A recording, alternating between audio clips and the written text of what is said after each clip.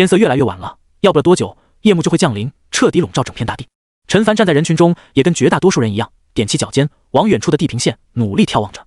荒野深处，时不时响起凶兽的吼声。要是狩猎队无法在彻底天黑前赶回土堡，那他们将要面临的是无边无际的黑暗，以及随时随地发动袭击的凶兽。陈凡目光扫视四周，上百号人的脸上写满了焦急惊慌。他内心叹息一声，不知道为什么，只是在地铁上打个盹，一觉醒来就穿越到了这里。今天是他穿越过来的第2天。这个世界有异兽入侵，人类也出现了觉醒者，他们精神力远超常人，能够驾驭风雨雷电，一些顶级的觉醒者甚至能无惧热武器，随手一击就能毁灭一座城镇。当然，觉醒者是极少数，他们在的地方渐渐形成城市，吸引幸存者前去。听说有些大型城市与10年前一样，有电力，有网络，有美味的食物，干净的水源，人们还像过去一样乘坐地铁上班，朝9晚5。难道说真的出事了？他不由得握紧拳头。就在这时，旁边7、8米高的木质瞭望塔上传来了激动的喊叫声：“来了来了，他们来了！”人群中彻底沸腾起来，极目远眺，只见地平线上慢慢出现一些小黑点，越来越近。然而等到队伍靠近，人们脸上的笑容渐渐凝固。只见一行10数人手持弓箭长矛，形容狼狈，其中几人被搀扶着行走，还有背着的，哪怕是正常行走的人，身上或多或少的也挂着彩。一眼能看见，没有猎物。更有敏锐者发现人数还少了几个。队伍缓缓靠近，在吊桥前面停了下来，为首一人脸型方正，面容冷峻，他的右臂上有几道血淋淋的伤口，但此刻脸上却写满歉疚。男人舔了舔干裂的嘴唇，对不起，这一次我们遇上了2头终极凶兽，他们突然袭击我们，不仅丢失了原先的猎物柱子、阿华、小高他们都……狩猎队中的其他人也都惭愧地低下头，不敢去看老弱妇孺们的眼睛。陈凡身躯颤抖，死人了！这名为首的方脸男人正是身体原主父亲，带领众人建立这座土堡的领袖。3人沉默着走到一座亮着火光的房屋前，整间屋子陷入沉默之中。陈凡轻叹一声，实力，唯有强大的实力才能活下去。他闭上眼睛，心念一动，一个类似于游戏中人物属性面板的东西浮现在他的脑海之中，无比真实。境界5，等级1，体质8，成年男子平均数值为10点，下同。力量7，敏捷7，精神5，技能5，潜能点1.1天。除此之外，等级后面有一个大大的加号，特别显眼。而这个加号在1个小时之前还是没有的，他是昨天夜晚穿越过来，到今天晚上满打满算25个小时左右。这个加号应该是需要消耗潜能值。陈凡深吸一口气，心头一动，只见后面的加号似乎是被人按了一下，紧接着从他的心脏之中涌出一股强大的热流，流向身体的每一个角落。一阵细微的响动声从他身体各处传出，有一种说不出的畅快。这是在强化我的身体。陈凡明显感觉到身体中的力量变强了1分。几秒钟之后，这股热流散去，如果不是身体上流出的汗水将衣服都给打湿的话，他都怀疑刚才是不是自己的错觉。握紧拳头，确实感觉到一股充沛的力量感。他越发兴奋，感觉未来的生活有了一线希望。可惜的是潜能点再次变成0，看来还需要1天的时间才能多出一点经验值来。陈凡自言自语，留给他的时间不多了。目光缓缓下移，落在技能一栏上，显示空空如也。所以这是提醒自己去学习武技，要学最好学习射箭、最次也是铁枪、棍棒这些长柄武器，1寸长1寸强。明天试试。陈凡想着，渐渐感觉困意涌来，睡了过去，直到大早上被外面传来的一道尖叫声惊醒。当陈凡顺着声音赶到时，只见一座小屋前已经围满了人，人群中响起此起彼伏的议论声。萧红她怎么就想不开，上吊自杀了呢？哎，她老公昨天没有回来，孩子几年前就没了，只留下她一个人，恐怕觉得活着没什么意思，才自杀的吧。该，这日子吃了上顿没下顿，死也是一种解脱。这话说完，大部分人都沉默了。人群散开之后，陈国栋走到了陈凡的面前，问道：“刚来？爸。”陈凡忽然问道：“有没有多余的弓箭？我想学射箭。”陈国栋转过身，有些诧异，在他的印象之中，这个儿子有些自闭懦弱，让他去跟凶兽拼命，无疑是要他的命。我想变强。陈凡发自肺腑，我不想饿死。陈国栋眼中露出欣慰之色，虽然一闪而过。弓箭哟，你去仓库找一下张叔，就说我让你去的，里面有几张弓，你找最小的那张试一试。仓库位于营寨西北，当他赶到的时候，意外发现门口空地上竟然有几名年纪与自己相仿的青年练着枪法。他深吸一口气，走上前去。还没等他靠近，瘸腿男人就转过身，目光上下打量着他。陈凡跟着瘸腿男人走进屋后，被琳琅满目的兵器吓到了。只见算得上宽敞的空间里摆放着刀枪剑戟、盾牌铁斧等各种冷兵器，甚至于还有几门土炮。张叔，那几张弓我能不能试一试？陈凡有一个疑惑，那就是用的弓越强，是不是基础剑法进度增长越快呢？行啊，瘸腿男人不假思索道。第2张弓60斤，第3张80斤，第4张100斤，第5张200，第6张300斤。你要是哪一个？300斤。陈凡目光落在最右边，跟他差不多高的黑色长弓上，300斤，也就是说，想要拉开弓弦，单臂少说的有300斤的力量。这就把你镇住了。瘸腿男人嘴角上扬，别说是300斤，哪怕是500斤，也有人能拉开。1000米之外，一箭射杀铁甲犀牛。陈凡喃喃自语，记忆中这是终极凶兽里最顶级的存在，身上仿佛披着盔甲，听说可以挡住小口径子弹。张叔是觉醒者吧？不是。出乎意料的，瘸腿男人摇摇头，是武者。能成为觉醒者的万中无一，普通人除了借助热武器之外，很难与凶兽抗衡。好消息是，伴随着天地异变，人的上限似乎也被打破了。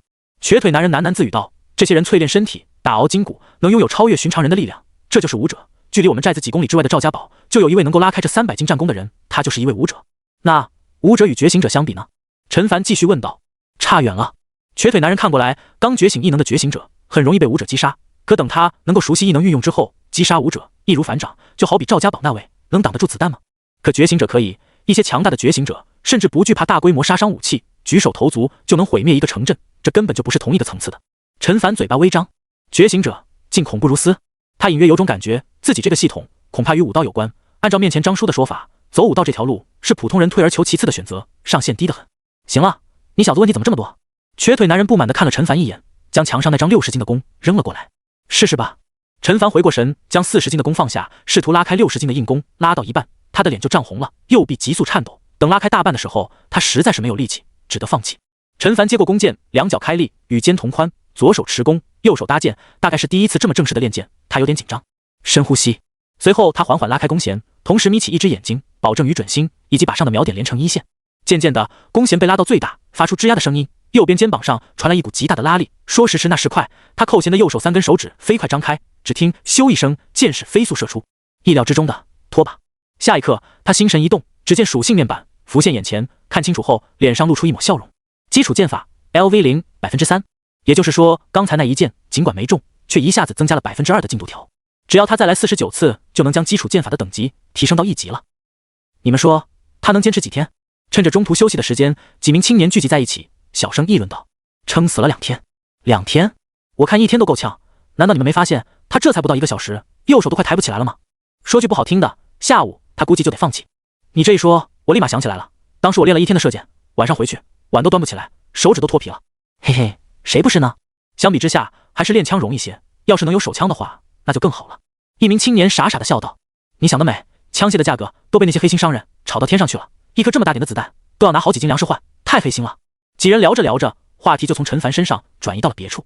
实际上，陈凡如今确实感觉吃不消了，这身体本就不如正常人，每一次将红拉满，几乎要竭尽全力，连续拉了10多次之后，整条右臂都在颤抖，仿佛根本不属于自己似的。唯一的好处就是熟练度涨了不少。基础剑法 LV0 28%，其中有一次距离靶心只有1指距离，一下子增加了5%的进度。陈凡深吸一口气，再次提起有些麻木的右臂，拉开弓弦。然而这一次，无论他如何用力，都无法拉满弓弦了。下一刻，箭矢脱手而出，飞出了3、4米远，插在地上。你小子是不是傻？没力气了，不知道休息一会儿？瘸腿男人的声音响起。陈凡回过身，冲他尴尬一笑，道：张叔说的是，我先休息一会儿。说着，他叹了一口气，欲速则不达。虽然自己很想将熟练度干满，奈何这身体条件不允许啊。你过来一下，我给你按按手臂。就在这时，瘸腿男人再次说道。这一下不仅是陈凡，连旁边坐着的几名青年都呆住了，那眼神仿佛是在说，我们练剑的时候可没这待遇啊。切！瘸腿男人冲着几人不屑道：你们那也叫练剑？软弱无力，知道的以为你们在练剑，不知道的还以为你们在谈呢。几人顿时面红耳赤。虽说他们途中确实有几次在磨洋弓，可那也是手臂酸胀，提不起力来啊。陈凡不好意思道：张叔，这就不用了吧？你要是不想之后上厕所都提不起裤子的话，我没意见。瘸腿男人耸耸肩。陈凡嘶了一声，还是硬着头皮道：那就麻烦张叔了，早这样不就行了，屁事多。瘸腿男人一瘸一拐地走过来，一边嘟囔道，话听着粗糙，不傻的人都能听出其中的关心之意。陈凡伸出右臂，不多时便感受到一阵惬意舒服感涌来，先前的疲劳似乎一扫而空，身体再次恢复了对右臂的指挥权。差不多持续了20分钟，途中陈凡几次想要抽回手臂，都被对方用眼神制止了。等按摩结束，陈凡更不好意思，忙道：张叔辛苦您了。瘸腿男人摆摆手道：跟你父亲为寨子里的人做的相比，这点小事根本算不上什么。陈凡一怔，有些明白过来。张叔说的是父亲一直以来都努力保障寨子里面的人，无论老幼，无论男女，活下去的是吧？小子，听张叔一句劝，这剑法并不是那么容易练的，哪怕你现在能百发百中，可到了野外，那都是移动的靶子，可不好命中。他瞥了一眼长弓，语重心长道：张叔，我明白，不过我要是现在放弃了，不是半途而废了吗？陈凡看着对方的眼睛，平静地说道：好不容易基础剑法的进度条接近30%，这个时候放弃，还不是从头练起？白白浪费了那么多体力。也是，瘸腿男人点点头，说了一句你慢慢练之后，就转身离去了。当然，另外一边的几个青年就辛苦了。陈凡看着对方的背影，心中暗道，这张叔看起来是个大老粗，常把屁屁屁的挂在嘴边，内心却是一个细腻的人，要不是腿瘸了的话，一定是父亲的得力助手吧。他内心轻叹一声，重新拿起弓箭，望着箭靶走去。一次又一次的张弓搭箭，在旁人看来是一件十分枯燥的事情，还看不见反馈。可对他而言，每一次姿势标准的射箭都能够增长些许的熟练度，距离靶心越近，增长的熟练度大幅提升。这无疑让他精神抖擞，并且在一次又一次的射箭之中纠正姿势。如此一来，身体上的疲惫也就可以忍受了。看来是我看清这小子了。瘸腿男人看了一眼，微微颔首。仅凭这种每一次都力争做到最好的精神，寨子中就找不出第二个。或许他真能坚持下去。时间一点一滴过去，中午的时候，陈凡回去吃了一顿午饭。当然，所谓的午饭与昨晚的晚饭并无二致，依旧是一碗稀粥。不过在得知陈凡在练习射箭之后，女人又多给他的碗里舀了一勺子。小凡，要是苦的话，就先别练了。他看着陈凡通红的双手，心疼不已。他虽然欣慰陈凡懂事，愿意给丈夫分担压力，但是他更加担心，到时候父子二人一起出去狩猎，万一出了意外，他一个女人带着一个孩子，怎么生活下去？陈凡却笑着摇摇头，苦，真的不苦，他还乐在其中呢。飞快地将稀粥喝下，他又马不停蹄地赶去练剑，留下一脸心疼的母亲以及一脸茫然的弟弟。哎，没办法，时间紧迫，必须要争分夺秒才行。陈凡叹息一声，这个营寨已经很脆弱了，要是再有什么打击，后果不堪设想。然而前世的遭遇告诉他，往往福无双至，祸不单行，必须尽快成长起来。他一边快步走着，一边看着属性面板。经过一上午的练习，基础剑法的熟练度已经达到了 52%， 不出意外的话，天黑之前他就能将这项技能提升至1级了。那时候肯定会出现一些了不得的变化。当他赶到仓库前的一块空地上时，除了瘸腿男人之外，场上空无一人。来这么早？瘸腿男人一惊。陈凡报之一笑，前者点点头，也没再多说什么。陈凡拿起弓箭，走到早上站立的位置，继续练箭。前几次还好，能够将弓拉满，到了后面就感觉十分吃力了，直到使出吃奶的力气也无法做到之后，他才不甘地放下弓箭，歇息片刻。瘸腿男人见状，如同上午一般，过来替他按摩揉捏右臂。张叔，陈凡看着对方，很不好意思，说真的，要是上午没有对方帮忙按摩疏通气血，基础剑法的进度绝不会这么快。他想说谢谢，可话到嘴边又觉得太过苍白。瘸腿男人微微摇头道，这不算什么，我看得出你小子很用心。陈凡勉强一笑，关系到身家性命，能不用心吗？等按摩完，瘸腿男人拍了拍他的肩膀，一瘸一拐地走到了刚来没多久的几名青年面前，大声吆喝起来，我也该继续了。陈凡自言自语一句，从地上站起身，继续练习剑法。时间一点一滴过去，到了3、4点钟左右，只听寨子入口的方向传来一阵人群喧哗声。陈凡面露狐疑之色，遥遥望去，是狩猎队回来了。这时，一名练习枪法的青年激动地喊道，没错，看样子应该是带着猎物回来的。猎物？另外几人下意识地舔着嘴唇，这意味着什么？意味着每家每户都能够分到一部分，晚上有肉吃了。瘸腿男人见状，轻叹一声，挥了挥手道，想去就去吧，领完了记得马上回来。话虽这么说，他却清楚，等过去排队领完了肉，天也快黑了。是，谢谢张叔。几人抛下兵器，一溜烟的跑了。这帮小兔崽子！瘸腿男人在后面骂骂咧咧，他怀疑刚才几人力竭是装的。原来如此，陈凡理清楚了来龙去脉，倒是没有像他们那么兴奋。靠山山会倒，靠人人会跑，只有自身实力强大了，才不用担心忍饥挨饿。当然，父亲他们外出狩猎能有所收获，也是天大的好事。你不去？瘸腿男人一瘸一拐的走过来，问道。张叔，我应该不用去吧？陈凡活动了一下右臂，笑道，倒是您怎么不去？瘸腿男人自嘲一笑道，像我这种人活着也只是苟延残喘，在其他的寨子根本就待不下去。他顿了一下，看了眼几名青年消失的方向，道，这么早过去恐怕要招人厌恶，等几个小时再去不迟。陈凡一怔，随即轻声道，去得太晚，恐怕分不了多好的肉吧。瘸腿男人没好气地看了他一眼，道，你小子倒是会哪壶不提提哪壶，下回再说这种话，老子就不给你按摩手臂了。陈凡嘿嘿一笑，感觉这位张叔还是一个有趣的人。又是1个小时过去，只听咻的一声，箭矢不偏不倚，正中靶心。与此同时，陈凡感觉到一阵暖流涌遍全身，先前的疲惫减轻不少，尤其是右臂感觉更加明显。2、3秒钟之后，这股暖流消失不见，给人一种感觉仿佛没有出现过似的，力量似乎变大了一点。陈凡握紧右拳，喃喃自语，他不确定这是不是自己的错觉。对了，我可以看属性面板啊。他一个机灵，心念一动，境界无，等级202，体质9.8，力量8.7，敏捷7.7，精神5.5。技能基础剑法 LV1 0%， 特性强身1级，臂力过人1级，缓射1级。潜能点0 1.1天。陈凡大吃一惊，嘴巴张开，没想到属性面板竟然发生了如此巨大的变化，尤其是技能一栏，简直天翻地覆。他没有着急，而是从上往下看去。体质属性增加了一点，力量属性也增加了一点。刚才果然不是错觉。他惊呼道：“如果没记错的话，他之前体质属性 8.8， 力量属性 7.7 点，如今体质属性 9.8， 力量属性 8.7， 难怪会感觉之前的疲惫减轻了不少。问题是这2点属性值是怎么增加的呢？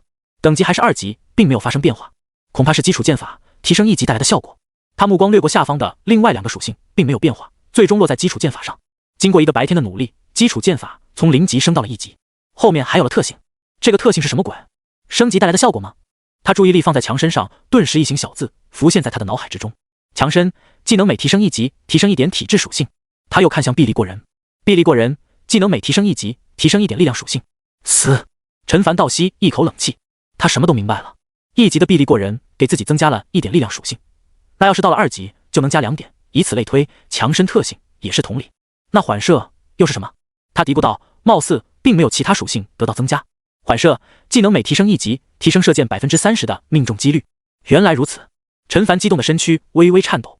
他有些明白过来，这些所谓的特性就像是一个个增益，有提升体质的，有提升力量的，也有提升技能效果的，后面肯定还有提升敏捷、提升精神的。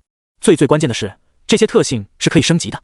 就像此时基础剑法等级1，如果提升到2级，这3项特性都会提升1级，到那时自己又能够增加1点体质、1点力量，哪怕不用升级，大部分属性也跟成年男人没多大区别了。另外，命中率也能达到 60%。 陈凡深吸一口气，压下心头的狂喜，先给自己定一个小目标，将基础剑法提升到3级，90%的命中率接近 100%。 由此做依仗的话，应该足够自己出营寨闯荡一番了。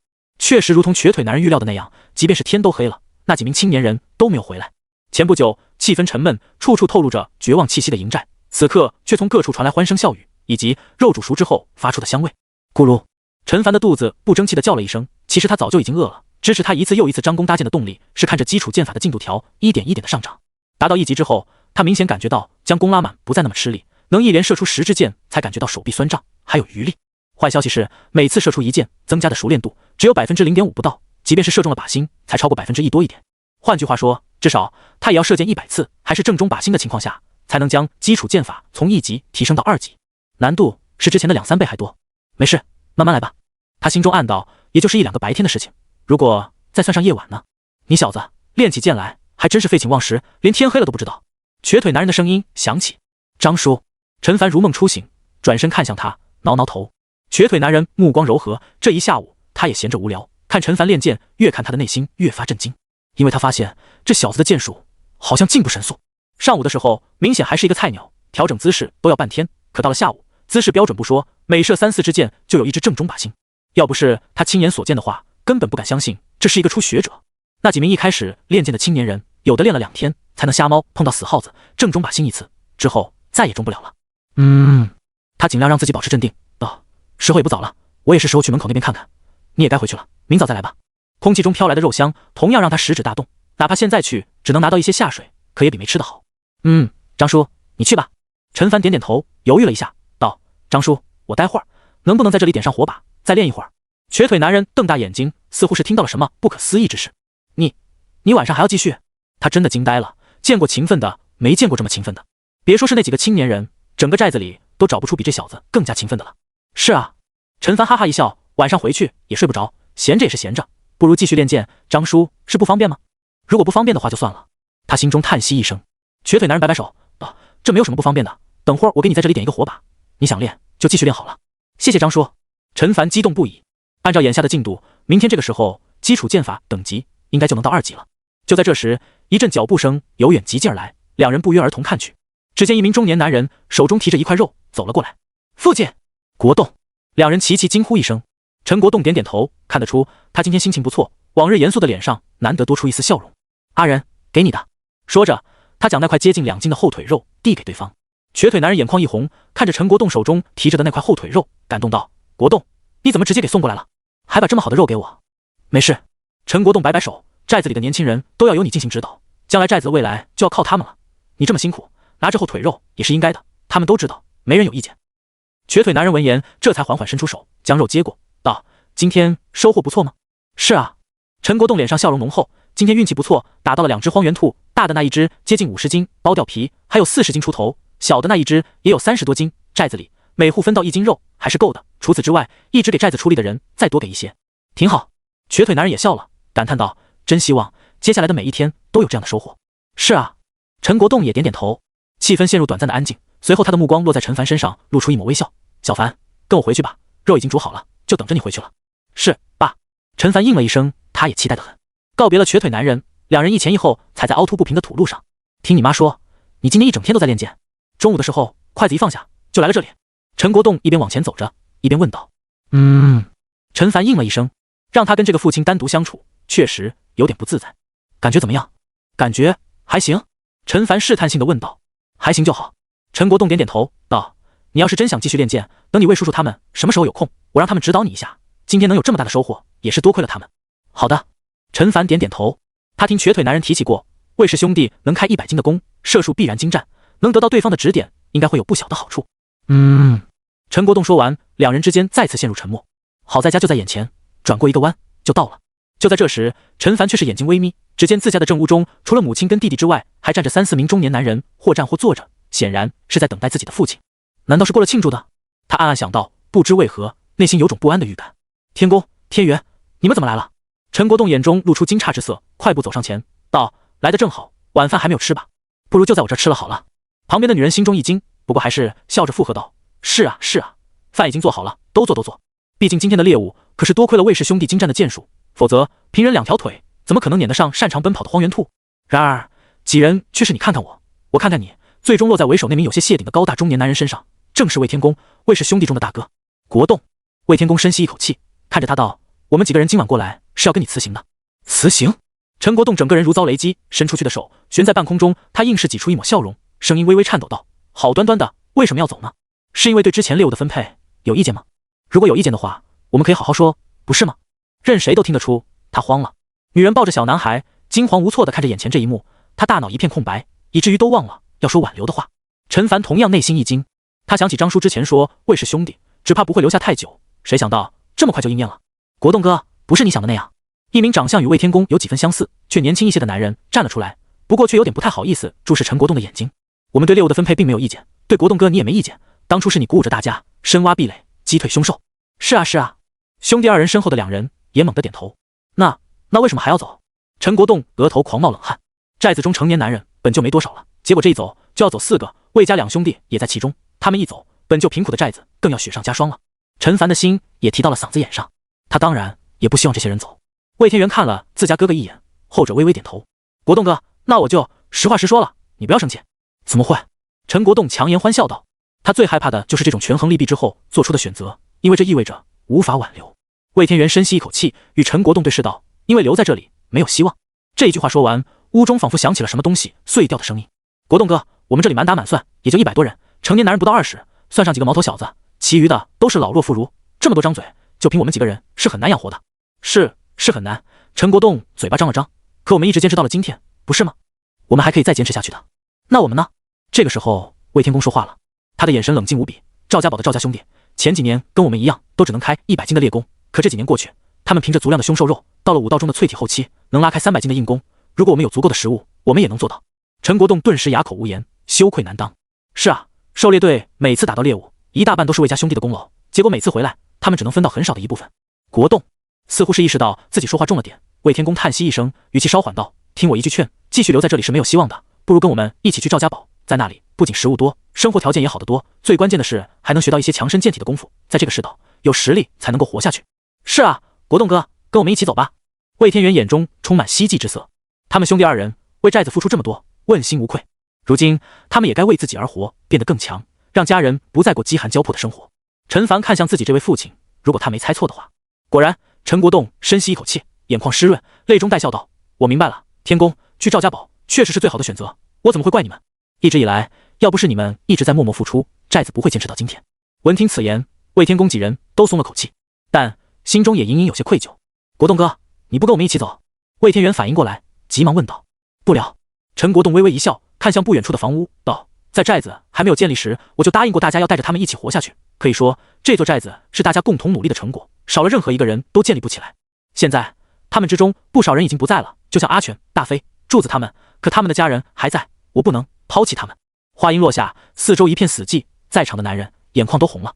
魏天公深吸一口气，双眼泛红，他伸出手轻拍了拍前者的肩膀：“国栋兄弟保重。说完，他看了一旁的陈凡几人一眼，毅然决然地转身离去。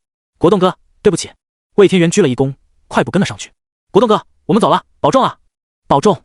另外2人也不舍得看了他一眼，转身离开了。随着几道人影彻底消失在黑夜之中，连脚步声都难以听清了。陈凡看着自家父亲像是石化一般矗立在那里，眼泪在眼眶中打转。唉，他内心叹息一声。他虽然无法感同身受，却也能稍微了解后者心中的复杂情感。当然，最重要的是寨子的处境更加糟糕了，必须尽快将基础剑法等级提升上去。先吃饭吧，国栋。女人面色苍白地说道。陈国栋却置若罔闻，好半晌才点点头。尽管晚饭堪称丰盛，可饭桌上的气氛却静得吓人。女人将好几块兔肉夹进了陈凡的碗中，心疼道：小凡，你今天一天都在练剑，多吃点。是啊。沉默寡言的陈国栋此刻也反应过来，又夹了几块肉放进陈凡的碗中，看得一旁的小男孩口水直流。他的碗里只有2块，一目了然。爸，还是您多吃点。陈凡有些受宠若惊，忙将肉夹了回去。对方可是家里的顶梁柱，更何况明天魏家兄弟一走，狩猎难度更大了。你吃吧，我没胃口。陈国栋微微一笑。陈凡见状默然，碗里的肉香味扑鼻而来，他终于还是忍不住夹了一块放进口中咀嚼，只觉得唇齿之间芳香四溢。这肉只是煮熟，撒了一点盐，却好吃的能让人将舌头咽下去。就在这时，一道信息浮现在脑海之中：潜能点加 0.1。 陈凡整个人愣住了，吃肉还能够增加潜能点？他的心中冒出这个疑问。不敢相信的他又看向属性面板，没有错，原本0点，如今变成了0.1点。而之前的提示信息还在眼前。这片天地发生过不知名的异变，异变之后，动植物都发生了进化，变得难以对付。那么吃了他们的肉，人的身体变强也是情理之中的事。他心中暗道，在联合魏家兄弟说的话，凶兽肉确实能够改善人的身体，所以我服用凶兽肉之后，直接被系统转化成潜能点，达到一定数目之后，可以用来强化身体。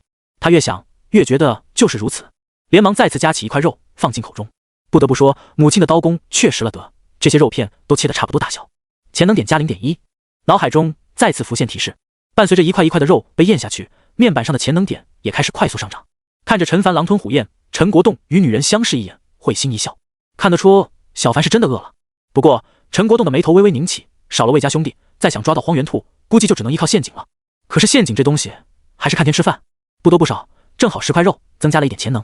陈凡看着面板激动不已，如此一来，本来是需要到明天晚上7、8点左右才能够攒齐2点潜能进行升级的，现在因为凶兽肉的关系，今天晚上就能将身体强化到2级了。这样的话，不仅仅是力量变大，明天练习剑法也会更加轻松。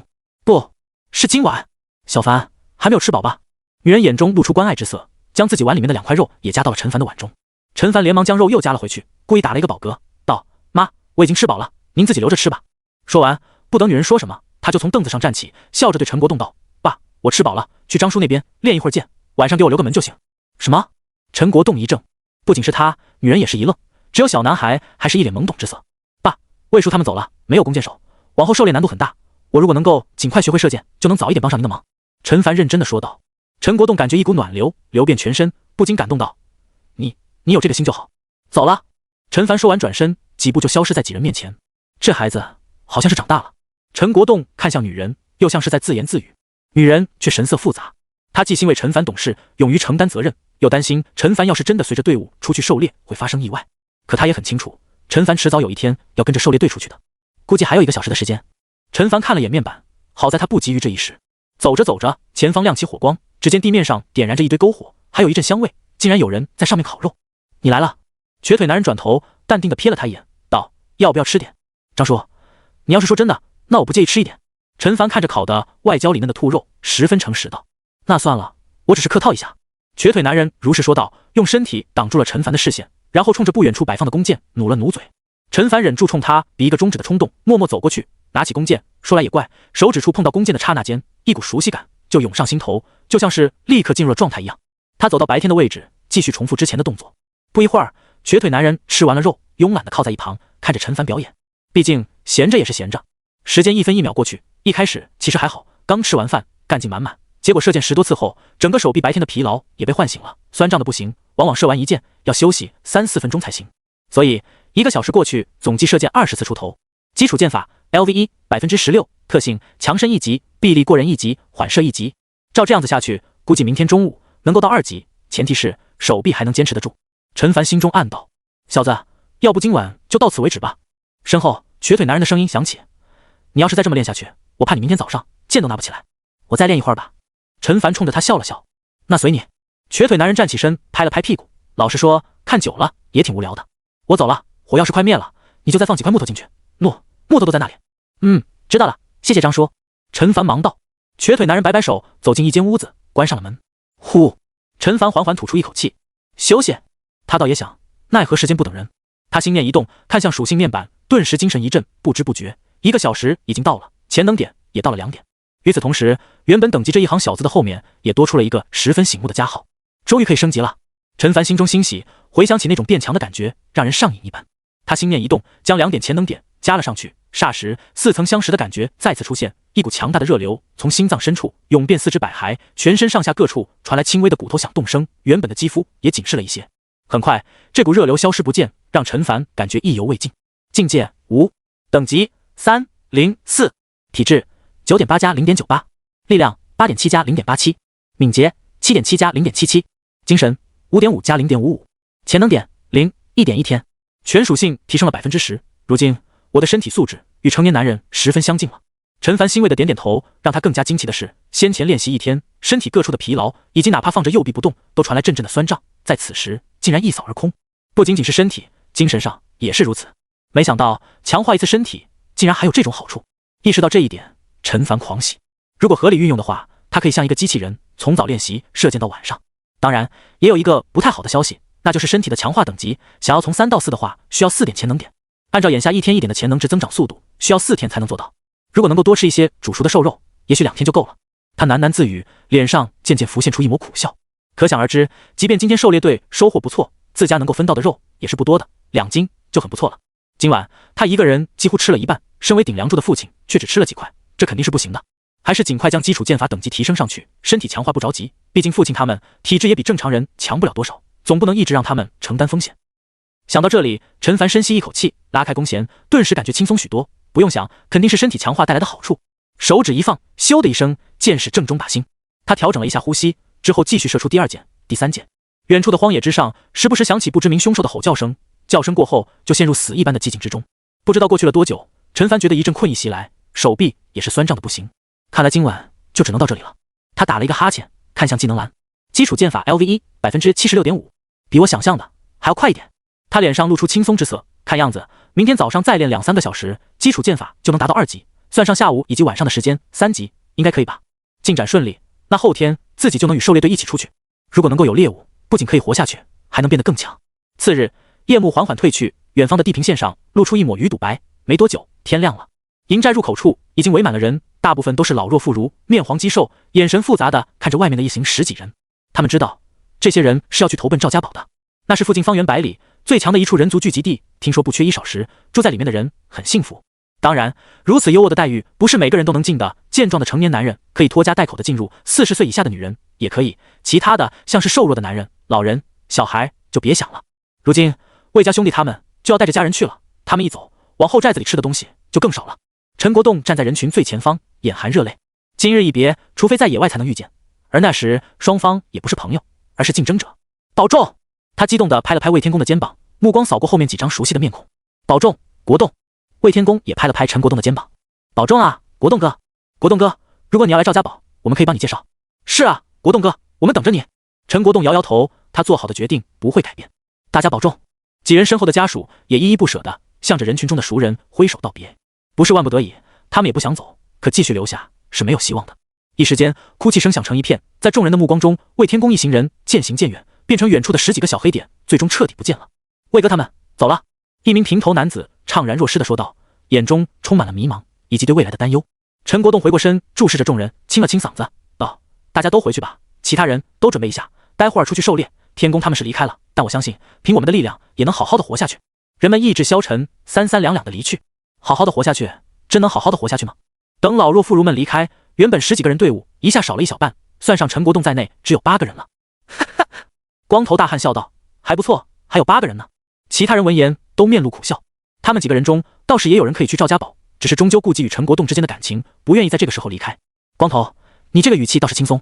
一名圆脸汉子没好气道：魏家兄弟一走，队伍里连弓箭手都没了，再想捕捉到猎物可难了。光头脸上笑容一僵，随即又笑了起来：慌什么？用陷阱呗。众人无语。等狩猎回来，我们再练一练剑法，没点远程攻击手段，确实不行。陈国栋不禁叹了一口气，随后目光落在众人身上，那就出发吧。瘸腿男人一瘸一拐的从寨门回来，老远就看见一道身影在那里练剑。年轻人到底是腿脚好，这么快就回来了。他暗暗想到，忽然眉头一皱，不对啊，他刚才好像在人群里没看见这小子，好像真的没看见。他慢慢的走过来，忍不住出声道：“刚才你没去寨门那边？”陈凡转过头笑了笑，道：“没有啊，我吃完早饭就直接来这里了。”瘸腿男人瞪大眼睛：“张叔是说魏家兄弟要走这件事吧？”陈凡再次射出一箭，趁着放松的片刻功夫，说道：“昨晚他们来找过我爸了，当时我就在场。今早我爸去了，我去不去，貌似也没多大关系。”话是这么说，瘸腿男人点点头。魏家兄弟是铁了心要走的，无论谁去都一样，挽留的话只会令双方更加尴尬。随后他的目光又落在陈凡身上，心想这小子好像有些与众不同，而且看他似乎沉迷于射箭，有点乐在其中的样子，搞不好这小子真的能够接替魏家兄弟在寨中狩猎队的地位，也说不定。我倒是想得挺美。他摇摇头，太难了，这太难了，不是简简单单一两句话就能说清楚。你们几个打起精神来。他走到另外一边，开始训斥几名青年。陈凡忍俊不禁，紧接着又将注意力放在箭靶上，一箭一箭又一箭。到了上午快9点的时候，陈凡脑中灵光一闪，不仅如此，一股暖流涌遍全身，不如身体强化时的那股热流，但也将之前的疲惫冲淡不少，能感觉到体质力量更强了点，终于提升到2级了。陈凡松了一口气，看向脑海中的技能一栏，境界5，等级304，体质11.78，力量10.57，基础剑法 LV2 0%，特性强身2级，臂力过人2级，缓射2级。一目了然，体质力量属性都增长了一点，尤其是体质属性快接近12点了。2级的缓射特性也意味着他的命中率高达60%，不知道现在射一箭出去能增长多少熟练度。他心中如此想到，也迫不及待的张弓搭箭，这一次将弓弦拉满更加容易了。咻，箭矢划破空气，正中红心，很准。2级的基础剑法果然提升巨大。陈凡回想起射箭时心无旁骛，精神十分专注，关键是一旦他开始拉弓，整个人就自动进入这种状态。下一刻他脸上露出一抹苦笑。基础剑法 LV2 0.4%，一级的时候正中靶心的一箭能让熟练度增长 1.2% 左右，如今只有1/3了。也就是说，我想要将基础剑法提升到3级，得正中靶心250次。我现在体质力量都有所提升，估计2分钟完成一次射箭问题不大，那1小时就是30次，10个小时应该绰绰有余了。他脸上露出一抹微笑，再次充满了干劲。时间一点一滴的流逝，中午陈凡回去吃了午饭，女人心疼他练剑辛苦，又给他碗里加了几块肉，潜能点也涨到了 0.3， 尽管相比较于下一级4点的经验值连1/10都不到，陈凡内心却充满感激。吃完了午饭，他就迫不及待地回到仓库前的空地上继续练剑，似乎是受到了触动，那几名青年也在不久之后赶来，看向陈凡的眼中带着一丝敬意。他们不太相信瘸腿男人说的那个练剑的青年晚上还在这里继续练剑，可这一个上午再加上昨天一天的时间，他们都没有看到陈凡在偷懒。另外，魏家兄弟也走了，寨子往后会越发艰难，他们要是再找机会偷懒的话，自己心中那关都过不去。1个小时之后，瘸腿男人坐在地上给陈凡按摩手臂，一边语气复杂说道：“你小子还真有些天赋。”他看得清楚，陈凡如今10支箭最起码能有6、7支正中靶心，他要是说出去都没人敢信这小子是个初学者。陈凡嘿嘿一笑，不可否认，主要是系统的功劳，但他也蛮努力的。不过你要是再这么练下去的话，估计作用不大。就在这时，瘸腿男人却话锋一转道：“陈凡身躯一阵瞳孔不自觉地放大，忙问道：张叔的意思是？”瘸腿男人抬起头看了他一眼：“我看了你现在射箭的命中率很高，这是好事。可是有没有想过，这些都是不动的靶子，野外的那些凶兽可不傻，除非你不让他们发现，要不然以他们的速度……”他没有继续说下去，意思却不言而喻。陈凡脑中一个机灵，他一直盯着熟练度的进度条，干劲满满，却也困在了其中，没有跳出来看待问题。张叔是让我练习射移动的靶子。不错。瘸腿男人露出一副孺子可教的表情。虽然我射箭的本事稀松平常，不过像这种事情用屁股想都能知道答案，你进步堪称神速，值得赞扬，但还不够。我明白。陈凡深吸一口气，然后问道：那怎么样才有移动的靶子呢？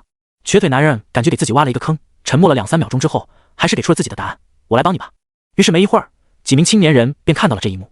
瘸腿男人站在一旁，向空中扔出一支箭靶，陈凡则是瞄准空中做抛物线运动的靶子，射出一箭。让人遗憾的是，没中。别着急，慢慢来。瘸腿男人出声道：这一次我速度再慢一些，集中精神。说完，他再次抛出箭靶。陈凡眯起眼睛，预判箭靶的轨迹，再次射出一箭。咻，射中了箭靶边缘，靶身抖动了一下，往后飞去，最终落在了地上。陈凡呼出一口气，迫不及待地看向属性面板。基础剑法 LV2 25%，他顿时又惊又喜，之前才23%，也就是说，只是这一剑竟然直接增加了2%的进度，这才是命中边缘而已。如果能够正中靶心的话，不得4%以上，哪怕不是靶心，是边缘，同样是2%的进度，效率试射固定靶子的5倍，也赚大了。想什么呢？集中注意力，继续。瘸腿男人严肃的声音响起。是，张叔。陈凡感激的看了他一眼。按照这个进度，别说是基础剑法提升到 LV3， 再加一把劲 ，LV4 也近在眼前啊。有一说一，张叔真是一个大好人。1个小时之后，张叔终于坚持不住了，他感觉右臂有千斤之重，根本抬不起来。他想说休息一下，可在看到陈凡那斗志昂扬的眼神之后，改变了主意。接下来我换左手，力度可能没有刚才控制的那么好，你先有个心理准备。陈凡也从熟练度猛涨的激动中清醒过来，忙歉意道：“张叔，要不我们先休息一下吧，等休息好了再练不迟。让你继续就继续，哪来那么多屁话？”他眉头一皱，不爽道，内心却想：我一个大老爷们，还能输给你一个毛头小子不成？就这样，抛靶子，射箭，抛靶子，射箭，差不多1个小时的时间，瘸腿男人终于坚持不住了。张叔，我们先休息下。陈凡过意不去，主动说道。差不多2个小时的时间，他大概射中靶子12次左右，虽然没有一次正中靶心，但是进度条已经超过了50%，体力其实消耗不太多。瘸腿男人似乎是看出了这一点，问道：“你还能坚持？”陈凡犹豫：“你过来。”瘸腿男人冲着不远处正翘首朝着这边看的一名青年：“我看你也休息了一段时间了，一直在那盯着这里看，行吧？那就给你个机会来接替我正好。”青年欲哭无泪：“我才刚坐下，看了2眼好不好？”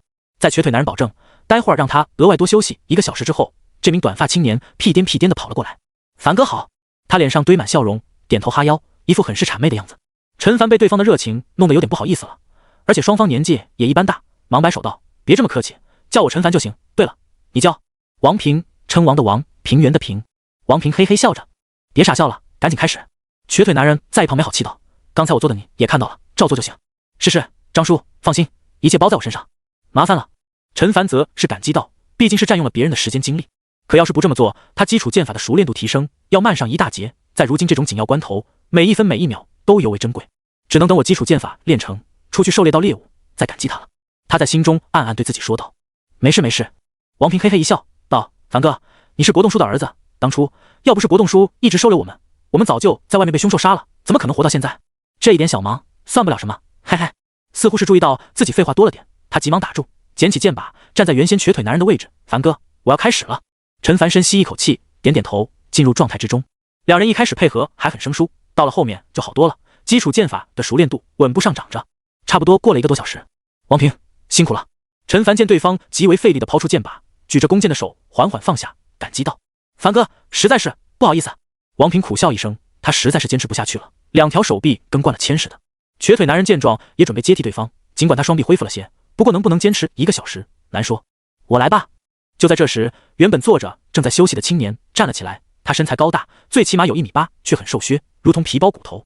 几人都是一怔，瘸腿男人也是如此。他看向高大青年道：“赵峰，你的枪法是几人之中练得最标准的，时间精力有限，还是继续练你的枪法去吧。”王平欲哭无泪，所以自己是因为枪法练得一般才被叫过来的。“张叔，没关系，就当是休息了。”赵峰露出一抹笑容，随即看向陈凡道：“王平他说的没错，因为国栋叔，我跟母亲才能在这里生活。”瘸腿男人闻言也没再阻拦，轻轻点了点头。就这样，又是2-3个小时过去，期间除了瘸腿男人、王平、赵峰之外，也有1-2名青年主动过来帮忙。一方面是为了报答陈国栋这么长时间来的照顾，另外一方面，他们也看得出陈凡在练剑上真有天赋。魏家兄弟的离开，让寨子实力大减，得尽快培养出一名会射箭的人。至于使用枪的人，真不缺那1个2个。在这期间，陈凡也总结出一点规律，同样是瞄准移动的靶子，靶子的运动速度越快，被箭射中之后，增加的熟练度就越多，能有3%。当然，太快了，他根本射不中。同理，太慢了的话，接近于固定靶，射中后增加的熟练度也不多。咻！箭矢划破空气，再一次命中。霎时间，陈凡感觉到一阵暖流涌起，顷刻间遍布全身，先前的疲劳消失了一大半。是基础剑法升级了，他心中惊喜。与此同时，一股奇怪的感觉涌上他的心头。来了！瘸腿男人高喝一声，再次抛出箭把。陈凡眯起眼睛，这一次他感觉不远处做抛物线运动的箭把，就像是电影里面的慢镜头，速度慢了不止1倍。这是怎么回事啊？他心中疑惑归疑惑，手上的动作却不慢，或者说根本就是肌肉记忆，拉满弓弦，射出箭矢。咚！一声轻响，只见箭矢不偏不倚，正中靶心。漂亮！如此干脆利落的一箭，瘸腿男人也忍不住叫好。之后他似乎是反应过来，收起笑容，冷哼道：“这一次说不定是你小子运气好，瞎猫碰上死耗子。”陈凡呵呵一笑：“此时他已经看到基础剑法确实升级了，而且还解锁出了第4个特性，等级304，体质12.78，力量11.57。基础剑法 LV3 1%特性：强身3级，臂力过人3级，缓射3级，齐射1级。齐射每提升1级，瞄准处于移动状态下的目标时，提升30%的命中率。难怪他恍然大悟，难怪会觉得之前那个剑靶落地的速度慢了许多，原来是这个齐射特性的功劳。不仅如此，前面3项特性也如同他预料的那样，都到了3级，尤其是缓射特性，瞄准不动的物体，命中率高达90%，接近100%。这种实力应该足够支撑我出去狩猎了吧？他心中暗道。诚然，如果能够将基础剑法提升到 LV5 的话，齐射特性能达到3级，命中率也有90%，这样把握才是最大的。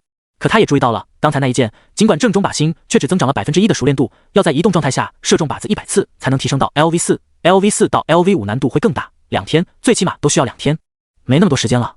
穿越而来的第2天，寨子一下子死了3个人的情景依旧历历在目。再拖延1天，或许狩猎队就多死1个人，谁知道会不会是他的父亲？况且他也需要足够的凶兽肉，用来转化成潜能点，强化身体。虽然冒险，但是想要活下去，哪有不冒险的？就好比寨子中的成年男人，身体素质也比他强不到哪里去，还不是照样每天出去狩猎吗？当然，如果能在下午到夜晚的一段时间，将基础剑法从 LV3 提升到 LV4 的话，无论是安全还是捕获猎物的把握，都会提升一大截。你小子想什么呢？就在这时，瘸腿男人不悦的声音响起。这个时候，你竟然在走神？张叔，我在想，是不是应该换一把杀伤力更大一些的弓？陈凡咧嘴笑道。瘸腿男人一怔，紧接着用诧异的眼神看着他。你的意思是，你想用那把60斤的弓？说完，他脸上转而浮现出古怪之色。如果他记性没出问题的话，这小子昨天不是试过了吗？费了半天劲都没能拉开。陈凡点点头，认真道：张叔，经过这2天的练习，我觉得我现在说不定可以拉开那张弓了。2天之前，他的力量属性只有8点不到，勉强可以拉开40斤的弓。2天之后，他的力量属性接近12点，拉开80斤的弓，估计都问题不大。但这样太吓人了，而且真要用80斤的弓，估计拉几次他就要力竭了。60斤正好。瘸腿男人半信半疑，还是点了点头，道：那你跟我来吧。陈凡笑着跟了上去。他要用60斤的弓。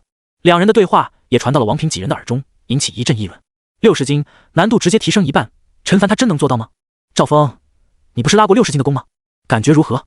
几人的目光落在那道高大身影上。赵峰声音苦涩，前几次还好，到了后面得歇息10多分钟才能拉开一次，在后面得半个多小时，太难了。他摇头。凡哥既然这么说，那应该有把握，对吧？王平说道。应该是，希望他能够做到。听说能用60斤的弓，即便遇到一些不太厉害的终极凶兽，也能射杀。几人眼中露出希冀之色。仓库里，陈凡取下那张60斤的弓，握住弓身，沉甸甸的，弓弦也更粗，第一眼就让人觉得费劲。试试吧。瘸腿男人瞄了他一眼，内心并没有抱有期待，单纯觉得这小子有点膨胀了，得让现实给他几巴掌。陈凡却有些激动，拿起一支箭搭在弦上，左手握住弓身，举在身前，右手手指捏住弓弦，往后一点点拉动。瘸腿男人从漫不经心到虎躯一震，最后张大嘴巴，露出震惊之色。拉开了，这小子真的拉开了，是自己在做梦吗？感觉还不错。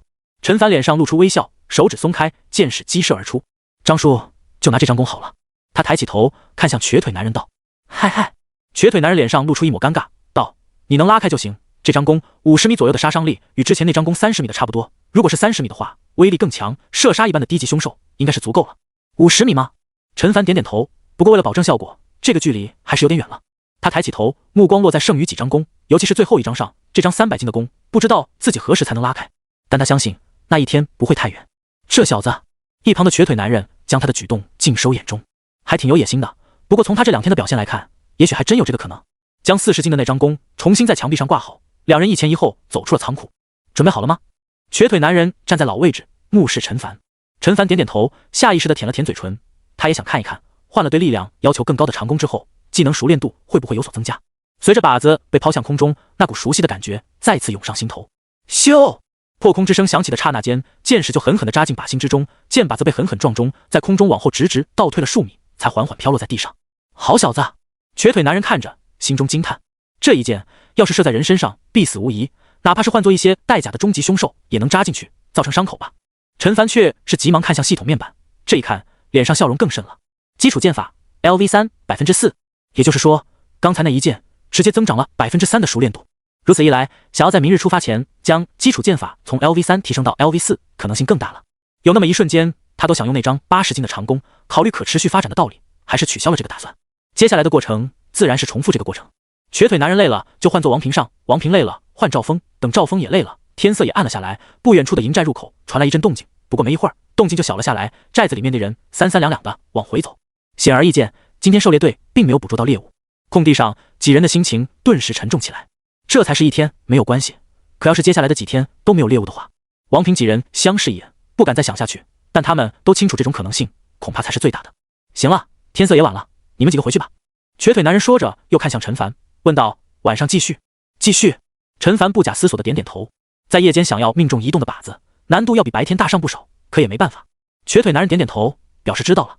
王平几人，你看看我，我看看你，我们晚上也来吧。赵风绿先出声道：是啊，我们也来练枪，顺便也帮一下陈凡。陈凡心中涌起一阵感动，他没有拒绝，而是感激道：那就辛苦你们了。几人笑了笑，他们之中已经有人在盘算着，是不是要跟着狩猎队一起出去了。众人短暂分别，陈凡往家的方向走去，远远的闻到一股肉香，还有母亲的抱怨声。那李家寨的人也不太讲道理了，明明是掉进我们陷阱的猎物，凭什么他们说拿走就拿走，一块肉都不留给我们？他们太霸道了，哪有这样做人的？就是欺负我们寨子人少，平常魏家兄弟他们在的时候，怎么没见到他们这么霸道呢？好了，事情已经发生了，现在再说这些也没用。陈国栋低沉的声音响起，语气很是无力。屋内女人一脸愤懑，陈国栋则是坐在一边，愁容满面。小男孩无所适从地看着这一幕。就在这时，一道人影出现在门口，他顿时兴奋地跑了上去，一把抱住了陈凡的大腿。哥哥，你回来了。陈凡笑着摸了摸他的小脑袋，然后看向屋中的父母，好奇地问道：爸妈，出什么事了？我刚在外面听到你们说起李家寨三个字，难道我们寨子的人跟他们起了冲突？有没有人受伤？放心吧，没什么人受伤。陈国栋摇摇头，怎么可能没事？女人忍不住道：猎物被他们抢走了，这帮人简直就是强盗。好了，过去的事就过去吧。陈国栋眉头一皱，用眼神示意女人：小陈不懂事，小凡不一样，让他听去了，只是徒增烦恼罢了。女人张了张嘴：先吃饭吧。陈凡眉头一皱，话说到一半，任谁都没法接受。况且这件事好像蛮重要的。爸妈，到底出了什么事情？我也是寨子里的一份子，不是吗？另外，妈你都知道了的话，那知道这件事的人应该也不少，我稍后去问问别人，不也一样？女人有些幽怨地看向陈国栋，后者犹豫了几秒钟，最终叹息一声：行吧，那我就告诉你好了，听完之后你不要冲动。听完了他的讲述，陈凡也终于明白发生了什么事。原来父亲带着狩猎队离开寨子，先去检查各处的陷阱，收获为零。眼看着到最后一个陷阱时，好巧不巧的，一头似乎是受惊了的角马朝着他们飞奔而来。这种马身形高达接近2米，因为头上长着一只独角而闻名，算是低级凶兽之中体型最大的了。他们先是一喜，随后只得望洋兴叹，因为全盛时期的角马没有远程攻击手段，根本没法将对方怎么样。那角马见到他们，自然也是十分惶恐，换了一个方向，结果掉进了他们挖好的陷阱之中。这简直是天上掉馅饼，众人嘴都要笑歪了。然而陈国栋却有一种不好的预感，这角马显然是遭到追赶，或许那些人就在后面，只是因为速度慢，暂时被甩开而已，必须尽快将猎物从陷阱中取出带走，要不然恐会节外生枝。可惜的是，他们正忙活到一半的时候，李家寨的人出现了，双方因此发生了争吵。对方认为这头角马是自己等人先盯上的，要见者有份，寨子的人当然不答应。然而李家寨的人渐渐发现，对面人数不仅有点少，魏家兄弟好像也不在，14对8，几乎是2倍。于是李家寨直接要全部拿走，一点肉都不肯留下。过去双方势均力敌，都不肯退让，这头角马兴许就各分一半了。可如今魏家兄弟不在，又少人，真要打起来，对方还有弓箭手在的情况下，吃亏的只能是自家寨子这边，最终不仅得不到猎物，还会出现伤员。这个世道一旦受伤意味着什么，不言而喻。因此寨子里的人只能眼睁睁看着对方破坏陷阱，带着猎物扬长而去，临走之前还被阴阳怪气了一番。事情就是这么回事，怪我。陈国栋叹息一声，这件事他回来之后本不打算说的，打击士气。结果回来的路上，队伍里有人心里面十分气愤，说了出来，让不少人知道了。人总是需要发泄的，他也理解。爸，这件事我觉得您做得对。陈凡点点头，如果当时我们与他们发生冲突，最好也是2败俱伤，差一点我们这边会全军覆没，没有了你们，寨子中剩下的人都会活不下去。他内心叹息一声，这世道不仅要跟凶兽斗，还要跟人斗，或许人比凶兽更加危险。陈国栋有点意外地看了他一眼，他还以为陈凡会很激动，嚷嚷着找那群人拼命。一旁的女人也沉默下来，她何尝不明白这个道理，只是明白会明白，骂还是要骂的，尽管没用。好了，先坐下吃饭吧，你也练了一天。陈凡点点头，带着弟弟围绕饭桌坐下。晚饭还是很昨天一样，一碗稀粥，一盘肉片。小凡，你多吃点。陈国栋夹起几块肉要放进陈凡碗里，却被后者用筷子拦住了。爸，您吃吧，我吃1-2块就够了。然后我还有一件事要跟您说。陈国栋一怔，这还是他第一次见到自家儿子脸上露出如此严肃的表情，下意识收回筷子。什么事？我想明天跟狩猎队一起出去打猎。什么？陈国栋夫妻2人几乎同一时间惊呼出声。然后女人果断地道：“不行，你才多大年纪？你知不知道有多危险？万一出了什么事情怎么办？”陈国栋看了自家女人一眼，也点点头，道：“小凡，我明白你想为寨子出一份力，这2天没日没夜的练习射箭，可这才几天。这样吧，等你再练1-2个月，再跟我们出去。”女人嘴唇动了动，又把到嘴的话咽了回去。“哥哥，你别去好不好？外面很危险的。”弟弟陈晨眼巴巴地瞅着陈凡，连这么小的孩子都知道出去意味着什么。陈凡却坚定地摇摇头，直接道：“爸，我这么说自然是有底气在的。等吃完了饭，您跟我到仓库那边去一趟，到时候您就什么都明白了。”等1-2个月，他真的怀疑寨子能不能撑得了这么久。陈国栋与女人面面相觑，小凡这是哪里来的底气？说出这种话，难道他短短2-3天的时间就将射箭学会了？可就算学会了，也只是皮毛吧。最终，陈国栋还是点了点头，到底同不同意？等看完了再决定也不迟。一家人吃完晚饭，陈凡就带着陈国栋往仓库方向走去。女人不放心，干脆带着陈晨一起，一家4口集体出动。瘸腿男人看到这一幕，露出瞠目结舌的表情。什么情况？这是不是练剑吗？干嘛带这么多人啊？陈凡冲着他微微一笑，拿起了一旁60斤的长弓。这一刻，陈国栋眼睛微眯，脸上露出凝重之色。他如果没记错的话，小凡昨天练习用的还是40斤的那张弓吧？他什么时候换成60斤的了？如果说用40斤的弓猎杀低级凶兽的话，还有点悬，60斤足以射杀绝大部分低级凶兽了，哪怕是一些中级凶兽也能磨死。他承认陈凡给了他一点惊喜，但还不够。这时，陈凡已经在箭靶50米开外站定，右手往后从背着的箭篓之中取出一支箭，搭在弦上。什么？陈国栋心中惊呼一声，瞪大眼睛，难道说他要从这么远的距离射中靶子？莫等他多想，只听嗖的一声，黑漆漆的剑锋上闪过一抹亮光，转瞬即逝。只见远处箭靶剧烈颤动，一支箭矢不偏不倚插在箭靶中心处，一道沉闷的撞击声也由远及近传入在场所有人的耳中。一瞬间，陈国栋眼珠子都要蹦了出来，50米开外正中靶心，自己这是在梦里。一旁的女人也是满脸不可置信之色。陈凡却仿佛什么事都没有发生似的，不慌不忙地伸出右手，从箭篓之中取出第2支箭，搭在弦上。嗖！一道破空之声在静谧的夜晚显得如此清晰。砰！第2支箭矢同样正中靶心，与第1支紧紧挨在一起。陈国栋嘴巴张大，下巴都快落在地上。一次的话还可以说是侥幸，可是2次呢？看他这样子，好像还要继续。陈凡依旧一言未发，面色平静如水。他取出第3支箭，再次拉满弓弦，飞速松手。砰！3中靶心。紧接着是第4支、第5支。陈国栋夫妻2人不知不觉之间额头冒出汗水，他们从一开始的不敢置信，到了中期的瞠目结舌，如今竟然有些麻木。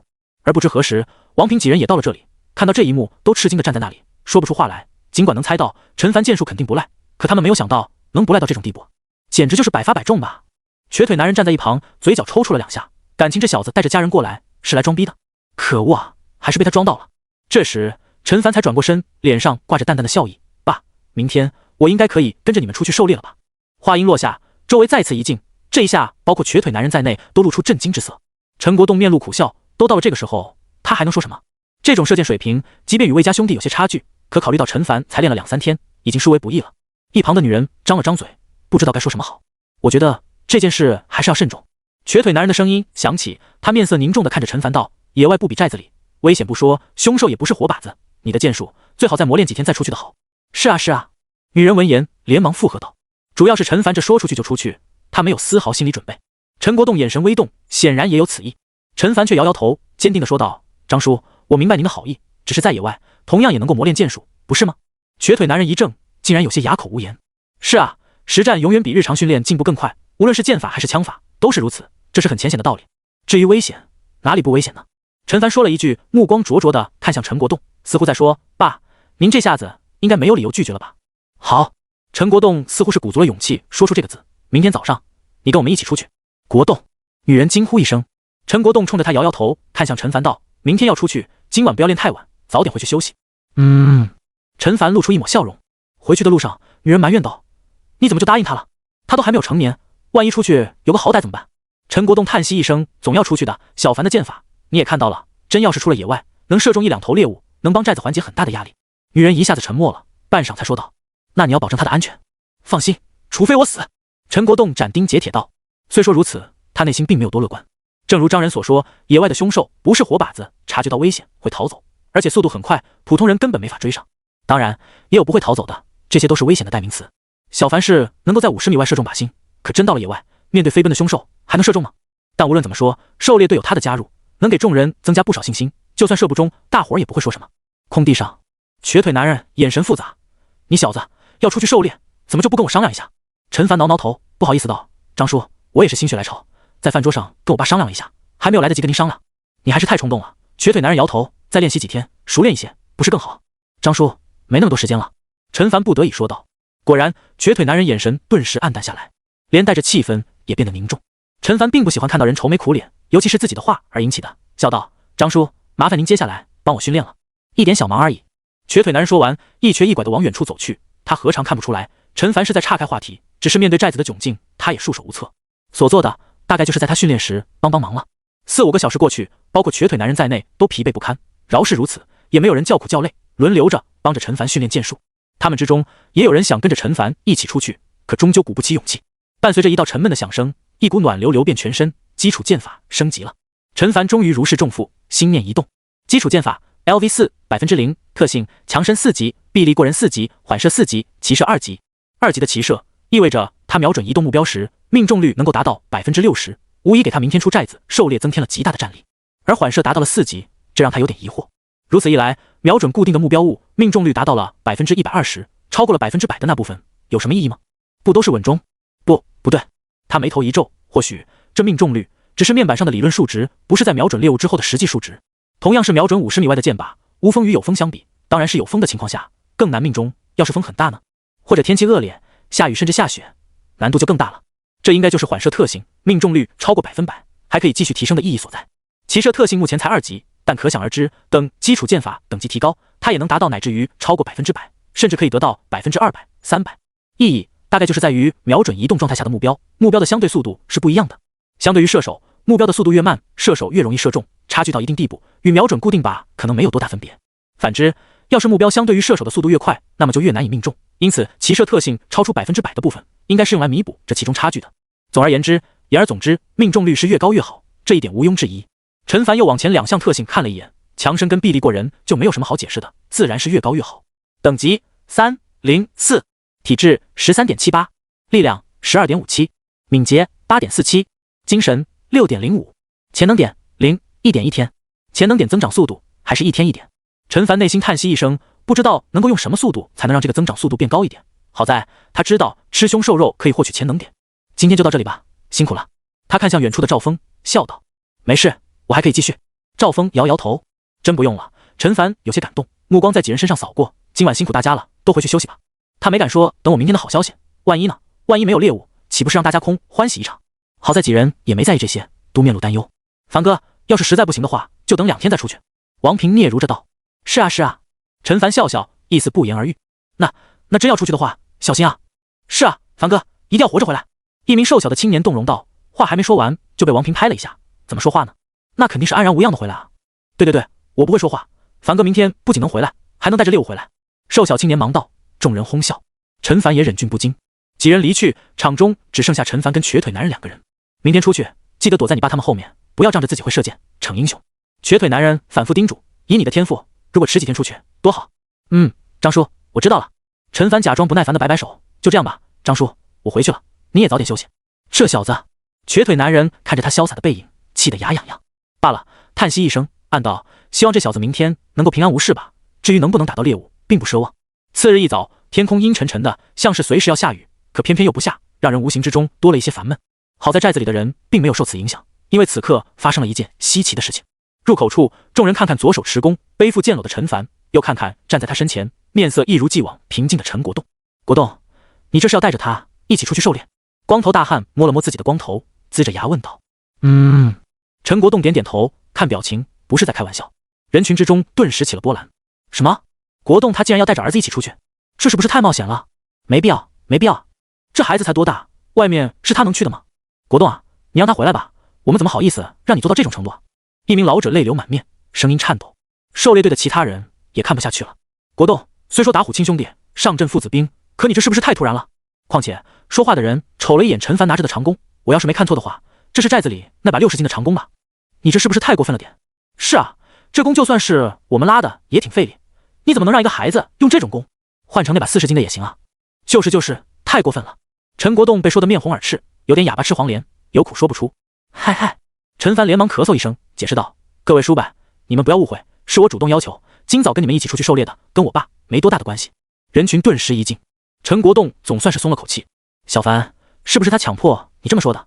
光头男人走过来，指了指陈国栋，对陈凡道：“有你刘叔在这里给你撑腰，不用怕。”陈国栋顿时有种吐血的冲动，双眼死死地盯着光头男。刘叔，真没有，真是我自愿的。陈凡真是无语了，真自愿啊！光头张大嘴巴。行了，陈国栋看了他一眼，示意他赶紧闭嘴，接着看向众人：“小凡这几天练了练剑法，我就想着带他出去长长见识，大家别多想。”他也没有提昨晚陈凡的表现，倒不是想要到时候给狩猎队的人一个惊喜，而是他自己也没把握呀。正如话语中说的，就当是带着陈凡出去历练，提前适应野外的环境了。这样，众人见状也就不在这个话题上多做纠缠，如同往常一样，嘱托他们一路小心，平安归来。瘸腿男人王平他们也在人群之中冲着陈凡使劲挥手。在众人的担忧、期待的目光中，狩猎队一行9人缓缓离去，最终不见了踪影。寨子中的气氛再次变得沉闷压抑，反倒是狩猎队里气氛有些欢脱。光头男一巴掌拍在陈凡的肩膀上，大大咧咧道：“行啊，你小子胆子够大的，竟然敢主动要求跟我们出来。你知不知道这外面很危险啊？这不是有大家在吗？”陈凡笑了笑，哈哈。其他人听到这话都笑出了声。光头男啧啧两声道：“你小子倒是挺机灵的，放心吧。”说着，他举起手中直径1米的圆形盾牌，道：“到时候遇到凶兽，站在刘叔后面。”明白，刘叔，真遇到危险，我一定第一时间躲在你身后。微风浮动，空气中散发着泥土的气味，四下望去，周围是一片荒原，野草茂盛，有小腿那么高，其中还有些草结着一些不知名的野果，色彩缤纷，这唤醒了陈凡脑海中的某些不好的记忆。除了野草之外，还有灌木连成一片，不远处零星分布着一些树木，旁边似乎还有些树桩子，这也很容易理解，靠近人类聚集地，肯定被砍去盖房子或者充当燃料了。再远，隐约可见山的轮廓，那是鞍山城的方向。光头男人出声道：“鞍山城。”陈凡向他投去好奇的目光。一座小型城市依山而建，固若金汤，听说其中还有觉醒者坐镇，不少人梦寐以求的地方。光头男眼中也露出向往之色。觉醒者吗？陈凡点点头，那就难怪了。不过可想而知，想要进去恐怕也不容易。是啊，要是你那天成了觉醒者，就能进去，不仅自己能进去，还能带着你爸他们一起进去。哈哈哈！光头男人打趣道。陈凡白了他一眼，他虽然穿越过来不久，可对于有些常识还是清楚的。觉醒者亦能觉醒的时间越早越好，年纪越大，不能说没可能，只是很小。另外，很重要的一点是，这些人精神属性都极高。他看了眼自己的精神属性，这点自知之明还是有的。就这样，众人一边警惕四周，一边往前行进着。本来欢脱的气氛，也随着时间与体力的流逝逐渐淡去。就在这时，不远处出现一道浑身漆黑的身影。走在前头的陈国栋顿时脸色一变，伸出手示意众人停下。那是铁甲犀牛。人群中响起一道惊呼声。陈凡定睛看去，心中震惊，那体型都接近一辆大货车了吧？绕过去，尽量不要引起他的注意。陈国栋低声道，同时看向陈凡，讲解道：“这铁甲犀牛浑身覆盖一层甲片，防御惊人，哪怕放在终极凶兽之中，也是极难对付的那一种。所以遇到它，我们最好还是绕道而行。”陈凡点点头，看了眼自己手中的弓箭，他也觉得凭借这个恐怕破不了对方的防。相反，要是那个大家伙冲撞过来，等于说被一辆大货车撞中，不死都是轻的。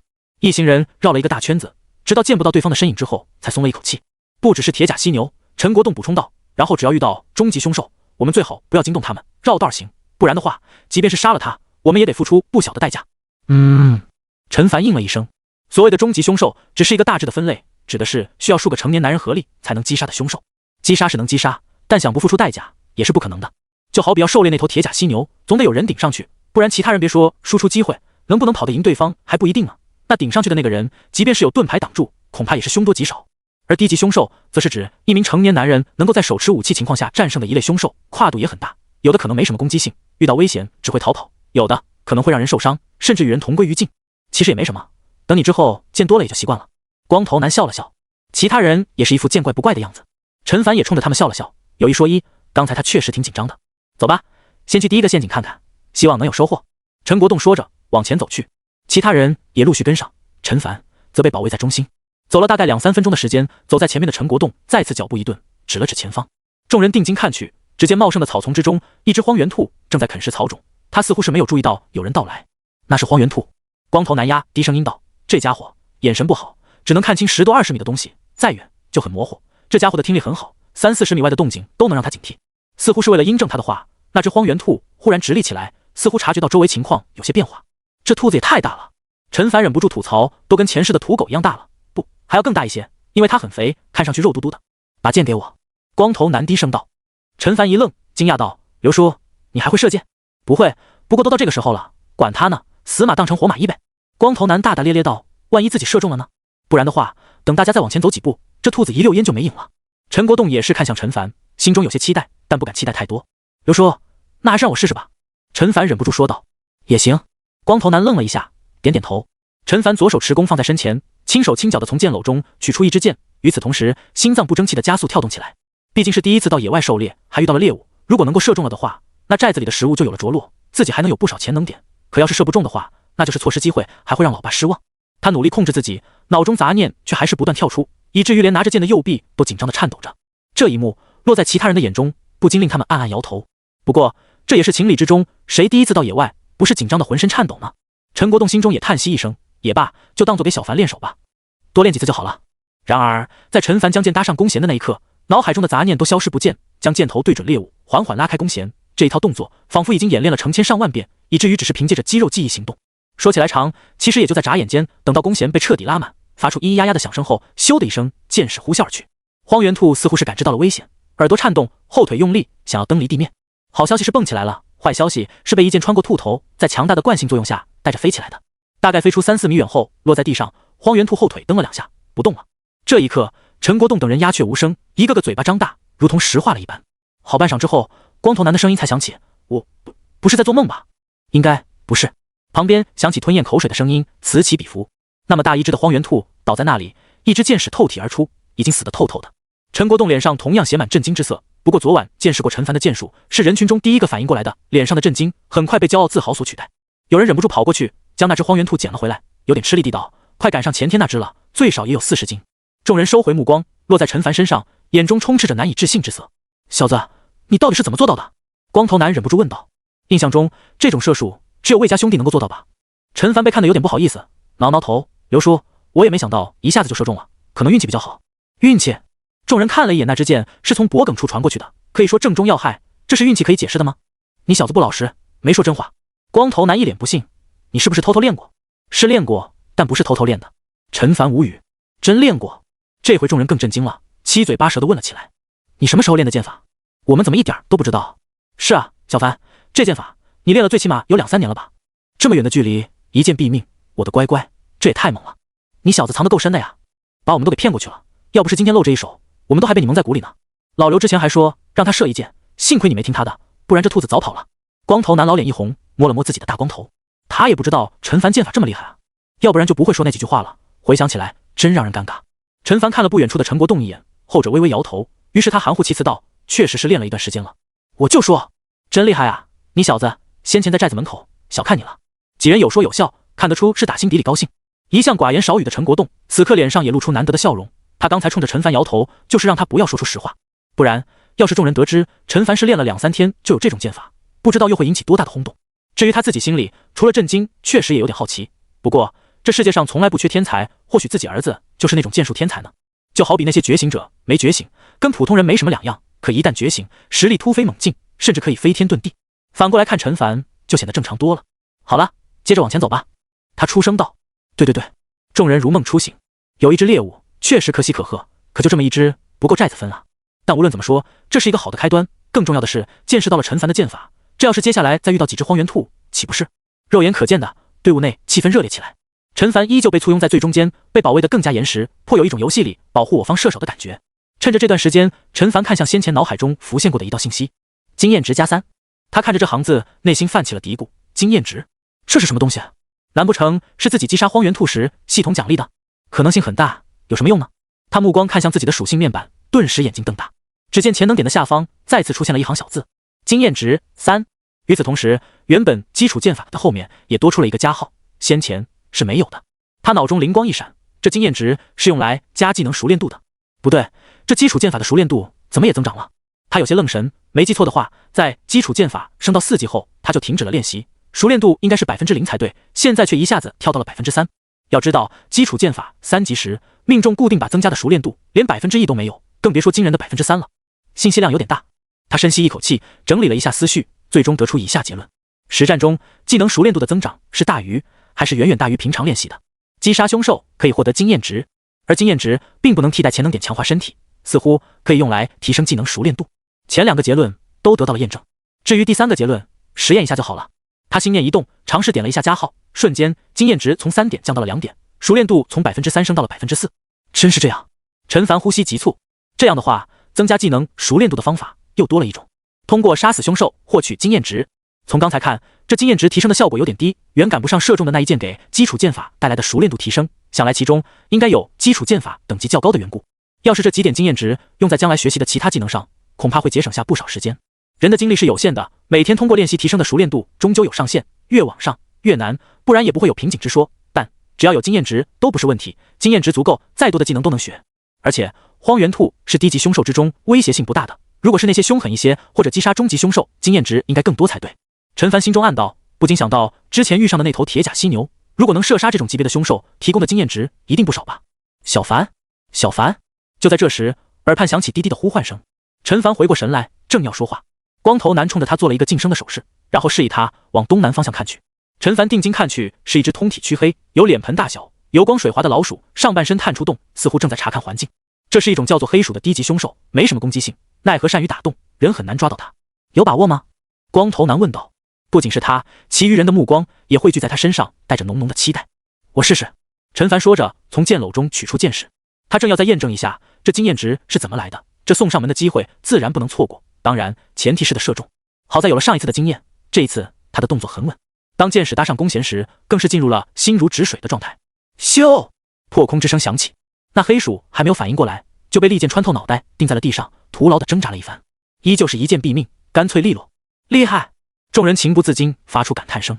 经验值+1，脑海中浮现出一条信息。陈凡松了一口气，自己之前的猜测果然没有错，确实是可以通过击杀凶兽获得经验值，就是有点少。他又往下看了一眼基础剑法的熟练度，从4%提升到了6%，增加了2%，还行。他暗暗点头，出来狩猎不仅能获得猎物，熟练度提升都快多了。有人走过去将那只黑鼠提了回来，笑呵呵道：“看这东西皮毛油光水滑的，味道鲜美得很。小凡，你这剑法可真准。”可不是嘛，又是一剑射穿脑袋，哪怕魏家兄弟也没这么厉害的剑术。是啊是啊，众人都附和起来。陈凡笑了笑，知道这是溢美之词，也没当真。好了，继续走吧。陈国栋的声音再次响起，看向陈凡的目光欣慰的同时也庆幸不已。多亏今天带了小凡出来，这才1个小时不到就有2只猎物，换做他们恐怕不行。狩猎队再次前进，路上也遇见了几只低级凶兽，其中有的比较警惕，听到动静就逃之夭夭了，有的有点呆，被队伍里的人先一步发现，随后通知陈凡。陈凡自然是箭无虚发，1个小时不到的时间又多了3只猎物，2只黑鼠以及1只荒原兔。众人都笑得合不拢嘴，这加起来都快有200斤了吧？上一次有这么丰盛的猎物是什么时候？我都忘了。是啊，好像是那次捕捉到了一头角马吧，有将近300斤，当时整个寨子吃了好几天。要不是昨天那李家寨的人抢走我们的猎物，我们昨天也能带着一头角马回去。这话一说，气氛顿时为之寂静。好了，光头男看了说话的人一眼，过去的事情就别提了。再说了，今天的收获也不比昨天差。是啊是啊，真不差，这都多亏了小凡啊。众人都默契地跳过了那个不愉快的话题。陈凡却看得出众人眉宇之中的忧虑。如果说这个时候好巧不巧的再次遇见李家寨的人，他们会不会再打起自己等人手上猎物的主意呢？恐怕会吧，还是要变得更强才行。陈凡先前的喜悦散去，坦白说，眼下要真是遇上了，除了将猎物交出来或者鱼死网破之外，他想不到别的办法。好了，今天就到这里吧，猎物已经够多了，要不然等会血腥味引来的那些荒原狼可就不妙了。陈国栋说道。对，那些东西可不好对付，数量还多，最难缠。那就回去好了。说起来，我真没想到这么快就能回去，就跟做梦似。众人再次大笑起来。陈凡虽有些意犹未尽，也还是点头同意。他如今的体质比常人强，却强的有限，提升实力的前提是保住性命。况且这么多的凶兽肉，回去之后能有不少潜能点，等强化身体后再出来狩猎，获得的猎物也会更加多。走吧。众人背着猎物踏上了回去的路。小凡做得不错。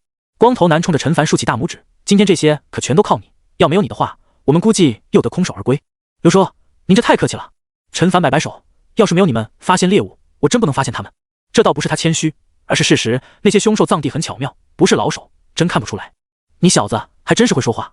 光头男哈哈大笑，周围的男人们也跟着笑了起来，他们是有点担心陈凡飘了不把他们放在眼里，现在看是多心了。众人有说有笑，有了大概半个多小时，不远处出现了一道身影，是角马。眼尖的人喊了一声，那就是角马。陈凡看去，只见30多米之外，一匹身材高大的独角马抬起头，似乎在看着自己等人。他看见我们了。有人说道。废话，看见他正在盯着我们吗？这个畜生胆子也真是大，知道我们追不上他，看见我们都不跑。呵呵，等我们靠近，他就撒开腿跑了。队伍里的人你一言我一语的说着，语气多多少少有些无奈。要不射他一箭试试？陈凡按耐不住自己的手，跃跃欲试道。他也没抱多大期待，反正射不中也不亏，射中了就血赚。那就试试。小凡看你的了。众人顿时来了劲。陈凡深吸一口气，从箭篓中抽出箭，搭在弦上，瞄准了那角马的头颅，手指猛地松开，咻！箭矢划破空气，呼啸而来，眼看着就要命中时，那角马竟然一个转身躲了过去，就差一点。这畜生反应太快了，不愧是低级凶兽里速度最快的。见到这一幕，连陈国栋都咬牙叹息。他们看得出，要是这角马反应慢上一点，肯定会箭矢射翻在地，可就是差这么一点。如今这角马反应过来，转身加速，只怕几个眨眼就会远远将他们甩开。然而就在这时，空中再次传来一道破空之声，有什么东西一闪而逝。那正在加速的角马忽然身子一个趔趄，往前跑了一步，就翻倒在地，发出一声悲鸣。十光头男发出一声惊呼，他甚至于么字还没有来得及出口，第三支箭接踵而来，穿透角马的肚子，将他死死地钉在地上。这个时候，角马终于安静了。呼呼，陈凡喘着粗气，心脏扑通扑通狂跳。在几秒钟的时间内，他一连射出3支箭，对于如今的他，无论是精神还是体力，都是巨大的消耗。幸运的是，成功了。看着远处角马那庞大的体型，陈凡深感庆幸。他也没想到，这角马反应速度这么快，竟然灵敏地躲过了第一箭。现在一想，也是情理之中，这家伙可是一直在盯着自己一行人看的。尤其是在自己将箭头对准他时，明显感觉到他的注意力落在了自己身上。还好，昨晚将基础箭法等级提升到了4级，骑射特性2级，不然30%的命中率，第二箭真不容易中。而第三箭则是补刀，不过有点多余。经验值加9。脑海中浮现出一道信息，陈凡脸上露出惊异之色，没有想到这角马击杀后提供的经验值竟然如此之多。再结合之前的黑鼠、荒原兔，想来击杀低级凶兽后获取的经验值范围就在1-9或者1至10之间，横竖差一点也没什么影响。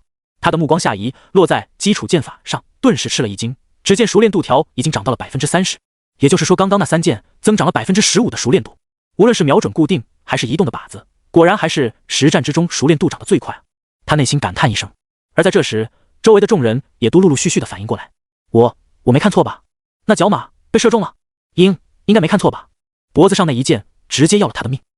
所以说，小凡是在这角马加速之前将他射杀的。这是什么剑术？魏家兄弟也不过如此吧？众人看向陈凡，满脸敬服之色。没错，他们是真的服了。连陈国栋在内也被陈凡的表现惊艳到了。他本以为陈凡只是瞄准固定靶子时命中率高，结果瞄准移动的目标也能这么厉害。如此说来，昨晚他还藏了一手。陈凡不好意思的笑了笑，干嘛都这么看着我？我也只是瞎猫碰到死耗子罢了，要是再来一次，恐怕就不行了。然而众人却是一副信你个鬼的表情。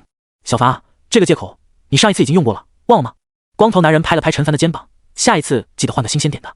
就是小凡，这有什么好谦虚的？你剑法这么厉害，我们高兴都来不及。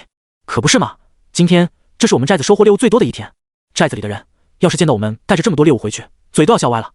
这算什么？有小凡这个神射手在，往后每天我们都应该有这么多猎物。没错，咱们这一次出来全都是抱了他的大腿。小凡牛啊！众人激动地说个不停，口水四溅。昨天魏家兄弟离开，狩猎队一无所获，今早还以为要重蹈覆辙，老天爷却送来了天大的惊喜，怎能不让人激动？陈凡也笑着看着他们，无论怎样，自己已经证明了，在这个普通人卑微如蝼蚁的世道，他能带着寨子里的人活下去。虽然只是暂时带着大家活下去，可希望就像火苗，总有野火燎原的那一天。所以接下来要做的，除了继续提升基础剑法，最好再多学一些强身健体的拳法招式，为了变得更强。就在他出神的时候，一只宽大满是老茧的手掌放在了他的肩膀之上，回头一看，陈国栋冲着他微微一笑。寨子里还是一如既往的宁静。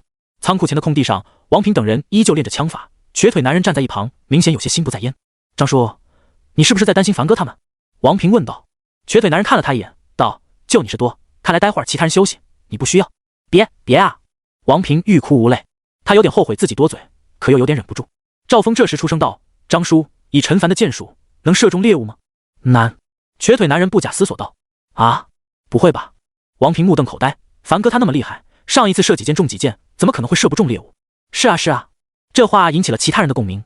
瘸腿男人直直地看着他，问道：小子，知道为何异变之前，我们的传武不敌国外的那些搏击术吗？王平一怔，感觉这话题跨度有点大，但还是老老实实的点头道：不知道，因为缺乏实战。瘸腿男人一副就知道你不知道的表情，无论是太极拳、形意拳还是八卦拳，都缺乏实战，怎么可能是人家的对手？小凡的剑术也是一样，看起来再好，真到了野外，能发挥出几成就不知道了。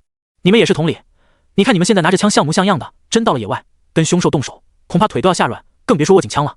众人低下头，虽说心里面不服气，但是真要让他们明天出去的话，还真是不太敢。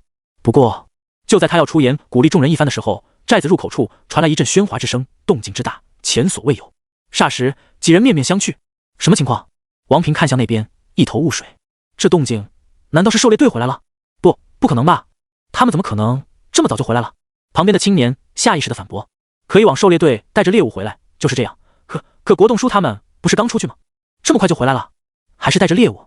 瘸腿男人也是满腹疑惑，以往哪一次狩猎队不是靠近傍晚才回来？如果哪一次是傍晚之后才回来，那一定是出了事。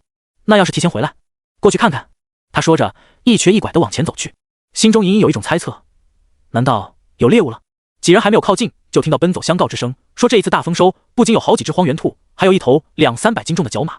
等走到了门口，前方的人群围成了一个圈，无不在激动地议论着。几人好不容易挤进去，看到被平放在地的猎物，瞳孔都急速放大，满脸不敢置信之色。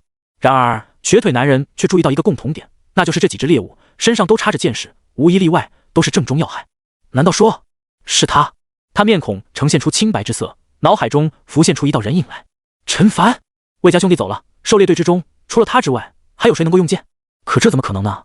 看这几只猎物都是被一剑毙命，除此之外身上没有任何伤口，也就是说这些猎物恐怕都是被射杀，其他人都没能出手。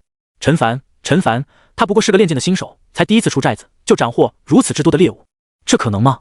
他的目光看向被围在中间的狩猎队一行人，却唯独不见陈凡的身影。王平等人也慢慢注意到了这一点，有了一个不好的猜测。可看国栋叔的表情也是充满喜悦的，那就奇怪了呀。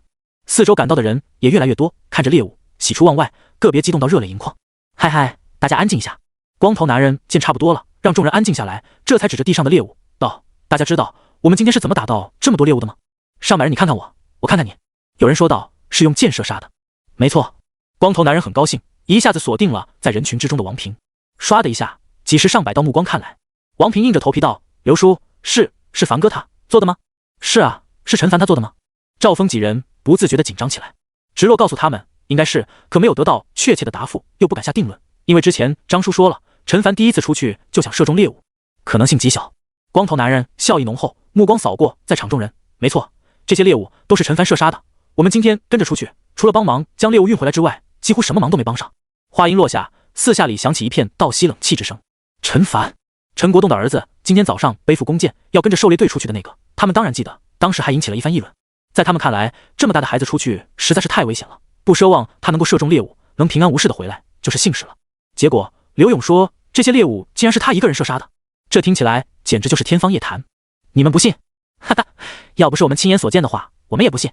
一名中年男子大笑，你们是没有看见小凡他射杀这头角马时有多苦，3箭，一连3箭，快的我们都没有反应过来。不错，当时第一箭空了，我还以为完了，谁知道嗖的一下，很快啊，一箭穿喉，将这头角马射倒在地。这箭术真神了，依我看，咱们寨子里有小凡在，往后就不担心再饿肚子了。听到这话，众人眼睛都亮了。这世道，能不忍饥挨饿就是莫大的幸福了。刘叔，你说了半天，凡哥他人呢？王平忍不住问道，又往四周围人群扫了一眼，也没见到他身影。是啊，人呢？怎么没见到人呢？其他人也都反应过来，想要好好感谢这个大功臣。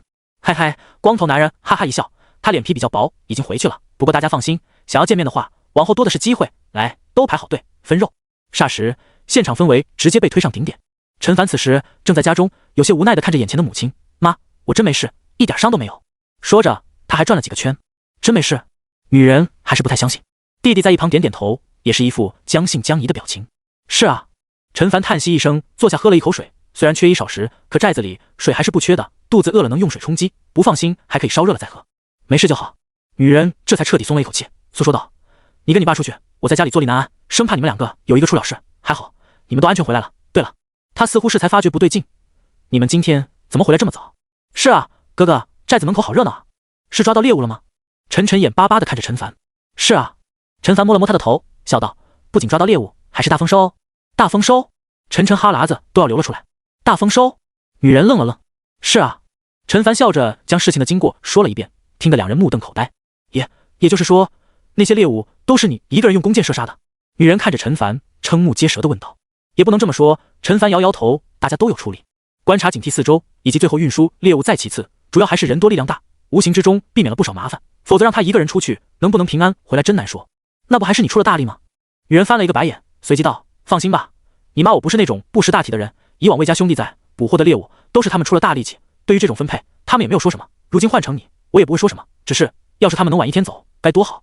是啊，陈凡也感到可惜，就差了一天。等到临近中午，陈国栋带着差不多30斤肉回来的时候，屋子里瞬间充满了欢声笑语。本来我没想分这么多，但是大家都强烈要求，他有点哭笑不得。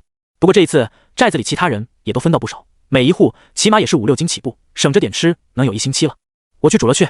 女人喜笑颜开，接过一块起码有2、3斤的肉块，走进了厨房，剩余的则是保存起来。好在已经是秋天，还能保存一段时间。当然，不尽快吃掉也会坏，除非用盐腌制。在寨子里，盐是比粮食更加珍贵的东西，平常做饭只敢撒一点点，拿去腌制瘦肉实在是奢侈。陈凡望眼欲穿，上一次的荒原兔肉10片就给自己提供了1000能点，估算一下，10片肉重量也就1到2两左右。待会儿这顿饭自己吃个1斤，不过分吧？那提供的潜能点至少有5点，如果这是角马的肉，只会更多。强化一次身体肯定是绰绰有余的。不过还有段时间，趁着这个机会，他看向陈国栋，问道：“爸，您知道寨子里有谁会一些类似于太极拳之类的武术的吗？你想学太极拳？”陈国栋刚坐下，闻言眼中露出诧异之色。是啊，陈凡点点头，解释道：“听说练太极拳有强身健体的作用，我想借此提升力量，能拉开更重的弓。”话虽这么说，他对于太极拳能提升属性却深信不疑。毕竟连基础剑法都能够提升体质力量属性，太极拳作为前世家喻户晓的那家拳，不可能会没有作用。原来如此，陈国栋眼中露出了然之色，然后努力回忆了一下，道：“寨子里好像没有会这个的。”没有吗？陈凡不禁有些失望。陈国栋看了他一眼，心有不忍，安慰道：“或许有，只是我们没有发现。这样吧，等吃完午饭，我去问一问，或许有人会也说不。”声音戛然而止，他忽然想到了什么，说不定你张叔会。陈凡一怔，好像还真是这样。他既然能够教寨子的青年练习枪术，肯定有些武术底子的，有武术底子，对类似于太极拳类的传统武术，不可能没有了解。我想起来了。就在这时，陈国栋再次说道：“你张叔来寨子不久，就试图教我们一些强身健体之法，只不过大家当时恶地前胸贴后背，都忙着出寨子狩猎，哪有心思去站什么桩，练什么拳？后来也就不了了之了。这样吗？那真是太好了。”陈凡欣喜不已。是啊，当时魏家兄弟在的时候，常去拜访他，应该是去请他指点。是了，陈国栋陷入回忆。魏家兄弟跟你一样，一开始用的都是60斤的弓，大概过了2、3年的功夫，用的弓变成了80斤，再到了之前的100斤，想必就是练武带来的效果。我还听说魏家兄弟临走之前找过你张叔，似乎是想带着对方一起走，不过被拒绝了。陈凡深吸一口气，难怪他前2天听张叔提起魏家兄弟恐怕不会留下太久了，他内心惊为天人，结果竟然是这么回事，一切都串联起来。由此看来，这位张叔确实是一位了不得的人物，如果他的腿没有瘸的话，一定是狩猎队中的主力。爸，这位张叔到底是什么人？你们是怎么认识的？他好奇地问道。这个，陈国栋面露尴尬之色，其实他不是我们寨子里的。啊？事情还得从3年前说起。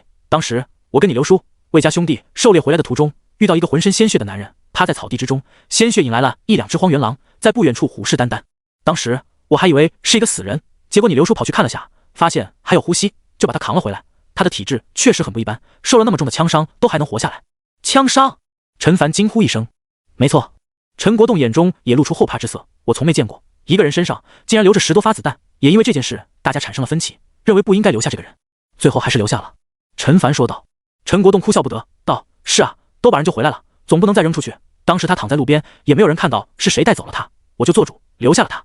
好在他确实命大，醒来之后就留在寨子里，一直到今天。刚开始的时候，我们还对他保持警惕，不过后来事实证明，他确实是一个值得信赖的人。”陈凡也点点头，他也算明白为何魏家兄弟想带着张叔一起走，对方不会同意了。虽说父亲这种管理方式以及他的性格留不下有野心有能力的人，但好处是在他的身边也会聚集一批死忠。说什么呢？这么入神？女人的声音响起，她端着一旁煮熟的兔肉放在了桌上，并没有什么特殊的烹饪方式，佐料仅仅是撒了点盐，却肉香四溢，令人垂涎欲滴。先吃饭吧。陈国栋笑道。小凡，这一次可多亏了你，放开肚皮吃。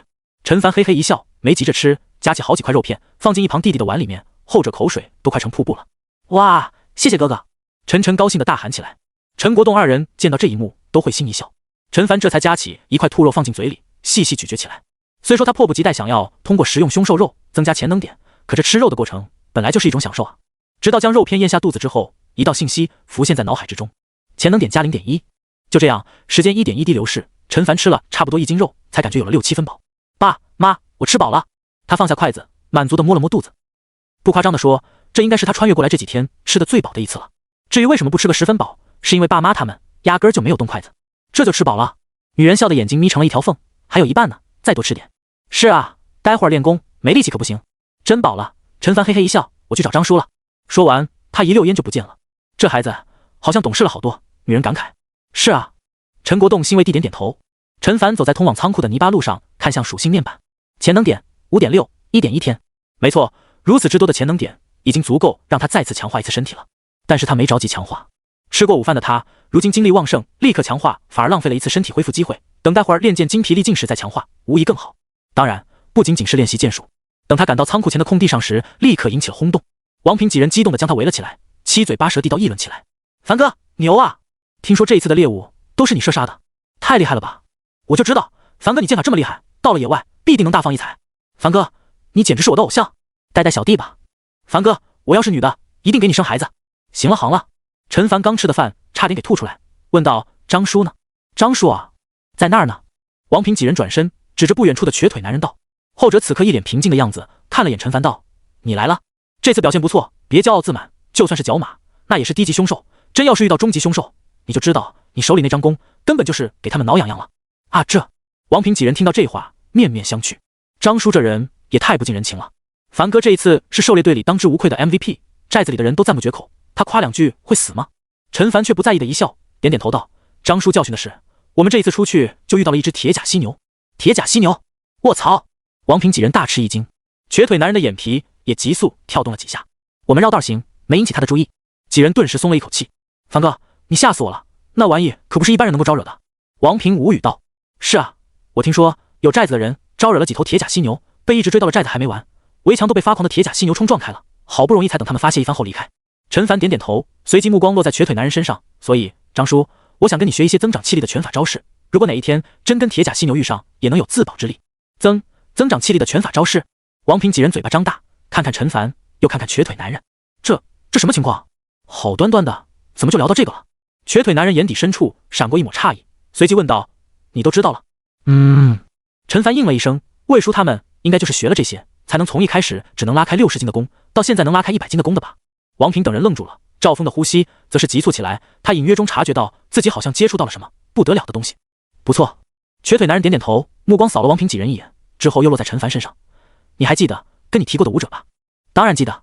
陈凡忙点头。天地异变之后，人类出现了觉醒者，战力能与热武器媲美，而普通人也并非没有自保之力，只能等死。异变之前，普通人就可以通过锻炼身体增强体质，异变后，人体上限被打破，常人可以通过淬炼肉身，使得筋骨强健，力量超群，这个过程被称为淬体。淬体，包括陈凡在内都发出惊呼之声。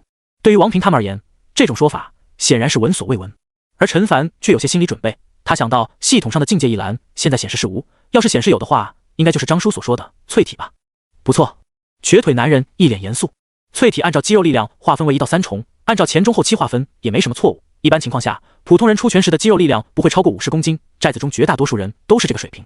如果能达到100公斤，就达到了淬体一重，可以被称作武者。离开的魏家兄弟就是这个水平，纯粹力量能拉开200斤的弓，但是拉一次就会力竭，使用100斤的弓正好。你们可能不知道这意味着什么。他看了陈凡一眼，解释道：100斤拉力的弓能在200米开外射穿皮甲，即便是质地精良的锁子甲，同样也能贯穿，哪怕遭遇铁甲犀牛也能射杀。陈凡深吸一口气，他如今才能拉开60斤的弓，距离100斤还有不小的距离。如果到了150公斤，就是淬体2重、淬体3重，肌肉力量能达到200公斤，接近异变之前的人类拳王。这种力量能够拉开200斤的长弓，射杀400-500米之内的目标。众人再次倒吸一口冷气。张叔，陈凡想到了仓库中那张300斤的长弓，不禁问道：“是不是淬体才是刚刚起步？”啊！王平嘴巴张大，足以塞下好几只鸡蛋。这么强的人才是刚刚开始。瘸腿男人赞许地看了他一眼。是的，淬体之后是炼肉，到这个境界的武者，全身肌肉硬如钢铁，力大无穷，一拳有1000斤之力，单手拉开500斤的战弓。铁甲犀牛在这种武者的面前只是活靶子。众人再次倒吸一口冷气。再往上呢？陈凡忍不住问道。再往上是入境。瘸腿男人似乎是陷入回忆之中，缓缓道：“入境分为明境、暗境以及化境。在异变之前，我只听说有人达到明境，聚集全身力量发出的一拳能炸响空气。暗境听说有人能够到达，但绝大多数都是欺名道士之徒，不足以为信。化境更是闻所未闻。但现在发生了异变。”陈凡欲言又止。现在发生了异变，距离这里100公里之外的鞍山城中就有人达到了化境，力量深不可测，甚至于只见于武侠小说中的真气，听说都有人练了出来。什么真气？天哪，真的假的？几人都惊呆了，更多的还是激动。这武者似乎听起来还是很强的。陈凡不由得想起父亲所说，在联系眼前，越发感觉这位张叔恐怕就是从鞍山城中而来，不知道是得罪了什么人，遭到了追杀。难道张叔就是一位入境武者？别高兴得太早。瘸腿男人冷哼一声，给众人浇了一盆冷水。纵使是入境武者，又能如何？别说是在觉醒者的面前，哪怕被普通人用枪打中脑袋，那也是必死无疑。就算是那些练出真气的，也未必能挡住子弹。但能在这世道有自保之力。陈凡微笑道。瘸腿男人一怔，点了点头，不错，即便只是淬体一重，也比普通人好很多。所以，你确定要跟我学武士吗？陈凡正要回答，对方却摆了摆手。你先听我把话说完。无论是什么拳法，想要练成都不是一蹴而就的事，尤其是你现在除了掌握剑术之外，对于其他的一无所知。所以要从基本功开始练起，等基本功练好，我才能教你拳法。这其中很枯燥，比你练剑还要枯燥，要等你学有所成，少则几年，多则一辈子。你有这个心理准备吗？瘸腿男人问道。陈凡深吸一口气，毫不犹豫道：有。好，希望到时候你真能坚持下去。他语气波澜不惊地说道，内心却想，凭这小子的毅力还有天分，或许还真能给自己带来惊喜。张叔，一旁的赵峰鼓起勇气道，我也想跟您学习拳法。我也想。张叔，我也。剩下几人都争先恐后，谁不想拥有力量，过得好一点呢？瘸腿男人倒不意外，淡淡的说道，教一个是教，教几个也是教，就是害怕你们坚持不下去。几人顿时激动起来，对天发誓。相比之下，赵峰倒是安静了许多，一双眼睛中斗志燃烧着。好了，瘸腿男人摆摆手，既然你们都想学，那我们就开始吧。咕咚，饶是陈凡也咽了一口唾沫，这就要开始了吗？无论是练什么武功，都要从最基础的站桩开始，不站桩，双腿就软弱无力，打起拳来姿势变形，最终事倍功半。因此，为了长功力，肩下盘必须要站桩。众人像是小鸡啄米似的，不停点头，眼中充满期待。站桩是基础，而接下来我要教你们的是站桩中的基础，名为无极桩。无极桩小有所成，才能练习太极桩。等太极桩练好了，就可以正式学习太极拳。若是不满足，还可以继续学习三体桩，这是桩功所有变化的开始。正所谓万变不离三体式，学好了这三体式站桩，便能学习形意拳。不仅是形意拳，像是五禽戏、八卦掌等等都可以学习。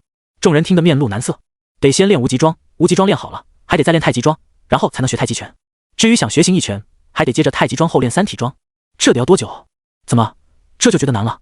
瘸腿男人冷哼一声，这是内功，是重中之重，练拳不练功，到老一场空。更何况还没有算上基本手势、基本腿法、基本步法，这些你们都得从头开始练。现在想要后悔还来得及。说着，他目光扫过几人，还想继续的往前一步。陈凡笑呵呵的往前一步，赵峰紧随其后，王平等人相视一眼后也跟了上去。呵呵，瘸腿男人意味深长的一笑，没人退出。好，那就先站1个小时的无极桩，站完了我再教你们基本手势。无极桩，练习者以立正姿势站好，两手自然下垂，头正上顶，下颌微收，自然呼吸，假想自己融入自然之中。陈凡则是趁机看向属性面板，不出所料，技能一栏多出了一行小字：无极式 LV0%。他心中一喜，自己这又是学了一项技能，不知道升到1级之后会解锁出怎样的特性。心平气和，别胡思乱想。就在这时，瘸腿男人从他身边经过，看了他一眼。陈凡有点尴尬，这个张叔眼睛有点毒啊。气氛安静的出奇，偶尔有人经过，看着笔直站立的几人，一脸懵逼。时间1分1秒过去，几人一开始的这无极桩不就是站军姿吗？到卧槽，我的腿好酸，头上好痒，是不是有什么在上面爬，在刀救命啊？我真坚持不下去了，1个小时还有多久啊？这才10分钟不到，就坚持不住了。瘸腿男人嗤笑一声，坚持不住就老老实实放弃，不是每个人都能够成为武者，要学会认清现实。陈凡听到这话，嘴角抽了抽，张叔这个人不仅眼睛毒，嘴还毒。不过他其实感觉还好，应该是体质超过常人的关系，还觉得有些轻松。又过了10分钟，终于有人支撑不住了，羞愧难当，去休息吧。瘸腿男人摆摆手，看向其他人，已经有一个坚持不住了，剩下的人要是感觉也坚持不住了，就出来吧。默人答应。又过去了几分钟，陆陆续续也有人选择了放弃。又是10分钟过去，王平也不行了，红着退了出来，只剩下陈凡跟赵峰2人。赵峰紧咬牙关，无论如何他都要坚持下去。已经在射箭上输给了陈凡一次，这一次不能再输。他赵峰不弱于人，这熟练度长得也太慢了吧。陈凡目视前方，注意力却放在属性面板上。最起码40分钟过去了，无极式的熟练度才4%左右，也就是说站桩10分钟才能加1%的熟练度。想要升到1级，最起码站桩1000分钟，16个小时。乍一看难度比基础剑法小，站着不动就行，16个小时2天就搞定了。可实际上累得多了，至少他之前只有手臂酸涩，还能享受按摩服务，虽然说抠脚大汉提供的，可现在却是全身酸痛，真要命。他真的怀疑这1个小时下来之后，他还能进行第2次吗？那第3次呢？估计就极限了吧。如此一来，光是将无极式提升到LV1就需要4-5天，这才是刚刚入门吧。张叔说了，无极式有小成才能学习太极式，太极式练好了才能学习正儿八经的太极拳。妈的，这得练到猴年马月。别忘了，站桩也是基础，同为基础的还有基础手势、基础步法、基础腿法，真要按部就班，循序渐进，不得经年累月。这样的话，什么时候才能真正开练太极拳？时不我待啊！想到这里，他的注意力落在经验值上。上午狩猎一共攒了17点经验值，用来提升4级的基础剑法的话，只能提升17%的熟练度。可用在0级的无极式身上，应当不会让自己失望吧？陈凡做好决定，心念一动，加了1点经验值上去。脑海中似乎有灵光闪过，接下来就多出了一段陌生而又无比熟悉的记忆。无极式 LV0 54%。果然，陈凡嘴角翘起一抹不易被觉察的弧度，1点经验值就增加了一半的进度。那要是再来1点，岂不是就提升到1级了？到时候肯定会解锁出新的特性吧。想到这儿，他加了1点经验值上去。刹那间，一阵暖流流过，身体各处的酸痛立刻减轻了不少。这种感觉似曾相识，莫非是强身？他心中嘀咕了一句，看向面板。无极式 LV1 1%，特性强身1级。果然没有出乎意料，1级的强身特性增加1点的体质属性，算不上惊喜，但也不差，比不上基础剑法带来的提升，也是意料之中，毕竟难度相差不少。不知道1级的无极式算不算达到了张叔的要求？他没有继续加，而是稍微调整了一下姿势，用眼角的余光观察张人的反应。下一刻，瘸腿男人的目光落在陈凡身上时，瞳孔一缩，显然有些惊讶。这小子果然有些天分。他暗暗想到，一般人连无极式想要入门的话，最少都需要1周的时间的，哪怕一些天分高的，那也得2-3天。这小子第一次站桩，竟然就像模像样了。再练几次的话，自己应该就可以将太极式完整的告诉他了。他甚是愉悦地转过视线，看着一旁的赵峰，这孩子倒是毅力可嘉，看得出他在内心跟陈凡暗暗较劲，可惜天分还是差了些，但勤能捕捉。哎，陈凡眉头微微皱起，还是不行吗？那没办法了。他看向剩余的14点经验值，心念一动，又加了1点到无极式上。这一次1点经验值提升了1/3的进度。他一不做二不休，接连点了2次。刹那间，刚才的暖流再次涌遍全身，疲劳一扫而空。无极式 LV2 0%，特性强身2级。不仅仅是体质上的提升，还有无极式的体验。此刻对于他而言，一动不动地站在那里，不是一种折磨，而是一种全新的放松方式，连同心灵亦是如此。这小子，瘸腿男人瞬间瞪大眼睛，脸上露出难以置信的神色。如果不是旁边有人看着自己，他都想揉一揉眼睛。这家伙到底是怎么做到的？他内心似乎有声音在呐喊。刚才看他的时候，不过堪堪入门的水平，怎么现在一下子就小成了？哪怕是他，也了快1个多月的时间才到达这种境界啊！这小子是怪物吗？悟性竟然如此惊人！王平等人自然不知道瘸腿男人心中所想，只是见他死死地盯着陈凡，有点奇怪。看来应该是够了，还好没有冲动继续升级。陈凡回过神来，发现瘸腿男人那一脸震惊的表情，装作一脸茫然的样子。张叔，怎么了？我脸上有东西。咳。瘸腿男人咳嗽2声，收回目光道：没什么，好好站你的桩。哦。陈凡奇怪地看了他一眼，享受着无极式给自己带来的放松感。他忽然想到，等练剑练累了之后，站1个小时无极桩，好像是一个不错的选择。终于1个小时到了，赵峰累得瘫软在地上，浑身酸痛。陈凡却跟没事人似的，状态比之前看上去更好了。凡哥，你不累吗？王平忍不住问道。是啊，凡哥，怎么感觉你好像精神更好了？是吗？陈凡挠挠头，一脸懵懂道。我也不太清楚啊，反正感觉站的时候挺舒服的。真假？几人面面相觑，骗人吧？都快累死了，还舒服？要不是他们刚才都体验过，说不定真就信了。他跟你们不一样。瘸腿男人的声音响起，你们都还没有入门，当然觉得累。这小子，他嘴角抽了抽，已经有资格学习太极式了。什么？赵峰几人都张大嘴巴，整个人都石化了。陈凡也露出震惊的表情，声音颤抖，有些激动，又有些难以置信的看向瘸腿男人。张叔，你说什么？我已经入门，可以学习太极式了。瘸腿男人点点头，等之后我教了你们基础手势、基础步法，我再单独教你太极式。谢谢张叔，谢谢张叔。陈凡激动的不行，有装的成分，但绝大部分还是真情实感。天吧，凡哥这就入门了？不是吧？张叔不是说一般人都要1-2个星期才能入门的吗？好羡慕啊！我们连半个小时都坚持不下来，陈凡他都能学习太极式了，我也好想学太极式啊！几人酸溜溜的说道。瘸腿男人听到这些，很想告诉他们，并不是入门，而是小成之后才能学，可考虑到这样或许会让陈凡骄傲自满，想想还是算了。赵峰眼神复杂的看着陈凡，嘴角露出苦笑。他本来以为自己坚持住1个小时，好不容易追上了陈凡的脚步，谁知道还是天差地远。但不能放弃。好了，接下来我教你们基础手势，也就是拳、掌、爪等，这些熟悉了才算是打好基础，能够练习基础拳法、基础掌法、太极拳等等。说完，他不动声色地看了陈凡一眼，心中暗道：这小子该不会看一遍又全部记住了吧？众人站成一列，这介绍基础手势的过程比刚才的站桩有意思一点，但就一点点，很快各种拗口的名称就把众人绕晕了。谁能想到，单单一个掌就能分出阳掌、阴掌、立掌、反掌、横掌5种掌型？最离谱的是，立掌还分成2种。陈凡也是听得头大，这么多东西，要是靠着一遍一遍的练习做到烂熟于心的话，1个星期都是少的吧？他看向技能栏中多出的一行小字，基础手势 LV0 0%，要不还是继续加点吧。差不多1-2个小时过去，陈凡心满意足的看向技能栏，无极式 LV2 0%，特性强身2级，基础手势 LV1 0%，基础腿法 LV1 0%，特性强力1级，基础步法 LV1 0%，特性迅捷1级。强力特性与臂力过人一样，每提升1级，增加1点力量属性；迅捷特性则是每提升1级，增加1点敏捷属性。基础手势等级增加，并没有出现特性，只是脑海中多出了一大段很清晰的记忆。当然，提升所需的经验值也少，1点就提升了1级。基础腿法、基础步法跟无极式一样，从0级提升到1级都需要2点经验值。如此一来，消耗10点经验值，不仅得到了大量的记忆，还提升了2点体质、1点力量、1点敏捷，好处多多。其实陈凡内心还有一种猜测，他感觉这些基础什么什么的很可能没有等级上限，只要经验值足够，是一直可以往上升的。同理，带来的属性提升恐怕也不会有尽头。可同时，他也有一种顾虑，那就是提高基础类技能等级带来的提升很有可能比较一般。就好比张叔所说的站桩，从无极桩到太极桩再到三体桩，这不是没有缘由，不仅由易到难，提升应该越来越大才对。所以他才都提升了1级，留下剩余的7点经验值以观后效。好了，就在这时，瘸腿男人的声音响起，他扫过一脸苦相的众人，又不是让你们今天都记住，接下来我每天都会示范一次，你们也要跟着练，总会记着的。况且这些都是基础之中的基础，这些东西你们都做不好，还是趁早打消练武的念头。果然，这话一说，几人都激动起来。张叔，我们肯定能记住。没错，不就这么点东西吗？有什么难得？比之前读书有意思多了。陈凡翻了个白眼，心道张叔还真不是一般的喜欢用激将法呀。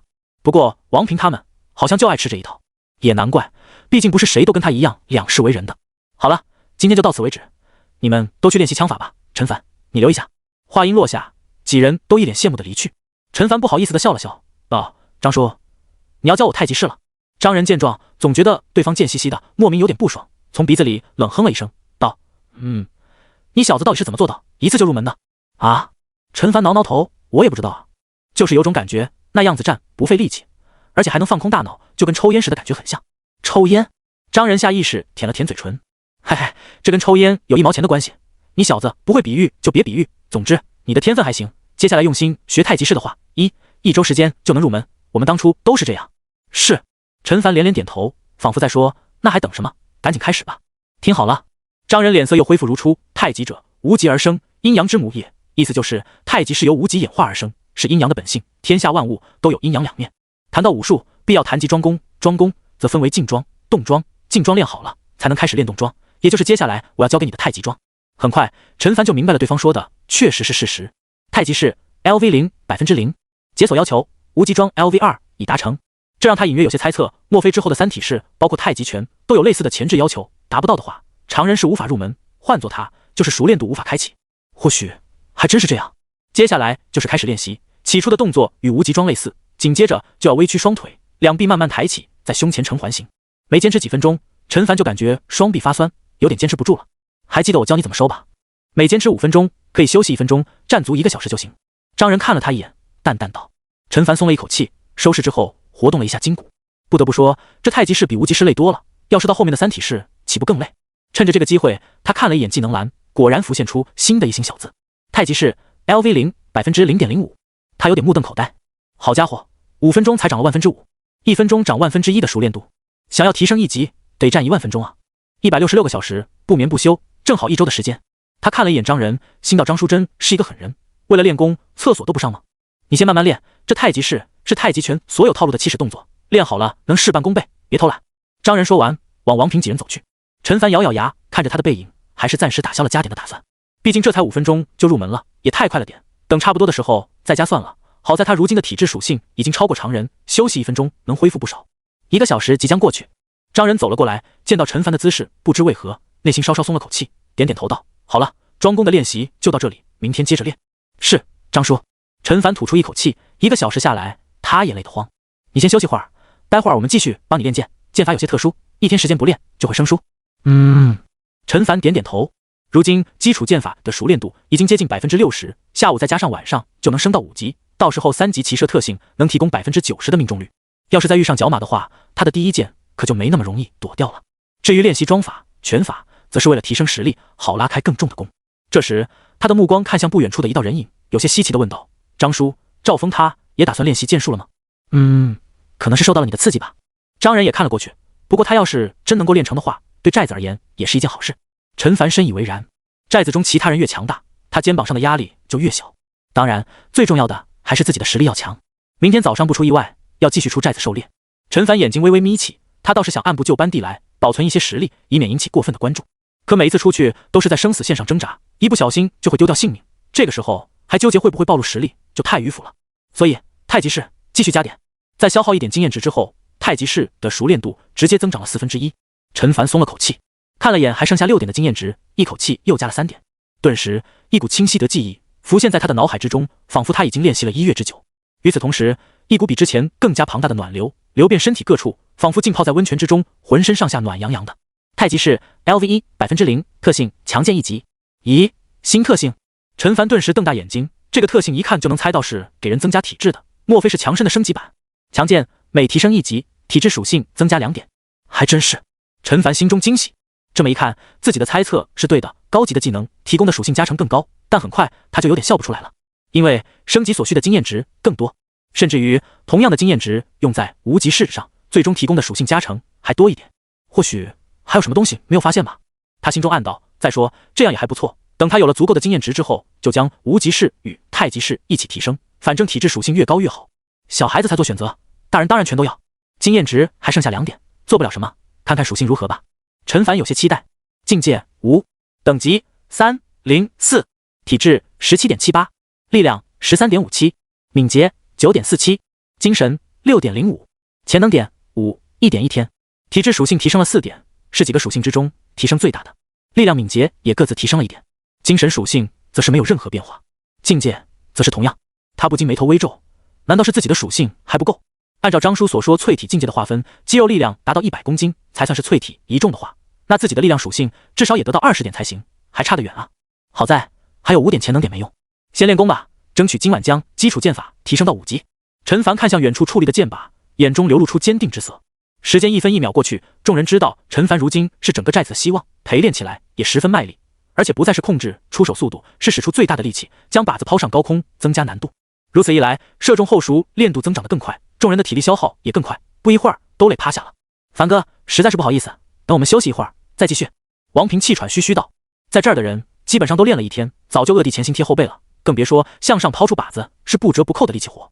没事没事，你们不用介意。陈凡笑着摆摆手，差不多2个小时，熟练度增长才20%左右，剩下的20%能完成吗？那要是提升到5级之后呢？再用人力这种方式还行吗？还是得出去狩猎，增加的熟练度才多啊。小子，就在这时，累得够呛的张人也说道，你或许可以练一练速射。速射？陈凡一怔，就是在越短的时间内射出最多的箭矢，你如今瞄准移动靶子的命中率不错，再练下去提升不明显，要是能够在短短的几秒钟内射出2支甚至3支箭，命中率就能大大提升。张人看着陈凡道。陈凡豁然开朗，上午瞄准角马时一连射出3支箭，增加了快10%的熟练度，如果仅仅是单纯射中移动靶，熟练度最多6%，那这多出来的4%熟练度。张叔，我知道了。他一个机灵，看向不远处的箭靶，先射了一箭，正中靶心，然而增长的熟练度低得可怜，1/1000都没有。陈凡这是？赵峰看着又站在那里不动的陈凡，忍不住问道。张人摇摇头，大概是在找状态吧，看下去就好了。话音刚落，只听咻的一声，一支箭矢一闪而过，毫无意外的正中靶心。然而就在这时，第2道破空声接着响起，紧接着是第3支。王平几人震惊地看到，陈凡压根儿没有理会前面那支箭有没有命中目标，在箭离弦的一刹那，他的右手就伸向背后的箭篓，拿出第2支箭，然后是第3支，偏偏这3支无一不中。扑通扑通扑通，在第3支箭射出之后，陈凡就感觉到自己的心跳如同肋骨一般，跟当初射击角马时相似，但尚有余力。第4支箭，这一刻他脸色通红，额头青筋暴起，将弓拉满的一瞬间，仿佛是解脱了一般，松开弓弦。砰一声闷响，第4支箭同样正中靶心。一旁的王平等人已经彻底的说不出话来，他们几乎看不清陈凡的动作，从第1箭射出到第4箭正中靶心，有10秒钟吧，好像都没有吧？这就是这小子的极限吗？张人同样瞠目结舌。相比之下，魏家兄弟虽然能拉开100斤的弓，却做不到在如此短的时间内一连射出4支箭矢，不，3支都够呛。单论箭术的造诣，他已经将魏家兄弟远远甩开了。这就是体质增强带来的好处吗？果然，即便是练一些基本装功，都有莫大的好处。陈凡心脏狂跳不止，大口大口地呼吸着新鲜空气。他确实进步了，从3连射到如今的4连射。忽然，他想到什么，急忙看向技能栏，基础剑法 LV4 75.01%，熟练度直接提升了5%。这一刻，他脸上露出了笑容。要是在瞄准移动靶的情况下，增加的熟练度还会更高吧？不过这已经足够了。他已经如何快速提升熟练度的方法了。只是作为代价，使用一次速射之后，不仅仅是整条右臂，整具身体都像着火了一样，肺里面火辣辣的，还撑得住吗？张仁端着一碗水走来，无语道：“让你尝试一下，不是要你玩命。”陈凡冲着他傻笑了2声，接过碗。玩命吗？其实还好，他还能强化一次身体，等强化后再次4连射，应该不会这么难受了。喝了几口水，休息了一会儿，见众人的注意力都从自己身上移开之后，陈凡深吸一口气，点击了等级后面的加号。立刻从心脏处涌出一股庞大的热流，很快就笼罩全身，仿佛整个人浸泡在温泉之中，疲劳瞬间无影无踪。几秒钟之后，热流消失无踪。境界无，等级408，体质19.55，力量14.92，敏捷10.41，精神6.65，潜能点1.1天，全属性提升10%，单论体质属性接近于常人的2倍了。力量属性15点不到，想要使用100斤拉力的功，有点想太多，估计80斤带把都有些够呛。敏捷属性中规中矩，精神属性则是让人没法入眼。可惜目前除了强化身体之外，找不到其他办法提升精神。陈凡心中如是想着，目光落在等级上。想要将身体强化等级提到5的话，需要8点潜能点，真要是放开肚子吃的话，一顿饭就能搞定了。不出意外，今天能达成这个目标，总之继续努力吧。接下来的一段时间，他就是在独自练习剑术。身体再次强化之后，果然强大了不少。第2次4连射不像之前那样虚脱，但也得休息1刻钟左右。第3次则是需要休息半个小时，右手臂也有些抬不起来的感觉。好在到了傍晚，天色昏暗之时，基础剑法终于升级了。感受着体质力量双属性提升带来的畅快之感，他正打算看向属性面板之时，脑海中却浮现出一道信息：体质属性达到20点，是否突破？突破概率100%。什么？陈凡险些惊呼出声，瞪大眼睛注视着这条信息。他心中有些猜测，但既然突破概率达到100%的话，不如先突破再说。在他选择是的一刹那，身体中响起一道清脆的声音，仿佛有什么东西破裂了。之前那熟悉的热流再次出现，流过的地方传来轻微的瘙痒感，这让他不由产生一种错觉，这难道是在修复自己的身体？几个呼吸之后，热流缓缓退去，陈凡急忙看向属性面板，境界淬体异虫，等级408，体质22.6，力量17.51，敏捷11.45，精神7.32，潜能点3.1天。果然跟我预测的一样。陈凡缓缓吐出一口气，脸上浮现出一抹微笑。他突破了，从普通人变成了一名淬体异虫的武者。虽然力量还没有到达20点，但使用80斤拉力的功没有问题，100斤拉力的也能拉开。而突破的好处，从精神属性的增加能推断出，同样是全属性提升10%，相当于额外强化一次身体，不需要消耗潜能点。要求是某项数值达到门槛值，达到了就能突破。想要突破到淬体2重，恐怕需要体质属性达到30点吧。3重的话就是40。陈凡思忖着，看起来不是很多的样子，努力应该很快就能达到。等到达淬体3重，想要迈入炼肉境，恐怕不会这么简单了吧？说不定是要求双属性达到门槛。算了，想这些还早，慢慢来吧。突破之后的陈凡信心大增。一晚上的时间很快过去，陈凡依旧是用60斤的功进行连射，基础剑法 LV40 4连射增长的熟练度能达到 5%， 如今却连 3% 都勉强。期间他尝试了一次5连射，效果不错，增长的熟练度接近 4%， 代价自然是累得虚脱。回去之前，他还特地带上了那张80斤拉力的功，张仁也只是小小的惊讶了一下。毕竟在他看来，以陈凡如今的实力，使用80斤的功应该问题不大。相比较于60斤的功，后者最大射程超过200米，有效射程80米左右。如果真遇上了棘手的凶兽，无疑是一大助力。倒是赵峰感觉压力倍增。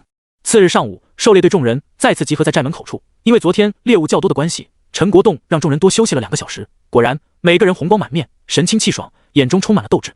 陈凡也在队伍之中，听着周围此起彼伏的赞扬之声。他有点不好意思，更多的还是惶恐，毕竟他也就是一名淬体一众的武者，也就在自家寨子里，有些实力，拿去与赵家堡的人一比，就太不起眼了，还得更加努力才行。众人依次走出营寨，后面的吊桥也缓缓升起。啪！就在这时，光头男一巴掌拍在陈凡的肩膀上，有些奇怪道：“你小子想什么呢？怎么一副心不在焉的样子？”“是啊，小凡，你该不会是身体不舒服吧？今天就留在寨子里休息1天也没事儿，昨天的猎物还能吃几天呢？”“没错，现在回去还来得及。”一旁几人也都关心道。陈国栋也看了过来，眼神中有点紧张。“哪有，我只是在想，到时候遇见猎物，是该用我手里这把弓好，还是应该用背着的那把弓好一点？”陈凡回过神，随后笑眯眯道：“藏啊，你小子，你都能开80斤的弓了。光头男看着陈凡背着的那把长弓，震惊道：换做他，想要拉开这弓，都得使出吃奶的力气。其实我还没有试过，不过带上的话，或许能派上用场。陈凡解释道：不错，1寸长1寸强，魏家兄弟在的时候，隔着150米距离都能射中猎物。光头男感叹了一句：他们用的是100斤的弓吧？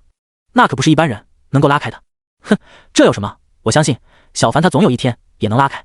没错没错，小凡可是咱们寨子里的神射手，百发百中。哈哈哈！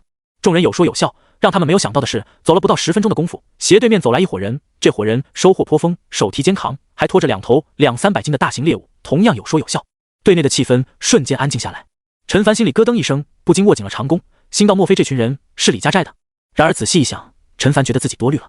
一来自己等人刚出寨子没多久，双手空空，就算对面真的是李家寨的人，也没什么好担心的，更别提这伙人明显是满载而归。二来人数不对，这伙人太多了，快有30人了，而李家寨的人数也就在13-14人左右。当然最重要的是，他在人群之中看到了魏家兄弟。显然眼前这支狩猎队恐怕来自于赵家堡，是赵家堡的人。队伍中一道声音响起：看，天宫天元他们在那里，看样子他们的收获很丰盛啊，毕竟是赵家堡超过1000人的大寨子，不是一般的小营寨能比的。众人窃窃私语道：先等他们过去。陈国栋低声道，眼中有掩饰不住的伤感。光头男拍了拍他的肩膀，轻叹一声。赵家堡的人也看到了100米之外的陈国栋等人，彼此交头接耳说了什么，距离太远根本听不清。魏家兄弟也在人群之中。就在这时，魏天元小跑向队伍前方说了什么，紧接着让陈国栋等人万万没有想到的是，他竟然朝着这里飞奔而来。不仅如此，右手还提着一只20-30斤重的荒原兔。陈凡同样目瞪口呆，心中想到一种可能，难道说也就是半分钟的功夫，魏天元已经到了众人面前？国栋哥，给你们的。说完，他笑着将手里面的那只荒原兔放到陈国栋手中，后者下意识接过，旋即如同触电一般，急忙推了回去，道：天元，你这是做什么？快拿回去，这兔子我不能收。是啊，天元，你知道你在做什么吗？让他们看到了会怎么想？一向笑呵呵没心没肺的刘勇此刻也板起了脸。远处赵家堡的人都驻足朝这边看着。放心吧，魏天元毫不在意道，刚才我已经问过赵哥了，他没意见。国栋哥，快收下吧，我没有多少时间呢。说着，他看到了一旁手中拿着长弓背着箭袋的陈凡，心中一酸，眼泪险些掉出来。多可怜的孩子，还没成年就要跟着寨子里的人出来打猎，万一遇到危险，他不敢再想下去。天元，陈国栋正要说话，对方却摆了摆手，道：好了，就这样吧，我也要回去了，不能让大哥他们等太久。国栋哥，还有大家保重。说完，他转身飞快地离去。赵三哥，谢谢。他特意先跑到队伍前方，冲着一名膀大腰圆的壮汉道谢。谢我干什么？壮汉冷笑一声，反正你送出去的东西回到堡后是要从你们兄弟俩的份额之中扣回来的。是，我知道。魏天元冲着对方热情一笑，然后回到了队伍的末尾。切！壮汉却嗤笑一声，一脸不屑。其他人将这一幕放在眼里，或是幸灾乐祸，或是冷笑，或是摇头叹息。这新来的竟然当着这么多人的面提出这种请求，那赵三能不答应吗？不然不是显得他度量狭小吗？至于什么可怜，简直是搞笑。天底下可怜的人多了去了，无家可归，被凶兽吃了的都不少，就他们陈家寨的人可怜，自家的家人不可怜。刚来就低调一点，自以为是。哥，魏天元回到魏天公的身旁，嘿嘿一笑。后者微微摇头，内心叹息一声，自家弟弟还是太冲动了，要做这种事情起码也应该跟自己商量一下。不过事情都已经发生，现在说什么都太迟了，更何况他同样也看到了人群之中的陈凡，鼻子也是一酸。这孩子竟然也要出寨狩猎了，要是他们兄弟俩没有离开，会不会就没有这种事发生了？罢了，多年的感情摆在那里，总不能看到了都无动于衷吧。至于引起的后果，就慢慢弥补吧。看着赵家堡的队伍浩浩荡荡的离去，陈国栋一行人还依旧处于懵逼之中，直到最后一个人影也消失不见。所以天元他是特地过来给我们送猎物的，他还是放不下我们。有人哽咽道：是啊，他一定以为我们如今过得很艰辛，这不一定是一件好事啊。陈国栋叹息一声，众人忽然沉默下来。是啊，眼下的他们尽管不缺一只荒原兔，可这种白捡的便宜谁会嫌多？但换作他们是赵家堡的人，魏天元这么做就有些不地道了，哪怕是再大度的，心里面也会不爽。陈凡也皱起眉头，如此一来，他们就更难在赵家堡中站稳脚跟了吧？实力越强，越会遭到猜忌。天元叔他真不该这么做的。怪我！陈国栋叹息一声，看向怀中抱着的荒原兔，我当时就应该追上去。没用的。光头男摇摇头，他朝这里跑过来的那一刻起，事情就已经发生了。你将这猎物还回去，结果也是一样的，只希望我们是多虑了吧。呀！就在这时，有人如梦初醒，看了眼陈凡道：我们刚才应该把小凡的事情告诉他们的，现在的寨子不像过去一样，大家都有吃的，如果他们能回来。他话说到一半，自己也说不下去了。是啊，就算把这件事情告诉他们又能如何呢？赵家堡可不是厕所，想来就来，想走就走的。好了，事已至此，再讨论也于事无补，只希望今天这件事情能大事化小，小事化了。如果有一天他们真愿意回来，我举双手欢迎。陈国栋说道。我也是，我也是。众人都附和起来。因为这件事原本欢快的气氛变得沉闷。然而更加让人烦躁的事还在后面，不知道是不是因为赵家堡的人扫荡了一番，还是真就运气不佳，走了快1个多小时都一无所获，陷阱中也是空空如也。一行人汗流浃背，口干舌燥，不能再往前走了。忽然，光头男停住脚步，看向前方的荒原，那里野草更加茂盛，连原本不多见的树木也多了起来，空中时不时还有黑影盘桓着，望着这里。已经走了差不多10里路了，前面就是危险区。危险区？陈凡却是第一次听到这个名字。光头男回过身，看了陈凡一眼道：“还记得昨天我们半路上撞见的那头铁甲犀牛吧？那种级别的在这里不少见，主要是肉食性的终极凶兽，数量也激增，甚至于运气不好，高级凶兽都能遇见。”高级凶兽？陈凡倒吸一口冷气。所谓的高级凶兽，体型通常在3、4米往上，更大的都有，往往具有毁灭一个小型人类营寨的实力，极具攻击性。听说过去有不少的小寨子，一夜之间死伤殆尽，就是被高级凶兽盯上，直接在夜间撞塌围墙进入的。回头吧，去别的地方看看。陈国栋心有余悸地看了前方一眼，这些经验可都是用人命换回来的。队伍往东南方向行进，是不是有点枯燥？光头男冲着陈凡笑道。陈凡点点头，擦了擦头上的汗珠，他感觉到整个后背都被汗湿了，一副粘在身上，难受极了。这就是出来狩猎的常态。光头男人安慰道，过去的时候长途跋涉一天，一只猎物的影子都看不见，有的时候看见了，对方一溜烟就没影。是啊，昨天那种是运气爆棚，当然也是小凡你的剑术准，否则看到了也没用。旁边一名大鼻子中年男人苦笑道。原来是这样。陈凡也露出哭笑不得的表情，看来是自己将期望拉得太满，反客为主，将提升基础剑法熟练度作为出来狩猎的主要目的了。希望今天能有所收获吧。他心中叹息一声，不自觉地往后面看了一眼，那被刘叔他们称作危险区的地方，猎物应该会非常多吧，只是以目前自己的实力还是太危险了。接下来众人有一句没一句地说着，也不知道过去了多久，前方2、300米远的地方出现了几个小黑点，陈凡也看到了。众人顿时精神为之一振，忙加快脚步靠过去。等接近到100多米时，个个脸上露出了古怪的表情。只见2只灰色的荒原狼正在对一只落单的蛮牛发动攻击，这蛮牛似乎还没有成年，体型比荒原狼大不了多少，顶着一副手臂大小的牛角，左冲右突，想顶死其中一只。奈何2只荒原狼配合默契，一只负责吸引注意，一只偷袭，专咬对方柔软的下腹。当陈凡他们赶到的时候，这只蛮牛幼崽肠子都流了出来，鲜血洒了一地，显然力气耗尽，指日可待。就在这时，发动攻击的2只荒原狼也注意到了一行人，顿时警惕地跑开，双眼死死盯着猎物以及人。那只蛮牛则是在原地摇摇欲坠。众人面面相觑，仿佛在说：还有这种好事？不会是在做梦吧？怎么说？光头男人咳嗽2声道：这头蛮牛我们是收下还是收下呢？剩下的人都大笑起来。还用得着说吗？当然是收下了，这可是老天爷送给我们的。没错，大概看我们走了这么远都一无所获，于心不忍吧。我的乖乖，这头蛮牛虽说还没成年，可怎么说也得有200斤吧。牛肉啊，10年前我都吃不起。哈哈，还真是要感谢一些那2头畜生替我们打工了。陈国栋却有些安静，皱着眉头。爸，怎么了？陈凡本来也挺高兴的，见到前者这个表情，疑惑地问道。没什么。陈国栋摇摇头，看了看那头不久就要失血而死的蛮牛，问道：小凡，给他一个痛快吧。陈凡点点头，在众人的簇拥下走到30、40米左右，射出了一箭。那头蛮牛压根就察觉不到周围的动静，就跟瞄准固定靶似的，应声而倒。他看了一眼基础剑法熟练度1%不到，有点少，但好消息是给了5点经验值，累计8点了。心里想着，他目光远眺，发现那2头荒原狼依旧死死地盯着这里以及自己一行人，距离有点远，150米开外了。这2头畜生好精明，他眼中杀意一闪而逝，哪怕是用背上那把80斤拉力的弓，100米开外也很难命中，命中杀伤力也有限。其他人也没闲着，抓紧开始肢解猎物，准备拖走。陈国栋的眉头紧皱着，他也注意到那2头荒原狼一直在看着这里，显然被抢走了到嘴的猎物，很不甘心。这荒原狼是一种报复心很强的凶兽，只怕不会轻易善罢甘休。今天狩猎就到这里吧，他说道。我总有一种不太好的预感，再说真的能将这头猎物拖回寨子里面，收获就已经很丰盛了。众人也都赞同，这都白捡来的，还有什么不满意的？荒原上队伍往回走着，1、200米之后，2道灰色身影紧紧相随，仿佛甩不掉的牛皮。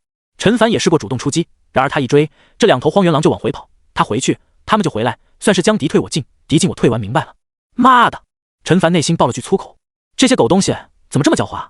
他都怀疑是不是拥有灵智了，还是射程不够远，要是换成那把100斤拉力的弓，200米开外，一箭射爆他们的狗头。国栋，光头男人的脸色也凝重起来，他看了一眼那2头荒原狼，你说这2头畜生会不会是在召集同伴呀？很有可能。陈国栋郑重地点点头，这就是我一开始所担心的地方。这荒原狼本就喜欢集体出动，这2只落单反而有点奇怪。现在看他们样子，迟迟不肯放弃，8成是在等大部队过来。什么？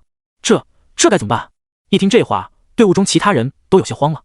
别说是2、3头，就是4、5头荒原狼，他们也不放在眼里。有武器在手，又有人数优势，顶多受点伤。可要是来一大群，10多20只，那就危险了。为了一头猎物，显然不值得冒这么大的风险。可话说的轻松，唾手可得的好处，谁又愿意轻易放手？一时间，众人的目光都落在了陈国栋身上。考验团队领袖的时候到了，快看，他们来了！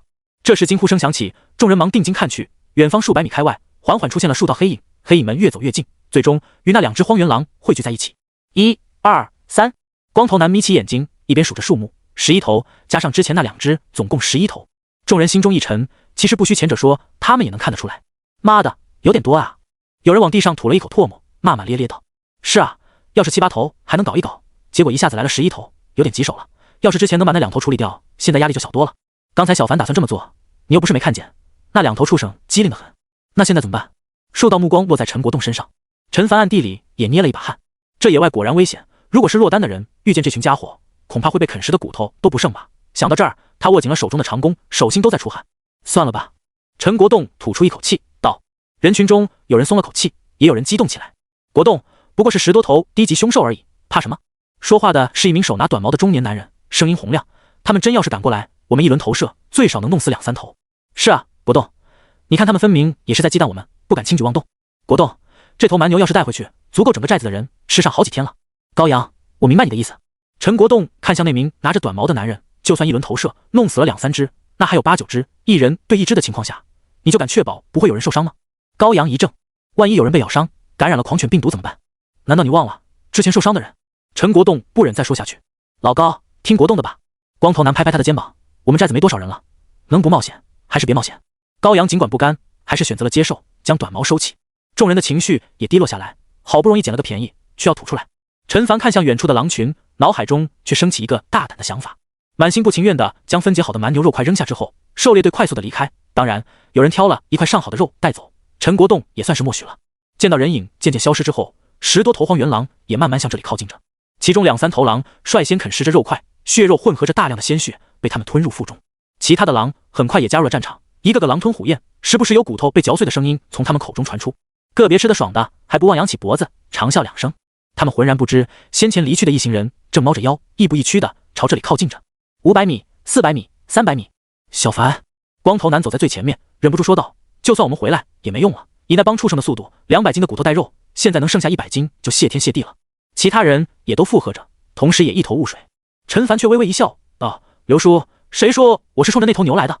光头男脚步一顿，猛然回头，瞪大眼睛：“难道说你是想？”“没错。”陈凡点点头，“我想看看有没有偷袭他们的机会，如果有的话，狼肉也可以拿回去吃吧。”嘶！包括陈国栋在内，所有人都倒吸了一口冷气。好卑鄙，不是，好算计啊！别说对方是一群畜生了，哪怕是人都未必能够想到他们会去而复返吧。而且小凡说的不错，狼肉确实可以拿回去吃，天上龙肉，地上狗肉，这狼肉的味道跟狗肉差不多少，吃起来也是很香的。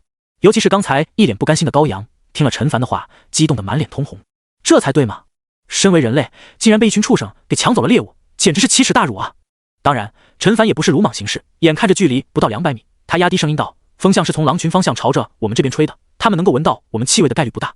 如果能靠近100米之内，我有把握能在最短时间内射杀最少4头荒原狼，剩下7头荒原狼。各位叔伯，你们有把握在不受伤的情况下解决掉吗？”“有。”高阳当即道：“这7头畜生只要敢冲过来，20米之内，我们一轮投射，至少能带走命中2、3头。之前我们没少跟他们打过交道，速度虽然快，却没有到我们看不清的地步。没错，剩下的狼要冲过来，就得吃我们的枪了。哼，保证杀得他们片甲不留。”陈国栋也是听得颇为心动，单人手持2、3米长枪的情况下，对上单只荒原狼胜率极高。一来是手长优势，二来这些畜生很蠢，会将长枪也是做人身体的一部分，对枪身发动攻击。更别说他们7、8个人一起上了。但他还保持冷静，问道：“小凡，你真有把握做到射杀4头吗？”众人目光也汇聚过来。是啊，这才是计划的核心部分，否则一旦出现失误，很有可能出现人员伤亡。交给我吧。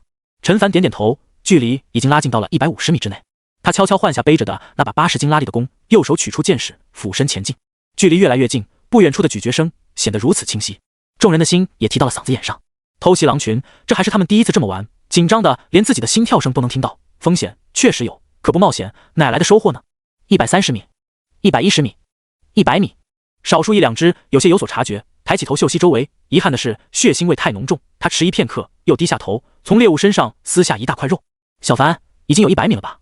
光头男人语气紧张道。刘叔，再靠近一点。陈凡咬牙道。100米还不是最佳射程，最好进入80米。当然，要是提前被发现，他会立刻抱起，张弓搭箭。短短的几秒钟时间，所有人的心都提到了嗓子眼上，10多20米的路程像是几公里那样漫长。直到陈凡的声音响起：“好了，刘叔，就这里吧。”话音刚落，陈凡腾的一下从草丛中窜出，左手张弓，右手搭箭，瞬间将弓弦拉满。这一套动作，他仿佛已经练习了成千上万遍，如行云流水。众人几乎都没有反应过来发生了什么，便听到空气中发出一声爆响，箭矢激射而出。80米开外，一头背对着众人的荒原狼正在大快朵颐。下一刻，一道箭矢转瞬即至，箭头疯狂旋转，从他后腰上一贯到底。剑锋从荒原狼柔软的腹部破体而出，扎入草地之中，将整头狼都钉在了地上。一声凄厉至极的哀嚎声，让其余的狼都纷纷抬头，甚至于有几头在陈凡冒头的一刹那就察觉到了。然而还是迟了。嗖嗖嗖，接连3道破空之声接踵而至。扑哧，清脆的声音响起，又是3头荒原狼倒在了血泊之中，连一般的盔甲都在这段距离中脆得跟纸张一般，更别说几头狼了。卧槽！高阳眼珠子都要掉了出来，口中直接爆起粗口。其他人甚至于都没有反应过来发生了什么事，狼群似乎也被这突如其来的一幕给吓懵了。看着倒在地上同伴的尸体，口中的低沉的声音，呼呼呼呼。陈凡此刻剧烈的喘息，汗水如雨落下，拿着长弓的左手都在不停的抖动，仿佛这双臂已经不属于自己。80斤拉力的弓4连射，果然还是太勉强了。可他没有选择，因为既然是他制定的作战计划，那绝不能在他身上出现纰漏。当然，这还没完。看着刚刚获得的40点经验值，陈凡心念一动，加点8点经验值瞬间蒸发，取而代之的是一股暖流流遍全身，将之前的疲惫去除了一小半，双臂重新恢复直觉，心跳也慢了下来。他的体质变得更强了。继续，又是16点经验值消失，一股更加强大的暖流涌现，疲劳直接消失大半。不仅如此，全身各处肌肉也变得更加紧实，不仅仅是体质，力量也更强了。陈凡来不及去看连续提升2次之后太极式如今的变化，正如他顾不及去看4连射之后基础剑法的熟练度如何。又是一支箭上弦，箭头再次对准一头荒原狼。那家伙似乎意识到危险，下意识想要后退，没错，不是前进，他怕了。然而还是迟了，下一刻，一支箭矢就从他的头骨穿过，透体而入，大半支箭矢都没入其中。嗷呜嗷呜！狼群此刻终于反应过来，眼中闪烁着凶光，死死地盯着陈凡，那个此刻手拿弓箭落单的人类。小心，他们要过来了！陈国栋紧张的大喊，第二个站起身。下一刻，刷刷刷，草丛中一下子冒出7、8个壮汉，长枪凌厉，在日光之下寒芒闪烁。剩下的几头荒原狼见到这个情形，不约而同倒退一步。如果他们会说话的话，一定会发出灵魂拷问：这群人到底是什么时候到他们眼皮子底下的？可噩梦还没有结束。嗖！几乎是破空之声响起的刹那，又是一头荒原狼倒在血泊之中。原本11头的狼群，此刻竟然只剩下了一半不到。剩下的5头荒原狼在面面相觑一番之后，默契地选择了夹起尾巴，掉头就跑。这严阵以待的众人脸上表情无比精彩。搞什么回击啊？他们还以为那群畜生要冲上来，手中的短矛都攥地死死的，结果就这么灰溜溜的跑了。呼！陈凡如释重负，又手臂无力地垂在身侧。他这次是真的到极限了，但那几头荒原狼要冲上来，他也不怕。算上刚才射杀的2头，经验值已经高达36点，哪怕再升级一次太极式也不难，还能加不少经验。不过这帮畜生虽然没有灵智，趋利避害的生物习性还是有的。总之，对于眼前这个战果，他很满意就是了。嘶！光头男倒吸一口冷气，像是木偶人一样机械地转过头，看着陈凡道：“小凡，这就是你说的最多能射杀4头。虽然你高书初中没念完就退学了，但4跟6还是能够辨认得出来的。”高阳悠悠道，他感觉刚才都白紧张了，压根就没有让自己等人出手的机会。小凡，你这也太猛了！一个人射杀了1半的荒原狼，有这种本事，我们刚才还需要抛下蛮牛再绕回来吗？是啊，这是不是有点多此一举了？陈凡闻言苦笑一声道：“也不算是多此一举，如果不这么做的话，真跟他们交手，100米之内我顶多能射杀2头就不错了，接下来就要跟他们近战，风险太大。”这倒也是。众人一个机灵，国栋，看来你这家伙后继有人了呀。光头男看了陈父一眼，有些酸酸的。陈国栋没说话，眼中却是露出满满的自豪之色。射术精湛，还有头脑，能保持冷静，也就是经验少一些，不然狩猎队领袖的位置让他来担任恐怕更合适。而且他也发现队伍里的人对于陈凡信任度也在不断增加着。好了，大家都别愣着了，有什么话回去再说不迟，赶紧把这些狼装好，还有那头蛮牛，不知道还能剩下多少肉，带回去煮一煮也能吃。在这个世道，有肉吃就不错了，谁还会在意？至少被狼啃过。众人也都忙碌起来，毕竟那几头狼回去之后，会不会又叫上一大群过来，也是个未知数。虽说这种可能性很低，但现场如此浓烈的血腥味，恐怕不久之后会引来其他的肉食性凶兽。陈凡则是站在原地，大口大口的呼吸着。小凡还能坚持得住吗？要不待会儿爸背你回去？陈国栋关心道。陈凡哭笑不得，没事，爸，休息一会儿就好。陈国栋脸上露出一抹尴尬之色，往人群那边走了2步，忽然停下脚步，转过身，微笑道：“这一次你做得很好。”说完，他快步往前走去。呵呵，陈凡笑了笑，能得到一向沉默寡言老父亲的亲口褒奖，不容易啊。对了，太极士现在到底是怎么个情况？他急忙向着属性面板的技能栏看去。太极士 LV3 0%，特性强健3级，强力1级。经过2次升级，太极士已经到了3级，这也是他为何在历劫之后还能再次射出2箭的原因所在。难怪感觉力量变大了一些，原来还多出了一个强力的特性。陈凡恍然，美中不足的是，这强力貌似1级只加1点力量属性，而强健特性1级却能增加2点体质。他内心多少有些遗憾，随即看向属性面板。境界淬体异虫，等级408，体质26.6，力量18.51，敏捷11.45，精神7.32，潜能点6 3.1天，体质增强4点，力量增强1点。除此之外，潜能点也累积到了3点。自从境界到达淬体异虫之后，潜能点增长速度也变快了，不过间隔还没有达到24小时，等到傍晚左右，实际上不用等傍晚，中午回去吃一顿就能再次将等级提上1级。以我目前的力量属性，使用100斤拉力的弓应当问题不大。陈凡眼中光芒闪烁，要是之后出来狩猎，身上带的是100斤的弓，遇到棘手一些的凶兽，隔着150米远就能射杀；要是碰上荒原兔这些弱一些的低级凶兽，隔着200米远都能一击毙命，而不用担心惊动对方，功亏一篑了。当然，要是能够用200斤拉力，甚至于300斤拉力的弓，那画面太美，陈凡光是想一想就要流口水了。对了，基础剑法怎么样了？他反应过来，连忙看去。基础剑法 LV5 25%。好家伙！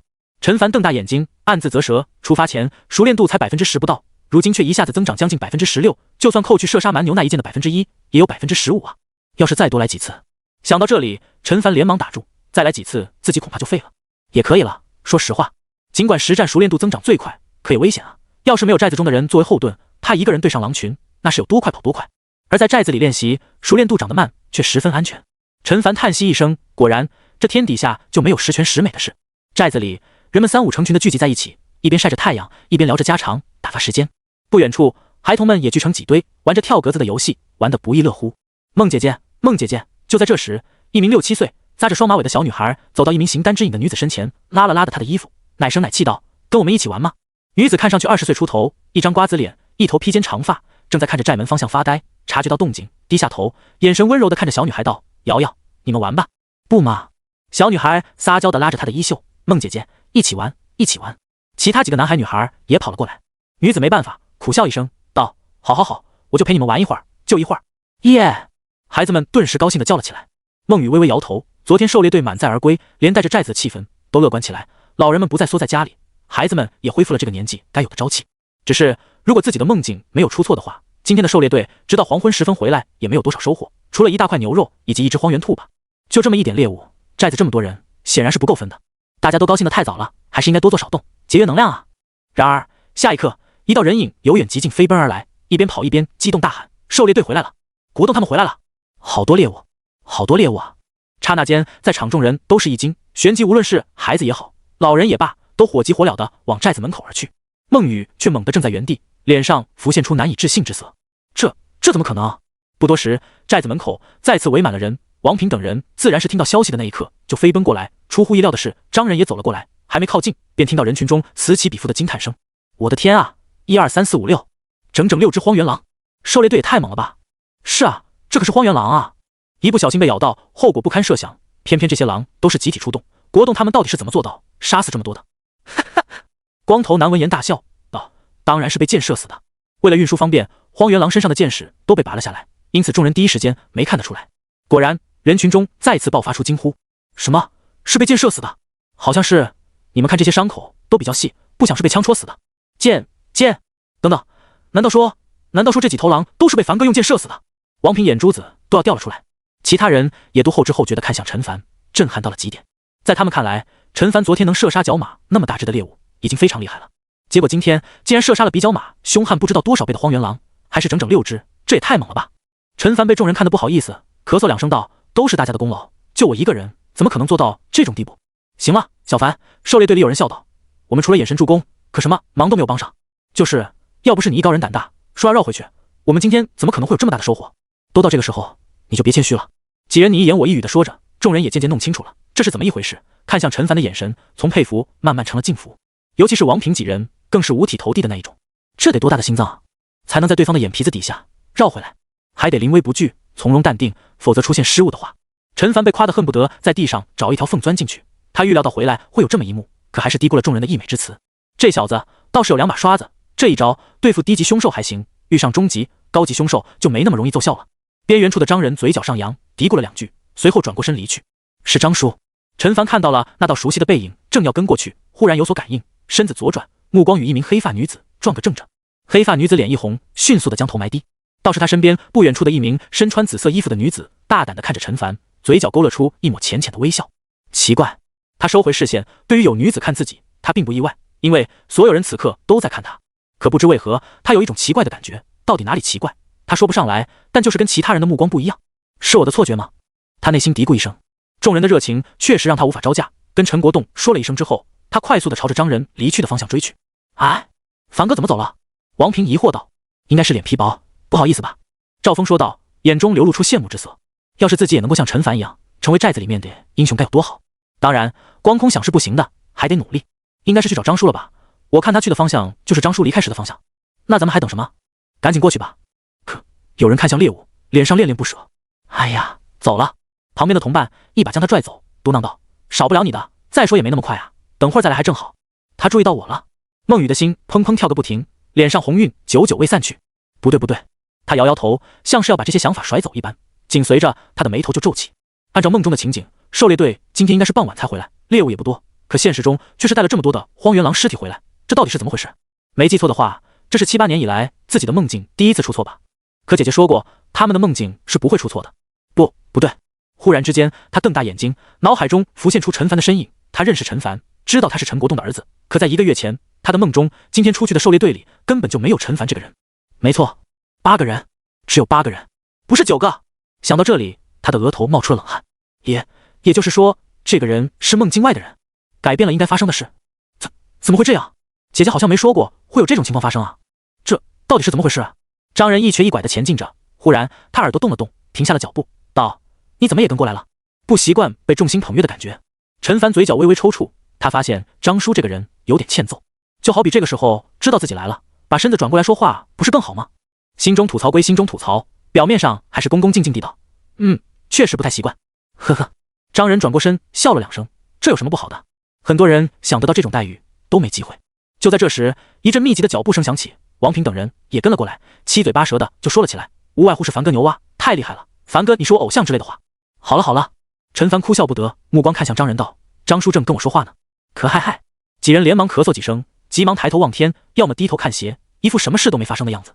张人已经是见怪不怪了，看向陈凡道：“我刚才说很多人想要这种待遇都没机会，这很多人就包括他们。”啊？什么机会啊？王平一听，顿时来了劲，伸长脖子问道。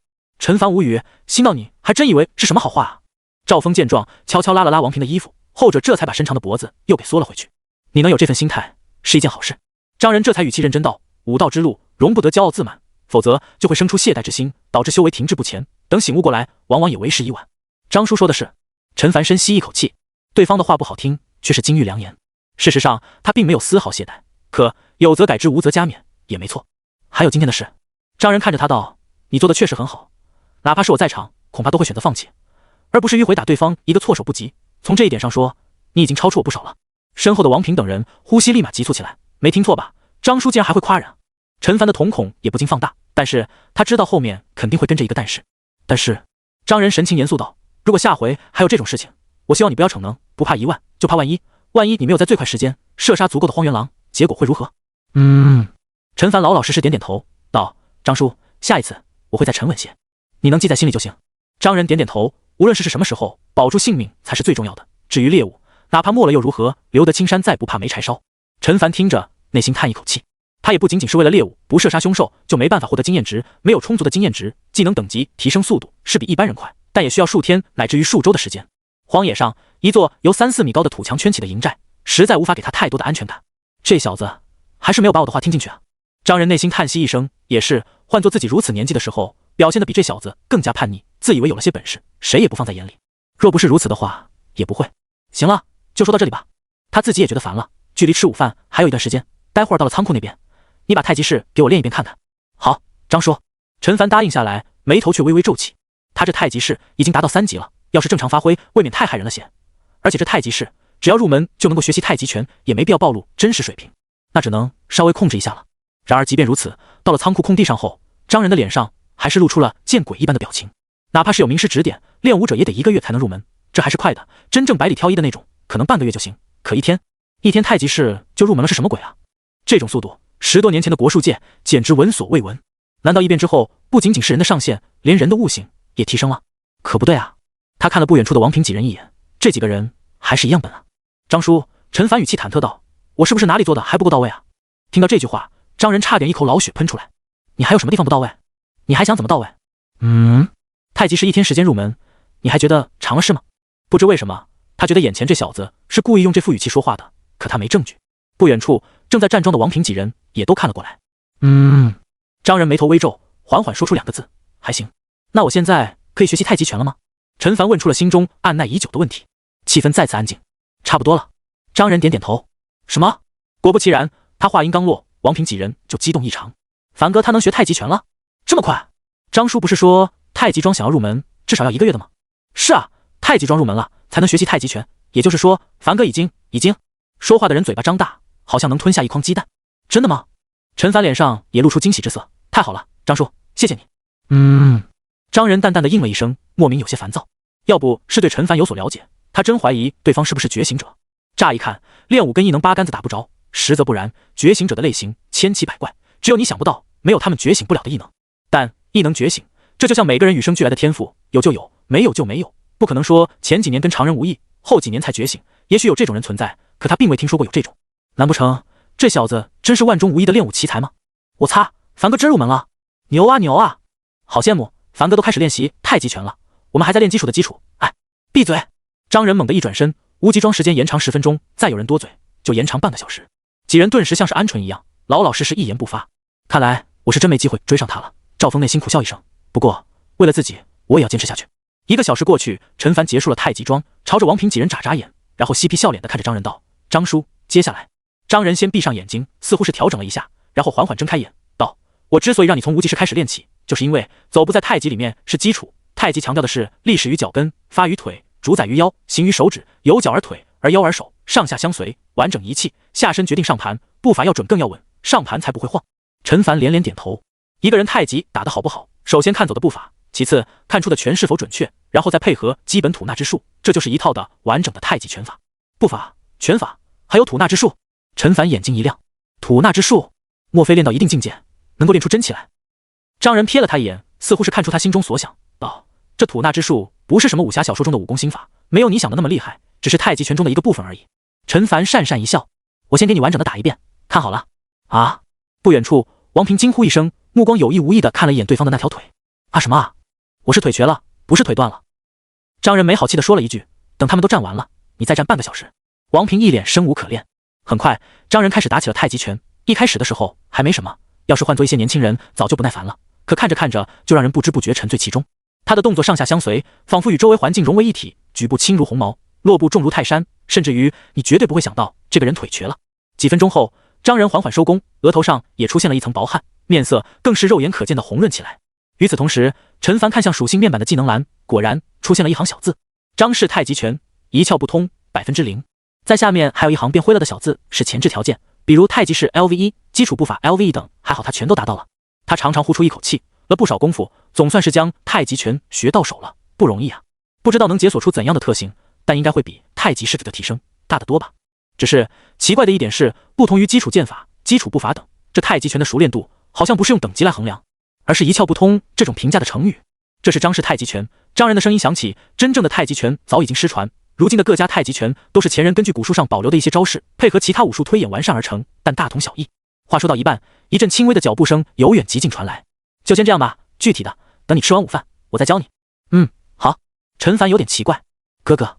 清脆的孩童声音响起，晨晨快步的跑了过来，笑嘻嘻道：“妈妈让我来喊你回家吃饭。张叔叔。”他脖子一缩，在他眼中，张仁像是一个怪叔叔。张叔，那我就先回去了，大家下午再见。陈凡笑着向几人告别之后，带着弟弟往家里走去。其他几人也都站完了妆，见状各自回去，毕竟他们早都饿了。只有王平孤零零地矗立在空地上，眼巴巴地看着张仁。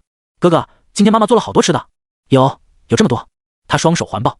是吗？陈凡忍不住摸了摸他的头。那你开不开心啊？开心。陈晨连连点头，然后小脸上露出一抹苦恼。可妈妈说都是给哥哥的，哥哥很辛苦，要多吃点。没事，到时候大家一起吃，吃完了哥哥会带更多的回来。果然还没到门口，一股肉香便扑鼻而来，桌上摆满了满满一盆肉，冒着腾腾热气。回来了。陈国栋脸上露出一抹笑意，刚煮好的肉，赶紧来吃吧，今天管够。真的吗？陈凡也笑了，那我可就不客气了。他可是满心期待等着大吃一顿，涨一波钱能点呢。一家人围坐在桌旁，陈凡伸出筷子，夹了一片肉放进嘴里咀嚼，十分劲道。是牛肉？他惊讶道。是牛肉。陈国栋解释道，上午那头蛮牛让那群狼吃进肚子不少，剩下的也就100斤不到，我们家分的多一些，4、5斤都在这里了。至于被狼吃进肚子里的肉，打算到时候连同狼的肠子做成血肠吃，也算是一种风味。还分了好几十斤的狼肉，以及你昨天带回来的角马肉，加起来估计得有上百斤了。女人双眼笑得眯成了一条缝。过去这些年就没有哪一天像今天这样有这么多存货，光吃的话能足够一家人吃1个月了。这样吗？陈凡内心也松了一口气，如此看来短期内不用为吃的发愁了。不过狩猎还是得继续，不能坐吃山空啊。将牛肉咽下去后，脑海中也出现了一道信息，钱能点加 0.2。 不愧是牛肉，一片顶得上2片兔子肉了。他暗暗心道，夹起第2块放进口中细细品尝。陈国栋夫妻俩也吃了起来。吃着吃着，女人忽然说道，国栋，家里的米快要没了，盐罐子也要见底了，你看是不是要拿些肉去宋家堡换一些回来？陈国栋停住筷子，然后点点头道，是要去换一点。陈凡耳朵微动，脑海中某些记忆也缓缓浮现。这宋家堡跟赵家堡一样，也是一座比较大型的营寨，有1、2千人，寨子中的首领据说在100公里之外的鞍山城有些关系，能够搞到一些珍贵的生活物资，比如米面粮油、香烟茶叶，甚至于药物武器。枪支弹药似乎也有，但卖得很贵。周围一些小寨子可以用金银首饰、凶兽肉之类的东西去交换想要的东西，听说个别寨子还会用女人小孩进行交换。当然想要进入是不行的，在堡前专门划分出一个区域用来检疫，如果是摆摊的话，需要收取一些摊位费，对方保证你的人身安全。是以宋家堡在这一带名声要比赵家堡大很多。爸，那宋家堡是不是很远？他好奇地问道。有点。陈国栋想了想，差不多15公里，来回的话30里路，想去的话最好3、4点就出发，要是途中耽误一会儿，天色晚了还回不来就危险了。女人闻言默然，但这也是没办法的事，没有米还有肉吃还好一些，可没盐吃的话就很严重了。那很危险吧？陈凡心提到了嗓子眼上。这哪有不危险的？陈国栋苦笑一声，这世道哪怕食物充足，待在寨子里不出去都危险。其实也还好，过去我们不是没去过，除了少数几次发生了些意外，绝大多数情况下不惹事不会有什么事的。那到时候我跟你们一块去吧。陈凡想了想说道。这个就不用了吧？陈国栋犹豫了一下道，只是去换一些东西，又不是出去狩猎，没你想的那么危险。而且这事情我们也有经验，不会出什么事的。是啊，小凡。女人也点点头。爸，我主要是去见识一下。陈凡笑了笑，他其实也不希望什么事，但人心难测，说不准。他要是没猜错，过去寨子里的人是用金银首饰买点东西，比如几斤米、1瓶盐什么的，藏好了根本看不到，就算被看到也不会引起太大的注意。这次不一样，众人是用猎物去换，几十斤瘦肉，按照父亲所说，1斤最普通的瘦肉能换2、3斤米，那就是上百斤米，10个人就是好几百斤，想不引起注意都难。这种情况下，有他在场，真遇到危险也能出一份力。至于价格为何这么贵，是因为过去的水稻小麦都发生变异，无法结出穗，虽然发现了替代品，可种子价格极高，小寨子根本负担不起。最重要的是，如果种植在城外，白天还好，夜晚必定吸引凶兽，因此难度很大。物以稀为贵，再加上有人故意控制，就形成了这种局面。另外，他也确实想过去见识一下。这行吧，等过2天再有一些猎物，你跟我们一起出发。陈国栋也觉得陈凡说的很有道理，在他心中，陈凡想要带着大家活下去，肯定也是要接触这些事的。那你们要注意安全啊。女人心又揪了起来。放心吧，妈，爸刚才不是说不会有什么危险的吗？陈凡笑着道。是啊，放心吧，不会有什么事的，又不是1次2次。陈国栋也出声安慰。不知道是不是陈凡也要跟着去，他忽然觉得这次一行恐怕还真没有想的那么简单，但又有什么办法呢？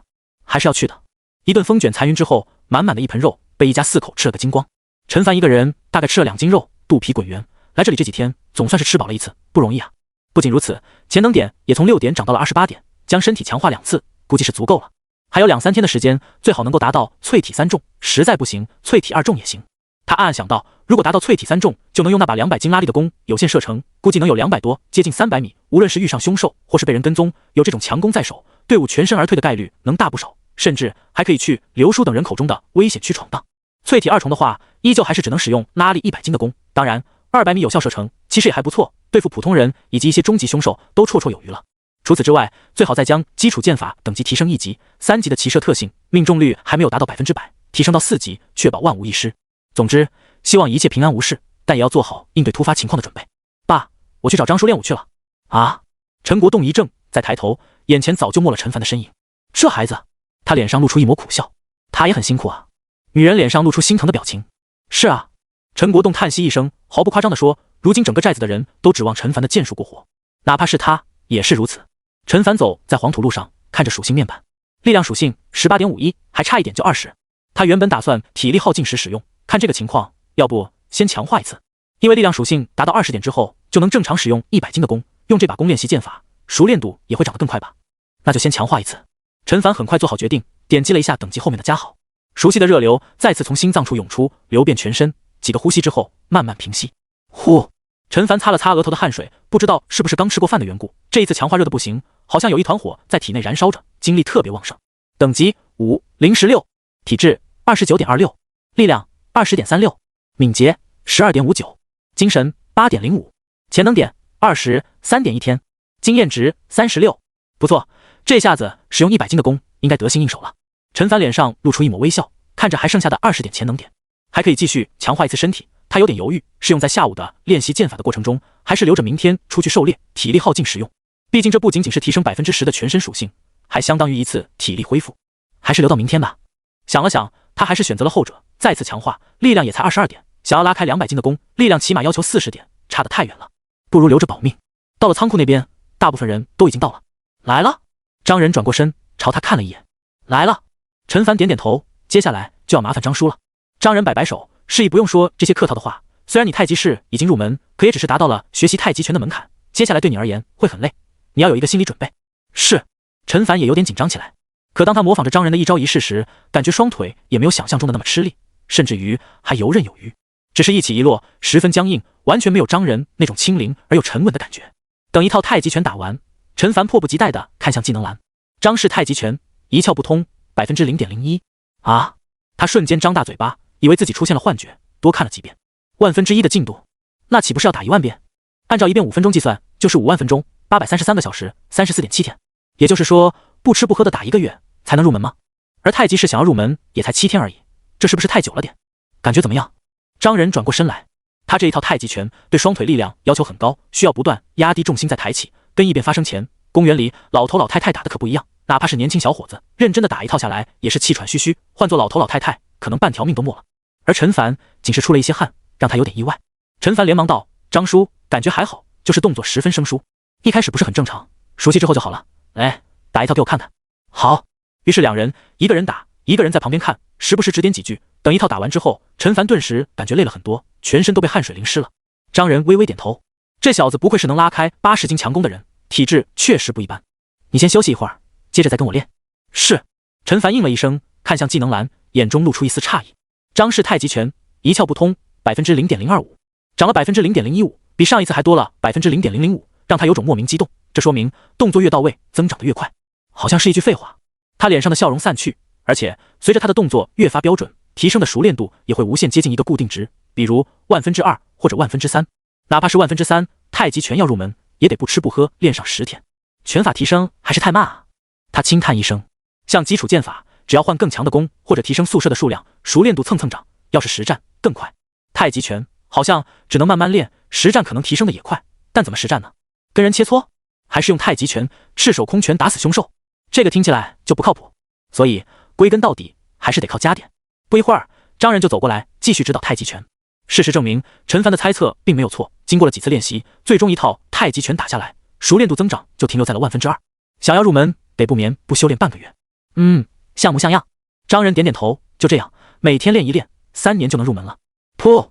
听到这句话，不远处的王平等人差点吐出一口老血。三年入门，要不要这么夸张啊？相比之下，无极是1周，太极是1个月，就太友好了。张仁看过来，嗤笑一声，道：“3年入门，这还是天赋不错的，差一些的5年都不见得能入门。你们要是接受不了，也可以学学其他的，1年时间就能入门。”是什么？众人都心动了。张仁无语。至少在他看来，学什么拳法都是一样的，最终目的都是为了入境，甚至于练出真气。入门慢的，后面可能容易练；入门快的，后面恐怕很难练。但这些道理他跟这些青年肯定是说不通的，对方听不进去，就算听进去也理解不了，因为他年轻时就是这样。形意拳，你们想要入门快就学形意拳，不过在此之前得练3个月左右的三体桩。形意，几人连忙喊道：这还有什么难以选择的？肯定形意啊！满打满算1年半就能入门了，太极拳3年都不一定呢。那好吧，等你们太极桩什么时候入门呢？我就教你们三体桩。张仁淡淡道：那个张叔，我也……张仁眯着眼睛看向陈凡，仿佛在说你在逗我吗？不是，张叔，你误会了。陈凡被看得直冒冷汗。我的意思是，等我太极拳入门，也想跟你学习形意拳。从桩功来看，不同的桩功尽管有相似之处，提升却是可以叠加的。拳法恐怕也是一样，学得越多就越强。哦，张仁眼睛睁开，随后嘴角微翘，太极拳入门就想学第2门拳法，心挺大呀。等你太极拳什么时候大成了，再跟我说学第2门拳法的事情吧。呵呵。说完，他一转身走了。呵呵。陈凡感觉自己受到了嘲讽。太极拳大成，这很难吗？很难，至少在张仁看来是这样。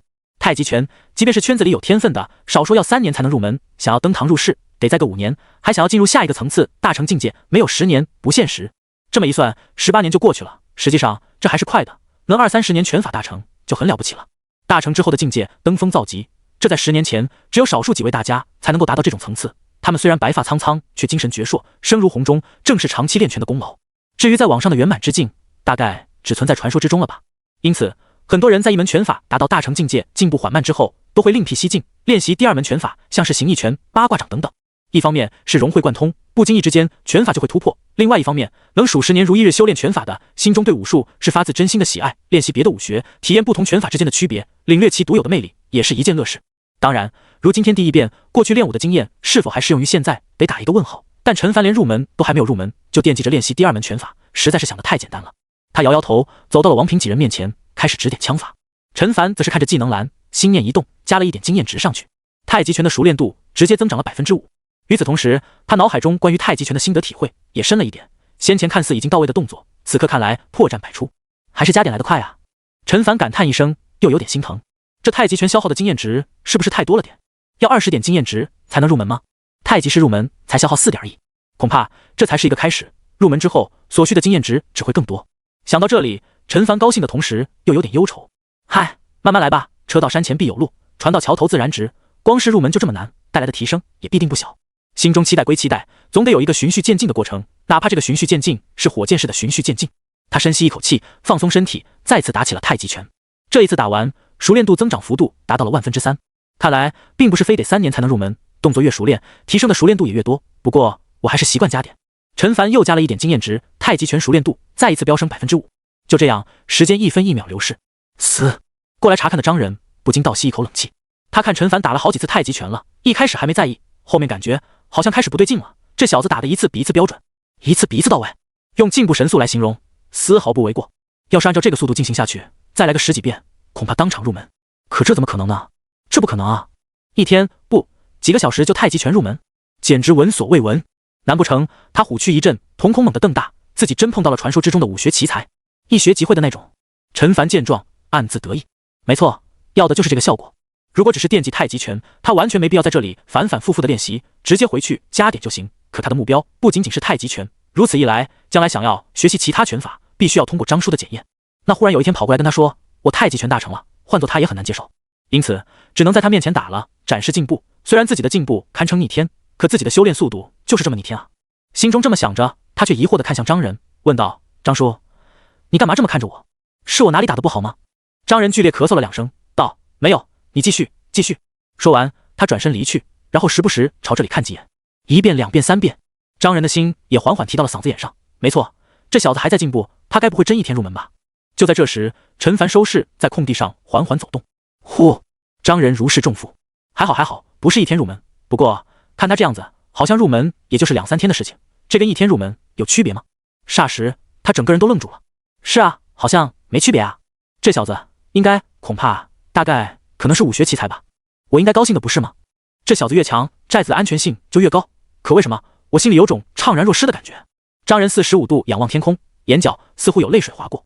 看来张叔多多少少有些心理准备了。陈凡松了一口气，悄悄收回视线。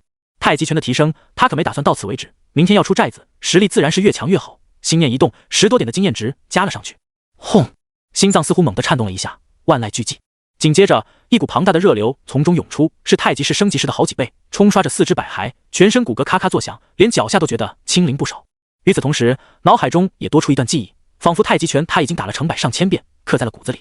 这一过程足足持续了5秒钟的时间。等热流消失，陈凡依旧沉浸在先前的感觉之中。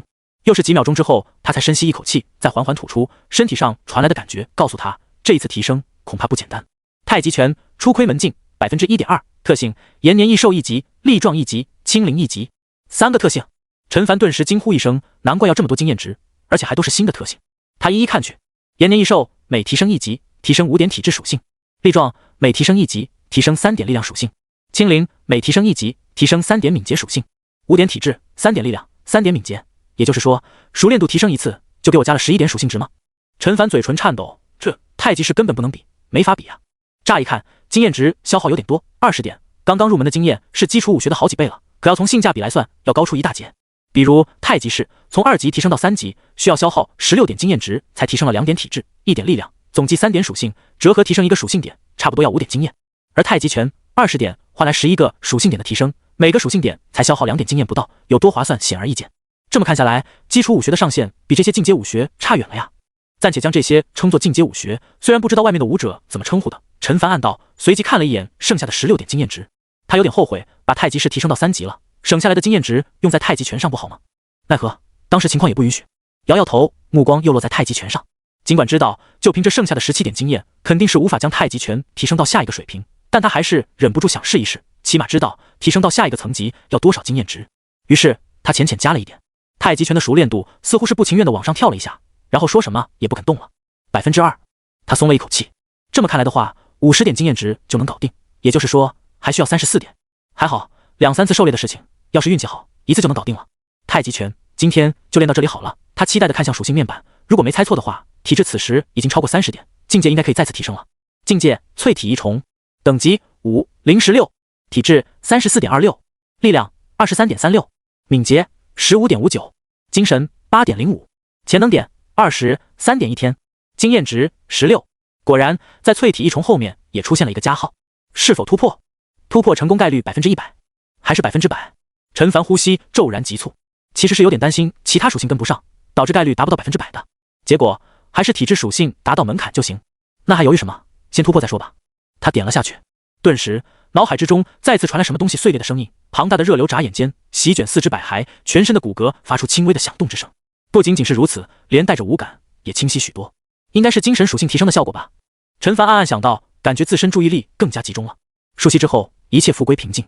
境界淬体二重，等级5/016，体质37.68，力量25.69，敏捷17.14，精神8.85，潜能点20，5.1天，经验值16。陈凡看着自身属性，嘴角微微上扬，尤其是体质属性，将近38点，还差3点又要达到突破的门槛了。不过他目光落在力量属性上，相比之下，力量就太低了，怎么忽然之间体质力量属性之间的差距拉得这么大了呢？好在也有25点，20点就能使用100斤拉力的功，25点还不是手到擒来。于是几分钟之后，什么？张仁惊呼一声，正在练枪的王平等人也被吓得一哆嗦，一脸懵逼的往这里看来。没你们的事，好好练你们的枪。几人面面相觑，又把头缩了回去。小子，你刚才说的是真的？张仁语气激动，以至于手臂都在颤抖着。你确定？刚才脑海中有像是玻璃碎掉的声音。陈凡回想了一下，重重点头。张叔，我十分确定。不仅如此，我还感觉身体变强了不少。张叔，这到底是怎么回事啊？张仁闻言，瞳孔渐渐恢复正常，轻吁一口气道：你小子，这是突破了呀！突破？陈凡声音颤抖。张叔，你的意思是我是武者了？什么？武者？凡哥他是武者了？淬体一重的武者吗？跟魏叔他们一样？王平、赵峰几人听到这里也无法淡定了。到淬体一重的话，岂不是可以拉开100斤的功了？这才几天啊，从40斤到60斤、80斤，如今就100斤了。凡哥他进步也太快了吧？没错。张仁点点头，目光复杂。也是啊，能2-3天就将太极拳练入门的人，在食物充足的情况下，境界提升怎么会慢呢？虽然这提升速度也太快了，但武学奇才本来就不能用常理度之。陈凡也是愣了愣，似乎也被这个天大的好消息砸晕了。半晌之后，他才试探性地问道：“张叔，我现在跟魏叔他们一样，都是淬体一重武者，是不是代表我也能够拉开那张100斤拉力的弓了？”“你跟我来吧。”张仁说完，转身往仓库走去。不知为何，他有种预感，恐怕接下来那2张200斤、300斤拉力的弓，要不了多久也会被陈凡给拉开。真要是能拉开，也是好事。他心中暗道：这世道危机四伏，一不小心就会丢掉性命，实力强大一分，活下去的把握才多一分。给陈凡接过弓，比80斤拉力的弓又沉了几分，弓箭紧绷，用手拨动一下，立刻发出剧烈的震颤声。张仁又将箭袋递过来：“你之前用的箭就别用了，这些箭都有2两重，配合你手上那把弓，再合适不过了。”2两重。陈凡看去，只见箭袋中的箭矢长约90公分，箭杆快有小拇指粗细，箭足接近5厘米长度，2厘米宽，闪着寒光。这种箭矢从上百斤的弓射出去，威力可想而知。张叔，我这就去试一试。他迫不及待道。虽说你如今也是武者，可也是刚突破不久，别勉强自己。张仁不放心道。张叔，我心里有数。陈凡笑着点点头。有了这把弓，200米开外就能射杀凶兽，哪怕是遇见铁甲犀牛那种终极凶兽，也有一战之力。当然，也能更快地将基础剑法提升到6级。如果能成的话，不知道这一次会不会有新的特性解锁出来。箭靶200米外，陈凡站定，左手举起弓，右手搭好箭，大拇指与食指一点一点往后拉动弓弦。吱呀！伴随着弓身上传来的声音，旁边张仁、王平几人的心也提到了嗓子眼上。陈凡他真的能将弓拉满吗？这可是100斤拉力的弓啊！然而下一刻，他们的眼睛不约而同地瞪大，震惊地看着已经被拉地如同满月一般的功效。紧接着，啪的一声，仿佛是爆竹被点燃爆炸一般，嗖的一下，甚至于都看不清影子，箭矢就深深扎入靶心之中，尾羽在空气中疯狂震颤，发出一阵嗡鸣之声。太强了吧！王平瞠目结舌，竟然真的拉开了，而且那声音，这就是100斤拉力的弓吗？哪怕是凶兽，又能正面扛得住几箭呢？赵峰内心的震惊也到了无以复加的地步，旋即脸上露出苦笑。他知道自己很难跟上陈凡的步伐，可他没有想到，如今连脚后跟都要看不见了，人与人之间的差距真是大得吓死人。这小子，张仁内心同样震惊。魏家兄弟同样可以拉开100斤的弓，可准头却差了不少，3箭能有2箭命中5环就不错了，10环几乎没出现过。可陈凡明明是第一次使用100斤拉力的弓，却能正中靶心，以至于他内心都难免感到羡慕。要是自己也有这种箭术，该有多好！陈凡自然不清楚周围人在想什么，他迫不及待地看向技能栏，基础剑法 LV5 26.5%，他的眼睛微微眯起，一箭就增长了 0.5% 的熟练度吗？说实话还不错，2次熟练度就 1% 了，74%也就148次，看起来多，但是比打太极拳快得多了。当然也累得多，而且100斤拉力的门槛摆在这里，力气达不到根本没用。太极拳就不一样了，只是对桩弓步伐有点要求，如果是用3连射或者4连射就更快了。想到这里，他抽出第2根箭矢搭在弦上，啪的一声，又是一声爆响，声音还未消散，箭矢便定在靶心之上。这时又是一声爆响，第2支箭矢转瞬即至，接着又是一声爆响，3连射，接连3支箭矢插在了靶心之上。旁边观看的王平等人大脑中一片空白，嘴巴半张，发不出一点声音。不是吧，100斤的弓也能3连射的吗？下一刻，陈凡手中再次多出一支箭矢，几人下巴都要掉在地上了。还来，这家伙究竟有多少体力啊？不过让他们松一口气的是，陈凡又把箭矢放了回去，转过身冲着他们一笑，道：好像到极限了。王平松了一口气，凡哥，你也知道自己到极限了，既然能一连拉开3次，我们连拉开1次都够呛，何止拉到一半估计就不行了。凡哥，你太强了，真的。几人你一言我一语道，心悦诚服。行了，你们要是再这么夸，我会骄傲的。陈凡开玩笑的说了一句，其实他还有余力，不过没必要将自己弄到力竭的地步，3连射的强度正好，而且增加的熟练度也多，接近 3%， 换而言之，来20-30次3连射就够了。陈凡。就在这时，赵峰脸一红，道：你能教我怎么练习剑法吗？顿时气氛安静下来，旁边的王平几人眼中露出十分诧异之色。赵峰的自尊心出了名的强，他能说出这种话不容易啊。行啊，陈凡不假思索道，这有什么能不能的？你们之中有谁想要练的，也可以一起啊。反正他每次宿舍之后都需要休息一会儿，闲着也是闲着，再说指点也不了多少时间。真的吗？我们也可以吗？哇，我几人顿时激动起来，但还是看向了张仁。看我干什么？想学就学呗。张仁无语，像是自己不让他们学剑法似的，还不是他们自己坚持不下来吗？不过这也有客观因素在里面，陈凡没出去狩猎时，寨子里食物稀少，练剑可是相当消耗体力的，如今至少短期内食物充足，有培养弓箭手的条件了。当然也得看个人的天赋。于是趁着这段休息的时间，陈凡给几人讲解了一些基本的注意点。赵峰那边算是领先了一些，讲的东西就深入一些。张仁坐在一边看着不停示范动作的陈凡，心中有点怪怪的。话说自己的饭碗该不会被这小子抢走了吧？虽说被抢走也没啥，而且练习射箭也挺好的，毕竟双方实力相差不大的情况下，手长的就是有优势。要不我也学学射箭？他脑海中忽然跳出这个想法。可让这小子教我，是不是有点丢脸？这有什么丢脸的？术业有专攻，再说等我学会了，使用的功比这小子还厉害。不行，总感觉有点不舒服。张人的脑子里仿佛有两个小人争执不休。下午的时间很快过去，陈凡回去又吃了2斤肉，潜能点累计到达了42点。他没急着强化身体，毕竟刚吃完饭，体力充足。回到了仓库空地上继续练剑，一次又一次的3连射，熟练度以肉眼可见的速度上涨。期间，陈凡还强化了一次身体，确保精力充沛。终于到了晚上10点多的时候，一股热流涌起，很快流遍全身，双臂的疲劳得到少许缓解。当然，相比太极拳升级，这基础剑法升级的动静就小得多了，毕竟只是基础武学，提升的方向也偏重于剑术，而非身体素质。不过，除了身体提升带来的变化之外，一段崭新的记忆也浮现在他的脑海之中。陈凡闭上眼睛感受一番之后，猛然睁开眼睛。这一段记忆是新特性，他急忙看向技能栏。基础剑法 LV6 0%， 特性强身6级，臂力过人6级，缓射6级，齐射4级，速射1级。速射每提升1级，射速提升 30%。看到这里，陈凡不禁双眼冒光，心中大喜，这特性来的还正是时候。在他看来，射箭速度跟2个因素有关，一是跟射箭者自身的敏捷，敏捷属性越高，射速自然越快；二是熟练程度，以更高的效率装填箭矢，继而发射出去。两者互相作用，共同决定最终的射速。这速射特性无疑是后者。基础剑法升级正好恢复了些体力，那就试一试升级后的3连射吧。陈凡跃跃欲试，啪啪啪，一连3声爆响在静谧的夜空中远远传播开来。陈凡一边喘着粗气，一边惊喜地道：3秒钟，3秒钟多一点。之前的他想用100斤拉力的弓进行3连射，至少也要5秒钟，还是状态好的情况下，差一点6秒钟都有可能。如今在速射特性的提升下，3秒5就能搞定，几乎1秒钟一支箭。不要小看这几十毫秒的提升，差之毫厘失之千里，有的时候距离命中目标可能就差那么一丁点的时间。不仅如此，如果是在面对冲击时，更高的射速能消灭更多的有生力量，重要性不言而喻。这才是1级，如果是2级、3级呢？将近1倍的射速提升。陈凡倒吸一口冷气，也就是说，很有可能1秒钟射箭2次，甚至于3次。这听起来近乎于天方夜谭的事情，却是实实在在有可能实现的。毕竟这个世界连毁天灭地的觉醒者都有。目标达成，困意袭来，时候也不早了，今天就到这里吧。他打了一个哈欠，向周围扫了一眼，连张叔都不知道何时回去休息了。场地上除了他之外，空无一人。不过在回去之前，他看向属性面板，脸上浮现出一抹笑容。如果算上基础剑法的提升，自己的体质、力量、敏捷3大属性平均值正好是30点吧，那就可以再次突破了。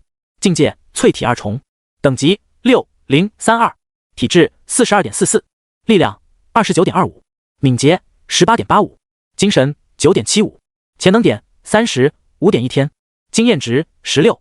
期间一次强化身体强化等级已经到了6级，而潜能点比强化到下一级所需的经验值少了2点。好在这不是问题，因为差的1-2点，只要他明早吃点肉粥就行。这次强化机会，他打算当做底牌，关键时刻恢复状态用。重点是境界后面有一个醒目的加号。其实这个加号在身体强化等级从5到6的时候就有了，当时他还兴奋了一会儿，以为能够突破到淬体3重，一天突破2次，不要太爽。结果刚点上去，笑容瞬间就没了，因为突破概率并不是100%，而是98%。虽然说近乎于100%，他却没敢尝试。按照系统说明，如果突破失败，会随即扣除几点属性作为代价，这好像也是在情理之中。想要达到100%的话，体质、力量、敏捷属性的平均值需要达到30点。当时强化之后，平均值只有29点多，但在基础剑法升级之后，一切就同了，30.18点，呵呵，还真是巧合。下一刻，他果断选择突破。咔嚓，一道比前2次更大的碎裂声在脑海中响起，一股庞大的暖流瞬间席卷全身，此前的疲劳、困意都一扫而空，一股前所未有的强大感涌上心头。境界淬体3重，等级6032，体质46.68，力量32.17，敏捷20.73，精神10.72，潜能点37.1天，经验值16。呼，陈凡重重呼出一口气，一天突破2次，没想到还真到做到了。46点的体质属性，估计5连射都问题不大。32点的力量属性，距离能够拉开200斤的弓也只差了8点而已，100斤拉力的弓更不在话下了。就是敏捷跟精神低了点，不知道从淬体突破到练肉劲的条件是什么，估计不会这么容易达成了。算了，慢慢来吧。今天提升这么大，到时候去宋家堡交换物资也会安全很多。陈凡抬头看向夜幕中的圆月，希望明天运气够好，多狩猎一些猎物回来。次日一早，天还蒙蒙亮，薄薄的晨雾之中依稀传来兽吼声，寨子里的人就已经起身做着外出狩猎的准备工作，女人们则是烧火做饭，眼中既有期待又带着担忧。等到第一缕阳光穿透云层，照射在寨子的墙壁上时，狩猎队已经站在吊桥上，整装待发了。寨子门口站满了人，这几乎已经成了一种习惯。路上小心啊，注意安全，早点回来。叮嘱声此起彼伏的响起。张仁也站在人群之中，默默注视着陈凡。以后者的能耐，只要不冒进，发生危险的概率不大。当然，凡事都有例外。这世道，有的时候人比凶兽更加危险。凡哥，加油！我看好你！王平扯着嗓子大喊，惹得其余几人也大喊起来。赵峰缓缓移开脚步，想离他们远一点。知道了。陈凡哭笑不得，王平这一嗓子几乎把所有人的注意力都吸引到自己身上了，包括他看向人群角落处的黑发女子，后者唰的一下低下头，应该是在看我吧。陈凡内心泛起嘀咕，难不成真看上自己了？算了，现在可不是谈情说爱的时候，淬体三重，说弱不弱，说强也强不到哪里去。在众人注视之下，狩猎队缓缓走出寨子，孟雨此刻也悄悄抬起头，想到刚才差点被抓到，脸上一红。希望今天你们也能跟往常一样平平安安的回来，他心中祈祷。小凡，老实交代，你是不是看上寨子里某个姑娘了？没走多远，光头男看着陈凡，一脸暧昧。啊！陈凡张大嘴巴，一脸不明所以，还跟你刘叔装傻，我都看见了。光头男哼了一声，得意道：就长头发的那个，对吧？这突如其来的一番对话，顿时引起了其他人的注意。老刘，你刚才说什么？什么黑头发的那个？是啊，你在说啥呢？我怎么听不懂啊？我听到了一点，好像是老刘问小凡是不是有喜欢的女人了，小凡不理解，然后老刘说我都知道了，是黑头发的那个。什么？真的假的？这一下子连走在前面的陈国栋都看了过来。刘叔，你在说什么啊？陈凡啼笑皆非。装？你还在这里装？我都看在眼里。光头男的一道，昨天我就注意到了，你盯着人家看，刚才出发的时候你又去看人家，把人家小姑娘都看得不好意思了。众人内心一惊，目光落在陈凡身上，笑容都变得暧昧起来。真不是你们想的那样。陈凡耸了耸肩膀，有点无奈，解释就是掩饰，他怕会越描越黑。对，确实不是我们想的那样。我们想的那样，就是小凡，我们可什么都没说，放心吧，我们会给你保密的。几人一副我懂的样子，还有人用肩膀撞了撞光头男，低声询问：那个女孩到底长得什么样？漂亮吗？陈凡无奈摇头，吃瓜本来就是人类的通性，随他们去吧，毕竟平常又没有什么娱乐活动。喧闹很快被无聊取代，为了节省体力，一行人默默地在荒野之中行进。1个小时、2个小时，头顶着阳光，陈凡的眉头也缓缓皱起。不会吧，今天的运气不会还像昨天一样吧？走了这么久，一只像样的猎物也没有遇见。就在这时，300-400米开外有一道黑影，有猎物了。其余人也都注意到了这一点，犹如久旱逢甘霖，不由得精神一振。好像是铁甲犀牛。陈凡的声音响起，脸上露出一抹苦笑。什么？铁甲犀牛？铁甲犀牛？一听这话，几人又像是泄了气的气球。话虽如此，众人还是前进了一番，确认了是铁甲犀牛没错。不愧是弓箭手，小凡，你这看地真远。光头男竖起大拇指。陈凡笑了笑，怎么说自己也是淬体3重，身体素质上去，自然能够看得更远，听得更清楚。绕道吧。陈国栋悻悻道，这种大家伙能不招惹还是不要招惹的好。陈凡的手则是紧紧握着长弓，他心中涌起一股射他一箭的冲动。以自己的目前的实力，射杀这种庞然大物，问题应该不大。到时候不仅能获得大量经验值，如此庞大的猎物也能让寨子吃上好多天的。唯一担心的是对方体型太大了，宛如一辆重卡，即便是被射中了，也很难立刻毙命。到时候发起狂来追逐其他人，后果不堪设想。算了，再找找其他猎物吧。陈凡握紧的手又松了开来，至少等自己到了炼肉境，有一件毙命的把握再说。话说，那头铁甲犀牛是不是我们上次遇到的那头啊？有人嘀咕道，我怎么感觉跟那头很像？这谁知道？高阳咽了一口水，骂骂咧咧道，这些畜生长得都一样，谁能区分得出来？是啊，好在这一次我们是提前发现了他，算是有惊无险。再走个把小时，如果还没有猎物的话，大家就先坐下吃个饭，休息一下。陈国栋说道。众人都点点头。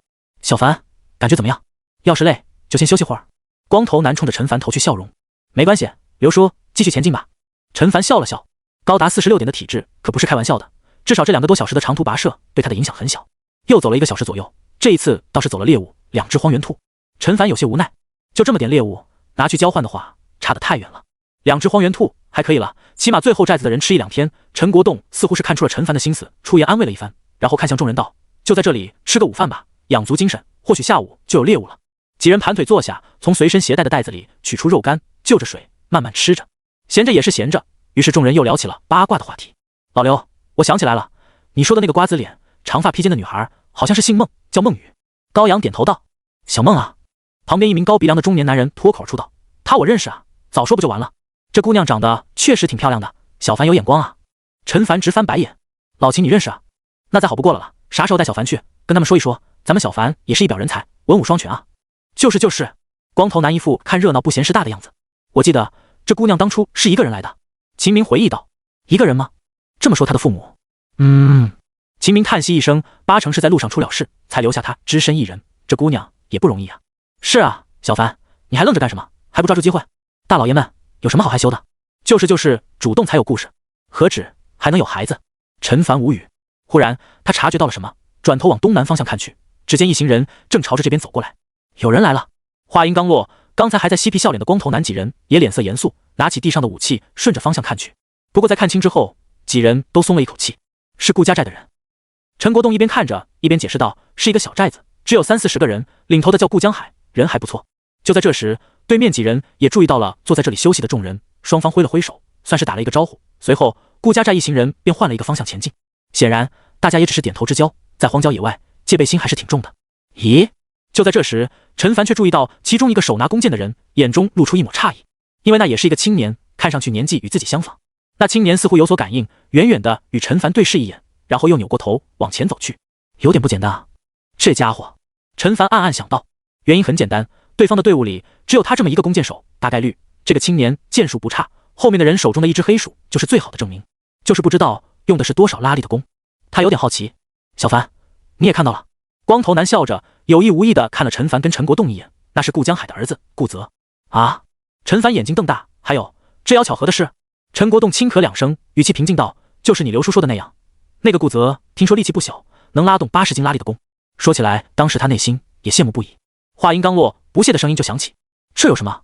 我们小凡现在用的可是100斤拉力的弓，就是真要比剑术，我看那小子差得远了。高阳几人都不服气的说道。别的不说，就说陈凡单枪匹马接连射死6头荒原狼，那小子能行？陈凡有点哭笑不得，又有点感动，他听得出大家是发自真心的维护自己。他的目光注视对方离去的方向，心中释然，难怪就这么几个人能够养活一个小寨子，那个叫顾泽的的确有几把刷子。要是自己寨子里接下来能出现一些这种人物就好了。他的脑海中不自觉地浮现出赵峰、王平几人的身影。午饭过后，众人又休息了一会儿，再次踏上狩猎的征程。似乎是否极泰来，也就半个小时的功夫，一群猎物出现在视野之中，好像是一群羊。陈凡脱口而出，他如今能看清将近500米之外的物体，当然这段距离对陈国栋而言就太远了，300米左右是他们能看清楚的最大距离，再远的话只能看到轮廓。这群羊大概有10多只，体型比普通的羊大上1/2左右，头上长着黑色弯角，全身雪白，4条腿齐长，且健壮有力，一看就知道擅长奔跑。此刻他们绝大部分都在吃草，但其中一只却在警惕四周，而且看情形已经发现了自己一行人正朝着这里看着。羊？是菱角羊吧？光头男自言自语道。看样子是，这就难办了。众人先前脸上的笑容都淡了下来。陈国栋解释道，菱角羊也是低级凶兽中的一种，没什么攻击性，但生性谨慎，即便是在进食时也会有负责警惕的，一旦发现危险就会发出警报，他们奔跑起来连角马都追不上。这样，陈凡点点头，确实如同父亲所说，而且看得很远，就像现在我们才看见他们的轮廓，那个哨兵8成已经发现我们了，估计等距离他们300-400米就会惊动他们了。嗨，还以为能有机会大丰收，现在看起来却是白高兴一场。走吧。高阳意兴阑珊，其他人也都是如此。他们之前可是吃过不少苦头，后来也就学精了，与其浪费体力，不如当作无事发生。听到这话，陈凡有点不甘心，好不容易碰上一群猎物，只要能将距离拉近到200米，哪怕250米，他都有把握能至少射杀2头。可父亲他们说的也是对的，那头菱角羊十分警惕，并且发现了自己一行人，毫无疑问，一旦进入警戒范围，他们必定会逃走。所以就没有办法了吗？也有，要是能用200斤拉力的弓，此刻应该就没这种问题了。要是300斤拉力的弓，更是易如反掌。显然，这种方式不现实。就在这时，他脑海中灵光一闪，不如声东击西看看。失败了也没什么损失，可一旦成功的话，就是丰收。爸，各位叔伯，你们看这样行不行？陈凡将自己的想法讲了出来。众人听完面面相觑。我们负责吸引那头菱角羊的注意，小凡你趁机绕后。光头男睁大眼睛，这听起来是一个不错的主意，可能行吗？高阳一脸不确定的样子。试试呗，或许真能行呢。别忘了，上一次对付那群荒原狼是小凡出的主意，一开始大家不还是觉得不可能吗？结果证明小凡真的做到了。没错，我也觉得可以一试。众人商量一番，都同意了。好，陈凡深吸一口气道，按照高叔的意思，当人靠近他们300-400米时就会让他们逃走，所以各位叔伯想尽办法吸引他们注意时，也不能太靠近，让他们逃走。只要我能接近他们200-300米，最起码可以射杀2头。2头？一听这话，众人呼吸为之一滞。好家伙，哪怕一头按照150斤算，2头都有300斤了。好，小凡，我们尽力。陈凡点头，他也很紧张，因为这个计划需要双方的合作，一旦有一方出现失误，计划就会破产。好处是失败了也没什么，于是众人先按照商量好的聚在一起，遮挡住那头领角羊的视线之后，沿着圆弧缓缓往羊群靠近。果然，那头领角羊一下子就被吸引住了，身体随着众人而转动。陈凡则是像特种兵一样匍匐前进，毕竟这领角羊身高在2米左右，居高临下，还像之前对付荒原狼一样下蹲前进，很有可能被发现。与此同时，陈国栋等人的心也提到了嗓子眼上，一个个动作能多轻柔就多轻柔，甚至于不敢转过头与那头领角羊对视。我怎么感觉像是在做贼一样？高阳吐槽道。呵呵，哪有这么光明正大的做贼？光头哈哈笑道。小凡到哪里了？陈国栋问道。队伍后面的人不准痕迹地扫了一眼，道：大概400多米。我们再靠近一点，要确保那头领角羊的注意力一直放在我们身上。陈国栋说道。就这样，时间一点一点过去，双方都距离300米左右。那头领角羊好像是叫了一声，原本在进食的其他领角羊都抬起了头，一双双黑漆漆的眼睛看着这里。糟了！光头男惊呼一声，好像靠得太近，不会要跑吧？霎时，一群人像是头顶都悬着一把达摩利克斯之剑，丝毫不敢动弹。另外一边，匍匐在草丛之中的陈凡也不敢轻举妄动，发出丝毫的声响，因为在如此安静的时刻，任何一点草丛中的动静都会被无限放大。要是让其中一头领角羊察觉，发现他们已经陷入腹背受敌的处境，那必定毫不犹豫撒腿就跑。所以只能看老爸他们那边的发挥了。不要慌！陈国栋来不及擦去额头滚落的汗水，压低声音道：现在只是引起了他们的警戒，再有几十米才会引起他们的敌意，我们往外走一点。身后众人点点头，尽量放轻脚步往外圈走去。那群领角羊注视着众人的背影，大概几分钟之后继续低下头进食。找到一处鲜嫩可口的青草，对他们而言也不容易。那头负责警戒的家伙还在盯着众人，他们好像放松警惕了。高阳小声地说道，感情像是在鬼门关走了一趟。就保持这种距离，围绕他们走动。陈国栋说完也松了一口气，他们能做的基本上都做了，剩下的就看小凡了。另外一边，陈凡也没让他们失望，趁着这段时间果断拉近距离，300米、280米、260米、240米，已经进入了攻击范围。再靠近一点，陈凡暗心道，距离越近，留给他出手的时间就越多。但就在这时，那头负责警戒的领角羊身体忽然180度大转弯，看向了陈凡所在的方向。陈凡大吃一惊，连忙低下头，一动不动。难道他看见自己了？不应该啊，或许是听到了一些动静，或者气味。怎么办？是立刻抱起射击，还是装死试图蒙混过关？他屏气凝神，透过草丛之间的缝隙凝视着领角羊群。如果这群家伙要动身离开，那他就会立刻动手，毕竟明日经不到手童。与此同时，陈国栋等人也给陈凡捏了一把汗。小凡这是被发现了吗？有人颤声问道。应该没有吧，如果被发现，那头羊不会不通知其他同伴。对，估计是有所察觉。我们继续，尽量将他的注意力吸引过来。陈国栋说道。这一刻对于陈凡而言，每1秒钟都像1个小时那样漫长。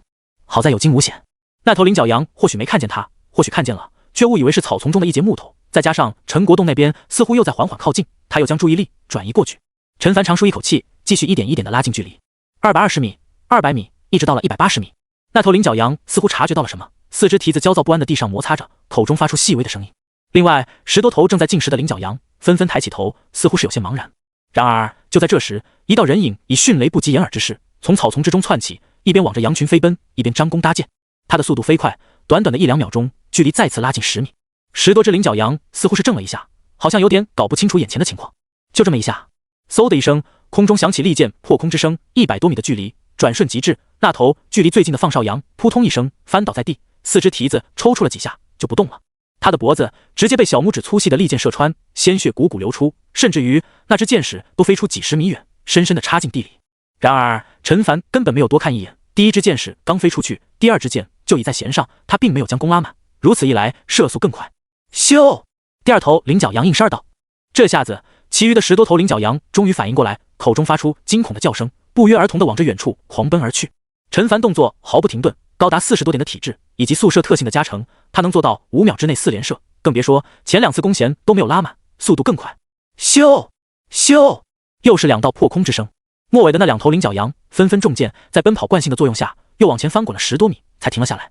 然而也就是2秒不到的时间，这群领角羊就奔跑了将近100米。前世的猎豹从启动到跑完100米也还需要3秒多的时间。而远处的陈国栋等人此刻都震惊得说不出话来。起初见到陈凡窜出，2箭射翻2头领角羊时，都大声叫好。没错，在这种丰盛的猎物前，再多的努力也是值得的。而且说到底，不过是吸引领角羊的注意，比跟那些凶猛的家伙拼命好多了吧。结果好字刚出口，又是2头领角羊被射死，4头啊！寨子自从建立以来，就没有哪天收获像今天这样丰收过。然而事情还没有结束，领角羊夺命狂奔，一时间泥土飞溅，陈凡将剑锋对准跑在最后的那一头，猛地将弓弦拉满。这一刻，他感觉体内的气血在沸腾着，一股极为奇怪的感觉涌上心头。啪！一声爆响，箭矢如流星飙射，撕破空气，带着呼啸之声，跨越近300米的距离，从那头菱角羊的后腰对穿而过。那头菱角羊发出一声惨叫，倒在了地上，目光绝望地看着前方的同伴们，飞快地变成了一个个小黑点，最终消失不见。呼！射完这一箭，陈凡大口喘着粗气。奇怪的是，手臂感觉还行，但身体各处却传来一阵脱力感，差点没站稳。这是怎么回事啊？他内心疑惑。按道理来说，这个时候手臂应该脱力才对，难道是？他想起那一箭，总觉得跟之前的不太一样，就好像全身气血都被调动起来，灌注于手臂之上，毫不费力的就将弓弦拉满了。不仅如此，周围的一切都像是电影中的慢镜头，慢得可怕。可如今再怎么回想，也找不出那种感觉。但不管怎么说，全身难受是真的。好在他已经习惯了，眼下没有什么危险，那还留着的一次加点机会，还是再等等吧。万一之后有要用上的时候。就在这时，远处的陈国栋等人也飞快地跑了过来，看着或远或近的几只菱角角，都张大嘴巴，陷入呆滞之中。小凡，我不是在做梦吧？光头左顾右盼，五头猎物。不仅仅是他，其他人也是呆若木鸡，被这从天而降的喜悦砸懵了。本以为4头已经是极限，谁知道陈凡300米开外又射中1头，五头猎物啊！这种菱角羊擅长奔跑，体重比一般凶兽轻得多，可再少也有近200斤，5头就是1000斤。带回去的话，足够寨子的人吃上大半个月的。要是换成米，起码有3、4千斤，吃的就更久了。寨子里的人要是看见这么巨大的收获，得高兴成什么样？呵呵，刘叔，你没有做梦，这都是真的。陈凡笑了笑，活动了一下胳膊，有些遗憾，可惜他们跑得太快了，要不然我还能再射1头。够了够了！光头男连连摆手，就这5头，他们一行人想要拖回去，也不是一件容易事，再来1头就更难了。想到这里，他有种啼笑皆非的感觉，自己竟然还有烦恼猎物太多难带回去的一天。其他人陆陆续续反应过来，也是惊喜交加。陈国栋眼中露出心疼之色，担忧道：“小凡，你的手臂没事吧？这可是100斤拉力的弓，连拉5次，就是魏家兄弟都做不到。收获丰盛自然是好事，但陈凡要是因此落下病根，就得不偿失。”是啊，小凡，其实2头菱角羊也很多了。对啊，不用这么拼命的。高阳等人语气中也十分关切。陈凡如今是队伍里的主要输出，他们这些人出事都可以，唯独陈凡不行。若是真有哪一天队伍遭遇前所未有的危机，他们中绝大多数人也会毫不犹豫挡在后者的面前。真没事。陈凡特地晃了晃手臂，心中却暗道：如今食物充足，也许是时候说一说练武的事了。他目光扫过众人，正色道：“爸，各位叔伯，其实我现在已经是淬体1重的武者了，还是1重中比较强的那种，所以连续使用这把100斤拉力的弓，并不是什么难事。”淬体1重，武者？什么？小凡，你已经是淬体1重了？众人先是一愣，随后都惊呼一声。他们对于这个名词并不陌生，因为魏家兄弟也提到过这个。当时他们说，他们兄弟2人实力接近淬体1重，所以能够用100斤拉力的弓，但是他们一般拉开2次之后就要休息一会儿。而陈凡，陈凡笑着点点头，难怪小凡你面部红气不喘的，原来都已经是淬体1重的武者了。高阳恍然大悟，老高，没听小凡说吗？他不仅是淬体1重，还是淬体1重里面最强的那种，那就是淬体2重，差不多吧，反正就是很厉害，比魏家兄弟还要厉害。说话的人倒吸一口冷气，紧接着眼中闪过一抹期待。小凡，这成为武者之后，真有这么强吗？话音落下，其他人的呼吸也急促起来，包括陈国栋。他们本来疲于奔命，压根没时间也没心思去练什么武，可在看到陈凡一系列的表现，以及听到刚才的话之后，都心动了。真有这么强，而且还不止。陈凡神情认真。张叔说过，赵家堡有人能够开300斤拉力的弓，射程超过1000米，那个人也是武者，不过很有可能是练肉境的武者。赵大呀！光头男脸上笑容淡去，不确定道：据说他一个人就能射杀1头终极凶兽，还毫发无损，所以那是真的。旁边有人露出不敢置信的神色，他一直以为对方吹牛，为的就是将其他寨子人给吸引过去，连张人都这么说，恐怕是真的。陈国栋低声道，他本能的觉得张人这个人不简单，而且陈凡的实力，众人也是有目共睹。各位叔伯，之前寨子里食物短缺，朝不保夕，能活下去就不容易，如今猎物充足，等回到了寨子里，你们也跟着我们一起练武吧。陈凡鼓励道，虽然过程会很漫长，但是只要持之以恒，你们的实力也会越来越强，依靠自己也能活下去。真的吗？小凡都这么说了，还能有假不成？高阳斩钉截铁道：好，今天回去我就练武，算上我一个。一起，哈哈哈，好，大家一起练武。光头男哈哈大笑，他们又被陈凡的话语打动，也向往拥有陈凡所展示出的实力。是更重要的还是那最后的一句话，依靠自己。是啊，身处这个世道，只有自己是自己的靠山，他们作为长辈，总不能一直依靠陈凡的剑法生活下去吧。就像之前的魏家兄弟一样，他们在的时候寨子还能勉强支撑，可他们一走，要不是陈凡顶上来，如今寨子里是一副怎样的光景，真不好说。陈凡脸上也露出笑容，不说刘叔他们能否成为武者，哪怕体质增强一些，将猎物运输回去也会更方便。当然，要是能有一辆车就更好了。他心中想到。远在几千米之外的张仁忽然打了一个喷嚏，不知为何，他有种不太妙的感觉，哪里不太妙，又说不上来。或许是自己多想了吧。众人将猎物聚集在一起，将携带的长枪当作木条，用绳索将猎物捆上去，然后两人一队，抬着猎物返回。如此一来，轻松不少。至于多出来的那一头，陈凡挺身而出，不过一头200斤的猎物，对他而言拖回去并不费力。众人见状，更加坚定了练武之心。一路上，众人有说有笑，哪怕归路漫漫，也不觉得枯燥乏味。不过走着走着，前方出现了10多道人影，这一刹那，包括陈凡心脏都慢了一拍。不会吧，不会这么倒霉，偏偏在这种时候遇到其他寨子的人。而就在这时，远处那10多道人影似乎也注意到了这里，双方的目光撞在了一起。糟了！光头男大喊一声，好像是李家寨的人。听到这句话，队伍中其他人心凉了半截。该死，怎么会偏偏在这个时候遇上这群人啊？怎么办？有人咬牙道：他们肯定也看见我们了，走，恐怕是走不掉的。其他人默然。是啊，如今他们2人一组，挑着猎物，根本走不快，哪怕是小孩子都能轻易追上他们。妈的，实在不行，跟他们拼了！高阳是一个急性子，上一次遇到狼群，他也是主张与对方硬碰硬。没错，前几天那只角马不慎跌入陷阱，本就是我们的猎物，这帮兔崽子欺负我们人少，光天化日之下抢走了不说，还甩了国栋一巴掌。什么？陈凡震惊地看向陈国栋。那天晚上他根本就没提这件事。后者表情平静地摇摇头，道：都是过去的事情了。说着，他又看向怒火冲天的一行人，道：好汉不吃眼前亏，保住实力才是最重要的。如果他们真的过来抢的话，该分还是要分出一部分。听到这话，其他人都一脸不甘。形势比人强，双方要真是火拼起来，吃亏的恐怕还是自己这边。但有一就有二，有二就有三，难不成从此之后寨子狩猎所得都得上攻击李家寨这帮人吗？凭什么？爸，陈凡却不慌不忙道：先别着急服输，这次有我在，就算他们过来也不必担心。对啊，众人都眼睛一亮，精神为之一振。上一次李家寨不就是仗着人多一点，还有远程攻击手段吗？可这次有小凡在，他那剑术神乎其技，比李家寨的那2个不知道厉害多少。他们要赶过来，绝对有他们好果子吃。另外，这件事也没有我们想的这么简单。陈凡继续说道：小凡，你这话是什么意思？众人愣了愣。你们仔细看，那应该是2批人，一批是李家寨的人，另外一批则是我们之前坐下休息时遇见的顾家寨的人。陈凡说道。众人往前走了短距离，眯起眼睛，极力远眺，隐约可见有几个人被李家寨的人截断了去路，好像还真是2批人。如果我没有猜错，应该是顾家寨的人带着猎物返回寨子，好巧不巧的被李家寨的人遇见，李家寨的人就想抢夺前者的猎物，而就在这时，我们出现了。陈凡分析道：否则的话，李家寨的人看见我们，早就远远过来，不会还呆呆的站在那里。死！众人倒吸一口冷气。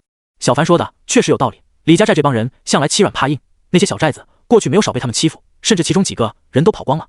光头男深以为然，不是跑光，是饿死吧？没错，他们抢夺了别人的猎物，那别的寨子自然没有猎物，有时候又是在冬天，不少老人小孩都被活活饿死了。妈的，这帮畜生！我说看见我们怎么杵在那里不动，原来是正在抢劫别人，没空理我们。高阳骂骂咧咧道：国栋，依我看，咱们就趁这个机会冲过去，跟顾家寨的人联合起来，打跑他们。陈国栋也听得心动，他隐忍不代表懦弱，只是担心一时冲动付出惨痛的代价。如今顾家寨的人正在被欺负，如果他坐视不理，那下一次他们被李家寨人盯上，顾家寨又恰好经过的话，会不会也同样坐视不理？到头来李家寨只会日益强大，变本加厉敲诈勒索别的寨子。但队伍中也有少数几个人面露犹豫之色。国栋，老高，我觉得这件事我们还是别掺和的好。之前说出孟雨身份的中年男人秦明皱眉道：我知道我这样说有点卑鄙，但平安将猎物送回寨子才是当下最重要的事，要不然等李家寨的人追上来就来不及了。是啊，趁着这个机会我们赶紧走吧。国栋，就算我们过去真要是打起来也是得不偿失。陈国栋眉头紧皱，也陷入了纠结之中，到底是走还是留？各位叔伯，我觉得在我们被对方看到的那一刻起就行不通了。陈凡摇摇头，李家寨的人之所以现在按兵不动，就是投鼠忌器，担心我们过去掺和一脚，这样一来双方人数相差不大，他们只能选择放弃。不过如此一来，李家寨的人会更加怨恨我们，在我们与顾家寨分别之后，必定对我们下狠手，抢走猎物恐怕还是轻的。唰的一下，众人脸色苍白。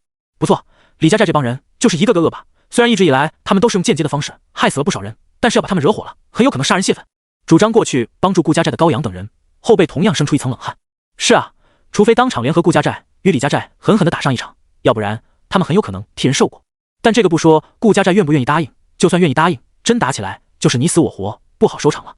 那我们赶紧离开呢？秦明急忙问道。对啊，既然知道帮助他们没有什么好结果，那我们不如不帮，趁着这个机会赶紧走。是啊是啊，连陈国栋也动摇了。或许不管顾家寨的人才是上上之策。秦叔，这更是下策。陈凡看向他，为什么啊？秦明傻眼了，不只是他，其他人也懵了。你说的上去帮不行，会吸引对方仇恨，最终倒霉的是我们，那就不帮呗。结果你又说不帮也不行。陈凡也没卖关子，继续说道，不帮的话，顾家寨肯定坚持不了多久就会服输，愤出或者交出所有猎物。如果我是李家寨的人，只会要一半，以免激怒他们，然后就对我们下手。光头男第一个反应过来，眼中露出一抹惊骇之色。那个时候，顾家寨的人必定会视而不见，正如自己一行人之前所做的一样。而李家寨没有要走全部猎物，也不至于彻底激怒对方。陈凡点点头，这就回到了之前的那个选择，我们再次被追上，然后交出一大半的猎物给对方，被对方言语侮辱，还让对方的实力变得更加强大。话音落下，所有人都脊背发凉，他们终于明白陈凡先前说的那句这件事没有这么简单的真正含义了。自己等人看似有选择，实际上根本就没有选择，无论是去是留都会被追上，除非他们愿意先留下一部分猎物赌一把。如果留下来的猎物数量能让李家寨的人满意，那算是逃过一劫，也仅仅是逃过一劫罢了。人的欲望是没有止境的，一次又一次的退让只会让对方变本加厉。那要是留下的猎物不够，那就不用多说了。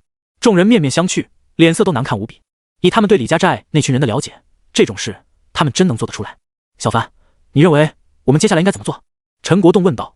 办法自然有，那就是先下手为强。话音落下，众人都愣了愣。什么叫先下手为强？小凡，你的意思是我们先动手？刘勇张大嘴巴。没错。陈凡眯起眼睛看向远处李家寨一行人道，因为结果是一样的，无论我们是去是留，都会被李家寨的人追上，爆发冲突，区别只是冲突的烈度。既然如此，我们就先动手好了。如今李家寨的人表面上按兵不动，就是吃不准我们会不会去帮助顾家寨。就算我们过去，他们80%也是在揣测我们是不是要帮助顾家寨的人，绝不会看穿我们的真正目的。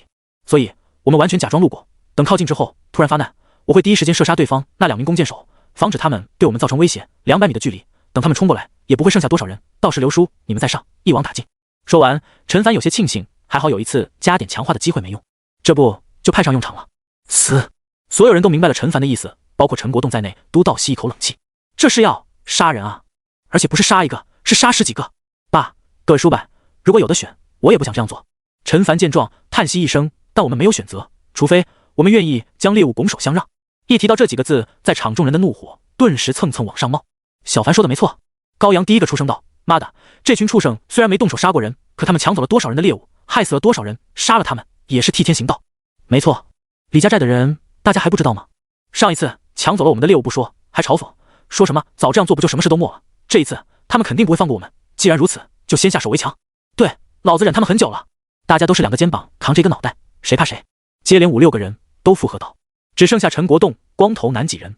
国栋感受到汇聚来的视线，光头男开口道，我觉得小凡说的有道理，就算今天李家寨的人看在猎物的份上放过我们，下一次下一次呢，只会变本加厉，除非我们整个寨子迁徙，但外面恐怕比这里更加危险。可是我们这么做会不会太残忍了些？其中一名中年男人不忍道，他们确实抢走了我们的猎物，可也没有对我们下杀手的打算，我们帮助顾家寨的人打他们一顿，赶跑他们就行了吧？抢走了猎物还叫没有下杀手吗？高阳冷哼道，没错，多少人因为他们活活饿死了。那人顿时沉默了，众人的目光都落在了陈国栋身上。陈国栋此刻面色复杂，他知道陈凡说的很有道理，也是对寨子最有利的选择，但这手段是不是确实太狠了一些？他于心不忍的还有一点，那就是李家寨也接近上百人，这些人都是老人的儿子、女人的丈夫、小孩的父亲，如果他们死在这里的话，李家寨的那群人将何以为生？国栋，别犹豫了。高阳焦急道，万一再拖延下去，顾家寨的人服软，我们可就错过机会了。是啊，国栋，难道忘了上一次他是怎么奚落我们的吗？临走前还抽了你一巴掌，这些你都忘了？国栋，退一步，变本加厉啊！陈国栋握紧拳头，面露挣扎之色。爸，陈凡看出他心中的纠结，再次劝道，我知道您可能担心这些人出事，李家寨的人怎么活，其实我也不知道，但我觉得在这个时候，我们首先要考虑的是我们自己人能不能活下去。这一句话似乎触及到了陈国栋的灵魂，他猛地一怔。是啊，自己一直以来不就是想带着寨子的人活下去吗？带回去的猎物少一点，就有多一个人忍饥挨饿，少一半就有一半的人要饿肚子，如果连身边的人都保护不了，还谈什么保护？好，他重重点头，眼中露出一如既往的坚定之色。其他人见状也都松了一口气，要是陈凡跟陈国栋父子俩意见发生分歧的话，他们这些人也很难做呀。还好队伍的意见达成了一致，至于能不能战胜李家寨，他们觉得问题不大，毕竟小凡的实力有目共睹。不过就在这时，刘勇想到了什么，他看了一眼顾家寨那几人，担忧道，小凡，顾家寨的人跟李家寨那帮人在一起，你射箭的话会不会误伤啊？这一问陈凡也是一愣，他本能的想说可能性不大，可不怕1万就怕万一，场面混乱起来真不一定。而且他手中这把可是100斤拉力的弓，射穿凶兽都行，射穿没有穿防具的人也不难。到时候误伤了顾家寨的人就说不清了。气氛一下子沉默下来，事情好像又陷入僵局。有了，陈凡脑中灵光一闪，那我们就不用出其不意的计划，改用诱敌深入好了。诱敌深入？怎么个诱敌深入法？众人顿时竖起耳朵，七嘴八舌地问道。很简单，那就是先别管顾家寨。话说到这里，众人之中唯有陈国栋脸色微变，不过他没有打断，而是继续听下去。见我们有这么多猎物，又跑不快，不出意外的话，李家寨的人必然会追上来，我们假装逃跑，让他们掉以轻心，等他们全部进入了射程之中，我会果断出手。如此一来，既能够消灭李家寨这帮人，也能保证不误伤。坏处就是可能让顾家寨的人有点心寒，但等事情尘埃落定，我们把他们被抢的猎物还回去就没关系了。陈凡笑了笑，这个主意不错。陈国栋长吁一口气，要是真的放弃顾家寨不管，他也不会多说什么，只是日后回想起来，内心难免有些歉疚。我也觉得这个方法不错，就这么办。刘勇、高阳几人都赞同道。时间回到几分钟前，双方视线相遇的一刻，那是陈家寨的人。队伍中一名手拿弓箭的壮汉语气诧异道：好像还真是。那走在最前面的衣着打扮不就是陈国栋吗？另外一名弓箭手眯起眼睛，我看看，还真是，就是那个胆小鬼。哈哈，真是他呀！为首一名方脸汉子哈哈大笑道：这个胆小鬼，上一次被我们抢了一头猎物时，一副要跟我们理论的样子，老子直接一巴掌呼上去，他立马就老实了，屁都不敢放一个。哈哈，周围人笑得前仰后合，眼泪都要出来了。不过另外几个人脸色却难看到了极点，他们正是顾家寨的几人，此刻被拦住了去路，隐隐又被包围的趋势。说起来也是倒霉，之前与陈凡等人相遇之后，他们便改了方向，没多久就碰到一头落单的角马，费了好大的力气才成功猎杀。几人顿时大喜过望，议论着这头猎物带回去能让寨子好几天不用发愁没吃的。结果回去的路上就撞见了空手而来的李家寨一行人，这不是第一次了。与往常一样，对方直接拦住他们，扬言人可以走，猎物留下，不要敬酒不吃吃罚酒。几人当然不愿意，可敢怒不敢言，唯有乖乖认命，祈求对方少要一点。可当他们看到有人过来时，不免精神一振。陈家寨的人，虽说双方只是点头之交，可看到自己这边被欺负，他们应该会选择出手的吧？而且他们也被李家寨欺负过，不是吗？几人心中期待，看着陈国栋一行人渐渐靠近，然后他们就瞪大了眼睛。天哪，陈家寨的人猎物竟然这么多，这到底是怎么一回事？顾江海内心莫名升起一股不妙的预感。等等，这群家伙！此刻方脸汉子也发现了这不同寻常之处，脸上的笑容瞬间凝固，眼中露出难以置信之色。1、2、5，五头猎物！5头猎物！什么？5头猎物！天哪，他们到底是怎么弄到的？上一次遇见赵家堡那群人，魏家兄弟不也在其中吗？看清楚了，他们只有9个人，压根儿没有魏家兄弟。那这是怎么回事？他们怎么可能弄到5头猎物？其他人都陆陆续续反应过来，一个个咬牙切齿，内心妒火燃烧。他们都做不到的事情，就凭陈家寨那帮人，凭什么能够做到？一定是走了什么狗屎运，这5头猎物撞入了他们事先挖好的陷阱里。大哥，一名中年男子笑嘻嘻道，正发愁逛了半天，什么东西都没有，这就有人送货上门了。是啊，而且这货物还不少呢。大哥，这送上门的东西，要是都不要的话，可是会遭天谴的。没错，赶紧过去吧，他们带着这么多的猎物，走不快的。众人脸上笑容满面，一个个摩拳擦掌，跃跃欲试。至于顾家寨的这头角马的吸引力，好像也没那么大了。顾家寨几人闻言，下意识生出一丝侥幸心理。如果这群人奔着陈家寨的人去了，对于自己等人而言，似乎是一个很好的结果。虽然这样很对不起陈家寨的人，不过一旁的青年眼中却露出浓浓的怨恨之色。不急，方脸汉子嘴角却露出一抹冷笑，他们跑不了多远的。说完，他转过身看着顾江海，老顾，给不给说句痛快话？老子可没有时间跟你在这里耗着。没错，陈家寨的猎物他要，顾家寨的猎物他也要，就像钱一样，谁会嫌多呢？其他人见状相视一笑。没错，到嘴里的东西哪还有吐出来的道理？李老哥，顾江海脸上挤出一抹笑容，讨好道，还是留一线，日后好相见。我们好不容易才捕获了一头猎物，寨子里面的人都好几天没吃东西，如果我们这一次还空手回去的话，真的会饿死人的。是啊是啊，各位老哥，好歹也给我们留一点啊。其他人也都大声哀求着，眼角的余光时不时地看向陈国栋一行人，他们希望后者能够注意到这里，过来伸出援手。毕竟要是双方人数一样，李家寨的人肯定不敢轻举妄动的。李雄脸上露出不耐烦的表情，这群人还以为是菜市场买菜呢。就在这时，旁边一名长着鹰钩鼻的男人在他耳边说了一番。李雄脸色一变，不停地点头，随后冷哼一声，看向顾江海道：行吧，看你们也不容易，就留一小半给你们吧。啊！顾江海张大嘴巴，继续哀求道：李老哥，多给一点吧，寨子里的人都指望我们带猎物回去呢。是啊，李老哥，求求你了。众人继续拖延时间。李雄眼睛一瞪，姓顾的，我劝你不要敬酒不吃吃罚酒，给你一小半，已经够给你面子了，惹老子不高兴，全部拿走，你又能奈我何？顾江海，你们该不会是故意拖延时间，想让陈国栋过来帮你们吧？鹰钩鼻冷笑一声，如果是这样想的话，那可能就要让你们失望了。看，他们已经走了。顾家寨几人闻言看去，可不是嘛？陈国栋等人抬着猎物渐行渐远。顾江海瘫软在地，脸上露出一抹自嘲。果然，最担心的事还是发生了。两个寨子虽说有些交情，可也没有好到那种地步。更何况陈家寨猎物如此丰厚，干嘛要自找麻烦呢？趁着自己这群人牵制住李家寨，赶紧走才是上策呀！哈哈，他们还真是这么想的，真是天真啊！你们以为他们有这个胆子，敢跟我们作对？笑死我了！哈哈哈！李家寨众人的嘲笑声，宛如一把刀子插进了顾江海几人的心里。李老哥，一小半，就一小半。顾江海屈辱道。顾泽等人低着头，满脸通红之色。哈哈哈，早这么说不就好了？李雄嘴角翘起，目光看向陈国栋等人的背影。这帮胆小鬼，还真以为能跑得出自己的手掌心吗？天真！望着李家寨等人急速远去的背影，顾家寨的队伍中有人双眼通红，咬牙切齿地道：“这帮畜生简直不是人！我们好不容易才有这头猎物，结果就剩下这么点。”旁边的汉子看着地上只剩下小半截的猎物，声音都哽咽了。这小部分猎物是角马的马头，可想而知，能吃的肉更少。顾泽握紧拳头，恨意直冲云霄。他内心不止一次想要一箭将李雄射死，可他更加清楚这样做的后果，不仅仅是他们要死在这里，留在寨子里的亲人也会遭到报复。顾江海目光扫过众人，勉强挤出一抹笑容，安慰道：“大家想开一点，总不是空手而归，对吧？大不了明天再接着狩猎好了。”江海，话说起来轻松，可我们一连好几天才有今天的收获。是啊，再说了，就算运气好，要是再碰上李家寨那群畜生呢？气氛顿时沉默了，众人的士气低至冰点，有人甚至于擦着眼泪，都说男儿有泪不轻弹，其实只是未到伤心处罢了。就在这时，一名他鼻梁厚嘴唇的男人冷笑了两声，望着李家寨等人的背影道：“陈家寨那帮人见死不救，现在好了，他们也要倒霉了。”一听这话，几人顿时激动起来。对，那帮鼠目寸光的家伙，以为利用我们能给他们拖延时间，呵呵，想得真美。他们那么多的猎物，肯定跑不快，被追上是迟早的事，到时候下场比我们还要惨。就是，四人仿佛找到了情绪的宣泄口，心情好了不少。顾泽则是沉默不语，但内心对于陈家寨的所作所为也有些怨气。不过他也知道，别人帮了是情分，不帮也无可厚非。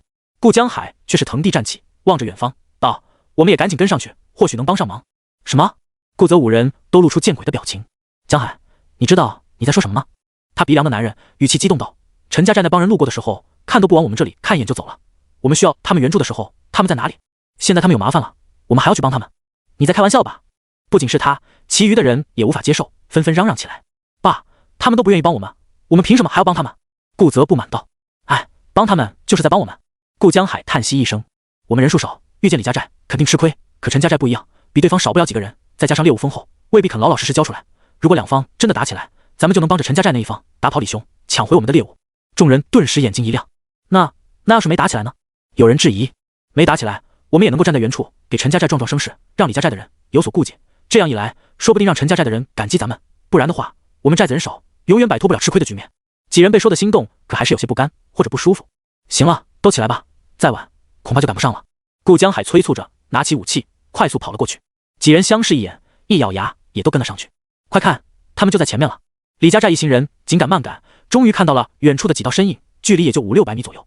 妈的，这群人是属兔子的吗？跑得还真快！手持弓箭的男人骂道。荒原凹凸不平，跑起来一不小心就会摔个狗吃屎。有用吗？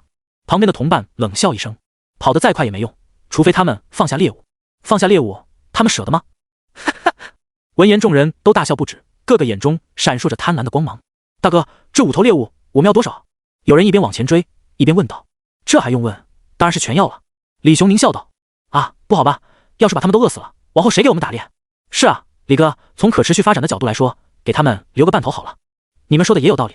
李雄想了想，顾江海那家伙说的对，凡事留一线，日后好见面，那就给他们留半头好了。李哥真是好人。陈国栋要是知道了，一定感激涕零。可是他们要是不愿意怎么办？不知道谁说了一句，周围为之一静。众人看向那名说话的汉子，后者不由得倒退2步，悻悻道：“李哥，上一次他们不就是不愿意吗？这一次看样子，估计更加不情愿。”不情愿？李雄冷哼一声：“他们有的选吗？”说着，他看向那2名手持弓箭的男人，道：“你俩听好了，待会儿追上去之后，先给我射他们2箭，他们一个下马威，免得到时候跟我婆婆妈妈的。”没问题，大哥，就射那小子好了。其中一人想到了陈凡，嘴角翘起：“臭小子，拿着一把100斤拉力的弓，吓唬谁呢？不给你点颜色看看，你还真不知道天有多高，地有多厚。”一行人说完，再次飞速靠近，转眼之间，2支队伍之间只有不到400米了，而且这段距离还在以肉眼可见的速度飞速缩短。小凡，他们要追上来了。高阳抽空往后看了一眼，急忙说道。长距离的负重奔跑让他累得满头大汗，说话都不利索了。其他人也都好不到哪里去。尽管有所心理准备，可当这一幕真正发生时，心里都紧张的不行，腿都在颤抖着。小凡，要停下吗？陈国栋问道。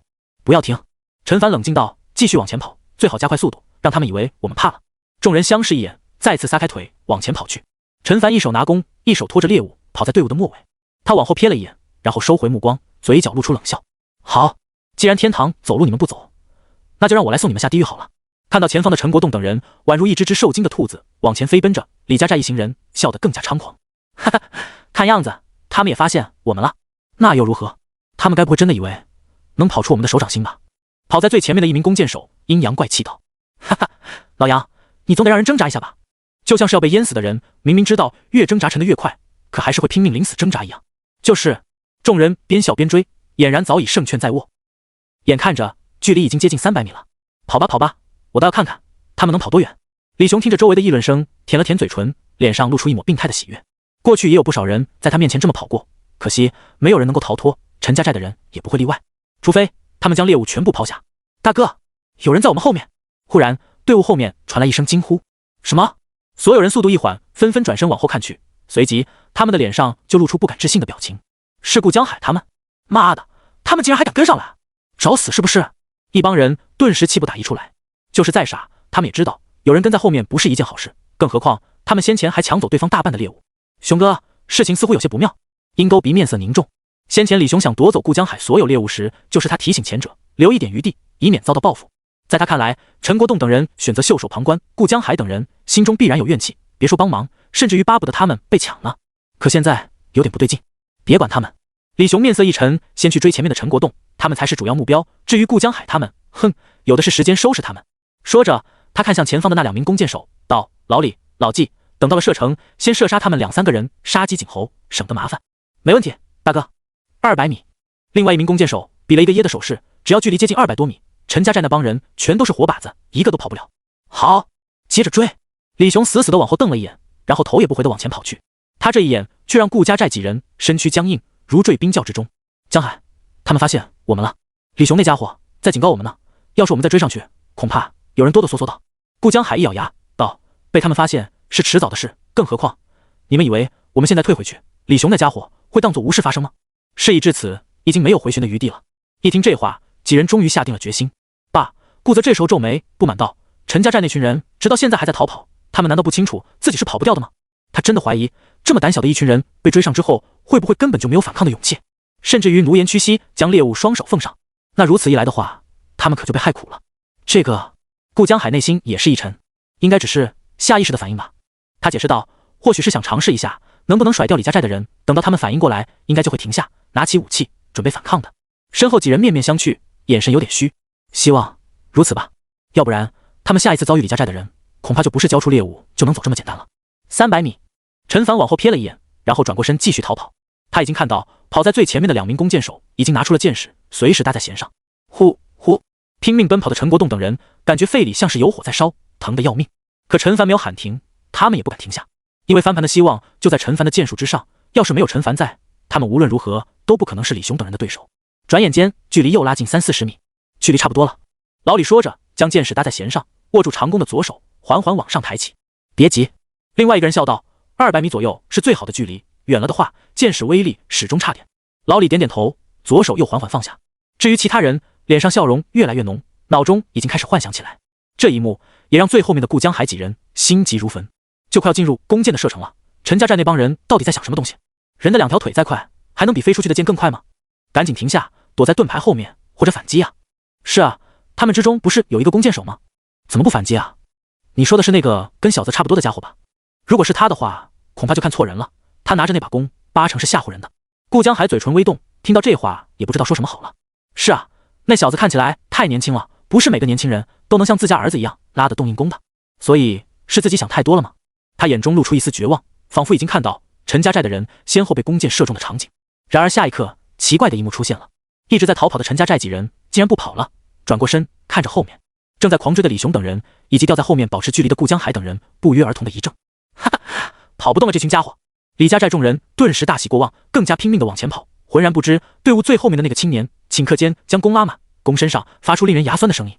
紧接着，啪！一声爆响，在寂静的荒原上是如此的突兀，接近1米长的箭矢爆射而出，宛如一道漆黑闪电，一闪而过。笑！鹰钩鼻大喊一声，在陈凡转身张弓搭箭的一刹那，他就感觉不好，可还是太迟了，连小心的心字还没有来得及说出口。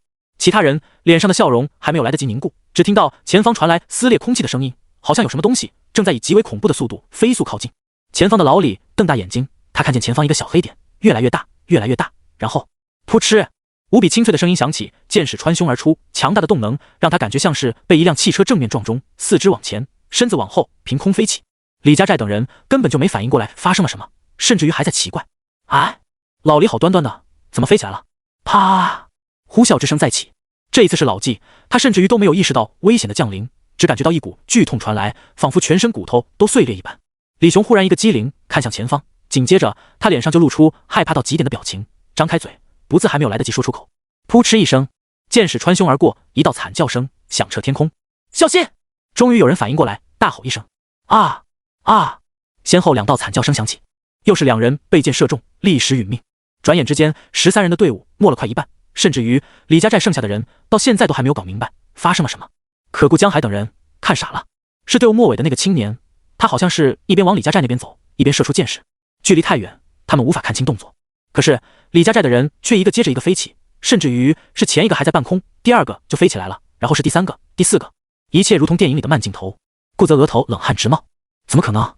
这怎么可能？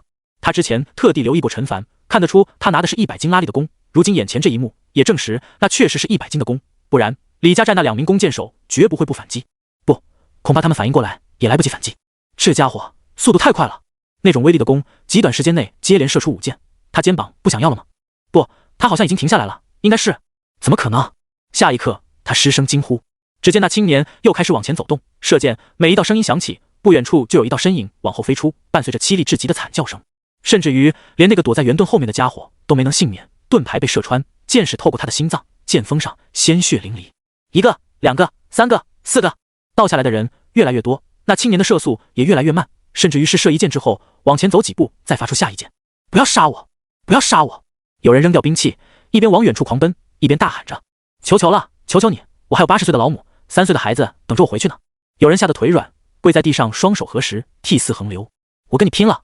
有的人目眦欲裂，拿起长枪往前狂奔，想要拼命。只是他们都忘了自己先前说的话，人的2条腿是跑不过飞着箭矢的。最终这些人都倒在了血泊之中。如果用一句话来形容这场战斗，那就是一面倒的屠杀。伴随着最后一声惨叫收尾，荒野上再次陷入了一片死寂之中。抱歉，陈凡放下弓，喃喃道：既然做好决定，他就不会再心慈手软，以免放走一个，后患无穷。前方的陈国栋等人眼神有些复杂的看着这一幕。有时候人的生命真的很脆弱，连一张纸都不如。可是这些李家寨的人能怨得了谁？只能怨他们自己。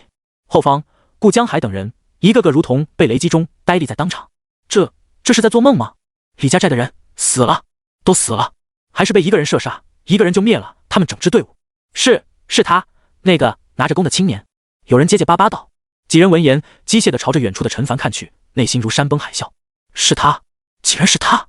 那个他们看清认为只是虚张声势，刚才还疯狂逃跑的青年，可谁也没有想到他的实力竟然强悍到这种地步，让他们恨得牙痒痒却又无可奈何的李家寨在他面前弱小的可怜。可他既然这么强，为什么刚才还要逃跑？陈家寨的人也是。一丝微风吹过，顾江湖一个机灵，明白了，他什么都明白了。陈国栋他们一直在演戏，故意装作胆小怕事，就是为了让李家寨的人掉以轻心，进入对方射程之中。到那时，就算李家寨的人反应过来，也已经晚了，他们根本跑不出那绝望的100米。而陈家寨之前的几头猎物也压根不是什么走了狗屎运，而是那青年用箭射杀的，甚至于他们预感那几头猎物被射杀的场景与现在如出一辙，何等可笑啊！顾江海露出自嘲的笑容，他先前还以为自己等人过来能帮上什么忙，结果人家哪里需要自己的帮助，恐怕在对方看来，自己等人过来还会拖后腿吧。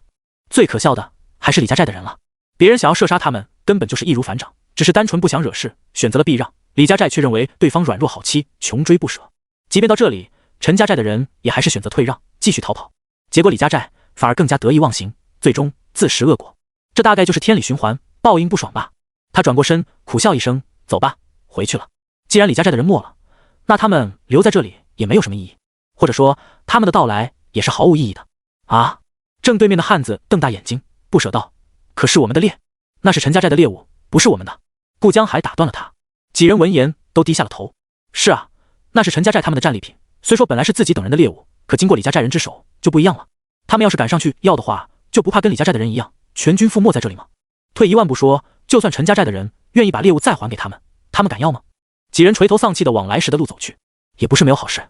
顾江海安慰道：“李家寨没了，从今往后我们出来狩猎，再也不用担心被抢走猎物了。”是啊，这一切可多亏了陈国栋他们，还有那个青年，不知道他叫什么名字，将来有机会遇见的话，得好好谢谢人家，给我们出了一口恶气。是啊是啊，几个成年人感慨着，脸上也或多或少流露出笑容。倒是青年顾则听着这些话，心里有点不是滋味。那个年纪跟自己一样大的人，竟然这么强吗？射箭速度快地恐怖，体力还惊人，他恐怕是淬体一重，不，淬体二重的武者吧。想到这里，他内心有点不甘，如果自己也能有足够的食物，实力未必比他差。老顾，顾江海。就在这时，身后响起一道声音。顾江海一怔，没听错吧？有人在叫自己的名字，应该是幻觉吧。他摇摇头，往前迈步，结果背后的声音越来越大。顾家寨的，别走啊，回来，快回来，你们的猎物不要了。一浪高过一浪。顾江海正在原地，眼睛瞪圆。不是幻觉，江海，陈家寨的人好像在叫我们回头。旁边的汉子小心翼翼地问道。我也听到了，似乎还要把猎物还给我们。真的会有这种好事吗？几人脸上写着不敢置信。顾则没说话，狠狠咽了一口唾沫。如果是这样，那当然是再好不过了。就在这时，后面的叫喊声再次响起，还带着催促。这下子几人听得真真实实，相视一眼之后，忐忑地转过身往前看去。只见陈家寨的人正站在顾家寨等人的位置，正在搜刮战利品，而陈国栋则是笑着冲着他们招手。江海，要不咱们过去看看，万一是真的呢？有人提议道。是啊，咱们跟他们无冤无仇，真要害我们早就动手了。试试吧，反正不吃亏。那就去看看。顾江海动心了，一咬牙答应下来。几人动作拘谨的靠近，还有20-30米的时候，顾江海笑呵呵道：“陈老哥，你刚才是在叫我们？”说着，他的目光有意无意的看着不远处面色平静的陈凡。他记得很清楚，刚才就是这个年轻人一个人干掉了李家寨的整支狩猎队，实力堪称恐怖。陈国栋微笑着点点头，指着地上那大半头角马：“如果我没记错的话，这应该是你们的猎物吧？”“是的，是我们的。”一名汉子迫不及待地说道。顾江海点点头，心提到了嗓子眼上。“那你们就拿走吧。”陈国栋不假思索地道。顾家寨几人瞬间有种被天上馅饼砸中的感觉。这是不是太容易了点？陈老哥，你说真的？没开玩笑。顾江海还是有点不放心，哪怕陈国栋要求分走一半，他也能接受，毕竟要不是他们，这猎物根本拿不回来。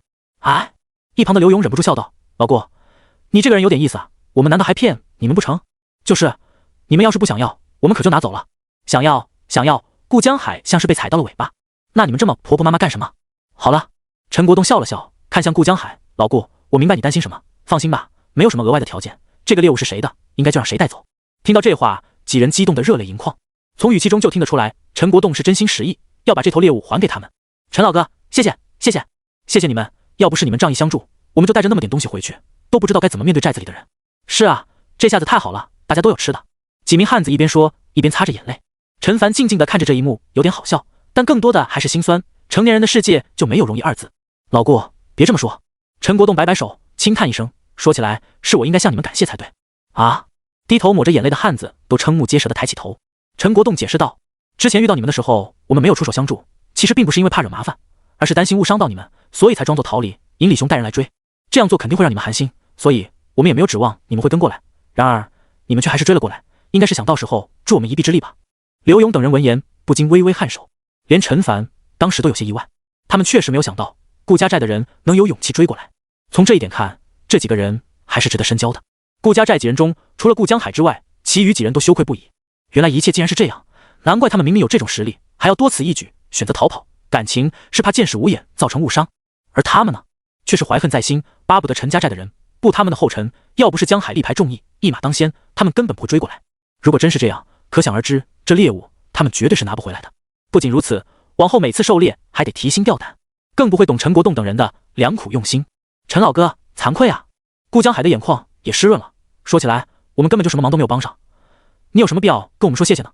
是啊，我们真是该死，当初还误会了你们，认为你们是铁石心肠，现在想来，哎，没事，这不都过去了吗？陈国栋摇摇头，看向对面几人，大家都在荒野上讨生活，都不容易，遇见了互相帮助也是应该的。对，是应该互相帮助。顾江海几人连连点头。好了，今天就到这里吧，回去的路还长，都小心点。陈国栋说着，扫了周围一眼，李家寨等人身上的东西基本上都被搜刮完了，他们未必撤了。至于这些尸体的话，留在这里都不需要1个晚上就荡然无存。小凡想什么呢？该走了。刘勇笑呵呵道。陈凡点点头，目光落在顾家寨几人身上。他在想，或许现在是一个招揽对方的好机会，虽然也有被婉拒的可能，但概率应该不大。就在这时，顾江海的声音响起：“那个陈老哥。”刚转过身的陈国栋又转过来，笑着问道：“顾兄弟还有事？”顾家寨的几人下意识朝他看来，难不成江海还要再感谢几句吗？然而对方接下来的一句话却让他们震惊当场：“那个陈老哥，我们能不能加入到你们陈家寨里？”这一刻，周围鸦雀无声，时间仿佛被静止了一般。陈家寨的人根本没有想到对方会说出这句话，陈凡则是心中一喜，没想到事情的发展比他想象的还要顺利。有顾家寨的这几人加入，不说远的，就说到时候去宋家堡交换物资都会安全不少。好一会儿之后，陈国栋才试探性的问道：“顾兄弟，你刚才说你们顾家寨想要加入我们寨子？”没错。顾江还有些紧张，又有些期盼。我们寨子实在是太小，马上就要到冬天，到时候日子会更加难过。你们人手好像也不多，当然你们实力很强，比我们强得多。不过如果我们联合起来的话，应该会活得更好。说完这段话，顾江海都有点不好意思。明眼人都看得出来，陈家寨尽管人少，战斗力却十分强悍，出来狩猎也是满载而归。反观他们这边呢，好不容易有了一头猎物，在路上还被人给抢走了，得亏是运气好，遇见陈家寨的人，这一笔差距就太大了。所以表面上看，他们带着寨子的人融合进陈家寨是互惠互利，双赢，实际上他们就是在抱大腿。但他没办法，自己这边的青壮年实在是太少了，每年冬天寨子都会饿死人，今年也不会例外。要是并入了陈家寨，哪怕吃不了肉，喝口汤饿不死人就行。最关键的是，陈国栋人品很好，是值得信赖的人。气氛沉闷，顾家寨几人心再次提到了嗓子眼上，眼底有按捺不住的激动之色。顾江海的提议，他们当然没有意见。如果能够并入陈家寨，那真是天大的喜事。可对方如果不愿意答应呢？毕竟他们背后有几十口老弱妇孺，换成他们是陈家寨的人，也得掂量掂量。事实上也是如此，包括陈国栋在内，听到这话时，心中先是一喜。魏家兄弟走了，还带走了2-3个人，狩猎队目前正缺人手。顾家寨这几个人加入进来，正好解了燃眉之急。再说了，这几个人人品也不错，值得信任。但一想到对方寨子里几十口人，就迟疑了。自家寨子里还有100多号人等着吃饭呢，这5头猎物带回去，足够众人吃上一段时间。可要是再多上几十张嘴，那压力就大了。气氛依旧沉闷，顾家寨等人的心纷纷跌落谷底。顾江海脸上的笑容也有点挂不住了，他看了一旁的顾泽一眼，有些犹豫，是不是要将那件事说出来？毕竟以如今他们的实力，陈家寨的人看不上也是意料之中。不过就在这时，一道青年的声音响起：“爸，我觉得可以答应。”唰的一下，众人的目光无一例外都落在了陈凡身上。是他！顾江海等人顿时大喜过望，他们对于陈凡的印象超过陈家寨中的任何一个人，万万没有想到他竟然会同意自己等人的加入。旋即瞳孔中又露出震惊之色。他刚才叫陈国栋什么？爸！他竟然是陈国栋的儿子！陈凡不慌不忙对众人解释道：“如今我们寨子正缺少青壮年男人，尤其是有经验的猎人，就像王平、赵峰他们，虽然有力气，但是还没有经过历练，要培养起来需要不少时间。顾叔他们的加入，正好能解决这燃眉之急。”小凡说的不错。一旁的刘勇点点头，这一点他们也想到了。只是，刘叔，我明白你的意思，你是担心人多了，食物不够吃是吗？陈凡微微一笑，我觉得倒不用担心，狩猎队人变多，带回来的猎物大概率也会越来越多，人多力量大嘛。众人点点头，倒不是说陈凡说的这番话很有说服力，而是说这番话的这个人能让众人信服。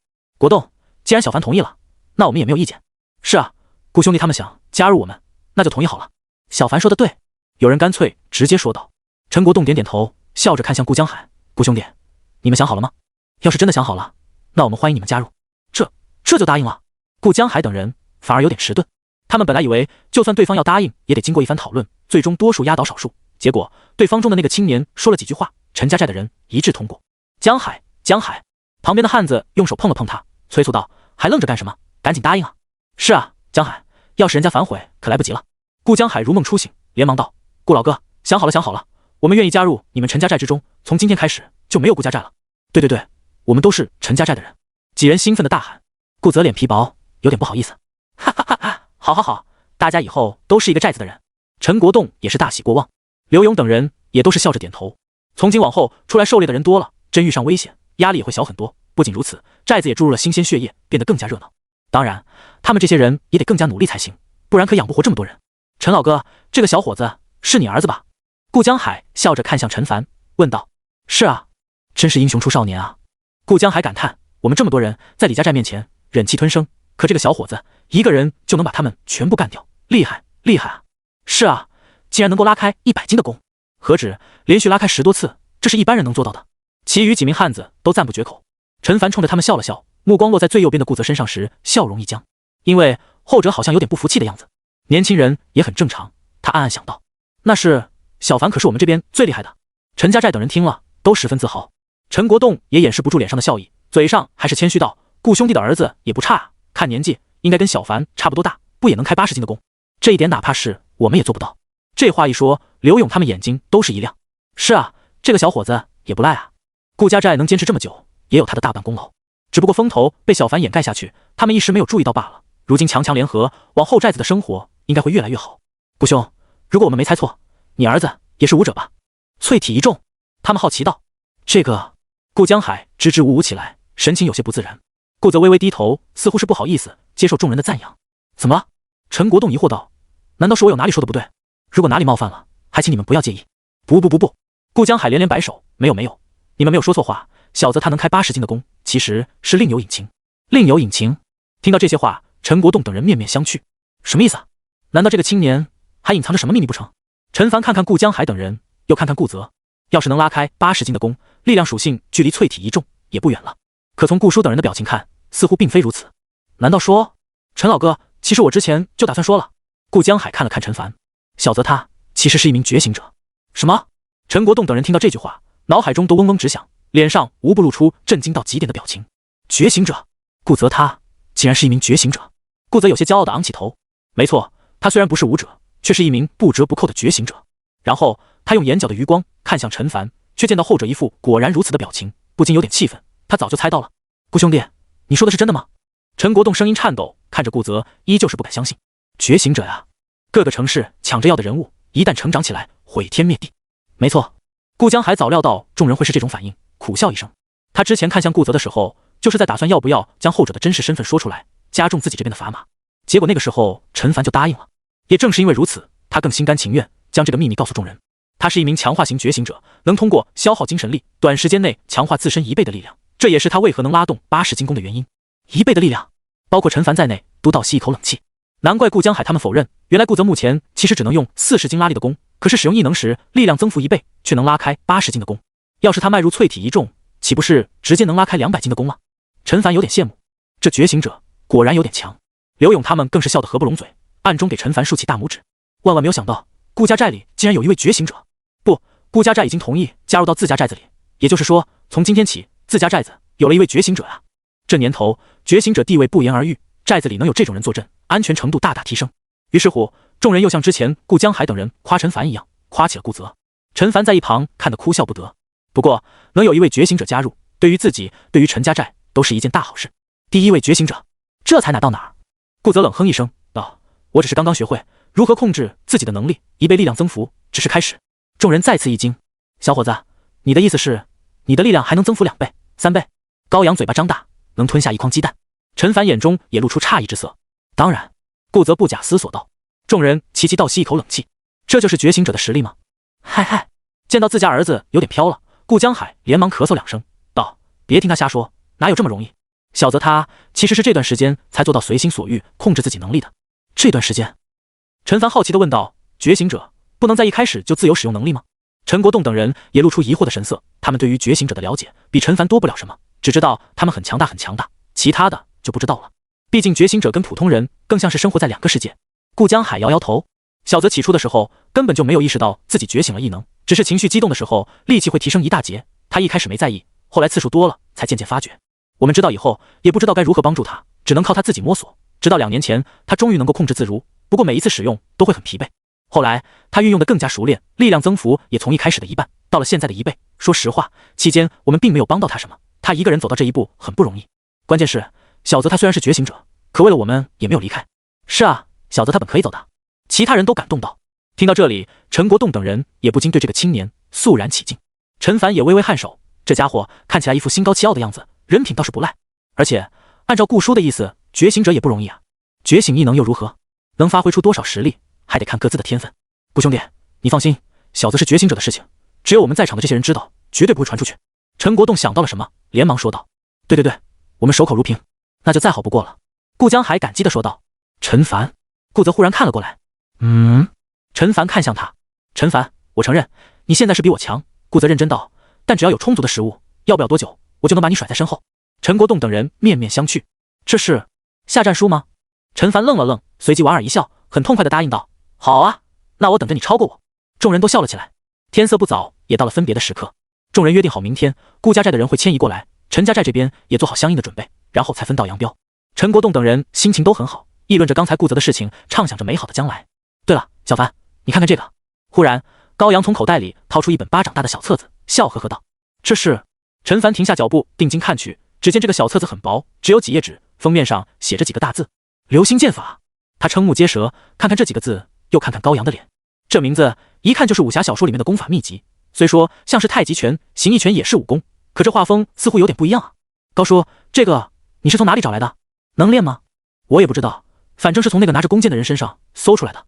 高阳讪讪道，他只是觉得既然这个叫剑法，陈凡也是用剑的，那么拿给他看看，或许能有用。什么东西？流星剑法。周围人闻讯而来，看了之后满头问号。哎，怎么感觉这玩意儿有点眼熟呢？刘勇空出的一只手摸了摸自己的大光头，冥思苦想着，忽然他一拍大腿，大声道：我想起来了，宋家堡的集市上不就有人卖这种东西吗？宋家堡的集市？陈凡惊讶道。陈国栋等人眉头紧皱，集市上有人卖这种东西，自己怎么没印象？对了，我想起来了。高阳点点头，是一个老头，看上去就不老实，贼眉鼠眼。对，就是他。刘勇激动道，我注意他很久了，每一次去他都摆好了摊子，面前摆放10多本这样的玩意儿，难怪我会觉得眼熟。10多本？陈凡大吃一惊。对，10多本，有什么九阳神功、乾坤大挪移、神照经、长生诀、降龙18掌，太多了，我都记不清。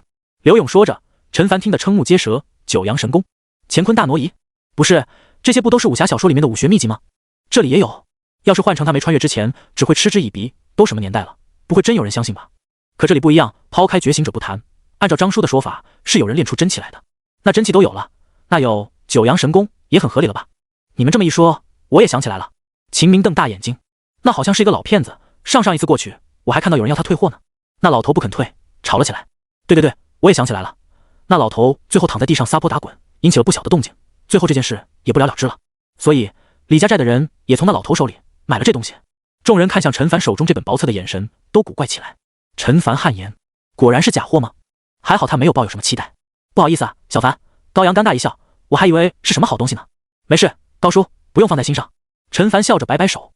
走着走着，他内心多多少少还有点不甘，干脆将弓背在身上，一只手打开了封面，想看看写的什么。怎么说呢，反正看了也不亏。结果看到第一页，他眉头就凝成了一个川字。这他妈是谁写的？字也太丑了吧！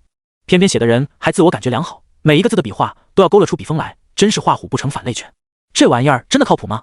他内心再次发出灵魂拷问。强忍着不适，陈凡总算是将第一页看完，皱着的眉头也缓缓舒展。这什么流星剑法，看上去倒是像模像样。拉弓如满月，箭去似流星，这门剑术着重的就是一个快字，通过特殊的发力方式提升射箭速度。据说到了一定境界之后，还能够激发体内气血，能够使用出一种叫做连珠流星剑的秘籍。所谓连珠流星剑法，就是接连射出数支箭，而且一支比一支速度快，以至于能达到在空中后发的箭矢能射中前一支的效果。熟练度越高，能射出的箭矢越多。写着本功法的人生怕看的人不理解，还贴心的配了草图，占据了整整2页。陈凡目光落在激发气血4个字上，他想起之前瞄准菱角羊时就出现过拉弓时几乎没有费力，可身体却像是虚脱了一样。莫非这就是所谓的激发气血？他越想越感觉很有可能就是这样。等回去问问张叔好了。他又往后翻了2页，是介绍这门剑法如何练习，写的倒是通俗易懂，而且其中有些内容与他现在的心得不谋而合。难道这门剑术是真的？他一个机灵，有点激动，又往后翻了1页，忽然发现没了。除了入门的一些练法之外，根本就没有什么激发气血，更没有连珠流星剑。他又往回翻了翻，最终视线落在那2页的手绘插画上，有点生气，这也太水了吧！就这点东西，竟然还有人买。陈凡将这本小册子揣进兜里，怎么说呢？他一开始也没有抱太大期望，所以也谈不上失望。算了，趁着回寨子还有段距离，清算一下收获。他心念一动，属性面板浮现眼前，之前强化了一次，全属性再次提升了1成。境界淬体3重，等级7064，体质51.34，力量35.38，敏捷22.80，精神11.79，潜能点37.1天，经验值162，经验值暴涨。其中大部分都是李家寨的人提供的，射杀一个人能提供7至10点的经验值，反倒是林角阳每头只有6至7点的经验。与此同时，淬体3重后面也多出了一个加号，竟然达到突破门槛了。陈凡惊喜不已，连忙点了一下，然后脸上笑容就凝固了。好吧，是达到门槛了，体质超过50点，触发突破条件。可惜的是，在这种属性下，突破的成功率只有3成不到。想要100%，体质、力量、敏捷3项属性平均值必须达到45点才行。奈何他如今除了体质达标之外，力量才35点，敏捷属性更是不堪入目，只有23点不到，距离平均值差了1倍。陈凡面露苦笑，他就知道大境界突破没那么简单。按照张叔的说法，即便是赵家堡那么大的寨子，也只有1、2个达到炼肉境而已，倒也还好，多强化几次应该就能达到标准了。他想着，冥冥之中有种预感，现在突破只是要求3项平均值，搞不好到了后面精神属性都要算上，可能还不是平均值。不仅要强化身体，还得多提升技能等级才行。他目光下移，准备去看看基础剑法的熟练度，毕竟接连射出这么多剑，涨幅应该不小。不过当他目光往下看时，不由得一怔，不对劲，技能栏的排序，张氏太极拳一直在最上面，现在太极拳上面怎么多出了一行小字？流星剑法残缺，一窍不通，0%。看到这行字，陈凡大脑嗡的一声，像是被一口钟撞上。这是什么情况？他确定一定以及肯定，之前是没有这行字的。难道说？陈凡嘴巴张大，眼中露出不敢置信之色。那看上去就是一假冒伪劣的流星剑法，是真的。他心中狂喜，对，一定是这样，要不然系统怎么会把这门剑法收录进来？名字还一样？不对，有点不一样。陈凡目光落在残缺这2个字上，没错，这门剑术确实是残缺的，缺的东西还不少。但是他目光落在这行小字的后半段上，一窍不通，0%，无论是字体还是颜色，这跟太极拳那行小字并没有什么差别。也就是说，尽管这门剑术是残缺的，可同样可以练习，同样能够增长熟练度，最终解锁出特性。陈凡感觉应该是这样。当然，因为不完整的缘故，解锁出来的特性只怕要大打折扣，而且剑术中提到的秘籍，相信也是解锁不出来的。他不禁陷入纠结之中，这残缺的功法要消耗经验值提升吗？怎么总有一种食之无味，弃之可惜的鸡肋感呢？咦，忽然他察觉到了特殊之处，流星剑法4个字后面的残缺2字，颜色明显跟他的兄弟姐妹不一样，貌似是可以点的，要不点一下？他心念一动，霎时3行信息浮现在脑海之中。检测到残缺功法，完整度38%，是否补全？补全需满足一定条件。补全条件：境界淬体2重，基础剑法 LV6，消耗时间1天。补完功法需要消耗一定时间，补全条件满足度越高，消耗时间越少。陈凡几乎不敢相信自己的眼睛，好家伙，还能补全功法的吗？想要补全这门剑术，2个条件：淬体2重，他现在是淬体3重，还超过了些。至于基础剑法 LV6，他正好达标，那还犹豫什么呢？当然选择是了。功法补完中，当前进度0%，所需时间12小时。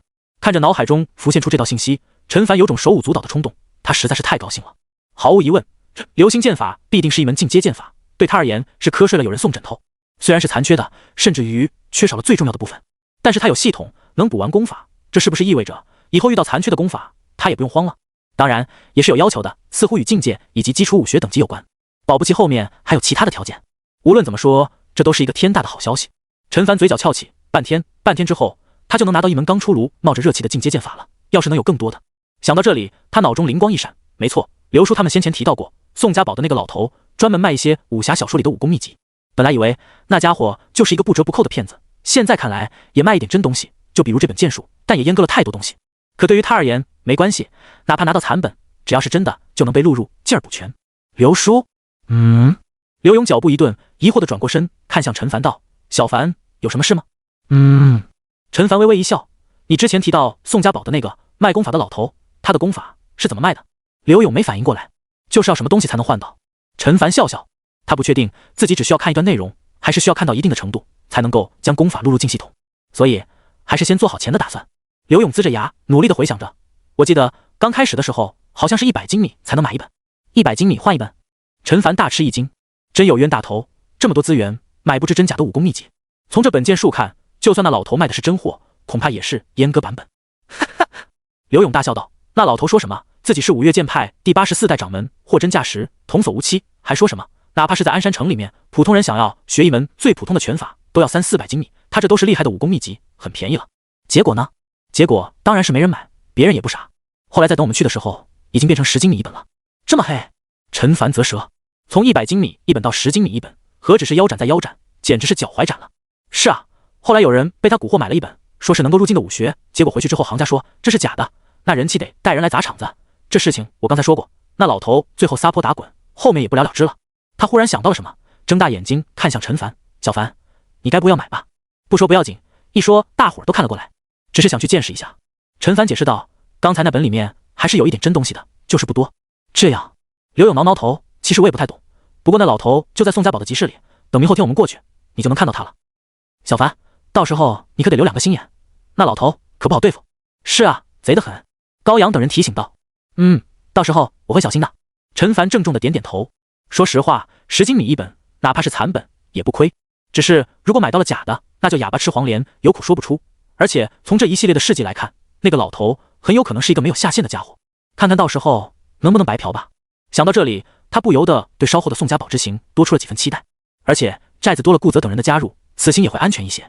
走了差不多2个多小时，已经接近傍晚，夕阳西下，看着已在眼前的寨子，陈国栋回过身，冲着众人叮嘱道：“等会回到了寨子里面，大家切记不要对别人提起顾泽是觉醒者的事情。”众人点点头。此时，寨子入口处围满了忧心忡忡的人，细微的议论声此起彼伏的响起。不过，随着狩猎队出现在视野之中，嘈杂的声音平息，所有人都松了一口气。可当距离越来越近，众人脸上纷纷露出震惊到极点的表情。五头猎物！不知道是谁喊了一嗓子，刚刚还吵吵嚷嚷的人群立时鸦雀无声，近百双眼睛落在归来的狩猎队，或者说他们抬着的猎物之上。1、2、3、4头，不，还有陈凡拖着的那一头，5头猎物。天哪，寨子什么时候这么丰收过？咕咚一声，王平咽了一口唾沫，声音颤抖道：“我这不是在做梦吧？应该不是。”赵峰面容呆滞的摇摇头，他很确信眼前这一切都是真的，不是在做梦。一旁的张仁眼中也露出震惊之色，难道说又是陈凡的功劳？是了，除了他之外，找不出其他人来。狩猎队越走越近，每一个人脸上都洋溢着笑容。队伍迈过吊桥，进了寨子，在众人又惊又喜的目光中，将猎物放在了地上。今天收获不错，多亏了小凡啊！刘勇哈哈大笑道。唰的一下，数百道目光落在了陈凡身上。哇，陈凡哥哥太厉害了！10多名孩童的双眼直冒星星。陈晨此刻也陷在小孩堆里，满脸崇拜地看着陈凡。上一次带回了那么多猎物，这一次更多，都翻了好几倍了。他可真是咱们寨子的救星。老人们喜极而泣。人群之中的孟雨同样笑靥如。刘叔可别乱说。陈凡哭笑不得，今天能有这么多的收获，大家都有功劳。刘勇等人一愣，也都笑了起来。狩猎领角羊他们却是出了力，不过后面遇到李家寨，要不是陈凡出手，人会不会出事不清楚，带回来的猎物能有一半就烧高香了。不过这后面发生的事情还是别让众人知道了，也没什么好处。这些猎物我们打算拿去宋家堡换粮食还有盐，等换好之后再发给大家。陈国栋笑着道。众人都连连点头，自然没有意见。他们之中有的人盐已经吃完好几天了。另外，我要跟大家说一件重要的事。陈国栋将顾家寨要加入的事情说了一遍，顿时就像是一块石头落入了原本平静的湖面，引起了一阵轩然大波。什么？顾家寨的人要搬到我们这里来？真的假的？这也太突然了吧！搬过来，这是好事啊，人多力量大，狩猎队出去狩猎更加安全。没错，也能防守寨子，防止有心怀不轨的人。这末世之中，并不是只有凶兽才会袭击小型营寨，一些胆大包天的人也会这么做，毕竟哪有什么比抢劫来钱更快的。过去几年就有不少寨子因此破灭，最近2、3年倒是少了一些，但也有，尤其是冬天猎物稀少的时候。不过也有人担忧，可是顾家寨的人也不少吧？听说跟我们寨子差不多，不，好像少一点，但是一下子这么多人，粮食能够吗？王平几人也是面面相觑。有新的人进来当然是好事，曾几何时寨子里也有3、400人，可惜走的走散的散，只剩些老弱妇孺了。可一下子进来这么多，寨子能承担的了吗？大家安静一下。陈国栋拍拍手，等议论声平息后，一锤定音道：“我已经答应了他们，不出意外的话，明天他们就会全体迁移过来，希望大家都多多配合。从今往后，大家都是一个寨子的人了。”众人眼睛瞪大，有的露出激动之色，有的默默闭上嘴巴，脸上露出忧虑。至于猎物，不用担心，小凡的剑术大家都是有目共睹的。顾家寨那边有一个比小凡差不了多少的人，能拉开80斤的弓，剑术了得。陈国栋说着，看向陈凡。没错。陈凡点点头，他叫顾泽，跟我年纪差不多，很不一般。听到这话，气氛顿时安静下来，落针可闻。王平等人屏住呼吸，连张仁也露出震惊之色。陈凡的天赋他们是知道的，能得到他如此评价，那个顾泽恐怕也不简单。是啊，大家不用担心，顾家寨的人到了之后，咱们寨子往后的生活会越来越好。没错，都放心吧。刘勇几人也附和道，倒不是故意这么说，而是他们心里这么认为，顾泽那可是一名觉醒者啊。听到这些，原本担心的一些人也渐渐把心放回了肚子里。陈凡说那个人跟他差不多厉害，那岂不是说往后狩猎队的猎物比今天的还要多？那还有什么可担心的呢？陈国栋等人相视一笑，这件事情就算是搞定了，只要等明天顾江海他们过来就行。至于寨子里的房屋还是够的，要知道在鼎盛时期的时候，这里容纳了3、400人，只是到了今天，走的走，死的死，就剩下100来号人了。不一会儿，夜幕降临，寨子里飘散着香味以及欢声笑语声，所有人都对未来的生活充满了憧憬，尤其是明天有好多生面孔进来，都兴奋得不行。陈凡早就饿了，一个人差不多吃了3-4斤肉，到达淬体3重的他明显感觉到饭量大了好多。不过这是一件好事，毕竟眼下增长潜能点的方式只有2个，一个是系统挂机，每天固定增长几点，前期还行，现在只能算上锦上添。另外一个则是摄入食物，目前看是凶兽肉，吃的越多增长的越多，前提是别吃撑了。将近4斤的凶兽肉增加了40点的潜能点，还没吃饱吧？女人看着这一幕，忍俊不禁道：要是没吃饱的话，我再去多煮一些。虽说这一顿晚饭吃掉了10多斤肉，她有点肉疼，但是不吃饱了，哪来的力气练武，哪来的力气狩猎呢？妈，已经饱了。陈凡打了一个饱嗝，要是能继续吃，他肯定吃啊。英芳笑了笑，又看向晨晨：爸妈，我也饱了。晨晨摸了摸滚圆的肚子，小脸上写满了满足。爸，你呢？陈凡看向陈国栋，后者点了点头。那就休息一会儿，然后跟我们一起去练武吧。陈凡笑道。练武？英芳诧异地看向陈凡，又看看陈国栋。陈国栋先是一怔，随即哑然失笑：小凡，你要是不说的话，我差点忘了。好，待会儿我就跟你过去学武。对了，我去叫上你刘叔他们。好。陈凡笑着答应下来。狩猎队的人白天出去狩猎，要是下午就能回来还好一些，要是运气不好晚上才回来，那只能晚上练武了。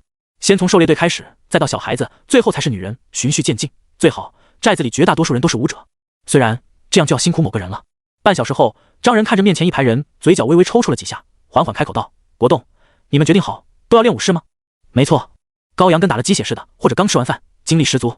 老张，我们都听小凡说了，成为武者之后力气能增长1倍，要是到了那什么淬体2重，力气能增长2倍。是啊是啊，要是我们一个个也有小凡那么厉害，到时候就能带回更多的猎物。老张，先前你要教我们，我们没练，实在是不好意思，可这一次我们是认真的，教我们吧。众人目光真诚，语气诚恳，看得一旁的王平几人一愣一愣的。什么情况这是啊？国栋叔他们怎么忽然跑过来要跟着张叔学习强身健体之术了？难不成大家以后排成一排一起站桩一起打拳？那画面着实有点妙不可言。嗨嗨，张仁不动声色地看了陈凡一眼，他说呢，怎么突然之间国栋他们就像是约好了似的，这其中要是没有陈凡出主意，打死他都不信。陈凡冲着他笑了笑，仿佛在说张叔加油。张仁收回视线，落在陈国栋等人身上。国栋，你们想练武，我自然是乐意支持，不过丑话说在前头，成为武者不是你们想象的那么简单，需要有坚韧不拔的意志。况且你们年纪都不小，相比较于王平他们，要付出远超过他们的努力才能做到。你们真有这个心理准备吗？说完，他眯起眼睛，一股气势从身上散发而出。一群中年男人顿时感受到了压力。不过一来他们已经答应陈凡了，此刻要是打退堂鼓，连往哪里放？二来的话，王平他们也在一旁看着呢。张仁，我做好准备了。陈国栋深吸一口气，说道：我也是，我也没问题。那就来吧。刘勇他们也争先恐后的说道：好，那就现在开始吧。你们先站成一排，间隔1米。张仁也不再废话，像焦陈凡等人一样，从最基础的站桩开始。陈凡点点头，心想等顾家寨的人来了，就让他们跟着一起练，特别是那个顾泽。不得不说，这家伙的异能再加上武道的话，连他都感觉有压力。如果能培养起来，再好不过了。凡哥，可以啊。这时王平几人围拢过来，纷纷竖起大拇指。你竟然能说动国栋叔他们练武，厉害！何止是厉害，简直是高瞻远瞩。想一想，要是咱们狩猎队全都是武者，那出去狩猎还不是手到擒来？就是。陈凡闻言哭笑不得，没你们想的那么简单，就算是武者，狩猎也不容易啊！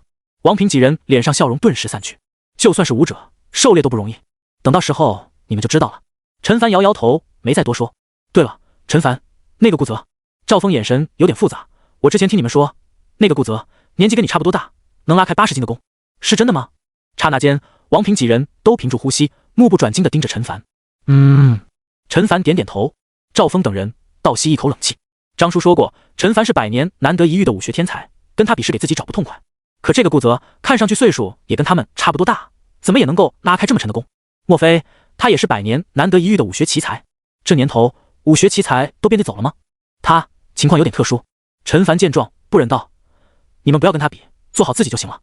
赵峰几人无奈苦笑，果然对方就是武学奇才。他们有点明白了，为何国栋叔会这么快答应顾家寨加入，单单是这个顾泽就足够了。对了，陈凡，我白天练剑时遇到一些困惑，你能教教我吗？赵峰问道。行啊。陈凡点点头，看了张仁一眼后，带着几人走到一边。他本来是想问一问张仁激发气血之力是什么，不过看样子眼下对方没有时间，那就再等一等好了。按照父亲的意思，明天狩猎队不狩猎，而是出去迎接顾家寨的人，等后天众人一起出发去宋家堡交换食物。如此一来，他就能多出1天的时间积攒潜能点，在出发之前，境界最好能达到炼肉境，实在不济的话，把力量提升上去，能用200斤拉力的弓。相比于100斤拉力的弓，射程能增加1倍，杀伤力更强。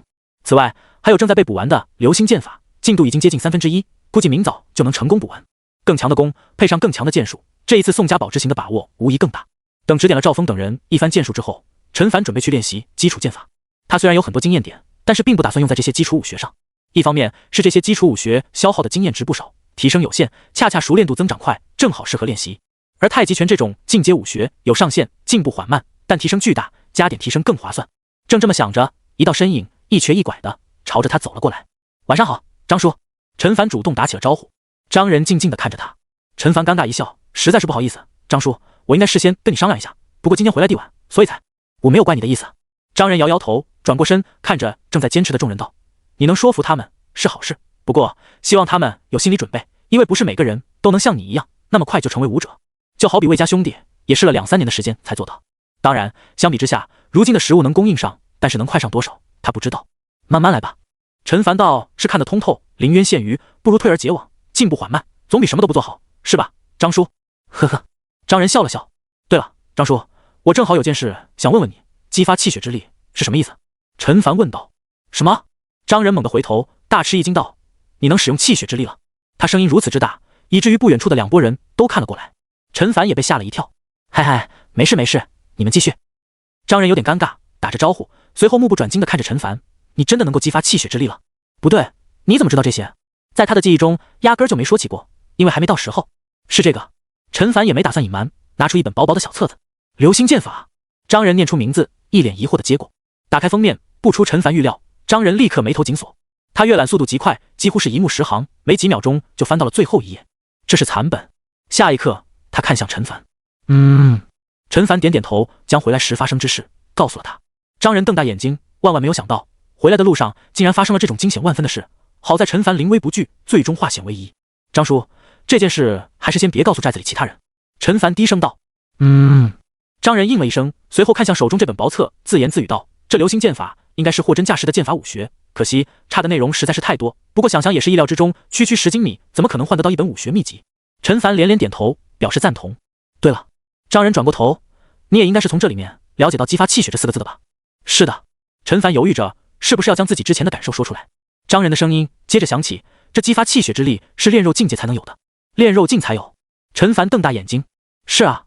张仁看了站中的陈国栋等人一眼，说道：淬体境界的武者体内的气血还比较稀薄，只有达到炼肉境，体内气血浓郁，才可以激发气血之力。那会有怎样的效果？陈凡忍不住问道。自然是力量更大，速度更快，就比如赤手空拳的状态下，激发气血之力，拳速更快，破坏力也更强。如果长枪短刀在手，激发气血之力，挥舞速度更快，力道更沉。如果是使用弓箭，他声音一顿，看向陈凡，应该是能拉开更沉的弓，射箭的速度也会更快。陈凡点点头，心中了然，难怪自己之前拉开弓的时候没费什么力气，原来如此。这么说来，这激发气血之力跟顾泽那家伙的异能差不多了，武者这条路还是挺有前途的嘛。当然，并不是说一定是要到炼肉境界才能激发气血之力。张仁补充道，有一些天赋过人的，在淬体3重时就能了。不过若是本身气血还不浓厚，频繁激发气血反而有害无益。说着，他有意无意的看了陈凡一眼，见对方不明所以，内心松了一口气，看来自己应该是多虑了。想想也是，只是淬体1重，怎么可能会使用气血之力呢？哪怕被动的情况下也不现实。张叔，这么说来的话，那些炼肉境界的武者激发气血就没事了？陈凡好奇道。也不尽然。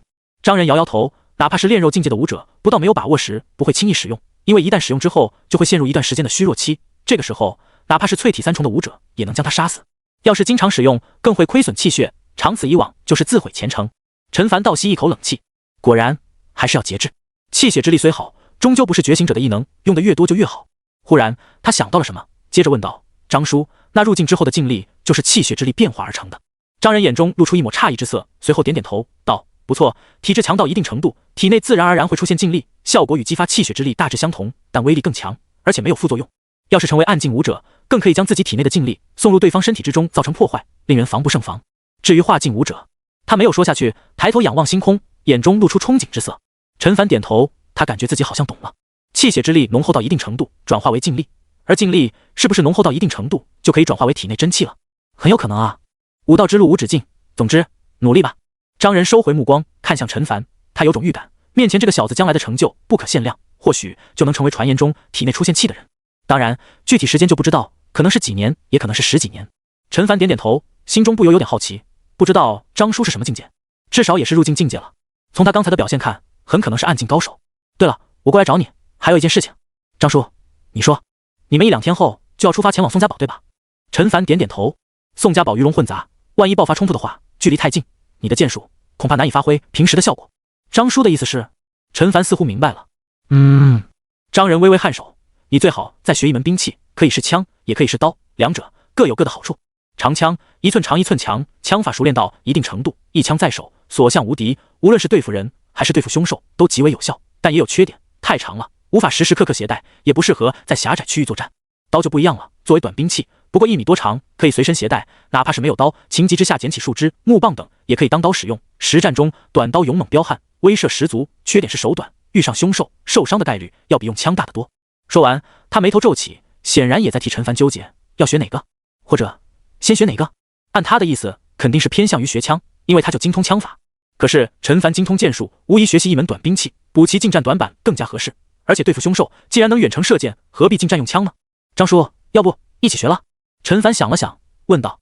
看着陈凡真诚而又自信的眼神，张仁瞬间清醒。是啊，一般人枪法与刀法能够做到一门精通，已经殊为不易。就像他自认为枪法还说得过去，可刀法顶多指点一下初学者，与那些刀法高手相比，相差太远。可眼前这小子不是一般人啊！1天不到就能将别人需要费1周到数周时间才能学会的太极式入门，3天不到，估计太极拳就能入门了。这种资质，同时学习2种截然不同的兵器，或许真的可行。想到这里，他轻咳一声，道：“陈凡，你真的决定了？先说好，同时学习2种兵器，可比同时学习2种拳法难多了。”张叔，我先试试吧，如果到时候不行，就放弃一门好了。陈凡笑道。好。张仁眉头微皱，他总觉得我试试吧这句话莫名有种熟悉感。陈凡此刻内心也有些激动，别人担心混淆，可他有武道面板，根本不虚，而且不同的武学特性可以叠加，谁会嫌自己能耐太多呢？张叔，学习枪法刀法是不是也要从最基础的开始学起？有一定基础之后，就能学习更厉害一些的武学。陈凡想到那本《流星剑法》，看向张仁的眼中不禁有些期待。他肯定张仁身上一定有基础枪法的进阶武学，刀法的或许也有。张仁看了他一眼，眼神仿佛在说：“你在说什么废话？当然要从最基础的开始练起。”一提到练武，他的脸上就恢复了往日的严肃。用枪的基本招式包括拦、拿、扎、劈、崩、刺等等；刀法的基本招式包括劈、砍、刺、撩、磨等。这些你都得熟稔于心之后，才能学习真正的枪法与刀法。明白，张叔。陈凡应道。我就是有点好奇，等这些基本招式都弄清后，要学习的真正的枪法刀法是什么？你是问名字？张仁一愣，陈凡连连点头。张仁深深地看了他一眼，要是换做王平他们问出这个问题，他多少要训斥几句，连爬还不会呢，就想跑了。不过陈凡嘛，刀法是太极刀法，至于枪法是8级大枪术。他冷冷道。陈凡双眼瞪圆，前一个太极刀法听起来中规中矩，这后面的8级大枪术很霸气啊。看张叔眉宇中有点舍不得，看样子这应该是他压箱底的东西了吧。跟我来吧。张仁往前走去，内心轻叹一声，若是在10年之前，别说是8级大枪术，哪怕是太极拳，自己都不会传出去。可是，一时疑，要是眼下再纠结于这些，已经没有意义。而且陈国栋对他有救命之恩，再加上这些年来的照顾，只要陈凡学得会，他哪怕把那样东西说出来也不后悔。眼下还不到时候。两人再次来到仓库之中，陈凡的目光落在那把200斤拉力的长弓上。他原本打算先强化身体，把力量属性提上去，用这把弓练习基础剑法，现在看还是先等一等，试试这个。张仁将一杆木质长枪扔了过来，大概有2米多长，枪头锋利，连接处后方飘着红缨。陈凡一把接过，掂量了一下，就说道：“张叔，好像太轻了点。”轻？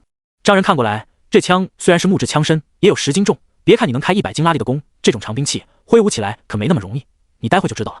陈凡犹豫了一下，还是坚持道：“张叔，过了1天，我感觉自己力气又大了不少，这枪轻飘飘的，还是换一把重的吧。”他当然可以按照张仁的意思办，可那样基础枪法升级太慢了。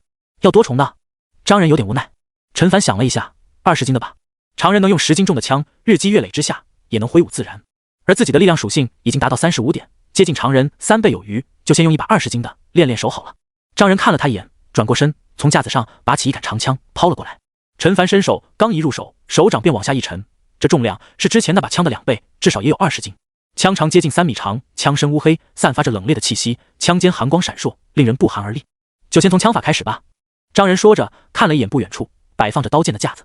他对于陈凡今晚学完枪法之后，能不能继续学习刀法，持有怀疑态度。两人到了外面，见到陈凡手中握着的铁枪，陈国栋、王平等人眼中都露出吃惊之色。小凡他这是要连着枪法一起学吗？高阳瞠目结舌道：恐怕是的。可是小凡不是会射箭吗？而且箭法那么准，百发百中，有必要吗？高阳依旧难以理解。要是他箭法那么准，还练个屁的枪！老高，没听说过一句话吗？叫做技多不压身，更何况万一有哪天箭使用光了怎么办？这个时候再拿起枪，照样不虚。就是你不知道吗？那古代的弓箭手也是近战的好手，一般人根本不是对手。还是小凡深谋远虑啊！众人慨叹。赵峰、王平几人那边就是感觉压力山大。我的妈啊！凡哥他竟然也要学枪了，这还给不给人活路了？王平欲哭无泪，他还想着自己练好枪法，到时候掩护凡哥来着。大概是不想有短板吧。赵峰缓缓道：应该是这样。只会射箭的话，万一被敌人接近，对方可不会给机会让你瞄准。不会枪法，总不能赤手空拳上去跟别人打吧？凡哥剑法都这么厉害了，还在不断学习新东西，我们更要加油了。没错，明天顾家寨的人搬过来，其中那个叫顾泽的，估计也是一个狠角色，咱们不努力可不行啊。几人说着，无形之中都感觉到了一股巨大的压力。空地上，陈凡手握长枪，不知道是不是一种错觉，他感觉此刻自己豪气冲天，与拿着弓箭时的感觉根本不一样。张仁看着陈凡握住枪的双手，眉头就是一皱。不过陈凡没练过枪，不懂握法，也是情有可原。枪法易学难精，他双手背负身后，缓缓道：易学很容易理解，哪怕是新手，面对敌人手握3米多长的枪，心中也不会太恐惧，只需要按照本能将枪刺出去即可。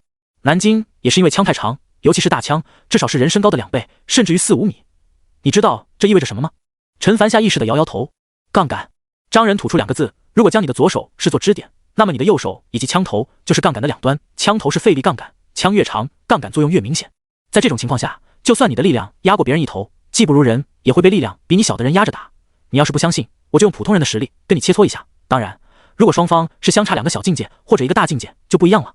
他补充了一句：我信。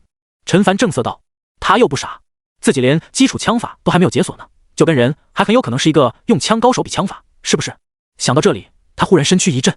等一等，他好像找到了一条快速提升枪法熟练度的办法了。没错，就是跟张仁切磋。剑法张仁不会，而且这玩意儿好像也没办法切磋，就算能切磋，那也是他欺负人。可枪法不一样，除掉枪头，2人对战，貌似可行啊。张仁自然不清楚陈凡在想什么，见陈凡态度很老实，微微点头，继续说道：不仅是身体素质，还有悟性。我知道你的武学天赋很高，月棍年刀1辈子枪，有人练1个月棍就能打败练了1年的，有人练1年刀就能打败练了10年的。除了身体素质的差距，就是悟性。可这一套在枪法上行不通。他语盯着陈凡，显然这番话就是在敲打他。再高的天赋选手也不可能速成高级枪术，只要方法对，比你练得久的人就是比你厉害。陈凡老老实实的点头，或许是这样吧，可他完全不用担心这一点。只要反复的练习，熟练度就会蹭蹭上涨，速成高级枪术真的不难。最后一点，张仁加重语气，是你接下来需要特别注意的地方。王平他们直到现在还在犯这种错误。你现在握住枪的姿势，心里想的就是拿着枪直上直下劈打，或者横向直线抡动吧。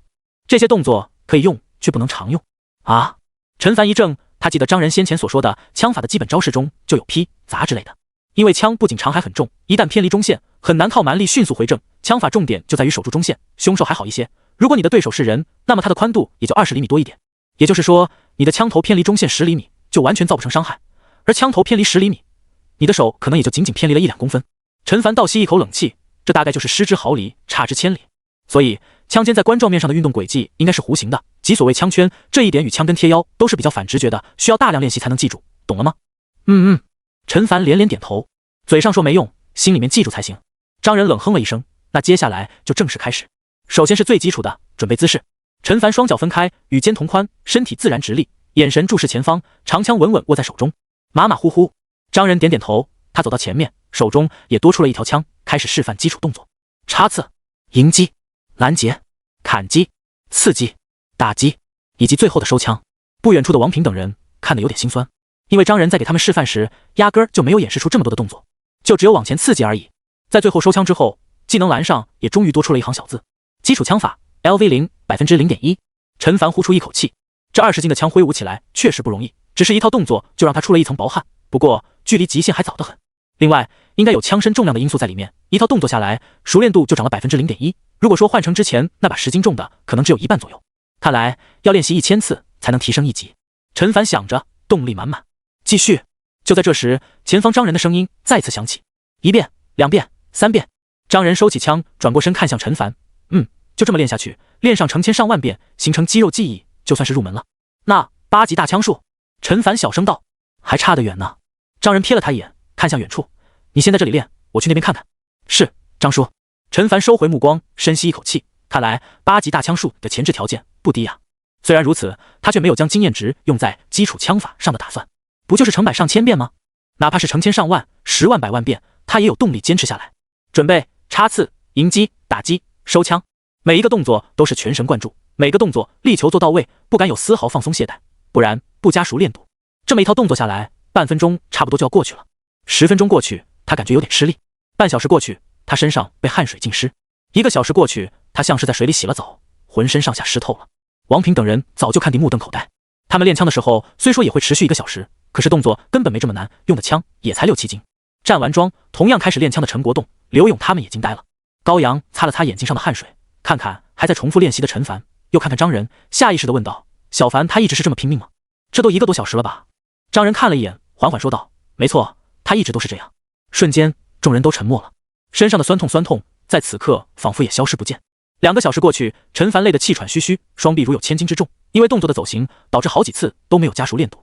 好消息是，这期间随着他动作越发熟悉，每一次的熟练度也渐渐从 0.1% 到了 0.15%， 再到 0.2%。他看向技能栏，基础枪法 LV0 35.6%， 还差一大半啊！陈凡内心叹息一声，按照他目前每次 0.2% 计算，还需要练习322次，将近3个小时。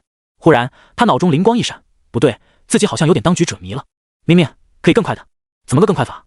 自然是直接加点。他之前先入为主，认为将经验点在基础武学上是一种性价比很低的选择。同样的经验用来提升进阶武学的话，获得的属性远远超过前者。可是那是在基础武学等级高了之后才会出现的事情，比如1级到2级、2级到3级，等级越高，用经验值提升的性价比越低。从0级到1级就不一样了，不仅消耗的经验值少，难度也大。这个时候消耗经验值进行提升的话，堪称事半功倍。我应该早点想到的。陈凡有些懊悔，不过也不全是坏事，至少让张叔他们看到了自己努力的过程。看来今天不仅仅能学会基础枪法，连基础刀法也能一并学了。他脸上露出一抹笑容，紧接着心念一动，在基础枪法上投入了一点经验值，基础枪法熟练度直接飙升到了将近 70%。 果然，他心中一喜。如果没有之前的练习，将基础枪法从0提升到1级，也就3点经验值，不知道会解锁出怎样的特性啊！他眼中露出期待，又投入了一点经验值，顿时一股暖流涌遍全身，冲散了些许疲惫。就是动静太小了，体质肯定是增强了，力量也是，好像身体也变轻了点。难道说一次性解锁出了3个特性？他连忙看去，这一看，眼中顿时露出震惊之色。基础枪法 LV1 3.5%， 特性强身1级、强力1级、迅捷1级、5倍1级，4个特性。陈凡深吸一口气，前3个都是老熟人了，效果是技能提升1级，体质力、敏捷属性各自提升1点。基础武学吗？意料之中。可这5倍，他看去，5倍技能每提升1级，格挡几率额外提升30%，必须装备长柄武器时才会生效。格挡吗？陈凡明白了，武者用冷兵器交手，格挡的重要性不言而喻，因为要是没有格挡住的话，那轻则受伤，重则 GG。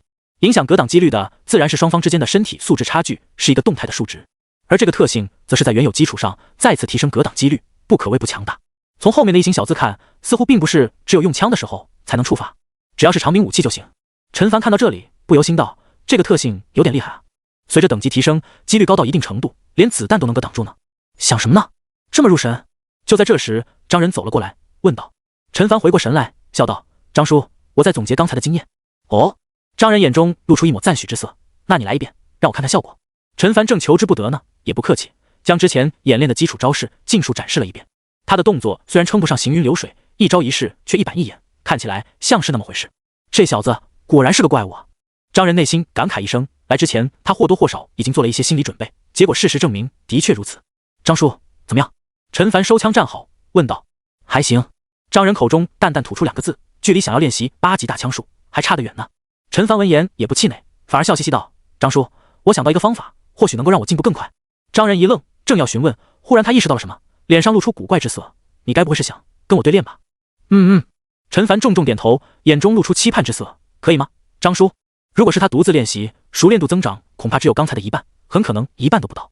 消耗经验值他又有点舍不得，毕竟升1级加3点属性点，你说多吧也不多，说他少吧也不少。另外还有一个5倍特性，提升效果立竿见影。闻言，张仁脸上露出一抹意味深长的笑容。说起来，他也好久不跟人动手了。行啊，他很痛快地答应下来。于是乎，奇异的一幕出现了。空地上，陈凡与张仁二人各自手持一条拿掉枪头的大枪，相距4、5米，周围围了一圈人。凡哥厉害啊！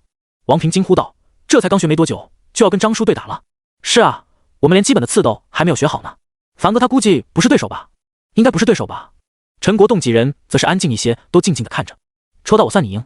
张仁冲着陈凡说道：“来吧。”陈凡深吸一口气，全身绷紧，紧接着一枪往前刺出。啪！一道清脆的撞击声响起。张仁手中的枪微微一晃，就将陈凡的攻势挡住，嘴角微翘：“小子，就这点程度，可不行啊！”陈凡默默收回枪，看似波澜不惊，实则偷偷看向技能栏。基础枪法 LV2 3.6%， 提升了 0.1%， 看似不多，可要知道，这仅仅是一枪就增加的熟练度。如果是接连呲出2枪、3枪呢？陈凡咽了一口唾沫，脚下开始缓缓移动。张仁眼中闪过一抹诧异，心道这小子可以啊，不像一开始练枪的人那么呆，傻傻的站在那里。不过他依旧站在原地，甚至于当陈凡走到他的侧面时，头都没有转过来。张叔这样是不是太吃亏了？见到这一幕，一名青年替他捏了一把汗。你想多了。赵峰摇摇头，看向场中的二人，这分明是张叔不把陈凡放在眼里啊。气氛忽然沉默下来。就在这时，陈凡手中长枪飞快刺出，啪啪啪，枪身与枪身相撞，接连发出3道清脆的响声。陈凡迅速收回枪，看向技能面板，连续3枪，熟练度提升了将近 0.5%。果然，实战才是提升最快的方式，破绽百出。张仁内心默默给出评价，他要是进攻方，一枪就能戳中陈凡。不过，对于一个刚拿起来枪的初学者来说，这种表现也不错了。就是不知道这小子能将枪法练习到何种地步，到时候能不能让自己痛痛快快的打一场。就这样，接连不断的碰撞声在空旷的场地上不断响起。陈凡从一开始的进攻3次，到后来4次、5次，熟练度从 4.5% 到 5.1%、6%， 飞速上涨。终于，快1个小时之后，熟练度来到了 99.5%、100%。刹那间，一股暖流涌遍全身。基础枪法升级了。基础枪法 LV2 0%， 特性强身2级、强力2级、迅捷2级、5倍2级。陈凡深吸一口气，双手握紧长枪，一股前所未有的熟悉感在心头涌起，仿佛这一刻的他已经将这些基本招式练习了10万遍。唰！陡然间，一枪刺出，如毒蛇吐信，速度比之前还要快上3分。什么？正在开小差的张仁脸上露出惊容，忙将枪往后一收，挡住这气势汹汹的一枪。啪！一道清脆的撞击声回荡在空地之上，声音明显比之前大了不少。陈凡随即欺身向前，刷刷刷又是几枪刺出。这一次，张仁有了防备，十分轻松的都挡了下来。可他脸上的震惊却越来越浓。不对劲！这次的几枪比之前快多了。枪被称为百兵之贼，为什么会有这种称呼？就是因为他快。难道说这小子就在刚才1个小时的时间里又进步了？基础枪法 LV2 0.3%。陈凡自然不知道此刻张仁的想法，他趁着收枪的机会看了一眼技能栏，熟练度提升幅度再一次变小了，但能在1个小时的时间提升1级，他很满足了。张叔，陈凡收起枪，看向张仁，感激道：“时候也不早了，要不枪法就先练到这里吧。”当初练剑时，张仁就在给他当陪练，如今练枪时更是如此。他有系统，能看到提升，自然乐在其中。可是对于张叔而言，却十分枯燥乏味。张仁收回枪，问道：“你累了？”有点。陈凡笑了笑，差不多练了快3个小时的枪法，说不累哪怕假的，而且肚子也有点饿了。有点。张仁眉头微皱，那就是还能继续咯？啊！陈凡一怔，吃惊地望着他。不用担心我，这才乃到哪儿？张仁不在意地说着，看向周围的陈国栋等人，今晚就先到这里，你们都回去吧。王平等人顿时面露欣喜之色，饶是刘勇、高阳他们一个个都松了一口气，终于结束了。不过当他们的目光落在陈凡身上时，脸上的笑容都缓缓淡去。小凡，爸就先回去了，你也别练太晚。陈国栋叮嘱道。放心吧，爸，我有数的。陈凡冲着他笑了笑。众人三三两两的散去，张仁冲着陈凡招了招手，刚才你那几枪气势不错，继续保持下去。明白。陈凡眼中燃起熊熊斗志，既然张叔还可以继续，那他自然求之不得。不过身体确实到了极限，就算能够硬撑下去，因为力道不足，之后获取的熟练度也会打折扣。既然如此，张叔，我先去上个厕所。去吧。张仁无语道。陈凡嘿嘿一笑，其实他倒不是真想要上厕所，而是担心强化身体的异动引起对方的注意。稳妥点，还是找一个僻静的地方。确认了周围没人之后，他心念一动，一股强大的热流从心脏中涌出，流经4肢百骸。仅仅是2秒钟不到，他整个人就恢复到了巅峰状态，不，比之前的状态还要好。境界淬体3重，等级8、0、100，体质58.67，力量41.11，敏捷27.28，精神12.97，潜能点38 7.1天，经验值160。不错，力量属性终于达到了40点，能够使用200斤拉力的弓了。陈凡满意的点点头。3项属性的平均值也到了42点，距离突破的门槛还差3点。其他的他草草看了一眼，回头走去。好了，张仁看过来，忽然眼睛微微眯起，直觉告诉他，此刻的陈凡跟之前有点不太一样，似乎更加精神了。张叔，我要开始了。陈凡摩拳擦掌，反正明天不用出去狩猎，他就是练到凌晨也不要紧。来吧，看看我不还手，你什么时候才能用枪戳到我？张仁嘴角翘起。张叔，我要是用枪戳到你，会有什么奖励吗？陈凡不禁好奇道。你想要奖励？没，我就说单纯的问一问，没别的意思。陈凡忙道，他有一种不太好的预感，可惜还是迟了。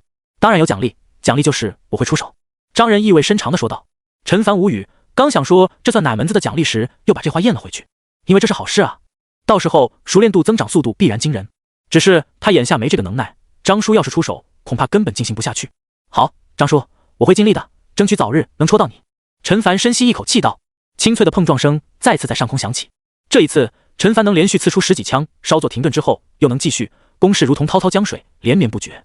张仁眼神肉眼可见的兴奋起来，虽说眼下的陈凡还不具备让他出手的能力，但这气势让他有点满意。不错，用枪之人就应该有这种一往无前的气势。他真的很期待有朝一日能跟陈凡两人用大枪痛快的打一场，希望这天不会太远。而陈凡看着快速上涨的熟练度，也大呼过瘾。在基础枪法达到2级时，他一连刺出6枪，熟练度才增长了 0.3%。如今全盛时期的他，一口气刺出10多枪，熟练度直接飙升一大截，将近1%。平复一下呼吸，再次刺出10多枪，熟练度再次上涨1%。不得不说，在这种效果立竿见影的激励下，他浑身充满了干劲，不知不觉进入了忘我之境。直到一道暖流流过身体时，他才如梦初醒。基础枪法 LV3 0%，特性强身3级，强力3级，迅捷3级，武备3级。这一刻，他感觉手中的枪不再是枪，而是身体的一部分，如臂驱使一般。唰的一声，枪头如闪电一般，快的只剩下一道残影。好小子！张仁心中忍不住惊叹一声，幸好之前吃了这个亏，否则这一次还真被戳到了。然而这一次，陈凡的攻击如同狂风暴雨，转眼间攻出20多枪，一枪快4亿枪，撞击声宛如爆竹，响个不停。33枪之后，陈凡喘着粗气，眼中露出无奈之色。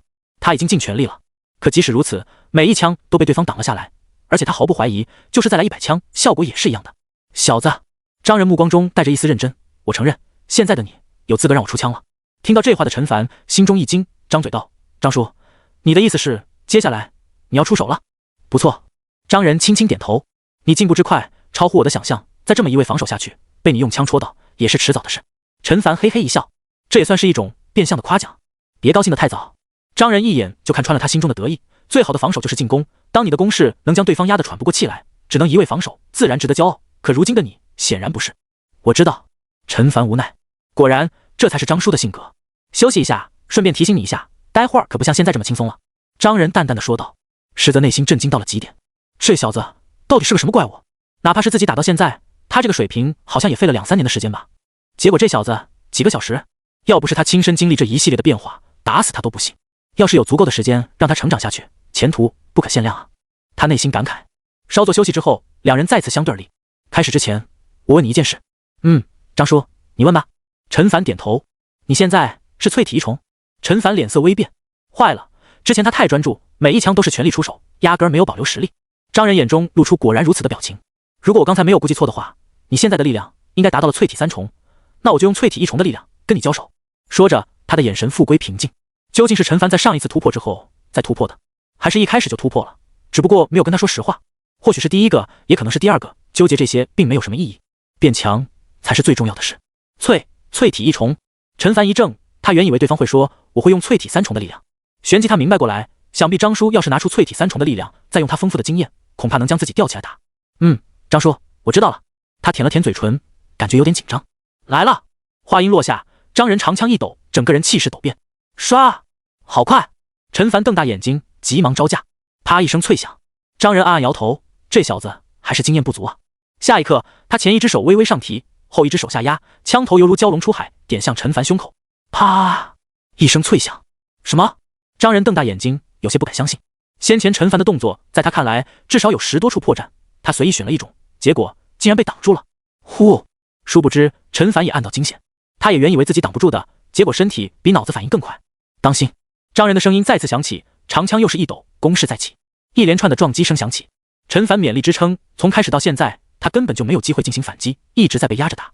而且他能看出来，张叔明明是攻击的那一方，自己消耗的体力却比他更大。然而张仁却是越打越心惊。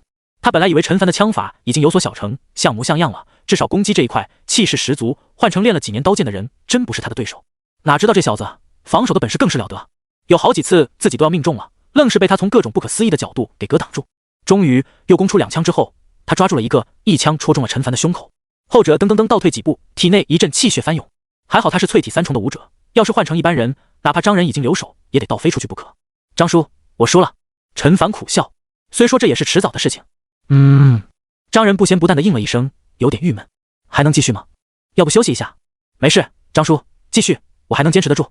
陈凡语气坚定，因为他看到经过刚才一段实战，基础枪法的熟练度蹭蹭上涨，如今已经快要达到 3% 了。3%呢？什么概念？这可是3级的基础枪法，哪怕之前一连攻出的33枪才涨了 1% 不到。努力，他觉得今天晚上基础枪法少说也能到4级，到时候或许跟基础剑法一样，解锁出新的特性来。当然，没有解锁出新的特性也不要紧，因为距离达到学习8级大枪术的门槛又近了一分。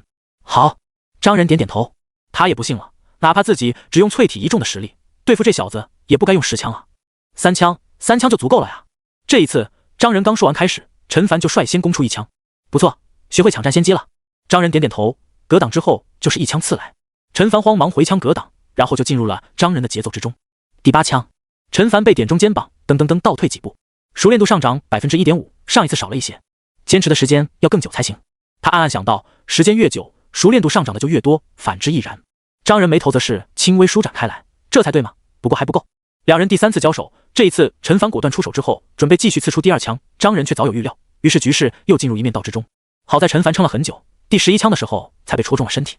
就这样，两人在空地上你来我往，差不多1个小时20分钟之后，熟悉的暖流再次涌起。原来如此，陈凡暗暗点头。此时张仁已经刺出了第10枪，双方交手大几十次，张仁脸上露出一抹笑容。接下来2招，胜负就能见分晓了。第11枪，第12枪，张仁脸上露出诧异的表情。什么情况？这小子格挡的速度好像变快了，是自己的错觉吗？不应该啊，就是现在。陈凡眼中金光一闪，长枪由下往上，如蛟龙出海，在张仁惊愕的目光中点中他的胸膛。这一刻，面板上的技能熟练度直接上升了将近 2%， 气氛安静的出奇。被枪头戳中的张仁仿佛中了定身术，一动不动地站在那里。陈凡脸上的笑容也缓缓收起，暗道莫非张叔被自己打击到了？不过自己被他戳了那么多枪，能戳到他一次也不容易，要不是技能升级，他还真不一定能够得手。他目光看向技能栏，基础枪法 LV4 1.8%， 特性强身4级，强力4级，迅捷4级，5倍4级，必杀1级。必杀技能每提升1级，攻击命中几率或者格挡成功几率提升3成，装备长柄武器时生效。没错，基础枪法提升到4级之后，解锁了出了新特性必杀，这也是他能戳中张仁的原因之一。而且4级的5倍特性额外提升 120% 的格挡几率，这让他能够在张仁的攻势下多撑住几个回合，干得不错。就在这时，张仁的声音缓缓响起，看向陈凡的目光带着些许复杂，虽说其中也有我大意的原因，但是你能抓住这个机会果断出手，很不错。陈凡不好意思的挠挠头，能得到张叔的夸奖着实不易啊。张仁看着此刻的陈凡，外边平静，内心却波涛汹涌。他没想到自己还是低估了这小子的悟性天赋，仅在对练中成长速度就如此之快。他甚至觉得再继续下去，自己仅用普通人的实力都不是后者的对手。张叔，我们继续。陈凡迫不及待地问道。就这一晚上的时间，基础枪法从1级提升到了4级，像是坐火箭一样。而且戳到他的那一枪增加了将近 2% 的熟练度，这可是4级的基础枪法。运用简单的乘除法法则，只要点中对方50次，基础枪法就能再次升级了。然而接下来张仁的一句话却扑灭了他心中的火焰。天色也不早了，今天就到这里吧。张仁收起枪，往仓库走去。哦，陈凡乖乖应了一声，跟了上去。也谈不上多么失望，毕竟人的身体也不是铁打的，他可以强化身体恢复，对方却不行。张叔，我现在可以学习8级大枪术了吗？陈凡有点忐忑地问道。他都把基础枪法提升到4级了，也该到达学习8级大枪术的门槛了吧？你想学8级大枪术了？张仁转过身，嘴角微翘。怎么？陈凡内心有种不太好的预感。还早呢。张仁转过身，一瘸一拐地往前走着，一边说道：等你的太极拳什么时候大成了再说吧。啊？陈凡张大嘴巴，惊讶道：学8级大枪术跟太极拳大成有关系吗？8级大枪术与太极拳当然没关系，但是与8级拳有关系。唯有太极安天下，无有8级定乾坤。8级拳法动作朴实无华，风格却刚猛爆裂。你想学8级大枪术、8级拳，至少也得进入小成境界才行。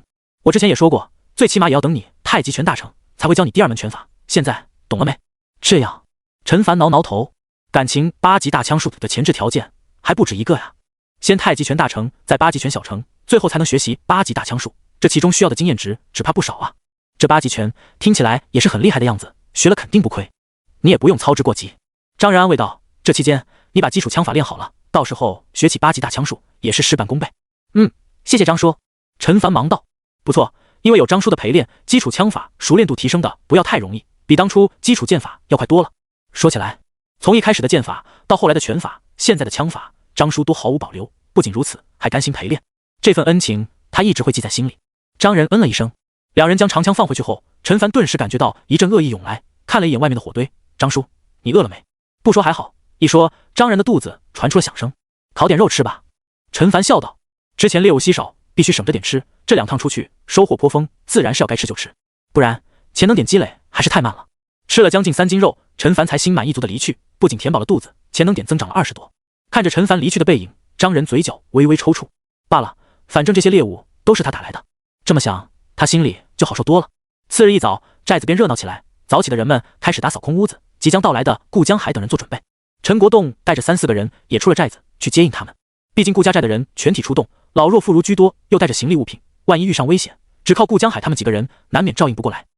陈凡一觉醒来，感觉从来没有一晚上像昨天那样睡得踏实。对了，他想到了什么，迫不及待地看向属性面板，没有算错的话，从昨天下午到现在12个小时绰绰有余，也就是说流星剑法已经解锁了。流星剑法一窍不通0%，太好了！陈凡忍不住挥拳，他现在有的进阶武学，除了张氏太极拳之外，还多了一门流星剑法。如果再算上即将学到的8级拳、8级大枪术，那就是4门。如果都学会，他既能够在200-300米开外射杀敌人，也不怕被敌人近身，哪怕是手无寸铁，也能用拳法与对方周旋一番。当然，最好不要这样，血肉之躯还是没办法跟刀剑抗衡，至少眼下如此。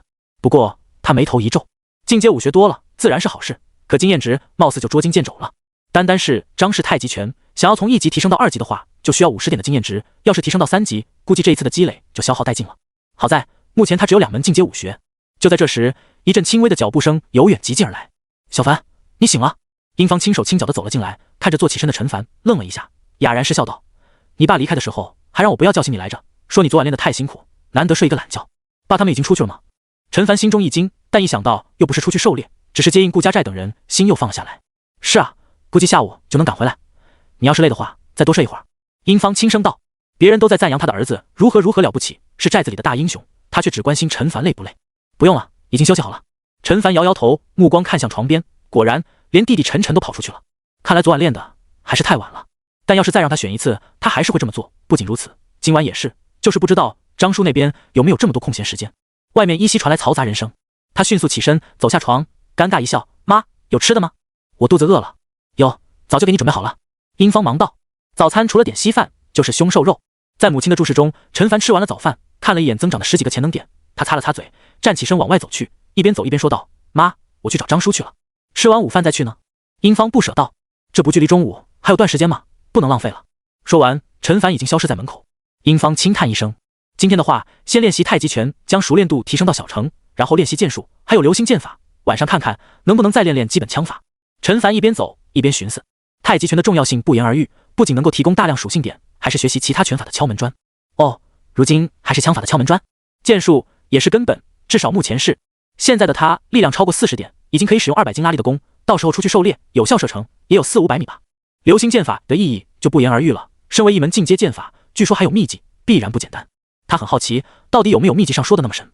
至于基础枪法，在张叔的帮助下提升很快，给的属性点虽然蚊子腿，但蚊子腿也是肉，更别提还有一个5倍特性，额外提升格挡几率。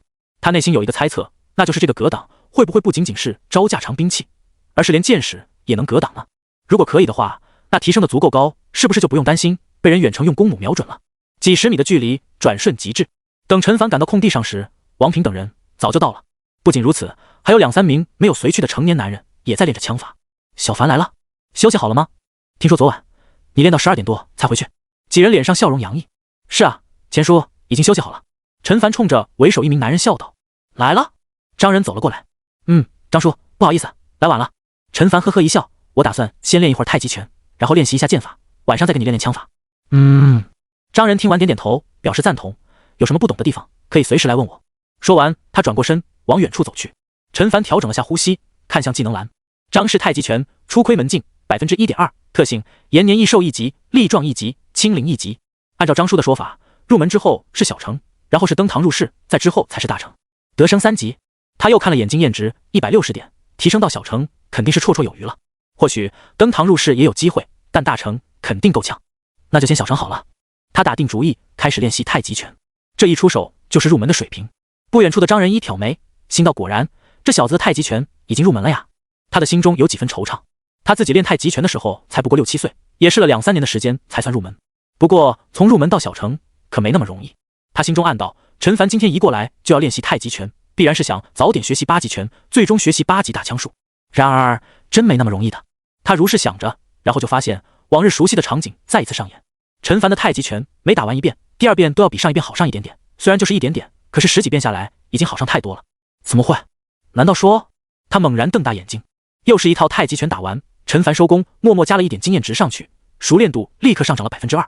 不错不错。他微微颔首，这样一来差不多打50遍就能小成了，而且每一次只加一点，显得一切都是那么自然。想到待会儿熟练境界提升，他心中不禁多出一抹期待，也不知道会不会解锁出新的特性啊。时间缓缓流逝，张仁轻叹一声，是啊，这小子的天赋好像就是越练越强，剑术如此，桩法如此，拳法如此，枪法亦如此。或许他真是千百年一遇的武学奇才。又过去一段时间，随着最后一点经验值加在太极拳上，陈凡感觉到一股暖流奔涌而来，咔咔咔，全身骨骼接连响起爆豆一般的声响，先前的疲劳在此刻一扫而光。不仅如此，他能感觉到自身对于太极拳的理解达到了一个全新的高度。虽然对于所谓的气随意运，身随神行，随屈就伸，似松非松一连猛逼，但朦胧之中有点感觉又变强了好多。流星剑法一窍不通 0.1%， 他自言自语道，目光看向技能栏，张氏太极拳略有小成 0.2%， 特性延年益寿2级，力壮2级，清灵2级，活血1级。咦，多出了一个特性。陈凡惊喜地瞪大眼睛，不对啊，多出了一个特性，他却没有什么感觉呢。难不成这个特性不太行？活血技能每提升1级，气血恢复速度提升 30%， 恢复气血的。陈凡一怔，他想到昨天张叔提到练肉劲武者可以激发体内气血，相当于动漫之中的爆种，但之后会陷入虚弱状态，因此不到万不得已的时候不能轻易使用。所以这个活血就是在这个时候发挥作用的吗？似乎还行，但他转念一想，感觉又没有这么简单。练肉境界的武者才能使用气血，而淬体包括一般人因为体质不强，只能用纯粹的肉体力量。就像他拉动弓箭时用的就是肌肉力量，消耗的是体力。从这一点来看，气血貌似是更高一级的能量。这个活血特性连气血都能够恢复的话，体力没道理恢复不了啊。待会儿练剑时看看效果好了。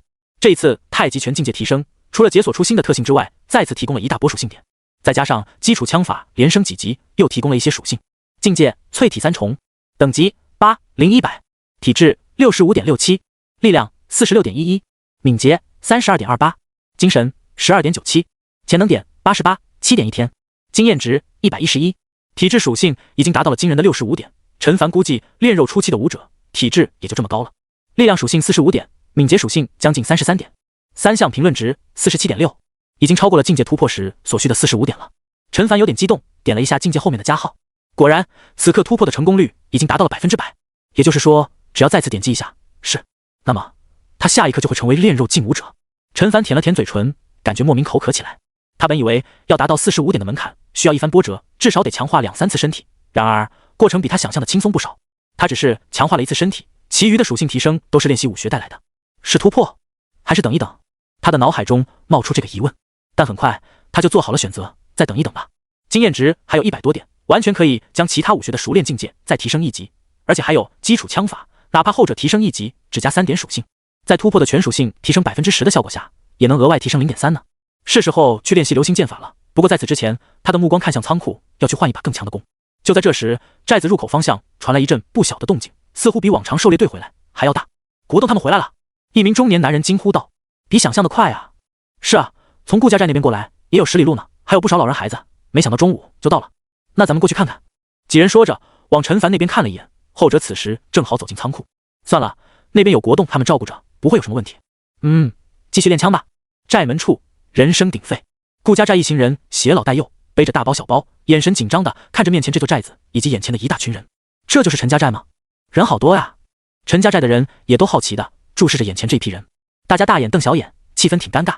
嗨嗨，陈国栋咳嗽一声，将众人的目光吸引过来，然后开口道：“从今往后就没有顾家寨了，大家都是一个寨子的人，没问题吧？”刘勇几人相视一眼，率先喊道：“没问题。”从此之后，大家都是陈家寨的人，不分彼此。没错。陈家寨众人见状，也都附和起来。顾江海连连点头，转身冲着身后众人道：“大家都听见了，以后我们都是一个寨子的人，所有人，包括我，都要听国栋兄弟的话。大家放心，往后我们的生活肯定会越来越好，不用担心再饿肚子了。”一听不用再饿肚子，众人的眼睛都开始放光。昨晚他们已经听说了陈家寨的狩猎队一次性打了5头猎物回去，因此对于要搬过去并不抵触，甚至于还有些期待。如今顾江海这么一说，他们内心的渴望被唤醒，情绪也逐渐稳定下来。没错，往后我们的日子一定会越来越好的。陈国栋点头，不能一直依靠小凡，所以他们也在努力练武，终有一日能依靠自己的力量活下去。顾家寨众人在指引之下，按照顺序入住。空屋子很多，至少再容纳1倍人数也问题不大。顾泽走在人群之中，四下张望着，没发现那道身影，看了看前方引路的陈国栋，犹豫了下，忍不住问道：“陈叔，陈凡他人呢？”陈国栋几人一怔：“小凡啊，应该去仓库那边练习射箭了吧？”刘勇哈哈大笑道：“去练箭了吗？”顾泽微微点头，这也算是在他的意料之中了。要是陈凡在睡懒觉，那才是颠覆认知。难怪陈凡他剑术这么厉害，想必天天都在练习。顾江海赞许道：“是啊，小凡他呀，可努力了。”高阳感叹一声，他不仅天天练习剑法，还练起了枪法。什么？顾泽脱口出，他不是用弓箭的吗？还练枪法？高阳一副小伙子还是太年轻的表情。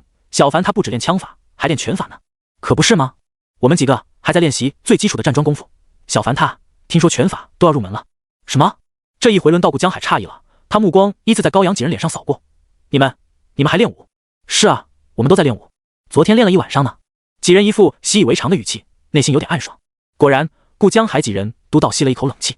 看看人家每一次狩猎回来都在练武，不断追求进步，再看看自己等人一回来就躺着，差距能不大吗？好了，陈国栋哭笑不得，他也不好意思戳破，只是说道：“顾兄弟，既然大家从今往后都是一个寨子的人了，那么从今天开始你们也跟着我们一起练武吧。”真的吗？我们也可以。几人不敢置信，他们不是不知道普通人可以成为武者，只是一来食物不充足，二来不得其法。如今2个条件都满足，是不是意味着他们也能成为陈凡那样的武者？当然。陈国栋笑着点点头，不仅是他们，等到时候最好整个寨子的人都练武才好。陈叔，我现在能过去吗？顾泽迫不及待地问道。陈凡走进仓库，目光落在第2张弓上。这张弓接近他整个人高，古铜色的弓身泛着光泽，弓弦紧紧绷着，显然想要将它拉开，绝非易事。他目光又移，落在最后1张弓上。这张弓接近2米长，漆黑色的弓身连同弓弦也是黑色，给人一种肃杀之感。这一把你就别看了。就在这时，一道声音从门外传来。陈凡转过身，张仁一瘸一拐地走了进来。你现在虽然说淬体3重，但想要拉开这把300斤拉力的弓还是太早了。这那把200斤拉力的，对你而言正好。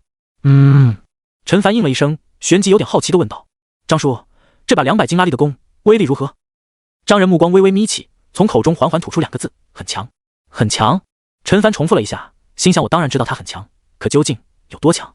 张仁似乎是看穿了他内心的想法，问道：“我记得第一次你们出去的时候，就遇上了一头铁甲犀牛，对吗？”陈凡点点头，记得当初隔着好几百米远，他就感受到一股来自对方身上的强大压迫感。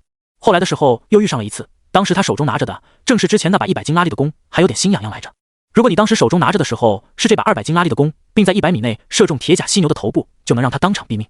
一箭毙命。陈凡眼中露出不可思议之色，那家伙的体型与一辆重卡无异，少说也有几吨重啊。没错，张仁注视着他的眼睛，铁甲犀牛算是终极凶兽之中最顶级的存在，他的全身披满鳞甲，防御能力与轻型装甲车相当，别说是手枪，哪怕是突击步枪也很难将他杀死，反而会引起他的怒火。你知道狂怒之下的铁甲犀牛全力冲刺之下速度能达到多少吗？多少？陈凡下意识地问道，他的内心有种不太好的预感。每1秒30米。张仁吐出几个字，每秒30米。陈凡脑中嗡嗡作响，这是什么概念？普通人100米冲刺所需的时间在13到15秒之间，也就是每秒钟6至7米，对应的敏捷属性10点，而他如今的敏捷也才32点，是普通人的3倍，每秒钟20米左右。结果呢？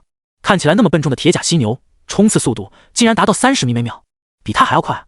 他后背瞬间升起一层冷汗，还好那天没有冲动，要不然连他都跑不过铁甲犀牛，更别说父亲他们了。现在知道为何你父亲他们见到这家伙要绕着走了吧？张仁出声道。不过不是所有的终极凶兽防御力都像铁甲犀牛那样强悍，拿枪械衡量的话，一般情况下一把突击步枪就能够解决大多数的终极凶兽，而铁甲犀牛才要用到狙击步枪或者大口径机枪。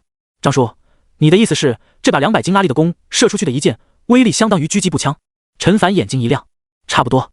张仁缓缓道，狙击步枪射程一般接近2公里，1000多米之外能将人拦腰打断，100米之内子弹能穿透3公分厚的钢板，哪怕是轻型装甲车都抗不住这一枪。而这把200斤拉力的弓同样可以做到100米之内洞穿3公分钢板，500米之内能与军用步枪叫板。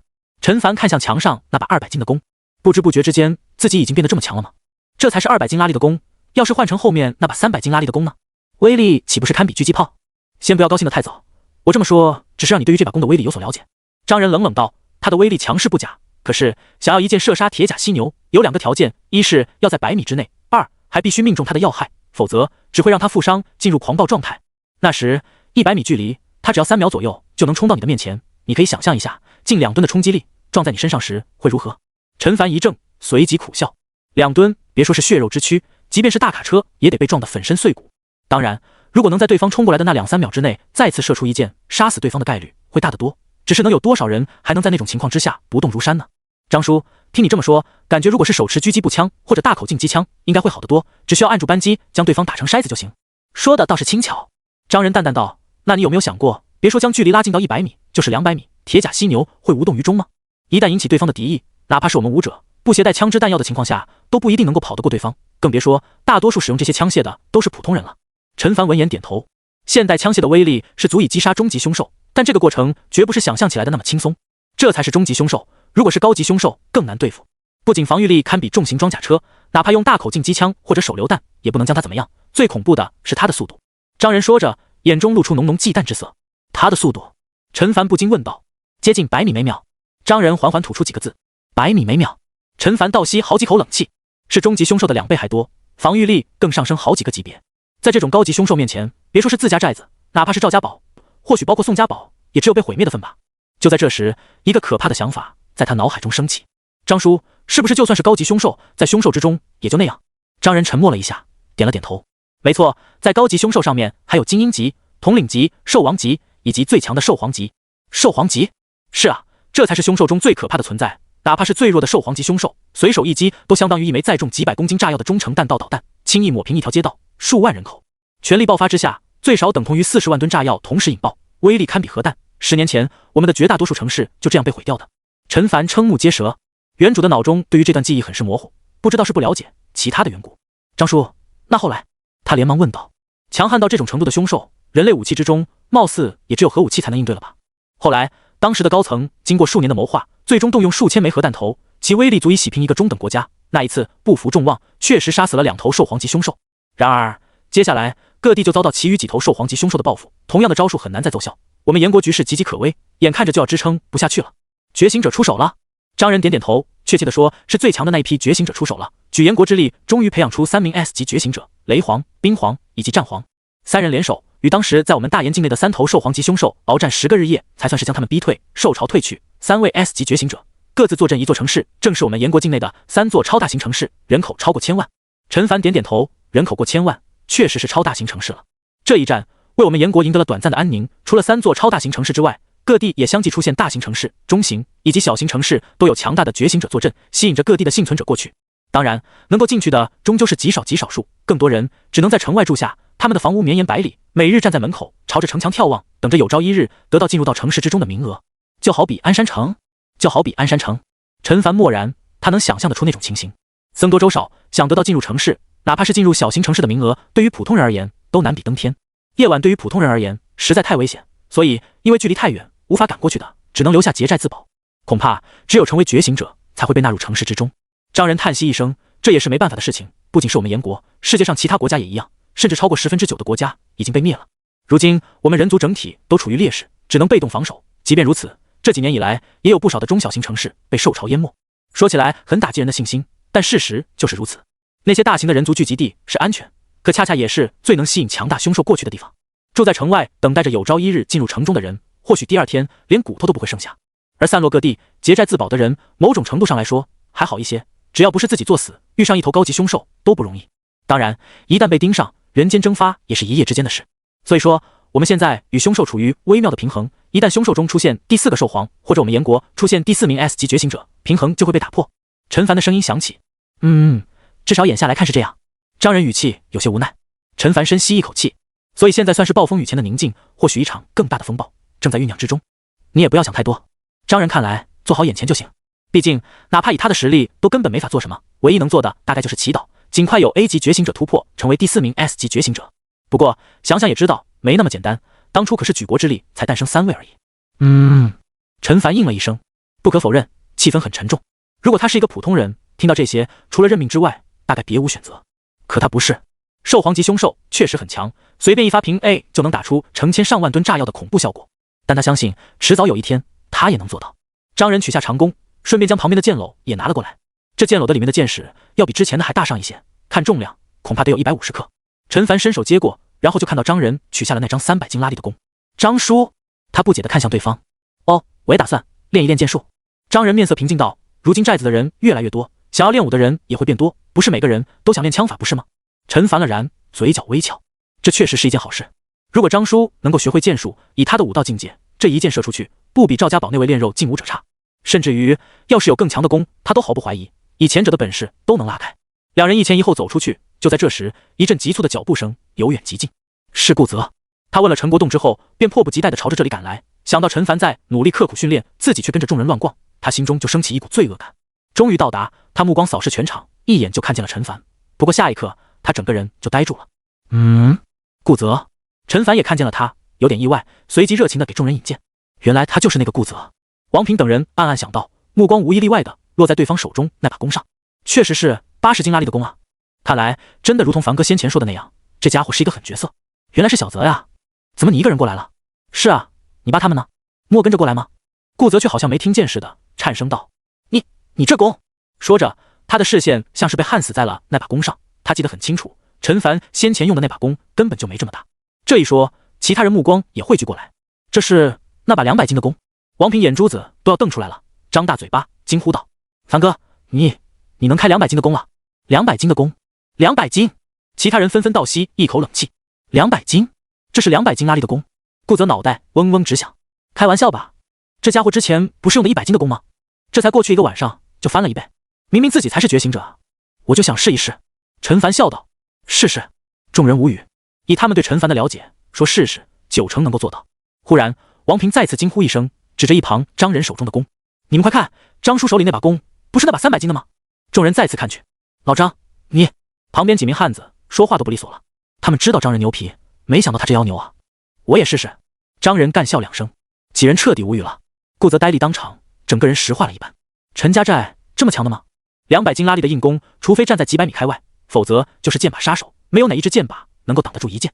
但是寨子长宽也不过200-300米，因此陈凡、张仁两人只能拿着靶子出了寨子。顾泽犹豫了一下，还是跟了上来。他要亲眼看见才会相信。出了寨子，放眼望去，荒草丛生，空气中一点风声都没有，寂静无比。陈凡将靶子放在了500-600米开外，又跑了回来，左脚在前，右脚在后，举起长弓，箭矢瞄准靶心，缓缓拉动弓弦。顾泽看看陈凡，又看看一脸认真的张仁，最终看向远处。开什么玩笑，那箭靶在他眼中只是一个小的不能再小的黑点而已，这能瞄准射中。弓弦一点点被拉开，陈凡2条手臂上肌肉凸起，青筋都清晰可见，但自始至终都没有丝毫颤抖。说起来长，其实也就1-2秒钟的时间，弓弦就被拉满，如同满月。顾泽呼吸一滞，嗓子像是被什么东西卡住，一句话都说不出来了。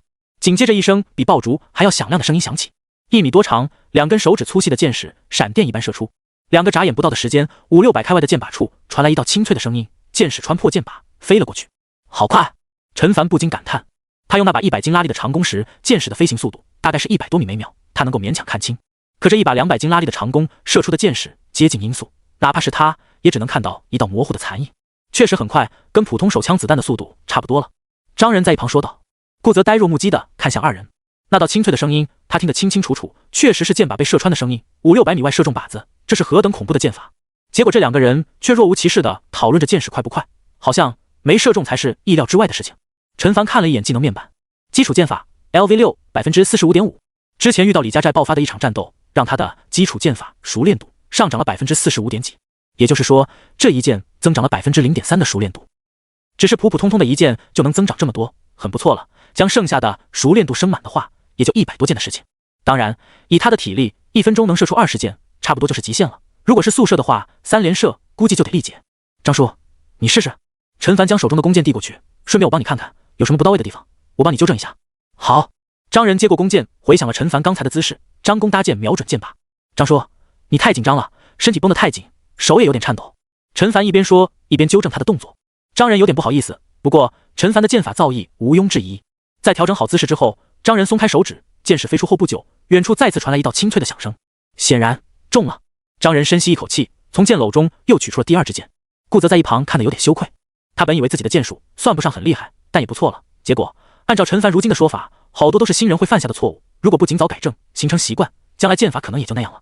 听到这里，顾泽额头不自觉地流下冷汗，自己现在想改还来得及吗？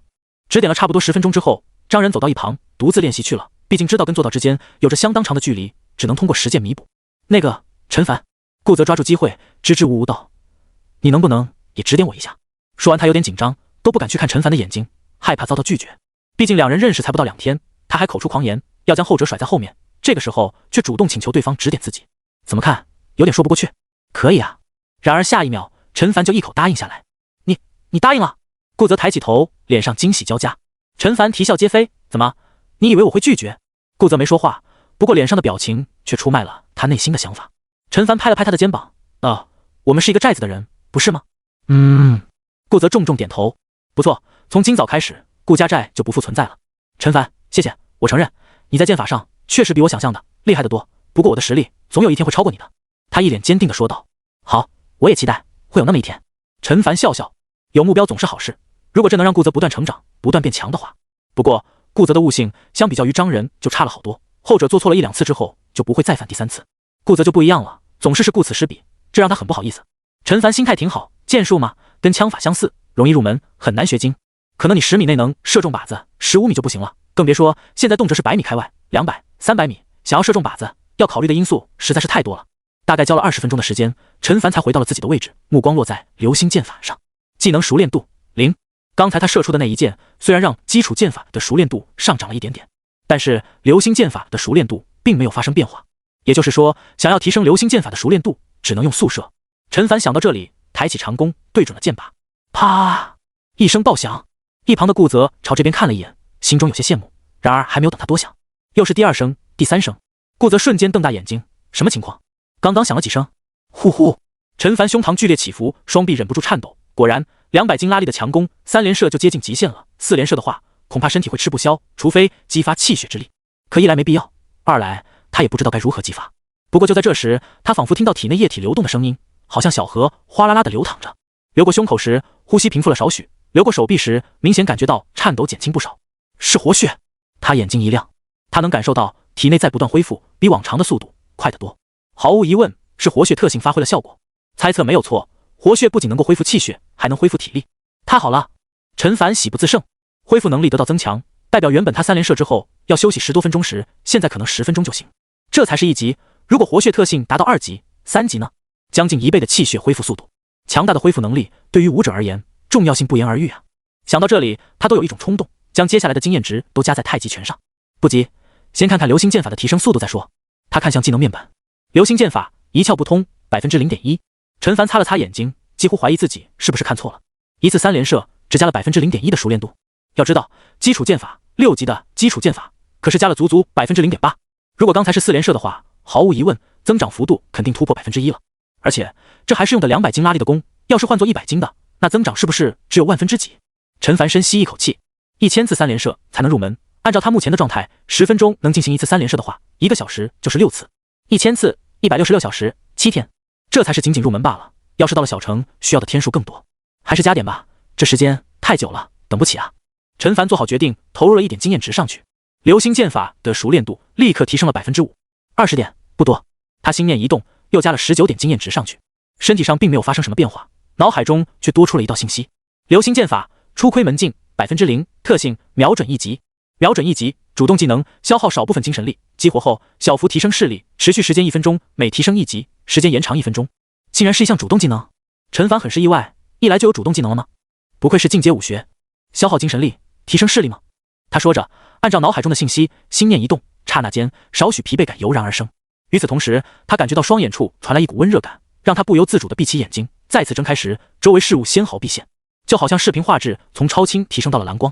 不仅如此，还看得更远了。他举目远眺，先前只能看清500-600米处的物体，再远只能看到大致轮廓，现在能够看得更远一些，大概有600-700米的样子，提升了3成。不仅仅是静态视力，动态视力也跟着提升了。陈凡自言自语道：“就比如野草随风舞动时，他能清晰地看到每1秒钟的运动轨迹，这在之前是没法想象的。”没多久，眼部的暖流褪去，眼前的景物再次模糊起来。陈凡有些意犹未尽，虽然没有提升属性点，但是这个特性算是间接增强战力，而且我本身的视力越好，提升的也就越大。出色的视力对于弓箭手而言至关重要。可惜再次升级只能延长时间。他摇摇头，看了一眼经验值，还剩下91点，再提升一个小境界，问题不大。困难在于是提升流星剑法还是太极拳呢？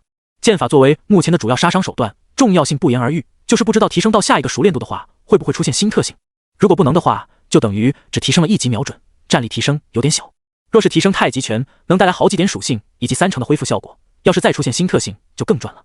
算了，还是先剑法吧。虽然他也很向往8级大枪术，但是剑法优先度才是最高的，能攻击到别人，别人却攻击不到自己，多好。其次是拳脚功夫。他发现了，相比于兵器武学，拳脚武学侧重于提升身体属性，提升上限，否则身体素质不够，拿到强攻都拉不开，有什么用？最后是枪法，用来弥补短板，万一哪天遇到强敌箭射完了，或者被人近身，也能拿起大枪反击，不至于像游戏里的射手被战士近身，只能双手离开键盘等死。刀法的话，作为候选，如果将来经验点足够，就学一门，以备不时之需。打定主意之后，他在流星剑法上投入了1点经验值，让他有点欣喜的是，熟练度上涨了 3.33% 左右。看来30点经验值就行，91点减去30点，还剩下61点，不知道能不能再提升1级。陈凡眼中露出期待之色。再次投入29点经验值之后，陈凡感觉一股清流滋润着身体各处，全身上下的肌肉缓缓绷紧，几秒钟之后才消失无踪。陈凡握紧拳头，明显感觉力气变大了，还不少。流星剑法略有小成，0%，特性瞄准2级，履历过人1级，履历过人技能每提升1级，力量属性永久提升5点。果然，陈凡脸上露出笑容。这个特性一看就是臂力过人的增强版，而且还不是一般的增强，是足足5倍的增强。这流星剑法就是一个快字，力气增大了，拉满弓弦速度更快，也等于变相提升了射箭速度。还有61点经验值，不知道够不够再提升1级。他抱着试一试的心理，加了1点上去，只见熟练度一下子就冲过了 1% 的大关，在陈凡饱含期待的目光中停在了 2% 的位置。呼，50点就够了，陈凡松了一口气，不知道下一个熟练等级能不能解锁出连珠流星剑来。稍作停顿之后，他将50点经验值加了上去，眼部的温润感再次出现，力量感也在提升，但除此之外，好像没有其他的变化产生。陈凡检查了一下脑袋，发现并没有多出什么记忆。这一回没有解锁出新的特性吗？他苦笑一声，等身体上的变化尽数消失之后，看向技能栏，流星剑法登堂入室，0%，特性瞄准3级，履历过人2级。事实证明，他的感觉是对的，这一次并没有新的特性产生，其实也不错了。瞄准持续时间到了3分钟，还有额外的10点力量属性。陈凡安慰自己，至于所谓的秘籍连珠流星剑，大概率是在下一个熟练度等级才会解锁吧。可惜没经验值了。陈凡轻叹一声，看向属性面板，境界淬体3重，等级8、0100，体质65.67，力量56.11，敏捷32.28，精神12.97，潜能点113， 7点1天，经验值10，力量属性从46点提升到56点，堪称巨大，估计努力，连张叔手中那把300斤拉力的弓都能够拉开。不过使用起来还是略显吃力，没有手里这把弓得心应手。另外，潜能点也来到了113点，强化一次身体是绰绰有余了。别忘了，还有一次境界突破的机会。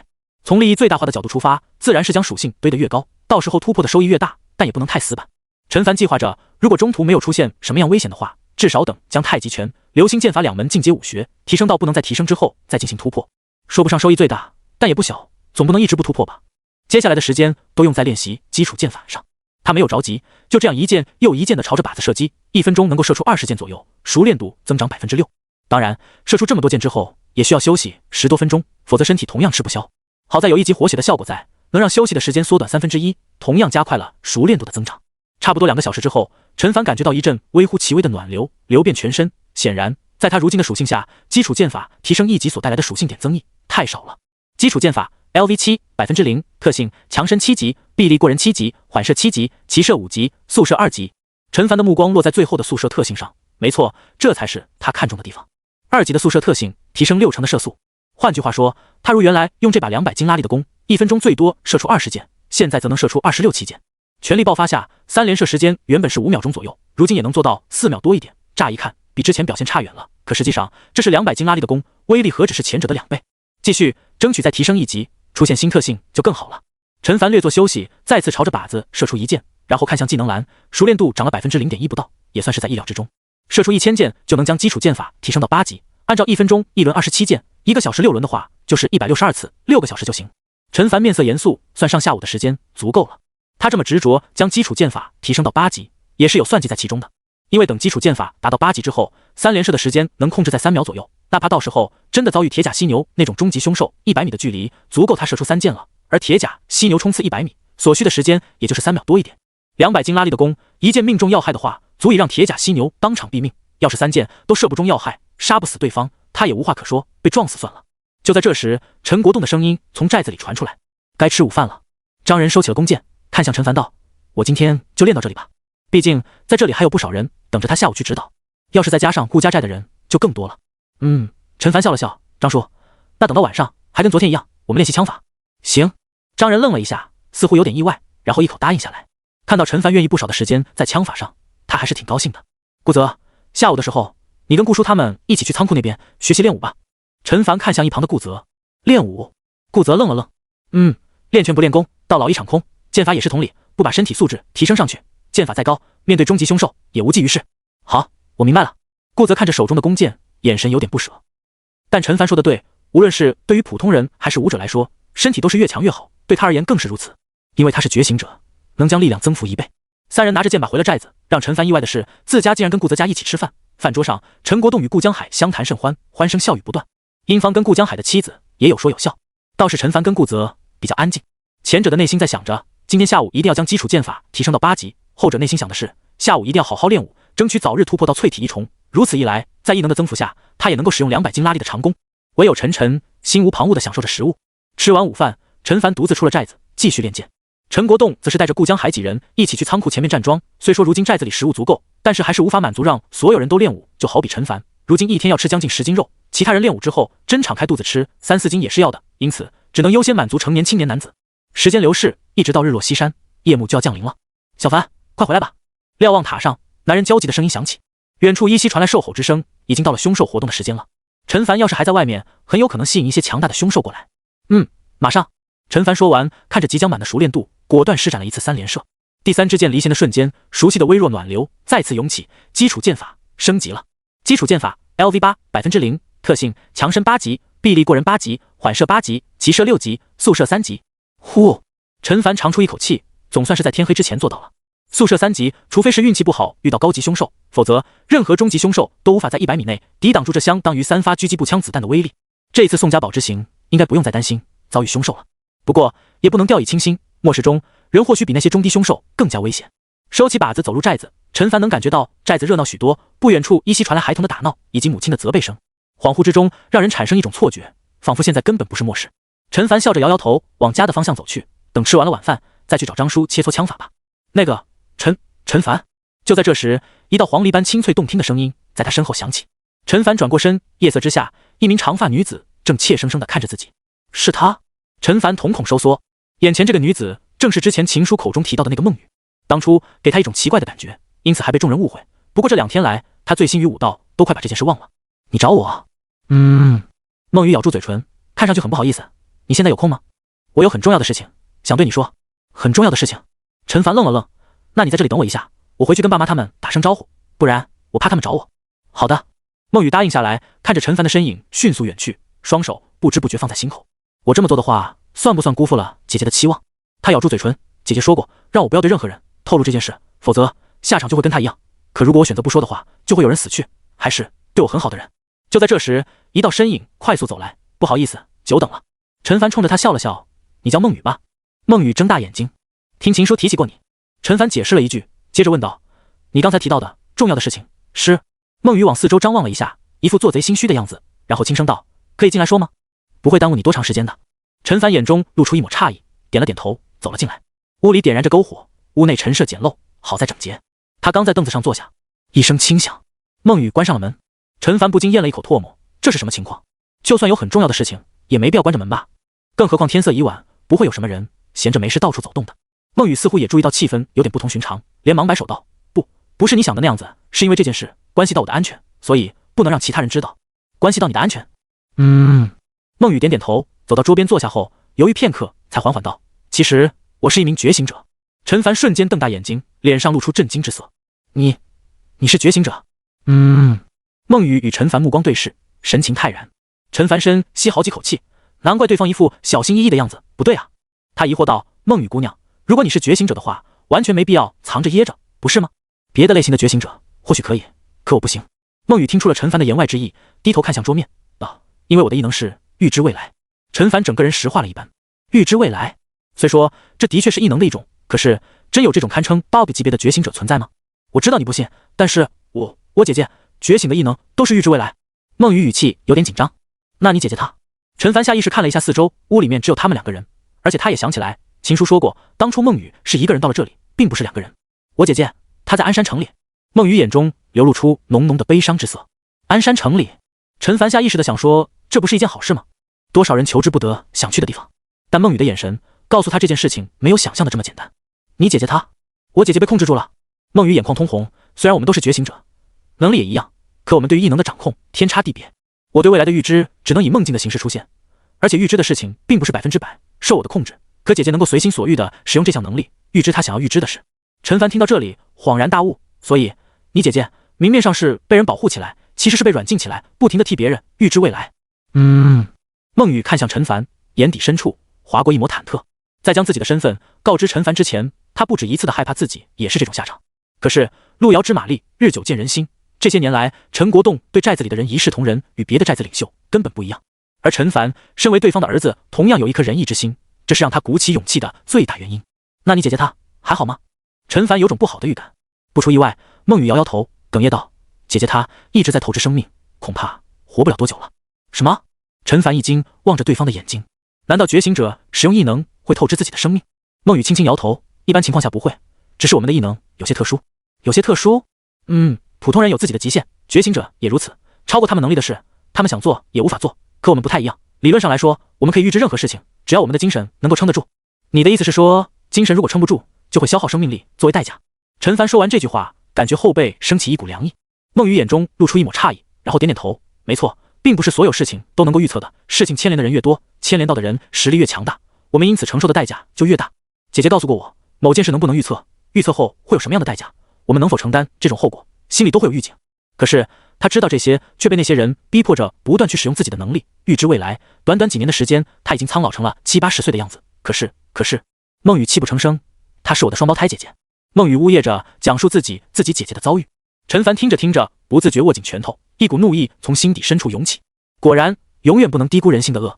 末世之中的普通人会为了活下去自相残杀。如果说这是人不为己，天诛地灭，那觉醒者如今的处境绝对比普通人好上太多。但他们对于同样是觉醒者的同伴，也不会心慈手软。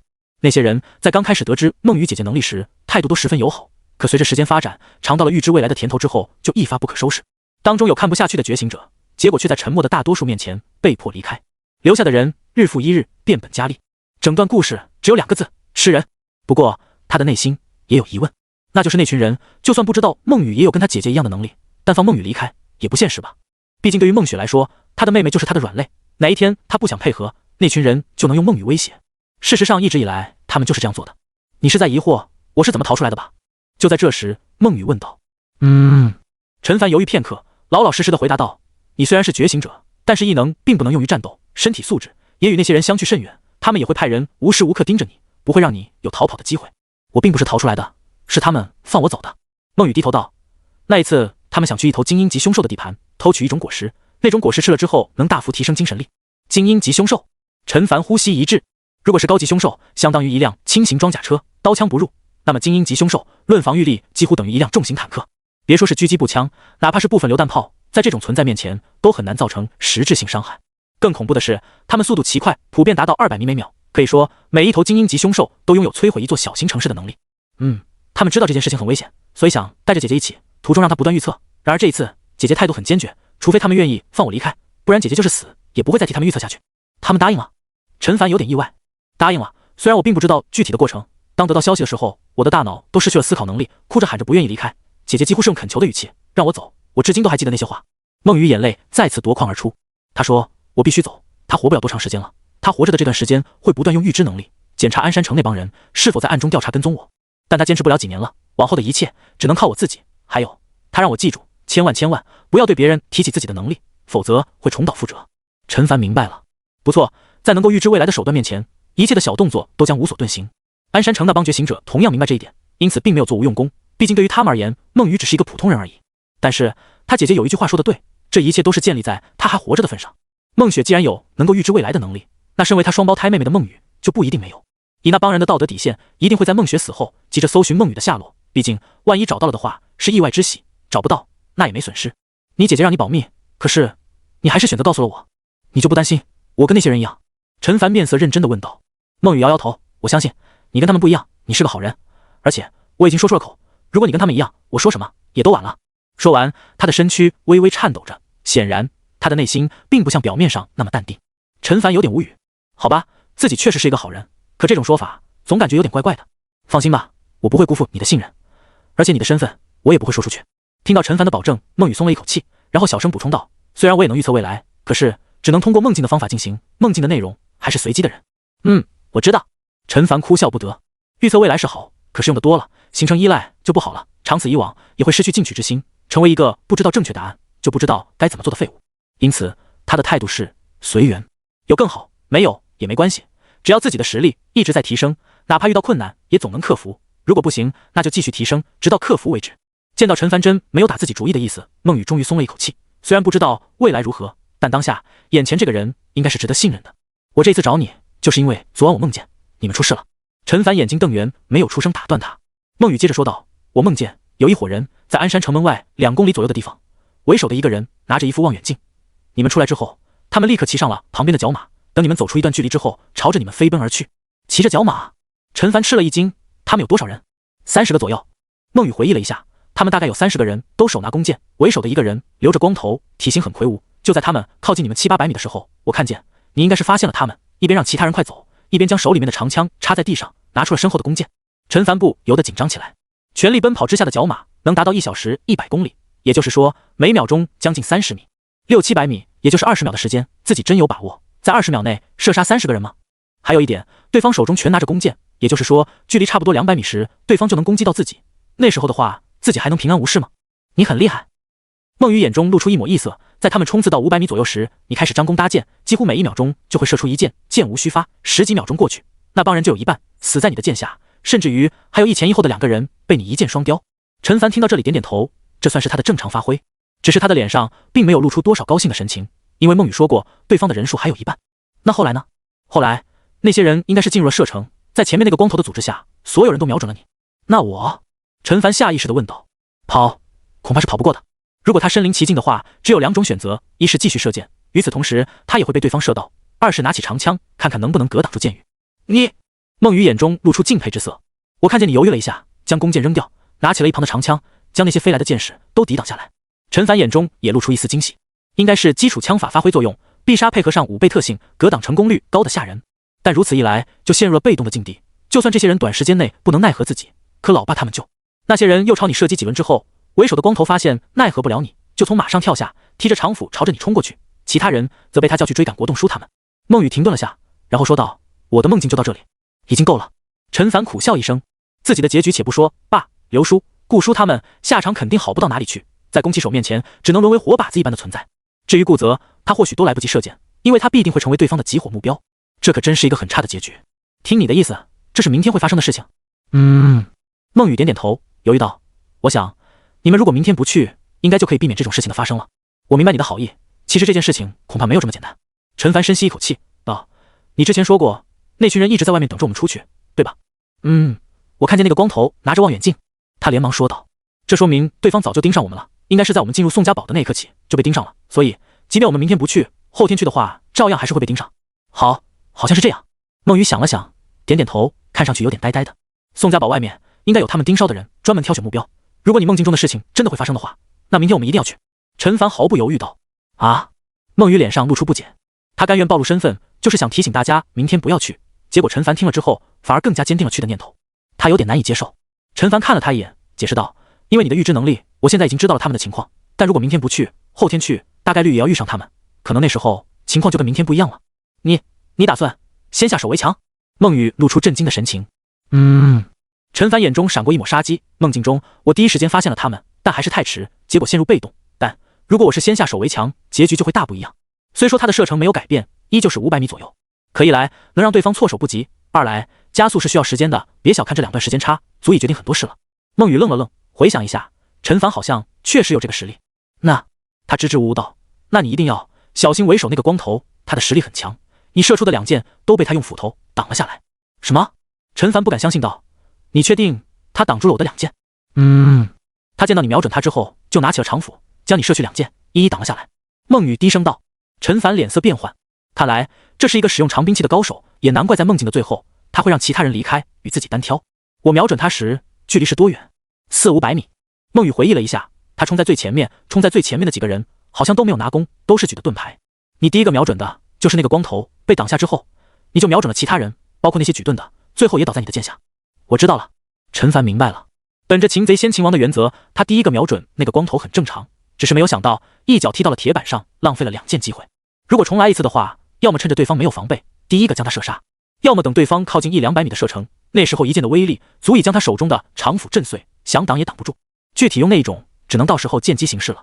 他考虑一番之后，看向孟雨道：“孟雨姑娘，谢谢你的提醒，如果不是你提醒，到时候后果不堪设想。”没事，没事的。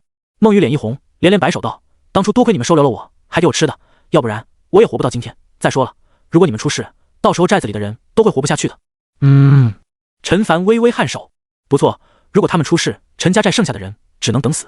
他感觉自己已经够小心了，可这世道还是太危险。当然，也不排除有一种可能，那就是孟雨的话是假的，将来不会发生这样的事。虽然这不太可能，从对方先前的表现看，也不像是在编故事。那就先这样吧，你放心，你的事情我不会对任何人提起。陈凡站起身，走到门口，又转身道：“如果你说的是真的，往后我也不会强迫你做任何预测。”谢谢。孟雨眼眶一红。陈凡点点头，推开门走了出去。他还需要再验证一下这个消息。骑着角马，有20-30人，还会射箭。饭桌上，陈国栋脸色突变：“小凡，你说的是那帮马贼吗？”一听到这2个字，一旁的殷方吓得手中的筷子都掉在了桌上。马贼！陈凡心中一惊，竟然还真有这么一帮人。陈国栋眼中露出深深的忌惮之色。那帮人骑着角马，来去如风，而且大多会射箭，专门挑比他们弱小的目标下手，有时候还会掠夺一些寨子，抢光之后再一把烧光。陈凡瞪大眼睛，这帮人简直就是一帮畜生啊！过去不少小寨子就是毁在了他们的手里。再后来，我听说宋家堡附近出现了这么一批人，为首的是一个长相凶恶的光头，前几年就是淬体2重，现在说不定已经是淬体3重了。他的声音戛然而止，脸上露出惊恐之色。小凡，你的意思是说，我们明天过去，很有可能被这帮人盯上？霎时，饭桌上的气氛降至冰点。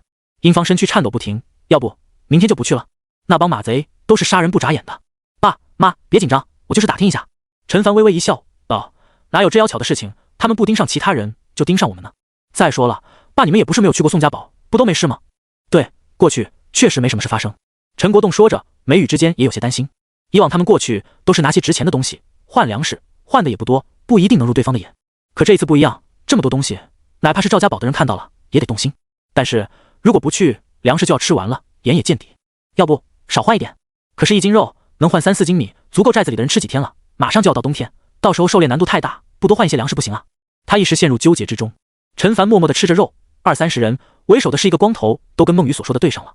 要么孟雨是事先知道，故意这么说，要么他真的能够预知未来。无论如何，明天去一趟，就什么都知道了，没有不去的理由。如果孟雨说的是假的，无事发生，那自然是最好的。如果一切如孟雨所说，他在知道未来的情况下，还打不过这些人，不如找块豆腐撞死算了。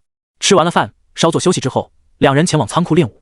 就在前不久还空空荡荡的仓库前，如今已经人满为患，练武的人也就20人左右，周围却有不少围观者，让人有些哭笑不得。一转眼，好几个小时过去，空地上再次人影寥寥，除了陈凡跟张仁之外，就只有顾泽依旧在练着剑术。明天去宋家堡？张仁问道。陈凡笑道，除了去换物资之外，我也想见识见识宋家堡里面是什么样子。确实有些区别，那里有一家兵器铺，你可以进去看看。兵器铺？陈凡来了兴趣，里面有好东西卖吗？张仁看了他一眼，寨子里的弓有一半都是在那里买的，还有一些刀剑之类的，是用特殊金属制成，切开终极凶兽没什么问题。当然，这些东西在地摊上也能买到，不过你要多长一个心眼，不要被骗了。我会小心的。陈凡不自觉地想到了那个卖功法的老头，明天就去会会他。就这样吧，时候也不早了，早点回去休息，明天多加小心。说完，他一瘸一拐地往仓库走去。陈凡看了看他的背影，随后冲着还在练剑的顾泽喊道：“顾泽，回去了，明天得早起。”你也回去了？顾泽远远地看来。陈凡无语，感情他是真跟自己较上劲了呀，难怪那么多人陆陆续续回去休息，他还不走。回去之后又吃了一顿，增加了差不多20个潜能点，陈凡打了一个饱嗝，坐在床上看向技能面板。基础枪法 LV6 38.9%， 特性强身6级，强力6级，迅捷6级，5倍6级，必杀3级。没错，差不多一个晚上的对练，基础枪法又提升了2级。如今的他勉强能跟张人打得有来有回，也因此熟练度增长得特别快。难怪在孟雨的梦境之中，好几轮箭雨我都能挡下来。陈凡感慨一声，再提升下去的话，用长枪挡住子弹，真的可能会实现。再看看属性好了，他的目光上移，境界淬体3重，等级8、0100，体质69.67，力量60.11，敏捷34.28，精神12.97，潜能点168 7.1天，经验值10。相比于上一次，因为基础剑法和基础枪法都提升2级的关系，体质力量属性都增长了4点，敏捷属性也增长了2点，60点力量，就算是拉开那张300斤的弓也足够了。陈凡喃喃自语。不过这么一来，他的射速会慢许多，相比之下，目前使用的200斤拉力的弓威力又大，射速又快，是最好的选择。此外还有一次突破，一次强化身体的机会，希望明天能无事发生吧。他轻叹一声，否则他又得杀人了。一夜很快过去，凌晨3、4点，天色蒙蒙亮，不少人还在梦乡中的时候，狩猎队已经整装待发了。不同以往的是，每个人都用黑布蒙住了口鼻，这也是陈凡的建议，防止被人认出身份，惹出不必要的麻烦。寨门口处已经围了一些人，孟雨也在其中。走了，大家都回去吧，等我们的好消息。陈国栋冲着众人挥手，10几人，2人一队，挑着猎物往外走去。小心啊，注意安全，一定要平安回来。身后不断响起嘱托声。陈凡目光从母亲弟弟的身上挪开，恰好与孟雨的目光撞在了一起。下一刻，他冲着后者微微点头，背着弓箭，手持长枪，转过身往前走去。一定要平安回来。孟雨双手放在身前，内心默默祈祷，能做的他都已经做了，接下来就看陈凡了。一望无际的荒原上，时不时响起1、2声兽吼，让行进的众人有些许紧张。这些该死的凶兽！有人骂道。10年前，他们还过着安宁的日子，尽管为了生计日夜奔波，可辛劳一天，好歹能坐下喝点啤酒，吃点好的。现在连活下去都是一种奢望，你永远不知道明天跟意外哪个先来。放心吧，等一会儿天就亮了。陈国栋笑道。到了宋家堡，换粮食还有盐，再换点钱，大家自己买点东西。一听这话，众人脸上顿时露出喜色。原本顾家寨的几人彼此相视一眼，难道说他们几个也有份？老陈，顾江海欲言又止。陈国栋摆摆手，示意他不用多说，昨晚他也跟陈凡提起过，后者没有意见，那他的那帮老兄弟更不会有什么意见了。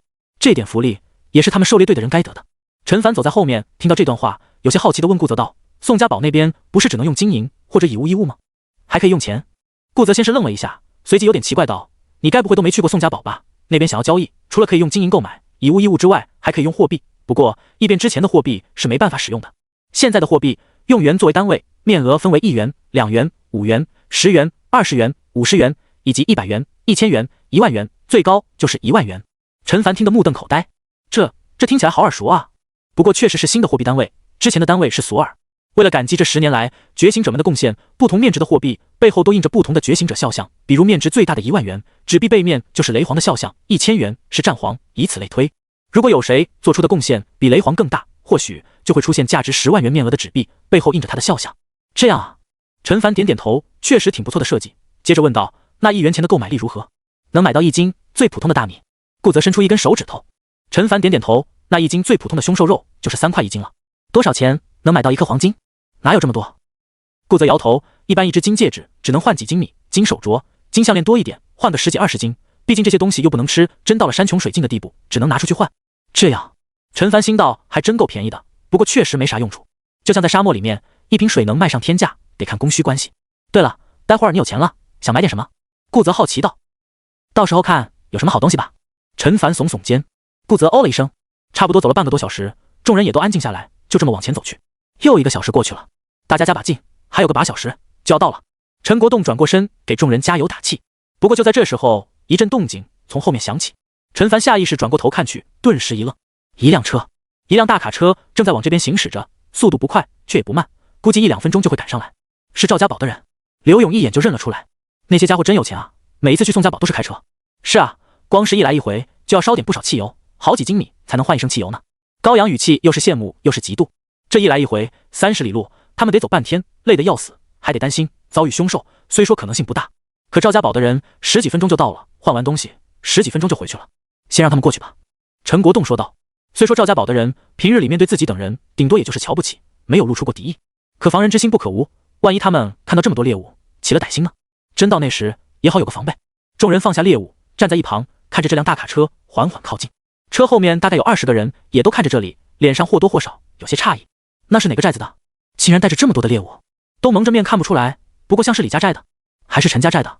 陈家寨没这么多人吧？像是李家寨的，这群家伙走狗屎运了吧？车上的人纷纷议论起来。角落，魏天公几人面面相觑，他们一开始也以为是李家寨的，可越看越觉得这些人莫名的眼熟，尤其是最前头那个人的眼睛，是陈国栋。也就是说，这是陈家寨的人。难道他们把寨子里的几个青年也带上了？是了，算上王平、赵峰他们，人数真正好。魏天元兄弟二人不约而同松了一口气，看起来他们走了之后，寨子里面日子还过得去，竟然还积累了这么多猎物拿去换东西，怕也是因为怕被人认出来才这副打扮的吧？挺好，倒是他们在赵家堡的日子远远没有想象中的那么好。可就在这时，一道让他们魂飞天外的声音响起：要不要抢他们？李家寨这帮人的猎物8成也是抢别的寨子，咱们再抢他们也没什么吧？是啊，他们人才13、14个，咱们这边20多个，怕个鸟！三哥，你觉得呢？众人齐刷刷看向坐在最前方的那名面色阴郁、长着一双细长眼睛的中年男人。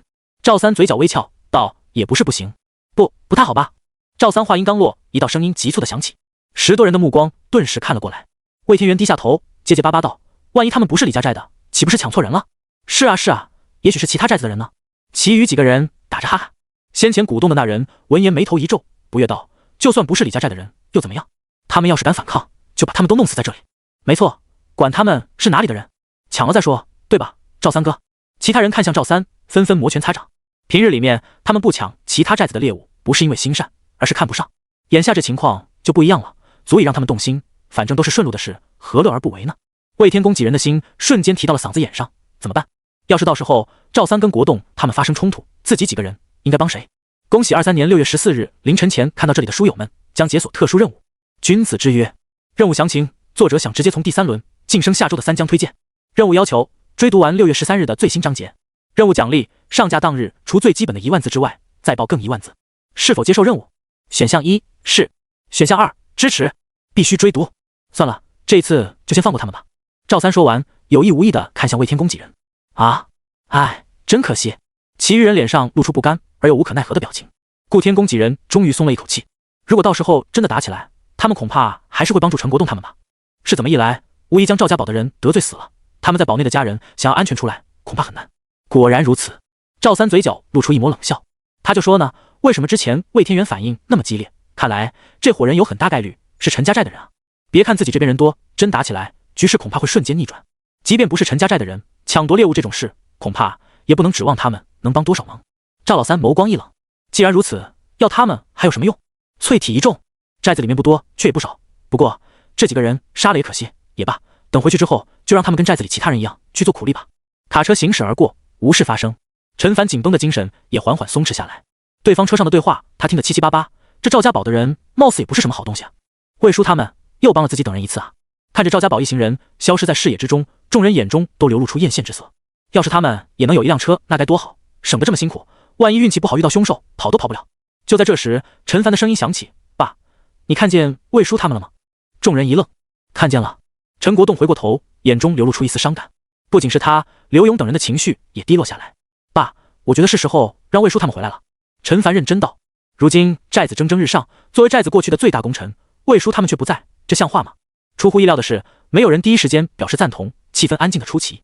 小凡，就在这时，刘勇声音中带着苦涩地道：“我们也想让你、魏叔他们都回来，只是这件事没有你想的那么简单啊。”是啊，一旁的高阳也叹息一声：“这赵家堡想要进去容易，出来恐怕没那么简单。过去几年有进去之后后悔想要出来的，大部分都死在了里面，偶尔有逃出来的，也是凄惨，没过多久就死了。”什么？陈凡瞪大眼睛，难道只要同意加入赵家堡就不能反悔，否则只有死路一条？差不多。刘勇点了点头，我也知道赵家堡的一些信息。顾江海深吸一口气道：“别看这赵家堡外表光鲜亮丽，其实里面烂透了。赵家三兄弟仗着自己厉害，在寨子里欺男霸女，为所欲为。但凡有敢反抗他们的人，下场只有一个，那就是死。别说是普通人，哪怕是武者，得罪了他们，也别想有好日子过。”陈凡深吸一口气，这不就是土皇帝吗？或者说，这本就是末世中常见的。那位叔他们，他不由得捏了一把汗，可想而知，能够在赵家堡留下，并且活到现在的都是什么人？以魏叔他们的性格，只怕融入不进去，那会怎么样，就不难想象了。小凡说的对。陈国栋声音沙哑，稍后遇到他们，我问问赵三，怎样能放天宫他们回来？也只能这样了，希望他们能放人。刘勇几人说着，内心一点底都没有。赵家三兄弟就没有一个是吃素的，当初天宫他们也正是担忧这一点，才犹豫不决。其实除了赵家宝，宋家堡那边是一个更好的选择，但要求太高了，不仅的是武者，还得交一笔钱才算是堡内的人。没办法，想要挤破脑袋进去的人太多了，哪怕是淬体一众的武者，也就那样。相比之下，赵家堡要求低得多，除了老人都可以进入，还是秒进的那种。武者在里面待遇不错，不仅出来的时候跟随大部队狩猎，安全性高很多，回来也能分到不少猎物。陈凡握紧拳头，直觉告诉他，这件事恐怕没这么容易啊。因为这件事，队伍里的气氛明显沉重不少。直到距离宋家堡还有2-3里路时，气氛才好起来。陈凡四下张望，这里竟然已经开始有了人烟，不是那种寨子，而是一座孤零零的小屋，外面围着围墙，甚至于有的连围墙都没有，门敞开着，里面黑洞洞地，也不知道有没有人。这是一些无处可去的人。顾泽的声音响起，没有寨子愿意接纳他们，宋家堡也不同意让他们太靠近，所以这些人只能住在这里，白天去宋家堡乞讨，天黑之前回来，等会儿你就能看到这些人了。陈凡点点头，这围墙也就1米多高，普通人都拦不住，更别说凶兽了。要是晚上一个不小心出来方个便，搞不好都能被凶兽拖走。越往前走，人烟越多，甚至于出现了个别小寨子，围墙有2-3米高，有瞭望塔，上面有人向这边看着，那好像是林家寨。顾泽顺着陈凡的目光看去，人数比我们寨子多一点，听说想进去也不容易，是因为靠近宋家堡的缘故吗？陈凡问道。宋家堡人多，有不少武者，听说堡内还有几门火炮，曾经击退过一只高级凶兽，所以不少人进不了鞍山城，退而求其次，也想进入宋家堡。陈凡想了想，问道：住在宋家堡里面肯定安全，不过周围就不一定了吧？你说的没错。顾泽点头。人越多的地方，散发出的气味越浓，越能吸引凶兽聚集。那些凶兽没办法进入宋家堡，但是偷袭这些人难度不大。如果是高级凶兽出现，大概率也会先袭击这些地方。高级凶兽。陈凡深吸一口气，看向倚在身后的林家寨，毫无疑问，真要有高级凶兽袭击这里，后果不言而喻。其实那些城市，包括那3座超大型城市的周围，也是这样的，守卫力量越强的地方，去的人就越多。顾泽继续道，只是绝大部分人没法进去，就高价在旁边建造好的房屋住下，算是拿到了进入城中的资格。资格？这么说还有其他条件？那你以为就拿最近的鞍山城来说，普通人想要进去，只能住在他周围的几个寨子住下，免费建设城市几年，最后再缴纳一笔费用，才算是进入了排队名单。至于什么时候轮到你，慢慢等吧。顾泽耸了耸肩膀，真有人会这么做吗？陈凡眉头一皱，这里面可操作的空间也太大了。而且镇守鞍山城的觉醒者，就是将梦雨姐姐软禁起来的那几个吧？当然，不然你以为这些消息是从哪里探听过来的？还不是从宋家堡街头巷尾的议论中知道的。宋家堡就要到了，有人激动地喊了一声。陈凡抬头往前看去，只见300-400米开外，一座足是自家寨子10多倍大小的城郭，就像是一个庞然大物，突兀地出现在荒野之上。终于要到了。是啊，这一路走来可不容易，我肩膀都快没知觉了。这宋家堡可真大啊，听说住了快2-3千人吧？跟我没有什么关系，反正我们换了东西就走。也是。众人议论纷纷，语气中高兴、羡慕、惊叹、冷漠不一而足。大家打起精神，另外别让那些人靠近。陈国栋回过头叮嘱道。很快，陈凡就看到了父亲口中叮嘱的那些人。距离宋家堡门外2-300米开始，地上就横七竖八的躺着不少人，形容枯槁，衣不蔽体，老远就能闻到一股股恶臭。见到陈凡一行人靠近，这些人都从草丛中坐起，目光笔直的注视着一行人挑着的猎物，口水直流。求求了，给点吃的吧！大爷行行好，行行好，我已经3天没吃东西了。各位大哥，只要给一口吃的，你们让我做什么都行。祈求声不绝于耳。陈凡心中一颤，他毕竟是第一次见这情形，有些不忍。但下一刻，他心一狠，达则兼济天下，穷则独善其身。如今的他能带着一个寨子的人活下去，已经是极限了。周围有人壮着胆子想靠近，却被队伍中拿着长枪的人逼退了。越往前走，这些流浪者越多，有的人身上甚至于一件衣服都没有，倒在地上一动不动；有的人跪在地上不停磕头，有的则是目光汇聚，似乎在酝酿着什么。人群有些躁动，都给我老实点，别乱动，别怪老子不客气！众人怒喝。说实话，对于路上这情形，他们也是司空见惯了，可今天的遭遇却是头一回。要是一个处理不好的话，他们今天恐怕都得交代在这里。陈凡也握紧手中的长枪，打起12分的精神。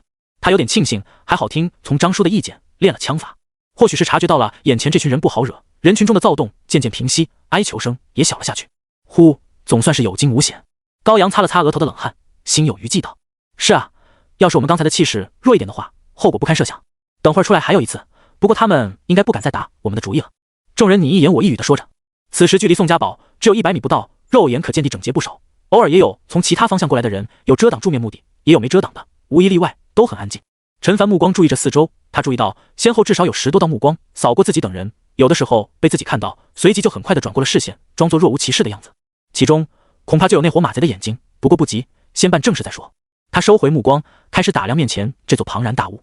青石堆砌而成的围墙足足有4-5米高，往两边延伸，周长大概2公里的样子，城墙上站着不少人，荷枪实弹。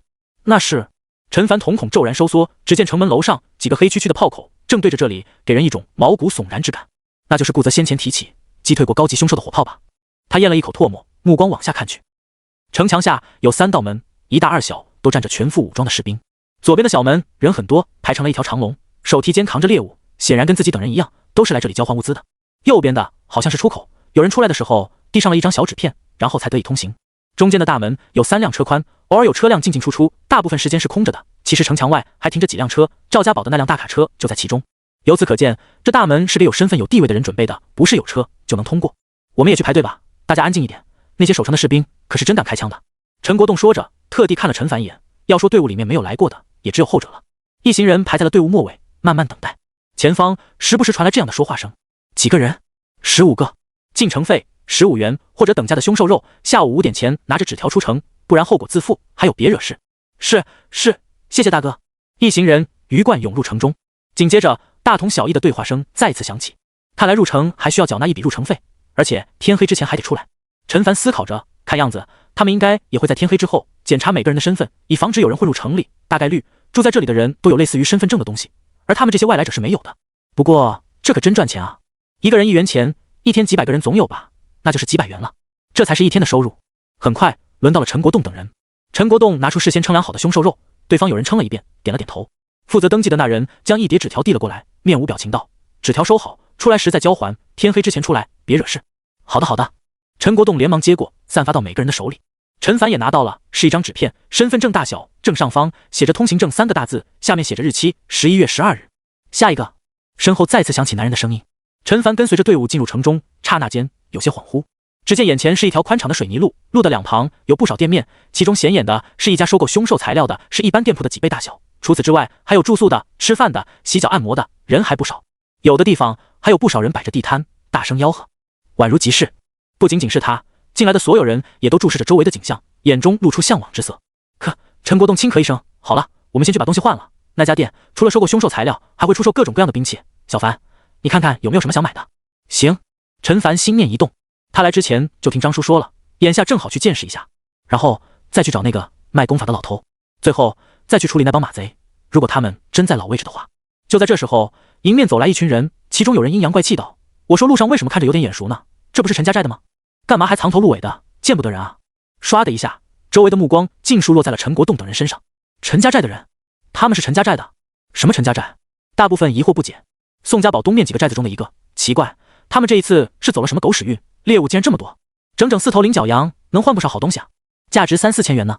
带着如此多猎物的众人，本就吸引了不少人的注意，这一下子更成为了现场焦点。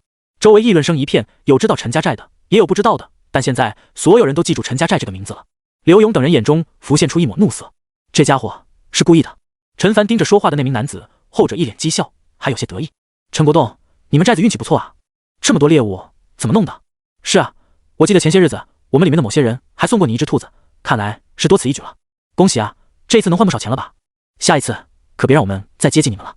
赵家堡队伍里接二连三响起阴阳怪气的声音，这就好比一个富翁忽然有一天发现隔壁的穷小伙突然也开上了豪车，心里面能舒服才怪了。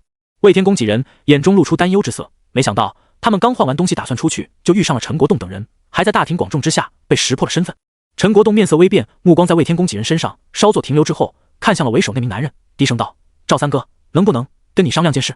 周围声音戛然而止，连同赵老三都有点惊讶。哦，他脸上露出戏谑的表情，道：你要跟我商量什么？寨子最近运气不错，有了这猎物，我想让天公天元他们回来，不知道行不行？陈国栋的语气有点卑微，这也是没办法的事，毕竟魏天公他们的家人都在赵家堡中，没有赵老三等人的同意，想走不可能。听到这话，赵家堡的队伍里传出了一阵动静，有吃惊的，有嫉妒的，还有冷笑的。魏天公几人眼中闪烁着泪光。陈国栋果然还记得他们，寨子好起来的那一刻，就想着把他们接回来，他们内心何尝不想回去呢？魏天元忍不住就要出声，却被一旁的大哥拉住，使劲给眼色。赵家3兄弟都是狠角色，要是得罪了他，什么事都做得出来。哦，让他们回去啊？回你们陈家寨是吗？是的，不知道。陈国栋还没说完，就被赵老三打断了。你这个人有点搞笑啊。他们愿不愿意回你们陈家寨？你问我干什么？你问他们啊。气氛一静，随即爆发出一阵哄堂大笑声。哈哈，就是陈国栋，你是不是这里有点问题？有人指了指自己的脑袋，这种事你问当事人不就行了？难道他们想回去，赵三哥还不让吗？就是白活了这么大岁数。魏天公、魏天元，你们听到了吧？人家问你们愿不愿意回去呢？是啊，给个答复吧，别让人家等太久。刘勇等人心中都升起一股怒意，赵家堡这群人太嚣张了，当着这么多人的面侮辱整个寨子的人。但一阵无力感随即升起，对方嚣张又怎么样？赵家堡可是附近最强的寨子，也正是因为如此，他们敢大摇大摆，不怕被人惦记。陈凡深吸一口气，这个时候愤怒只会正中对方的下怀，让他们看笑话。而且看这种形势，魏叔他们无异于被夹在火上烤，不会答应回来的。果然，下一刻，魏天公笑着开口道：“国栋，你有这份心就够了，闷在这里过得挺好的，你不用担心。”是啊，国栋，赵三哥对我们不错，每次狩猎回来都会分给我们不少，我们挺好的，真挺好的。魏天元努力撑起笑容。天公，陈国栋嘴唇蠕动着，不知道该说什么好。好了，你也看到了，是他们不愿意跟你回去，不是我不放。赵老三摊开手，还有事吗？没事，就麻烦让一下，我们赶时间。就是。陈国栋看了魏家兄弟好一会儿，长叹一声，带着众人让开了道路。陈国栋，你们这次运气不错，下次可就不一定有这么好的运气了。抛下一句话，赵家宝等人扬长而去。国栋、天公他们是被逼无奈。是啊，他们家人都在赵家堡里，他们总不能抛下他们不管吧？哎，要是他们没去该有多好。刘勇等人又是气愤又是无奈，顾江海几人心里也是感同身受，只是这结果其实是早有预料的。我知道，陈国栋心里很不好受，他本以为至少还有商量的空间，谁知道对方一点机会也不给。爸，魏叔他们会回来的。陈凡语气坚定道：“这件事就交给我好了。”陈国栋一怔，心中一喜：“小凡，你有办法？”其他人也连忙看来，眼中充满希冀，也谈不上什么办法。陈凡看着赵家堡等人一个个走出寨门，赵家堡的人那么傲慢，无非是因为我们的实力赶不上他们，有练肉境的武者撑腰。等我也到练肉境，甚至于入境时一句话就能让他们乖乖把人送来。众人神情一震，没错，小凡说的没错，实力才是硬道理。要是我们的实力在他们之上，他们哪敢这么跟我们说话？妈的，等回去之后，老子要更加努力的练武，争取有一天把脚踩在他们的脸上。顾泽看着刚刚还垂头丧气的众人，此刻斗志满满，眼中露出诧异之色。这也行吗？陈凡默默收回目光。话是这么说，但赵家堡那人的境界，恐怕至少也是练肉中期，甚至于后期，哪怕眼下自己突破了，胜算也不大，一个不好还会把自己搭进去。但没关系，距离那天不会太远的，希望到时候魏叔他们都平安无事，否则练肉后期，哪怕入境又能怎样？赵老三等人都得死。宋家堡西南方2公里外，几个汉子拿着望远镜朝大门这里张望着，后面还站或蹲着20多个人，都是手拿长弓，背着剑篓，腰间还悬挂着一把长刀。在后面则是一大群角马，安静的吃草。发现了一群肥羊，我的乖乖，竟然买了这么多东西回去！天啊，那是什么？一箱酒。说话的人情不自禁地舔着嘴唇。酒，真的是酒！我的天，老大，要不就抢他们吧，把人杀了，东西都拿回去，都不想活了。旁边的光头把脸大汉低喝一声，没好气道：“给我看清楚了，他们是什么人？赵老三，等等，他们是赵家堡的人。”赵家堡身后一帮人咽了一口唾沫。虽然他们是马贼，可是欺软怕硬的道理还是懂得。赵大是练肉劲武者，能开500斤强弓，杀了他寨子的人，到时候他们别想在这一带混下去。去别的地方，他们做这一行的都是有地盘划分的，别的马贼能乐意他们过去吗？还是等那群人出来吧。旁边有人道：“哥几个看得清清楚楚，那伙人抬着4头猎物进去，总共15个人，只有2个人会用弓箭，我们这么多人，不费吹灰之力就能将他们拿下。”光头大汉点点头，那就等他们出来，别急着动手，起码等他们走个1-2里路再说。知道了，大哥，又不是第一次干这事儿。其他人都笑道：“他们骑着角马是来去如风，可真要是太猖狂了，被灭掉也是分分钟的事情。4头菱角羊得有3-4千块钱吧？是啊，能换不少好东西了。啧，这去打猎提心吊胆，一不小心就会被凶兽弄死，哪有杀人越货来钱轻松？还快，对，还快。”人群中再次爆发出大笑声。宋家堡兵器铺出售各种兵器，物美价廉，另收各种凶兽材料，高价收购中级凶兽材料，高级凶兽价格另谈。陈凡看着门前的招牌，心道这店名还真是言简意赅，一点也不理胡哨。目光往里面看去，只见空间大概有将近100平米，极为宽敞，其中摆放着各式各样的冷兵器，人影穿梭其中，热闹得很。让他有点意外的是，并没有看到有荷枪实弹的守卫身影。不过一细想就明白了，能在这里闹事是有多想不开。几位出售凶兽材料是吗？一名西装革履、姿容俏丽的女子走上前来，热情地问道。是的。陈国栋点点头。好的，请几位跟我来。女子说完，往旁边走去。众人随即跟了过去，他们不是第一次经历这个流程了，走了几十米远，就拐进一座宽敞的院子，院子里人不少，人声鼎沸，都是讨价还价的。一群汉子走了过来，为首的一个长得膀大腰圆，粗声粗气道：“这几头菱角羊，你们都要卖是吗？”是的，这位老哥，不知道价格如何？陈国栋笑着问道。菱角羊低级凶兽，肉质不算太好，也不差，1斤3块钱。啊！高阳张大嘴巴问道：“前一阵子不是3块5一斤收吗？”大汉瞥了他一眼：“你也说了那是前阵子，现在行情不一样了，你们到底卖不卖？”众人相视一眼，有点无奈。偌大一个宋家堡，也只有这里收过凶兽材料，他们不在这里卖，难道还要跑到其他的地方去卖吧？不现实啊！卖，3块钱就3块钱。陈国栋陪笑道：“早这么说不就行了？你们几个跟我来吧。”汉子指了指抬着猎物的几个人，真是横啊！目送着他们离去后，顾泽站在原地嘟囔道：“是啊。”陈凡无奈的点点头。就在这时，入口处传来一阵喧哗，只见几人抬着一头小卡车般大小的野猪走了进来。这野猪全身黑色，毛发细长如针刺，根根竖立，2只成人手臂长的獠牙散发出阵阵光泽。他的额头上有2个大洞，深可见骨，显然是致命伤，看样子像是被枪击中伤口处的血液已经干涸了。都给我小心点，要是把2颗牙摔碎了，把你们卖了也买不起。说话的是一名单手握着狙击步枪的男子，20多岁，留着寸头，嘴里还叼着一根烟，2条手臂肌肉凸起，给人彪悍之感。哟，陆爷来了！陆爷牛啊，竟然能够打到这么大一头箭猪，厉害！陆爷里面请，放心，这头箭猪我们一定给你最高价。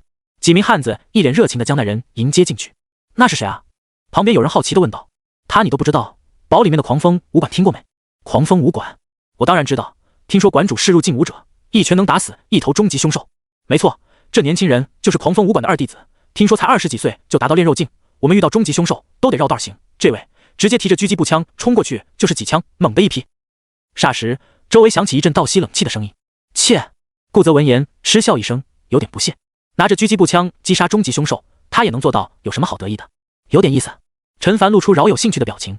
武者的速度配合枪械的威力的确是不错的配合，不过对于他们而言，这个方法不太现实，因为一来枪械价格昂贵，二来的话只对宋家堡内部出售，他们这些外来者是没有资格购买枪械的，只能购买冷兵器。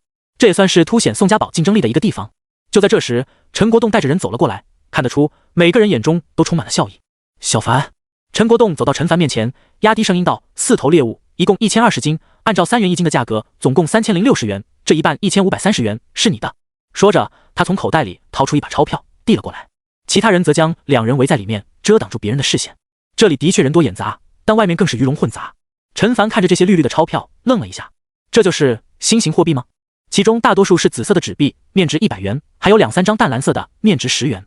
众人见陈凡愣着，还以为他不好意思，连声催促道：“小凡，收着吧，这些都是你应该得的。”“是啊，要不是有你，我们早就得饿死了。说起来，这些钱应该都是你的才对，我们都占了你的光。”相比之下，他们每个人只能拿到10多元，算是辛苦费。可就算这样，也比之前好太多了。他们先前都是拿贵重品来换钱的，连饭都吃不饱。顾泽在一旁狠狠咽了口唾沫，1500元啊，他都没见过这么多钱。好，那我就收下了。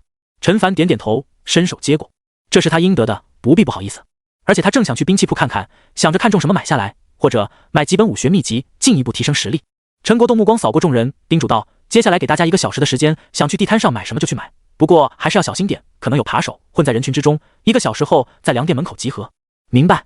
高阳、顾江海等人都点点头，他们也是老江湖了，这么一点注意事项还是知道的。场上很快只剩下陈凡父子、刘勇以及顾江海、顾泽5人，知道陈凡的意思，几人一起往外面的兵器铺走去。还是之前的那名女子，见到几人走来，脸上堆满了笑容。“几位大哥，想买什么？我想看看你们这里的弓。”陈凡答道。女子听到陈凡的声音，目光落在陈凡背着的那把弓上，眼中露出惊愕之色。听声音能判断出来，眼前这个蒙面男子可能年纪不大，结果他背着的弓。好的好的，请跟我来。女子很快反应过来，一边走一边介绍道：“几位大哥，我叫朱燕，你们叫我小朱就行。你们想看弓的话，那可真是巧了。前几天我们店刚从鞍山城里进了一批弓和箭。”“是吗？那确实挺巧的。”刘勇笑呵呵道。朱燕带着几人到了东北角，只见墙壁上挂满了各式各样的长弓，从手臂长的到1人多长的，让人眼缭乱。“你们这件也太贵了吧，能不能便宜一点？”一旁响起男人的声音。“几位大哥，真的是不好意思。”一名同样西装革履打扮的女子露出尴尬又不失礼貌的微笑。“我们这是货真价实的破甲剑，概不还价的。可是卖200元一支，实在是太贵了，能不能再便宜一点？”背着弓箭的男人恳求道。“是啊，美女，这又不是第一次到你们店买东西了，不能看在老主顾的面子上给打个折吗？我们买2支，便宜点行不？”男人的几名同伴也纷纷说道。女子无奈的摇头，说到底她也只是一个打工的，根本就没资格谈价格。而且方圆几十里就只有宋家堡出售破甲剑，其他地方根本没有。说一句不好听的话，你爱买不买。那几人相视一眼，最终还是一咬牙，拿了2支去前面结账。陈凡收回目光，看向朱燕道：“我听到他们刚才提到什么破甲剑。”朱燕眼睛一亮，忙点头道：“是的，请来这里。”他走向之前那几人停留的位置，从挂在墙上的一只剑壶中取出一支1米多长的剑矢。这就是破甲剑？陈凡下意识问道。这破甲剑十分细长，剑头如凿，寒气逼人。陈国栋几人似乎也是第一次见这个，一个个睁大眼睛。朱燕莞尔一笑，道：“几位大哥，你们可不要小看这破甲剑，看到它的剑头了吗？这可是用一阶元氏合金打造而成的。一阶元氏合金。”顾则低呼一声，陈凡却是一头雾水。元氏合金，还是一阶？看来这位大哥也是识货的。朱燕放下剑壶，从旁边拿起了一块钢板，这是半公分厚的钢板，几位大哥要是不放心的话，可以检查一下。刘勇看看其他人，伸手接过，检查了一番，点点头道：“是钢板没错。”朱燕又拿起一支破甲剑，在上面划过，只见钢板上立刻留下一道深深的划痕。几人顿时瞪大眼睛，我的力气都能做到这个地步，要是让几位大哥来，都能将这块钢板切开。那我来试试。陈凡接过钢板，一手拿着破甲剑，用力，剑锋缓缓刺入钢板之中，随后扑哧一声穿透而出。好厉害！他眼睛一亮，要是在对付终极凶兽时用这种破甲剑的话，岂不是威力更强？厉害啊！这就是破甲剑吗？要是铁甲犀牛挨上这么一剑的话，恐怕也吃不消吧？是的呢。朱燕微笑点头，这破甲剑其实是终极破甲剑，专门用来对付终极凶兽的，哪怕是铁甲犀牛，用这种剑再配合上100斤的强攻，100米内也能射杀。几人倒吸一口冷气，在他们心中，铁甲犀牛那就是神一般的存在，平时见到了都得远远的绕开。我听刚才那些人的交谈，这破甲剑价格挺贵的。陈凡问道。是的，200元一支，但是绝对物超所值。朱燕忙道，眼神中充满了期待之色。200元一支。陈国栋倒吸一口冷气，如果他没记错的话，100斤拉力的弓才卖100元左右，就是说就这一支箭就顶得上2张弓。我买3支吧。陈凡稍作犹豫之后就做了决定，毕竟钱不就是用来的吗？有了这破甲剑，真要遇上铁甲犀牛的话，他有把握在200米内射杀对方。至于其他的终极凶兽，就更加不在话下了。陈国栋几人相视一眼，都没意见。一来那钱是陈凡的，他爱怎么就怎么；二来这破甲剑确实厉害，虽然贵，但是值得买。好的好的，谢谢老板。朱燕一连好几个鞠躬，3支破甲剑600元，他能拿好几十的提成了。想到这里，他又问道：“老板，这边还新到了一批重剑，您要不要看一看？”重剑？陈凡来了兴趣，我看看。不一会儿，陈凡就看到了女子口中提起的重剑。这重剑大小不一，无一例外的是剑头又大又重，最夸张的那一支剑头都赶上成年人2-3个拳头大了。这重剑的剑头也是一阶元氏合金做的。陈凡问道：“这个当然不是。”朱燕尴尬一笑，只是普通的金属制成。老板，你身后背着的应该是200斤拉力的弓吧？用这种强弓射出重箭的话，威力大，速度快，对付终极凶兽也有奇效，缺点就是射程比较近。陈凡眉头微皱，那些厉害的终极凶兽防御力都很高，用破甲剑再合适不过了。这重剑虽然威力大，但是破甲能力弱，用来对付人好像不错。他的脑海中突然蹦出了这个想法。对了，他一下子想起了孟雨提到的那个光头大汉，这家伙的格挡能力好像很强，300-400米开外接连挡住自己2剑。正所谓强弩之末是不能穿鲁缟，300-400米外箭矢飞行的速度必定要慢上许多。要是距离在200米之内的话，他不信对方能挡得住1箭，还能挡住第2、第3箭。但如果是用重剑呢？挡不住必死，挡住了，确定能挡得住吗？这重剑多少钱一支？他开口问道。朱燕面色一喜，随即指着那只中间的一支道：“这一支全身由钢铁铸成，重400多克，与老板您背上的那把弓正好合适，50元一支。”50？顾江还忍不住道：“这也太贵了一点。”一旁的刘勇几人猛点头，何止是贵了一点啊？这位大哥，这重剑本来就不便宜，只有鞍山城才有卖，我们也是了大价钱买来的。朱燕叫苦：“也给我来3支吧。”陈凡出声道：“他有些肉疼，不过是一眨眼的功夫，1500元就去了一半，还剩下700-800元。不过这2种剑矢，一种他待会儿就要用到，另一种则是接下来离不开的。罢了，只要射杀一头终极凶兽，出去的钱立马就能赚回来。”他内心安慰自己。好的，老板。朱燕喜笑颜开：“老板，我听说你一开始的时候要看弓是吗？你想看什么样的弓呢？300斤拉力的，还是400斤更高的也有的？”哦，陈凡随即问道：“你们这里最大拉力的弓是多少的？”目前店里有的是500斤的，不过老板，你如果想要更大拉力的，可以预定，但是什么时候能拿到手就不得而知了。陈凡眉头微皱：“是这样的。”朱燕急忙解释道：“300斤往上的弓价格会贵许多，因为用来制作弓身的材料好找，但是适合做弓弦的材料却很少，基本上只能从那些中高级凶兽身上获取。中级凶兽还好说，高级凶兽，说实话，哪怕我住在堡内，听到附近有高级凶兽出没，都会紧张的好几天睡不着觉。因此500斤往上的弓价格会更贵。”这样，陈凡点点头，也就是说300斤拉力到500斤拉力的弓，弓弦材料必须得是中级凶兽，500斤往上是高级凶兽了。那具体是怎样的价格呢？别说他背上的那把200斤的弓，哪怕是300斤，对他而言迟早都要淘汰。要跟赵家宝叫板，起码也得有拉开500斤弓的实力吧。100斤拉力的弓100元，200斤拉力200，300斤拉力300，400斤800， 500斤2000元。朱燕看了一眼陈凡，至于500斤往上，至少也得5000元起步，能不能买到还得看运气。陈凡暗自啧舌，这高级凶兽真值钱啊，哪怕用精致做一张弓，都能卖出大几千甚至于上万的价格来。那么大一只凶兽，能制作出不少弓吧？还没算上其他材料呢。而300斤拉力以下的弓看起来价格是很贵，可是这么一对比，就跟白菜价似的。他不禁想起寨子里那把300斤拉力的弓，魏叔他们一走，真要是到了山穷水尽的时候，也可以把这把弓拿来卖了应急。不过肯定是卖不到这么多钱的，能卖出100元，就算这里的人心善了。朱燕用期待的目光看向陈凡，老板，你要买多大拉力的？陈国栋几人目光落在陈凡身上，300斤拉力的弓寨子里有，陈凡要是想买，只能买400斤或者500斤的。不过他身上的钱应该不太够了。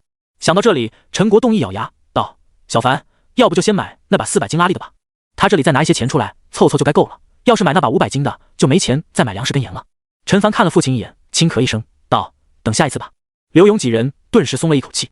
好的，老板。朱燕善解人意的笑了笑，不过他很快想到了什么，老板，我看你买了破甲剑，应该是要去猎杀终极凶兽吧？不如再买一把匕首如何？我们这里的匕首也是用原始合金做的，切割终极凶兽很方便。不然的话，普通的刀要不了多久就会卷刃损坏。陈凡听的感觉很有道理。多少钱？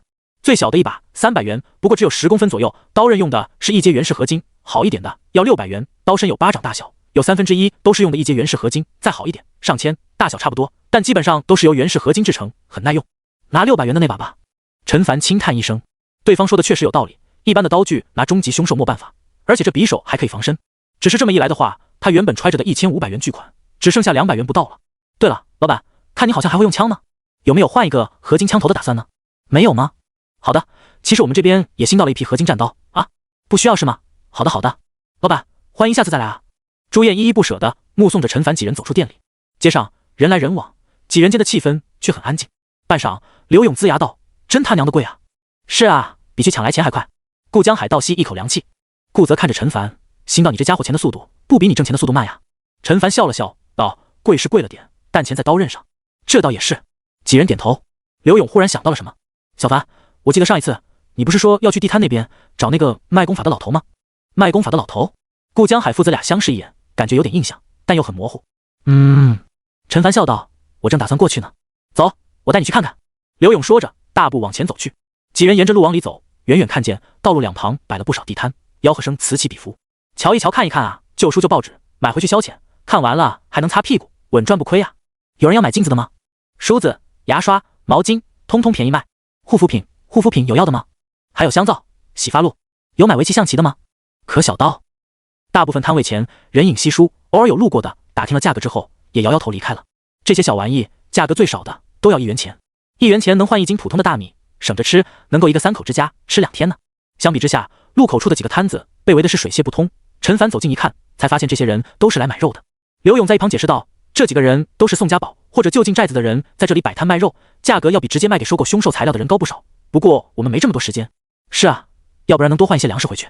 陈国栋语气十分遗憾。各有各的好处。陈凡笑了笑，就在这时，一道声音传入他的耳中：“走过路过不要错过，上好的功法秘籍大甩卖了，原价成本上百元、上千元，现在全部卖10元，统统10元，随便挑，随便选，全场卖10块，买啥都10块，10块钱你买不了吃亏，10块钱你买不了上当。真正的物超所值，拿啥啥便宜，买啥啥不贵都10块，买啥都10块，瞧一瞧，看一看了。”只见一个身材瘦小的老头朝着面前经过的人卖力的吆喝着，奈何走过的人连看都懒得看他一眼。老头嘴里嘟囔了几句，又在原地坐了下来。就是他。刘勇指了指那人，对陈凡说道：“陈凡心中一喜，实际上不用刘勇提醒，他也看出来了。爸，刘叔，我过去看看。”顾泽一听，脸上露出疑惑之色。那老头不是一个骗子吗？陈凡去干什么？上赶着被骗吗？我们跟你一起。陈国栋有点不放心。几人朝着那边走去。老头察觉到有人靠近，一抬头，顿时双眼一亮，热情开口道：“几位大哥，想买什么？我这里什么功法都有，像是如来神掌、九阳神功、金刚不坏、72路擒拿手。”陈凡摆摆手，示意他先打住，随后问道：“你这功法怎么卖的？”原来是小兄弟啊！老头大喜过望，都是10元一本，全部10元。你要是一次性全买走的话，我可以给你打个8折。周围人见到这一幕，都暗自摇头。这帮人是刚来这里的吧？竟然还相信这个老骗子的话。旁边一名汉子忍不住说道：“几位兄弟，你们最好去别处看看。”老头闻言，顿时气得七窍生烟，恨不得冲上去狠狠咬他几口。谢谢兄弟提醒，我们就是看看。陈国栋笑着对那人道谢。汉子摇摇头，走开了。其他人见状也不再多说，因为之前的上当的几拨人都是这么说的。几位老哥，你们别听那人瞎说，他那是污蔑。我这都是一分钱一分货，不相信，你们买一本回去看看就知道了。老头睁大眼睛，仿佛受了莫大的委屈。陈国栋几人闻言，心中都冷笑一声。买一本回去看看，买一本回去就上当了。陈凡却是微微颔首，从某个角度上讲，你也不能说这老头的话是错的。下一刻，他试探性地问道：你这功法买之前能让人看几眼吗？能，当然能。老头毫不犹豫道：这10多本功法你都可以随便看，不过只能看一点点，不能看多了。行。陈凡痛快的一口答应，等的就是你这句话。他蹲下身子，拿起最近的一本《如来神掌》，还没翻开封面，就听老头一拍大腿，激动道：小兄弟有眼光！这如来神杖，传言是佛祖为了普度众生、解结除恶，传与凡人的一套绝世武学，一共10式，每一式都有独特效果，不光威力惊人，更是妙用无穷啊！是吗？陈凡应了一声，掀开了第1页，观看起来。直觉告诉他，手里面的这本武学，不，这摊上的秘籍，保守估计9假1真，全都是假的，也不无可能。是啊。老头笑得跟盹似的，眼底深处却闪过一抹浓浓的轻蔑之色。乳臭未干的小子，别说是假的如来神掌，就是把真货放在你面前，你也看不出个子丑寅卯来。不过你要看就让你看好了。事实上也如他心中所想，陈凡感觉这上面的字不仅丑，还生僻难认。不过他看不懂不要紧，系统能收录就行。想到这里，他看向技能栏，并没有出现什么变化。难道是我看的页数还不够？他扫了一遍之后，将这页翻了过去，快速浏览完了第2页、第3页，技能栏上还是没有半点变化。莫非是假的不成？陈凡心中暗道。小兄弟，差不多够了啊。老头笑呵呵道。再看一点，最后一点。陈凡恳求道。是啊，再让我们看一点吧。放心，我们要是看中了，保准给你买下来。身后的刘勇等人道。行吧。老头一咬牙，一副亏大了的表情。他在这里何止是等了半天，都2、3天了，没人上钩，好不容易来了一群冤大头，可不能放跑了。陈凡抓紧时间又看了2页，都翻到一半了，脑海中的技能栏依旧是一点变化没有。他感觉手里这本9成是假的，这本我不怎么看得懂，要不还是换一本吧。他将如来神掌物归原处，顺手拿起旁边的一本九阳神功。老头愣了下，他正要安慰陈凡别灰心，可以买回去慢慢研究时，结果对方直接换了一本，多少有点不按套路出牌。可他轻咳一声道：小兄弟，你第一眼看不懂，这很正常。你知道什么样的人才能一看就会吗？武学奇才。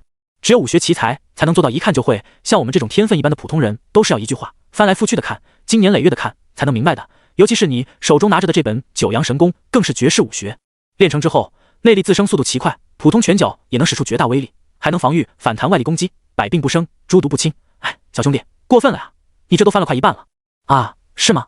陈凡忙道歉，语气诚恳，大爷，实在是不好意思，我一不小心没注意，看过头了。没事没事。老头摆摆手，一副宽仁大度的表情。小兄弟，这九阳神功跟之前的如来神掌都是绝世武学，你要是一起买回去的话，我可以便宜点卖给你，一本9元，怎么样？可是这个还是太深奥了，看不懂，要不我再看看别的。陈凡眨眨眼，他也有点怀疑人生了，到底这2本都是假的，还是自己看的太少，达不到系统收录的门槛呢？无论怎样，他决定先将这10几本都看一遍，要是没有收获，就10元钱买一本回去验证一下，就当试错了。行吧。老头迟疑了一下，还是点点头。相比之前来买的那些人，眼前这小子老实多了，不像有些人看一句问一句，看一句问一句，问了半天屁都不买，白白浪费感情。看到陈凡拿起一本看了一会儿，又放回去，又拿起一本又放回去，陆陆续续赶来的陈家寨众人都愣住了。国栋，小凡这是在干什么呢？是在挑选武功秘籍？可这个老头卖的不都是假货吗？是啊，可别上了他的当。陈国栋哭笑不得，应该是在挑选吧。不过小凡这么做应该心里有数，咱们看着就行。其他人你看看我看看你，感觉也确实帮不上什么忙。另外一边，老头也不说话了。一开始陈凡挑选某一本功法时，他都会热情地介绍一番，结果眼前这小子还是看到一半就放下，看到一半就放下。这小子该不是故意来找茬的吧？他眉头微微一皱。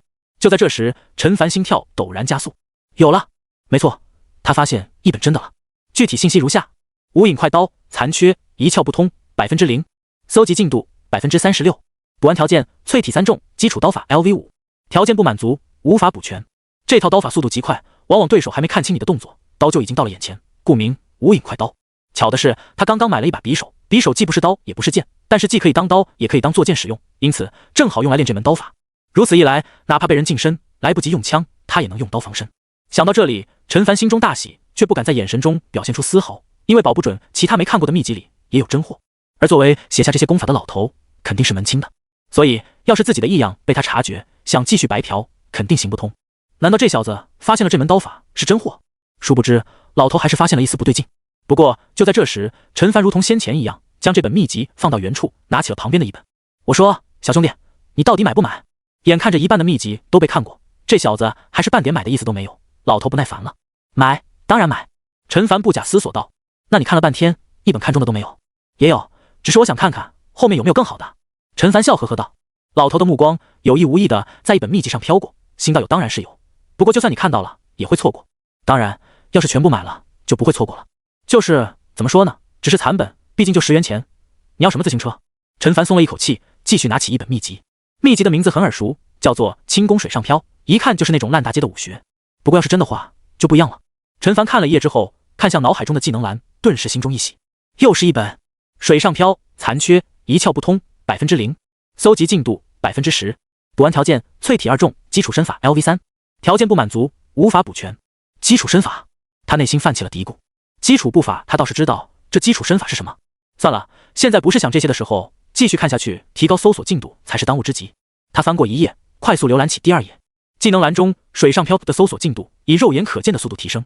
在看到一半的时候，陈凡很自觉地将手里面这本秘籍放下。搜集进度30%，也就是说，哪怕他把这本全看完了，也是达不到100%的。这老头果然狡猾。又快速浏览了几本，都是假的。转眼间就剩下最后2本了，一本是《金刚不坏神功》，另外一本则是《大力金刚掌》。说实话，陈凡内心觉得不虚此行了。接连2本武学秘籍还都是白嫖来的，一分钱没。但怎么说呢，人的欲望是没有止境的。如果这剩下的2本能有一本是真的，就太好了。别的不说，就看这个名字，霸气十足。小兄弟，差不多得了吧？就在这时，一只手拦住了他。老头脸上笑容散去，语气不悦道：“前面你看了这么多本，也该有看中的了吧？要是没有，那剩下这2本，你看不看也区别不大。”嘿，这老头还有脾气了。高阳看乐了。以往每一次经过，这老头都是笑嘻嘻的，虽然会在背后骂人，但是像这一次黑脸，倒是破天荒头一次。也正常吧？是挺正常的。刘勇等人点点头。小凡这光看不买，看还看半天，换他们是老头的话，恐怕早就忍不了了。陈凡一怔，目光与老头对视着，心中升起一股奇妙的感觉。什么情况？莫非这剩下的2本秘籍真有真货？当然，也不排除这人是欲擒故纵。他想了想，笑道：“大爷，这就剩下2本了，你就让我看看，看完了我肯定买。”老头看了他一眼，道：“你先买了再说，看了再买，买了再看，不买就不给看。”“不给，真不给，真不给。”老头摇头，态度很是坚决，因为他怀疑这小子是哪个王八蛋找来，故意消遣自己的，搞得一副煞有其事的样子。你要说这小子是行家，前面有2本真的，他都没看出来。气氛好像一下子僵住了。好在身后众人很快送来助攻。小凡，不给看就拉倒，谁要看似的？高阳嗤笑道：“这老骗子，来这里的人谁不知道？就是什么如来神掌、九阳神功，真把小说里的东西当真了？别说买了，白送我们也不要。”切！老头闻言冷笑一声，一群有眼无珠的傻帽。什么？老头，你刚才说什么？有本事再说一遍！众人都是一愣，随后反应过来，一个个气得不行。说一遍怎么了？老头有恃无恐道：“你们还想打人不成？”你！众人忽然发现自己拿这个家伙还真无计可施，别说是打他了，哪怕碰他一下，他就往地上一躺，没有100元起不来的那种。哎，行吧。就在这时，一道叹息声响起，陈凡手中不知何时出现了2张100元大钞。老头猛地瞪大眼睛，口水都要从嘴里流出来了。前面10几本虽然我看不懂，但是感觉很厉害的样子，心想着等看完剩下的就一起买回去慢慢看。结果陈凡惋惜的看了老头一眼，不让看就算了，反正也看不懂，走了。说完，他站起身就要走。哎，小兄弟别啊！老头急了，一把拉住陈凡的手臂。谁说不让看？让看，让看！真的？陈凡不相信。当然是真的。老头笑嘻嘻道：“只要你看了之后都买回去就行，我可以给你打8折。”不用了。陈凡摇头，我之前的兴致都被你扫了，而且你还骂我爸他们。算了算了，我道歉，我道歉。老头随即冲着众人鞠躬，说了一声对不起，然后眼巴巴地看着陈凡：“小兄弟，这样总行了吧？这家伙脸皮真厚。”高阳感慨：“自愧不如，脸皮不厚能当骗子。”确实，听着众人的冷嘲热讽，老头脸上笑容依旧热烈。赚钱嘛，不寒碜，等钱到手了再骂也不迟。还行。陈凡犹豫了一下，道：“这可是你让我看的，我没强迫你。”没有没有，看吧看吧。老头催促着，目光死死地盯着陈凡放进衣服口袋里的200元钱。陈凡拿起那本大力金刚掌，仔细的一页页看过去，技能栏中没有丝毫变化，又是一本假货。他心中暗道，对于剩下的那本已经不抱什么期待了。这时候，老头眼中露出一抹异样，不过转瞬即逝。在阅览完第1页之后，陈凡看向脑海中的技能栏，顿时愣住了。金刚不坏神功，残缺，一窍不通，0%，搜集进度3%，补完条件13太保横练大圆满，金钟罩第9层，条件不满足无法补全。金刚不坏神功竟然是真的，这他感觉像是在路边的彩票店瞎捡儿买了一张彩票，后来发现竟然中了500万大奖一样。搜集进度只有3%。不仅如此，这补完条件看起来要求不是一般的高啊！13太保横练大圆满，金钟罩第9层，也就是说，不仅要弄到这2门功法，还得修炼到很高的境界才行。关键是，他从哪里弄来这2门武学呢？心里这么想着，手上的动作却不慢。看到一半的时候，搜索进度才到了10%。他下意识想继续翻下去，但忽然感觉没必要，就算是全部看完了，估计也就20%几，还是得继续搜集那2门武学，顶多是补完的时间少点罢了。看完了，老头笑容中带着谄媚，感觉怎么样？陈凡摇摇头，还是看不懂。看不懂是正常的。老头笑道，这些都是最高深的武学，要买回去慢慢看，潜心研究才行。陈凡放下秘籍，认真的问道，大爷，这些武学是真的吗？当然是真的。老头瞪大眼睛，一副你在说什么废话的表情。可是这些秘籍要真有大爷你说的那么厉害，那你为什么还在这里卖他们，而不是自己拿去练呢？陈凡问道。按照一般人的想法，这些全部都是假的，这老头在这里卖，当然是想骗人，不然还能干嘛？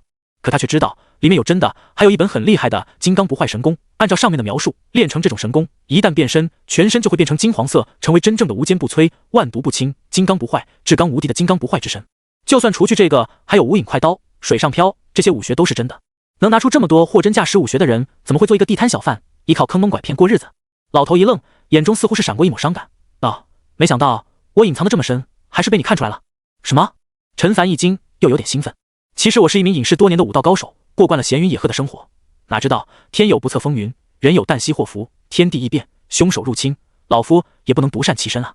老头长叹一声，没错，我之所以在这里出现，就是要等真正的有缘人出现，好让这些绝世武学发挥他们真正的威力。小兄弟，我看你骨骼惊奇，必是练武奇才，将来维护宇宙正义与和平的重任就交给你了。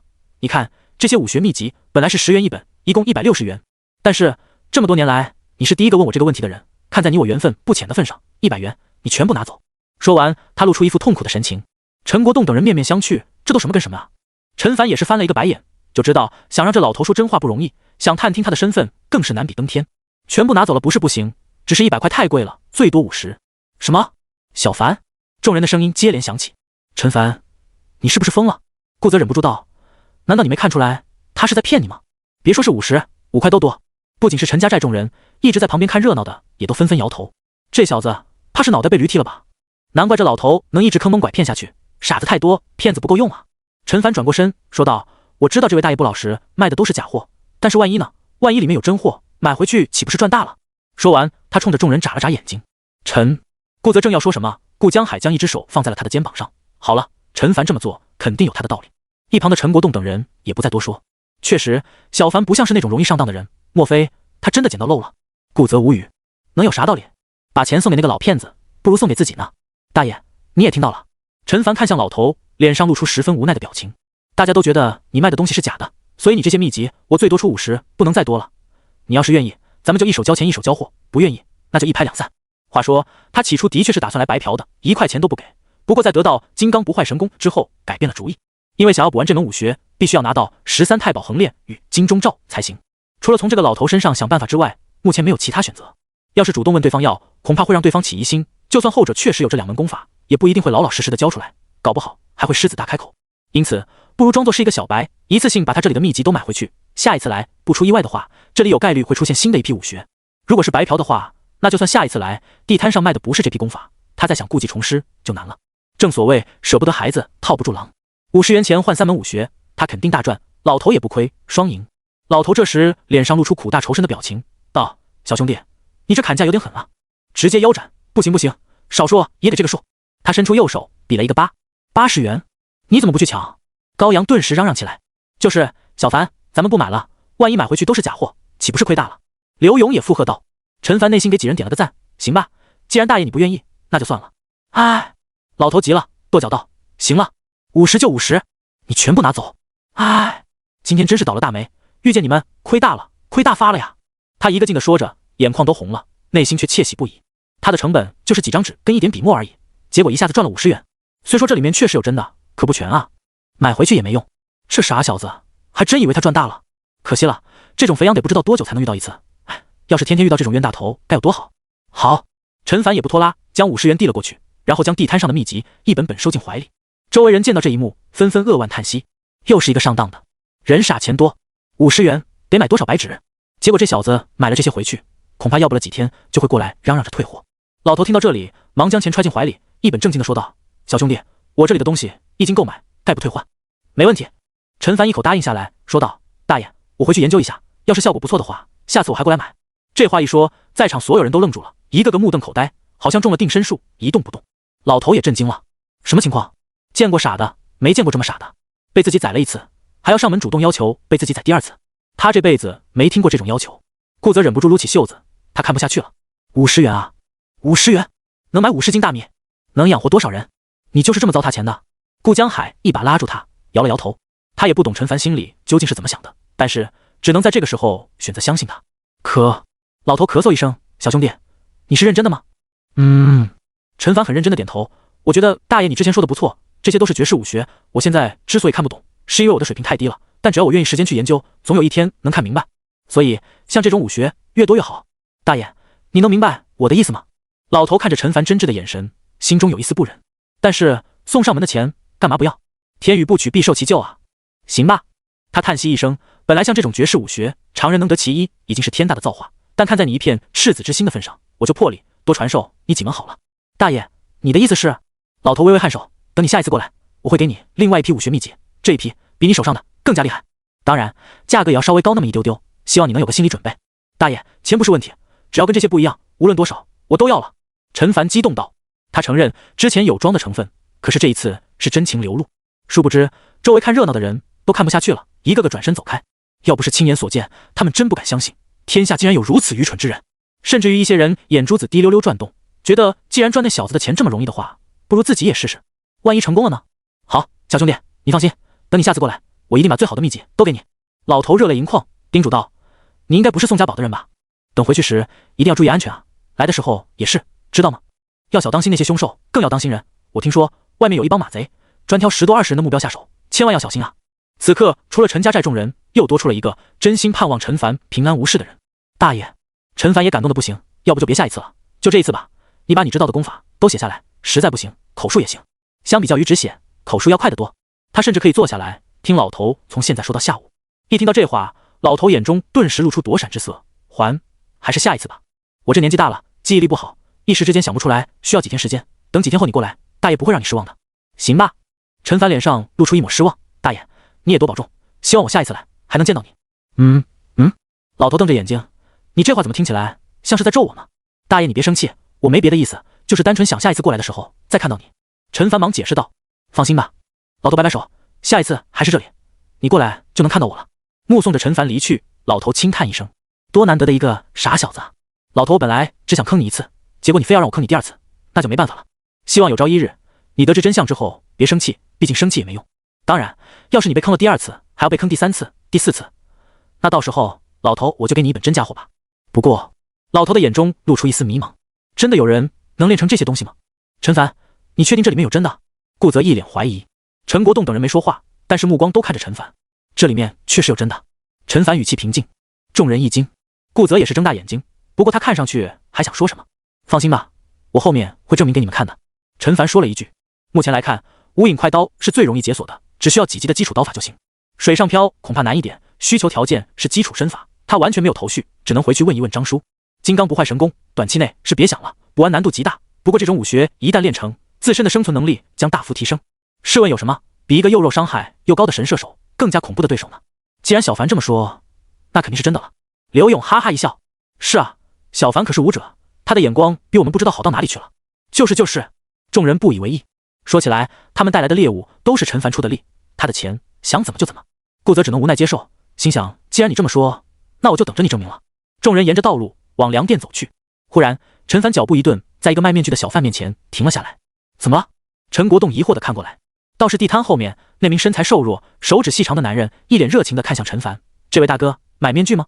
我这些面具都是纯手工制作，货真价实。陈凡目光看向他面前摆放的几排面具，其中有卡通人物，也有12生肖，都做得惟妙惟肖。面具好像没啥用啊。有人嘀咕道。是啊，除了小孩子，没什么人喜欢这些东西吧？又不能当饭吃，好像价格还挺贵的，一副面具要卖2块钱呢。众人目光带着嫌弃，男人顿时紧张起来，忙道：如果买的多的话，可以便宜点。作为一个手艺人，在异变之前，他的生活勉强达到温饱，结果异变发生，这些小玩意儿根本就卖不出去。陈凡自然也知道，只不过他想的是，外面那帮马贼一定无时无刻盯着出口，自己就算一个人出去，万一被认出来，可能情况就会发生变化。虽然这种可能性不大，但是不怕一万就怕万一，反正也不差这点钱。他的目光直接掠过前面的卡通人物，动物面具不是这些面具不好，只是可以想象一下，一个戴着兔子笑脸面具的人旁若无视的杀人，怎么看怎么像是一个变态。他的目光落在最后一排面具上，这是3副画着夜叉图像的面具，形象宛如恶鬼，头上长着2根长长的犄角，血盆大口中长着2排雪白尖利的牙齿，尤其是上边一排两边的2颗牙齿像是剑齿虎一般长到了下巴的位置，令人望而生畏。一黑一红一青3种颜色。老板，你这3副面具怎么卖的？陈凡问道。你是问这3个吗？男主语气有点忐忑，这些修罗面具制作起来麻烦得多，因此价格稍微高一些，5块钱一副。5块钱？想钱想疯了吧？老板，这些面具恐怕好多年前你就做好了，只是一直砸在手里，没人买对吧？众人你一言我一语的说着，男人被说的面色通红。10元3个，你要是愿意，我就都要了。陈凡淡淡道。男人稍微犹豫了一下，就一口答应下来。顾泽在一旁静静的看着，虽然觉得这家伙是在浪费钱，但是怎么说呢，这鬼面具怪酷的。接下来，陈凡路过几个地摊，又买了些小玩意儿，比如香皂、卫生纸、2副扑克、1副象棋。好不容易来一趟，他想着给母亲还有弟弟带点礼物回去。他还买了1副望远镜，将近100元。买完之后，身上的钱几乎用光了。陈国栋似乎也受到了启发，狠下心买了1瓶护肤品，揣进了兜里。等其他人也都买好之后，众人走到了粮店前。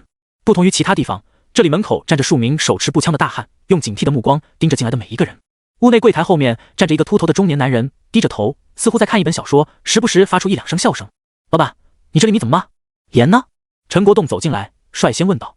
米呀，最普通的米，1斤1元，你要是想买好点的，也有3元1斤、10元1斤的，看你想买那个。秃头男人站在柜台后面，头也不抬的说道。至于盐的话，5元钱1斤。什么？5元1斤？有人惊呼一声，上一次来不还是4元1斤吗？是啊，老板，你们这涨价涨得太快了吧？秃头男人抬起头，轻蔑地看了众人一眼道，不怕告诉你们，越往后盐越贵，等到海水结冰，卖到10几元、几十元1斤都没问题。再说了，你们知道现在海边有多少凶兽吗？那可比陆地上危险的多了，爱买买，不买拉倒。说着，他又低下头看着面前的书。陈国栋等人相视一眼，还能怎么办？只能买了。不过如此一来，你就要少买点了。老板，就在这时候，陈凡疑惑道，我听你刚才说米也有3元1斤、10元1斤的，卖这么贵，他们比1元1斤的好在哪儿？秃头男人抬起头打量了陈凡片刻，道，小伙子不错，遇到事情还知道问一个为什么，不像某些人只知其然不知其所以然。说罢，他有意无意地瞥了之前喊贵的几人一眼。高阳等人很是尴尬，竟然一不小心成了反面教材。这秃头男人度量真不大，奈何人在屋檐下不得不低头，因为那些米有跟凶兽肉一样的效果。顾泽出声道，异变之后有不少觉醒了植物系异能的觉醒者，其中有一位能加速植物生长，他通过各种各样的试验找出了替代小麦稻谷的植物，成熟之后的面粉、大米口感跟异变之前的差距很小。其实能做到这一步已经很了不起了，但是那位又继续研究，培育出效果能与凶兽肉媲美的大米。这种大米因为颜色偏红，又被称作血米，颜色越深效果越好。竟然是这样吗？陈凡恍然，那3元1斤以及10元1斤的大米就是血米了。听描述，该不会是用强大凶兽的血浇灌而成的吧？你这个小伙子也不错。秃头男人满意的点头道，白田大人是我们炎国之光，要是没有他，不知道又要饿死多少人。所以虽然印有他肖像的只是面额最低的1元纸币，可是他的功劳却并不比雷皇大人少多少。陈凡从口袋中掏出1张1元纸币，只见背面印着像是一片稻田的作物，一道身影弯着腰，正在检查着一株作物，看不清面目，因为他留下的只是背影。确实是一个值得尊敬的人。他心中暗暗想到，小伙子，你要买血米吗？秃头男人目光落在陈凡身上，3元1斤的血米效果跟最低级的凶兽肉差不多，10元1斤的效果要好得多，相当于终极凶兽的肉了。黄蜂武馆知道吧？那里的人平时都买的这个。陈国栋等人你看看我看看你，都说不出话来。虽然他们也知道这血米效果很好，可是太贵了。陈凡摸了摸口袋里的钱，只有10元不到了。小凡，你身上没多少钱了吧？陈国栋犹豫了片刻，从口袋里掏出200元钱，道，你要买的话就买好了。他身上原本也是1500多，后来每个人分了10多元，只剩下1300，再扣去这200，只有1100了。盐涨价了，但是该买的分量不能少，只能少买点米了。不过他经过这2天的练武，也清楚一个事实，寨子终究要靠武者才能走远，资源应该优先武者。同样重量的凶兽肉能换好几倍的普通大米，老弱妇孺跟着吃肉可以，但最好不要给他们分配太多，以普通大米为主。至于武者，则是应该反过来。其他人见状，除了眼中很是羡慕之外，没别的意思。毕竟只有陈凡越强大，他们才会过得越好。陈凡稍作犹豫，还是接了过来，向着柜台后面的秃头男人道，老板，那就买200的吧。行。男人笑得双眼眯成了一条缝，从柜台中拿出一只空袋子，放在秤上去皮之后，又拎着一只沉甸甸的袋子，用巴掌大的米勺一勺一勺往里面舀着。淡红色的血米泛着晶莹光泽，如同瀑布一般流下。不知道是不是错觉，陈凡闻到了一股香味。嘿，闻到了吧？男人得意一笑，这10块钱的血米可不一般，香味甚至于能吸引凶兽，所以待会儿你们回去千万别打开，要不然会出什么事情就不好说了。还能这样？众人一副开了眼的样子。陈凡眉头微微一皱，这么说来的话，倒是可以用来诱惑凶兽，提升狩猎成功率啊。一共20斤血米。顾泽在一旁看得有点眼红，有了这东西，他跟陈凡之间的差距就更大了。虽说他并不觉得将来自己的成就赶不上陈凡，回去分你点。陈凡笑道。顾泽作为一个觉醒者，一旦成长起来的话，也能替他分担很多压力，而且这么做的话，也能让顾叔他们更加归心。顾泽一愣，这不好吧？顾江海忙摆手道，这种好东西还是小凡你自己吃好，10元1斤啊，他之前想都不敢想。没事，陈凡微微一笑，等顾泽他什么时候有了猎物，再还给我也不迟。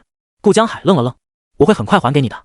顾泽闻言犹豫了片刻，说了一句，这种好东西他确实没办法拒绝。再说了，他才刚加入，大家还没有一起出去狩猎过呢。顾江海几人相视一眼，脸上都露出了笑容。没错，陈家寨的人确实是将自己等人看作自己人的，而不仅仅是嘴上说说，这一点从陈凡刚才的动作就看得出来。陈国栋等人则开始购买普通的大米以及食盐。考虑到老板说过，越往后食盐的价格越高，陈国栋一咬牙买了足足100斤的盐，剩下的钱都换了大米600多斤左右。寨子里总人口大概150人，每个人能分到4、5斤，虽然有点少，但是再加上凶兽肉，吃1个月不成问题。而1个月内，他们少说也会来一趟，当然得看猎物丰盛不丰盛了。来时众人累得不行，回去却轻松不少，不仅仅是身体，还有心情。一行人挑着米走在街上，相比于之前，他们此刻受到的关注就少多了。毕竟在外人看来，不过是几袋米和一些杂物，主要是这群人人数也不少，出去后下手没那么容易。终于换完了，可以回去了。高阳笑呵呵道：“是啊，来的路上抬着猎物提心吊胆的，尤其是靠近这里的时候，那么多双眼睛盯着我们，我真害怕。当时他们一拥而上，他们敢？就是他们要是敢上来，老子一枪一个。”哈哈！众人大笑。陈国栋目光扫过众人，目光看向前方，笑道：“好了，时候不早了，咱们也该回去了。寨子里面的人都盼着咱们早点回去呢。”话音落下，众人脸上笑容更浓。是啊，正是因为有家人的羁绊，他们才充满动力要活下去。每个人分到的10几元钱，他们几乎都用来给家人买东西了，甚至于有人了好几元就买了几颗奶。爸，先别急着出去。陈凡及时出声：“我先出去看看有没有危险。”之前卖功法的老头特意提醒他，这让他内心越加不安起来。小凡，你的意思是可能有人盯上我们了？顾江海嘴巴张大，眼中露出一抹惊慌。不会吧？旁边有人下意识地说着，语气明显很不自信。尽管他们不是第一次来宋家堡，可像是这一次如此引人注意，还是头一次。来的时候一切顺利，回去的路上会不会有危险？谁说得准？有可能。陈凡皱眉道：“首先，赵家堡那群人知道了我们的身份，可能一直在外面等着我们。除了他们之外，不排除没有其他人在等着我们出去。就比如马贼。”马贼！众人后背都升起一股凉意。宋家堡附近一带有马贼，这是事实。听说还有人亲眼见到那帮人杀人。那人要不是发现的早，一旦被对方发现，恐怕想跑也跑不了。爸，顾叔，你们还记得我先前买那些武学秘籍的时候，那老头说过什么吗？陈国栋瞳孔皱缩，我记得他说那帮马贼专挑10几、20人的队伍下手，让我们小心一点。没错。陈凡点点头，掏出了望远镜，所以我买了这个。等会儿我先出去看看，可能要耽误一段时间，等确认没有危险，大家再出来。众人闻言，你看看我，我看看你，都点点头。还是陈凡想的周到，连望远镜都提前买好了。要是真有人盯着自己一行人，那肯定不会距离门口太远。当然，也不能排除对方混在人群之中，等自己一行人走出后，再过去通风报信。真要是马贼想要追上他们，轻而易举。陈凡，我跟你一起去吧。顾泽出声道。你？陈凡愣了愣，这倒是有点出乎他的意料了。顾泽先往周围环视了一圈，点点头道：“你一个人出去的话，万一真遇到危险，我跟着你也能互相照应，而且也等于多了一双眼睛，不是吗？”他的话顿时赢得了众人的赞同。小泽说的有道理，小凡，我看就让他跟着你一起过去吧。顾江海率先说道。自己等人投靠过来，陈国栋他们以诚相待，自己等人也得出力才是。不错，两个人2双眼睛，能看得更仔细，遇到危险也能互相照应。小凡，就让顾泽他跟你一起吧。陈国栋也说道。他本就有些不放心，想着要不自己一起跟过去来着，结果顾泽主动请缨，那自然再好不过。2人都会射箭，眼力比他们肯定厉害得多。见状，陈凡苦笑不得，道：“行吧，那就一起好了。”他其实也不敢确定孟雨的预测是否真有其事，那帮马贼又是否真在那里盯着，待顾泽过去与否影响不大。这个给你。他拿出一张红色的修罗面具递了过去，自己戴上了一张黑色的，以防万一。顾泽接过戴在了脸上，这才恍然大悟，原来陈凡早就想到了这后面一系列的事情。就算这里有马贼的内应，看见自己2人换了面具，也无法将消息传递出去，除非他们有某种特殊的渠道。2人一前一后往出口走去。陈国栋等人都神色紧张地看着，但愿无事发生。是啊，能平安回去就好了。众人喃喃道，将通行证交给了门口的汉子，在对方有点惊异的目光中，两人出了宋家堡，顿时感觉到不安的气息扑面而来。陈凡，你确定那帮马贼盯上我们了？顾泽小声问道。不清楚。陈凡摇摇头，打量了四周一眼，道：这里人太多，找一个人少点的地方。好。顾泽握紧了手中的弓箭，一边用目光扫视四周，并没有什么异样，至少看上去是这样。而就在1-2公里外，有人用望远镜看着这里，陈凡二人的身影不偏不倚就落在镜片之中。大哥，有人出来了，2个人戴着一副面具。擦，这什么鬼面具，怪吓人的。旁边也有人看着这里，说道：看见了。光头壮汉眯起眼睛，看了片刻功夫之后道：不用管这2个人，盯着那群人就行，都过去了这么久，算算时间，他们出来就在这一会了。好嘞。其他用望远镜的2人同时应道。宋家堡堡前，顾泽看了一眼赵家堡的大卡车停车的位置，此刻空空如也。看来赵家堡那群人早就走了。他小声道：应该是。陈凡看了一眼，就算赵家堡的人在路上等着他，他也不担心，毕竟他们没马，哪怕开车撞过来，只要一箭射爆车胎就行。可那群马贼就不一样了，装备精良人又多，还都会骑射，棘手太多了。2人一前一后的走着，走了好几百米远。这里差不多了吧？顾泽有点无奈道。这里都没人了。陈凡放下长枪，拿出藏好的望远镜，从左往右360度扫描四周。他心里也有点紧张，那群人该不会真在西南方向等着吧？角度一点点靠近，终于望远镜的镜头转到了西南边上。刹那间，陈凡双眼瞪大，情不自禁地深吸一口气。怎么了？发现什么了吗？紧张等待的顾泽连忙问道。陈凡将望远镜递给了他，顾泽将信将疑地接过，对准刚才的方向看过去，顿时惊呼一声，道：那是。他转过头，眼中露出不可置信之色。没错，是马贼。陈凡点点头。孟雨说的是真的，无论是方位还是人数还是领头那人的特征都对上了，而且镜头中他们也在用望远镜盯着宋家堡出口的位置。怎么会？顾泽还有点没反应过来，半张着嘴巴，竟然真让陈凡说中了。那群马贼真在外面。咕咚，他狠狠咽了一口唾沫，抱着一丝侥幸地问道：陈凡，或许他们要下手的目标未必就是我们。陈凡静静地注视着他，万一是我们呢？顾泽哑口无言。是啊，万一呢？那我们该怎么办？他颤音问道。这情况怎么看自己这边都处于绝对的劣势啊，还能怎么办？陈凡拿起了长枪，目光望着西南方向，语气冰冷道：宁可杀错，不可放过。陈凡，你……顾泽好像还没有反应过来，你刚才说什么？你要去杀了那些人？陈凡瞥了他一眼，你拿望远镜站在这里，不要被他们发现，等我把那群人杀光之后，你再回去，让其他人出来。你疯了？顾泽的眼珠子仿佛都要从眼眶中蹦出来。你一个人怎么可能是那么多人的对手？说完，他又从望远镜中确认了一遍，至少20人往上，都有马，大部分还装备着弓箭。李家寨那群人跟眼前这批人完全没法比。不试试怎么知道？陈凡眯起眼睛，再说了，难道你还有更好的办法不成？万一这群人的目标就是我们，哪怕我们把货物扔了，你认为这群人就会放弃我们了？不会。顾泽出于本能的摇摇头。如果马贼的目标真是自己等人的话，那肯定一早就知道众人是抬着价值2-3千的猎物进去的，那就算自己等人空手出来，他们也会追杀上来，哪怕到头来一无所获，这不就结了？陈凡拍了拍他的肩膀，放心吧，我不会拿自己的生命开玩笑。行了，我去了。要是顾泽没跟过来，他自然不用解释这么多，但是跟过来的话，也免得让他到哀时后往回跑一趟。顾泽身躯不停颤抖着，眼看着陈凡转过身，下一刻他鼓起勇气喊道：陈凡，等一等，我跟你一起去。你跟我一起去？陈凡惊讶地转身看着他。没错。顾泽咬牙道，我们出来的时候是一起的，肯定也被他们看见了。你要是就这么一个人走过去，说不定会引起他们的怀疑，我跟你一起去，到时候真打起来，我也能帮上忙。陈凡犹豫着，想着用什么办法劝退对方，毕竟到时候真打起来，他可能没办法顾及。至于会不会引起马贼怀疑，其实还好，他一不会戴着面具靠近，二也不会拿着长枪，只要将距离拉近到500米就能展开攻击。而500米的距离，那群马贼不借助望远镜，只能看到他的身影，最起码也要等靠近到200-300米才会引起他们的警觉。除非他们也像孟雨一样，能预知未来，或者心狠手辣，不允许有活人见过他们，在他远在500米之外时就放弃盯梢，全部上马，朝着他冲杀过来。要达成这种情况，要求很苛刻。万一真有这种可能，他也有应对方案。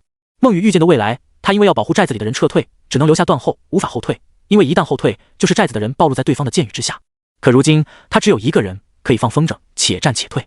他的敏捷是35点，加一次点到40点不难，如果再突破一次，轻松超过40点。按照正常人100米13秒的速度计算，他的速度肯定可以超过30米每秒，而角马全力冲刺的速度每秒钟也才30米而已，要是拐弯呢？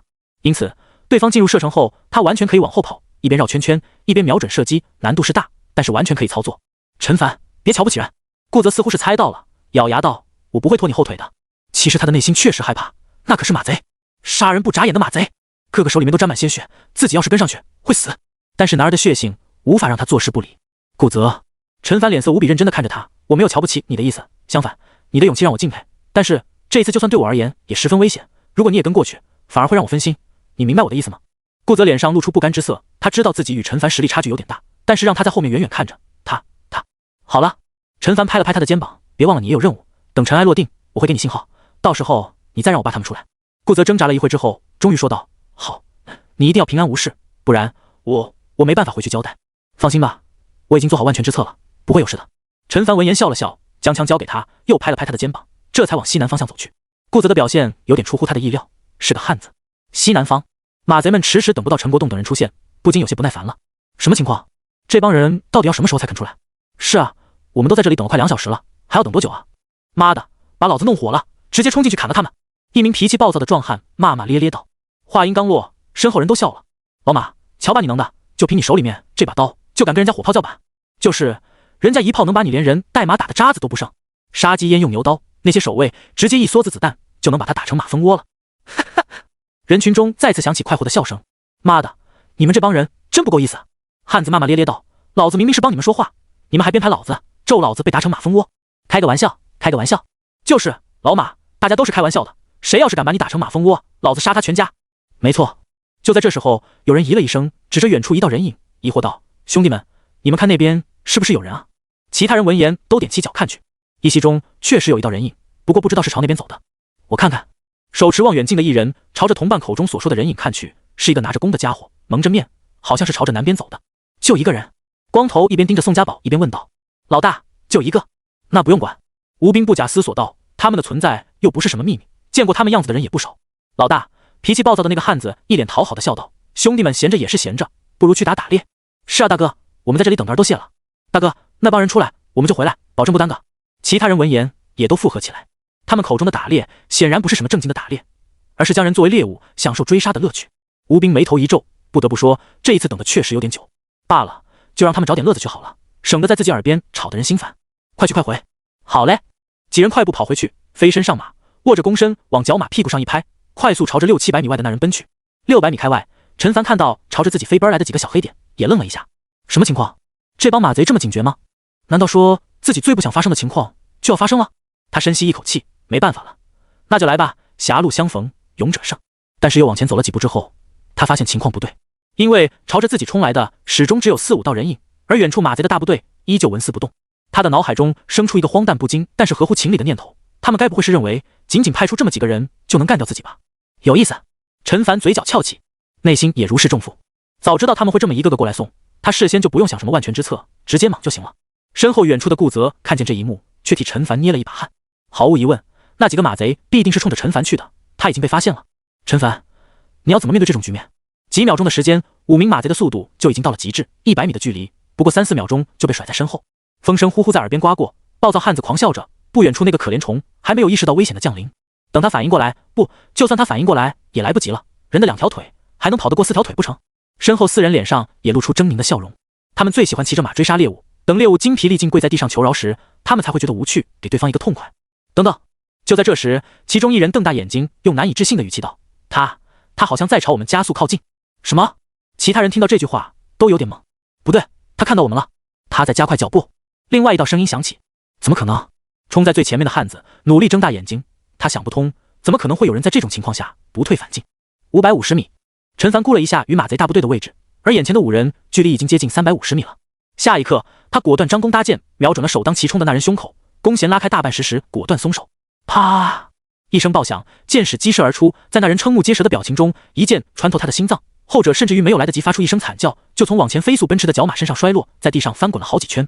后面一个汉子眼睁睁地看着这一幕的发生，他张大嘴巴，眼底浮现出难以置信又恐惧至极的光芒。下一刻，噗嗤一声脆响，一支箭矢穿透而出，透心凉。300米开外，陈凡一边快步前进，一边搭上箭矢，瞄准下一个人。高达60多点低力量属性，让他拉开这张200斤的弓轻松不少，更别说只是拉开大半。几乎1秒钟多一点，就有一支箭矢飞出，不远处就有一具尸体从马上滚落。不对，快撤！剩下的2人就是再傻都明白，眼前这人没有看上去这么简单。从他刚才发现自己等人不跑，反而加速靠近来看，这家伙很有可能就是冲着自己这群人来的。这家伙绝对是一个高手。2人努力勒紧缰绳，想要调转马头，回去将这个消息告诉老大他们。陈凡见到这一幕，微微摇头。这两个人此时此刻跟靶子没区别。扑通，一人刚调转马头，心口就中了一箭，摔在地上。另外一人是转过了头，可惜身下坐骑还没来得及加速，就身躯一震。他低下头，看着一支箭矢从前胸穿透而出，箭锋上除了染满鲜血之外，还带着心脏碎片。从陈凡射出第一箭到射杀5人，不过才过去了6、7秒钟而已。在望远镜中看到这一幕的顾泽，脸上却没有露出丝毫的喜悦之色，因为他看到剩下的那群马贼已经看到发生了什么事，他们中甚至于有人翻身上马，看样子要倾巢而出了。陈凡，你还能顶得住吗？距离陈凡500米左右，剩余的20多名马贼一个个气得暴跳如雷，口中早已经将陈凡的祖宗18代问候了一个遍。起初同伴离去的时候，他们都羡慕得很，毕竟猎物就一个，僧多粥少也不过瘾。结果在他们悠哉的目光中，那个猎物竟然一箭将5个人全部射杀。是在他们的面前，妈的，小看那家伙了，老段他们全死了，杀了他，给死去的兄弟报仇，何止杀了他，老子要把他千刀万剐。众人眼睛血红，一个个咬牙切齿。大哥，我们快上吧。有人坐在马上，见到头领还盯着宋家堡那边，焦急地催促道，自家兄弟都被人杀了，还是当着大家的面，此仇不共戴天。至于抢劫财货，少一次又能如何？吴斌眼中露出不甘之色，他觉得那伙人出来很有可能就在这会了，结果段长鹏那几个人非要节外生枝，真要杀了那人也就罢了，结果一脚踢在了铁板上，5个人啊，让人家杀得干干净净，现在还得他去收拾这个烂摊子，要不然啊！就在这时，人群中响起一道凄厉的惨叫声，一道人影忽地从马上滚落，双手紧紧捂住胸口，脸上露出痛苦到极点的神色。他的胸口被一支利箭贯穿，鲜血双手连同手臂的衣服染成通红。老八，老八！旁边几名汉子目眦欲裂，发出歇斯底里的吼声。周围的不少马贼都震惊得发不出声来，就这么坐在马上，像是石头般僵立着。这是哪里来的箭矢？难道是那家伙射来的？怎么可能？双方之间的距离接近500米啊！咻！破空之声骤然响起，死神镰刀再次降临。快趴下！吴斌大吼一声，飞速拿起一旁的长斧，可还是迟了。又是一道人影被一箭射中，滚落马下，双眼圆睁，死不瞑目。上马！快上马！那小子是个神射手！吴斌飞身上马，额头冷汗如雨。500米外，箭无虚发，不是神射手还是什么？都到这个时候，他要是还不明白对方是有备而来，半辈子就算白活了。都跟我冲！拿着盾的顶在前面，拿弓的躲在后面。他一马当先，冲锋在前。就算你是神射手又如何？一个人就想吞掉30多人，胃口这么大，就不怕把牙齿崩了？杀！给兄弟们报仇！杀呀！剩余的20多人策马跟上，喊杀声震天动地。第7个，陈凡神情漠然，口中喃喃道：“还剩下25个。”喊杀声滚滚而来，隔着4、500米远，他都能感觉到脚下这片大地在震动。他心念一动，激活了瞄准，双眼很快传来温润之感。方圆700米内与700米之外，在他的眼中根本是2个世界。连同那群马贼策马奔驰的身影，都像是电影之中的慢镜头，速度被放慢了快1倍。啪！一声爆响，又是一支箭矢激射而出。冲在最前面的几名马贼高高举起手中的盾牌，想挡住这一箭。很可惜，这一箭的目标根本就不是他们。伴随着一声惨叫，有人中箭落马。畜生！后面人见状，恨得咬牙切齿。这王八蛋手里面的弓至少200斤拉力起步，不然怎么可能射程这么远？怕什么？等我们冲过去，一轮齐射，把他射成马蜂窝。这样太便宜这家伙了，老子要把他扒皮抽骨！10多人谩骂着，在他们看来，只要加把劲进入己方射程，对面那人就死定了。但很快，他们就发现了不对劲，因为那家伙竟然在沿着圆弧疯狂跑动。如此一来，他们想要拉近距离，也得不断的调整方向，否则只会越跑越远。二来，前面人举的盾牌发挥不出丝毫的作用，所有人都是活靶子，因此过个1、2秒，远处就会响起弓弦之声，一支箭矢从斜刺里杀来。只是5、6秒时间，接连3人被射中，箭矢穿透胸膛，眼看是没救了。可恶啊！一群人仰天长啸，积攒了满腔的怒火，无处发泄，反而疲于奔命，陷入无比尴尬的境地。别慌！就在这时，前方响起一道低沉的声音：“这家伙这么跑，体力很快就会耗尽，继续追。”是。众人闻言犹如醍醐灌顶。是啊，无论是狂跑还是开弓射箭，都是极为消耗体能的，更何况是这2件事一起。时间1秒1秒过去，又有几人中箭落马，冲在最前方的吴兵心急如焚。这都快10多秒过去了，双方之间的距离依旧在400米之外，再这么下去，搞不好除了自己之外，所有人都得被他放风筝致死。难道自己这么多人都奈何不了对方一人吗？忽然，他眼睛一亮，旋即脸上露出狂喜之色，冲着身后10多人大吼道：“都给我加把劲！”那家伙跑不动了。身后原先20多人的队伍，此刻只剩下15人不到，彼此眼中都有些恐惧之色。一听这话，顿时精神一振。没错，陈凡确实跑不动了，手臂倒还好，肺里像是有火在烧，吸一口气都疼得不行。全力奔跑拉开距离，减速射出一箭，再加速拉开距离，再减速射出一箭。此刻的他感觉已经到了极限，那就突破吧。一瞬间，体内的某处响起一道类似于枷锁被打碎的声音，轰的一声，一股庞大无比的热流从心脏处狂涌而出。原本精疲力尽的身体，此刻每一处肌肉都充满了力量，前所未有的力量。此刻的他来不及去感受其余的变化，因为只是短短的1-2秒钟，双方之间的距离就被拉近了50-60米。那些后面的马贼已经迫不及待地张弓搭箭。咻！一阵破空之声响起，7-8支箭矢覆盖而来。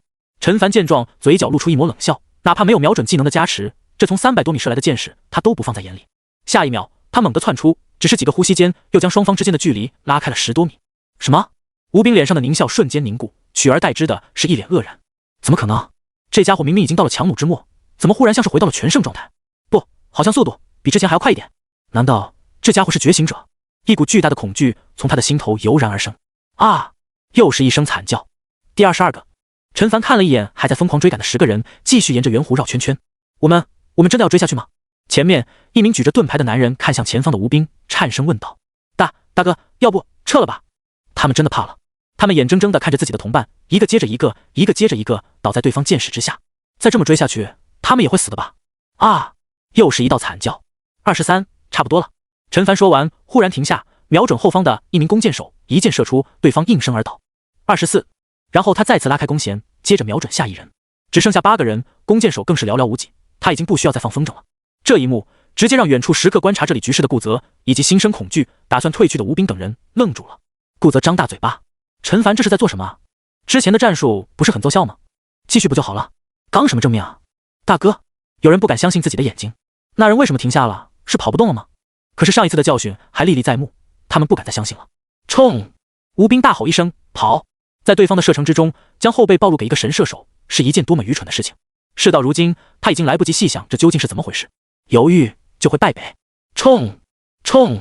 身后几人也被感染了，体内热血沸腾。仅仅是一个呼吸，几人就将距离拉近到了300米之内。啪！冲在前方的马贼手中的盾牌直接被一箭射爆，箭矢贯穿胸膛，带着他整个人飞了出去。旁边几人见到这一幕，怒目切齿。冲！接着冲！然而1秒钟不到，又是一人连盾牌带人被射穿，凭空飞出数米高。紧接着第3箭、第4箭、第5箭，在马贼们的眼中，陈凡手中的动作快的根本看不清，就像是变魔术一样，上一支箭矢才射出，下一支箭矢就在弦上了。8个人瞬间只剩下3个。大哥，仅剩的2名弓箭手身躯不受控制的颤抖着，明明双方之间的距离已经接近200米，可他们的手根本无法拉开弓弦。那家伙是魔鬼吗？什么射速啊？杀！吴斌置若罔闻，高高举起战斧，奋力杀来。他的双眼瞪大，似乎都要从眼眶中崩出，精神力高度集中，周围的一切都静了下来，仿佛整个天地间只剩下他与眼前那人，已经没有退路了。加点！陈凡心念一动，一股庞大的热流再次涌出，因为5连射被耗尽的体力再次充满。他从剑壶中取出一支重剑，目光冰冷无情地注视着眼前飞速靠近的人影。一切结束了。这一次，陈凡感觉弓弦上有少许阻力，然而也就是瞬间的事情，弓如满月。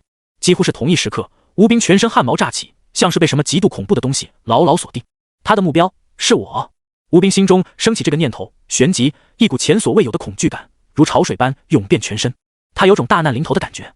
在之前发起冲锋的时候，那人一直是瞄准的别人，这让他愤怒的同时，更多的还是感到可惜。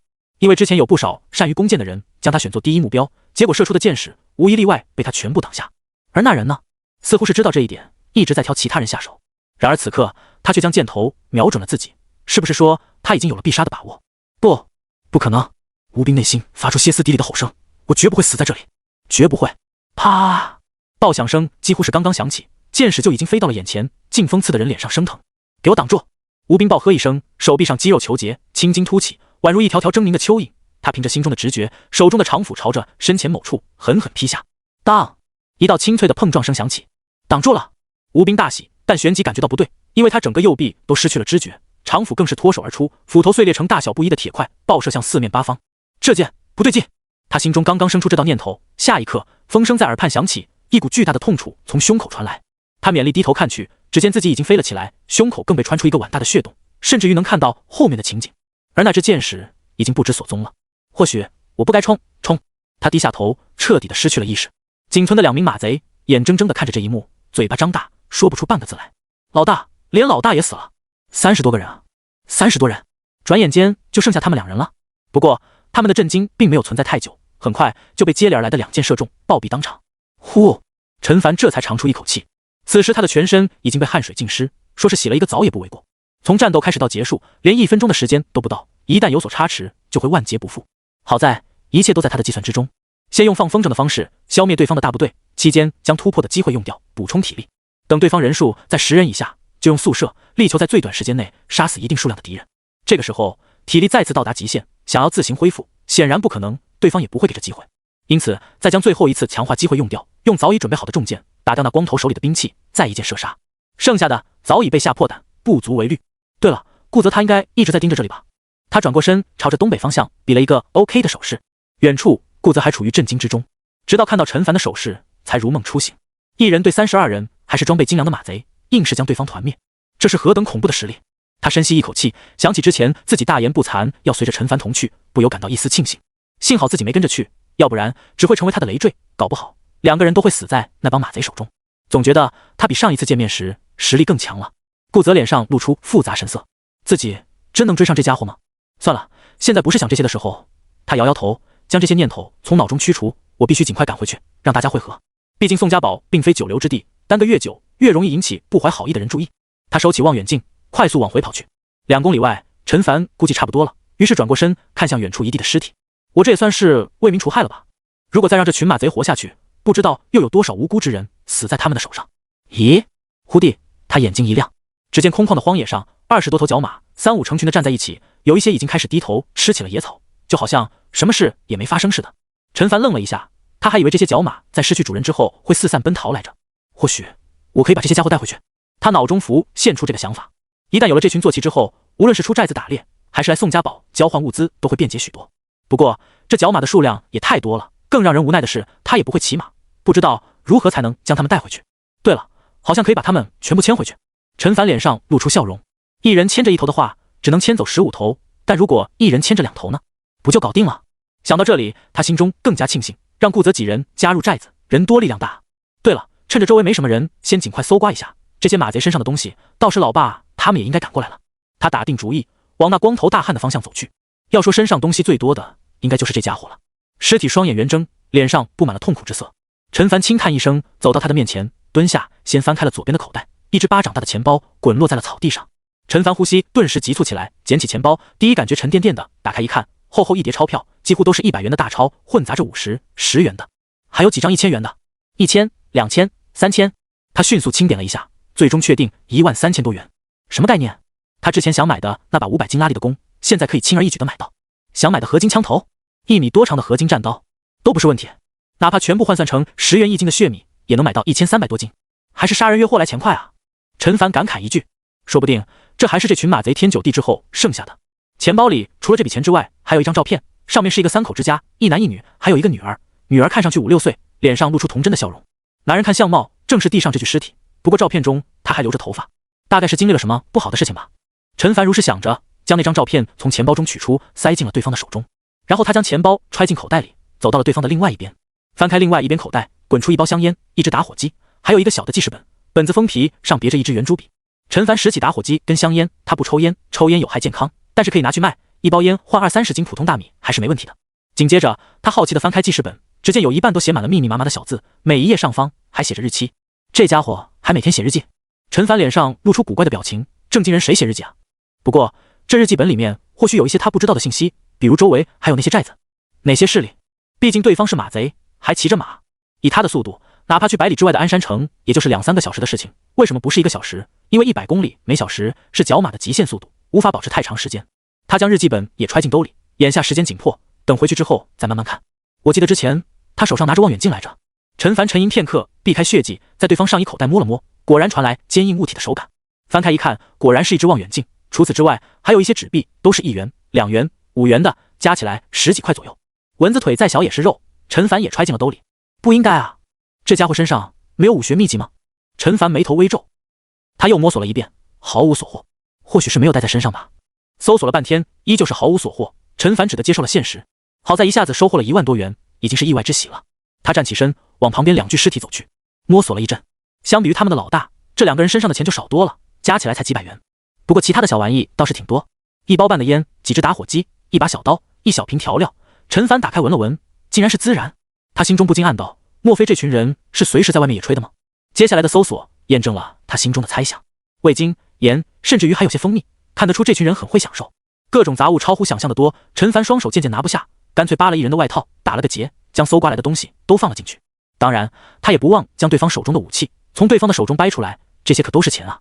不过也有一个不好的消息，远远的有几个人朝这里张望着，因为不太清楚是什么状况，所以几人都按兵不动。然而那一群角马以及地上的尸体都在时时刻刻刺激着他们的神经，不能再继续了。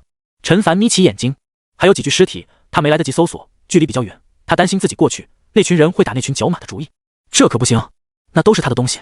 于是他果断舍弃，将搜刮而来的东西以及各式兵器都放在一群角马的周围，手中拿着弓箭，盯着朝着这边看的几人。一旦那群人靠近的话，他会警告一次，对方不听，那他就要杀人了。对面的几人还在犹豫着，就在这时候，远处也出现了一群人的身影，火速朝这边靠近着。陈凡心里一紧，等看清了来人之后，顿时松了一口气，是顾泽他们终于到了。另外一边，陈国栋远远见到陈凡平安无事，心中的一块大石头总算落了地。先前听到顾泽说陈凡一个人单挑一群马贼时，他吓得脸色都白了。30多人，小凡他能是对手吗？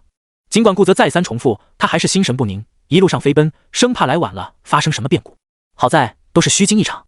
远处的几人见到这副情形，不甘又无可奈何，只得离去。小凡没受伤吧？陈国栋飞奔来，连忙问道。爸，我能有什么事？这不是好好的吗？陈凡微微一笑，真没受伤。陈国栋还是不放心，看了好大一会儿才敢放心。小凡，你可真是艺高人胆大，一个人就敢单挑一群人。刘勇难得收起了脸上的笑容，神色复杂道。是啊，这也太危险了，还好你平安无事啊。可惜我们实力都太弱了，帮不上什么忙。众人你一言我一语的说道，既替陈凡感到高兴，内心又觉得惭愧。顾泽早将当时的情景和盘托出，当时马贼都举着望远镜看着出口，谁也不知道他们的目标究竟是谁。如果是别人，他们应该可以平安无事返回寨子，如果是他们，那后果不堪设想。按照顾泽的说法，当时的情形谁上了都是陈凡的累赘，因为他们的速度远远赶不上角马。怎么会呢？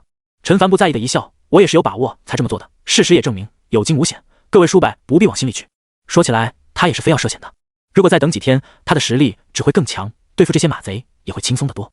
只是一来寨子里人变多，急需粮食食盐，猎物也会不新鲜，二来他也是想要验证孟雨所说的真实性。唉，众人点头，也是不知道该说什么好。好了，大家不用在意这些，反而是这些马贼骑着的角马，我想着我们一共15个人，一人牵着2头马，带回寨子里应该问题不大，不知道大家有没有什么更好的建议。陈凡说着，看向周围的20多只角马。众人闻言忙往周围看去，呼吸顿时急促起来。他们其实来的时候就注意到了，不过内心记挂着陈凡的安危，直到现在才意识到大家好像发财了。众所周知，野外的角马难以捕捉，而且野性难驯，说什么也不愿意让人骑着，所以想要抓野生角马用作坐骑几乎是不可能的事情。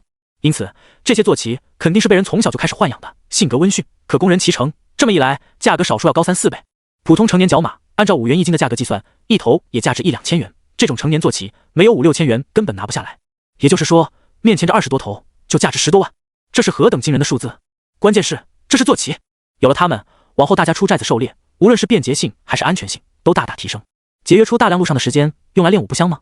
小凡，就按你说的办，咱们把这些货物也顺便放到他们身上去。没错，这么多角马足够咱们寨子人手一只了。可是他们会老老实实的配合我们吗？就在这时，一道不合时宜的声音响起，欢快的气氛顿时变得沉默。陈凡其实也在顾虑这一点，虽然那些角马待在原地一副很安静的样子，可毕竟跟自己这伙人不熟，万一不配合，3、400斤的体重摆在那里，普通人根本拉不动，要是惹恼对方，一蹄子踹中了非死即伤。别担心。就在这时，一名圆脸汉子笑眯眯地道，我养过10多年的马，熟悉这些家伙的脾气，待会儿我先去试探试探，成功了的话，大家就按照我说的做。余力，高阳一拍大腿，激动道，我竟然忘了，你之前是开马场的，开在楼顶，对吧？一听这话，其他人脸上也露出了激动的表情，感情有行家在啊。没错。余力苦笑一声，语气有些伤感，都是过去的事了，再提也没什么意义。众人脸上笑容一僵，是啊，都过去了。余说，那就麻烦你了。陈凡笑道，这有什么，都是应该的。余力摆摆手，往马群走了过去，果然他一靠近，不少角马就紧张起来，打着响鼻，蹄子不安的在地上摩擦着。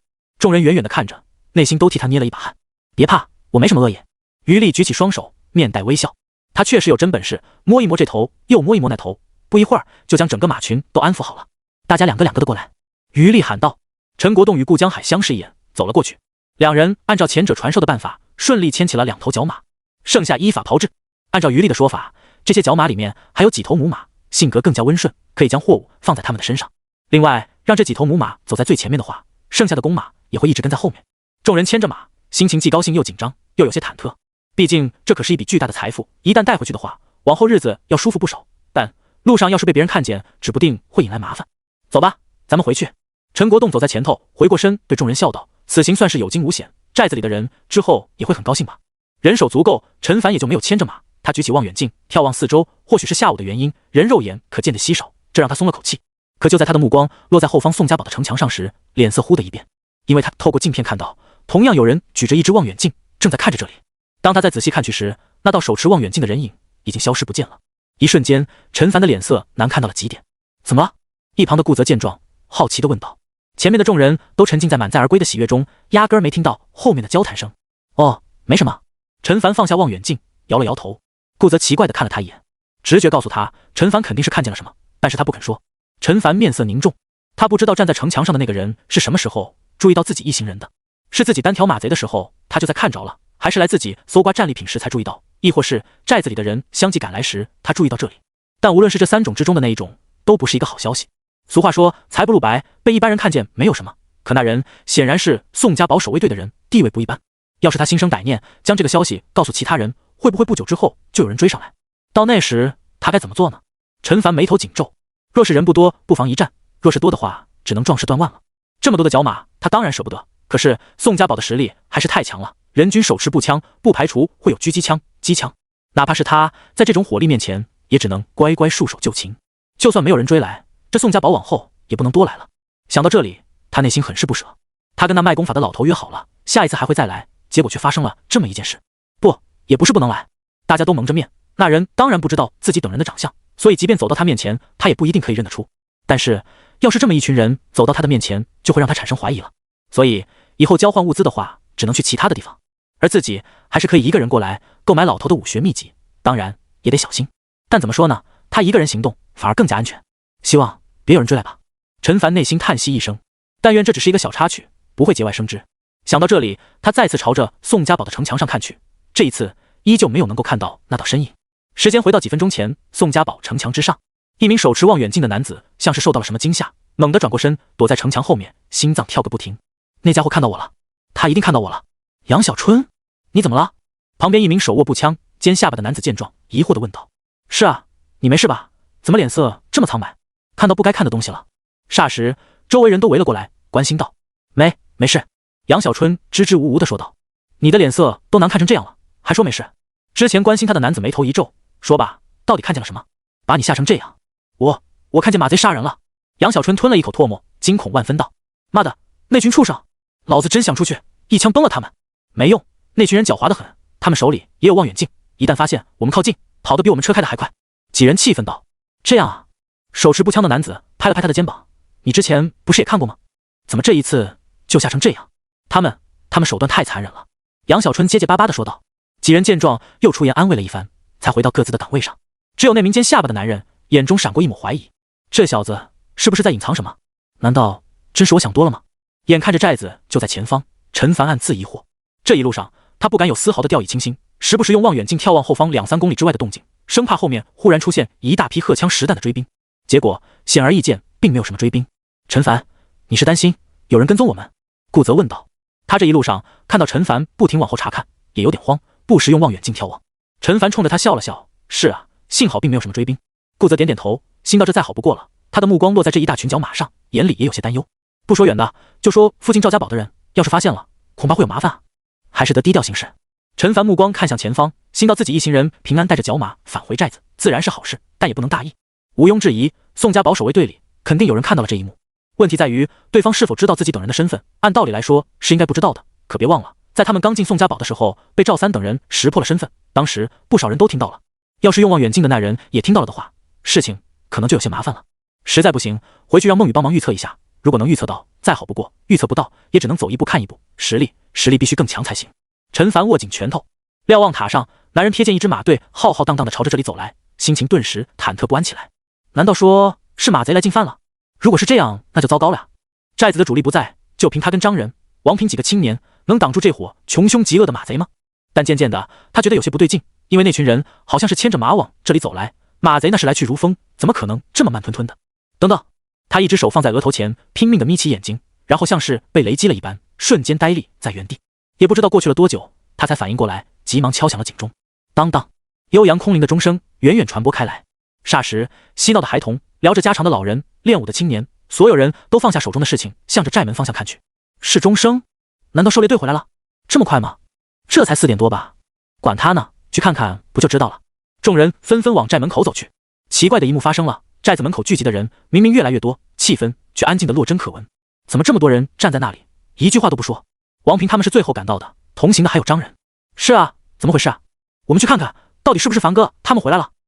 几人一边说着，一边靠近人群，然后顺着他们的目光看去，顿时一个个嘴巴张大，足以塞进去一整个鸡蛋。于是他们也成了呆若木鸡大军中的一员。张人眉头一皱，心道这几个家伙什么情况？刚刚还在吐槽别人，结果这会儿自己有这样了。他一瘸一拐地走过来，视线终于穿过人群，然后眼眸猛地睁大了，眼珠定住了似的，一动不动。这一刻，整个寨子像是被施了魔法，陷入了静止状态。大家好像都来了。是啊，都看着我们呢。他们好像都很惊讶，眼睛瞪得跟牛似的。哈哈，一定是看到我们牵着这么多角马回来，震惊的说不出话吧。众人议论着，一个个骄傲地挺起了胸膛，满面红光。虽说这些角马都是陈凡一个人夺来的，但是他们这些同去的人也是与有荣焉。距离一点点拉近，人群之中终于响起了此起彼伏的议论之声。天哪，我是在做梦吗？那是国栋他们吗？是吧？不是他们，还能是谁啊？可是他们从哪里牵回来这么多的角马？是啊，1、2、3，有人把眼睛睁大，声音颤抖，25头，足足25头角马。25头，这得多少钱？不少人说话都不利索了。这些角马好像不是普通的角马。有人惊呼一声，他们身上有马鞍，有缰绳，好像是用来骑乘的。什么？可以骑乘的角马？可以骑乘的角马？瞬间，全场的气氛再次安静，只剩下一道道沉重的呼吸声。即便是张人，此刻内心也无法平静。那不就是坐骑吗？如果是在10年前，坐骑根本无法与现代交通工具媲美，可如今却大不一样。因为野外是凶兽的天堂，别说是高速公路，就是铁轨都被破坏成了稀巴烂，深深埋在了荒草之中。这种情况下，想要去远方，必须是底盘高、动力强劲的汽车，否则跑到一半就得熄火。但是坐骑就不一样了，他们不仅速度更快，耐力更强，还不吃汽油，这荒原简直是他们的天然草场。国栋他们到底是怎么弄到这么多坐骑的？张人心中惊骇不已。难道说……人群角落，一名黑发女子同样睁大了眼眸，但是跟绝大多数人不一样的是，她隐约猜到了这群角马的来历。是那群马贼的坐骑吗？孟雨心中一震，好像除此之外没有别的解释了。想到这里，他脸上露出一抹笑意。自从清晨狩猎队出发后，他就在担忧，尽管陈凡表现得胸有成竹，可那是30多名马贼啊。陈凡还是其他人能是对手吗？眼前的一幕说明了答案。陈凡他不仅带着众人毫发无伤的返回，还将那群杀人如麻的马贼杀得丢盔弃甲，缴获20多头角马坐骑。就算那群马贼有侥幸逃脱的，应该也难成大患了。终于，在众人炙热的目光中，陈国栋等人牵着马走到了寨子前。我们回来了，大家久等了吧？陈国栋笑呵呵道。人群先是一静，随后爆发出了热烈无比的欢呼声，像是在欢迎英雄凯旋而回。好不容易，声音平息，有人忍不住问道：“国栋，这一路上到底发生了什么事？你们怎么牵着这么多角马回来？”是啊，国栋大哥，这究竟是怎么回事啊？快告诉我们吧。一行人牵着马走过吊桥，回到了寨子之中。旋即，吊桥就被拉了起来，阻绝了外界可能的目光。这件事说起来可真是惊险万分，多亏了小凡，我们不仅化险为夷，还带了这么多角马回来。陈国栋笑了笑，心中想起之前的事情，还是有些心有余悸。唰的一下，数百双眼睛集中在了陈凡身上，充满了敬佩。凡哥，牛啊！王平几人顿时大喊起来，他们就猜到这么多角马跟陈凡脱不了干系。陈凡笑着摆摆手，目光不经意间与孟雨相遇，他冲着对方笑了笑，后者脸一红，迅速低下头，嘴角却在不经意间翘了起来。而这时，刘勇已经开始讲述起过程。众人听得心惊肉跳，看着眼前这一群角马，兴奋感好像也没有之前那么强烈了。原来这么危险吗？他们之中不少人都是亲眼见过马贼的残忍凶悍，甚至于有人的亲人就死在马贼的手中。结果30多个马贼竟然被陈凡一剑一个杀得片甲不留。凡哥也太猛了吧！王平瞠目结舌，一个人单挑30多个马贼，后者几乎是全副武装，结果呢，人被杀了，马还被抢了回来。是啊，真是艺高人胆大。赵峰嘴唇合动了2下，感慨道：换做他面对朝着自己飞驰而来的凶徒，别说开弓了，跑恐怕都跑不动。话虽如此，可其中也是惊险万分，一个不小心就不得了。是啊，这匹角马坐骑来得太不容易了。众人这时都冷静下来，看着面前这群角马，感慨万千。张人看着陈凡，也不禁暗暗点头。可以说，陈凡每一次回来都能带给他巨大的惊喜，尤其是这一次，不知道再给他时间继续成长下去，会变成怎样的存在啊！他心中感叹，眼中却流露出浓浓的期待之色。老于，陈国栋看向身旁那名憨厚的汉子，之后就拜托你教我们怎么骑马了。闻言，众人都看了过来，眼中灼热。是啊，如果他们都学会骑马，那到时候也能来去如风，无论是打猎还是交换物资，方便太多了。放心吧，这件事包在我身上好了。于丽笑呵呵道：如何喂养这些家伙，也是我来好了。不过国栋你可得多给我安排一些人手，不然仅凭我一个人可照顾不过来这么多角马。之前的时候他在团队里存在感不强，更多的时候只能抬抬猎物，可现在他找到了自己发挥作用的舞台。人手你不用担心，我会安排好的。陈国栋点点头。寨子里缺少成年男性不假，但是女人儿童还是挺多的，帮忙割草喂养角马正好。好，有这句话就行。于丽很是高兴，只要将他们照顾好了，咱们寨子往后就不缺少角马了。众人听到这话都心潮澎湃。是啊，这群角马里可是有好几头母马的，要不了多久寨子里可能就有小马驹了，到时候可能马多了，骑马的人还不够呢。商议好了这些，陈国栋开始分发粮食、食盐，现场充满了欢声笑语，每个人的脸上都写着对未来的期待。尤其是刚加入进来原先顾家寨的人，更是将心放进了肚子里。待在陈家寨确实比在原先的顾家寨更有希望。陈凡见状也松了一口气，他冲着王平他们点点头，随后带着一大包战利品叫了母亲还有弟弟返回了家中。哇，看着摆满了一桌子琳琅满目的物品，陈晨的眼睛直冒星星。殷芳捂着嘴巴，眼中同样露出难以置信之色。小刀、卫生纸、指甲刀、打火机、火柴等等，还有各种各样的调味料，甚至于消炎药、退烧药，这些东西在10年前根本就是司空见惯的东西，10年后却十分珍贵，至少对于他们这些只能生活在营寨中的人是如此。小凡，这些都是那些马贼身上的。殷芳看过来，眼神又是高兴又是后怕。陈凡笑着点点头，妈，你看看有什么想要的就拿走，剩下的我送人。首先张叔那边是肯定要送的，其次是孟雨，至于王平、赵峰他们几个也多多少少送一点。好，殷芳点头，精挑细选了一番，挑走了差不多一半的样子，冲着陈凡一笑，就这些吧，剩下的你送给别人就行。好，妈，这个送给你。陈凡从另外一个包里拿出了2块香皂，殷芳眼睛顿时一亮，弟弟，这些给你。陈凡又从包里拿出了几样东西，哇，是象棋、围棋，还有扑克。陈晨高兴的手舞足蹈。小凡，这些东西很贵吧？殷芳忐忑地问道。这几样东西崭新的，大概率是钱买的，有这些钱应该能买好多大米了。妈，不了几个钱，放心好了。陈凡笑着摸了摸弟弟的头，看向母亲，就先这样吧，我晚会再回来。对了，爸那边好像也给你买了什么东西，是吗？殷芳一怔，有点紧张，又有些期待起来。陈凡将剩下的东西打好包，背着走出了家门，想了想，还是决定先去找孟雨，毕竟他也是有事相求。走到了屋外，门开着。嗨，陈凡轻咳2声，孟雨姑娘在吗？啊，在的。屋内响起一道女子声音，随后一道身影急匆匆地跑到了门口。给你带了点东西，我能进去吗？陈凡冲着他微微一笑，请进。孟雨忙说道，脸一红。陈凡将包裹放在桌上，当着对方的面打开，然后做个一个请的手势，随便挑。啊！孟雨好像还没反应过来，目光落在桌上，瞬间笔直。看得出这些小玩意儿都是别人用过的，甚至于不少都显得破旧了，可是他没有。除此之外，他竟然还看到了一些调味料。这些我真的可以随便挑吗？他小心翼翼地问道。随便挑。陈凡加重语气表示肯定。孟雨这才伸出手，犹豫了半天，最终挑选了一块镜子，还有一小罐。好了。他看向陈凡，小声道。陈凡无奈摇头，开始一样一样从里面拿东西放在桌上。好了，够了，陈凡，真够了。眼看着陈凡拿了快10样东西了，还不停手，孟雨惊慌道，我真不需要这么多的，你拿去分给其他人吧。没事。又拿了几样东西出来，陈凡这才罢手。这太多了。看着桌上10多样物品，孟雨手足无措，脸色通红。还有这个。陈凡又从口袋里拿出一块香皂，给你。这是？孟雨的眼睛也亮了起来，既高兴又羞涩道，这真的是给我的吗？可是我真的拿了太多了，这才哪儿到哪儿。陈凡哭笑不得，这一次多亏了你的提醒，我们才能化险为夷，而且收获丰盛，下一次再去交换物资，你想要什么直接跟我说，我给你买回来。啊，不用的，这些东西已经很值钱了，怎么能再让你破费呢？孟雨连忙摇头。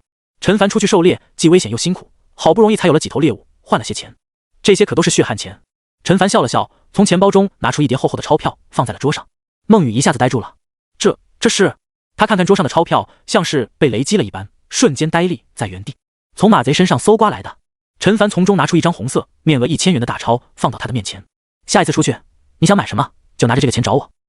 不行，这太多了。孟雨吓得连连摆手，这可是1000元，哪怕物价再贵，1000元也能买不少生活物资了。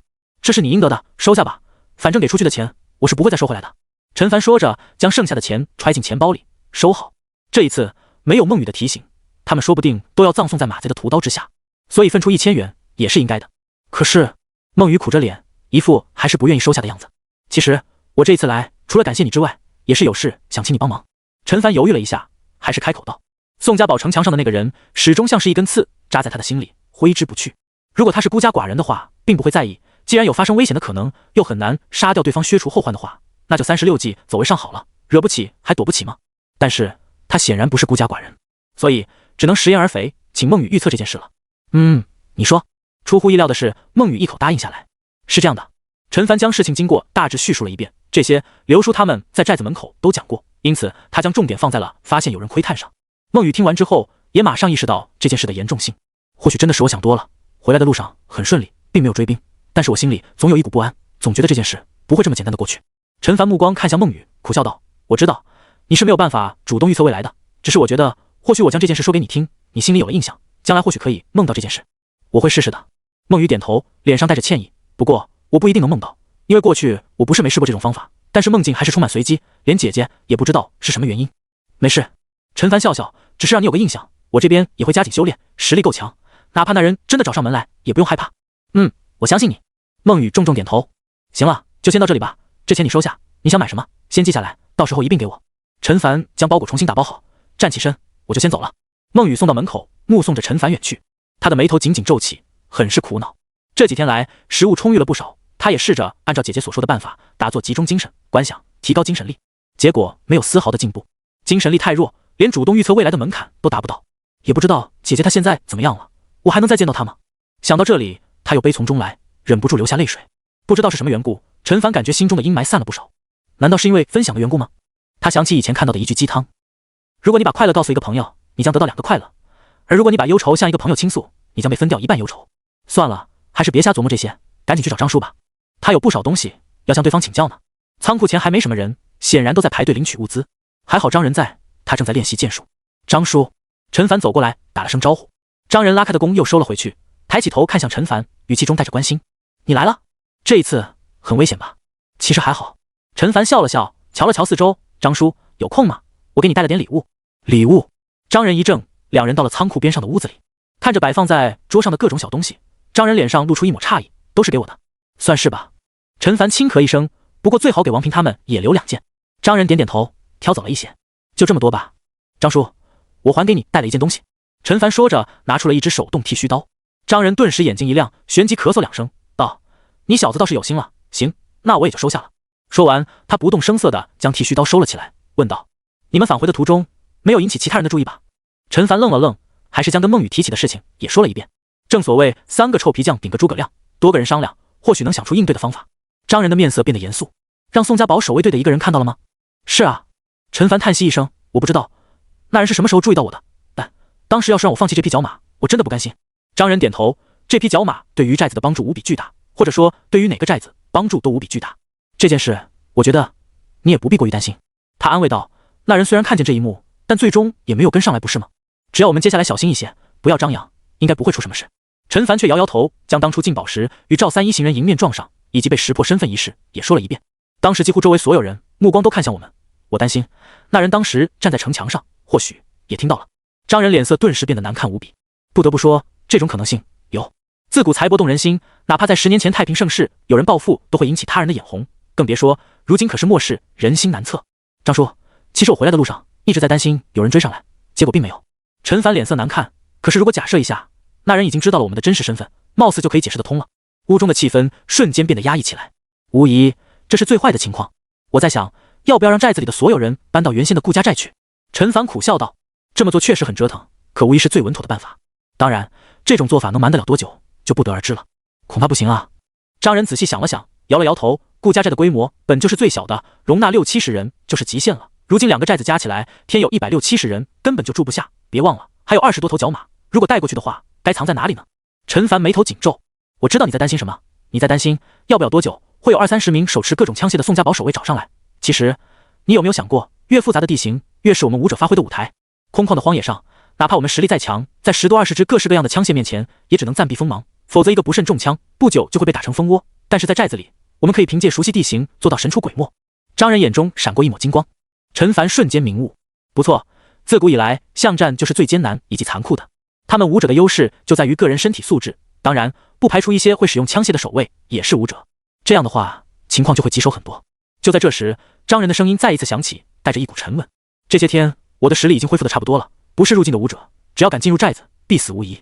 陈凡瞪大眼睛，至于寨子里其他人，你也不用担心，每家每户的屋子中都有用于躲避凶兽的地道，一旦真有大批荷枪实弹的守卫冲着寨子而来，到时候普通人就全部躲入地道中，这座寨子就是我与他们的战场。张仁眼中金光爆闪，再怎么说他也是暗境高手，就算是腿瘸了，短时间跑动问题不大，只要距离在几十米之内，哪怕是全副武装境界淬体3重的守卫，他用暗器击杀也是轻而易举的事情。陈凡顿时惊喜不已，试想一下，一名入境武者隐藏在黑暗之中偷袭，来无影去无踪，哪怕是自己都招架不住。张叔，张仁摆摆手道，不用说什么感谢的话，我也是陈家寨的人，这些都是我该做的。你们这一次带了一匹角马回来，等我剑法有所成就之后，就跟你们一起出去狩猎。陈凡脸上笑容更甚，不知道说什么好。张仁看着此刻嘴角露出笑意的陈凡，心中也叹息一声。如今整个寨子可以说都压在这个青年艺人的肩膀上，多少老弱妇孺都指望着他养活，哪怕是狩猎队中的人也好不到哪里去。若是换作10多年，哪怕是3年前的他，遇见这样的人只会在心里骂一句蠢货。这么多的资源不全用在自己身上，竟然分享给其他人，还是在末世中，这不是蠢货是什么？可当他身受重伤，成为了一个行动不便的瘸子，别说是恢复实力，连吃饱都是一种奢望时，有人出现在他的身边，将自己的一半食物分享给他，这样的人是蠢货吗？好在他如今也恢复了实力，虽然因为一条腿行动不便，实力打了折扣，但是对付入境境界之下的武者足够了。等练好了剑法，也能随着一起狩猎，帮他分担一些压力。张叔，陈凡看向张仁，待会儿我回去之后，也将这件事告诉一下父亲，让他叮嘱瞭望塔上的人，时刻注意东边方向来的人，如果发现情况，及时预警，这样我们也有准备。另外，我觉得我们还是不要坐以待毙，等着对方找上门来，所以我打算明天再去宋家堡看看情况。你要去宋家堡？张仁一惊，沉默了片刻，道：也好，不过你千万要小心，不要暴露身份，不然后果不堪设想。我会注意的。陈凡点点头。如果这件事宋家堡守卫队人尽皆知了，肯定会有一些异常的动静，他也好回来早做准备。当然，最好能将窥视自己的那家伙给找出来，搞清楚到底是什么情况就好了。实在找不出来，就把手里的钱出去，留在手里不只是废纸。气氛有些压抑。陈凡咳嗽一声，问道：张叔，你还记得上一次我给你看的那门剑法吧？你是说流星剑法？张仁回想起来，一头问号，怎么好端端问这个？刘叔他们说，那剑法是李家寨的人从宋家堡卖功法的老头那里买来的，我这一次去也遇见了他，还买了一些。张仁的脸色顿时变得古怪起来。那剑法并不完整，倒不是说不完整的武学不能练，只是练差了的概率确实比修炼完整武学大。当时他还提醒了一下，结果陈凡又买了一些。他轻咳一声，忍不住道：你买了些什么？买了10多本，但感觉都是假货，等吃完晚饭我带来让张叔你帮忙看看。不过其中有一本叫做轻功水上漂的，我看了看，感觉像是那么回事。陈凡说道。轻功水上漂？张仁眉头微蹙。张叔听过？张仁点点头，我曾经看见有人用过这门功夫，能够一口气在水面上飞奔数百米，在当时确实难能可贵，不过那人性情古怪，不好接近。这样，陈凡心中微微有些失落，不过还是继续说道：我看到这门功法上说，对于修炼武者的基础身法还有要求，张叔，基础身法跟基础步法有什么区别吗？这是他憋了好久的一个疑问。张仁回答道：相较于其他的武学，轻功可以说是最难练的一类功夫，也是最难有大成的，不过一旦练好了，无论是战斗中用来躲避还是追击逃跑都大有作用。至于基础身法跟基础步法的区别，其实没什么区别，他们本就是一类的基础武学，武者都是从最基础的步行开始，慢慢牵一发而动全身，最终才有身法，所以基础身法是基础步法的进阶版。陈凡恍然大悟，你要是这么理解的话也没毛病。张仁怔了一下，然后说道。陈凡深吸一口气，这么说来，自己想要补完这门武学，得先从基础步法开始，等基础步法达到一定等级，解锁出基础身法，再将基础身法提高到一定等级，才能补完了。难度好像不小。怎么，你想练基础身法？想。陈凡脱口出，他目前立体敏3项之中就是敏捷属性最低了，但是毋庸置疑，这项属性很重要，尤其是对于一个弓箭手来说。如果当时他对付那帮马贼的时候，速度快上1倍，那解决不要太容易。行，张仁答应下来，等明天我教你走没桩，这样练身法最快，不过需要做一些准备。谢谢张叔。陈凡忙笑着道谢。没什么。张仁摆摆手，不仅是你，其他人最好也练一练身法，时代不一样了。过去的时候，身法好的能飞檐走壁，在水面上飞奔数百米，现在恐怕都能一苇渡江了。身法的重要性不言而喻。张叔，我还想学习一下刀法。陈凡趁热打铁。无影快刀以及轻功水上漂这2门武学，能尽快补完还是尽快补完的好。至于金刚不坏神功，他暂时看不到补完的希望。其实基础刀法学起来也简单，只要拿起刀挥舞2下就能解锁，但是想要快速进步的话，还是得来找张仁切磋，干脆一起说了。行。张仁一口答应下来。如果是别人，他肯定眉头一皱，劝告对方贪多嚼不烂。不过陈凡他习惯了。眼看着时候不早，腹内也传来了饥饿感。陈凡将包裹留下，打算回去吃个晚饭，之后再来学习基础刀法。明天的话，从宋家堡回来之后就练习基础身法，争取早日将无影快刀以及轻功水上漂补完。当然，最重要的剑法每天也得练习。直觉告诉他，基础剑法新的特性就要解锁出来了。当然，太极拳还有流星剑法也得提升，感觉经验值远远不够用啊。陈凡看向属性面板，说起来这一路上他都担心的不行，现在才有空看看属性的变化。境界炼肉初期，等级90200，体质92.13，力量79.50，敏捷45.33，精神17.15，潜能点68 10.1天，经验值560，经验值560点。陈凡着实没想到，他本以为有个200-300点就不错了。查看详细之后，他顿时明白过来，这帮马贼的实力最低都是淬体1重的，经验值在10到20之间，有将近5-6人都是淬体2重境界，经验值在20到30之间。那个光头大汉淬体3重，给了足足43点经验值。没想到这些马贼不光钱给的多，经验值也多。陈凡暗道，对于杀这帮人，他的心中没有丝毫的负罪感，甚至于还想着等实力强大了，专挑马贼去杀。他在网上看去，潜能点增长速度提升了，从之前的7.1天到了10.1天，这也是意料之中，毕竟境界提升了。如果从炼肉初期提升到中期、后期，还会更多。只是这增长速度在200的要求下显得很是苍白，想要快速提升，还是得多吃才行。体质92，力量79，敏捷45，精神17，这精神属性也太低了点。陈凡忍不住吐槽，尽管17点都快领先普通人1倍了，可是拿出来跟快接近100点的体质属性比，简直不能看。既然明天要去宋家堡，不如去问问那老头有没有提升精神力的秘籍，将来如果跟心灵控制类的觉醒者交手，精神属性低了可不是好事。等等，他忽然意识到了什么，目光落在体质属性上，不对劲，很不对劲，这体质属性是不是太高了点？他记得很清楚，从寨子出发时体质属性是69，将近70点，就算70点好了，一次突破，一次强化，也应该才85点左右，怎么可能一下子多出了7点来？难道说提升幅度变大了？陈凡一个机灵，看向之前的提示信息，这一看顿时深吸一口气。没错，突破时全属性提升了 15%， 而非 10%。 突破之后强化身体的提升同样是 15%， 而非 10%。 一个结论呼之欲出，境界越高，强化身体所带来的提升也就越大。看来压境界也不一定是件好事啊。他挠挠头，毋庸置疑，随着身体强化等级越来越高，往后所需的潜能点也会越来越多，单位数量的潜能点自然是提升的属性越高越有价值。那如此一来，境界就越高越好了。但是想要境界突破是需要属性点达到门槛值的，目前除了强化身体之外，提升属性的只有修炼武学功法，越多越好。基础武学靠干，进阶武学靠克，往后修炼累了还是等体力慢慢恢复吧，不然感觉有点奢侈，通过修炼武学提升属性才是最实惠的。陈凡嘀咕一句，当然遇到危险该用还得用。日落西山，黑暗降临，宋家堡大门紧闭，外面空无一人，里面的商店酒楼依旧照常营业，不过会有守卫巡逻，时不时叫住路人验核身份。狂风武馆内走出3-5名身穿白色练功服的男子，都身形健硕，血气旺盛，路人见了都远远让开，眼中流露出浓浓的羡慕之色。因为这狂风武馆可不是一般人能进的地方，这里面能学到货真价实的功夫，让人成为力大如牛的武者。当然收费也很高，高的连这几名从武馆内走出的男子都叫苦不迭。这个月过去一半都不到，我卖的那5-6只荒原兔的钱就又没了，这还有大半个月呢，该怎么撑下去啊？最左边一名男子欲哭无泪道：6只荒原兔才多少钱？1斤2元不到，撑死了600元。老子上次打到了一头300斤重的角马，卖了1000多，到今天也就剩下几百了，撑过这个月估计够呛。咱武馆的伙食也太贵了，一般的套餐1天30元，中等的50，最好的要100，谁愿意选最差的呀？怎么说也得选一个中等的吧？你们说咱武馆的伙食真值这么多钱吗？忽然有人问道。还在议论的众人顿时安静下来，一个个往四周瞄了一眼，这才一起看向刚才说话的那人。杨兄，这话你可别乱说，万一让大师兄听见了，非把你赶出去不可。是啊，咱们宋家堡可就这一家武馆，想去别的地学正宗的拳法不可能。听说那药膳可是师傅的独家配方，要用到不少名贵药材和凶兽肉，所以才卖这么贵。你看那最普通的套餐根本就没有药膳。对啊，那最好的套餐100元1天的，效果不知道好到哪里去。你看二师兄年纪跟我们差不多，已经是练肉劲武者了，能单枪匹马狩猎终极凶兽。杨木闻言呵呵一笑，我就是跟哥几个说说，开个玩笑，要是关系一般的我还不说呢。几人都笑了起来。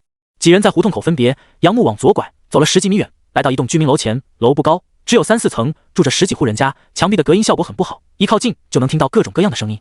他眉头一皱，走到最右边的楼梯前，楼梯没有安装扶手，看起来十分简陋。沿着台阶涉级而上，最终来到了3楼，从右往左数第2户的门前，他伸出手敲了几下门。来了。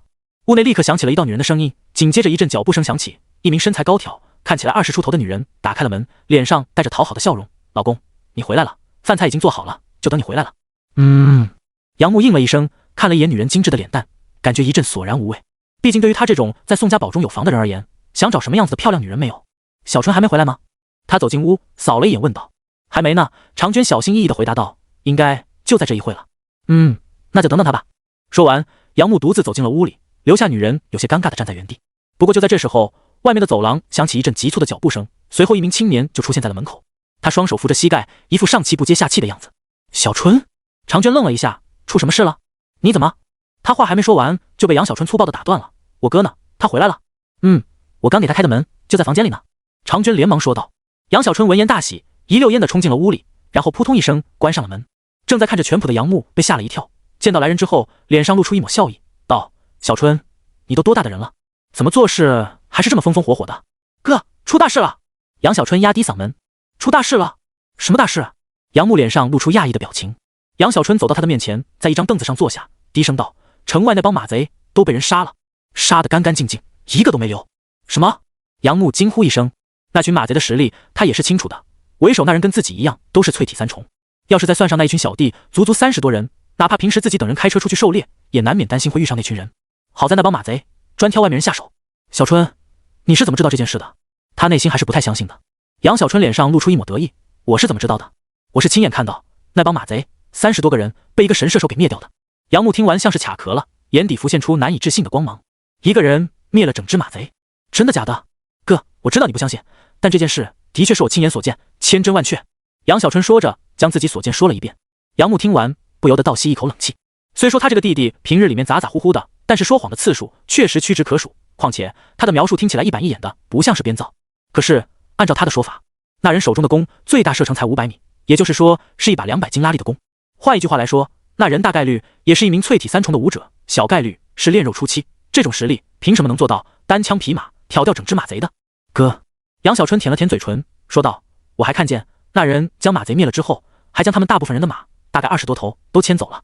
杨木双眼顿时通红，嫉妒不已。能够骑乘的角马拿到市面上出售，一头能卖出普通角马3、4倍的价格，就按照20头计算，就是10多万。他跟人合伙出去狩猎，一个月收入才4、5千，偶尔运气好能7、8千，但是运气差的一次遇上好几只终极凶兽，差点没命。10万块等于他2年的收入了。想到这里，他叹息一声，忽然他想到什么，焦急地问道：那后来呢？小春，你没有把这件事告诉程队长吗？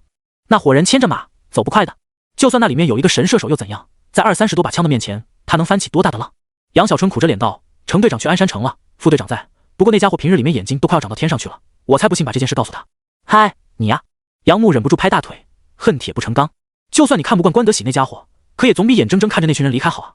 就算关德喜再瞧不起人，可消息是你提供的，给你1、2头角马，那就是3、4千，一句话的事情。杨小春这时嘴角却微微翘起。杨木嘴巴张大，似乎在说：你小子竟然还笑得出来。哥，如果我说我知道那群人的身份呢？杨小春的意道。什么？杨木大吃一惊，接着激动的声音都在颤抖。小春，你说的真的吗？没有跟大哥开玩笑。杨小春不满地道：哥，你觉得我是那种不靠谱的人吗？不是，当然不是。杨木连忙催促道：哎呀，小春，这都什么时候了，你还在这里跟我卖关子？快说，他们到底是那里的人？杨小春看了看四周，才小声道：他们是陈家寨的。陈家寨？杨木惊呼一声。这个寨子他并不陌生，在宋家堡东面10几里，驾驶越野车的话，几分钟就到了。哥，小点声。杨小春吓了一跳，忙道：当心被人听见，咱们这是在家里说话，怕什么？杨木嘀咕一句，不过还是压低了声音，注视着对方的眼睛。小春，你是怎么知道的？嘿嘿，这个说起来其实也是误打误撞。杨小春笑道：当时有2伙人在城墙下面起了争执，其中一伙人我认识，是赵家堡的，另外一伙人数少点，都蒙着面，结果这群人的声音被赵家堡的人听了出来，当场说出了这群人的身份。其实我当时也没在意，可是等到后面他们在我的望远镜里出现的时候，我一下就回想起来，这群将20多头角马牵走的就是陈家寨的人。干得漂亮！杨木忍不住竖起大拇指。嘿嘿。杨小春骄傲地昂起头颅道：所以就算他们离开了又怎样？跑得了和尚跑不了庙，等队长回来，我就去把这个消息告诉他，到时候他怎么说也得奖励我2头角马吧。等到时候咱们可以骑着马出去打猎，能省不少汽油钱，实在不行还能卖了，到手起码4、5千元。那时我是不是也能去狂风武馆练武？说完，他一脸期待地看向杨木。先别着急告诉别人。杨木摆摆手，他的心中萌生了一个大胆的想法。小春，这件事除了你之外，还有第2个人知道吗？怎么可能？杨小春瞪大眼睛。哥，你觉得我是那么傻的人吗？当时有人问我来着，都被我搪塞过去了。除了大哥你之外，我没有告诉任何一个人。很好。杨木满意的点点头，眼中露出贪婪之色。小春，既然你知道那伙人的下落，那么为什么我们不自己动手，要将这么大的好处拱手相让呢？屋中的气氛一下子安静下来，只剩下两人沉重的呼吸声。杨小春狠狠地咽了一口唾沫，结结巴巴地问道：哥，你的意思是我们自己动手，不然呢？杨木嘴角微翘，将这件事告诉其他人，咱们兄弟俩能分到2头角马，都谢天谢地了。但要是咱们自己动手呢？好处不都是咱们的？而且我还记得你说过，那群人进来时还抬着好几头猎物，依我看，除了那群角马，陈家寨里东西还不少呢。杨小春呼吸越发粗重。是啊，能自己独吞，为什么还要将大头让给别人呢？可是很快，他的脑海中浮现出一道身影，瞬间让他清醒过来。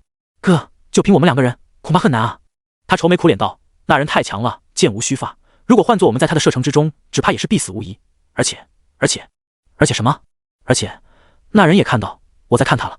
杨小春说完，后背冷汗直流。当时的他也被吓坏了，身子几乎是不由自主地蹲下，脸色苍白。他看到你在看他了？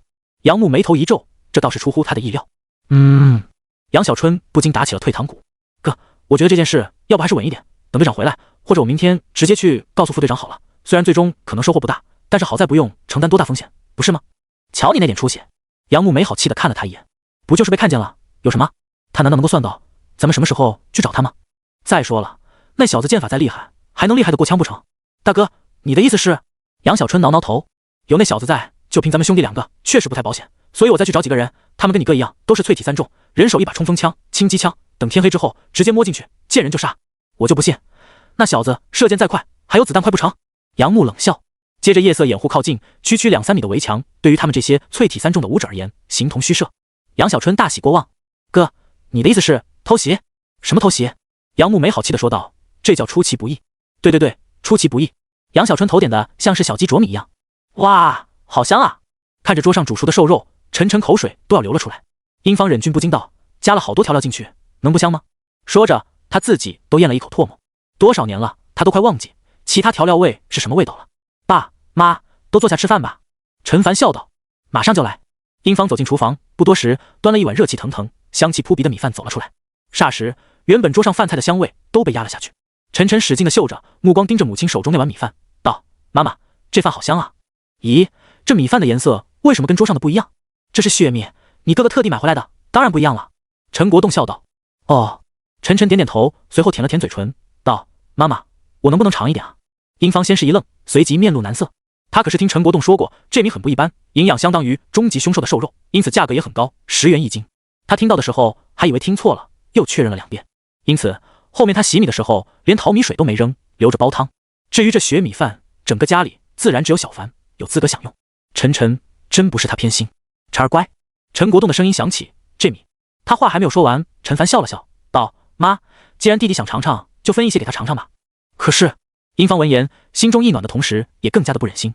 小凡，陈国栋也说道，这血米非常的珍贵，你留着自己吃，你弟弟他吃普通的米就行了。哥哥，我吃这碗米饭就行。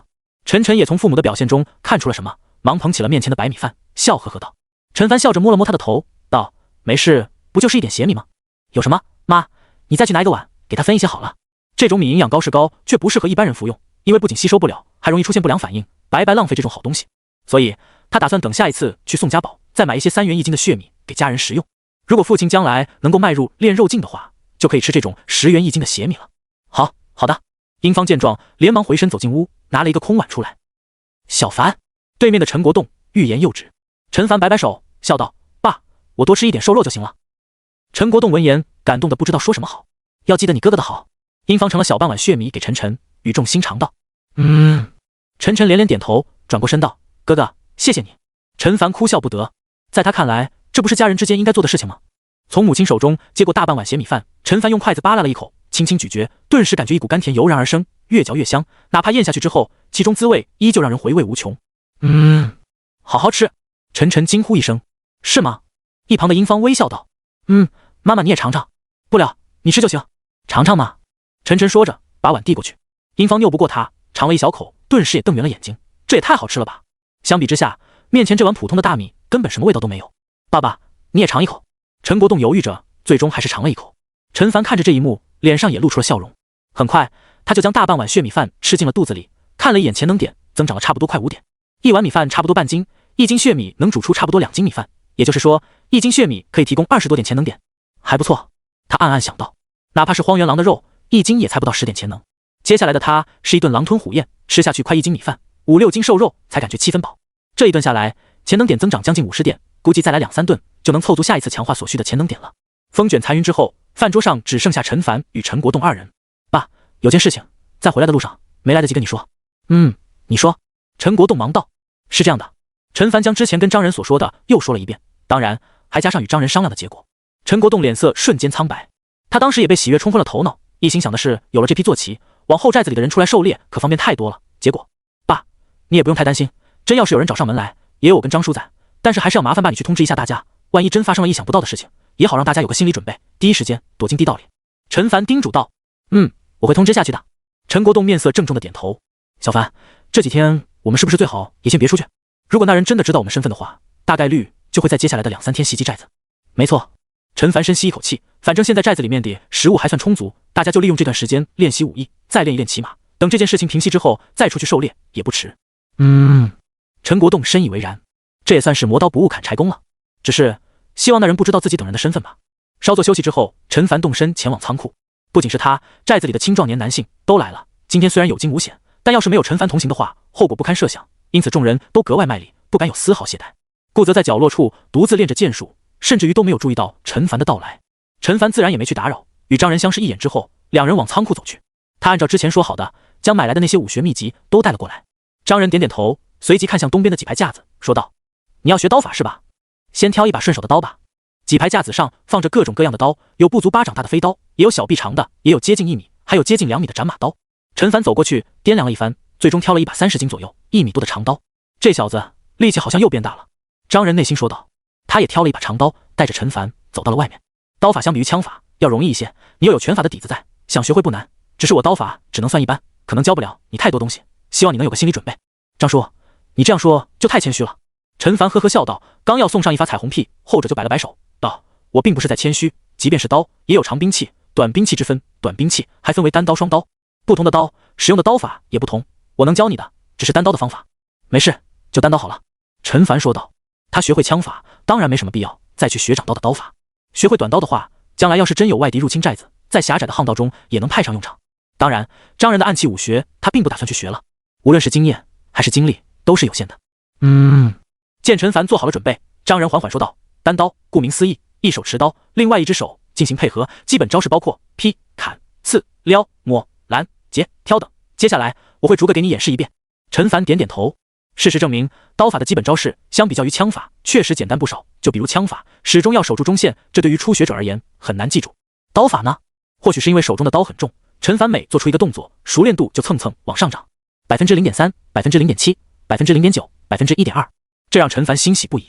他原来还打算跟学习枪法时一样，各1、2点经验值提升到1级的话，现在看来完全没必要，能省则省。看着陈凡刚练就像模像样，张仁也不奇怪。常言道月棍，年刀一辈子枪，棍子谁都会用，认真学会也就1个月不到，因为它是一切兵器的基础。学会用刀则需要1年，而枪则是最难学的，哪怕一辈子去钻研，也不敢说能钻研透。当然，也有不少人喜欢用剑，剑的难度在刀之上，枪之下，也算是一门比较难学的功夫。你先练吧，有事随时过去找我。张叔，你去吧。陈凡点点头，他正干劲十足呢。他没有图快，每个动作力求标准到位，因此基本都需要3秒钟左右的时间。好在每一个动作增长的熟练度也慢慢的在增长，一开始只是0.3%，到了现在基本上都在0.4%，有的时候还会达到0.5%。1分钟，基础刀法的熟练度就上涨了8%。当然，毕竟是30多斤重的长刀，换做一般人挥舞一下都够呛，因此练2、3分钟他就停下休息一会儿。差不多半个小时之后，一股微弱的暖流升起，就像是湖面上投入了一块小石子，泛起了一丝涟漪之后，转眼间又没了。基础刀法升级了。陈凡却眼睛一亮，忙看向属性面板。基础刀法 LV1 0.1%， 特性强力1级，猛袭1级。猛袭技能每提升1级，出刀速度提升3成。提升刀法速度的吗？还不错。陈凡脸上露出一抹笑容。天下武功唯快不破，不是吗？除此之外，还有一个强力特性，老熟人了。那就继续吧。他的脑海中多出了不少的记忆，右手握住刀柄，猛然向前刺去。熟练度上涨了0.2%。陈凡看了一眼熟练度，感觉还能接受，看样子还可以提升个1、2级，等实在提升不上去了，再找张叔切磋好了。毕竟基础刀法等级上去了，切磋起来加的熟练度也能多一些。基础刀法5级才能补完无影快刀，还差4级，加油！不远处，练完枪法之后坐下休息的王平等人见到陈凡在练习刀法，脸上都露出向往之色。凡哥，他又在学习刀法了呀？是啊，真厉害，竟然能学那么多武学。咱们要是能有他一半悟性就好了。我不用一半，1/4就行。王平弱弱道。顾泽也看了过去，眼中露出复杂之色。这家伙不是已经学了枪法了吗？难道刀法也要学吗？如果再算上拳法的话，他到底学了多少东西啊？最气人的是，他的剑法才是最恐怖的。一想到中午的情景，哪怕是他也举得不寒而栗。不行，我也得更加努力才行。他握紧拳头，经过这些天的训练，再加上充足的食物，他感觉或许就在明后2天，自己就能拉开100斤拉力的功了。而陈国栋、刘勇等人同样充满了干劲，毕竟一帮小辈这么努力，他们总不能表现还不如这些年轻人吧。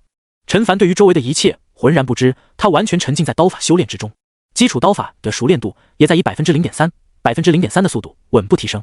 半个小时过去，汗水将他的衣服全部浸湿；1个小时过去，宛如在水里面洗了个澡。呼呼，陈凡喘着粗气，断断续续1个小时的挥刀，即使如他也累得够呛。好在没多少熟练度，基础刀法等级就能提升了。在一记下劈之后，一股微弱的暖流再次升起。陈凡放下刀，长舒一口气的同时，看向技能栏。基础刀法 LV2 0%，特性强力2级，猛袭2级。没有新的特性出现，不过也在他的意料之中。还差3级。陈凡心中默念，太极拳的活血特性在慢慢发挥作用，虽然对于他而言速度还是有点慢，要不将太极拳再提升一个境界吧。他暗暗想到，经验值眼下还算富裕，将活血提升到2级的话，休息的时间能再次缩短1小半，另外也能带来不少的属性点，为学习其他的拳脚武学做准备。他打定主意，往太极拳上投入了一点经验值。进度条似乎是很不情愿的起身，往上挪了一下，然后就不动了，提升了 1%， 还行。陈凡点点头，只需要100点，他不再犹豫，将99点经验值投入进去。霎时，全身骨骼各处响起颤鸣之声，一股暖流涌遍全身。然而，相比较于上一次，动静小了不少。除此之外，好像也没什么其他的东西出现。陈凡眉头微微一皱，看向技能栏。张氏太极拳登堂入室 0.1%， 特性延年益寿3级，力壮3级，轻灵3级，活血2级。确实没有新特性的出现，但是体力恢复速度明显变快很多，这让他有点眼馋，是不是将太极拳再次提升1级？登堂入室下一个熟练度就是大成了。思虑再三，他还是决定先不着急，毕竟流星剑法必须要加满，而他的敏捷属性是短板，轻功水上漂最好也尽快加满，再将太极拳提升到大成，经验值恐怕就不够了。休息了10多分钟，陈凡从凳子上站起，握住刀柄，猛地往下劈去。基础刀法到达2级的他，一招一式已经颇具威势，然而熟练度上涨了不到 0.1%。他又一次重复了其他的几个动作，最多的一次才涨了 0.12%。陈凡深吸一口气，他如今1-2秒钟就可以完成一次动作，1分钟60次动作，熟练度增长 4%至5%，看起来还不少。如果按照练1分钟休息1分钟计算，不到1个小时就能提升1级，但是很累，而且到达3级之后，估计时间就得加倍了。还是去找张叔吧。他默默收起刀，朝着张仁走起。不一会儿，似曾相识的一幕再次上演。陈凡与张仁两人各自手持一把木刀，相对而立。只不过这一次没有多少人围观。来吧，张仁出声道。他虽然不擅长刀法，但是自问对付一个练习刀法没多久的初学者，应该问题不大。那个张叔，陈凡挠挠头，有些不好意思的说道：“我觉得最近力气好像又大了不少，应该可以拉开300斤拉力的功了。你突破了！”张仁原本平静的脸上露出震惊之色。淬体3重再往上，自然就是炼肉境界，也就是说，这小子已经是炼肉武者了。可能？陈凡挠头，我就记得当时跟马贼战斗时，眼看着陷入绝境，千钧一发之际，体内涌出一股强大的力量，瞬间我就有了力气。毕竟只有全力而为，熟练度增长的才快，因此一来他隐藏实力是得不偿失的行为，二来就算他想，也绝对会被后者看出来，不如一开始就露个底。难道是危急关头突破了？张仁眉头一皱，这种可能性还是比较大的，因为他就亲身经历过。不少前辈也反复叮嘱，人的身体就像是一座宝库，隐藏着无限潜能，越在关键时刻，人体隐藏的潜能越容易被激活。当然，要是那些处于生死关头之人，已经恐慌的失去理智，或者干脆闭目等死，极大概率是激发不了这些潜能的。待会儿你不必留手，我帮你看看。谢谢张叔。陈凡也不客气，说完之后，一个箭步，一刀朝着张仁胸口刺去。张仁面色微变，急忙将刀身立在身前。啪！一道清脆响亮的声音响起，刀尖撞击在刀身之上，张仁的手纹丝未动，就像是海岸之中矗立的礁石。反而是陈凡感觉手麻地不行。不错。就在这时，张仁的声音缓缓响起：“你的力量、速度确实达到了炼肉境界，尤其是力量属性，与那些刚迈入炼肉中期的武者相比，也差不太多，是吗？”陈凡脸上露出意外之色，连忙问道：“张叔，这个差不太多到底是多少？几分之几？几分之几？”张仁有点诧异这个说法，不过还是想了想，回答道：“大概1/5吧。”1/5。陈凡脸上露出笑容。刚才基础刀法与太极拳提升之后，他看了一眼属性面板，境界后面依然没有加号。换一句话说，他还没有达到境界突破的最低门槛。如今按照张叔的意思，刚迈入炼肉中七武者的力量数值也就100点左右了。以此类推，其他属性要求也是如此。而他的体质属性已经达到了97点，很快就能看到100%突破炼肉中期的属性值要求了。哦，还有基础刀法熟练度。他急忙往下看去，只见熟练度一下子增长了 0.5%。张叔，我要开始进攻了。陈凡迫不及待道。来吧。张人点点头。既然陈凡已经是炼肉境武者，那接下来他也会将实力控制在这个境界。陈凡再次冲上前去，木刀在空中划过一个弧度，朝着张人劈去。张人持刀格挡，木刀相撞，再次发出清脆之声。与上一次一样，依旧是陈凡攻击，张人负责格挡。张叔好像没有上一次那么轻松啊。王平站在不远处看着这里，喃喃自语道：是啊，看得出来有点吃力。凡哥的攻势很猛，感觉他用刀时跟用枪用剑相比，仿佛换了一个人。用枪的时候感觉跟张叔一样沉稳如山，但是用剑的话就给人一种极度危险的感觉。确实，应该说无论是谁被用剑瞄准的话都不会高兴。几人你一言我一语的说着，张人此刻却是感觉有点吃力，但更多的还是憋屈，因为他只能防守，偏偏刀又不是他所擅长的兵器，这就很像是一种煎熬。但是这样做能让陈凡快速进步的话，他也愿意接受。就在这时，陈凡停下了攻势。怎么了？张人疑惑的看向他，这小子看上去不像是没力气的样子。张叔，我觉得要不你还是用枪吧。陈凡开口道。王平他们能看出的东西，他自然也能看得出。虽说这么做熟练度增长很快，他动力十足，但是张叔看起来挺难受的。自己的快乐不应该建立在他人的痛苦上。张人一怔，旋即脸上露出了意味深长的笑容。你确定要用刀打我的枪？果然，一提到枪，他的眼中立刻散发出与之前截然不同的光芒。小子，我得提醒你一下，一寸长一寸强可不是说说而已。枪为诸器之王，以诸器御枪立败，哪怕是一些号称能克制枪的奇门兵器，也只能做到打起来不那么费力罢了。我确定。陈凡重重点头，他明白对方的意思，本来短手打长手就处于先天劣势，更别说张叔的枪法造诣很高，别说他如今基础刀法才2级，哪怕5级恐怕也得被吊打，但是能变强这就够了。好，既然你坚持的话，那我就用枪好了。张人脸上露出一抹笑意，于是在众人始料未及的目光中，张人换了一把3米多长的大枪来。包括陈国栋等人在内，见到这一幕都替陈凡捏了一把汗。这不是找虐吗？来吧。张人憋住笑意，我就先用淬体一众的实力与你交手好了，等你什么时候能打到我，就算你赢。好。陈凡战意熊熊燃烧，不过刚往前一步，就听到前方空气中传来嗖的一声，他连忙举刀招架。当的一声，陈凡架开长枪想进入内圈，谁知道下一刻枪头再次破空而来。当当当当，一连数道响声响起，陈凡发现自己竟然寸步难行，不仅如此，手臂还被震得微微发麻。反观对面3米开外的张人，一脸风轻云淡的表情。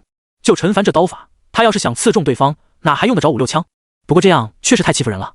张人有点不好意思，咳嗽2声道：小凡，要不我还是用刀吧。别。陈凡吓了一跳，忙道：张叔，千万别。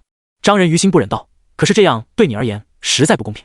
陈凡正色道：张叔，武者厮杀又不是擂台竞技，哪来的公平可言？再说了，越是身处逆境，成长才越快。不错。张人闻言动容，从陈凡的眼神中看出了坚定。他暗道，也许正是抱着这种不畏艰险的决心，他的进步才会如此之快吧。那继续吧。陈凡点头，内心松了一口气。虽说他一直在被压着打，说不憋屈是假的，可是基础刀法的熟练度在以肉眼可见的速度增长， 12.1%、12.8%、13.4%，每一次格挡都是 0.7% 左右的涨幅，最夸张的一次是张人连出5、6枪，熟练度直接上涨了 5.5%， 而这才过去多久？几秒钟而已。要是张人换刀的话，速度差太远了。陈凡深吸一口气，再次抖擞精神冲了上去。场上又响起不绝于耳的碰撞声。10分钟不到，陈凡便感觉体内升起一股微弱的暖流，还没来得及多感受，就消失无踪了。基础刀法 LV3 0%， 特性强力3级，猛袭3级。基础刀法升级了，只不过没有解锁出新特性，但是3级的猛袭特性提升了1倍的出刀速度，提升还是相当可观的。怎么了？张人见陈凡愣了一下，关心道：需不需要休息一会儿？不用。陈凡龇牙一笑，这基础刀法提升的速度快地超乎他的想象，看来今晚能完成目标了，或许还能往上再提升1、2级。基础刀法等级高了，补完功法所需的时间也会少很多。张叔来了。话音刚落，他再一次往前冲去。张人手中长枪一抖，便朝着陈凡胸口戳来。一声脆响，陈凡架开长枪往前一个箭步，将双方之间的距离从3米拉近到了2.5米左右。咦？张人眼中露出一抹诧异，这小子用刀的速度似乎变快了一点，这让他想起上一次与陈凡切磋枪法时，后者也是这样不断在切磋中进步。不过仅仅如此就想进入自己的内圈，还是想太多了。他将枪往后收了少许，紧接着刷刷刷接连几枪刺出，陈凡不禁有些手忙脚乱，好不容易将这几枪全部挡住，然后就发现自己与张叔的距离又被拉到了3米之外，还是得将距离拉得更近才行。陈凡将注意力从技能栏上收回，之前他挡住张仁的那一枪，熟练度上涨只有 0.3%， 是之前的一半不到，但是他拉近了半米之后的那几下，每一下熟练度都接近 1%。如果说距离在2米甚至于1米之内呢，那熟练度上涨不得翻倍啊！当然，故意让张叔放水取巧是行不通的，只有凭借真才实学拉近距离才能有这种效果。平复了呼吸，他再次往前冲去。张仁眼中露出一抹笑意，上一次是自己大意了，让这小子往前冲了半米，这一次可没这个机会了。1分钟、10分钟、20分钟过去了，陈凡几乎每次前冲都被拦在了3米之外，无法再向前进一步，哪怕是一小步，只有少数几次冲进了3米之内，确实很不容易。但是每一次冲进去的收获也很大，熟练度少则提升 3%， 多则 7%、8%， 就这么几次下来，累计将近 30%。啪啪啪，枪尖撞击在刀身之上，陈凡再次倒退几步，眼中露出一抹可惜之色，就差一点就要冲过去了。不过就在这时，熟悉的暖流再次升起，一股奇异的感觉涌上心头，陈凡心中顿时一喜，无疑基础刀法再次升级。不仅如此，看样子还解锁出了新特性。基础刀法 LV4 0%， 特性强力4级，猛袭4级，猛斩1级。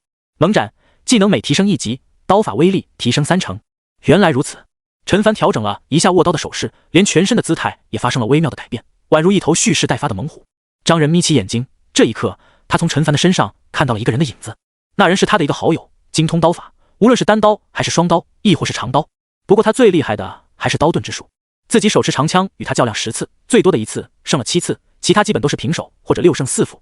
这还是在空旷场地上，要是到了街巷之中，结果就难说了。张叔来了！陈凡说完，飞速往前扑去。下一刻，破空之声随之响起，枪尖转眼之间已经到了身前。陈凡握着刀的右手从一个不可思议的角度发动斩击，啪一声，张仁手中的枪猛地一颤，陈凡抓住机会，一个箭步往前冲了半米。下一刻，风声再起，枪头在空中留下数道残影，朝着他狠狠戳来。陈凡深吸一口气，不再是用刀身移位格挡，而是用手中的刀迎击对方的枪头。毕竟猛斩特性只有在进攻时才会发生作用。一连串的撞击声再次响起，这一次声势更甚。小凡好像进过来啊！高阳睁大眼睛道：“是啊，他之前一直都在被老张压着打，打得抬不起头，这一回竟然冲了过去，还跟老张打得有来有回，真厉害啊！小凡这孩子。”一群人感叹。陈国栋脸上也露出自豪之色，这小子进步真快啊！张仁眯起眼睛，只用淬体一众实力的他，想要再将陈凡逼退到3米之外，确实有心无力了，甚至于逼退到2米5都难。双方如今就像是在围绕2米距离做拉锯战。不过他的眼中更多的还是欣慰，因为刀就是用来进攻的，持刀者需一往无前，置之死地而后生。一些用刀的高手，仅仅是一刀劈来，都会让人产生一种发自心底的恐惧感，这就是所谓的气势。当然，即便如此，也还是他占据优势，因为陈凡的体力消耗要远远大于他。事实也是如此，陈凡呼吸急促，出刀的速度也没有之前这么快了，很快就被张仁一枪戳中，噔噔往后倒退了几步。休息一会儿吧。张仁收起枪说道。陈凡尴尬一笑，他确实需要几分钟恢复下体力。基础刀法 LV4 18.5%， 只是短短的几分钟，基础刀法的熟练度就从0接近 20%， 其中自然有距离拉近的功劳，但是更多的还是主动出击。双方间隔2米时，他用刀招架一次的熟练度才不到 1%， 可要是斩击中枪头，熟练度直接暴涨 2% 还要多一点。而且击中的话，他也能借助这段宝贵的时间拉近一点点距离，到时候熟练度增加的更多。这个进度，今晚将基础刀法提升到5级是板上钉钉的事情。几分钟之后，陈凡再次握紧木刀。好了，张仁问道。张叔，我要进攻了。陈凡嘴角露出一抹笑意，再次冲了上来，跟上一次一样，轻松的就冲进了2米5的距离，然后又是一场艰苦的拉锯战。如此反反复复几次之后，基础刀法升级了。基础刀法 LV5 0%， 特性强力5级，猛袭5级，猛斩2级。几乎是升级的一瞬间，陈凡手中木刀陡然加速，在空中划过一道残影，狠狠劈在枪头之上，长枪远远荡开，发出震战之声。张仁双目猛地瞪大，这小子刀法又进步了。就这么一愣神的功夫，陈凡已经到了他的眼前，一刀刺来。差不多2个小时，这是他第一次有攻击到张仁的机会。后者不慌不忙，将枪身横在身前，啪，刀尖立刻就被挡了下来。陈凡也不意外，变刺为抹。张仁忙脖子后仰，同时竖起枪身，格挡住这一刀。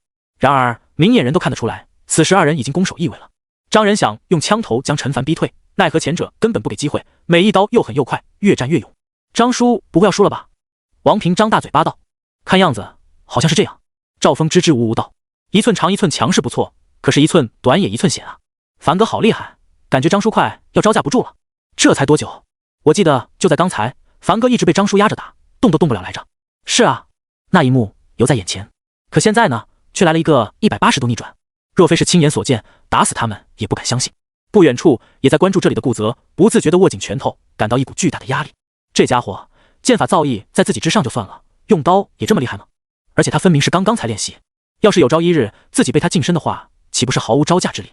不行，我也得练一门短兵器。他下定决心。好了，我认输。张仁纵身一跃，跳出圈外，哭笑不得道。陈凡一怔，他正在疑惑眼前怎么忽然没人了，闻言也不好意思地笑道：张叔客气了，是我占了境界的便宜。毕竟对方只用了淬体1重的实力，要是淬体2重、淬体3重，什么结局就不一定了。或者说他能不能攻击到对方还是两说，也不全然。张仁摇摇头，你的进步确实快，这点没得说。陈凡嘿嘿一笑，旋即迫不及待地看向技能栏，无影快刀，残缺，一窍不通，0%。搜集进度36%。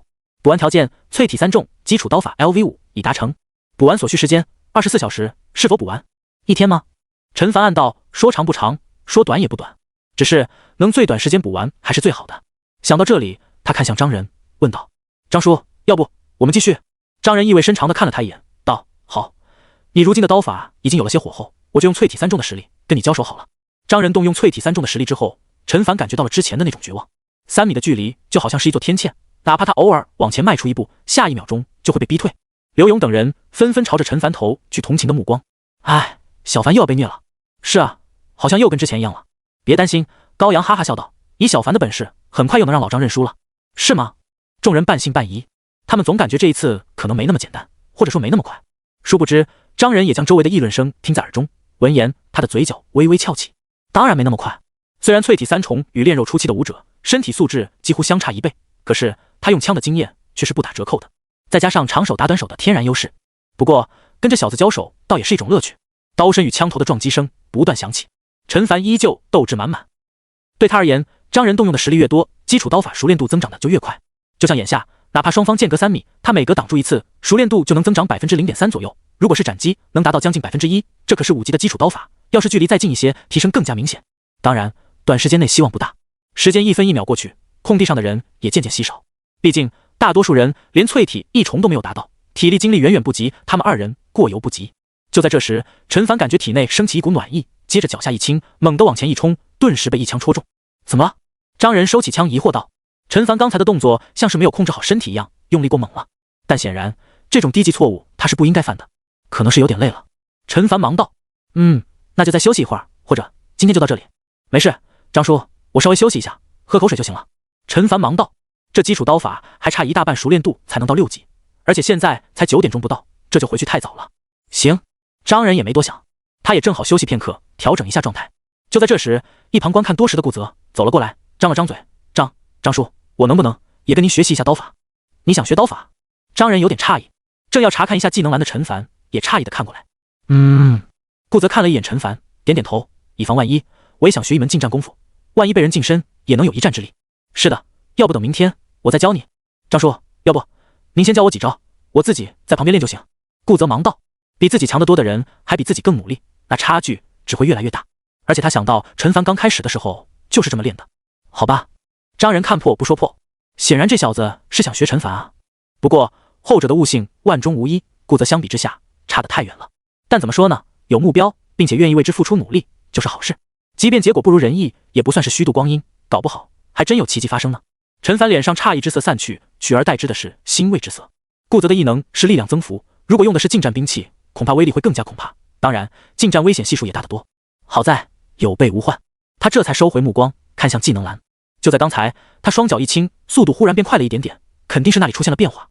最终他找到了罪魁祸首。基础步法 LV3 0%，特性迅捷3级。基础步法3级了。陈凡瞪大眼睛，脑海中冒出一个想法，到底是什么时候基础步法到达2级的？他努力回想了一下，完全没印象。大概是我学的东西太多了吧，而且平日里面也没关注他。陈凡挠挠头，他大概猜到应该是自己平日里面练习枪法以及刚才练习刀法时，顺带着把基础步法的熟练度一并提升了。当然也不排除今天跟马贼交战，剧烈奔跑之下增加了不少的熟练度。毋庸置疑，这是一件好事，距离解锁出基础身法又近了一步。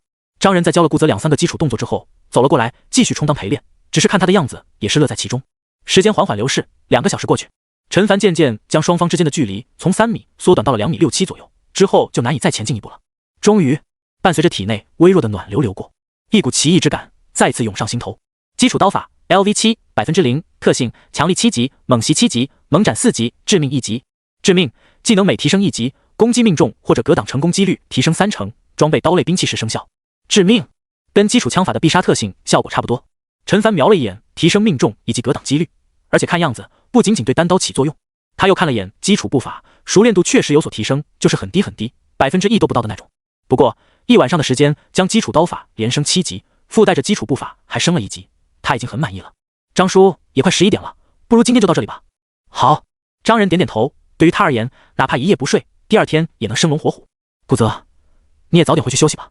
不远处的顾泽闻言应了一声，收起了刀。他感觉浑身累得不行，只是凭借着一股信念在支撑着。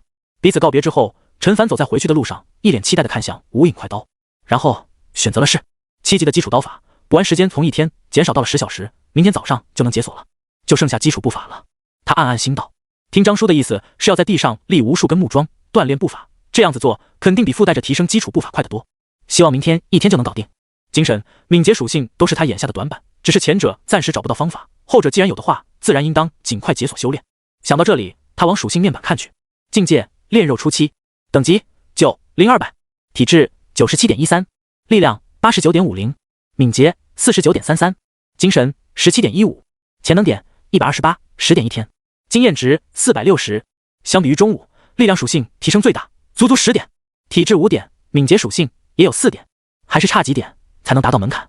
陈凡望着境界后面并没有出现加号，不过就算是达到了门槛，估计也无法做到100%突破成功，敏捷属性还是低了点。继续努力吧，剑法也不能忘了。他经历中午一战，基础剑法的熟练度飞涨，目前还差30%不到就能达到9级了。相信一旦达到9级，大概率就能解锁出新的特性来。当然，在此之前得先去一趟宋家堡，一探虚实，希望能有收获。陈凡轻叹一声。次日天蒙蒙亮，弟弟陈晨还在梦乡之中。陈凡悄悄起身来到了堂屋，母亲英芳也早早醒来，进了厨房用血米熬着粥。陈凡与陈国栋对坐，后者神情忧虑道：小凡，一定要去吗？爸觉得那个用望远镜窥探我们的人，他可能记不住我们其他人，但一定会记得你，要是你进去之后被他发现，可就糟了。陈凡苦笑一声，爸，我知道，所以这一次我并不打算带弓箭过去。什么？陈国栋张大嘴巴，你不带弓过去，那要是遇见危险怎么办？爸，别担心。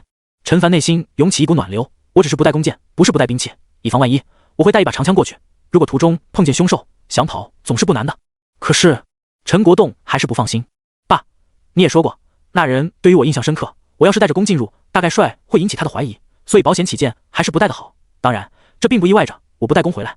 陈凡微微一笑，从那个马贼头领身上搜来的钱，我打算去买一把500斤拉力的弓回来，顺便也打算再多买一些血米。昨天的20斤血米分给了顾泽5、6斤，剩下的14斤，这才2、3顿就剩下10斤了，满打满算3、4天就得吃完，所以肯定是再去买的。陈国栋闻言不知道说什么好，他想跟着陈凡一起去，但想想也知道，要是发生了什么事，他只能拖陈凡的后腿，不一起去他又不放心。爸，别担心，不会有事的。陈凡安慰道，我就是过去买些东西，顺便打探一下情况而已，或许是我们多虑了，那人并没有当回事呢，但愿吧。陈国栋硬是挤出一抹笑容，看起来比哭都难看。你们父子俩说什么呢？怎么愁眉苦脸的？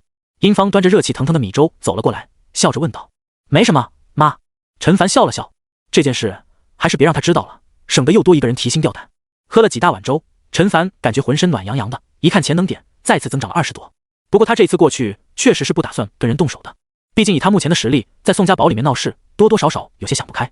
喝完粥，陈凡站起身，趁着母亲离开的功夫，轻声道：爸，我这就动身了，多加小心啊。陈国栋眼眶一红，放心吧，不会有事的。陈凡冲着他一笑，往仓库方向走去，一方面是去拿武器，另外一方面也是跟张仁打声招呼，要是他离开的这段时间宋家堡正好过的话，只能看后者的了。放心吧，我会守护好寨子的。张仁拍了拍陈凡的肩膀，倒是你一切小心。在数道不明所以的目光中，陈凡拿着长枪往寨门走去。他没有去找孟雨，因为后者对于异能掌握不熟练，要是有结果的话，肯定会主动过来找他。然而一直到现在并没有这种事，结果也就不言而喻了。所以他过去也只是给对方徒增压力，让他心中越发愧疚罢了。无论如何还是得靠自己，如果我一味的依赖预测未来形势，岂不是跟鞍山城的那帮废物没什么区别了吗？他嘀咕一句，然后大步往前走去。天色微亮，荒野尽头，群山隐现。陈凡独自走在路上，用布蒙着面，一手持着长枪，心情有些沉重。昨日他前往宋家堡时，知道有可能会发生危险，内心依旧充满期待。今日却大不一样。车到山前必有路，船到桥头自然直。多想无益，不如随机应变，见机行事。陈凡这么一想，心情也轻松不少。毕竟人生不如意十之八九，困难和挫折才是人生的常态，唯有保持积极乐观的心态，才是应对艰难挫折的正确方式。他的脚程很快，半个小时不到就看到了宋家堡的城墙，依旧与昨日一样，穿过乞讨的人群，来到了城墙之下。天色尚早，门口等待进入的人却不少，围在一起，小声地说着话。城墙上已经来了不少手持步枪的守卫，也三三两两地站在一起，一边吞云吐雾，一边聊着天。陈凡抬头看去，想要看看其中有谁随身佩戴着望远镜。其实他也知道这个方法很不靠谱，因为不排除那人会将望远镜揣在兜里，就像现在的他一样。可是除此之外，他也没别的方法。大致扫了一眼，果然没什么收获。不急，他暗暗心道，看样子还有不少守卫没来，稍后他找一个不引人注意的地方，好好看看情况。时间一点一滴过去，从四面八方赶来的人也渐渐多了起来，气氛也渐渐热烈。你们听说了吗？一道粗犷的突然响起，外面那群马贼都被人杀了。什么？外面顿时响起一片惊呼之声，动静之大，不仅仅是陈凡，连城墙上站着的10多名守卫也通通看了过来。老兄，你刚才说什么？几米外，一名汉子瞠目结舌。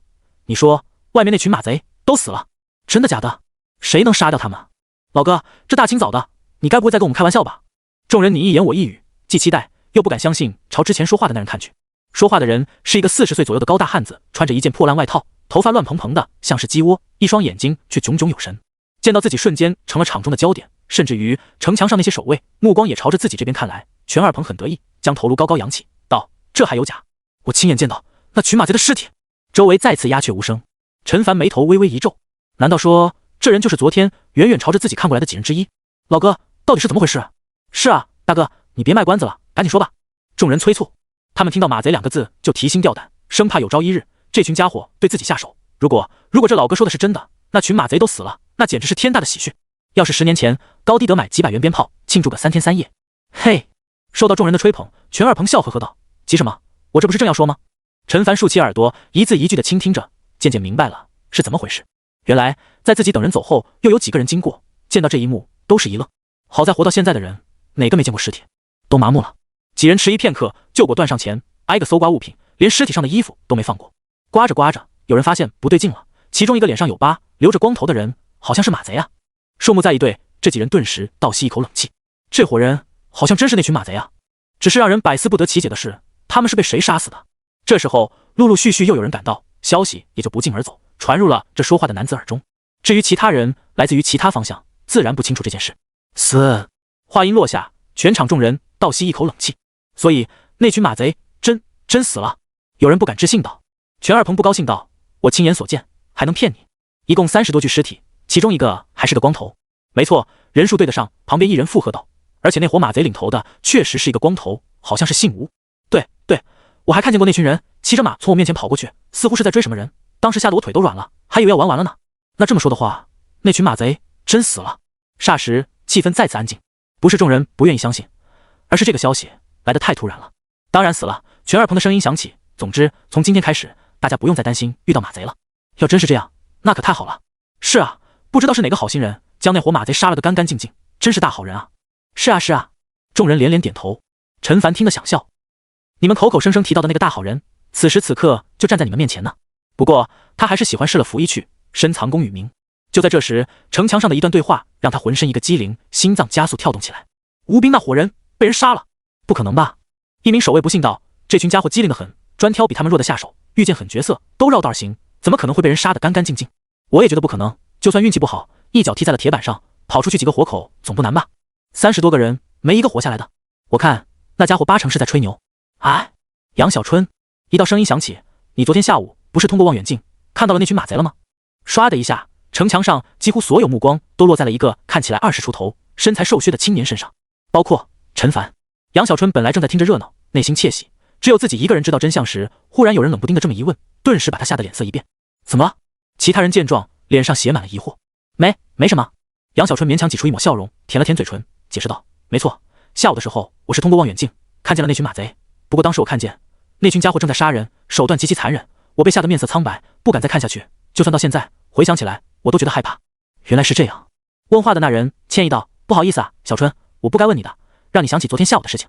小春，你徐叔他也没有恶意，就是多嘴问一句，你别往心里去。没事的，徐叔，没什么。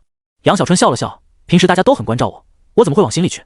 哈哈，守卫们都笑了起来。看样子马贼出事是之后发生的事情。是啊，或许像小春说的，那些马贼太残忍，惹得某位高手看不下去，将他们全灭了。希望如此吧。妈的，这群马贼就像是一群苍蝇，嗡嗡嗡的，死了也好，省得祸害别人。他们一死，别的马贼短时间内也不敢过来，应该能清静一会了。就是不知道那群马贼的坐骑到哪里去了。不知道是谁说了一句，气氛瞬间安静下来。杨小春的心瞬间提到了嗓子眼上，不敢发出丝毫的动静，以免引起众人的怀疑。应该是被杀掉他们的人带走了吧。有人深吸一口气道：是啊，要是换做我的话，肯定也要把那些坐骑带走，值不少钱呢。何止值不少钱，30多个人，30多头坐骑，10多万了，能买2把狙击步枪，有这玩意，出去狩猎遇到终极凶兽，那就是发财。嗨，说这些有什么用，跟咱们又没关系。就是要开门了，都回去吧，不然被副队长看到，又要被他骂。众人说完，各自往站岗的地方走去。其中一名尖下巴的男子盯着前面杨小春的背影，眼中却露出浓浓的狐疑之色。这小子说的是真的吗？真有这样巧合的事情？他前脚看到马贼在杀人，后脚马贼就被人杀了，还是说这小子是在说谎？他看见了马贼被杀的过程，可既然如此，又有什么不能说的呢？难道他知道是谁杀了马贼？那这又有什么不能说的？他百思不得其解。城墙下，陈凡深深地看了一眼杨小春，然后装作无事发生的收回目光，排在了队伍后面。原来是你啊！他有种拨开迷雾，一览群峰的喜悦之感。昨天下午用望远镜看见马贼在杀人，要知道按孟雨的提示，这群马贼整个下午都在蹲点，等着自己一行人出来，而且他还说被吓了一跳，这不正好与自己与他的目光相撞对上了吗？陈凡豁然开朗，看这情形，这人大概率并没有将昨日下午的事情告诉其他人，小概率告诉了上面的人，这些都不算太要紧，要紧的是这个叫做杨小春的到底知不知道自己等人的身份？如果不知道的话，那只要接下来自己等人小心一点，别太招摇，问题不大。这也是他内心最期盼的结果。如果知道的话，那就难办了。除非这个杨小春是一个心地善良的人，当做什么都没发生过，不然的话，天知道接下来会发生怎样的麻烦。根据墨菲定律，往往最担心的事情最有可能发生。拿全寨子100多号人的生命去赌对方是一个好人，傻瓜才会这么做。无论怎么说，找到这个人都是一个好的开端。虽然怎么进展下去是一个难题，但还是那句话，只要思想不滑坡，方法总比苦难多。陈凡深吸一口气，随着队伍缓缓往前走去，缴纳了1元的入城费。陈凡顺着人流进入堡中。清晨的宋家堡显得稍微冷清一些，但依旧是人来人往，热闹非凡。空气中飘来淡淡的香味，是肉包子的味道。距离不远，就在前面5-6米的地方有个早点铺，摆着几张桌子。陈凡想了想，走了过去，要了1笼包子和1碗稀粥，那3块钱。物价很贵，还好他已经今非昔比，区3元钱不值一提。坐在凳子上，他一手拿着包子，装作发呆的样子，实则目光眺望城墙，看向那人的背影。接下来该怎么做呢？又一个难题摆在他的面前。最直截了当的办法，自然是找那个叫做杨小春的人问个清楚。从对方之前的表现来看，这人不像是一个老实人，多多少少有些狡猾。狡猾的人大概率不是什么好人。对付这种人，好言好语不会起作用，只有将刀架在他的脖子上，溅点血，对方才会配合。当然，这么做也会有一个隐患，万一对方真是一个不错的人呢？他确实不知道自己等人的身份，撒谎骗同伴，也只是不想惹上麻烦。那自己的这种做法就欠妥了。陈凡眉头紧皱，视野中那个杨小春从口袋里掏出望远镜，开始眺望起来。反观其他人，要么站着，要么俯瞰过往人群。思虑再三之后，他还是觉得找他问个清楚最方便，就装作是歹人，逼问他将马贼的坐骑帮到哪里去了，务必要凶神恶煞，再根据对方的反应做下一步打算。没办法，他没有梦雨姐姐那样子的能力，凡事只能走一步看一步。他在原地坐了快1个小时，摊主要收摊了，才不得不离开。好在这时周围人更多了，不乏一些摆地摊的。他不会在城墙上一站一整天吧？陈凡脸色微变，他到了下午5点左右就得离开，不然大概率会被守卫队的人抓住。更加糟糕的是，要是今天没有合适的机会，那他明天还得来，明天没机会，后天再来，这可都是珍贵的时间。他要是拿去练武的话，恐怕早就突破到练肉中期了。可除此之外，还能有什么办法呢？陈凡绞尽脑汁，冥思苦想，要不将对方引过来，那找谁去呢？又用什么样的理由？况且自己与杨小春素不相识，将他带到偏僻之处，想想也不现实。那就只能藏起来，等晚上看看有没有机会。要是有的话，哪怕被抓住，交点罚款也值了。心中打定主意，他动身，决定先去找那个卖功法的老头。虽说才过去1天不到，对方的小摊上也不知道有没有多出基本功法，但过去看看也不亏。至于买血米以及兵器的事情，还是先放一放，回去的时候再买也不迟。穿过大街，来到了里面的小巷，耳边不断响起吆喝之声。陈凡径直走过，很快就看到了那个熟悉的人影。只见老头坐在凳子上，面前每每有人经过，他就站起身卖力的吆喝，奈何路过之人连正眼看他一眼的兴趣都没有。每当这时，老头就会骂骂咧咧的坐下，然后再有人经过，又会腾的一下站起来。就这样循环往复。不得不说，脸皮真的厚。唉，老头重新坐在凳子上，看着面前摆放着的寥寥几本秘籍，叹了一口气。貌似没什么人愿意买自己的东西了，都怪那帮人。想到这里，他愤愤地想到，害得老子名誉扫地，再这样下去的话，只能换一个地方了。可这年头，有一个安身之处也不容易啊。那些外面小寨子的人，可是做梦都想进来住呢。不对，他眼睛忽然一亮，这个世界上还是有好人的，就好比那个傻小子，是前几天唯一愿意钱买自己东西的人，还是全部买走的那一种。如果他要是搬走了，上哪去找这么好骗的傻子？唉，老头长叹一声，想念傻小子的第一天。大爷！就在这时，一道让他险些从凳子上一蹦3尺高的声音响起：“小伙子，是你？”老头眼睛瞪得像铜铃，嘴唇哆嗦着看着面前的陈凡。呵呵，是我。陈凡笑了笑，看了眼摊子上摆着的5本秘籍，有些失望道：“就只有这几本吗？这不是没有想到你来得这么快吗？”老头笑得跟盹儿似的：“小兄弟，你别看数量少，本本都是精品，是吗？”陈凡扫了一眼，分别是一阳指、九宫剑法、七煞掌、先天功以及天刀刀法。没有他想要的是13太保横练以及金钟罩，更加失望了。不过也在情理之中，他来得太快了。另外，看这5本的名字也挺有逼格的，要是能有一本真的也不错。大爷，跟上次一样，能让我试看一遍吧？放心，我只看一半，保证不多看。陈凡笑道：“没问题，瞧你这话说的，你要看，大爷还能不让你看吗？不过咱们说好了，只能看一半啊。”老头兴奋地搓搓手，他是真的没有想到陈凡第2天就来了，如果能够早知道的话，他加班加点也得多写几本出来。不过话又说回来，这小子既然来得这么快，或许就住在宋家堡附近，那岂不是说自己往后就不缺人买了？又是那小子，他又来了？不是吧，怎么会有这么蠢的人啊？上了一次当还不够，还要过来上第2次。周围的一些人都无语了，有一些摆摊的更是羡慕的不行，他们要是也有像面前这种缺心眼的客人多好。去，都瞎说什么呢？老头一听不高兴了，我这都是真货，你们不识货就别在那里瞎巴巴，真的是。然后他笑眯眯地看向陈凡，双手成掌，指着面前的秘籍道：“小兄弟，别理他们，你看好了，随便看。”陈凡蹲下身，拿起最近的一本翻阅起来。哎呀，小兄弟有眼光，一眼就挑中了这里面最厉害的。老头一拍大腿，一脸谄媚道：“这一阳指可不简单啊，既可贴近点敌人穴道，也可从远处欺近身去，一中即离，一攻而退，实为克敌保身的无上妙术。当然，效果这么好，价格肯定要贵一点，嘿嘿。”然而陈凡置若罔闻，这老头嘴里的话要是能信，那母猪都能上树了。他接连翻了几页，隐约有种不好的预感，这一阳指好像是个假货。差不多翻到一半左右，他将这本秘籍放下，又拿起了第2本。哎呀，这是九宫剑法！老头声音陡然提高了10几个分贝：“小兄弟，你要是买了这门剑法的话，那可是赚大了。你可知道为什么吗？”陈凡还没有来得及回答，他就继续说道：“这套剑法共9981招，内含9宫身法和9宫掌法，也就是说，你支了一份的钱就买了3门武学回去。说真的，要不是小兄弟你跟我有缘，一般人我根本就不会将这套剑法卖给他，是吗？那我还真是应该谢谢你啊。”陈凡呵呵道。他翻了1/4左右，技能栏上依旧没有显示，这就说明手里这本秘籍大概率是假的。老头吹得再牛逼哄哄，天乱坠，有啥用？他又翻了2、3页，确定无疑之后，放下拿起了第3本秘籍，还是假的，这让他脸色有点难看。放下，拿起第4本，翻了快一半，技能栏上没有丝毫的变化，显然还是假的。陈凡放下，目光看向最后一本先天功，看名字应该是一门修炼体内真气的武学，尽管他目前身体还没到产生真气的阶段，但未雨绸缪也不错。一共5本，接连4本都是假的，这一本也该是真的了吧？想到这里，他抬起头看向老头，后者目光往旁边瞟了一下，随即热情道：“小兄弟，前面4本你都看不上，也是，这前面4本都是外，唯有这先天功是内，练好了能去百病调虚实，再重的内伤都能够治好，实在是居家旅行必备啊。那我看看。”陈凡不敢抱有太大期待，但他也觉得这老头不会这么绝，5本里面1本真的都没有吧？然后他就发现，真的1本真的都没有。他的脸色一沉：“大爷，这5本我要是一次性都买回去的话，要多少钱？”嗨，老头清了清嗓子：“小兄弟，相信你也看出来了，我这5本虽然数量少，但都是独门不传之秘，尤其是那9宫剑法，一门更比3门强，所以你要想全部买回去的话，我给你便宜一点，100块就行。”100块。陈凡一个字一个字的念着，接着冷笑一声道：“大爷，你这价格比我上一次来直接翻了2倍啊！”嗨，老头一脸冤枉：“小兄弟，我都说过了，这次的功法要比上一次好不少，5本收你100块，真的很便宜了。你要是不信的话，去旁边的狂风武馆打听一下，学他们的一门拳法要多少钱？大几百啊！这还不算伙食费呢。”陈凡都要被气笑了。他原本以为上一次双方都很愉快，下一次来对方怎么也得多拿出点诚意来吧，毕竟明眼人都看得出来他是打算长期购买的。结果这老头真把自己当冤大头了，全都是假货不说，还要价格翻倍卖给自己，欺人太甚。老头也察觉到眼前这人不高兴了，犹豫了一下，一跺脚道：“罢了，看在你是老主顾的份上，就给你便宜20、80元，你全部拿走。”80？你竟然还好意思要80？我看你长得像80。陈凡有种给他一拳的冲动，还好忍住了。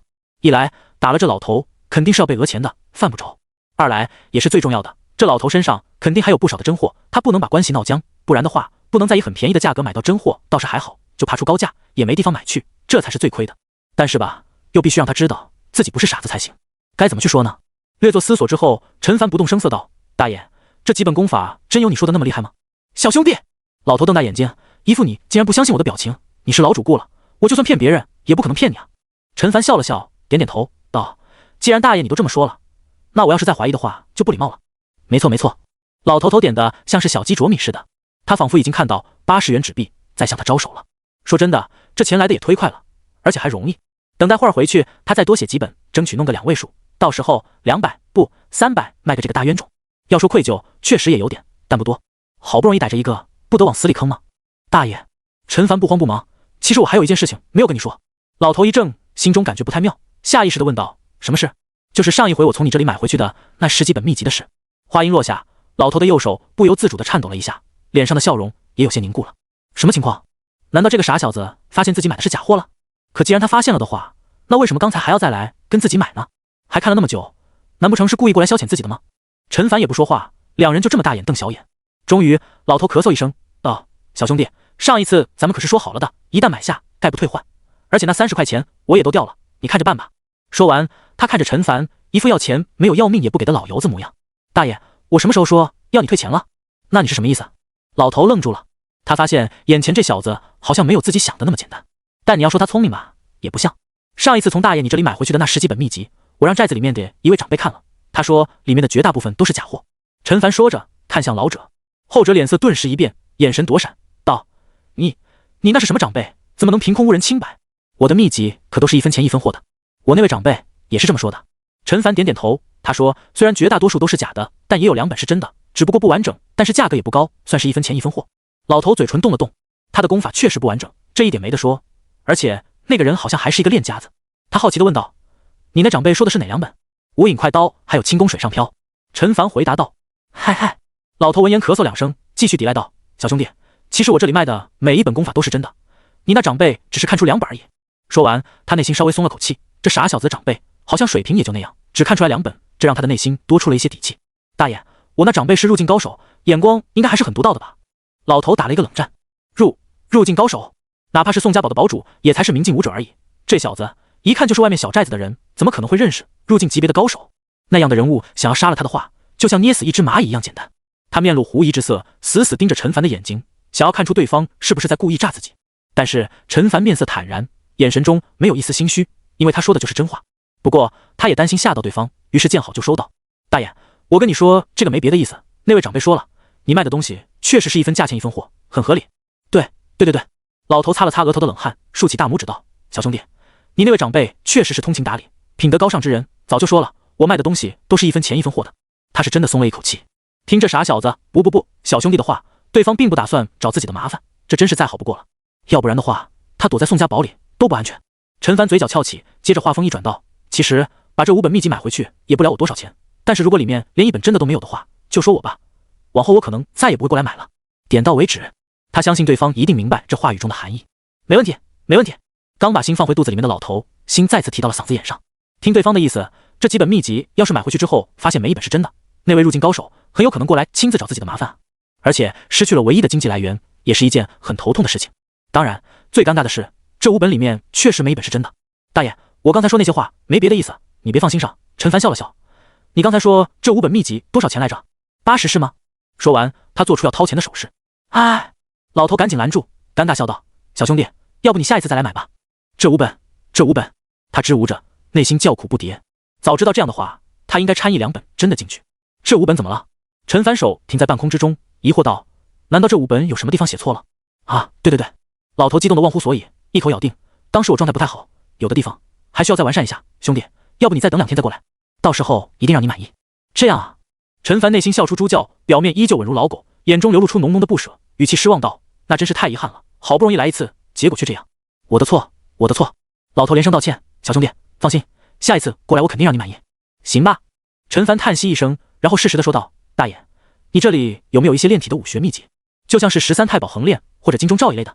我想，然后跟那些凶兽近身搏斗的时候，如果能学一两门炼体武学的话，是不是就不用担心受伤了？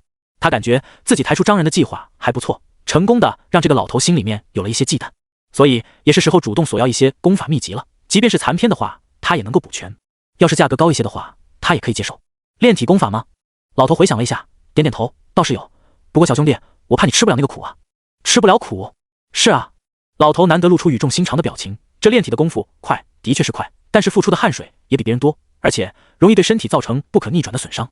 除非你炼体有成，要不然的话，等到岁数大了，其他的武者只是气血衰败，而你是痛不欲生啊。要不是面前这家伙背后有一个入境高手，他才懒得跟他说这么多废话呢。原来是这样。陈凡点点头，感谢大爷的提醒，不过我还是想见识一下。老头与陈凡对视片刻之后，他叹息一声道：行吧，既然你想要的话，那我到时候就给你好了，13太保横练跟金钟罩是吗？陈凡顿时一喜，听老头的意思，这两门武学他都有了。这家伙到底是什么身份啊？难不成真像他说的一样，是什么五岳剑派第多少代传人吗？可……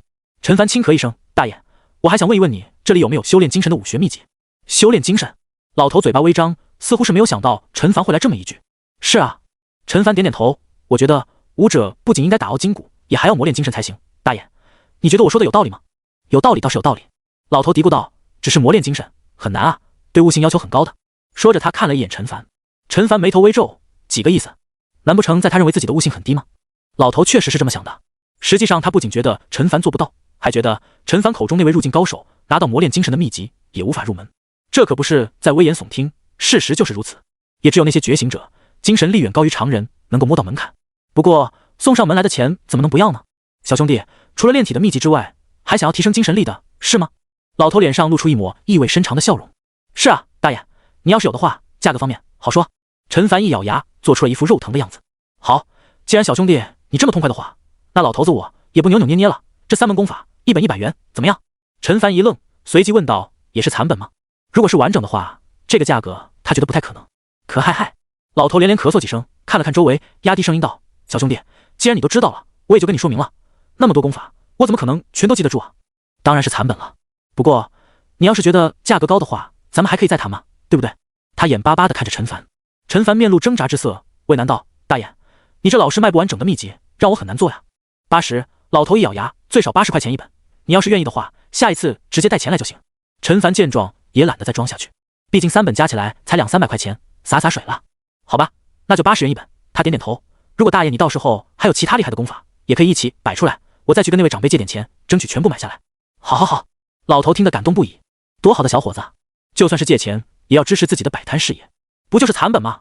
他多的是，而且价格还从10元一本翻了8倍，他赚大了好不好？行，小伙子，过个3-4天你再过来，保证让你满意。对了，钱一定要带够，不支持赊账啊。临了，他提醒了一句，这趟也称得上是不虚此行了。离开的陈凡暗心道，昨天他以诚相待，可惜还是低估了这老头的奸诈程度，对方丝毫不当回事，反而还要使劲挖坑。倘若晚几天再来，恐怕之前的一幕会再次上演。10本里面能有1本是真的，就算他良心发现。而经过刚才的一番操作，几天后他再次过来，至少能得到3本秘籍，13太保横练、金钟罩，以及他最想要的提升精神力的秘籍。要是再有1-2本其他秘籍，那就赚大了。当然，这一切都是理想状况，不排除这老头死猪不怕开水烫，来表面一套，背后一套。倘若真是如此，他一时之间也想不到解决的办法，总不能强买强卖吧？希望他能有点脑子吧，这么合作对大家都好。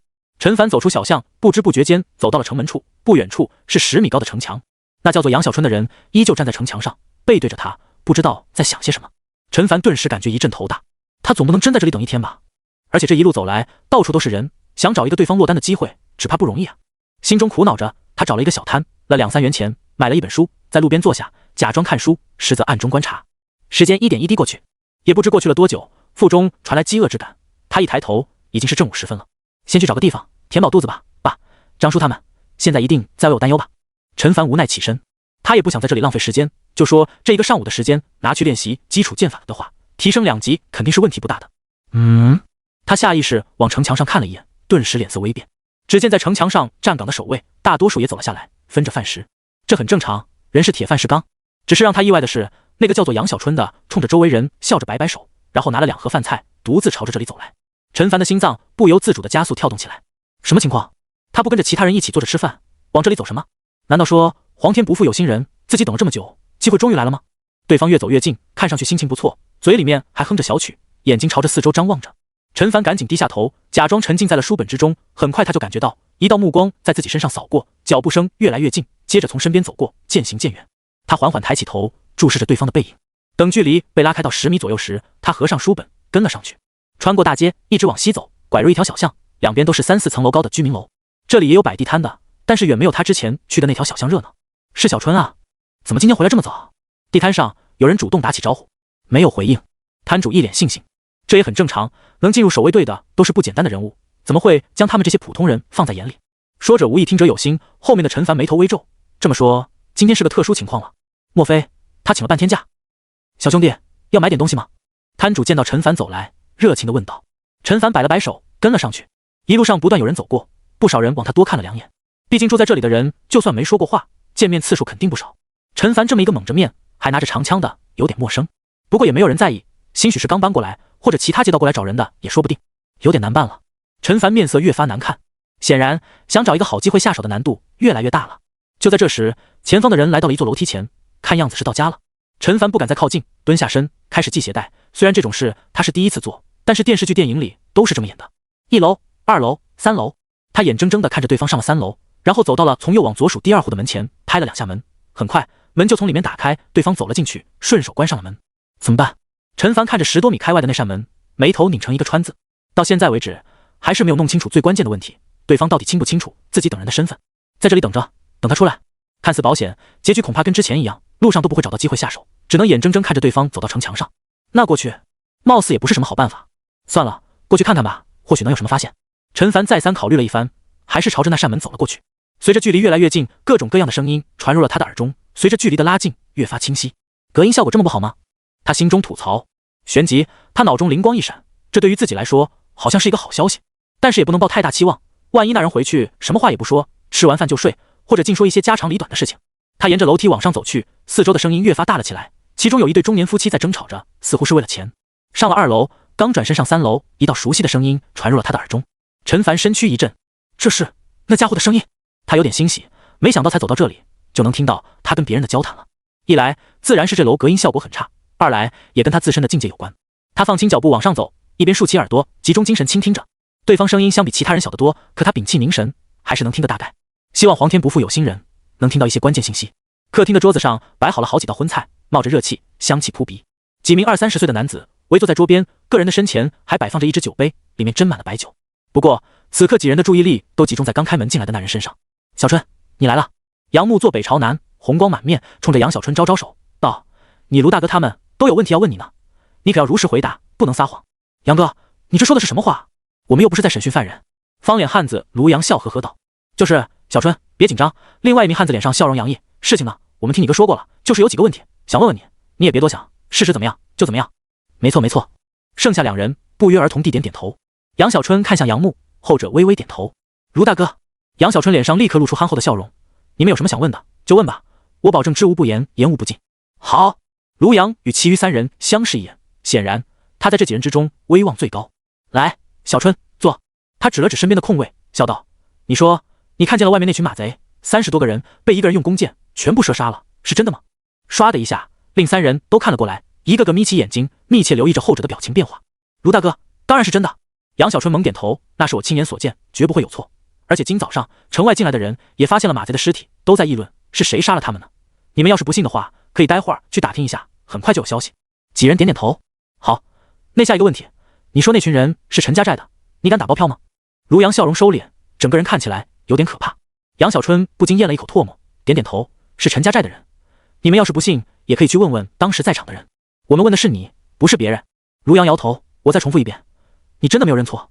小春，你要是认错了，到时候发现那个寨子里根本没有你说的那些坐骑，就不好了。是啊，小春，要是你认错了，现在就说出来，我们就当做无事发生，也没啥。是啊是啊。其余3人你一言我一语的说道。不知不觉之间，杨小春后背都被汗水浸湿了。这些可都是淬体3重的武者，而他才淬体1重，压力之大可想而知。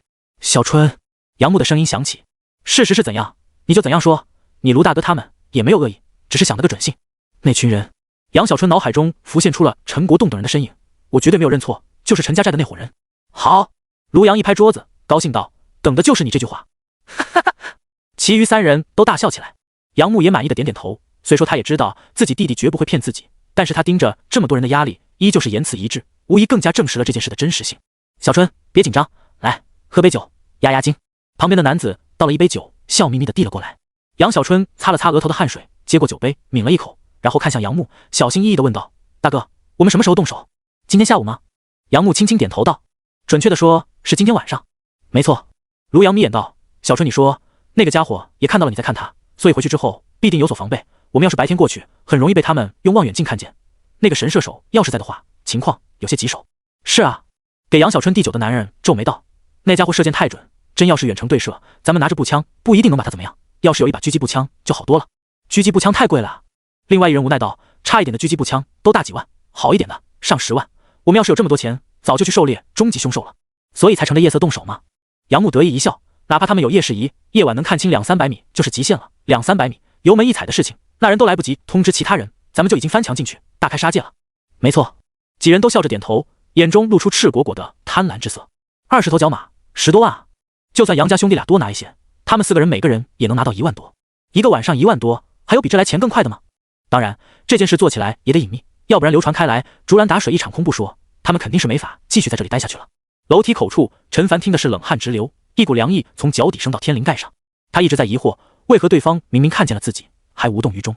难道在这尔虞我诈的末世中，还真有不少人跟自己父亲一样？事实证明，想多了。对方没有追上来，不是心善，而是酝酿着更大的阴谋。试想一下，如果今晚这几个人闯入寨子里，会有什么样的可怕后果？虽然有他和张仁在，最后大概率能杀死对方，但是寨子里也一定会有不少人死去。毕竟缺少药物的情况下，普通人中枪，即便当场不死，也活不了多久。好不容易寨子有了些起色，人人对未来充满希望，这几个人却忽然出现，将这一切击得粉碎。陈凡想到这里，握紧拳头，胸中怒火熊熊燃烧，他有一种冲进去将这几个人屠杀殆尽的冲动，但这么做显然不理智。这几人既然都知道了自己的实力，还敢这么做，显然对于自身的实力多多少少有些自信，保不齐是淬体3重，甚至于炼肉境界。自己的基础枪法等级是高，可一来对方人多，二来地形狭窄，真要是打起来，肯定会有人从门或者窗户跳走，通知堡中的守卫。到时候自己或许能出这栋楼，但这个堡垒只怕出不去。而且相比近身搏斗，自己更加擅长剑法。如果是20多个人装备狙击步枪、重机枪，那他确实的暂避锋芒。可就这么几个人，就算有狙击步枪，他也有自信利用距离的优势躲过子弹，射杀对方。当然，这么做有2个基础条件：一是要换一把威力更大、射程更远的强弓；二是要将敏捷属性提升上去，越高越好。屋中的对话还在继续着，时不时响起一阵笑声。陈凡屏住呼吸，放轻脚步，转身下楼。再听下去已经没有什么意义，搞不好还会有被发现的风险，那就得不偿失了。下了楼，走到了巷道上，陈凡才松了一口气。出于谨慎，他甚至都不往回看一眼。今天没白来。他的脸上露出一抹淡淡的笑容。恐惧来源于未知，很多危险的东西，其实当你真正了解之后，就不会那么害怕了。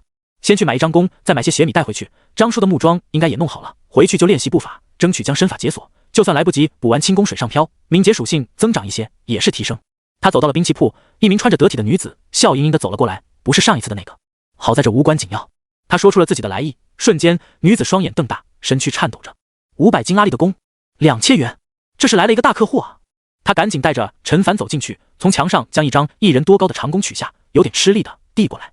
陈凡单手接过，打量着这把长弓，漆黑如墨的弓身上雕刻着古朴的纹，有一丝神秘，弓弦紧绷，粗细快赶上寨子里那把300弓的2倍了。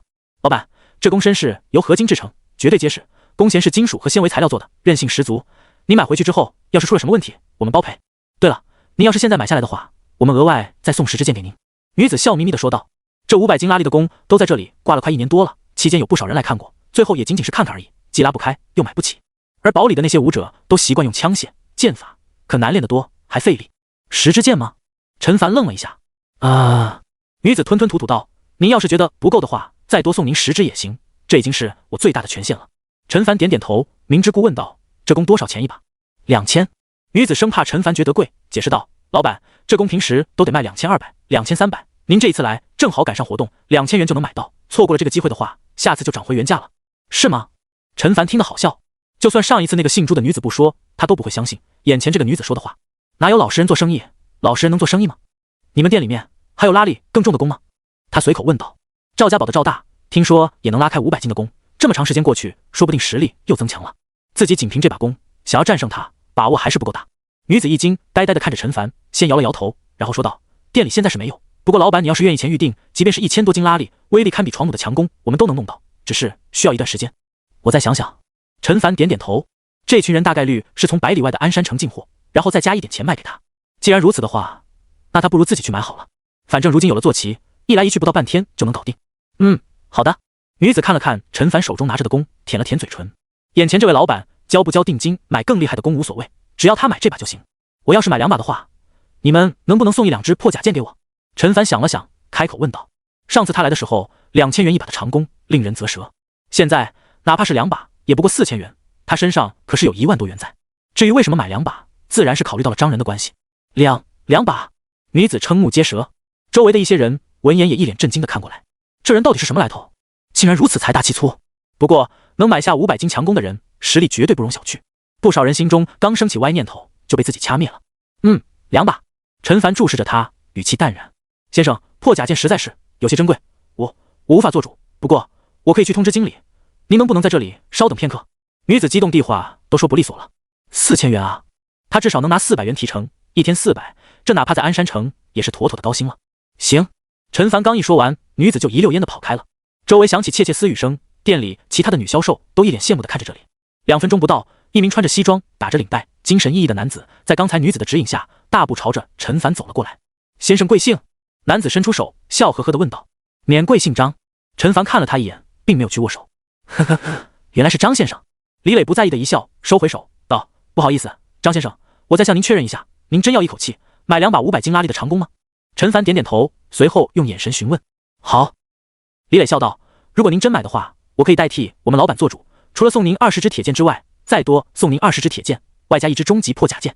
周围响起一片倒吸冷气的声音。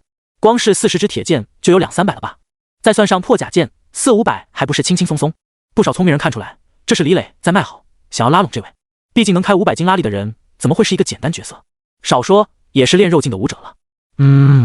陈凡感觉还不错，其实他之前就是随口一问，有早没早打3竿，没想到还真打到了。对了，你们这里有没有高级破甲剑？听到这话，李磊涵养再好，脸上的笑容也僵了一下。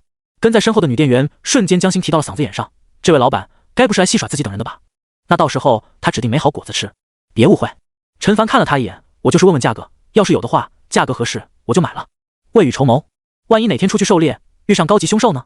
李磊心里松了一口气，脸上笑容依旧。张先生，实在是不好意思，我们这边只卖终极破甲剑、高级破甲剑，价格都很昂贵，不容易弄到手。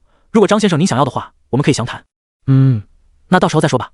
陈凡迟疑片刻，回复道，对方应该有的，而且也可以以相对便宜些的价格卖给自己，但是肯定有其他条件，能钱解决的事情就钱解决，干脆利落。他可不想给别人打工，万一又遇到什么狗屁倒灶的事情，毕竟小说里都那么写。好，要是张先生什么时候改变主意的话，可以随时找我。李磊稍微有些失望，不过他相信来日方长，或许对方那天会改变主意。张先生，既然您确定要的话，那我这就让人去给装起来。不用，直接给我就行。陈凡摇摇头。好的。李磊笑了笑，那除了弓之外，您要不要再买点其他的？我看您手里这把枪似乎挺一般的，那就买1把吧。2把弓，外加一个一阶原式和金打造的枪头，又额外买了几10支铁剑，去了5000元左右，1万多元，还剩下7500不到。这些钱他不打算再买装备，而是先留下一部分，剩下的用来购买血米。背着2张弓，一只塞得满满的剑壶，在身后众人复杂的目光中，陈凡拿着枪走了出去。真有钱啊！是啊，2张弓就4000多了，看他钱的时候一点都不心疼，不知道是哪里的人啊？怎么，你还想弄清楚人家的老巢，去找麻烦不成？瞎说什么呢？我去找他麻烦？嫌命长了？在场的人都不笨，像这种敢只身进城、怀揣巨款的人，惹不起。小陶，这一次你做的不错，提成算在工资里，下个月出发。谢谢经理，谢谢经理。女子激动的不行，下一次要是他再出现的话，记得及时通知我，我亲自接待。李磊看向其他女子，你们也是知道了吗？有钱确实不一样。走在前往粮店的路上，陈凡哭笑不得。上一次他1000不到，店员对他毕恭毕敬，但是连经理的面都见不到。这一次了4-5千，连经理都来了，态度友好的没话说，各种拉拢。要是上万，估计背后的老板都能见到。不过这宋家堡的武器铺貌似没太大价值了。他喃喃道：500斤拉力往上的弓没有，高级破甲剑没有，估计由2阶原式合金制作的武器统统没有。要想买更厉害的武器，只能去其他地方或者鞍山城了。去粮店之前，他又买了一些生活物资，比如卫生纸、沐浴露什么的，贵是贵一点，没有是真不方便啊。粮店与上次来一样，门口站着几名荷枪实弹的大汉，都昂着头颅，不可一世的样子。他们见到陈凡到来，先是一愣，随后眼中露出敬重之色，纷纷主动朝着陈凡点头微笑。连在柜台后面看书的老板态度都客气了许多，笑脸相迎。客人想要点什么？粮食、盐，甚至于味精、酱油，我们这里都有。说着，他目光落在陈凡背着的2把弓上。没看错的话，这是500斤拉力的强弓吧？这位是个狠人啊！陈凡沉声道：“10元1斤的血米，来100斤；3元1斤的血米，50斤；盐、味精什么的都来一些。”他倒不是不想买更多，而是担心带不回去。200-300斤左右的负重，他扛在肩上能健步如飞；要是400-500斤，兵器就没法拿了。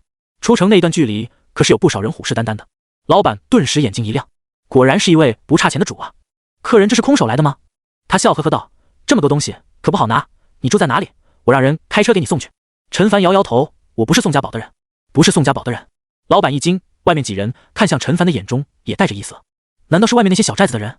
他稍微犹豫了一下，随即笑着道：“客人，如果你是外面寨子的人，也能送。”陈凡有点意外地看着他：“老板，你确定？”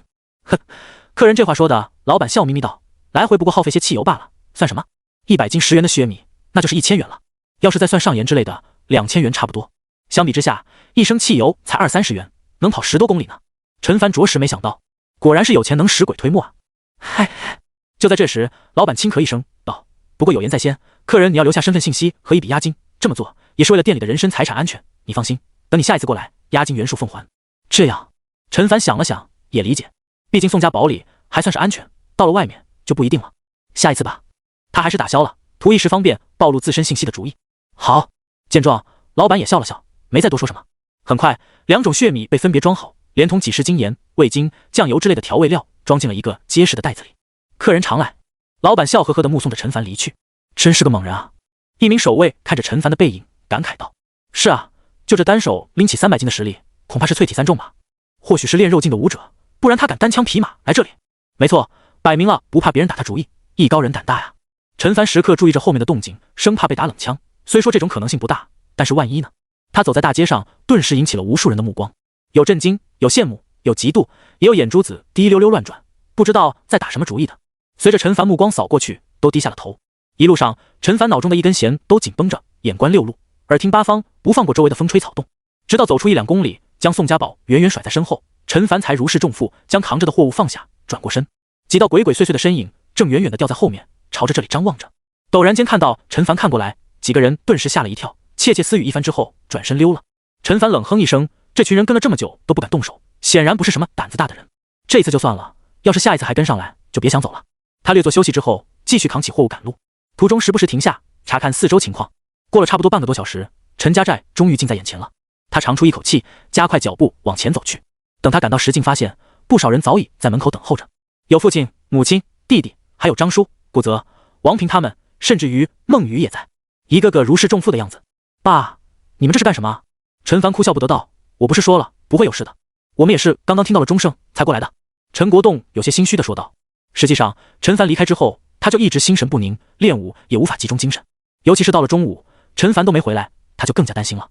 至于妻子，更是一直在这边等着望眼欲穿。是啊是啊，我们也是刚到。凡哥，你这次过去没出什么事吧？王平等人连忙问道。在宋家堡里面能出什么事？陈凡笑着摆摆手，好了，都回去练武吧。下一次我要是再一个人出去，你们可别这样了。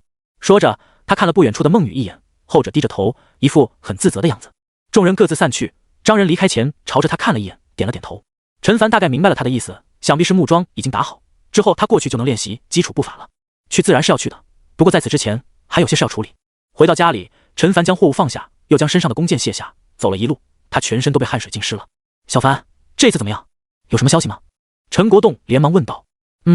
找到那个人了。陈国栋一惊，脸上露出一抹欣喜。那后来呢？他知道我们是那里的人吗？一旁的英芳跟弟弟陈晨都紧张地看过来。陈凡轻叹一声，点点头，知道，不仅知道，还在密谋等会儿对我们动手呢。陈国栋双眼顿时瞪大，一家人的脸色比锅底还黑。放心吧，爸。陈凡微微一笑，我已经知道了他们的计划，所以注定了他们不会成功，这件事就包在我身上好了。我能帮你做什么吗？陈国栋试探性地问道。什么事总是让陈凡去做，他心里并不好受。就像现在，别看陈凡说的云淡风轻，可是其中究竟发生了什么，只有他自己心里清楚。爸，你做的已经够多了，放心吧，这件事我一个人就能搞定的。说着，他打开袋子，从里面取出了各种调味料以及2大袋血米。他打开其中一袋，说道：“爸妈，这袋子里装的是3元1斤的血米，待会儿我取个30斤，剩下的你们吃就行，不是舍不得让你们吃10元1斤的，而是你们体质还达不到要求。小凡，你这是说的什么话？英芳感动得热泪盈眶，妈吃普通的大米就行，这3元1斤的你也自己留着吃。陈国栋咳嗽一声，小凡既然这么说，那咱们按照他说的做就行。小凡，你放心，我会加紧时间练武的，不会让你这份心意白费。陈凡冲着他会心一笑，父亲能明白自己的意思就好，他也不指望父亲弟弟他们能练得多厉害，能在末世有点自保之力就够了。找了2个袋子，分别装了30斤的2种血米，3元1斤的他打算给孟雨送去，10元1斤的送给张叔。这2人都是寨子目前不可或缺的人物，他们实力越强，能帮自己分担的压力越多。他先找到了孟雨，见到陈凡到来，孟雨有点手足无措地站在那里，脸上写满了歉疚。对不起，陈凡，我还是没有预测到将来寨子里会发生的事情。说着，他从口袋里拿出一张叠好的1000元大钞，双手递给陈凡，支支吾吾道：“这钱，你收回去吧，我没能帮上忙。”陈凡微微摇头，将沉甸甸的袋子放在桌上，回身看向他道：“你在说什么废话？送出去的钱哪有收回来的道理？”可是，孟雨嘴唇嗫嚅着，不知道说什么好。你完全没必要自责，因为寨子不是你一个人的寨子。陈凡安慰道：“我之所以告诉你，只是想多一层保险。好在今天不虚此行，我已经知道那个人是谁了。”真的吗？孟雨忽地抬起头，一双乌黑的大眼睛闪闪发光。那个人并不知道我们是那个地方的人，是我们杞人忧天了。陈凡笑道，他也不是故意撒谎骗对方，要是说出实情，保不齐对方又会担心。是男子汉，就不应该让别人为自己担心。原来是这样，那太好了。孟雨喜极而泣，他一直在暗示自己，希望自己做一个能预知未来的梦，结果偏偏事与愿违，什么梦都没有。他也很着急，可就是梦不到。他能怎么办？他也很绝望。这袋子里装的是血米，不知道你听过没有？血米？孟雨反应不小，显然是听过的，所以连连摆手。陈凡，你对我已经很好了，这些血米我不能收的，说什么都不能收的。陈凡无语，想了想，开口道：“孟雨姑娘，其实我这么做不单单是为了你，也是为了寨子的人。您想想，如果你实力变强，能自由操纵能力，就算将来遇到危险，大家是不是也能借助你的能力化险为夷？”孟雨一愣，想了想，好像还真是这个道理。不过他旋即想到了什么，愁眉苦脸道：“陈凡，我也想随心所欲的使用能力，可是我的精神力太弱了，姐姐教给我的锻炼精神力的法子，我尝试练了好多次都不太会。”什么？陈凡险些从凳子上站起来，你有能锻炼精神力的方法？见陈凡脸上露出如此惊讶的神色，孟雨嘴巴微张，点点头道：“是啊，怎么了？没什么。”陈凡意识到自己的失态，苦笑了一声：“是啊，孟雨是觉醒者啊，她有锻炼精神的方法，不是情理之中的事情吗？而且她的姐姐应该是一位对于自身异能掌握程度比较高的觉醒者，只是因为时刻处在他人监视之下，害怕暴露孟雨的身份而一直保持沉默，这也造成孟雨对于自身异能掌握程度很低，只能借助梦境预测未来的结果。”屋里面有些安静，陈凡犹豫了一下，还是开口问道：“那个孟雨姑娘，你锻炼精神的方法是怎么样的？方不方便说给我听听？正所谓不要把鸡蛋放在一个篮子里，也不能将所有希望都放在卖功法的那个老头身上。如果能从孟雨这里得到锻炼方法，那就能提前几天锻炼了。你想要锻炼精神的方法？”孟雨眨了眨眼睛，嗨，陈凡老脸一红，也可以这么理解。当然，不仅仅是这个目的。你之前不是说你不太会吗？我想着帮你瞧瞧，或许能给你点启发。孟雨闻言忍俊不禁，2只眼睛笑成了月牙儿。按道理是不可以的，因为姐姐说过，觉醒者协会里面的战绩是不能流传出去，告诉其他人的。陈凡一愣，觉醒者协会？孟雨点点头，顾名思义，就是由觉醒者创建的协会，里面的成员都是觉醒者。听说雷皇、战皇他们也在协会之中，协会里的大部分战绩都是他们创立出来的。这样，陈凡恍然，随后有点紧张。那可是我不是觉醒者协会的人。孟雨脸上露出一抹得意，所以我应该不用遵守这个规定。陈凡哭笑不得，这个说法没毛病。那么问题来了，孟雨既然不是觉醒者协会的人，那他是怎么知道那个锻炼精神的战绩的呢？孟雨，谢谢你的信任，不过如果这么做会给你带来麻烦的话，就算了。陈凡感觉自己在哄骗小姑娘，内心过不去那道坎。没事的，你不说，我不说，就没人知道了。孟雨摇摇头，一脸认真。好，都到了这一步了，陈凡要是再推脱就是虚伪了。你放心，今天发生的事情不会对任何一个人说的。我相信你。孟雨点点头，嘴角翘起，然后他想了一会儿，才开始说道：锻炼精神的战绩叫做观月法，是提高精神力的入门方法。月亮因为每天在星空中自东向西运动，我们看到的形状也在不断的发生变化，因此有觉醒者通过在脑海中观想月亮不同时期的形状，锻炼自身的精神力。后来经过几位顶级觉醒者的改进，就创造出了这门观月法。原来如此，陈凡内心惊叹不已。如今的觉醒者果然不简单，竟然能够自创功法，也不知道自己哪一天能够做到这种程度。一开始是从最简单的星月开始，能在脑海中观想出星月，并维持10分钟之后，就能开始观想峨眉月，然后是上下弦月、凸月，还有最后的满月。到这里就算是大功告成了。陈凡好奇地问道。孟雨摇摇头，能观想出满月并维持一段时间才是刚刚开始，接下来要做的就是在脑海中观想出从新月到满月，再从满月到新月的变化过程，做到这一步算是大成。能在脑海中不断观想这一过程，才算是圆满，才有资格学习观日法。观日法？陈凡惊讶道。孟雨有些不好意思，双手交织在一起。其实我也不太清楚，是姐姐无意之中跟我提到的。她说在观月法之上是观日法，观日法之上是观宇宙法，最顶级的那些觉醒者都是用的观宇宙法。陈凡深吸一口气，那大概能够猜到这观宇宙法是什么样子了。如果说月亮太阳只是一个物体，那么宇宙则是一个概念，无边无际，这也就意味着观宇宙法应该是没有上限的。如果宇宙是没有尽头的话，听姐姐说修炼观月法虽然提升小，但是不会有什么危险。如果修炼观日法，危险就大多了，有不少觉醒者在观想之中忽然死去，脸上露出极其痛苦的表情，然而他们的身上却没有出现任何的伤口。孟雨缩了缩脖子，听说他们是观想途中出了岔子，被脑海中观想出的太阳烧死的，是吗？陈凡也是第一次听到这种说法。可是细想一下的话，不是没有道理，毕竟俗话说得好，当你注视深渊时，深渊也在注视着你。那以此类推的话，观宇宙法是不是危险系数更大呢？毕竟要在脑海中观想出一个完整的宇宙，除了各种星系之外，还有黑洞、暗物质，各种各样奇奇怪怪的能量。一旦走火入魔，那死法千奇百怪。观月法不会有危险的，听姐姐说，顶多就是感到身体不适，休息几天就好了。孟雨小心翼翼地说道。陈凡笑了笑，他听得出孟雨这是在让自己放心，但是他确实没什么好担心的，哪怕是观宇宙法又如何？他唯一担心的就是自己的精神力不够，达不到修炼门槛而已。孟雨，那麻烦你将观月法告诉我吧。孟雨连连点头，将观月法一口气说完。陈凡看向技能栏，果然上面多出了一行小字：观月法一窍不通，0%精神力不足20点，无法修炼。看到后面的一行小字，陈凡瞳孔不禁微微收缩。对精神力有要求，这也算是意料之中了。不过他目前的精神力才17点，距离20点还有2-3点的差距。就在这时，他隐约也明白了什么。看来普通的觉醒者精神力应该是正常人的2倍了。可就这1倍，他强化了差不多10次身体，还突破到了炼肉境界，依旧无法达到。显然还是基数太小，如果基数大一些的话，提升起来自然就快得多。怎么样，陈凡，要不我再多说几遍？孟雨轻声道。你要是记不住的话，我也可以找张纸写下来。不过你回去修炼途中要是出现什么疑问的话，可能我没办法帮到你。说完，他脸上露出羞愧之色，毕竟他连半瓶子都算不上。我已经记下了。陈凡冲着他微微一笑。孟雨瞬间瞪大眼睛，脸一红，他不禁想起自己姐姐说了好多遍，自己才记住。相比眼前的陈凡，简直天壤之别。别担心，这观月法我回去之后会认真钻研，什么时候会的话第一时间来告诉你。陈凡安慰道。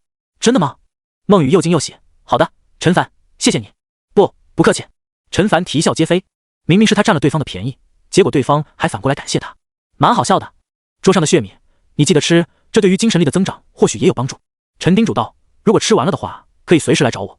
好的。孟雨点点头，他能感觉到陈凡是发自真心的关心他。行，那今天就先这样好了，我也要去练武了。对了，如果你有兴趣的话，可以过来跟我们一起练。陈凡想了想，提议道。他不知道那些顶尖的觉醒者是如何修炼的，是不是指锻炼精神力，还是精神肉体一起修行？在他看来，肉体跟精神缺一不可，二者中有一处短板，注定走不长远。我考虑一下。孟雨往后缩了缩。好。陈凡笑了笑，他只是提个建议，后者如果不愿意，那总不能摁着对方吧。目送着陈凡离去之后，孟雨长出一口气。他一直在为接下来的事儿担心，结果陈凡说那个人并不知道自己等人的身份，那真是谢天谢地，不用担心会有飞来横祸了。他目光落在桌上的袋子上，会心一笑。不过想到陈凡临走前的提议，他黛眉微蹙，自己也能练武吗？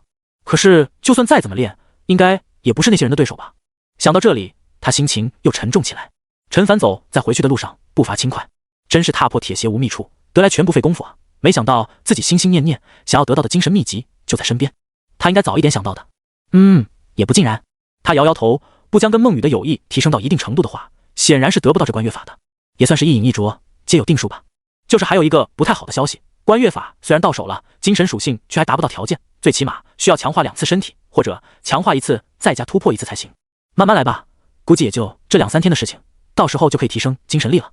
陈凡嘴角露出一抹笑意，现在该去见一下张叔，然后练习基础步伐。敏捷属性不能一直拖后腿啊。原来是这样。小屋里听完陈凡的讲述，张仁紧皱着的眉头也略微舒展开来。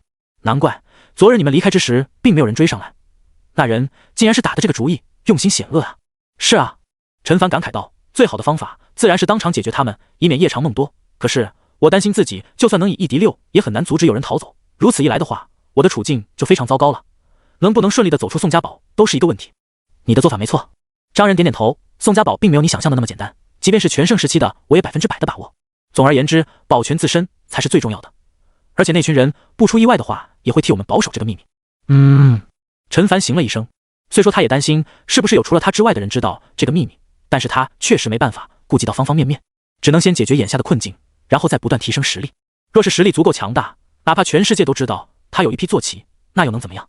张叔，天黑之后我就出去拦截那群人，寨子里面的安危。放心，陈凡话还没有说完，张仁就点头道：如果是在不知情的情况之下，他们闯进来，我还真没办法第一时间出手解决他们。可现在既然知道可能发生什么事，那他们注定是无法得逞。陈凡笑了笑，二人如此配合，就算是有意外也不用担心了。张叔，这一次去宋家堡，我还买了2张500斤拉力的长弓，来的时候你也看到了，之后练习你就用那把500斤拉力的吧。对了，还有这30斤血米，营养与终极凶兽肉相差无几，我没法买太多，担心很难带回来，暂时只有这些，等过一段时间我再去买。好。张仁闻言感动不已，他也没说什么感激或者保证之类的话语，因为行动比语言更有说服力，而且两人之间也不用说这些。你不是要练步法吗？跟我来。两人一前一后来到了仓库后面，这里原本一条走道，此刻却立满了木桩，由低到高一路延伸下去。具体怎么做，应该不用我多说了吧？张仁看过来，不用。陈凡笑了笑，他走到最矮的那10多排木桩前，高度直到小腿，一排差不多就6个，一排与第2排之间间隔不到1米的样子，后续也差不多。等到了第11排，木桩高度提升了10厘米左右。陈凡双脚踩上去，木桩很牢固，没有丝毫晃动。他深吸一口气，抬起右脚踩在了第2排木桩上。与此同时，他的目光看向技能栏，基础步法 LV3 0.01%，一步加了1/1000吗？他抬起后面的左脚往前一步踩在了第2排的木桩上，熟练度从1/1000提升到了2/1000。看来想要将基础步伐从3级提升到4级，只需要走1万步就行了，好像也不是太难的事情。他心想，随即开始在一排排木桩上行走起来。你就在这里慢慢练习，有什么疑问的话，可以随时去前面找我。张仁说了一句，随后转身离去。就这样，陈凡一步一步的在木桩上行走着，熟练度从1/300到1/1000到1%，他有点遭不住了。100步差不多2分钟时间才1%，也就是说，想要升级的话得200分钟，3个多小时，这才提升到4级。要是想从4级到5级，不得6、7个小时。陈凡看向前面的木桩，一排更比一排高，他走了过去。右脚踩在第11排木桩上，陈凡看向技能栏，只见基础步法的熟练度立刻上涨了3%左右，这让他一下子充满了动力。这等于能够节省2/3的时间啊！要是那些1米多高的，岂不是更快？他一步一步的往上走去，不算摔下去的话，以他目前的肌肉强度，最多破点皮罢了。来到了第2个梯度的木桩区内，陈凡很快发现熟练度并没有3%，没有2%，这让他有点奇怪。回头看了看第1排的木桩，又看看脚下这鸡排，脑海之中浮现出了一个猜测。那就是从低处移动到高处，相比于在同一个高度移动，提升的熟练度会高一点。要是从高处移动到低处呢？他抱着试试看的心理往回走了几步，然后抬起右脚踩在了第10排木桩上，同时看向技能栏，熟练度提升了1/1000，还不及在第2个区域内移动呢。应该是从低往高走比较费力，其次是水平移动，最省力的应该就是从高处往低处了，就像上山跟下山一个道理。陈凡看向更高处，既然如此的话，那就不断往上走就行了。事实验证了他的猜想。随着高度不断提升，熟练度增长也从一开始的3%提升到7%、2%、5%，最终来到了1%。他站在接近2米高的木桩上，很轻易就看见了正在练武的王平等人。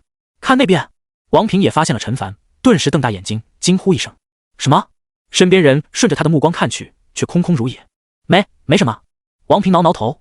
陈凡再从高处慢慢往下移动，一路走到了地面上，然后转身循环往复。过去了大概不到半个小时的时间，陈凡感觉到双腿一轻，一种轻盈之感油然而生。他脸上露出一抹笑容，基础步法升级了。基础步法 LV4 0%，特性迅捷4级，稳固1级。稳固。陈凡怔了怔，提升稳定性的稳固技能每提升1级，身体平衡度提升3成。陈凡笑了笑，还真是瞌睡就有人送枕头啊。接下来他要是还想继续提升等级，肯定还是要不断的上上下下移动。如果速度越来越快的话，提升的熟练度必然也是越来越多的。但如此一来，他身体必然会无法保持平衡而摔下去。这个稳固特性来的还真是时候。他抬头看向前方，再次踩在了木桩上，开始加快速度，争取1秒钟移动一步。果然，速度上去之后，熟练度立刻上涨了2倍不止。与此同时，他也感觉到身体渐渐不受控制，再这么下去，肯定的踩空跌下去。欲速则不达，还是得慢一点。他放慢速度，时间控制在1秒5左右。如此一来，他顿时感觉轻松不少，熟练度提升增长也慢了下来。好在熟能生巧，逐渐适应之后，他能将时间缩短到1秒3、1秒2，尽管只能维持一小段时间，熟练度却蹭蹭上涨。过了差不多半个多小时，熟悉的感觉再次传来。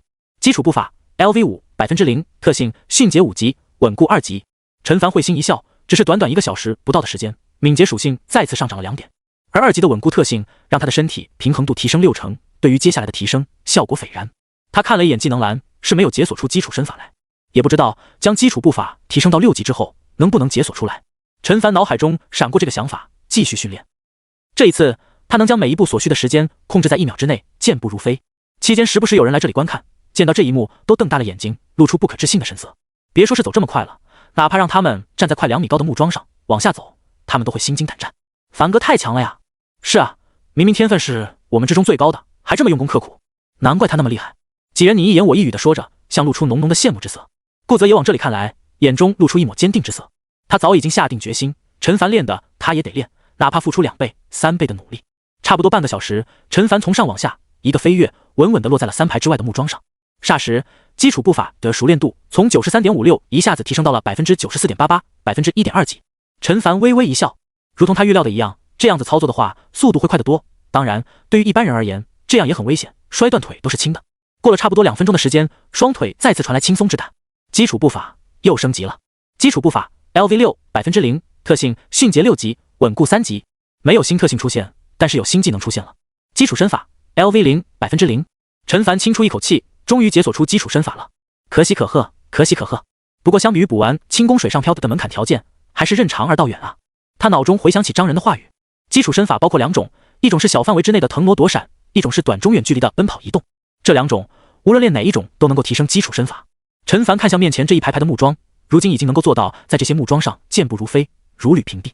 该试试在木桩上腾挪躲闪了，争取能在天黑之前将基础身法提升到 LV3。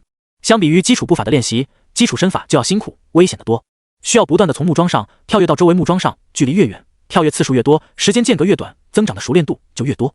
有好几次陈凡一个不慎从木桩上摔下来，还好除了有些狼狈之外没有其他的。当然他的练习动作在外人看来就有点搞笑，尤其是从木桩上摔下来的时候。但是张仁走过来告诉他们，将来每个人都要练习这个的时候，众人脸上的笑容就转移到了陈凡的脸上。张仁转身看着这一幕，眼中有些惊讶，随后闪过一抹不易觉察的失落，摇摇头转身离开了。陈凡将这一幕收入眼中，不知道以现在的医学条件能不能治得了张叔的残疾，就算能的话，恐怕也只有鞍山城中才有相关的设备吧。只是那里张叔应该不能去。他叹息一声，集中注意力继续练习身法。几多分钟后，一股清灵之感从脚底升起。陈凡一喜，还以为是基础身法提升了，结果一看竟然是基础步法。基础步法 LV7 0%， 特性迅捷7级，稳固4级，飘忽1级。这让他有点意外，但感觉也还不错。因为基础身法提升的同时，基础步伐的熟练度也在提升，这等于练1门能提升2门，何乐而不为呢？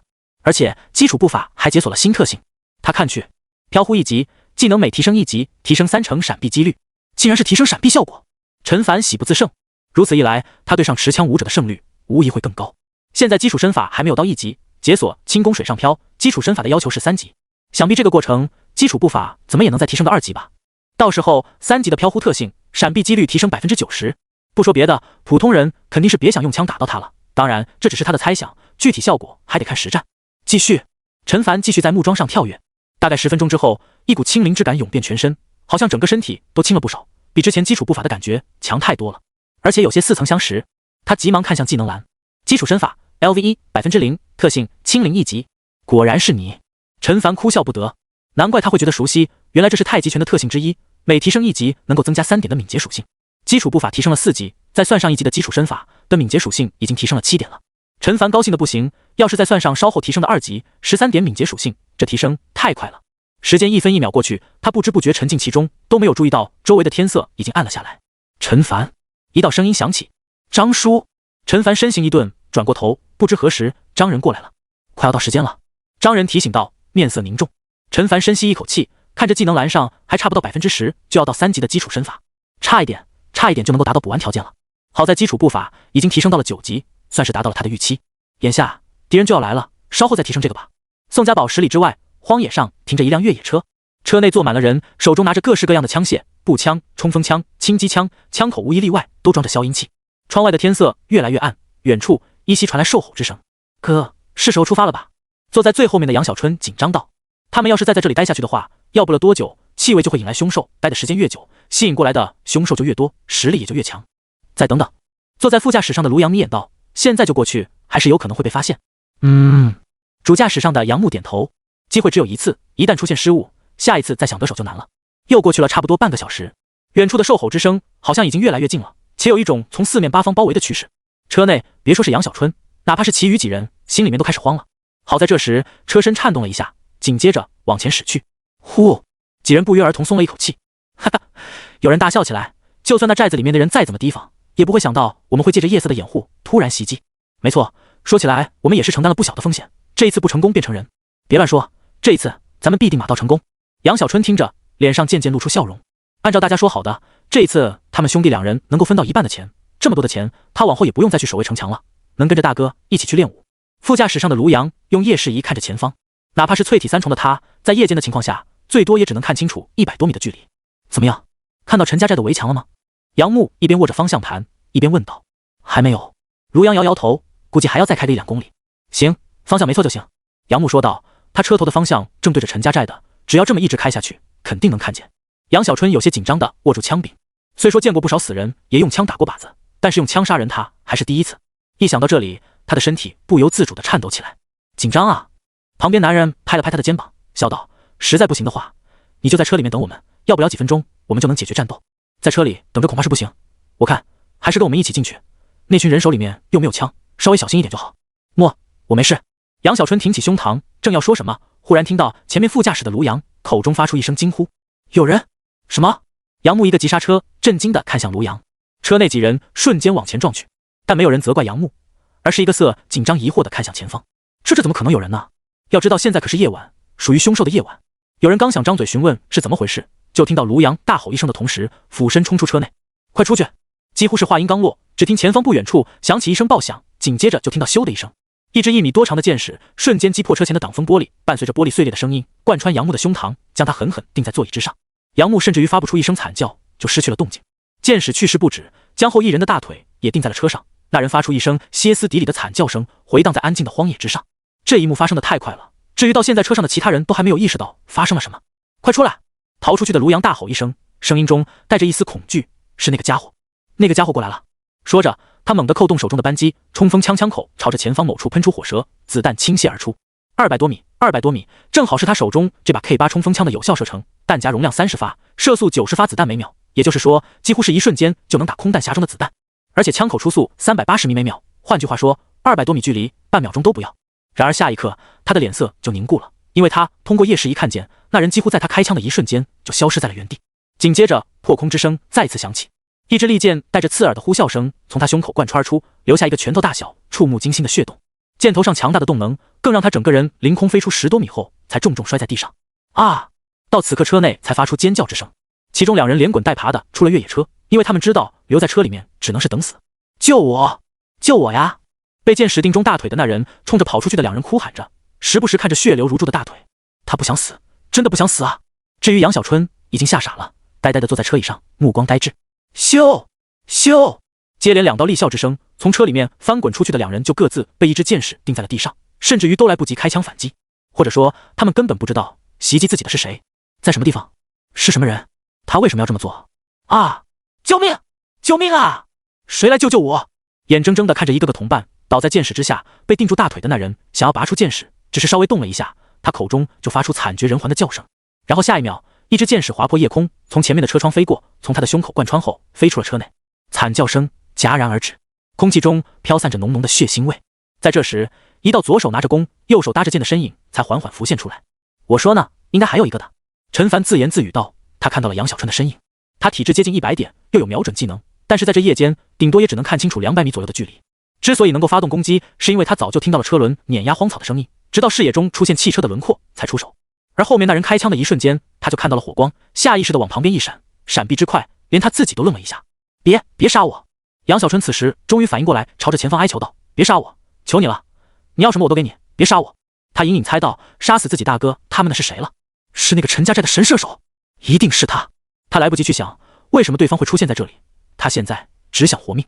弓弦声响，下一刻声音戛然而止，只见他的胸口处血流如注，箭矢从车后面的钢板飞出，留下一个洞口。早知如此，何必当初呢？陈凡自言自语了一句，他可没有靠近跟这个家伙废话的心思，万一阴沟里面翻船就很尴尬了。周围的兽吼声越来越近，这里的血腥味很快就会迎来数不清的凶兽。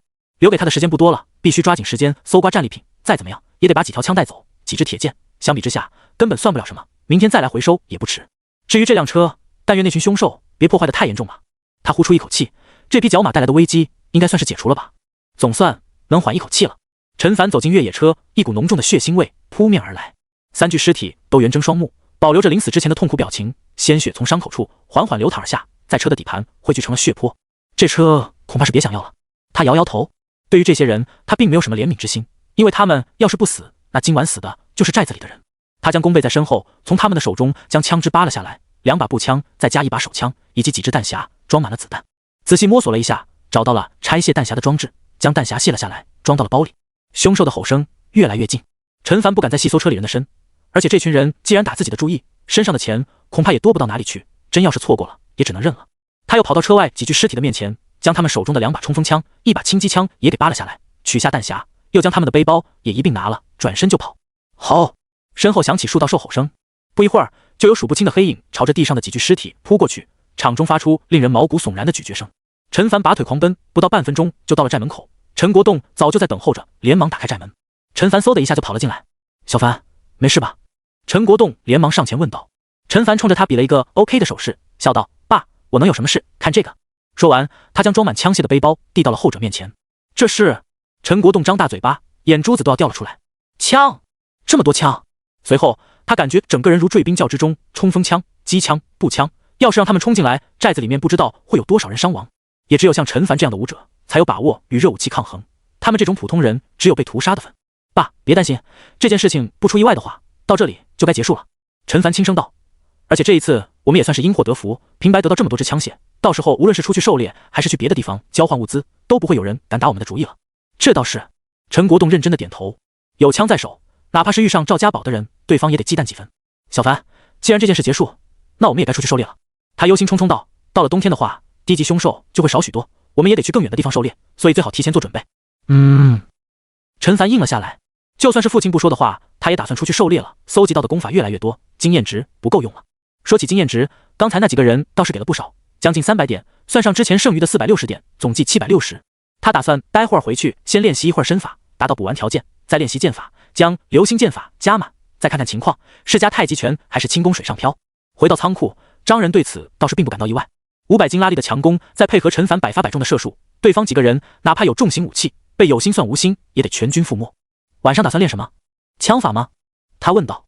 陈凡笑着摇摇头道：枪法等过1-2天再练吧，今晚我想练一练剑法。经过了这2场战斗，基础剑法的熟练度已经来到了80%多，只要稍微再练习一下，就能提升到 LV9 了。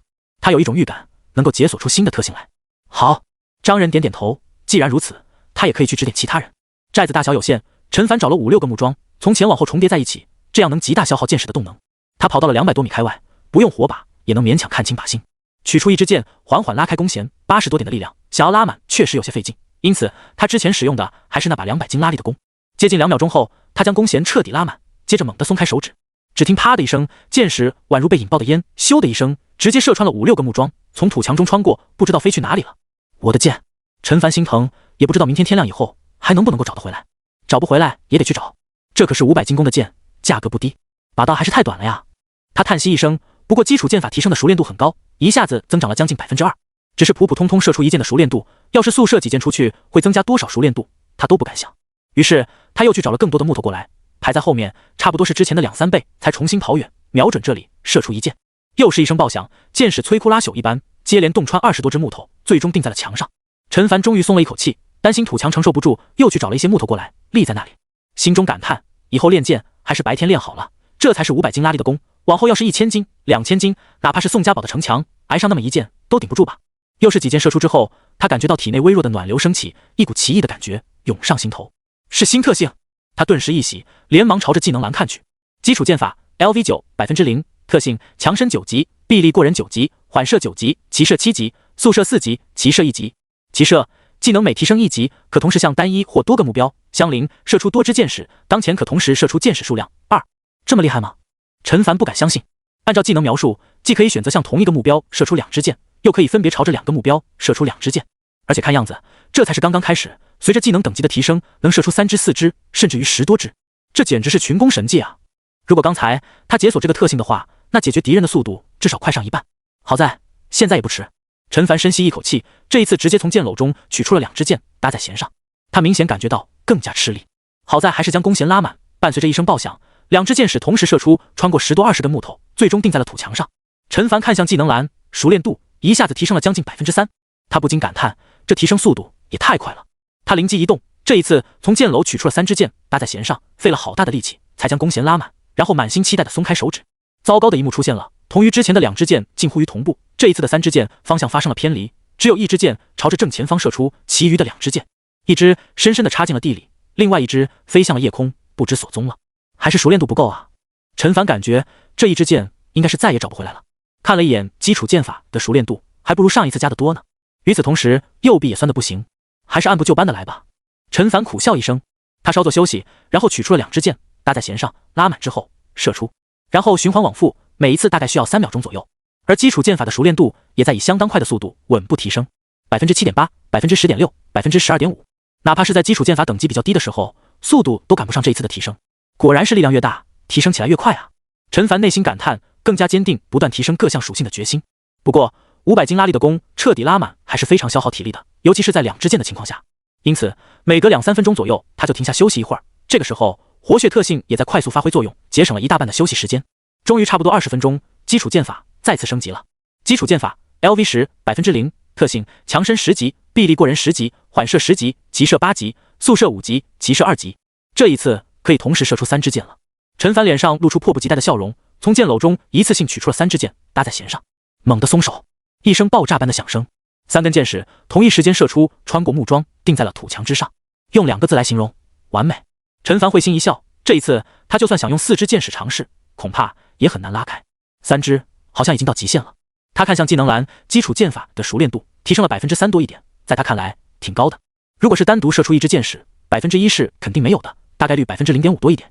但是显然消耗的体力更多了，拉开弓弦的时间也多了差不多1倍，平均3-4秒钟才能完成，之后还得休息几秒钟。时间1分1秒过去，差不多1个小时过去，其中大部分时间都在休息。伴随着一股微乎其微的暖流升起，陈凡知道基础剑法再次升级了。基础剑法 LV11 0%， 特性强身11级，臂力过人11级，缓射11级，急射9级，速射6级，急射3级。11级的基础剑法是他目前所有基础技能之中当之无愧的 No.1。陈凡目光掠过一个个特性，最终落在骑射之上。如今的他已经可以一次性发出4支箭矢了，当然是理论上，毕竟他的力量要跟得上才行。不过如果是一次性发射3支箭矢的话，速度应该会比上一次快上不少。继续，但在继续之前，先做一个试验。陈凡目光看向技能栏中的流星剑法。流星剑法登堂入室 0%， 特性瞄准3级，履历过人2级。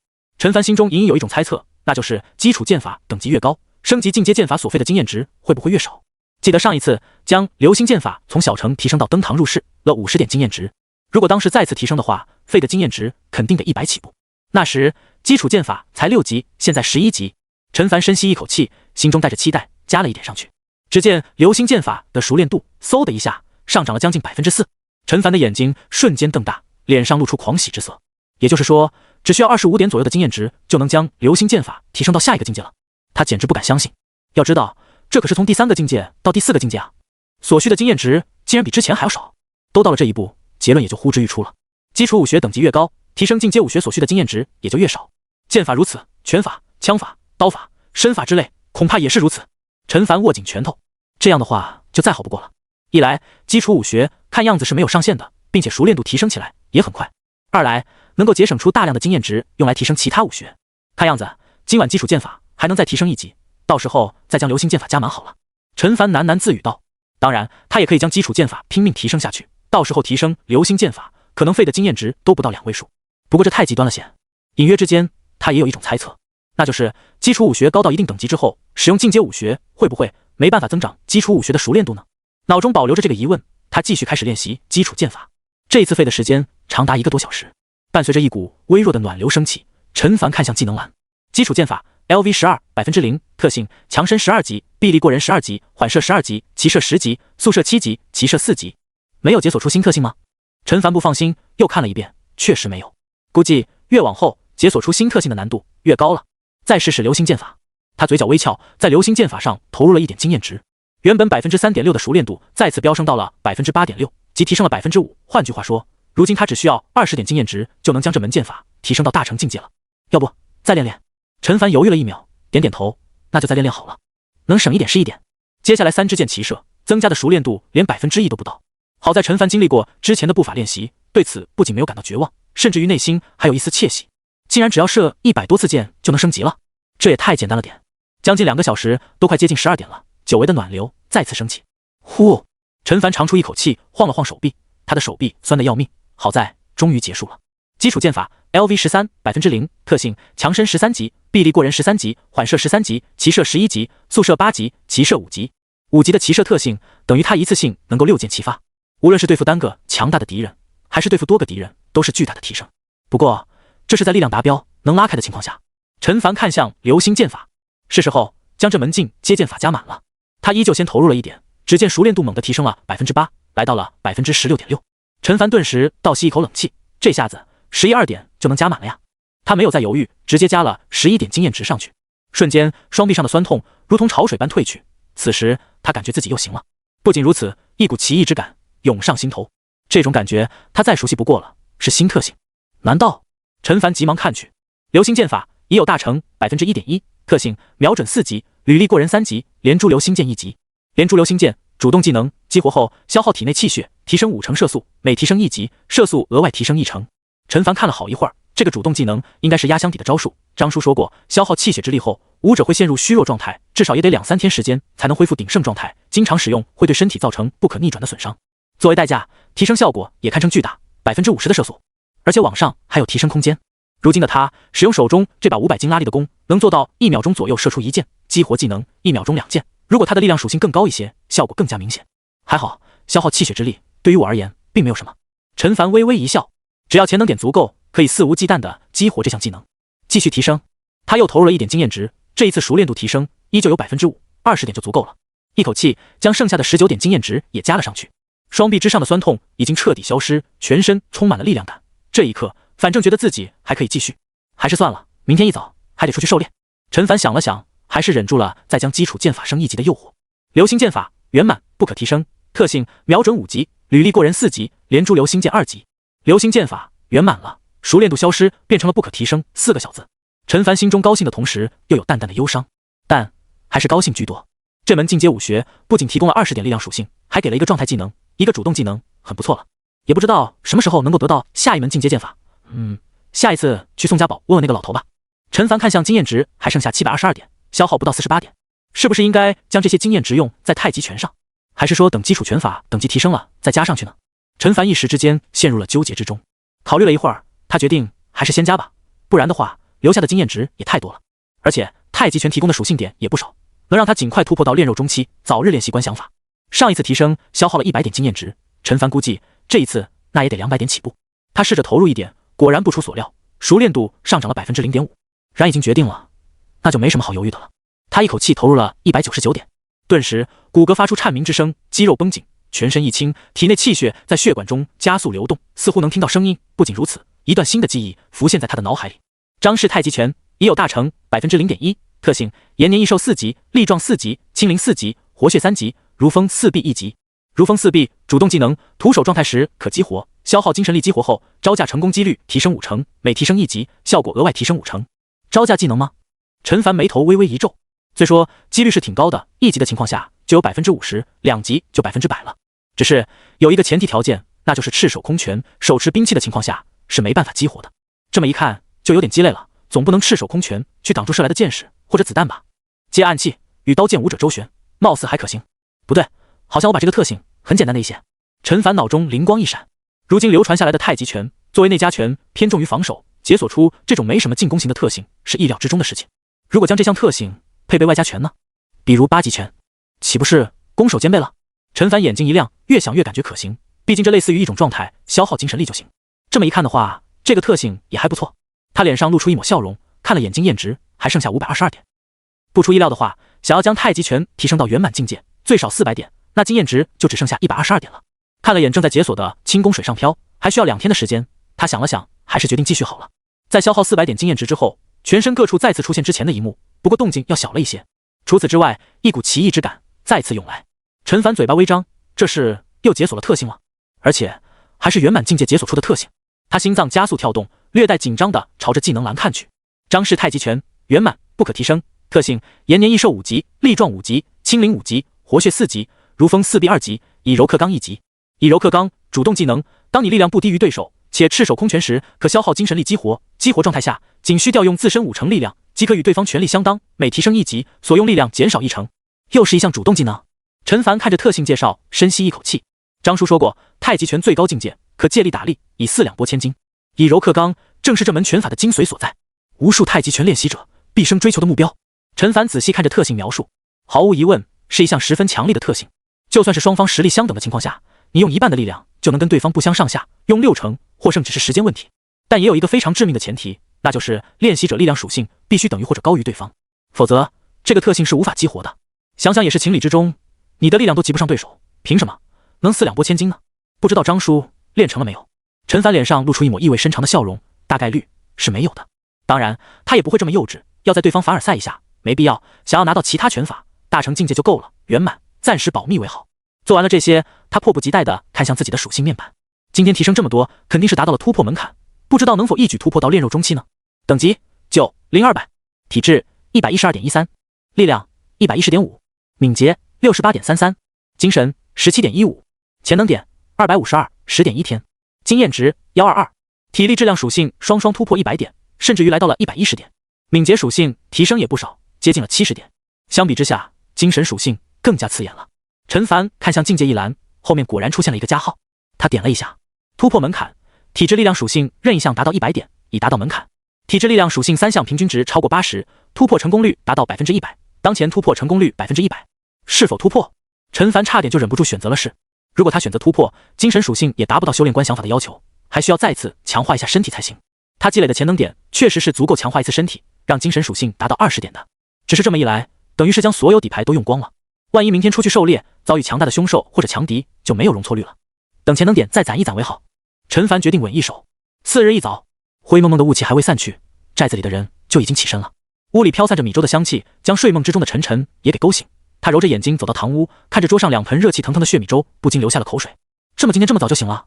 陈凡忍俊不禁道。陈晨摸了摸肚子，不好意思地说道：“我做梦，梦见吃饭了，刚要吃就醒了。”一起坐下来吃早饭。陈国栋拿着碗筷走了过来，听到陈晨的话，哭笑不得。其中1盆是陈凡的，另外1盆是他们的，2盆分量一样。一家人围坐在桌旁，陈国栋、殷方2人喝下第一口，眼神就发生了变化。他们喝的自然是3元1斤的血米，论效果，自然是比10元1斤差得远了。可是他们觉得这个味道也不比10元1斤的那种血米差到哪里去，而且喝下去之后，全身暖洋洋的。国栋、殷方忍不住惊叹道：“这血米好像比起凶兽肉效果明显多了。”是啊，陈国栋点头，他也有这种感觉。陈凡笑了笑，没多说。其实这3元1斤的血米跟普通凶兽肉营养差不多，不然的话不会卖得这么便宜。不过是熬成了粥，人体吸收起来快一些罢了。吃完早饭，父子俩往寨门走去。这一次狩猎队的阵容堪称豪华，不仅队伍里多出了好几头角马，还配备有望远镜、2把步枪以及1把冲锋枪，人数也多了几个。是一直在寨子里练枪的王平几人加入了队伍之中，他们的神情有些激动，也有些紧张。顾泽站在一边，手中已经换了一把100斤的长弓，这几天以来他的实力也有了些进步，但是跟陈凡拿着的那把弓相比就太不够看了，这也让他的表情看起来十分郁闷。终于在与众人简单的做告别之后，狩猎队缓缓走出了寨子，往远方而去。第一次跟着我们出来，紧张吗？刘勇冲着队伍中间的王平几人笑呵呵道。此时的他也换了装备，不再是一手持盾，一手持长枪，而是拿着1把步枪。他对于枪械比较熟悉，因此分配到了资源。远处似乎有兽吼声响起，王平不禁舔了舔嘴唇，老老实实回答道：“有点。”你们呢？刘勇看向赵峰他们，几人相视一眼，都点点头。说不紧张那是假的，但是一味待在寨子里，什么时候才能成长起来？总不能一直拖后腿啊！众人顿时笑了起来，安慰道：“没事，第一次出来都这样。我还记得自己出来的时候，连手里的枪都握不住。是啊，遇见一头终极凶兽的时候，腿肚子都在抽搐，后来习惯了就好了。再说，我们现在手里有枪，哪怕碰见终极凶兽也不带怕的。就是哪怕碰见赵家宝那群人也不慌。”众人说着，内心也升起一股怒气。要不是对方在宋家宝多嘴，后面也不会生出这么多麻烦。尤其是回想起那些人当时的嘴脸，更是气不打一处来。那万一要是碰上铁甲犀牛呢？有人问道。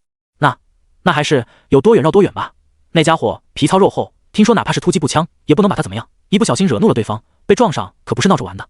没错，咱们手里面的冲锋枪给他挠痒痒还差不多。王平几人面面相觑。不会吧，运气不会这么差，第一次跟着狩猎队出来就遇上铁甲犀牛吧？听着他们的议论声，陈凡内心却有些期待。他今天出来可是带的500斤拉力的强弓，理论上威力起码是200斤弓的3倍，用普通的铁箭300米内射中要害的话，就能让他当场毙命。更别说要是换上终极破甲剑会怎么样？如果能击杀，肯定能提供不少的经验值，而且那么大的体型足够寨子吃上好久，身上的各种材料都可以拿去换钱。他迫不及待想碰上一头试试效果了。你们快看前面！有人惊呼一声，众人顺着他的目光看去，只见前方有一辆被破坏的不成样子的汽车，方向盘、座椅、车上零件散落的到处都是，地面上遗留着各种各样的脚印，杂乱无章。是昨晚宋家保来的那几个人吧？顾江海看向陈凡，其他人也都看了过来。陈凡面色平静的点点头，他往那边看去，只见地上残留着几滩血迹以及一些衣服的碎片，几支铁剑倒是还留在现场。活该！高阳冷哼一声道：“想要坐骑，当初自己去杀马贼不是就有了吗？大概是觉得我们好欺负吧。我们的确是好欺负，可惜他们碰上了小凡。是啊，也算是罪有应得，怨不了别人。”众人你一言我一语的说道。陈凡走过去，将地上跟车里的几支铁剑收进了剑篓中，对众人说道：“继续走吧。”一行人继续往前走去。顾则时不时回身看向后方，眼中露出复杂之色。随着地平线上露出一抹曙光，雾气消散，荒原的视野也变得开阔起来。陈凡拿着望远镜走上一段距离，就停下往四周寻找凶手的身影。除了他之外，队伍里还有2个人装备着望远镜，重复着同样的动作。没过多久，就有人发现了凶手的踪影。那是一群羚角羊，有10多只，距离在1500米左右。众人顿时大喜过望，朝着那边快速行进。没想到这才出来多久，就找到了猎物。这望远镜果然神奇，节省了大量的时间。小凡，高阳忍不住问道：“咱们还用上一次的办法吗？”唰地一下，众人都看了过来。无疑，陈凡如今成了这支队伍的主心骨。高叔，你是说分兵2路，声东击西？是啊，是啊。高阳忙不迭地低头，其他人脸上也露出期待之色。他们可是记得清清楚楚，那一次陈凡给他们带来的震撼，以及丰盛的收获。不用那么麻烦。陈凡晃了晃手中的长弓，待会儿看我的就行。高阳一愣，忽然明白了什么。众人快速前进，差不多10分钟后，就看到了远处那群羚角羊的轮廓。王平几人的呼吸顿时急促起来，那就是猎物吧？很快，距离被拉到了400多米。或许是这边人数太多，动静太大，那群羚角羊都抬起头，警惕地注视着这里。小凡，好像不能再往前走了。陈国栋出声道：“是啊，感觉这次跟上一次不同，要是再前进，他们肯定会一哄而散。”刘勇眯起眼睛，他手里这把突击步枪有效射程就是500米左右，但是神枪手都是不计其数的子弹喂出来的。他刚拿到步枪，手生得很，别说这么远的距离，哪怕200米，他都没绝对把握能命中。然而下一幕，陈凡的动作惊呆了在场所有人。只见他从剑篓之中一次性取出5支箭矢，搭在了弦上。这一刻，所有人都瞪大了眼睛，嘴巴张大，仿佛看见了什么极度不可思议的事情。在众人的目光下，陈凡几乎是瞬间将弓弦拉满，伴随着一道爆炸般的响声，5支铁箭发出刺耳的尖啸之声，以惊人的速度朝着5头羚角羊飞去。在弓弦声响的刹那，10几头羚角羊就后腿一蹬，不约而同地往后方逃去。可是箭矢的速度实在是太快了，接近600-700米每秒的飞行速度，几乎是眨眼的功夫，5头羚角羊就被箭矢命中，射翻在地，有的是头部中箭，有的是身体中箭，有的是腿部中箭。事情到这里还没有结束，陈凡再次以迅雷不及掩耳之势，从箭篓中取出了3根箭矢，张弓搭箭，松开弓弦的刹那，3支箭矢爆射而出。600-700米之外，又是3头羚角羊应声倒地，活下来的不到10头，趁着这个机会，很快跑到了800-900米开外，然后是1公里、2公里，直到变成了几个小黑点，消失不见。陈凡活动了一下手腕，虽说如今的他最多可以一次射出6支箭，但是并不是说射出6支就能全部命中的，得有这个机会，找好角度才行。就像第2次，他只射出3支箭，因为各种角度中最好的一个角度才能同时命中3支。可对于一旁的众人而言，这一幕发生的实在是太快了，甚至于直到现在，他们都没有反应得过来。尤其是顾泽，下巴都要掉在了地上。这是什么剑法？他怎么从来没见到陈凡施展过？难道是昨天晚上他独自修炼的结果吗？王平、赵峰几个刚随着众人出来狩猎的，更是一脸惊愕。别看过去那几天狩猎队猎物丰盛，尤其是最近一次满载而归，可他们用屁股想都知道，狩猎并不是一件轻松简单的事，其中要是稍微出了点纰漏，那就是竹篮打水一场空。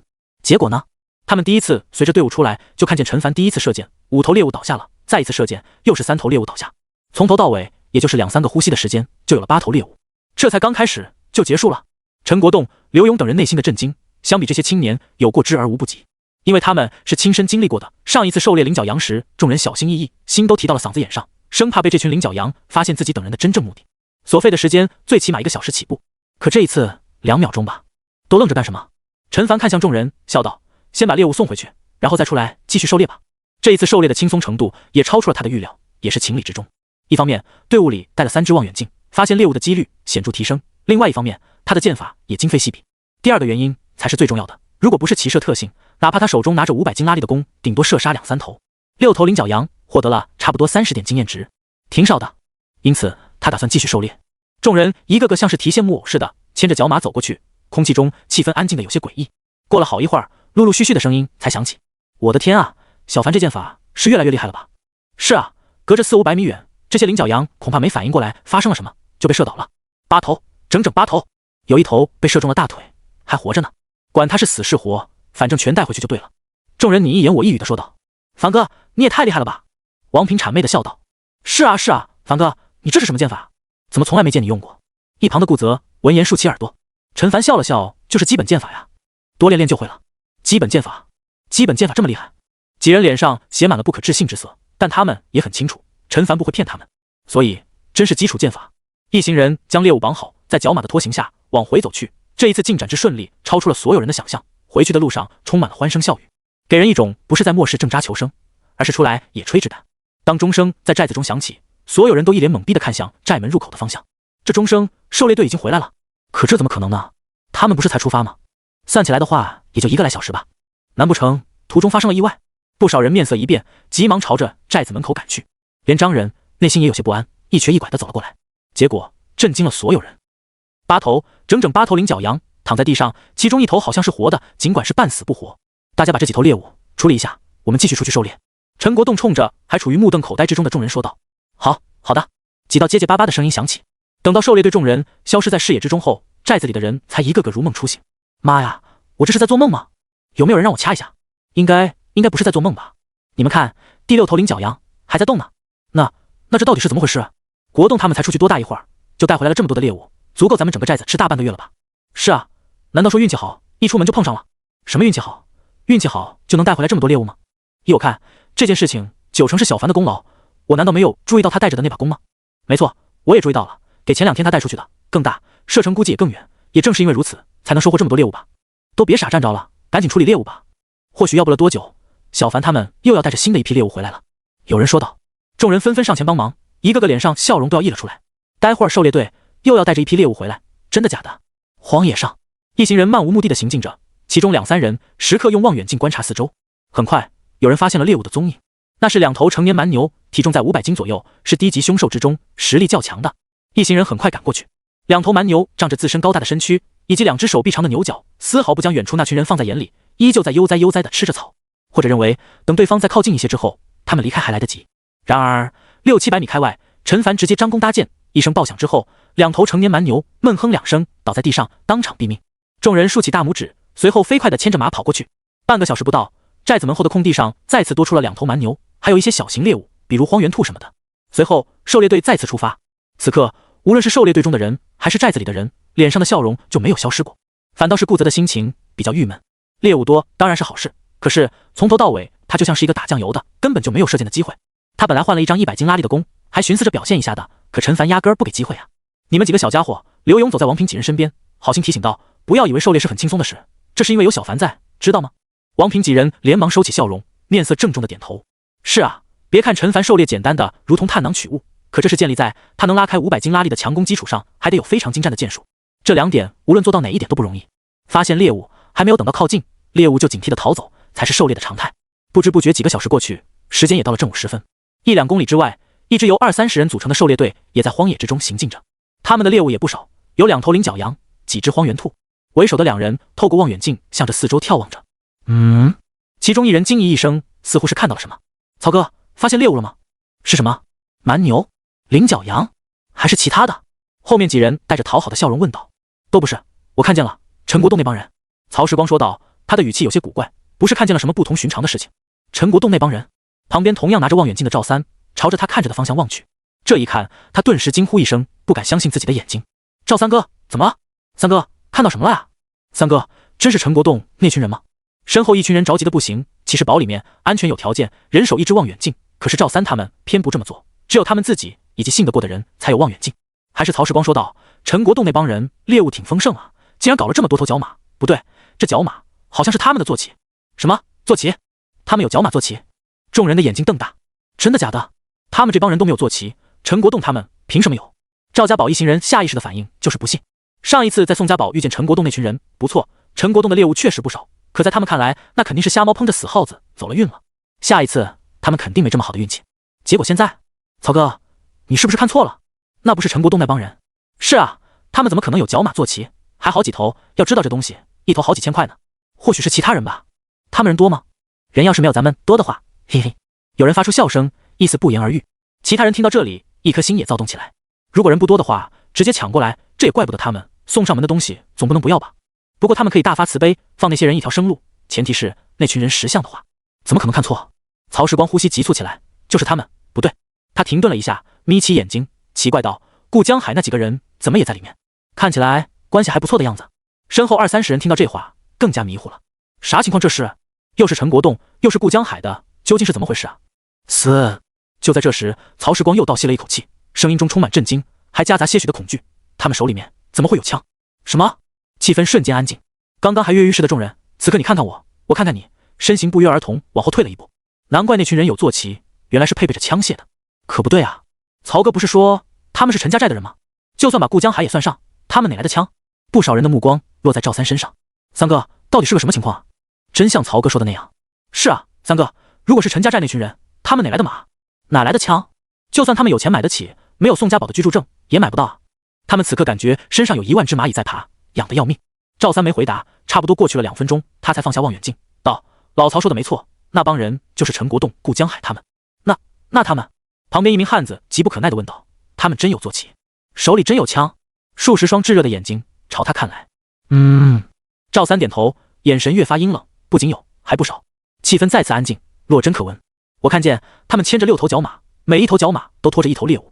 曹时光缓缓道：不仅如此，我还看见其中3个人手里拿着枪，2把步枪，还有1把冲锋枪。众人显示心头一热，然后像是被当头泼了一盆冷水。2把步枪，还有1把冲锋枪。他们虽然拿着弓箭，可是射程远远赶不上步枪。靠近了危险，那可是冲锋枪，100-200米一梭子下去，人直接被打成马蜂窝。6头角马，每一头角马还都拖着一头猎物，听起来很让人眼馋。可是考虑到对方手里有枪，还是算了吧。有人缩了缩脖子，往后退了退，有的却是不愿意。一名身材高大，拿着一把100斤长弓的歪嘴男人大声道：妈的，有枪又怎么样？了不起啊！不过才3条枪而已，我们这里这么多人一起上，还怕不是他们的对手？没错。很快就有人附和道：陈国栋那群人不知道他们是用什么办法搞来了3条枪，但是枪法也不是那么好练的，咱们这里不少人会用弓箭，真打起来还怕他们？三哥，没什么好犹豫的，直接趁他们不注意冲过去，抢了枪和马，要是敢反抗，统统杀了，再把陈家寨里面的女人全部抢过来。就是，哈哈哈！现场响起一片大笑声。在他们看来，自己这个做法根本没问题。据他们的法律规定、道德约束，漠视谁的拳头大，谁就能拥有一切。他们看见我们了。赵三忽然说了一句：啊！歪嘴男人张大嘴巴，三哥，你刚才说什么？他们看见我们了？不错。曹时光通过望远镜往前方看了看，说道：他们中也有人带着望远镜，正朝我们这边看着，其中拿着枪的几个人也注意着我们这边，恐怕我们追过去，可就会被他们察觉到，到时候弄不好，他们会率先朝我们开枪。他们敢！有人大喊一声。然而四周并没有什么人附和，那人的气势顿时萎靡下去，道：不至于吧？我们假装过去打一个招呼不行吗？你以为他们傻吗？曹时光看了他一眼，换做你带着这么多东西，见到有一大批人追过来，不会有所戒备吗？可是，那人不甘心，还想说些什么，一道声音打断了他。行了，这件事情就这样吧。赵三缓缓道。在场众人面面相觑，哪怕之前那群认为有风险打退堂鼓的几个人，脸上都露出不可思议的表情。三哥，这么放弃了？歪嘴男人不甘心道。这一次跟上次又不一样，碍事的那几个家伙不在，咱们这边都是自己人，他们有枪又怎么样？咱们一起冲过去，肯定能够拿下。那谁冲在最前面？你吗？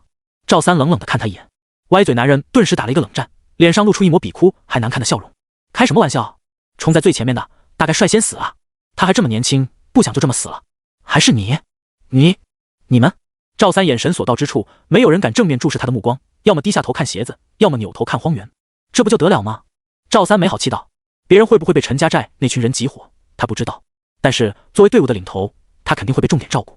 就算挨上一枪没死，那也不好受啊，搞不好还落下暗疾，一辈子就停留在淬体3重了。他眼看着就要突破到炼肉境界，不能冒这个风险。嗨嗨，三哥，消消气。曹时光笑道。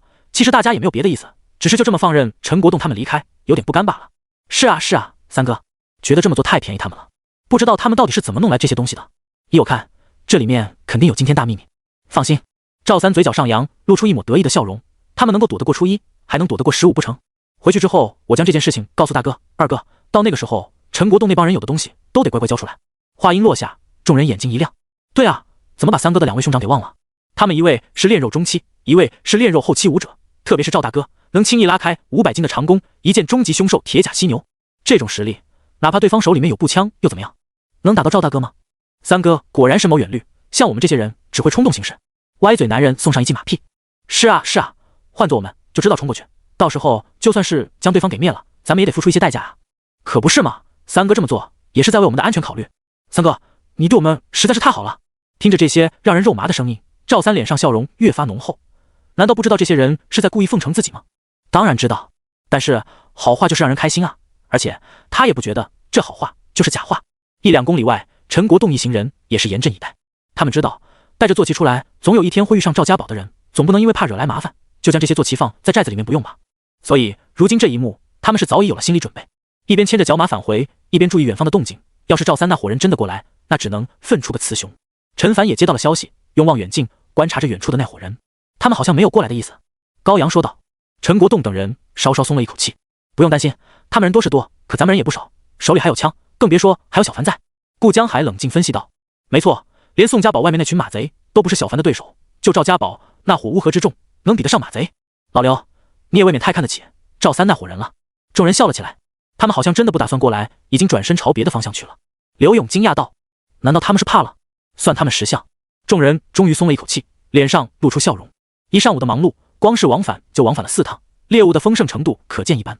他们也得确累得够呛，回去吃个午饭，休息一会儿之后再去练武。此之多的猎物，接下来的几天他们都不用再出来狩猎，专心练武就好了。不对劲！就在这时，陈凡的声音响起，有些惊慌。怎么了，小凡？一旁的陈国栋心里咯噔一声，顾江海、刘勇等人脸上原先的笑容也瞬间凝固。我在他们的人群中没发现魏叔他们。陈凡说着，后背升起一股凉意。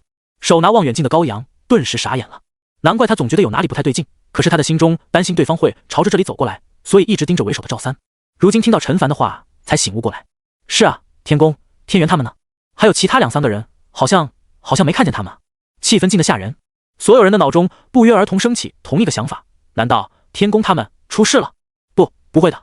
陈国栋连忙否认这个想法，殊不知此刻他的脸色苍白如纸。小凡，他咕咚一声咽下一口唾沫，用颤抖着的声音问道：你是不是看漏了？再仔细找找呢？是啊，天宫他们过去那几次不都是跟着赵三那帮人出来狩猎的吗？想必这一次也不会例外吧。刘勇舔了舔嘴唇，上一次我们还看见他们来着。对啊，肯定在里面的。其他人纷纷说道。高阳，你看见了他们几个人没有？没有啊。高阳焦急道，我都来来回回找了好几遍了，天宫他们好像真不在里面啊。这一刻，众人的心彻底沉入谷底。高阳都这么说了，那8成魏天宫他们真不在眼前这支队伍里。如此一来的话，只有2种可能，一种是魏天宫他们没有跟着狩猎队一起出来，待在了赵家堡里；第二种则是他们出事了，轻则受伤，重则……刘勇等人不敢再继续联想下去，然而直觉告诉他们，第二种可能性或许才是最大的。上次在宋家堡相遇的时候，他们就看得出天宫他们在宋家堡里面肯定受到排挤，要不然那帮人不会那么冷嘲热讽。再结合一下赵家3兄弟一贯的作风的话，陈国栋身躯颤抖，看向陈凡，带着最后一丝侥幸的问道：小凡，你魏叔他们真不在队伍里吗？陈凡缓缓摇头，脸色冰冷。时间仿佛静止在了这一刻。国栋，会不会是我们多想了？顾江海不忍道，或许魏天宫他们并没有出事，只是因为某些原因又跟着赵三他们一起出来呢。是啊，魏天宫他们是武者，哪怕赵三真想对他们不客气，也得考虑一下其他武者心里面会怎么想吧。我也觉得主要也是赵三他们对天宫他们不利，完全没必要。剩下几人也努力劝说着，然而起到的作用微乎其微。陈国栋、刘勇、高阳等人脸上的表情难看无比，他们本来还有些高兴赵老三那伙人没有追上来，避免了一场流血冲突，结果一件可能更加糟糕的事情发生了。我去问问吧。一道声音响起，霎时众人的目光汇聚而来，与其在这里胡乱猜测，不如找他们问个清楚。陈凡放下望远镜说道。陈国栋等人内心都是一惊，去问问赵三那伙人会这么配合，老老实实说出魏天宫他们几人的下落？想都不用想，肯定不可能。但正像陈凡说的，不去找那帮人问个清楚，在这里胡乱猜测也根本没有意义。小凡，要不我们跟你一起？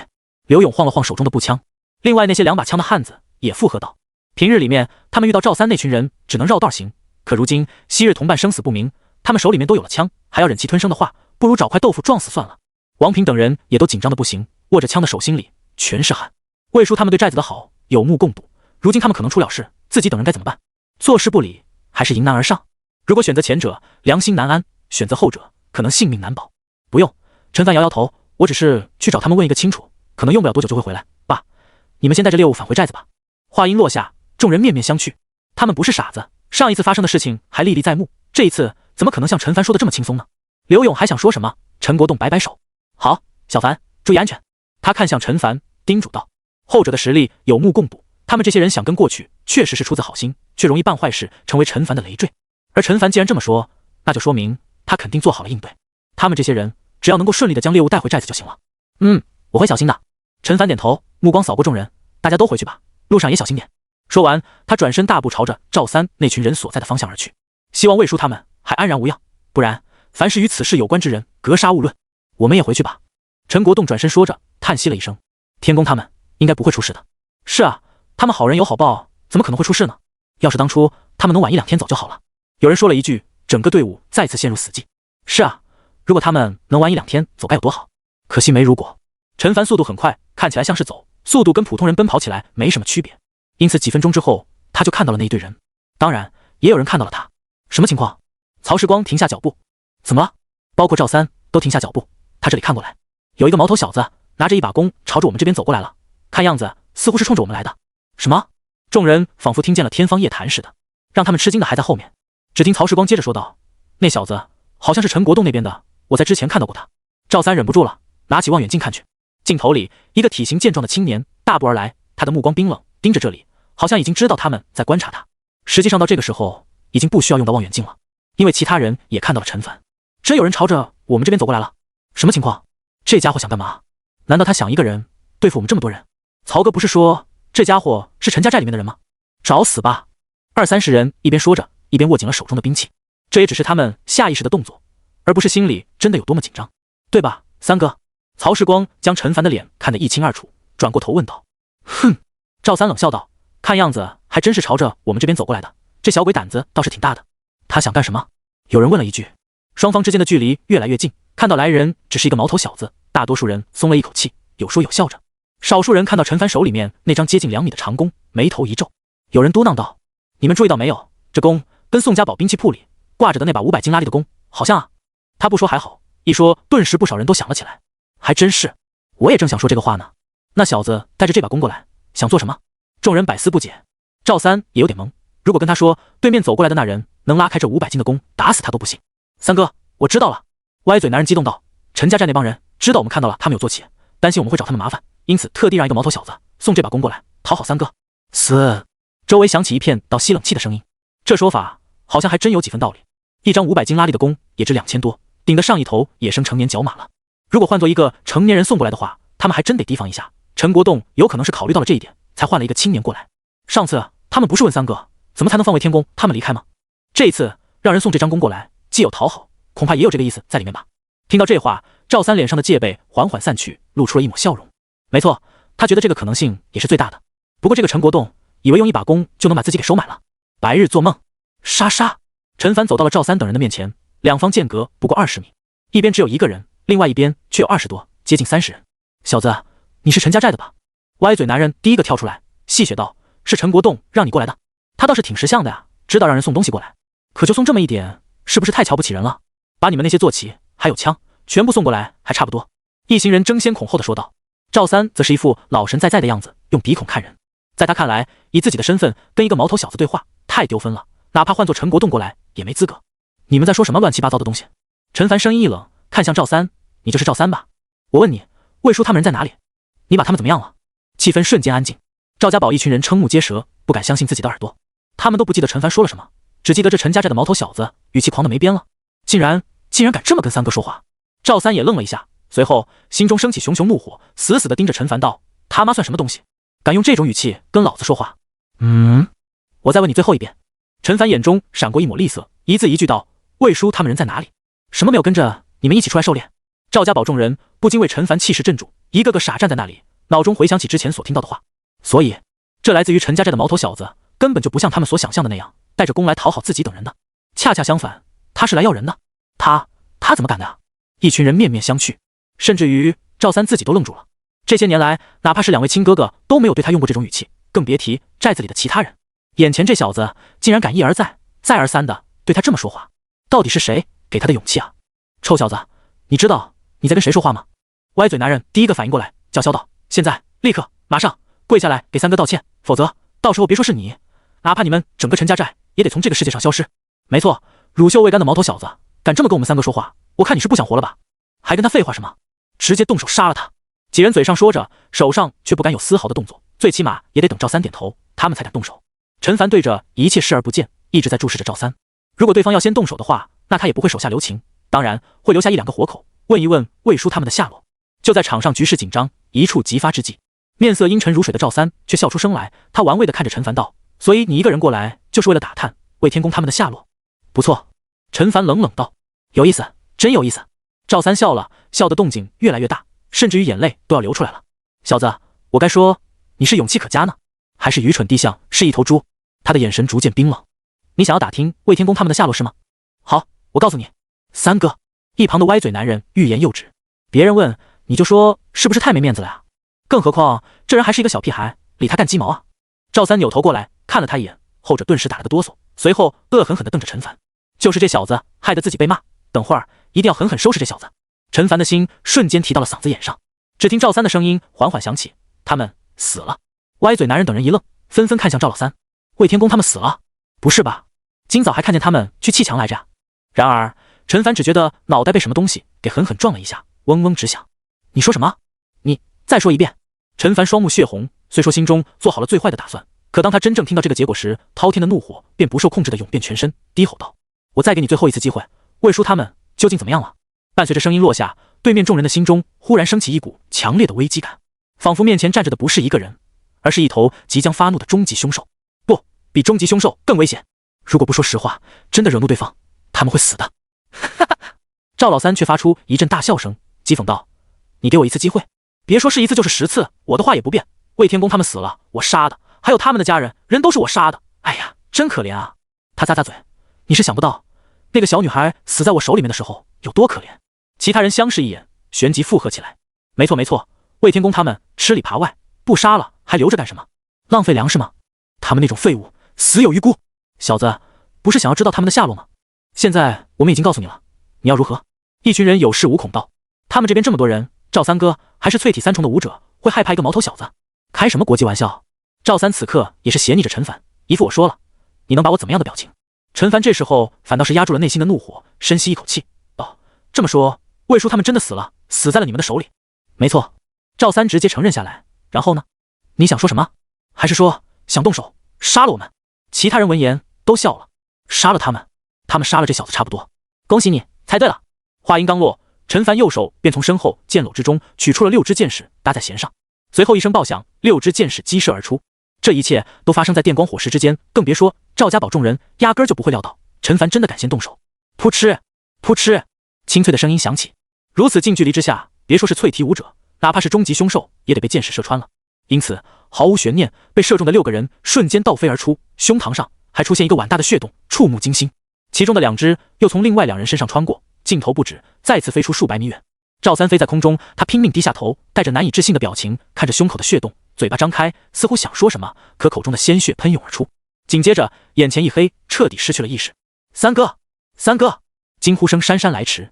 可就在这时，陈凡再次从剑篓中抽出4支箭矢，这一次他的速度更快，快递手臂甚至于在空中出现了残影。没错，他消耗气血之力，激活了连珠流星剑技能。激活的刹那，便感觉到体内气血瞬间少了一截，2条手臂却像是装上了一个发条，速度猛地提升了1倍。因此几乎是半秒钟之后，又是一道爆响声，4支箭矢射穿4人，其中1支竟然一连射穿3人。场中接连响起惨叫声，但又戛然而止。有人终于反应过来，朝着陈凡张弓搭箭。20米不到30米的距离，哪怕他们是闭着眼睛也能射中。咻咻，破空之声骤然响起，3、4支箭矢朝着陈凡飞快袭来。陈凡冷笑一声，开启瞄准状态。这些速度连200米每秒都达不到的箭矢，简直慢得可怜。他只是一闪身，就将这几支气势汹汹的箭矢尽数躲过，然后抽出3支箭矢搭在弦上，松手。体内的气血似乎又消耗了不少。啊！不远处几道惨叫声响起，刚刚还朝着他射箭的几人捂着胸口，一脸痛苦地倒了下去。怎么会这样？怎么会这样？歪嘴男人还活着，见到这一幕，他浑身颤抖。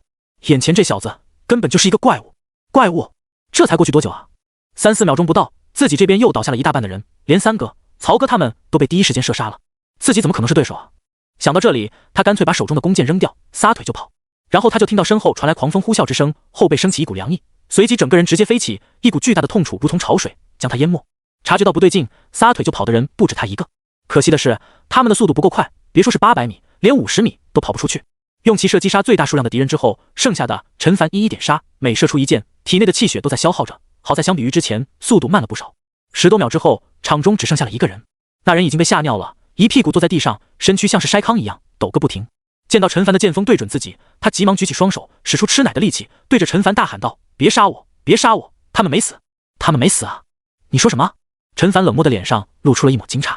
魏叔他们没死？真的假的？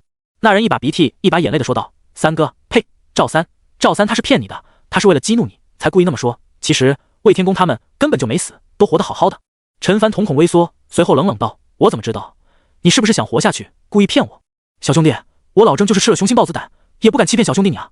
你要是不信，我可以发誓发毒誓，要是我刚才说的话里面有半句假话，让我郑雄不得好死。”说着，他一脸可怜的看着陈凡，哀求道：“小兄弟，饶命，饶命啊！”他在心里将赵三祖宗18代问候了100遍。你他妈的，好好说话会死吗？非要激怒他。现在好了，所有人都得给你陪葬。他却忘了自己也是其中的一员。真的没死？陈凡心中升起一丝希望。真没死？郑雄心中同样升起一丝希望，带着讨好的笑容道：“赵三看不顺眼魏天公他们，让他们跟寨子里其他人去扩建围墙了。你要是不相信的话，我可以带你过去。不，我可以把他们带出来让你看看。”他忙改口道：“不用了。”陈凡话音落下，拉开弓弦。不！郑雄瞬间被箭矢洞穿，倒在了地上，失去了气息。为了激怒我吗？陈凡看向不远处赵三渐渐冰冷的尸体，摇了摇头。他有种感觉，哪怕这一次他不找来，后面自家寨子与赵家堡的冲突也不可避免。而且那个叫郑雄的说的话也未必可信，毕竟人都要死了，什么样的毒誓发不出口呢？希望魏叔他们真如那人所说，被派去扩建围墙，而不是被人所杀。陈凡看向赵家堡的方位，喃喃自语，目光下移，是满地的断肢残骸，鲜血汇聚成水波，浓重的血腥味向四面八方飘散而去。恐怕不需要等到晚上，要不了多久就会有荒原狼一类的凶手闻着味道赶来。事到如今，说什么都晚了。杀死赵三的那一刻，就注定了接下来要与赵大为敌，不死不休的那一种。他深吸一口气，往前走去，一边收回箭矢，一边看看有没有什么战利品。让他失望的是，这些赵家堡的人简直可以用身无长物来形容。看来别说是普通人，即便是武者，在赵家堡中地位也高不到哪里去。走到了赵三面前，陈凡俯身，小将他手中的望远镜捡起，然后伸出手，在他衣服口袋里摸索了一番。这一搜出来一只巴掌大的白色小瓶子，看样子是由陶瓷制作的，上面写着3个小字：气血丹。陈凡念出名字，眉头一皱，丹药，听名字跟气血有关，是恢复气血的吗？就在这时候，他忽然感觉到一阵脱力感袭来，整个人差点没站稳。不仅如此，双臂更是好像一点力气都没有了，拿着弓的左臂十分吃力，是使用气血之力的后遗症。陈凡脸上露出一抹苦笑，他都险些把这一点给忘记了。现在看来，消耗气血之力，激活连珠流星剑之后，大概能够持续3分钟的时间，3分钟之后就要进入虚弱状态了。不得不说，那之前确实是小看了这个后遗症。如今的他别说张弓搭箭，连弓举起来都费劲。按照张叔所言，武者使用气血之力必须要休息，精心调养几日，期间不能与人动武，直到恢复如初。如果调理不善，或者期间与人动手，1次2次还好说，3次往上，身体必定会留下暗伤，阻碍日后的突破。陈凡看向手中的瓶子，晃了晃，里面发出一阵碰撞声，至少有5、6枚气血丹。眼下似乎是验证这丹药效果的最佳时机。他犹豫了一下，还是放弃了。这丹药有毒的可能性极小，大概率有不错的效果，不过具体怎么样他也不知道，还是带回去问一问张叔为好。更重要的一点是，他根本就不需要用这个来恢复。目光落在属性面板上，点击境界突破。下一刻，体内桎梏再次被打破，一股热流从心脏中狂涌而出，流经四肢百骸。因为消耗气血带来的后遗症几乎是瞬间消失不见，一股前所未有的充实感涌遍全身。他更强了，境界炼肉中期，等级90200，体质128.95，力量127.08，敏捷78.58，精神19.72，潜能点282， 15点一天，经验值422。突破到了炼肉中期，潜能点增长速度也从10点一天提升到了15点，每天多出了5点。蚊子腿也是肉，还是送的，陈凡自然不会有意见。体质力量属性齐头并进，都在冲击130点。敏捷属性也好看了不少，达到了将近80点。等轻功水上漂解锁之后，相信很快就能追上前2项属性的步伐。至于精神属性，19.72点，就差0.3点就能达到修炼冠月法门槛了。等回到寨子里，再消耗潜能点，强化一次身体吧。陈凡目光落在潜能点上，如今不缺食物，他一天下来大概能增加个100多的潜能点。将瓶子揣回兜里，陈凡继续摸索起来。很快又找到了一本小册子，封面上写着4个大字：明目功。陈凡轻疑一声，这名字是专门练习眼睛的吗？他翻开第1页，大致扫了几眼，脸上顿时露出了笑容。确实如同他猜测的那样，是专门用来练眼睛的秘籍。这与瞄准特性并不冲突，不如说是互相叠加，能发挥出1+1大于2的效果。也不知道这门武学赵三是从哪里得来的，还有之前的那瓶气血丹，貌似宋家堡中也没有售卖，莫非是鞍山城中的吗？陈凡心想，如果是这样的话，那倒是不错，他又多出了一个购买秘籍资源的去处。将秘籍揣进口袋里，他继续搜索，摸到了1包烟以及1只打火机，除此之外就没了。也还行，陈凡安慰自己，毕竟钱的话他身上还有几千，今天的猎物也不少。将散落在各处的铁剑都收回之后，陈凡嗅到了空气中的一丝危险气息，显然已经有凶兽闻到气味赶来了。陈凡拿了几张弓，又扛起了一头猎物往来的方向走去。这些赶来的凶兽正好替他毁尸灭迹，就算之后赵大几人赶来，也不会猜到是什么人动的手。当然，一味躲避是下策，他如今已经是炼体中期，等到炼肉后期，甚至于入境就有把握与对方一战了。寨子里见到陈凡平安归来，众人先是松了一口气，当看到他将猎物放下，身上背着几张弓的时候，隐约间明白了什么。实际上他们早就有了心理准备，以赵三的为人，他会老老实实配合说出天宫他们的下落吗？想想也知道几乎不可能。他们那些人没了就没了，只是万一这个消息让赵三的2个兄弟知道了，恐怕不会善罢甘休啊。小凡怎么样，有天宫他们的消息了吗？陈国栋压低声音问道。尽管不担心寨子里会有人泄密，可小心无大错。刘勇等人也看来。陈凡摇摇头，也没有多说，只是说道，只有进入赵家堡才能知道魏叔他们的情况。众人闻言面面相觑，不用担心，这件事情就包在我身上好了。陈凡笑了笑，众人闻言只得苦笑。他们也亲眼见识到了武者的实力，那赵大似乎比小凡还要厉害一些，能一箭射杀铁甲犀牛。他们呢，纵使有枪在手，自问也不是铁甲犀牛的对手。但愿这件事别这么快被赵家堡那群人知道吧。吃了午饭，陈凡很快拿着那瓶气血丹找到了张仁。气血丹？张仁脸上露出诧异之色，接过瓶子，倒出一枚通体圆润有光泽的红色丹药，大概有小拇指的指甲盖大小。不错，的确是气血丹。他点点头，看向陈凡道：“你是从哪儿弄来的？”陈凡也没有隐瞒，将与赵三等人发生冲突的前因后果说了一遍。张仁眉头一皱：“那家伙是这么说的吗？”“张叔，你觉得魏叔他们活着的可能性大吗？”陈凡忍不住问道。“听你的描述，最后那个人不像是在说谎，而且赵家堡确实会让普通人修建房屋、扩建围墙，直到将人榨干之后才扔出堡，任由凶兽啃噬。这么狠吗？”陈凡握紧拳头，这简直是敲骨吸髓啊！是啊，张仁慨叹一声，天宫他们是武者，无论是体力还是力气都比普通人大。赵三那几人如果故意排挤天宫他们，还真有可能让他们去干这种活。如果是这样，但也还好。陈凡松了一口气，好歹还活着。张仁点点头道：“不用担心赵大得知消息之后找上门来，他如果真过来，我还求之不得。”陈凡闻言哭笑不得，他明白张仁的意思，不过他并没有打算依靠对方，毕竟计划赶不上变化。说说这个气血丹吧。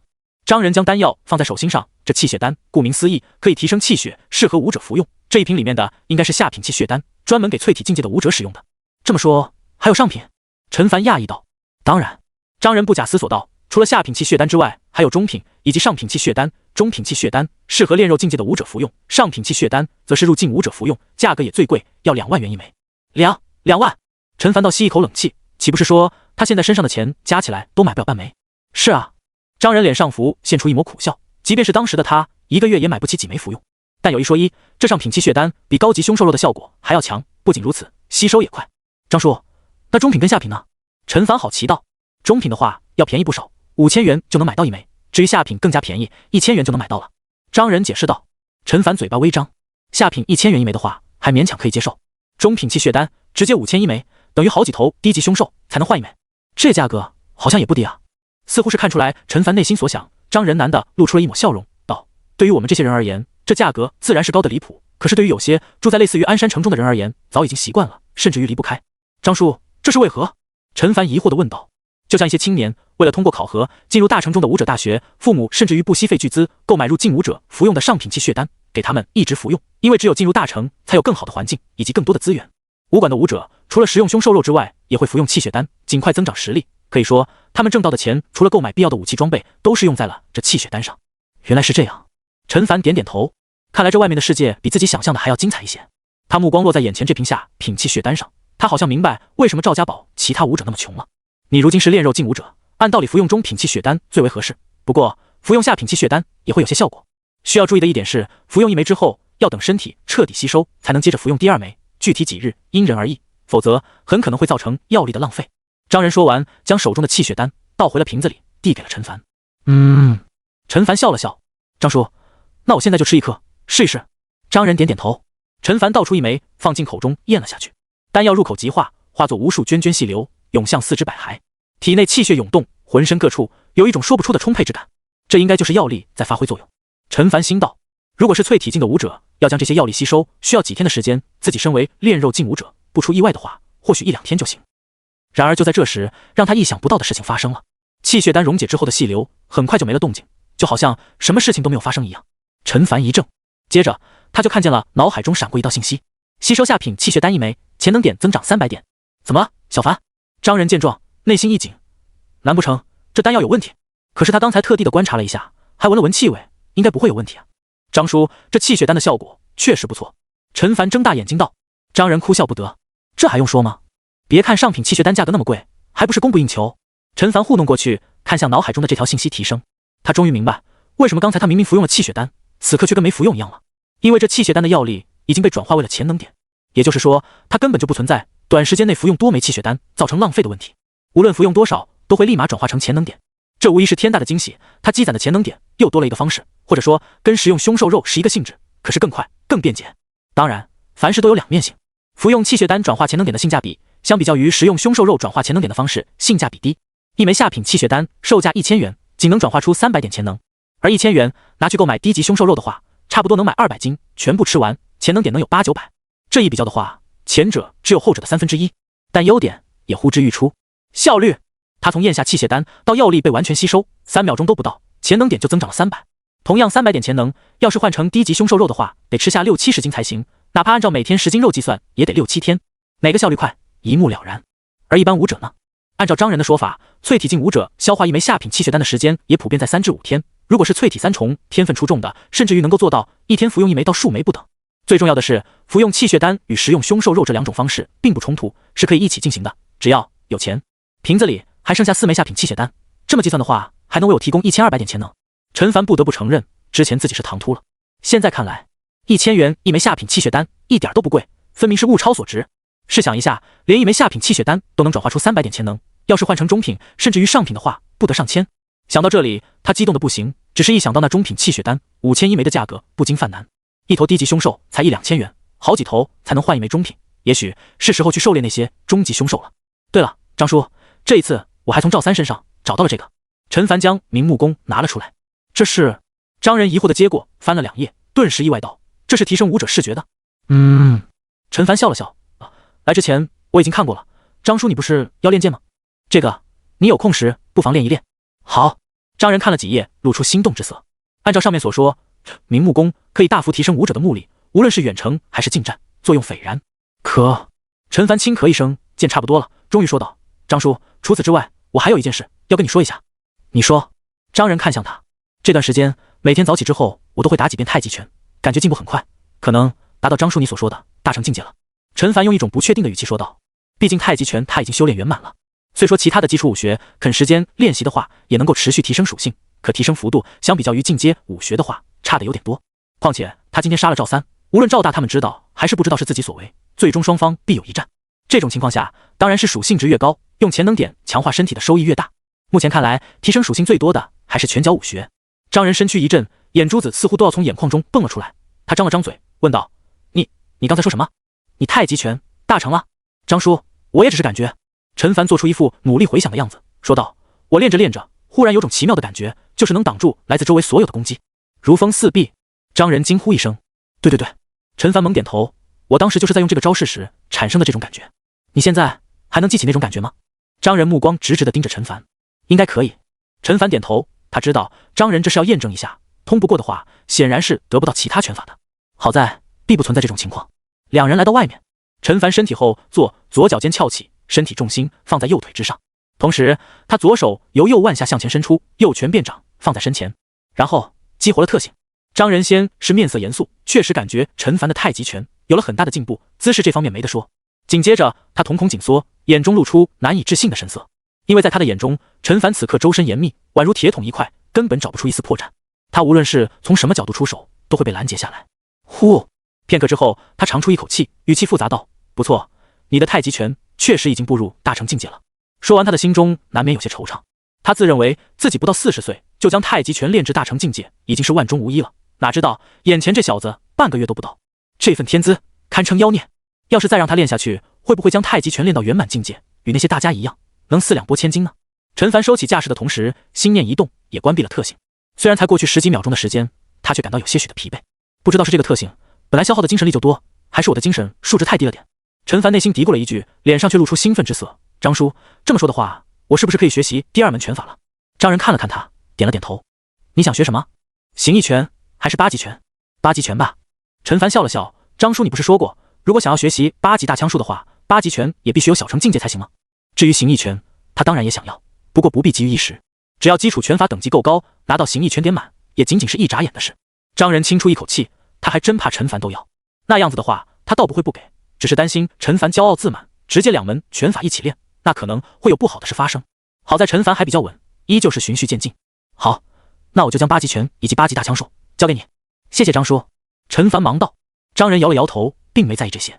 他整理了一下思绪，说道：之前我跟你说过8极拳，这次就简短叙述一下。8极拳是短打拳法，发力凶猛，动作朴实无华，尤其是成名绝招铁山靠，一旦靠近对手，看似是用肩膀撞击对方，实则集合全身劲力，威力极大。看来这铁山靠大概率就是最终解锁的特性了。陈凡心想，渐渐的技能栏上也缓缓出现一行技能。8极拳一窍不通，0%解锁条件8级架 LV2。8级架一共27式，每一式都是独立招式，练法自然也不同。它是8极拳的基本功，连8极拳的武者都要从8级架入手。陈凡心想，这8级架听上去与太极式差不多呀，都是基本功。不要小看这8级架，8极拳的核心内容只有6大开以及8大招，而8大招就隐藏在8级架之中。至于6大开是指顶、抱、单、提、跨、缠这6种基本方法，是各种动作的母系。6大开8大招练好，8极拳就算是有了小成，可以练习8级大枪术，也可以同时再练习一门掌法，提升8极拳的威力。再练习一门掌法，提升威力。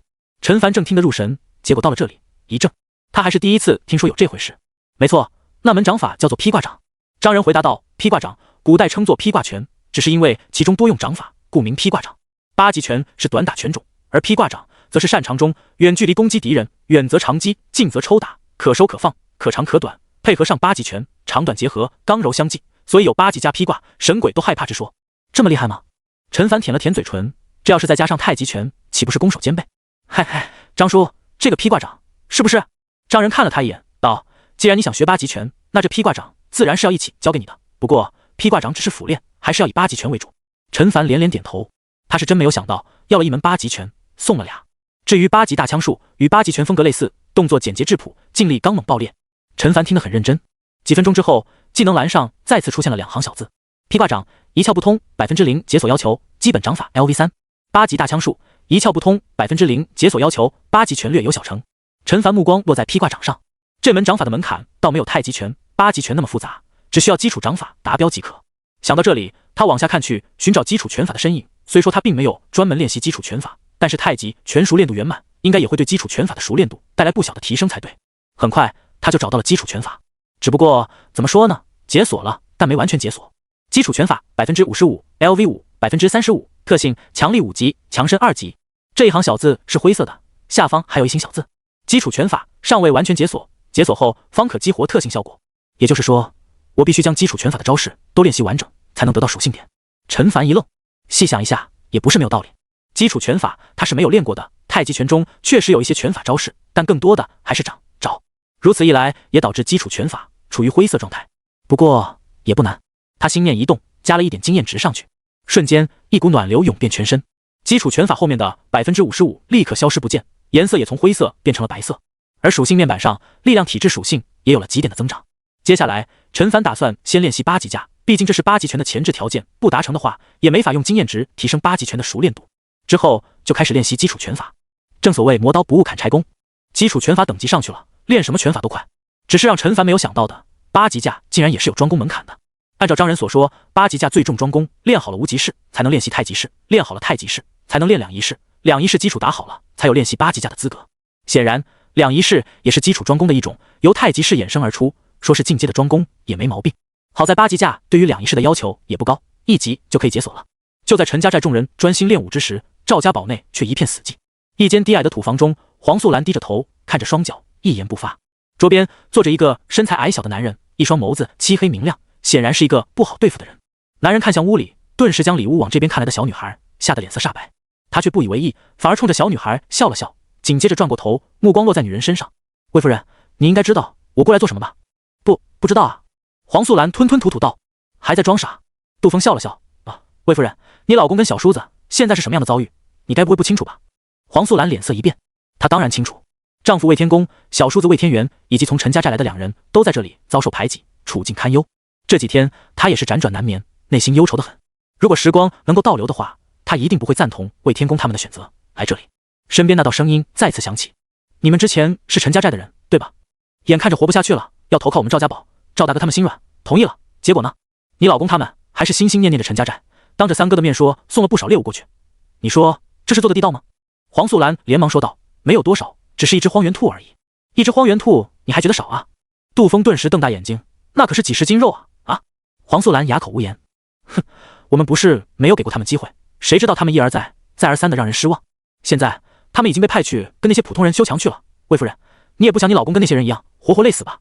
黄素兰一听脸色巨变，忙哀求道，杜大哥，求求你帮我们在3哥他们面前美言几句，天公他们错了，以后绝对不会这么做。杜大哥，天公他们是武者，应该跟着3哥他出去狩猎去修墙，实在是大材小用啊！大材小用？杜峰冷笑，不就是2个淬体1众武者，在陈家寨那里算个人物，到这里算个屁！黄素兰连声哀求着。杜峰眉头一皱，不耐烦道，行了，别在这里唧唧歪歪的，你愿不愿意去服侍我们大哥，给句痛快话？黄素兰一怔，似乎不敢相信自己听到的话。怎么，我的意思就这么难理解吗？杜峰皱眉道，看你长得也有几分姿色，把赵大哥他们伺候满意了，你想要什么东西没有？黄素兰吓得面色苍白，连忙摇头道，这怎么行？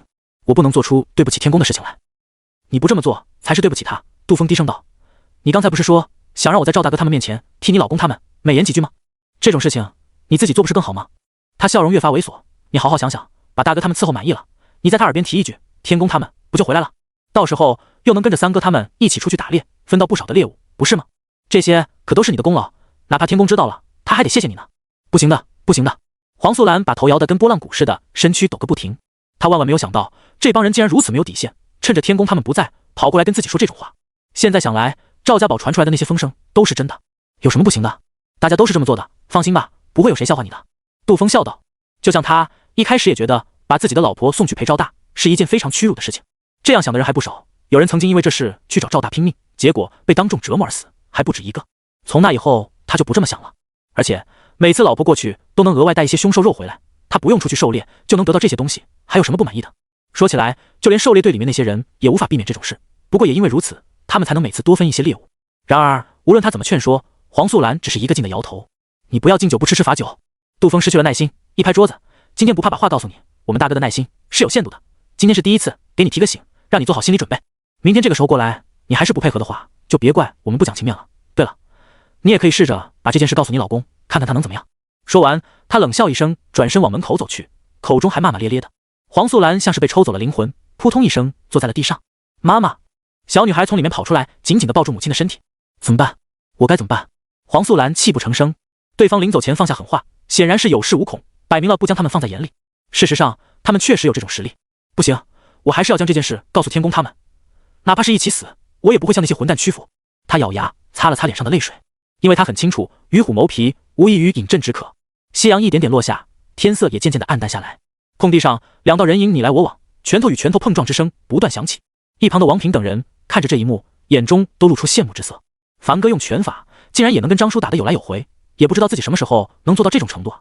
伴随着一声闷响，陈凡噔噔噔倒退几步，模样有些狼狈。他的一双拳头通红，像是2只被蒸熟的大虾。还要再来吗？张人的声音在对面响起。不来了，不来了。陈凡苦笑着摇头，甩了甩双手。张人不动声色地将右拳放到身后，嘴角微微抽搐。整个一下午的时间，他都在跟陈凡用拳法切磋。见到陈凡用的是基础拳法，他自然也不好意思使用太极形意之类的拳法，也是用的基础拳法。一开始，陈凡还显得有些生疏，后续却越战越猛，同境界的他反而不是对手了。要知道，他擅长的就是拳法呀，竟然能被陈凡逼到这种境地。无奈之下，只得提升了境界，这才占据上风。张叔，等我回去吃个饭，吃完饭我们再来切磋。陈法笑道。好，还是切磋拳法？张仁闻言问道。说实话，经过刚才与陈凡交手，他感觉也受到了一些启发。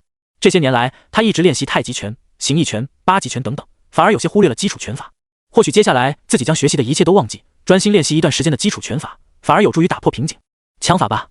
陈凡想了想，一直练拳也是挺枯燥的。行，等吃完饭吧。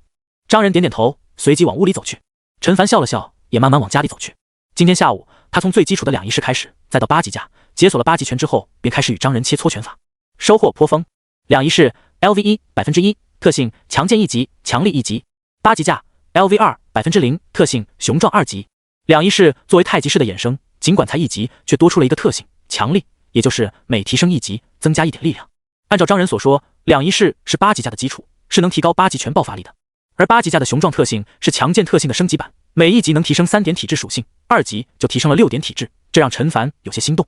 就是提升的难度很大，两仪式他站了不到半个小时就已经达到了1级。八极架像是庄公的进阶版，半个小时下来还不到 5%， 无奈之下他只能加了点经验值上去。当然，进步最大的还是基础拳法，从之前的5级提升到了9级。基础拳法 LV9 5%，特性强力9级，强身7级，迅捷5级，刚劲3级，灵动1级。体质、力量、敏捷3项属性都得到了不同程度的提升。刚劲、灵动，前者是提升出拳的威力，后者是出拳的速度。他的目光落在八极拳上，果然已经解锁了。看看加满的话需要多少经验值，如果消耗的经验值不多的话，就点满好了。陈凡想着，加了一点经验值上去。只见八极拳的熟练度猛地上涨了 50%。陈法睁大眼睛，他记得太极拳当初仅仅是入门就消耗了20点经验值，而八极拳2点经验值就行，那还有什么好犹豫的？他赶紧又加了一点上去。霎时全身肌肉绷紧，给人一种每一块都在向外突破着的感觉，脚下一轻，似乎体重都减轻了不少。与此同时，一股稍显微弱的暖流升起，滋润着身体各处，双拳上的疼痛也缓解了不少。几秒钟之后，动静消失不见。八极拳初窥门径 0%， 特性刚猛1级，雄壮1级，轻灵1级。刚猛技能每提升1级，力量属性永久增长5点。陈凡看着姐所出的3项特性，心道这跟太极拳倒是有异曲同工之妙啊。太极拳体质属性提升最大，力量与敏捷属性次之，八极拳却是力量属性提升最大，然后是体质与敏捷，总的提升数值是不变的11点，也算是在意料之中，毕竟这2门都是同一个层次的拳法，而且才刚刚入门，熟练等级提高，拳法之间的风格差异也越大。他带着期待之色，再次投入了1点经验值上去。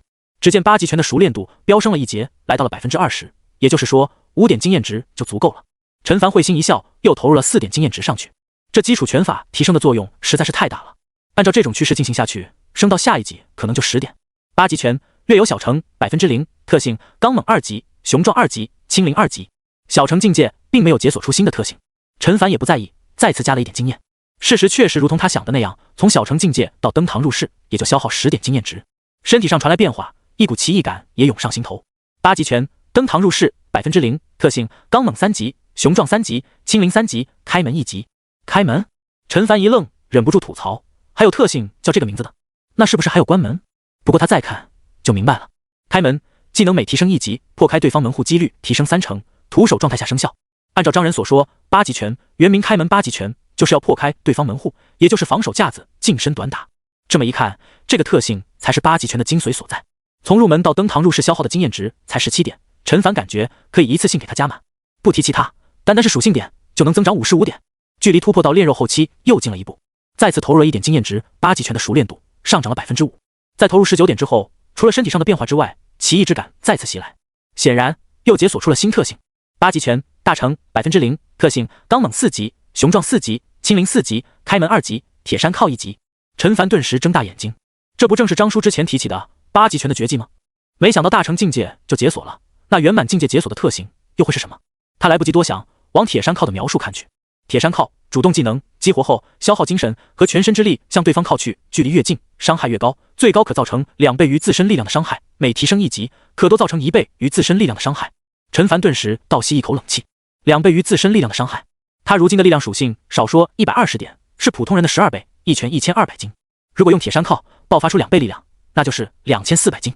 而且看描述，如果再提升1级的话，最高可造成3倍于自身力量的伤害，那就是3600斤， 1.8吨。这种力气撞击在人身上会是何种结果？当然前提是必须得打中，这对距离把控的要求十分苛刻，毕竟一个肩膀的距离能有多少？一般的对手也不会允许你这么靠近。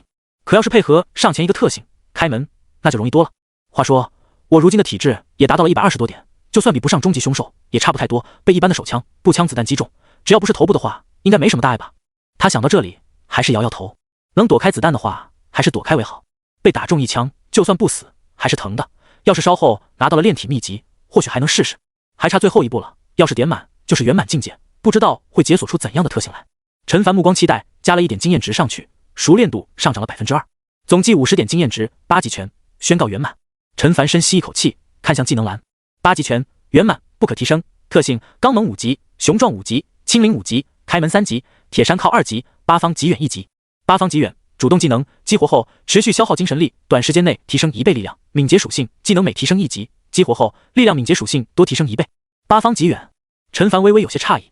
8级的意思就是发进可达4面八方极远之地，再加上8级拳爆发力极大，大有皇榜撞天道，跺脚震九州之势，所以这个最终特性是一项爆发技能，倒也能解释得通。一旦激活，能够提升1倍力量、敏捷属性，无论是用于进攻还是逃命，都有奇效。本来以为要等境界最少达到炼肉后期，才有与赵家堡一战的把握，现在看来，有了这个特性，应该是够了。陈凡松了一口气，他不知道魏叔他们究竟有没有出事。如果出事，说什么都迟了；如果没出事，自然是再好不过。可是他们多在那里待1秒，就多1秒的危险。自己越快将他们救回来越好。陈凡目光看向赵家堡所在，眼中露出坚定之色。今晚能提升多少实力就提升多少，明日一早就动身前去赵家堡。赵家堡一间屋里，魏天公几人围坐在桌边，一旁的女人正轻声地诉说着什么。听着听着，几人脸上都露出怒容。这几个畜生！魏天元双目中喷出火焰，道：“我们辛辛苦苦给他们干活，他们竟然敢打嫂子主意，还是人吗？我出去跟他们拼了！”别冲动，天元，冷静点。天元，几人顿时吓了一跳，连忙拉住他。开什么玩笑？他们就这么几个人，拿什么去跟赵大拼？后者可是炼肉后期武者啊，随随便便就能拉开好几百斤的弓。他们呢，最强的才淬体1重，这些天还都饿着肚子，比普通人都强不了多少。天元，别冲动。魏天公摇摇头，眉头拧成一个川字。他能感觉到事情越来越超出自己的掌控了。哥，你说我们除了这个办法之外，还能怎么做？魏天元红着眼道，本来以为到这里来能凭本事多分一些猎物，谁知道每一次狩猎的猎物都得交给赵三他们统一分配，我们几个人是分的最少的。他们说我们是新来的，就该这样。行，我认了。可后来赵三那家伙二话不说，又把我们从狩猎队里踢出去，修围墙，这我们也忍了。可现在呢，他们竟然打起了嫂子的主意，还说不怕我们知道，简直是欺人太甚。其他2、3人闻言也都附和起来，懊悔不已。早知如此，当初就不应该来这里。天公，有人想到这里，灵机一动，道：依我看，咱们跟这群人拼命肯定是拼不过的，留下来恐怕也是死路一条，不如跑了吧。跑？魏天公看向他，往哪里跑？陈家寨啊！那人毫不犹豫地说道：你忘了上一次在宋家堡时，国栋他是怎么说的吗？咱们要是回去的话，他肯定很欢迎我们。这么一说，包括魏天元也动心了。是啊，咱们这些人跟赵大他们根本就不是一路人，不如早点回去，哪怕日子苦一点，回去谈何容易啊！魏天公叹息一声，看了旁边的妻子一眼，道：赵家堡你们又不是不知道，进来容易出去难，就算咱们几个能溜走，家人怎么办？想要把他们也带走，不容易啊！几人顿时低下头。是啊，他们不是孤家寡人，上有老下有小，想要在赵家堡这群人眼皮底子下面溜走，近乎于天方夜谭。还有一点，你们想过没有？魏天公苦笑道：就算我们真的逃回去了，回到了陈家寨，以赵三的为人，知道这件事后会怎么做？你们猜他会不会当做什么事都没发生过，不闻不问？这个，魏天元张着嘴，他似乎明白哥哥话语中的含义了。以赵三的性格，不排除会去陈家寨要人，到时候或许他们会给陈家寨带来不小的麻烦。魏天公叹息一声，他其实还有一句话没说，那就是哪怕他们离开了赵家堡，没去陈家寨，赵三他们得知之后，恐怕都会去找陈国栋他们。上一次他带着人离开陈家寨，内心一直愧疚不已，如今怎么能明知道逃走会给陈家寨带来麻烦，还要这么做呢？屋中的气氛安静下来，几乎让众人窒息。也就是说，咱们只能在这里待着了是吗？一名汉子绝望道：你想的太好了，眼下我们连出去都没办法。旁边的人苦笑。魏天元握紧拳头，然后又无力的松开。大哥，难道我们就这样什么都不做吗？魏天公无言，他是真的找不出办法。他不怕死，也不怕跟赵大他们拼命，可妻子女儿呢？难道这就是上天对自己抛弃陈家寨的惩罚吗？就在这时，屋外响起脚步声，夹杂着忧心忡忡的交谈声。怎么回事啊？都这么晚了，他们怎么还没有回来？是啊，往常他们下午就回来了，结果今天天都要黑了，该不会出事了吧？别乱说，有三哥的带领，怎么可能会出事？就在这一会了，肯定能回来的。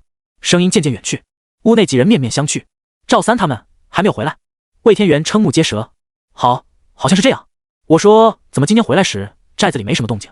不应该啊，往常这个时候早回来了啊，难不成出事了？几人震惊不已。要知道赵三可是带着20-30人啊，要是出事可不是闹着玩的。走，先去看看情况。魏天公起身，他也不知道接下来该怎么做，或许去看看情况，能想到办法也不一定。几人走出门，混入人群之中，很快得到了确认，赵三他们确实没回来，从早上出发到现在一个都没有回来。此刻天色已经彻底黑了下来，远处响起此起彼伏的兽吼声。就在这时，一阵急促的脚步声从后方响起，只见一名体型魁梧、身高近2米的大汉带着一群人快步朝着这里靠近着。是赵大哥，赵大哥来了！众人见状，顿时像是找到了主心骨，七嘴八舌的嚷嚷起来。忽然间一声暴喝响起：“都给我闭嘴！”瞬间场上安静下来，众人低下头，脑袋嗡嗡直响。魏天公几人也赶紧把头埋低，这个时候让对方注意到自己，可不是明智的选择。赵大面色阴沉，在众人身上扫过之后，看向外面，问道：“三弟还没有回来？”“没有。”他旁边一人摇了摇头，脸上写满了忧愁。不只是他，其他人就没有一个回来的。这2人相貌与赵三都有些相似，不过体型都壮硕得多，气质也不一样。赵大闻言面色更加难看了。难道真的出事了？可是老三出去狩猎，没有1000也有800回了，身边还有那么多人跟着，就算出事了，总能有一个回来报信的人吧？怎么会一个人都没有？大哥，或许三哥他们是走得太远，来不及赶回来，因此找了一个临时落脚的地方呢。身后有人说道：“以三哥他们的实力，就算是遇上终极凶兽也能击杀的。”是啊，或许真是因为遇上终极凶兽了，有人受伤，所以耽搁了吧。明天应该就能回来了。我也觉得是。身后几人满脸讨好的说道，先前威胁黄素兰的杜峰也在其中。赵大赵二兄弟2人脸色好看了一点，他们内心自然是这么希望的。出去狩猎小心谨慎一些，不该去招惹的凶兽别去招惹，大概率是不会出事的。可是不怕1万，就怕万一啊！万一遇上好几头终极凶兽，甚至于高级凶兽，那情况就很糟糕了。去，把所有人都叫来，一起出去找。下一刻，赵大的口中蹦出一句话，众人一愣，怎么没听清吗？赵大目光扫过所有人，冷冷道：“我说把所有人都叫来，出去找。”瞬间，包括魏天公几人在内，所有人感觉到一股凉意从脚底升起。开什么玩笑啊！这是晚上啊，外面有这么多凶兽，他们这些人在夜间的视力不好，能看到23米都不错了。那些凶兽夜间视力可是出奇的好，嗅觉更灵敏，隔着几百米就知道你在哪里。他们出去不是自寻死路吗？就连之前跟随而来的7、8名武者也都面色煞白。赵大是炼肉后期武者，他们不是啊，最厉害的才淬体2重而已，出去不是送死吗？大哥，赵二见状低声道：“天色已经这么晚了，外面又这么大，你让他们出去找，上哪儿找啊？不如等明天一早，要是三弟他们还不回来，就让人出去找。”他倒不是舍不得众人，而是这么做没什么意义。可能这些人连500米都走不到，就被凶兽袭击的一个不剩。黑夜中究竟隐藏着什么，没人知道，就连他也不敢冒险出去。众人都一脸忐忑地看着赵大，之前说话的几名武者也不敢发一言，生怕惹得赵大不满意。赵大看向周围，被看见的人无不吓得浑身颤抖。一群废物，养你们有什么用？他怒骂着。众人低头，眼神中多少闪过怨恨。说起来，他们这些在这里等候的人都是有亲属在狩猎队里的，可是每一次狩猎带回来的那么多，他们只能分到很少的一部分，顶多能支撑2、3天。因此他们的家人要不断的出去狩猎，而那些普通人就更惨了，每天忍饥挨饿不说，还得修建房屋围墙，稍有怠慢就会被他身后的那几人拳打脚踢。刚才赵大竟然还要让他们出去送死，他那么厉害，怎么自己不出去啊？把其他人都给我叫过来。赵大声音响起，今晚老三不回来，其他的人都不准休息，都给我在这里等。是。身后几人闻言终于松了一口气，飞快的跑远。赵大目光看向后面的房屋，眼神越发冰冷。他们3兄弟为了养活这群人，承受这么大的风险，这群人呢，还一个个躲在屋里不出来，看来自己还是对他们太好了。这一次老三不出事便罢了，要是出事，自己再好好收拾他们。吃完了晚饭，陈凡没急着去仓库练武，而是回到了屋里，拿出盛放着气血丹的瓶子，将其中的4枚下品气血丹一一放进口中咽了下去。很快，面板上的潜能点就增长到了1852点，而下一次强化身体所需的经验值才200点。陈凡看了一眼精神数值，不再犹豫，点击了一下后面的加号。200点潜能瞬间消失，与此同时，一股强大的热流从心脏中狂涌而出，流向身体各处。这种感觉比之前8级全提升所带来的强太多了。除了身体上的变化，他还感觉到大脑传来轻微的肿胀感。片刻之后，一切变化都消失不见。陈凡揉了揉脑袋，刚才他有一种很奇怪的感觉，奇怪在哪里又说不出来。看了一眼精神属性，22.67点，达到修炼观月法的门槛了。难道是精神属性提升的效果吗？是异能？陈凡睁大眼睛，按照猜想，觉醒者的精神力一般在20点以上，自己达到了20点，会不会也能解锁出异能呢？火、冰、强化、重力、光。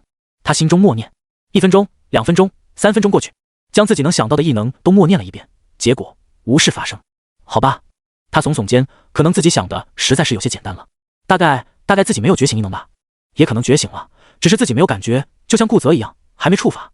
大概是后者吧。陈凡心想，毕竟做人还是要有梦想的，万一成真了呢？唉，行吧。相比于有些虚无缥缈的异能，还是练习眼前的观月法更加实际。他加了一点经验值上去，没错，直接加经验点。孟雨说过，他的姐姐了好几年的时间，观月法才达成。能修炼观日法的，基本都是坐镇大型城市的觉醒者。至于能够修炼观宇宙法的，只有少数几个顶尖觉醒者。在投入了一点经验值之后，陈凡看着熟练度，艰难的往上跳了1点、2点，然后就不动了。2%，陈凡直呼好家伙，光是入门就需要50点经验值吗？难怪孟雨好久都没入门呢。他看了一眼经验值，还剩下350点左右，运气好的话，应该能提升个2级左右吧。他再次投入了49点经验上去，刹那间，他感觉到脑袋产生一种肿胀感，有什么东西在脑海中汇聚，又像是水流在流动，无数的记忆从他的脑海深处涌起。陈凡不禁张大嘴巴，这些记忆都是他穿越之前的记忆，那些早已忘记或者模糊的过去，在此刻却像是正在经历一样。伴随着记忆浮现，他的感受越发清晰，甚至于能感受到大脑的每个部位。莫非奇怪的感觉就是精神力？陈凡脸色微变，看向技能栏，观月法初窥门径0%，特性凝神1级，冥想1级。凝神每提升1级，精神力提升1倍。冥想主动技能激活后进入冥想状态，每小时恢复10%，每提升1级，每小时恢复速度增长10%。冥想状态下不可移动，精神力提升1倍。陈凡还以为自己看错了，看了2次，然后又看向自己的精神属性，果然精神属性从 22.67 变成了 45.34， 确确实实翻了1倍。他愣住了，这才是刚刚开始，如果提升到小成境界的话，岂不是又得翻上1倍？要是到圆满境界的话，20点的精神力岂不是能达到640？这才是入门级别的观想法，要是换作观日法的话，提升岂不是更加明显？陈凡好像有些明白为什么那些觉醒者成长得如此之快了。每个觉醒者对于自身异能掌控的程度不尽相同，但是毫无疑问，要想让异能威力更强，精神力是越高越好，也还不错。陈凡心想，虽然自己不是觉醒者，没有异能，可是精神数值高，激活技能的时间越长，就好比8极拳的8方极远，激活后持续消耗精神力，提升1倍的力量敏捷属性，往后对上觉醒者也能多些把握。他目光下意落在冥想特性上，这个容易理解，类似于恢复体力的活血，不过要求更高一些，但是恢复速度确实快。1级的冥想需要10个小时才能恢复100%，比睡眠还要慢点。可要是2级的冥想，5个小时就能恢复满；要是5级的冥想，2小时，这比睡眠快得多了。不知道我是不是少数研究修炼精神的武者？陈凡脑中冒出这个想法，不禁哑然失笑。他抱着试试看的心理，在脑海中幻想出了一轮新月，感觉确实大不一样。精神力弱的时候，他在脑海中想象东西往往虚无缥缈，只有一个大概的印象，此刻却栩栩如生，宛如一幅画面，会动的画面。紧接着是残月、上弦月，到这里的时候，他忽然感觉到微微有些劳累，看来在脑中观想是需要消耗精神力的。陈凡恍然，观想出的物品越复杂，时间维持越久，消耗的精神力越多，经验值还多，保险起见再提升1级好了。他再次投入了1点经验值上去，观月法的熟练度上升了1%，100点。陈凡点点头，再次投入99点，脑海中的精神力再次暴涨。观月法略有小成0%，特性凝神2级，冥想2级，节约1级。节约每提升1级，你的精神力消耗减少5%，减少精神力消耗的。陈凡笑了笑，这也是变相的提升精神数值了，只不过幅度有点小，只有5%，哪怕是圆满境界也才能节省25%，不到30%而已。就到这里吧，剩下的经验值还得用来提升其他武学，而且看样子也不够。陈凡看向属性面板，境界炼肉中期，等级10 0300，体质158.95，力量162，敏捷108.58，精神90.68，潜能点1652 ，15点1天，经验值158。咦，陈凡一眼就看到境界后面出现了一个加号，也就是说他的属性值已经达到突破的门槛了。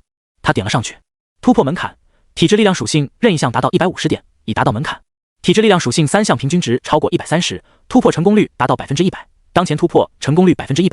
是否突破？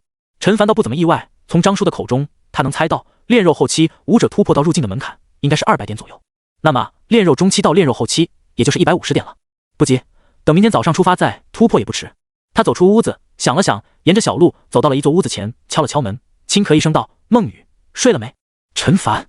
屋内响起一道惊诧的声音，旋即一阵脚步声靠近，门打开，露出孟雨的身影。不好意思，这么晚还来打扰你。陈凡笑道：“没事，我也还没睡呢。”孟雨脸上微微一红，让开了身形。陈凡点点头，走进屋里：“我给你倒碗水。”孟雨看样子有些紧张：“不用这么客气。陈凡哭笑不得道：“你还记得上一次你教我的观月法吧？”啊，观月法？孟雨一怔，旋即点点头，紧接着他想到了什么，睁大眼睛道：“你入门了？”陈凡笑了笑道：“运气比较好，一下子就入门了。”孟雨张着嘴巴说不出话来。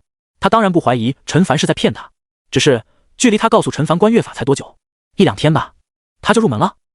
我当时不是说过，你将方法告诉我，我或许能帮帮你吗？所以我现在过来就是想给你讲讲我的心得，如果期间你有什么疑问的话，尽管提好了。陈凡说道。他目前虽然只是小成境界，但是指点还没有入门的孟雨是绰绰有余了。真的吗？孟雨眼中露出一抹异彩，不过他的眼神很快暗淡下来，道：“可是我有点笨，恐怕很难学会来。不用妄自菲薄，也许你只是陷入了一个死胡同，换一个方向就行了呢。”听到陈凡这么说，孟雨顿时信心增加了不少。陈凡说孟雨用笔记下，期间时不时的问几个问题，陈凡都耐心的予以回答。只是从孟雨的表情能看得出，他并不能真的理解其中的意思。陈凡干脆就多解释了几遍，差不多半个多小时后，他才起身离开。就先这样，你如果修炼之中遇到什么问题，可以随时去我家或者仓库那边找我。陈凡冲着他笑了笑。孟雨拿着纸笔，感动的不行。陈凡，谢谢你这么耐心的教我。没事，应该的。陈凡朝着他挥挥手，转身往仓库走去。这个观月法，他也打算跟张叔以及顾泽分享一下。至于来源的话，就说自己是前2天从地毯上买来的，让他们千万注意保密就行。陈凡，谢谢。孟雨注视着陈凡消失的巷道，眼眶一红，紧接着看下手中的笔记，或许自己救出姐姐的希望就在其中。张叔，怎么样？房间里见张仁睁开眼睛，陈凡忍不住问道。张仁苦笑着摇摇头，他方才按照陈凡所说，试着在脑海中观想出星月，然而努力了半天，收效甚微。反倒是一旁的顾泽，此刻还在闭着眼睛，额头上沁出汗水，一副很辛苦的样子。这一幕落在2人的眼中，张仁忍不住感慨，顾泽这小子似乎在精神力修炼方面很有天分。是啊，陈凡也有点意外，从顾泽的表现来看，他应该是第一次学习观月法，可他进入状态倒是出乎意料的快，或许是觉醒者的缘故。就在这时，顾泽猛然睁开眼睛，大口大口地喘着粗气，好不容易平复呼吸，他语气激动道：“差一点，我就观想出来了，星月。”顾泽重重点头，随后就要闭上眼睛继续尝试。陈凡拍了拍他的肩膀：“休息一会儿再尝试吧，你的脸色都白了。”是啊，这精神力修炼虽然与练武不同，但是也讲究循序渐进，欲速则不达。张仁也劝道：“好的。”顾泽点头，又感激地看了陈凡一眼。陈凡不仅将这门锻炼精神的战方法倾囊相授，还讲得那么仔细，因此他才能这么快就进入状态。慢慢来吧，心急吃不了热豆腐。张仁说了一句，心中隐隐也有些期待。对了，张叔，陈凡转过身，在修炼这个观月法之后，我内心有一个疑问，你说说看。张仁苦笑一声，要是问拳法、枪法之类的武学，他自问都能解答，可这精神修炼之法，他还赶不上陈凡呢。是这样的，这观月法貌似只能提升使用者的精神力，就算是那些觉醒者也是如此吧。就算他们修炼精神的速度比我们武者要快，可归根到底还是只能提升精神力啊。没错，精神力越高，觉醒者的异能威力就越大，可是如果他们自身的身体素质，比如反应速度跟不上那些凶兽的话，威力再大，打不中也没用吧。陈凡说完，看了一眼顾泽，后者似乎也有点懵的样子。你是好奇那些觉醒者怎么提升体质、力量、速度是吗？张仁明白了陈凡的意思。没错。陈凡不禁问道，难道他们跟我们武者一样也会练武吗？张仁笑了笑道，我还以为是什么。你知道为什么他们叫做觉醒者而不是异能者吗？为什么？陈凡问道。因为他们对于自身异能的掌控到达一定的程度之后就会觉醒，觉醒之后身体的各项素质都会大幅提升。刚觉醒出异能的觉醒者可能身体素质比普通人强的有限，可当他们对于异能掌握程度越深，觉醒的次数就越多，本身实力也会越强。你可以理解成每一个觉醒者都是潜在的武者，不过他们更习惯于用自身的异能作战。是这样啊？陈凡恍然。这么说来的话，他们只需要提升精神力的同时不断的使用异能，实力就会不断增长了。当然理论上来说，如果有些觉醒者同时在练武的话，觉醒之后的实力也会更强。张仁补充了一句，具体怎么样他其实也不太了解，反正鞍山城中的那些觉醒者并没有这么做。一旁的顾泽心头一热，觉醒者原来不仅仅是指觉醒异能，也是指通过不断觉醒提升实力，而且他的异能与武道也十分的契合。这么一来的话，将来他追上陈凡貌似也不是不可能的事。张叔，觉醒者的等级划分也代表了他们觉醒的次数吗？陈凡又想到了什么，问道。不一定。张仁摇摇头，现在觉醒者的等级从低到高依次为 F 级、E 级、D 级、C 级、B 级、A 级以及最顶尖的 S 级，但其实这个等级是按照破坏力为标准的。F 级觉醒者往往是刚觉醒异能还无法进行控制的那一种，他们的战斗力与寻常人无异。到了 E 级的话，代表他能够初步掌握自身的技能，杀死一名成年男人问题不大。D 级别的觉醒者与自身的异能掌控已经到了一定程度，能够运用一些简单的招式对抗荷枪实弹的士兵，问题不大。顾泽听到这里，感觉自己应该介于 F 与 D 之间。C 级堪称一道风水岭，这个级别的觉醒者基本上都能够熟练运用自身的异能，能轻松击杀高级凶兽，与精英级凶兽战斗周旋，就算打不过，也能全身而退。陈凡听到这里，脑中灵光一闪，这么说，坐镇安山城的觉醒者就是 C 级。张仁点头。不过那是几年之前，现在他们的实力有没有增长，就不得而知了。C 级再往上就是 B 级、A 级以及 S 级，基本上能与统领级、兽王级以及兽皇级凶兽对上。这只是破坏力的划分，觉醒者觉醒的异能可能适用于战斗，有的觉醒者觉醒几次，破坏力就能达到 A 级，有的觉醒者异能偏向于功能性，可能觉醒了好多次才是 B 级，无法一概而论。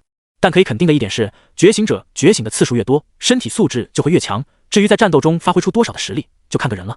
陈凡点点头，他不禁想起梦雨的姐姐，她作为一位经常使用自身异能的觉醒者，实力应该不低，只是可能不怎么擅长于战斗吧。再加上梦雨又是她的软肋，才受制于人吧。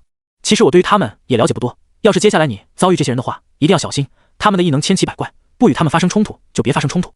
张仁脸色前所未有的严肃，毕竟每一个觉醒者都是一头人形凶兽，哪怕是入境武者，在那些厉害的觉醒者面前也毫无还手之力。陈凡忙点头，心中却想，未来的事情谁又能说得准呢？顾泽的眼中则是露出向往之色。气氛安静了片刻，陈凡出声道：张叔，时候也不早了，咱们出去切磋一下枪法。他的基础枪法如今才4级，想要尽可能少的经验值加满8级大枪术，显然差得很远。好，张仁闻言也有些手痒痒。上一次他只是用淬体3重的实力与陈凡切磋枪法，后者如今实力上涨不少，相对应的他也能放开一些手脚了。时间1分1秒过去，基础枪法的熟练度不断提升，很快就从4级到5级、6级，又是1个小时左右的时间过去，基础枪法再次升级了。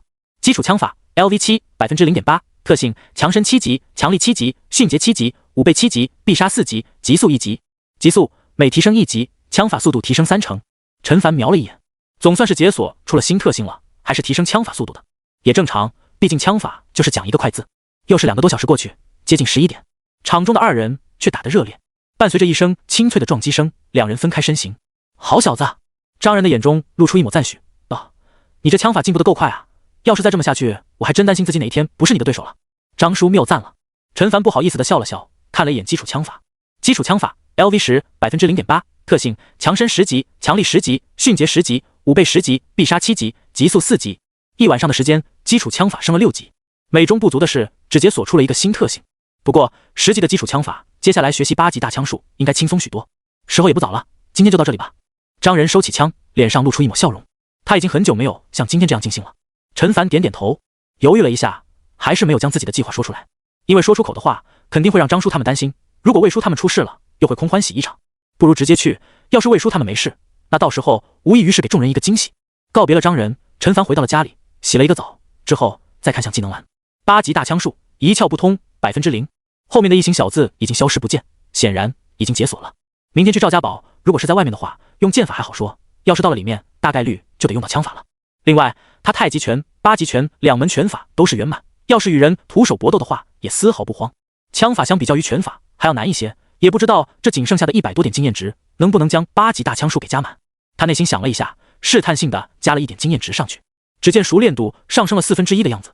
4点，相比较于8级拳确实多了不少。他又加了3点经验上去，而后睁大眼睛，不知道这8级大枪术会解锁出怎样的特性来。8级大枪术初窥门径0%，特性刚猛1级、雄壮1级、活枪1级。活枪每提升1级，枪法招架、命中、速度提升3成。前面2个特性不用多说，都是用来提升属性的，每升1级能加8点的属性值。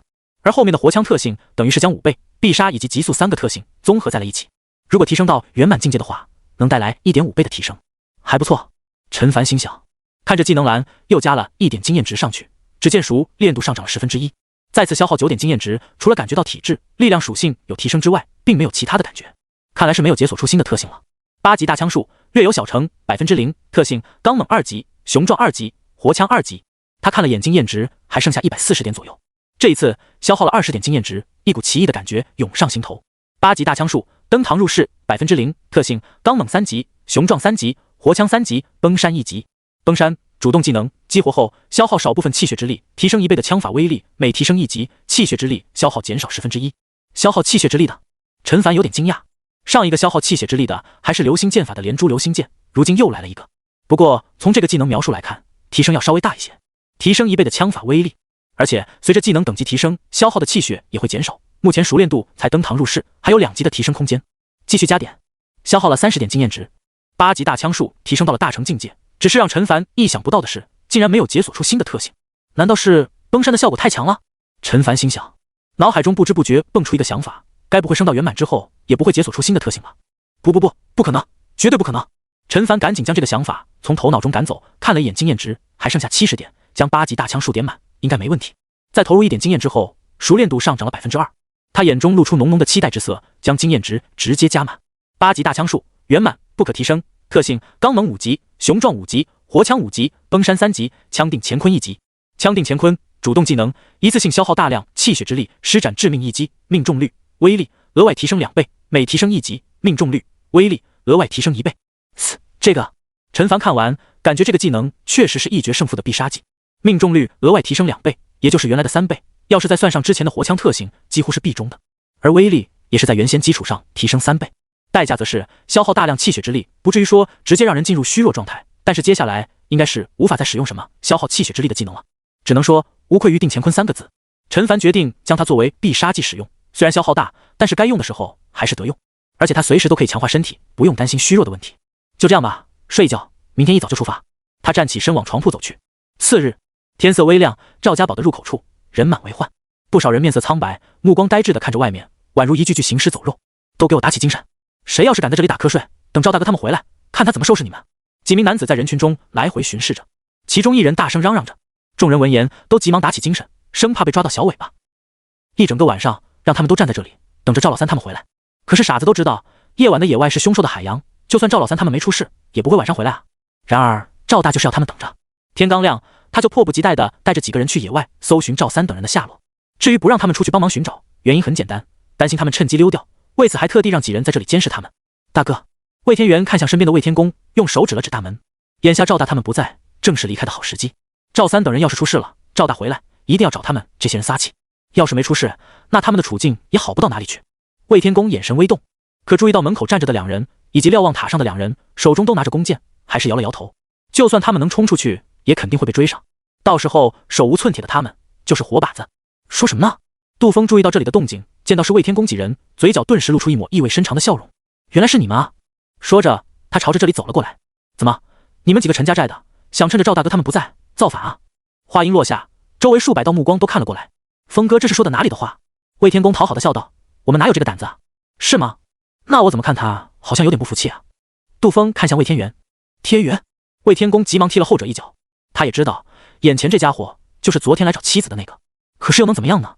他们要是敢动手，那几个人绝对不会袖手旁观。魏天元不甘地收回眼神，下一刻脸上却结结实实地挨了一巴掌。妈的，我看你好像还不服啊！杜峰说完，又是一脚踹了上去。魏天元顿时一个趔趄，摔在地上，双手扶着地面，目光狠狠地盯着对方。他真的很想出手杀了对方。还不服气？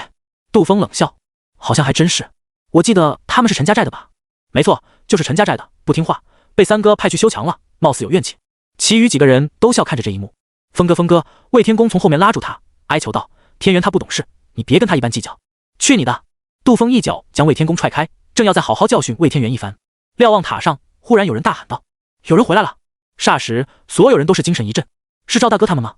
他们找到三哥他们了，太好了，终于回来了，我们能回去休息了吧？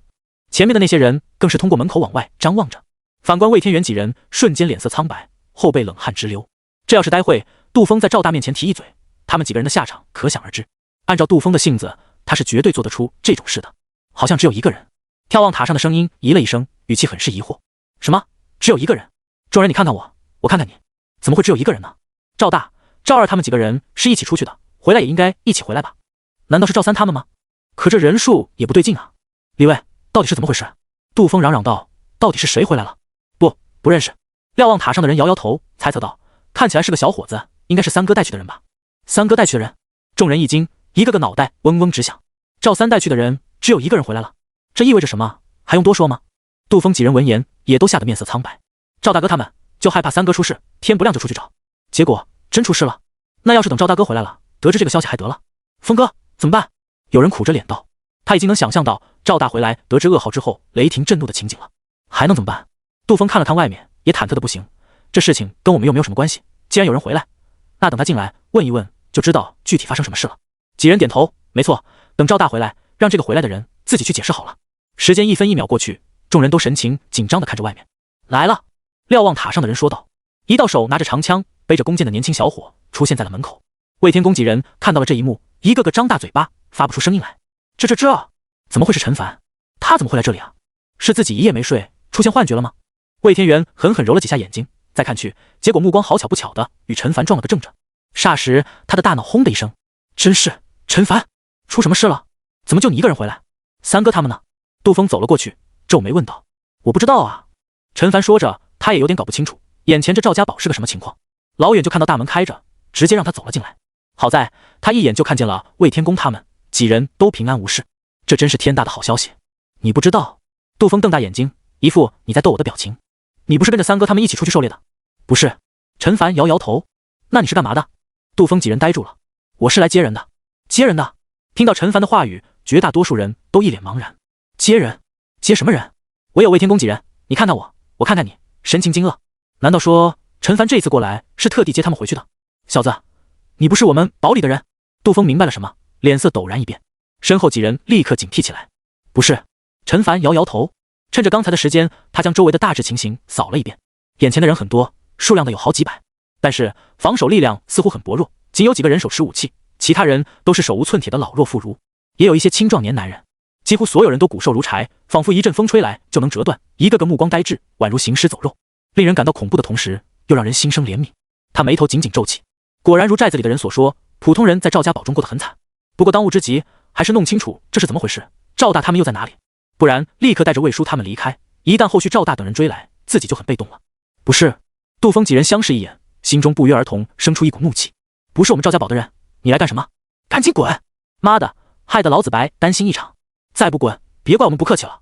几人骂骂咧咧，他们还以为赵三带去的人只回来了一个，其他人都没了呢。现在看来还好，或许要不了多久，三哥他们就能回来了。话说，你们寨子里的人为什么都在这里站着？是在等什么人吗？还有赵大他们呢？陈凡提出了一连串的问题。杜峰几人眼睛瞪大，都懵了。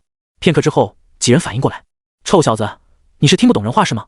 他们在这里站着，跟你有什么关系？我劝你不要多管闲事。杜峰恶狠狠道。没错，小子，不管你是什么人，现在马上离开这里。离开，听见没有？身后拿着弓的人将箭矢搭在弦上，脸色凝重。眼前这个年轻人给人一种捉摸不透的感觉。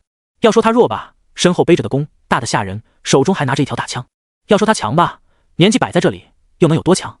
陈凡眉头一皱，看样子想让这些人配合自己，显然不太现实。不过自己来了这么久，都没人敢来，八成赵大他们真不在这里。难道是出去寻找赵三那伙人去了？小子，你到底走不走？我数3个数，数完一，要是你还不走，我们真要动手了。催促的声音响起。瞭望塔上也有人将弓弦拉满，箭矢对准了陈凡。走。陈凡微微一笑，还没接到人，怎么走？看样子赵大他们是真不在。小子，我看你是敬酒不吃。杜峰话说到一半，身后响起一道急促的声音。小凡！唰的一下，众人的目光落在了说话之人的身上。小凡，你快走吧。魏天公忍不住了，焦急道，是国栋让你来的吧？上次碰面不是说了吗？我们在这里过得还可以，他不用担心。是啊，小凡，回去吧。你的好意我们心领了。另外几人也说道，语气既感动又心酸。从陈家寨来赵家堡的就他们这些人，陈凡来要不是接他们，还能是接谁？退一万步说，就算不是接他们，他们也做不到看着陈凡以身涉险。小子，你是陈家寨的人？杜峰惊呼一声。什么？他是陈家寨的？拿着武器的几人瞠目结舌。陈凡有点无奈，他没打算这么早跟魏天公他们相认，以免发生意外。结果后者率先与他相认了，怎么说呢，也是出自好心。眼下赵大他们不在，倒也无妨。魏叔，他目光看过去，没错，是我爸他们让我来的，别担心，稍后我会带着你们安然离开这里。小凡！魏天公等人闻言，眼眶都是一红，既感动又羞愧。小凡，你走吧。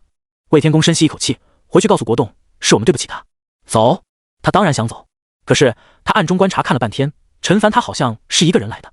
不提陈凡能不能带着他们这么多人安然离开，就算离开了，等赵大回来得知这件事，陈家寨搞不好会迎来灭顶之灾。走，往哪走？杜峰脸上陡然露出狰狞之色，恶狠狠地盯着陈凡道：臭小子，搞了半天你是陈家寨的人啊？身后几人接连冷笑，他们还以为眼前这小子是何方神圣呢，原来是陈家寨的。早说啊，他们还如临大敌。这么说你们是不愿意放人了？陈凡目光微眯，他不想杀人，如果对方找死，那另说。放人？我们这里可是赵家堡，进来容易出去难，难道你不知道吗？没错，小子，你现在自己都是泥菩萨过河，自身难保了，还想带着其他人离开？我告诉你，做梦！小子，老老实实把武器放在地上，我们可以考虑放你一条生路。几人你一言我一语，俨然不将陈凡放在眼中。毕竟陈家寨的实力摆在那里，最厉害的不过是魏天公他们罢了。不用。陈凡话音刚落，眼中杀机迸发，手中长枪一抖，如同闪电般接连刺出几枪。杜峰连同身后几人还没有反应过来发生了什么，整个人就倒飞而出。再看胸口处已然多出一个血洞，血流如注。放箭！放箭！瞭望塔上的两人见状急忙拉开弓弦。咻咻！接连两道破空之声响起。陈凡舞动长枪，当当两声，轻而易举地将射来的箭矢挡下，随后纵身一跃，在两人惊骇的目光中，直接跳上5、6米高的瞭望塔，一枪将他们扎了一个对穿。扑通两声，尸体从眺望塔上摔落在地上。整个过程不到2秒钟，周围鸦雀无声，所有人都震惊得发不出声来，如同石头般僵立着。发生了什么？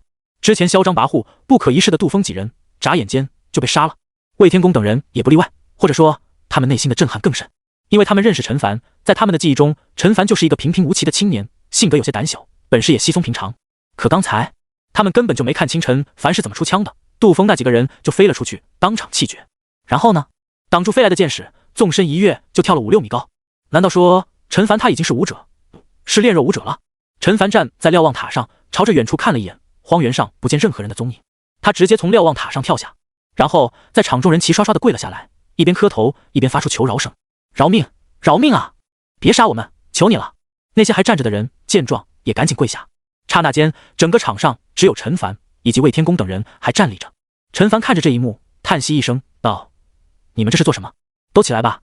那几个人想对我动手，我不过是先下手而已，跟你们无关。”众人一愣：“大家都起来吧，小凡他没有恶意。”魏天公忙道：“是啊，杜峰几个人之前说的话，大家也听到了。要是小凡不出手，被杀的就是他了。大家都起来吧。”魏天元他们也跟着劝道。众人这才半信半疑的起身，不过眼神中充满了惊慌，根本不敢去看陈凡的眼睛。陈凡摇摇头，这些人被赵大他们压迫惯了，就好比惊弓之鸟，有这种反应也是正常。不过眼下不是考虑这些的时候。魏叔，现在究竟是什么情况？赵大他们呢？魏天公眼神复杂的看着陈凡道：“赵三昨天带人出去狩猎，到了晚上还没有回来，赵大就让我们所有人都出来在这里等，今早天还没亮，他就带着赵二还有几个人出去了，现在还没有回来。”原来如此。陈凡点点头，说来自己也是歪打正着，这么轻松的就进入到赵家堡中。他目光扫过眼前骨瘦如柴、面色苍白的这些人，心中也生出歉意，毕竟这些人是因为他才受到连累的。都回去休息吧，别在这里等着了。然而众人你看看我，我看看你，没有一个人敢动的。小凡他们都害怕待会儿赵大回来，要是发现他们不在就糟糕了。魏天公叹息道，他的眉头也紧紧皱着。杜峰几人被杀自然是大快人心，可这几个人最强的不过淬体一重，都是些无足轻重的人物。真正难对付的是赵大跟赵二，一个是炼肉后期，一个是炼肉中期。陈凡实力确实很强，比他们强得多，可是他一个人能对付得了2个人吗？而且陈凡杀了人，这也就意味着2个寨子之间再也没有回旋的余地了，除非他们将这里的人全部杀光，这样子就算是赵大回来也不知道是何人所为，但他们显然做不到，也做不出来。魏叔，陈凡冲着魏天公笑了笑，我知道你心里在担心什么，不过既然我来了，就没打算这么快离开。小凡，你的意思是？魏天元瞪大眼睛，我要在这里等赵大他们回来。陈凡斩钉截铁道，杀人需见血，斩草要除根，就算对方不知道赵三是自己杀的，可是地上的这几具尸体以及带走魏叔他们都会引来对方的报复，明知如此还要装作无事发生，就这么离开，实在不是他的作风。荒野上某处脚印凌乱，深浅不一，从大小来看不是人类能够留下的。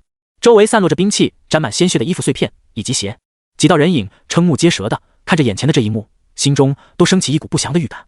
那是赵二看见了什么，快速往前几步，弯腰捡起半只黑色的运动鞋，老三的鞋子。他一屁股坐在地上，脸上血色全无。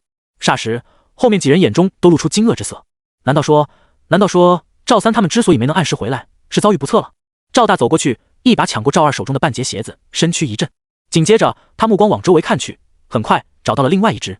身后几人见状不敢发出任何的声音，连大气都不敢喘一下。大哥，难道说老三他？赵二哆嗦着，他不敢再说下去。半晌之后，赵大的声音响起，是老三的鞋子。这一刻，在场几人都如遭雷击。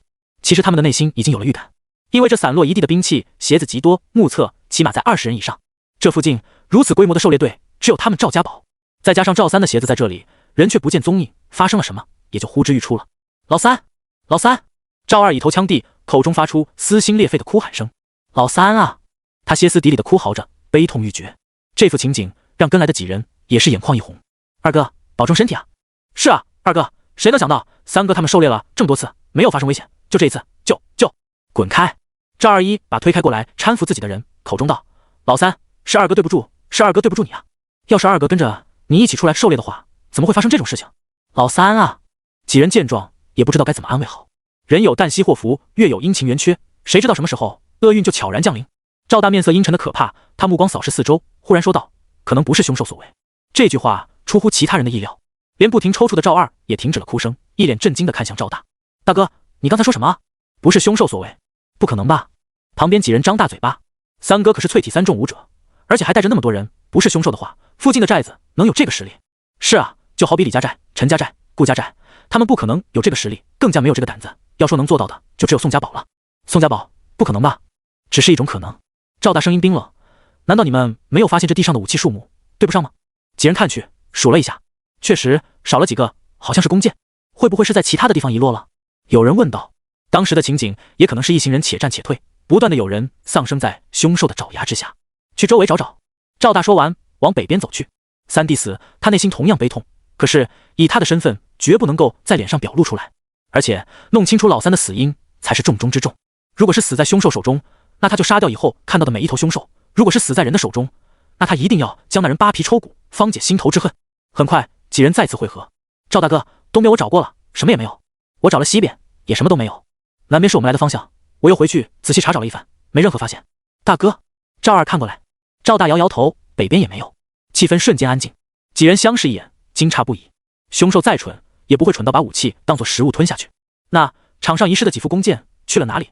莫非真是人所为吗？那问题就来了，是谁有这种实力？他们又为什么要这么做呢？赵大哥，会不会是三哥他们出事之后，有人经过拿走了三哥他们手中的兵器？赵大看向这人道：如果是后来有人经过，既然要拿走，为什么只拿走弓箭，不拿走全部？那人顿时哑口无言。大哥，难道是宋家堡的人吗？赵二张了张嘴。如果是宋家堡的话，那就糟糕了。他们俩兄弟实力虽强，可对上宋家堡没有什么胜算。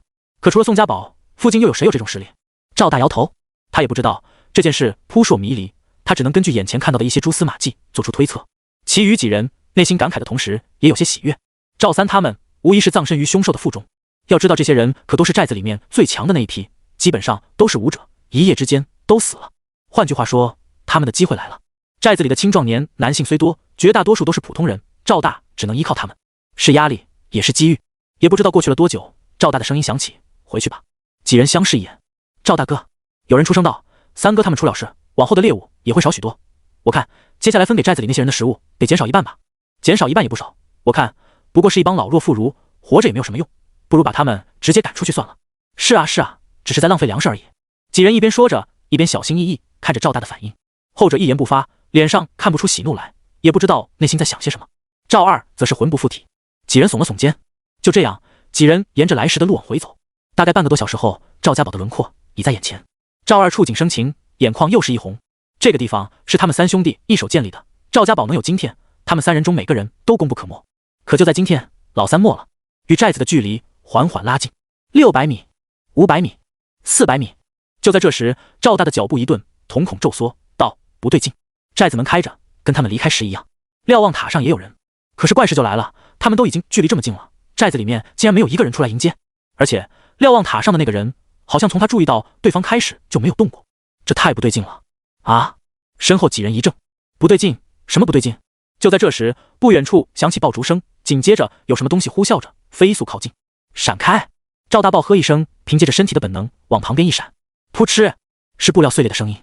一道箭矢擦着他的手臂飞了过去，留下一道一公分身的伤痕。反观其他几个人就没这么幸运了，有2个直接被一箭射穿胸膛，身形高高飞起，瞳孔瞪大，完全没意识到发生了什么。其中就有沉浸在悲伤之中的赵二。其他3个人虽然不是胸膛中箭，可也好不到哪里去，身上像是被炸开一个大洞，血流不止。老二！赵大眼睁睁地看着这一幕，目眦欲裂。他的目光看向围墙，围墙之上站着一道人影。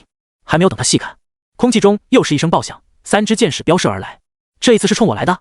赵大内心一震，接着他震惊地发现，这3支箭矢竟然将自己的所有退路全部锁死。下一刻，他一咬牙，身形陡然加速。几乎是擦着剑矢的边躲了过去。陈凡眼中露出一抹诧异，他本来打算等距离再拉近一点动手，毕竟距离越近，留给对方反应时间越短。哪知道对方似乎有所察觉，好在角度不错，能一次性射出6支箭矢，运气好的话可以一网打尽。结果这赵大不知道反应够快还是运气够好，竟然与箭矢擦肩而过。他第2次射出了3箭，按道理来说是必中的，哪怕射不中要害，对方接下来都必死无疑。可是对方依然躲过了，看样子应该是动用了压箱底的招数，耗费气血之力，短时间内提升速度。不好，他想跑！陈凡脸色一变，直接从围墙上一跃而下，同时激活了8级拳中的8方极远特性，力量、敏捷属性瞬间暴增1倍。耳边风声呼啸，仅仅是1秒钟，他就跑出去100多米。跑！赵大夺命狂奔，甚至于将手中的长枪都扔了。虽然他也会射箭，可是一来的话，他没有防备，弓还背在背上，那人是绝对不会给他张弓搭箭的机会的。一步慢，步步慢，先发制人，绝不是说说而已。二来也是最重要的，这人的剑法绝对在自己之上。俗话说得好，留得青山在，不怕没柴烧。他瞬间就明白射箭的这人跟杀死自己3弟的那人恐怕是同一个。他不知道对方这么做的动机是什么，可是只要给他足够的时间，他就能调查清楚。到时候他一定要报着血海深仇。啪！身后一声爆响，这一次这声音距离的是如此之近，如此的响亮。咻！尖啸之声骤然响起。什么？赵大面色巨变，他忽然感觉背后寒冷刺骨。怎么可能？他内心大吼，他刚才动用了草上飞的秘技，消耗大量的气血之力，能在短时间内提升50%的身法。可那人与自己的距离怎么还更加近了？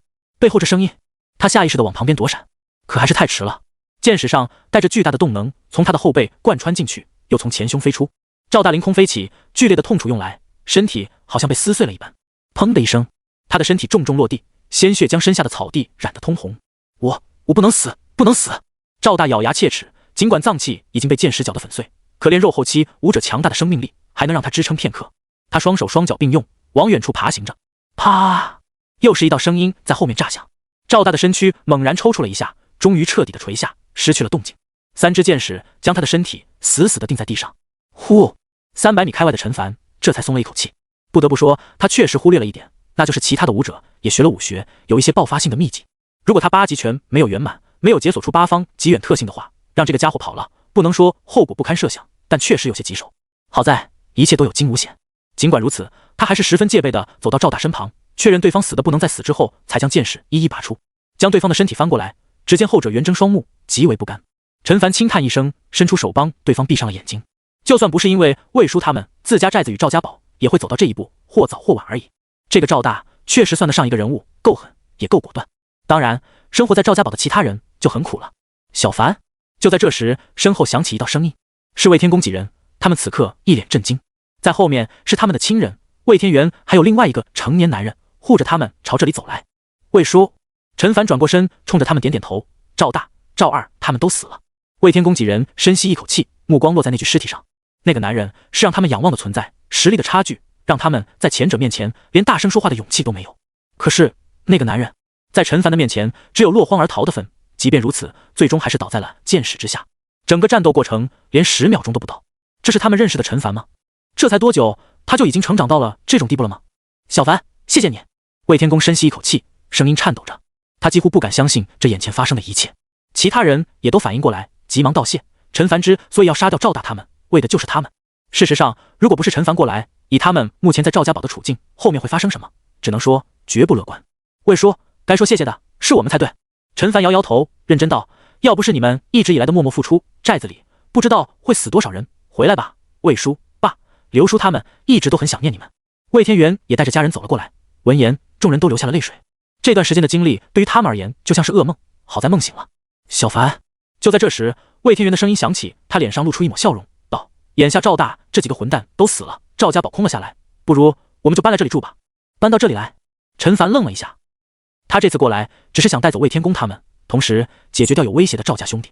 霸占赵家堡有点突然。是啊，一名汉子笑呵呵道：有一说一，这赵家堡确实比咱们寨子条件好上太多了，就说大小差不多是咱们寨子的6、7倍，能容纳1000多人。不止，还有农田，专门用围墙围了起来，里面种着粮食，咱们到时候不出去捕猎，靠着这些粮食也能活下去。是吗？陈凡眼睛一亮，如今寨子里食物还算充足，确实可以考虑种田的事情。但是要是在外面种田肯定不行，一个晚上都不要，就得被凶兽破坏得一干二净。重新建立围墙的话，不是一个小工程，如今眼下有现成的，自然是最好不过。就是人有点多。有人说了一句，气氛顿时一静。他们也是苦命人。陈凡想起那些人的模样，慨叹道：“是啊。”魏天公点头，他们帮赵大种粮食，丰收了，只能拿到一点点，勉强能活下去，绝大多数粮食都被赵大收走。大哥，我们何尝不是如此呢？魏天元苦笑一声：“是啊。”其他几人点头。陈凡搜了一下赵大赵二的身，并没有发现什么有价值的东西，这显然不符合常理，所以陈凡决定去对方的房间搜刮一下，顺便也将这件事告诉赵家堡里的人。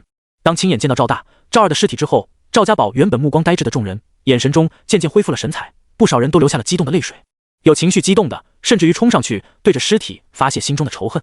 他们的亲人有被活活打死的，有不堪受辱自杀的，更多的还是累死、饿死，而活着的人也仅仅是活着而已。魏天公维持着秩序，陈凡则是在指引下来到了一栋气势恢宏的别墅前。走进客厅，屋内地毯、吊灯、沙发、软床一应俱全，还有卧室、卫生间、书房、练功房等等。陈凡好奇地打开了墙壁上的开关，震惊地发现灯亮了。也正常，他暗想，整个赵家堡算上死去的人，大几千人都给他们三兄弟打工，弄一台发电机又不是什么难事。走进一间卧室，开始翻箱倒柜，找到了大几千元、一些金银首饰以及一些少儿不宜的物品，还找到了一个钱包，钱包中有身份证。陈凡看了一眼，原来这个房间是赵三的，当然身份证上的名字也不是叫赵三，而是赵海山。他将身份证又放了回去，走出了卧室门，找到了第二间卧室，开始翻箱倒柜。这一次收获不错，竟然找到了一瓶气血丹、一本武学秘籍以及1万多元。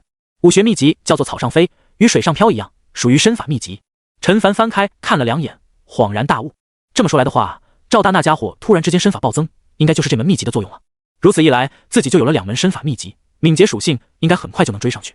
他又打开了那瓶气血丹，他有点失望的是，里面只剩了3枚。不过这3枚无论是品相还是香味，在之前的那几颗下品气血丹之上，这应该是中品气血丹吧。陈凡嘀咕一声，将这3枚气血丹又倒了回去，将钱都揣进口袋里。他在1楼又搜刮了一圈，打开了厨房的冰箱，发现里面摆满了东西。走到北边时，发现了一处地下室，他好奇地走了进去，打开了灯，顿时亮如白昼。只见整个地下室差不多有100多平，摆放着一排又一排架子，架子上摆满了各种各样的生活物资，像是牙膏、牙刷、卫生纸、沐浴露之类的。吃的也有，比如猪肉罐头、牛肉罐头、鱼罐头之类的，还有很多香酒，白酒、啤酒、葡萄酒不一而足。这赵家兄弟真会享受啊！陈凡酸了。穿越之前的他就有一个梦想，那就是挖一个地下室，往里面存各种各样的东西，这样万一末日来临的话也能应对。这个梦想赵家兄弟显然实现了。他往里走，只见里面堆满了蛇皮口袋，从地面堆到了天板，每个袋子都鼓鼓囊囊的。难道？他快步上前，打开一只，只见里面装满了白的大米，又接连打开了几只，都是白的大米。如果说这后面的袋子里装的都是大米的话，估计得有好几万斤了，可能还不止。不知道他们为什么积攒了这么多，而非拿去换钱，可能只是单纯的储藏着，以防万一。不对啊，陈凡眉头微皱，这3个人肯定是不会吃这些大米的。忽然他眼睛一亮，往回走，来到一个架子前，打开其中的一个袋子，果然里面都是血米。陈凡用手抓了一把，放在鼻子前面闻了闻，确实是10元1斤的血米，大概有个几千斤，那就是几万元。陈凡深吸一口气，如此看来，自己之前杀掉的那帮马贼的财富，在赵家兄弟面前根本比不了。其他的东西可以留着，看情况是否分一些出去，但是这些普通大米还是全部分出去吧。陈凡心想，一方面也是在收买人心，另外一方面，这些普通人实在是太惨了。他走到门口，关上门，目光看向2楼。赵二、赵三都住在1楼，那么住在2楼的是谁？也就呼之欲出了。不知道他的卧室中会有什么样的好东西。陈凡上了2楼，首先映入眼帘的是宽敞明亮的客厅，铺着地毯，茶色的木柜上摆放着液晶显示器，旁边还有游戏机。对面是一整套真皮沙发，看上去十分柔软。再往南是落地窗，落地窗外面是阳台，摆放着桌椅茶壶。玩物丧志，陈凡冷哼一声，找到了卧室，走进去，开始翻箱倒柜，很快就有了收获，整整2瓶气血丹，都是10枚的那一种，还有1瓶少许多，只有3枚，味道跟之前在楼下找到的那瓶一样，可能都是中品气血丹。陈凡估计了一下，按照每一枚中品气血丹5000元的价格计算，23枚就是11万多了。也就是说，仅仅是这2-3个小瓶子，就赶得上自家寨子20多头的角马坐骑了。他将丹药揣进兜里，翻看桌上摆放着的3本武学秘籍。追风枪法、枪法秘籍，看介绍，风格灵动，讲究一个灵活，与8级大枪术风格不太一样。八卦掌、掌法秘籍，张叔貌似也会，不过在这里找到的话也还行。雷鸣刀法、刀法秘籍，刀法凶悍，势如奔雷。看介绍说，练习到一定的程度之后，使用刀法时，刀刃划过空气，能发出雷鸣般的响声。陈凡尽数收下，看向旁边的一把长刀。这刀之前是挂在墙壁之上的，他取下来时，第一感觉就是重，起码有30-40斤。陈凡抽出刀，只见刀身如镜，冷气森森，刀刃上寒光流动，给人切筋断玉之感。感觉比一阶元氏合金制作的箭头更加锋锐，难不成是二阶元氏合金制作的吗？陈凡心想，如果是的话，岂不是能够切开高级凶兽的身体？那这一把刀的值多少钱啊？恐怕之前所有的东西加起来都赶不上吧。回去拿给张叔看一看好了。陈凡将刀收进刀鞘，多了这把刀的话，自己防身也会方便许多。虽然说到目前为止所经历的战斗没有一个人能够近自己身，但是今天跟赵大的战斗让他有种感觉，往后遇到的对手也会有各种各样意想不到的手段。多一个准备，就多一个翻盘的手段。除此之外，还有一些纸币，数额不多，几千元，一把手枪，几十发子弹，以及一些杂物，他都收了，又检查了一下，确认没有什么遗漏之后，才走出了卧室。不放心，又去其他的房间检查了一遍，没什么收获，就找到这里吧。等会儿把魏叔他们叫过来，把这地下室里面的大米都分出去。陈凡走出别墅，往后看了一眼，不得不说，这个别墅简直是末世之中的天堂，是无数人梦寐以求的地方。但是随随便便来一头高级凶兽，就能将这一切化为乌有，还是得不断变强才行。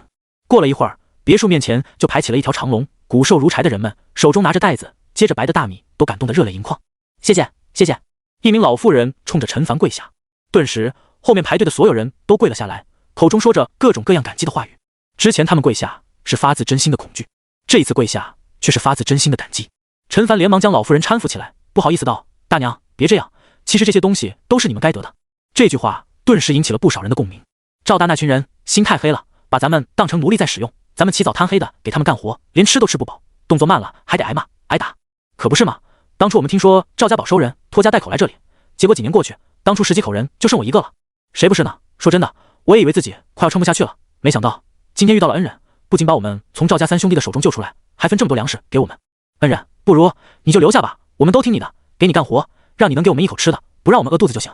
有人忽然说道，顿时引起了众人的共鸣。是啊，赵大在他们的心中是不可战胜的存在，他们也只敢在心里咒骂对方。可是面前这个青年，一个人就将赵大那帮恶人杀得干干净净。如果这个青年留在这里的话，他们往后就不必担心受到凶兽的袭击了。霎时，众人异口同声地恳求着。陈凡笑了笑，答应下来。在他一路走来，这赵宝确实要比自家寨子好多了，仅是围墙就有4米多高，厚度是自家的2、3倍，关键是还有空间种田。所以说金窝银窝不如自家的狗窝，可这句话的前提是建立在世道太平的情况之下，就像是有顶级觉醒者坐镇的超大型城市，如果可以的话，没有人不想进去。众人闻言都激动不已。眼看着接近中午，陈凡挑选了几个看起来忠厚老实的人，让他们负责发放粮食。几人见自己得到陈凡的赏识，都激动得不行。陈凡笑了笑，勉励几人几句，又嘱托了众人一番后，才带着陈家寨众人搬运了一些物资上了大卡车，开车离去。赵家堡众人目送着他们最终消失在视野之中后，才依依不舍地回到了堡垒里，关上了门。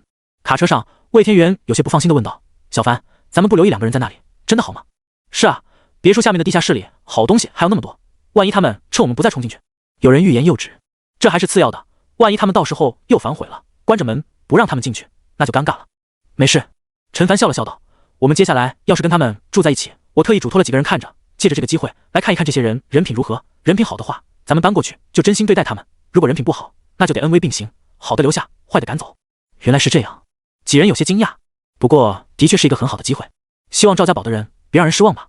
随着时间一点一点的流逝，陈家寨的轮廓也渐渐浮现在众人眼前。看着这熟悉的寨子，魏天公等人都是眼眶一红。明明才离开1个月不到，也像是度过了好几年，甚至于他们还以为这辈子再也见不到了。听小凡的叙述，寨子里面的人如今过得还算不错，不仅人人有饭吃，还开始练武了。对了，还有顾家寨的人，他们也加入到了寨子里。真的是没有想到，这才过去多久，发生了这么多的变化。魏天公的目光落在陈凡身上，变化最大的就是陈凡了。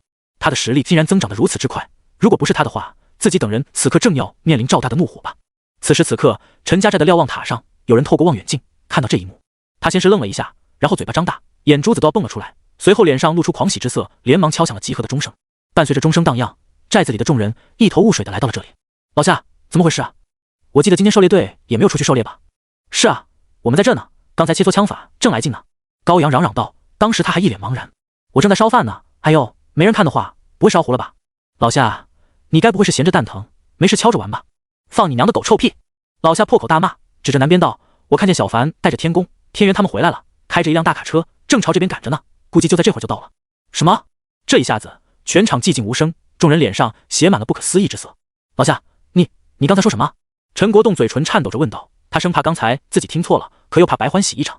国栋，我说，我看见天公他们回来了，天元、建文、小园子他们都在车上，都回来了。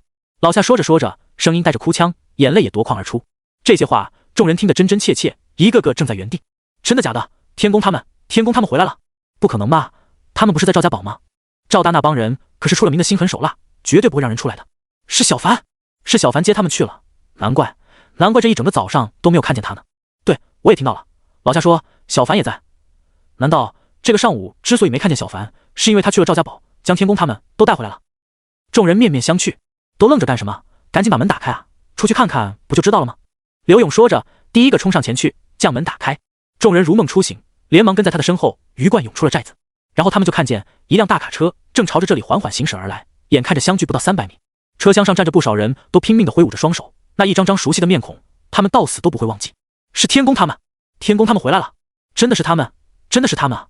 天宫，天元！众人激动地往前狂奔。回来了，都回来了！陈国栋抹了抹眼泪，张仁也站在门口看着这一幕，眼眶湿润了。陈家寨中热闹非凡，无论是大人还是小孩，亦或是老人，都将魏天公等人围在中心，听着他们讲述在赵家堡中的经历。一开始众人脸上还笑容洋溢，渐渐笑容凝固，眉头越皱越紧。当听到魏天公他们被派去修墙，黄素兰被威胁时，一个个义愤填膺。这赵家堡太过分了！何止是过分，简直是无恶不作。是啊，天公他们这么辛苦给他们干活，这帮畜生竟然还在打素兰的主意，还是人吗？禽兽！那后来呢？陈国栋忙问道。后来赵三他们不知道出了什么事，一直没回来，估计是凶多吉少了。赵大带着人出去寻找，小凡在这个时候赶到，救了我们。魏天公感激地看向陈凡。原来是这样。陈国栋等人顿时明白了一切。小凡，你去赵家堡也不告诉我们一声。刘勇哭笑不得道。是啊，我们都以为你在寨子周围练剑。众人看着陈凡，不知道该说什么好。一旁的顾江海、顾泽等人与魏天公他们并不熟悉，见到这一幕，内心也十分感动。试想，如果将来他们深陷困境的时候，陈凡得知，也必定会像营救魏天公他们一样营救自己。嗨，我也是怕让你们空欢喜一场。陈凡笑了笑，然后看向魏天公等人道：魏叔，你们也看见了，大家都很想你们，这次回来就别走了吧。魏天公闻言，眼眶一红，连忙道：不走了，国栋，上一次是我们几个不好，抛弃。陈国栋阻止了他继续说下去，热泪盈眶道：过去的事情就过去吧，往后咱们齐心协力，一起在这末世好好活下去。对，齐心协力，齐心协力！众人异口同声。陈凡看着这一幕，脸上也露出了一抹笑容。往后狩猎队里有了魏叔他们，自己也能放开手脚去荒原的危险区闯荡了。只是射杀低级凶兽的话，提升太慢了。气氛渐渐安静。陈凡见状轻咳一声，吸引了众人的注意。爸，各位叔伯，我在想，我们要不要都搬到赵家堡去？搬进赵家堡？陈国栋等人都是一愣。是啊，陈凡将在赵家堡中的见闻说了一遍，众人无一例外都心动了。围墙高大坚固，内部空间巨大，还能种田，有专门的练武场，仓库中武器充足，别墅地下室还留着大量的物资。相比之下，眼下的陈家寨差得太远了。国栋，要不咱们就尽快搬过去吧。刘勇忍不住道。是啊，其他的倒还好，关键是那里可以种粮食，咱们能自给自足。陈国栋考虑了片刻，随即点头道：好，咱们之后回去准备一下，明早就搬。莫理由不搬。寨子里如今有了一辆卡车，还有20多头角马，搬家的难度也会降低许多。众人都笑了起来，心中充满了对未来美好生活的憧憬。大卡车上还有不少生活物资，像是毛巾、香皂、洗发露、肉罐头之类的，陈凡都分发了下去。这些东西他一个人用不完。寨子中的武者还额外分到了一些血米。陈凡后来在仓库中仔细搜索了一番，找到了几百斤3元1斤的血米，估计是给赵三准备的。每个人兴高采烈地带着物资回去，为明天的搬迁做准备。1个小时后，仓库旁边的小屋里，陈凡将事情经过大致地跟张仁说了一遍，毕竟其中有些细节是魏天公他们所不了解的。张仁听完，眉宇中露出了一抹担忧。小凡，你将地下室中的普通大米都发放出去，确实是不错的举措，只是我担心有人人心不足蛇吞象啊。张叔的意思是，有人会得寸进尺，打其他资源的主意。是啊，张仁点头。那群人被赵大压迫固然可怜，但也不排除其中有人看着老实，实则一肚子坏水。陈凡的真心对待，在他们看来反而是可以欺骗，就包括被陈凡看中提拔的那几个人，或许也包藏祸心之徒。其实最稳妥的办法还是将这些人全部赶出去，只有陈家寨的人住在里面。但是他知道这种事无论是陈国栋还是陈凡都做不出来。张叔，其实我也预料到可能会有这种事情发生。陈凡缓缓道，所以我特地将魏叔他们全带回来，给他们一段时间，看看会发生什么事。张仁眼睛一亮，你是要引蛇出洞？算是吧。陈凡哭笑不得。如果我留在这里，或者让魏叔他们留下，那些不老实的人肯定会继续隐藏下去，他们蛰伏的时间越久，将来所造成的麻烦也就越大，不如一开始就创造出机会，看看会不会有人跳出来，以及有没有可靠之人可以培养的。因此等会儿我会再悄悄返回，看看赵家堡中会不会有这种事发生。张仁看着陈凡，不禁暗暗点头。没错，舍不得孩子套不住狼。如果赵家堡中真有人想搞事的话，肯定是不会放过这个好机会的，毕竟拖到明后天，陈家寨的人就要过去，他们就更加难以得手了。张叔，我去赵家堡，那到时候寨子的搬迁就得靠你了。陈凡说道。其实他还有一点没有说，那就是他也做好了有人去索要资源的准备，剩下那些资源的数目他心中都有数，哪怕那几个他安排看守地下室入口的人坚守自盗，拿走一些物资，只要别太过分，他也睁一只眼闭一只眼了。当然前提是别过分，过分了他就要杀人立威了。放心吧。张仁答应下来。陈凡闻言也放下心来，老爸他们手里有枪，又有张叔坐镇，寨子搬迁的途中就算遇见危险，问题也应该不大。对了，张叔，你看看这个。陈凡从口袋里拿出了3只小瓶子，这是气血丹。是从赵大他们的卧室里搜到的，跟下品气血丹有点像，但是味道要浓郁很多，我猜测会不会是中品气血丹？我看看。张仁打开了一瓶，倒出来其中的气血丹，他先扫了一眼，然后又闻了闻，然后点点头道：没错，这一瓶里面装的确实都是中品气血丹。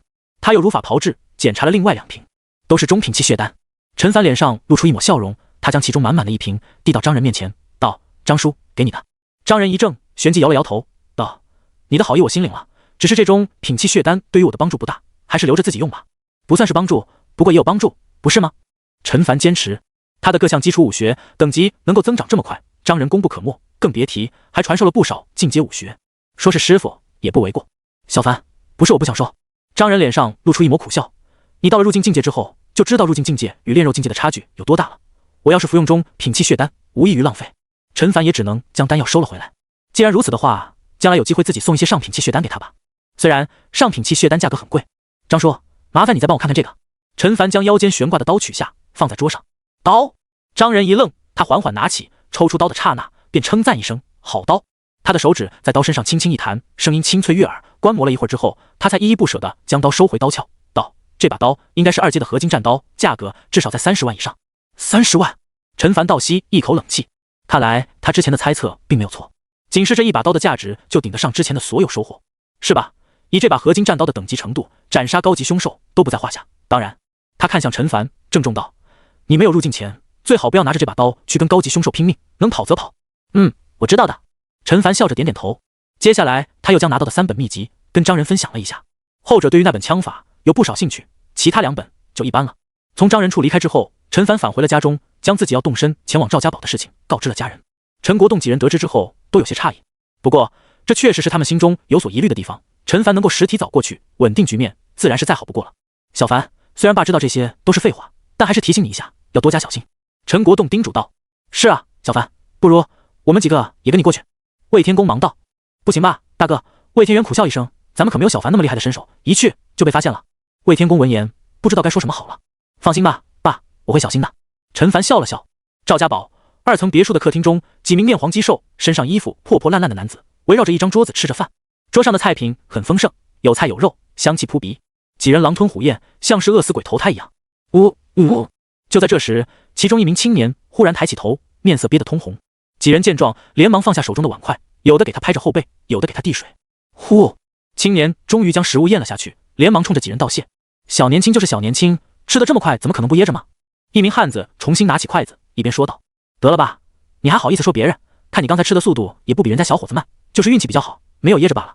依我看，刚才大伙吃饭的速度就没一个慢的。哈哈哈！几人闻言都笑了起来，笑着笑着，有人就哭了。我都不记得吃的噎住是什么感觉了。是啊，我也快忘了，上一次吃饱饭是在什么时候了？1年前，还是3年前，还是10年前啊？哎，自从来了这赵家堡，老子没有过一天好日子。赵大这几个人根本就不把我们当人看啊，比牲口都不如。他们自己呢，过得简直是神仙的日子。你们看看这别墅，这客厅，这厨房。没错，刚才我一打开那个双开门的冰箱，瞬间就呆住了，里面肉鱼蛋奶，什么东西没有。我往下看了看，竟然还有冰棍。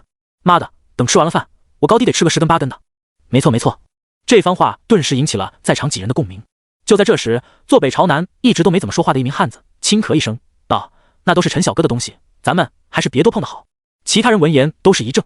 那人继续开口道：陈小哥离开之前，将分发粮食以及看守地下室的任务交给了咱们，是对咱们的信任。没错，陈小哥是说这别墅里面的食物咱们可以随便吃，可得有个度，不能过了，对吧？几人相视一眼后都点点头。吴大哥说的不错，咱们现在能够坐在这里聊天吃饭，都是托了陈小哥的福，不是他的话，咱们现在还在那里干苦力呢。没错，他把仓库交给咱们来看守，是对咱们的信任，咱们千万不能辜负他的信任。话说回来，这地下室应该也不会出问题吧？刚才噎住的青年和飞夏意识到，毕竟那位陈小哥那么厉害，连赵大都不是他的对手，寨子里会有人不开眼打地下室的主意？希望没有吧。吴光说完，默默地扒着碗里的饭。陈凡走后，他第一时间就去仓库拿了兵器。之前发放粮食的时候，他可是看到不少人目光炽热地盯着地下室，其他人见状也埋头干饭。可就在这时，一阵密集的脚步声从外面传来，几人抬头，不约而同地往门口看去。这一看，差点没吓死。只见别墅门口聚集了上百人，有老有少，有男有女，最前面的10几个人都是青壮年，有些手中还拿着刀枪弓箭。什么情况？何飞嘴巴张大，吴光放下筷子，面色凝重。其他3、4个人脸色多多少少带了些苍白，他们刚刚还在想，不会真有人胆子这么大，打陈小哥东西的主意吧？结果还真有这种人，看样子还不少。快把地上的兵器捡起来！吴光低声道。几人如梦初醒，连忙捡起了地上的刀枪，跟随着前者走到了大门口。看着眼前乌泱泱一大群人，他们握着兵器的手都在颤抖。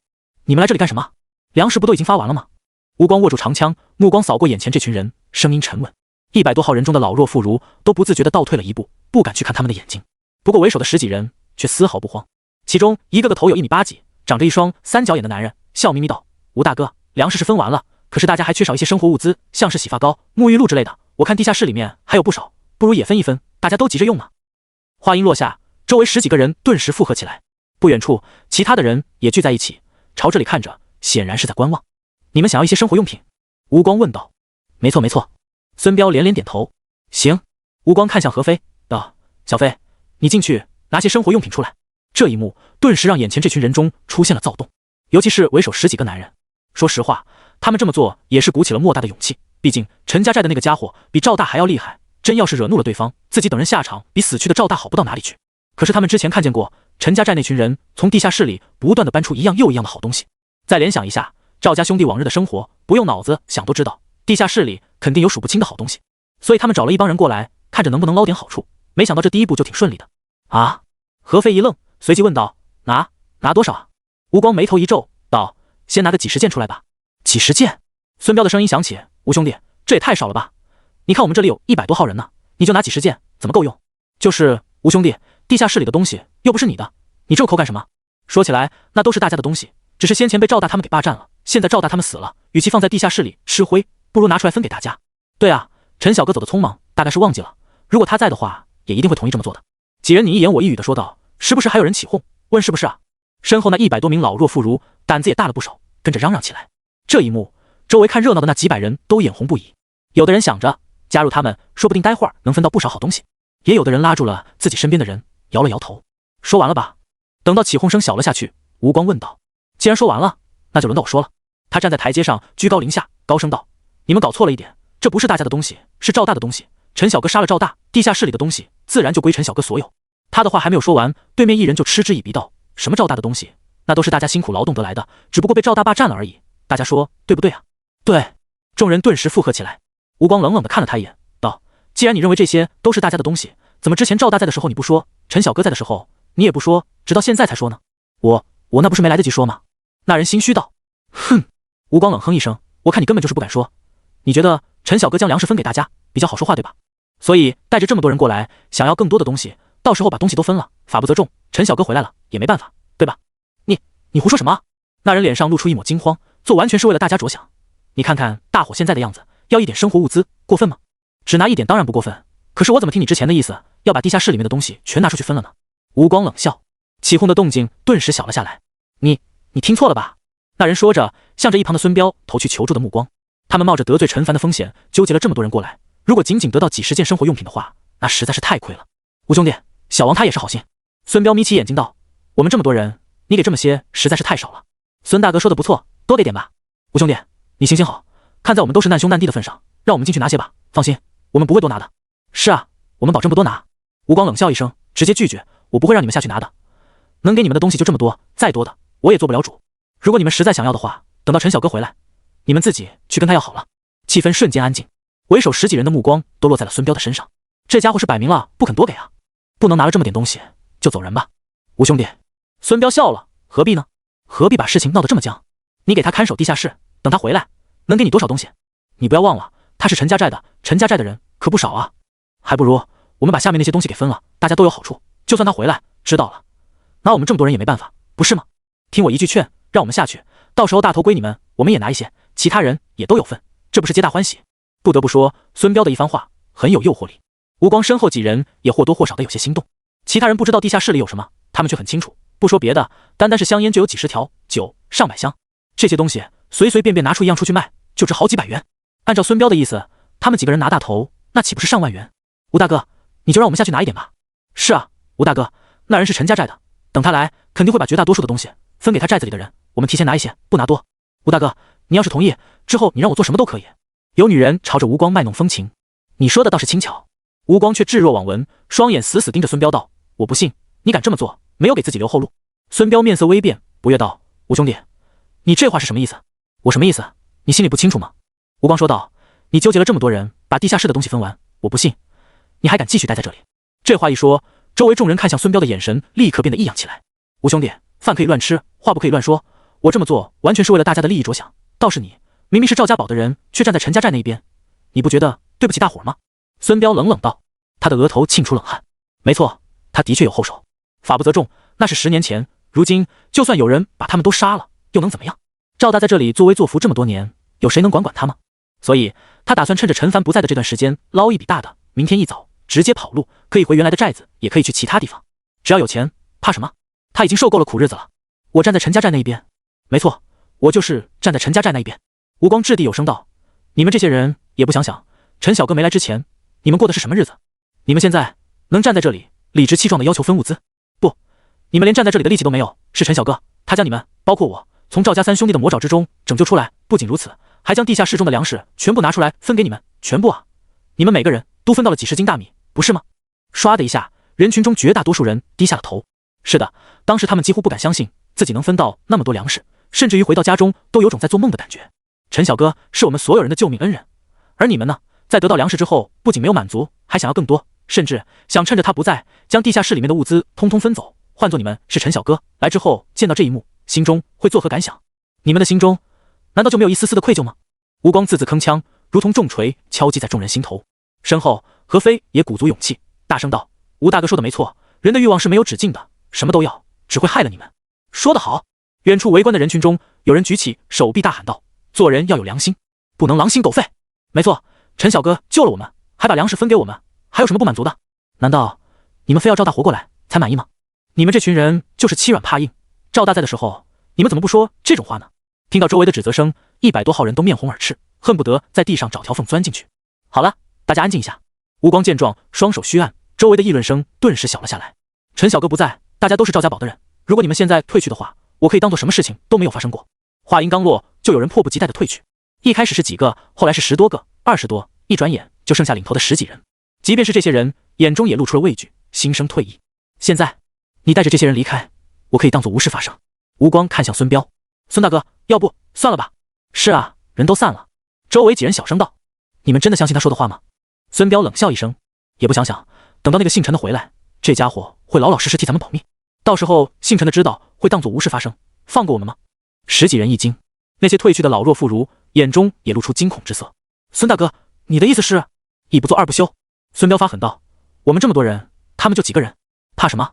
把他们都杀了，地下室里的东西想拿多少拿多少，拿不走的就砸了。姓陈的再快也得明天才到，咱们明天天不亮就走，或者待会儿抢完就走，他上哪儿追咱们去？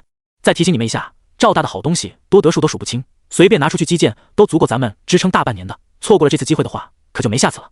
威逼利诱之下，其他人眼中都露出一抹厉色。没错，他们是怂恿者，换作他们是陈凡，也不会轻易放过他们。不如一条路走到黑，生死有命，富贵在天。你们现在后悔还来得及。吴光冷声道：后悔？老子决定好这么做的时候，就不会后悔。孙彪狞笑，身边的10几人也都握紧了手中的兵器。咕咚，吴光身后几人不约而同咽了一口唾沫，双拳难敌4手，更别说对方的人数几乎是他们的4倍。周围人中也有想帮忙的，可一来手中没兵器，去仓库来恐怕来不及；二来那伙人眼神凶狠，自己冲上去弄不好，不仅帮不上什么忙，自己的小命还要交代在这里。姓吴的，让开！孙彪舔了舔嘴唇道：要不然我们只能踩着你的尸体过去了。想让我让开？做梦！吴光咬牙，士为知己者死。陈凡将看守地下室的重任交给他，要是让这伙人进去打砸抢一番，等陈凡回来，他有什么脸面见他？话又说回来，能在临死之前吃了一顿饱饭，不做个饿死鬼，值了。好，既然你想死的话，老子就成全你，兄弟们！他话还没有说完，只听一道有些熟悉的声音从屋里传出：不好意思，今天你们谁都杀不了。这生意，吴光等人脸上露出不敢置信之色。孙彪等人正对着客厅，眼睁睁地看着一道人影缓缓走下楼梯。这一刻，他们如坠冰窖，喉咙发不出一点声音，就像是溺水一样被恐惧淹没。而围观的人们见到这一幕，也是神色各异，有震惊，有激动，有疑惑，还有恐惧。现场的所有人都没有想到，陈凡竟然从楼上走了出来。陈小哥！吴光回过身，顿时大喜过望。陈小哥，陈小哥，你终于来了！何非几个人也如释重负。刚才短短的几秒钟，他们像是在鬼门关走了一遭，全身都被汗水给浸湿了。做得不错，等会儿有奖励。陈凡赞许地看了他们一眼，尤其是吴光。几人一听，更是激动不已。下一刻，只听一连串的扑通声响起，只见孙彪一行人统统扔掉了手中的兵器，跪在了地上，拼命地磕头求饶。陈小哥，饶命啊！我们错了，我们知道错了，求你放了我们吧。是啊，我们鬼迷心窍，被孙彪那家伙蛊惑，求陈小哥忘了我们吧，我们愿意当牛做马。都是孙彪的错，都是他指使的我们。对，我们都已经打算退缩了，他还要威胁我们。10多人纷纷将责任推卸到孙彪身上。孙彪顿时暴跳如雷，破口大骂：你们这群王八蛋，胡说八道什么？是你们自己心里面有鬼，还要把责任推到我的身上。说着，他看向陈凡，哀求道：陈小哥，你别听他们胡说，是他们先找到的我，没有办法才答应跟他们一起的。陈小哥，你放过我，只要你放过我，我愿意替你卖命，你让我帮你做什么都可以。现在才知道求饶，刚才干什么去了？陈凡目光冰冷，扫过面前这一排人，道：吴光不是没有给过你们机会，可你们非但不珍惜，还想杀人，那我只能送你们上路了。时间仿佛在这一刻静止，然后孙彪猛地从地上跳起，往远处跑去。其他的人也陆陆续续反应过来，起身要往四周跑。这个姓陈的太狠了，自己等人都已经下跪求饶了，他还不肯放过。既然再怎么求饶都是死，不如逃跑，或许还有一条生路。然而最先起来的孙彪还没有来得及迈出一步，就感觉脖子一凉，一股鲜血如箭一般飙射而出。捞！他双手拼命捂住喉咙，似乎是想要阻止鲜血喷出，又像是想要将空气塞进喉咙里，可是根本无济于事。只是一瞬间，他的2只手连同手臂就被染成了红色，在绝望与懊悔之中倒了下去。其他人也是一样。在吴光等人的眼中，陈凡身影快得如同瞬移，等看到他的身影时，地上10几人无一不是捂住血流不止的喉咙，身体缓缓倒了下去。陈凡右手一甩匕首上的血迹，目光扫过在场所有人。我是一个讲道理的人，如果有谁不愿意留下，现在就可以离开，我绝不阻拦。如果想要留下，那就必须遵守我的规矩，否则这些人就是下场。话音落下，前方100多号人齐刷刷跪在地上。陈小哥，饶命啊！我们再也不敢了，再也不敢了。陈小哥，我们是被猪油蒙了心，您大人有大量，饶了我们这一次吧。他们一边哀求着，一边磕头求饶，有人甚至于将额头磕出血来都不自知，还在机械一般的重复着。周围众人见状，觉得既可怜又可恨。试想，要不是他们自己利欲熏心，生出贪念，怎么会被孙彪3言2语挑动，成为帮凶？场上的哀求声还在持续，他们生怕声音停下的一刹那就是自己毙命之时。安静！陈凡的声音响起，100多号人吓得连忙闭住嘴巴，不敢发出丝毫的声音，只是用祈求的眼神看着陈凡。你们虽然也是帮凶，好在能迷途知返，要不然我不会给你们跪在这里求饶的机会。闻言，100多号人顿时如释重负。不过下一刻，他们放下去的心又提到了嗓子眼上。死罪可免，活罪难逃。陈凡目光在他们脸上一一扫过，之前发给你们的大米，每个人留下10斤，其余的都交上来吧。100多人脸色瞬间一变。怎么不愿意？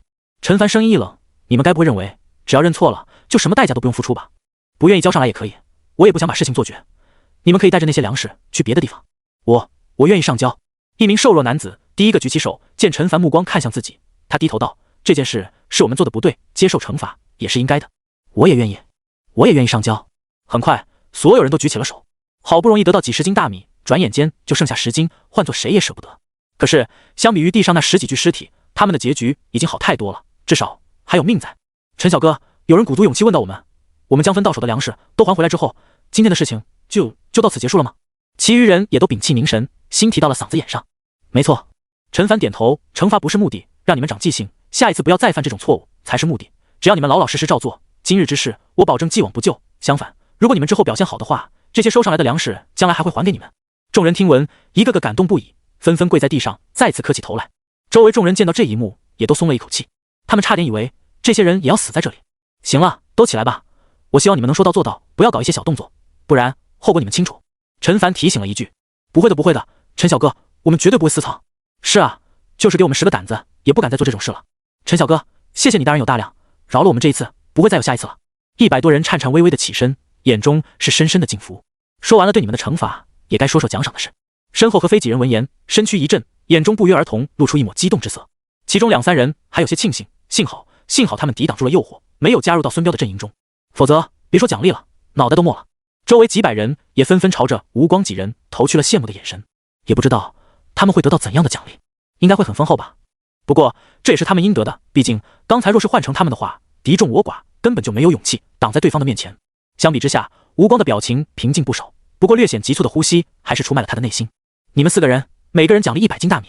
陈凡看向除了吴光和非2人之外的几人，那几人瞬间张大嘴巴，反应过来之后，忙不停的鞠躬道谢，谢谢陈小哥，谢谢陈小哥。要知道赵大还在的时候，有几斤大米就能找一个女人过日子了，100斤，他们应该是赵家堡目前为止富裕的那批人了吧？何非，这100多人被劝退，也有你的功劳，因此你可以拿200斤。谢谢凡哥，谢谢凡哥。何非激动得热泪盈眶，他当时也没有想太多，只是热血上冲，说了一句，没想到就这么一句话，给自己多弄了100斤大米。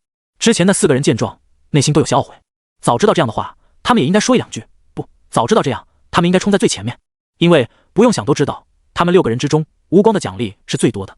与此同时，在场众人的目光也都落在了吴光的身上，时间仿佛静止在了这一刻。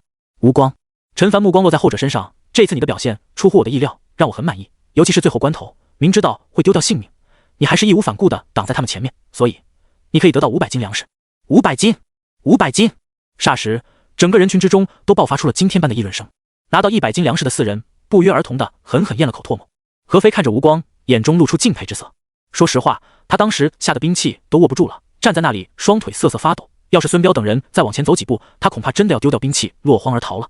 可吴光却像是一座铁塔，从始至终都没有倒退过一步。500斤粮食是他应得的。陈小哥，吴光不知是激动还是惶恐，他舔了舔嘴唇，道：这都是我应该做的。你把大家从赵大的手中解救出来，还分给大家粮食，为你看守地下室，是我的荣幸，不用再额外给粮食。更何况500斤，这也太多了。陈凡摇摇头道：一码归一码，总之这件事就这么定了。吴光闻言张了张嘴，也没有再坚持下去。一来他看得出这位是雷厉风行的主，一旦做好决定就不会更改；二来500斤大米，500斤大米啊，他不心动那是假的。场上众人的语气中充满了羡慕。500斤大米，一个人吃的话，得吃到什么时候？就算1天1斤米计算，也能吃将近2年了吧？2年？你们别忘了，这些大米可以拿到宋家堡那边去换钱，500斤就是500元，想买什么没有？是啊，要是咱们当时能够挺身而出，是不是也有分到1、200斤啊？有人懊悔道。说起来容易，再来一次的话，你恐怕还是不敢站出来。陈凡目光落在周围众人身上，出声道：不仅仅是吴光他们几个人，你们刚才没有跟随闹事，也有奖励。全场鸦雀无声，众人睁大眼睛，不敢相信自己的耳朵。他们竟然也有奖励！地下室里还有不少生活用品，你们排好队，每个人可以领取1件。瞬间，场上响起雷鸣一般的呐喊声，不少人喜极而泣，无比庆幸之前所做出的决定。反观那100多人，眼神中又是羡慕，又是尴尬，更多的还是后悔。如果他们当时能够懂得知足的话，如果他们能遏制内心的贪念，如果跟随而来的时候他们能悬崖勒马，及时离开，是不是现在不仅不需要将大半的粮食退回，还能额外分到1件生活用品？可惜这世界上没有那么多如果。几百人自发地排着队领取物资，一个个脸上笑容满面。没想到除了吴光他们几个，咱们也能有奖励。是啊，其实这些不是我们应该做的吗？结果竟然还能有奖励，真是天上掉馅饼。什么天上掉馅饼？这是陈小哥人好大方，你换成赵大试一试，给我们分东西，不从我们身上抢东西就谢天谢地了。是啊，咱们可千万记住陈小哥的好，别跟那些人一样不懂感恩，还想着反咬一口。没错没错，被众人嫌弃的目光看着，那100多人都无地自容。咱们也回去留下10斤，其余的粮食都如数交上来。有人说道。陈小哥竟然当着这么多人的面说会既往不咎，相信以他的为人不会骗我们。对，这件事是咱们的不对，被其他人嫌弃瞧不起，咱们也得受着，没什么好抱怨的。说完各自离去。没过多久，他们就扛着粮食走了回来。何非带人一一检查，毕竟当时每个人分到的数额都差不多，很容易检查。还好并没有人搞小动作，每个领取完物资的人都冲着陈凡道谢。陈小哥，你真是我们赵家堡的大救星。一名老爷爷泪流满面。陈凡冲着他笑了笑，然后说道：从今天开始，这里就不叫赵家堡了，而是陈家堡。众人一怔，随即都激动地附和起来。是啊，赵家堡3个字已经随着赵大成为了过去式，接下来他们将迎来一段崭新的生活。宋家堡的城墙之上，持枪守卫，有的眺望一望无际的荒野，有的俯瞰城墙下进进出出的行人，有的则倚着城墙打着呵欠。站岗本就是一件枯燥乏味的事，数年如一日的站岗更是如此。小陈好几天都没来了吧？不知道是谁问了一句，顿时引起了众人的注意。是啊，好像有3、4天了，2、3天吧。不知道反正那天请假后就没来过，听说是出去狩猎，这么久没出现，该不是出事了吧？王鑫，有人看向左边，一名20多岁、下巴尖尖的男子，你不是去小春家看过吗？怎么样，有什么消息吗？王鑫见众人的目光落在自己身上，叹息了一声，道：昨天我去了一趟，只有一个女人在家，是杨小春的嫂子。她说前2天杨小春跟着他哥哥还有几个人出去狩猎，就再也没回来。气氛一静，众人闻言脸上露出难以置信之色，接着叹息声响起：哎，好好的出去狩什么猎啊，老老实实在这里站岗不好吗？是啊，虽然拿的死工资，可胜在安全，就像外面寨子的那些人，不知道有多少是死在野外那些凶兽手中。还是太年轻啊，还是年轻。众人慨叹了一番，气氛再次沉默下来。对于他们而言，杨小春不是第一个这么做的，也不会是最后一个。王鑫嘴角翘起一抹弧度。就在这时，一道惊呼声响起：快看，程队长回来了！众人循声看去，只见远处一辆军用吉普车正朝着这里而来。王鑫眼中露出一抹欣喜。吉普车很快靠近，驶入堡中的一座院子。停好之后，一名穿着衬衫西裤的男人打开车门走了出来。他戴着一副墨镜，身高1米8几，留着平头，身材魁梧，衬衫被肌肉高高撑起，像是随时能爆开似的。右手单手握着一挺重机枪。见到这一幕，城墙上的守卫眼中都充斥着憧憬之色。不愧是队长 ，W8型重机枪，算上底座子弹，全重接近100公斤，换做咱们必须架在车上才能使用。队长直接单手拎起。你以为队长可是练肉后期武者，单手少说有1000斤之力，像咱们这种普通人能一拳打飞几个？队长这一次去鞍山城的雷云武馆精修，估计实力也有突破，不了多久就能达到入境境界了吧？肯定的，听说狂风武馆那位馆主都快60岁了，才是入境武者。咱们程队长30岁不到就能入境，将来成就必在那人之上。说话的功夫，一个男人从城墙的另外一边走了过来，跟刚下车的程雷热情地攀谈着。程雷脸上也露出一抹笑容，时不时地点点头。两人交谈了一会儿之后才分开。后来的男人笑着目送着前者离去，随后抬起头朝着城墙这边看了一眼。众人顿时吓得不轻，赶紧挺直脊梁，目视前方。这人是副队长关德喜，是一个笑面虎，无论是本事还是人品都一般。不过听说是鞍山城那边的人，连程队长平日里对他也是客客气气的。他们这些普通人可惹不起这家伙。我去上个厕所。王鑫说了一声，转身沿着楼梯往城墙下走去。然而他并没有像之前说的那样朝着厕所走，而是进了院子，又往里走，到了一间办公室外面，敲了敲门。队长在吗？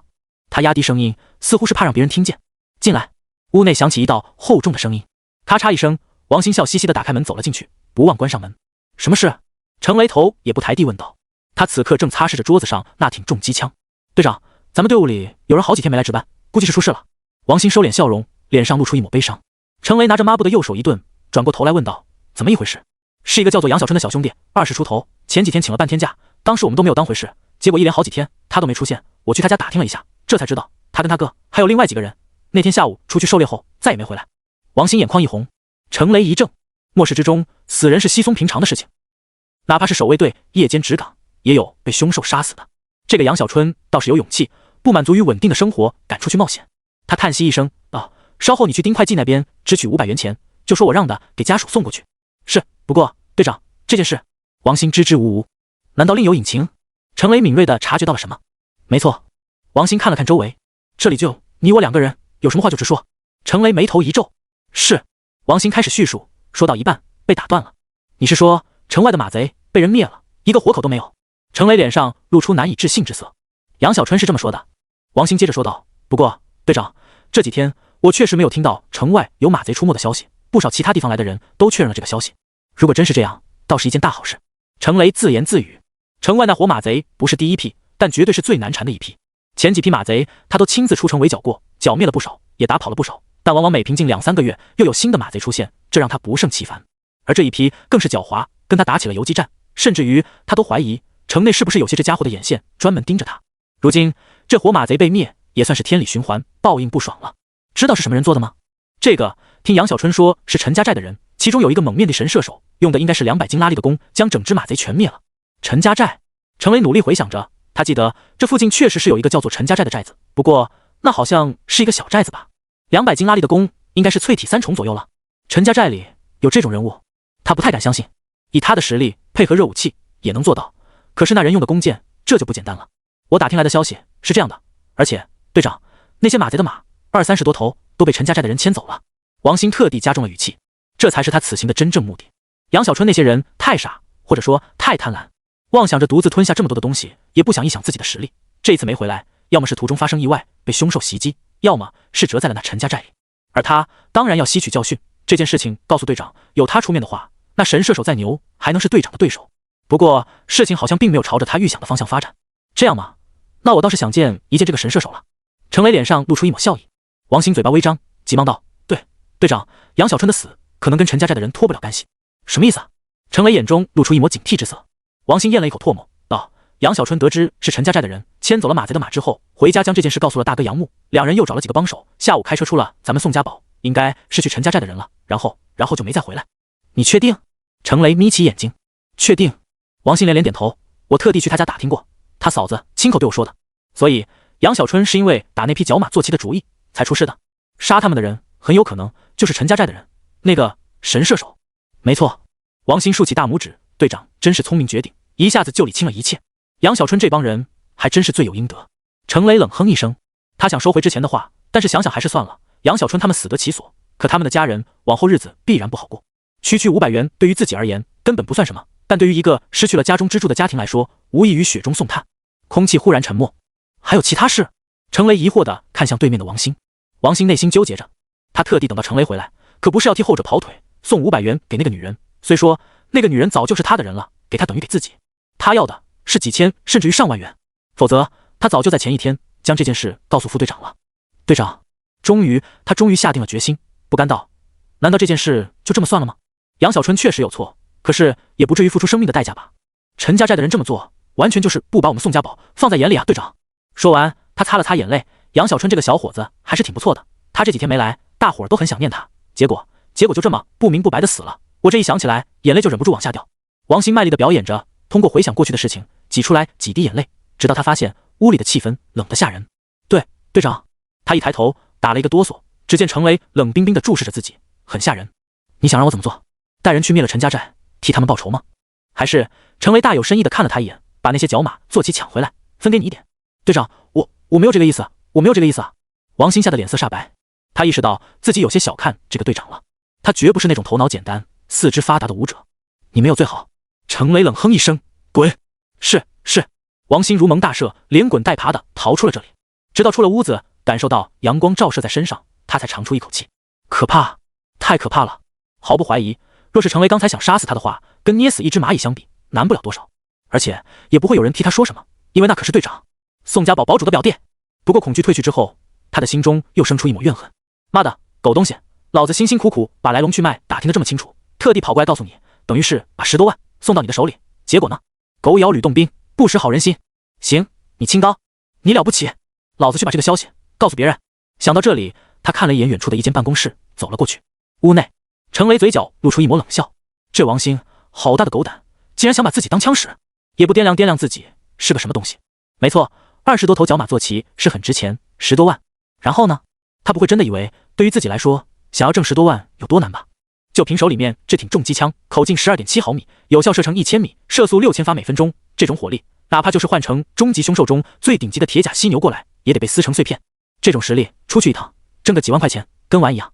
更别说他的底牌可不仅仅是这挺重机枪，就是钱好挣，东西不好买，中品器血丹还好说，上品器血丹人人都想要，哪怕明知道这东西对于入境以下的武者是浪费，也要买，没有人脉，真的很难买。其他的资源也是同理。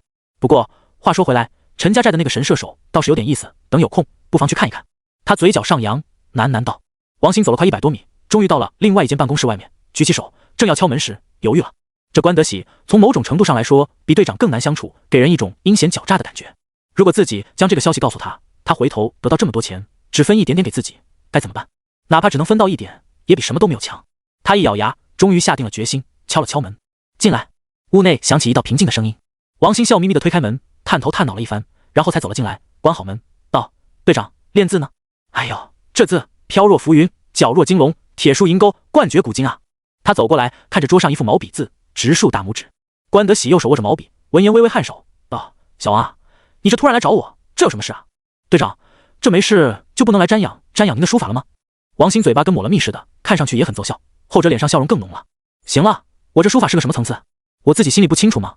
坐吧。”他指了指一旁的沙发。“谢谢队长。”王兴高兴的不行，心想这关德喜或许没有传闻之中的那么可怕，至少就这表面功夫比程雷那家伙好了不知道多少。说吧，到底是什么事？关德喜一边笔走龙蛇，一边漫不经心的问道。王兴转动上半身，小声道：“我这一次来是有一笔大买卖，想要告诉队长你。哦，大买卖？什么大买卖？马贼！王新压低声音道。后者握着毛笔的手颤抖了一下。马贼怎么了？关德喜的声音一如既往的平静，毛笔重新在纸上游走起来。王新语气的一道：队长还不知道吧？咱们外面的那帮马贼已经被人给灭了。关德喜瞳孔骤然收缩，灭了？是怎么知道这个消息的？队长，其实这个消息外面根本就不算秘密，不仅是我，守卫队里的其他人也都知道。不过我知道他们不知道的东西。是吗？关德喜抬起头，笑容洋溢，说来听听。这个……王新笑了笑，意思不言而喻。放心。关德喜眯起眼睛，如果你接下来说的事情确实有价值的话，我不会让你白说的。好，有队长这句话，属下就放心了。王新大喜，将跟程雷说过的话从头到尾的说了一遍。这一次他并没有被打断。关德喜一直在耐心的听着。说完了？是啊。王新一愣，随即笑眯眯道：怎么样，队长，这个消息够有价值了吧？20多头坐骑，那可是10多万，确实够价值了。关德喜点头。这个消息你还告诉了谁？王新睁大眼睛道：队长，我知道这件事之后，第一个就跑过来告诉你，其他人我都没说。这么说，除了你之外，就没有人知道这件事了？王新眉头一皱，关德喜这话说的怎么越听越不对味呢？不对，刚才说这件事情是你从杨小春的嫂子那里得知的，这么说的话，他也知道这件事了。关德喜笑容凝固，似乎有点不太开心的样子。是的。王新有种不妙的感觉，身上根根汗毛竖起，他脸上强撑起一抹笑容，道：队长，你放心吧，他不是那种喜欢到处跟别人说的人，这件事情就我跟他2个人知道，当然现在算上队长你的话是3个。这样吗？关德喜笑容重新绽放，慢慢走过来，道：不错，你这个消息很及时，说吧，你想要什么样的奖励？这个队长实在是太客气了。王新看着对方一步步走来，不以为意道：陈家寨里面应该有20多头角马坐骑，事成之后，队长能分给我1头，我就很满意了。当然，如果多给1头的话，我也没有意见。你倒是挺有自知之明。关德喜缓缓走向他的身后。队长这话说的，要是没有您的话，别说是角马了，连马毛我都弄不。咔嚓，清脆的骨折声响起。刚才脸上还笑容洋溢，口中说个不停的王新，此刻脑袋转了90度，身躯软弱无力的倒在了沙发上。身后的关德喜脸上的表情狰狞，他左手从口袋中拿出了一块手帕，擦了擦右手掌上的口水，然后将这块手帕揉成一团，扔进了垃圾桶里。老子的东西也是你能够染指的？他冷笑一声。难怪这几天与自己接头的那个人迟迟没有出现，外面还传出马贼被灭的消息，原来真的被人给灭了，一帮没用的废物。他恨恨地骂道。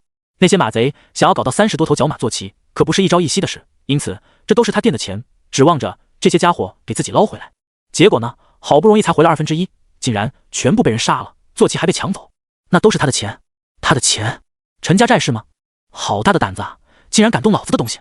他眼中露出滔天的怒火，恨不得现在就带人冲过去，将整个陈家寨的人杀光，方解心头之恨。不行，程雷那家伙回来了，就算他不回来，我要是这么做，也会引起他的注意。关德喜来回踱步，忽然他脑中灵光一闪，陈家寨不是靠着赵家宝吗？赵大他们明知道在自己这里购买中品器血丹价格会比市场价高一些，依旧这么做，就是想搭上自己这条线，从而获得进入鞍山城的机会。不如这件事情就交由他们去做。知道自己是马贼背后主使的，只有那个马贼头领，即便是那个接头人，也不知道自己的真实相貌与身份。至于那个马贼头领，不用担心，因为他的妻子女儿就在自己的手中。那么按照眼前这个死人的说法，他们都已经死了，而且连说话的机会都没有，所以不必担心会有人知道这个秘密，赵大他们也不会有机会反过来威胁自己，相反，他们还会认为这是一次绝佳的讨好机会。关德喜点点头，感觉没有什么遗漏的地方。为了以防万一的话，那个女人以及吴斌的妻子女儿都不能留下，稍后让人去一趟，告诉赵家3兄弟将那批坐骑拿回来，过一段时间再安排一批人来好了。陈家寨，你们是真该死啊！关德喜恨得咬牙切齿。陈小哥，东西我们都已经发放完了，要是还有什么事是我们能够帮得上的，尽管吩咐。吴光一脸恭敬之色，不仅是他，身后几人的眼中也充满了敬服。暂时没了。陈凡摇摇头，辛苦了，你们也回去休息吧。不辛苦。几人一听，都是一副受宠若惊的样子。陈小哥，这乃算什么辛苦？之前赵大在的时候，那才叫苦。有人苦笑道：是啊，累都不知道累死多少人，有的。可吴光轻咳一声，打断了那人的话，看向陈凡道：陈小哥，我们就先出去了，你要是有事情的话，随时可以来外面找我们。陈凡看了他一眼，想起了什么，嘱托道：门口那边要安排人守着，一旦有什么人来，第一时间通知我。是。吴光连忙答应下来，带着几人走了出去。出了门，隐约有说话声传来：吴哥，我刚才是不是太啰嗦了一点？陈小哥不会心里面不高兴吧？放心吧，陈小哥没你想的那么小气。吴光的声音响起：那就好，我就是太高兴了，没想到不仅得到了自由，还一下子得到了那么多粮食。要是这一天能早点来的话，该有多好，我哥他也不会累死了。唉，声音渐渐小了下去。陈凡轻叹一声。今天他的做法应该是稳定住了局面，就算依旧有人不死心，也翻不出什么浪来。等到父亲他们带人过来，就尘埃已定。尽管人数多了几倍，勉强可以自给自足，实在不行，还可以继续开垦种植粮食。此外，青壮年也不少，稍加训练的话，能编入到狩猎队或者保卫寨子，不像之前那样捉襟见肘。总的来说，一切都在向着好的一面发展。当然，作为寨子顶梁柱的自己，也得不断提升实力才行，要不然的话，一点点变数就能将如今的大好局面毁掉。是时候将这一次的收获转化为实力了。陈凡暗道，从口袋里将3瓶气血丹拿出来，放在了面前的桌上，同时看向属性面板。境界炼肉后期，等级10/0300，体质206.97，力量221.95，敏捷131.76，精神104.28，潜能点1652，20.1天，经验值155。为了保证这一次行动万无一失，陈凡在凌晨出发之时，将境界从炼肉中期提升到了炼肉后期。体质力量属性此刻都超过了200点，尤其是力量属性达到了220点，也就是说再次到达了境界突破的门槛。陈凡咽了口唾沫，看向境界后面的加号，有些激动的点了一下。突破门槛，体质力量敏捷属性任意达到200点，已达到门槛值。体质力量敏捷属性3项平均值超过170点，身体强化等级达到15级，突破成功率达到100%，当前突破概成功概率78%。是否突破？看着这熟悉的3行信息，陈凡目光落在了第2行上，眼中露出诧异之色。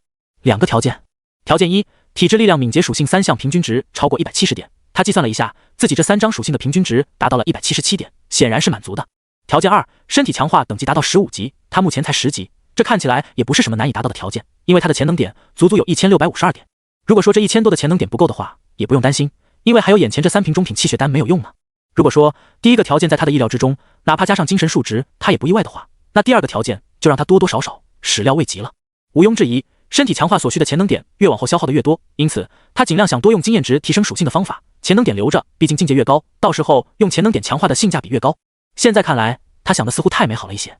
淬体突破到炼肉境界，对于强化等级并没有要求，炼肉到入境却要求达到15级。那以此类推的话，从入境突破到下一个大境界，强化等级的要求会不会更高？不太妙啊。陈凡苦笑，等级低还好说，将来等级高了，每提升1级所需要的潜能点，只怕都是一个天文数字。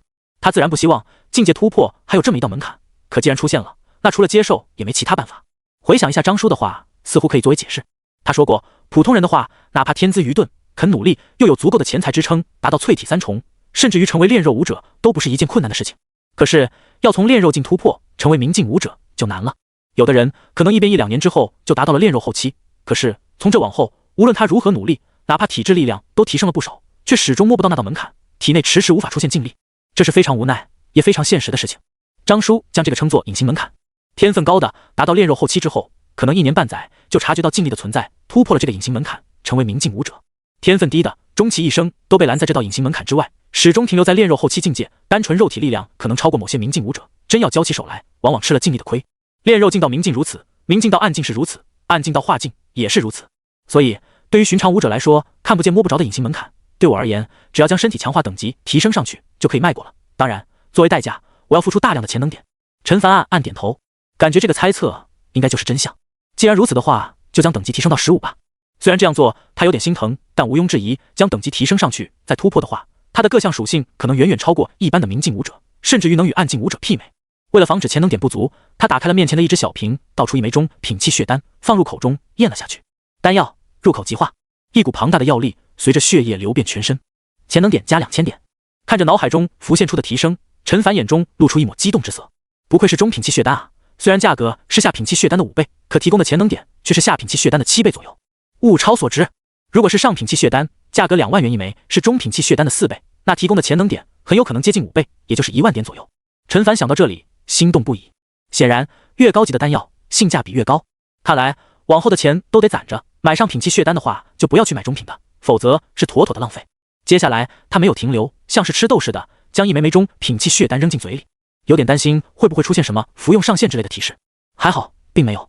最终26枚中品气血丹全部转化为了潜能点，面板上的潜能点数目从一开始的1652点，直接暴涨到了53652点。陈凡脸上露出笑容，不过很快笑容就凝固。他知道，只是看起来多而已。真到了后面，身体强化等级高的时候，53000潜能点又如何？恐怕点一次都不够。先满足眼下的条件吧。至于剩下的潜能点，留着下一次突破使用。或许待会儿提升之后，就能知道突破到暗境的各项门槛了。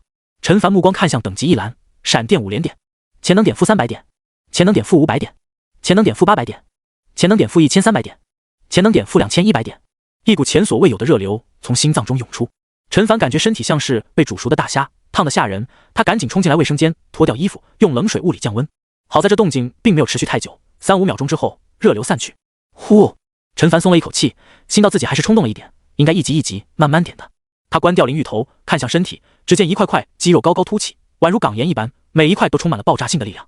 忍不住用手戳了一下，很坚硬。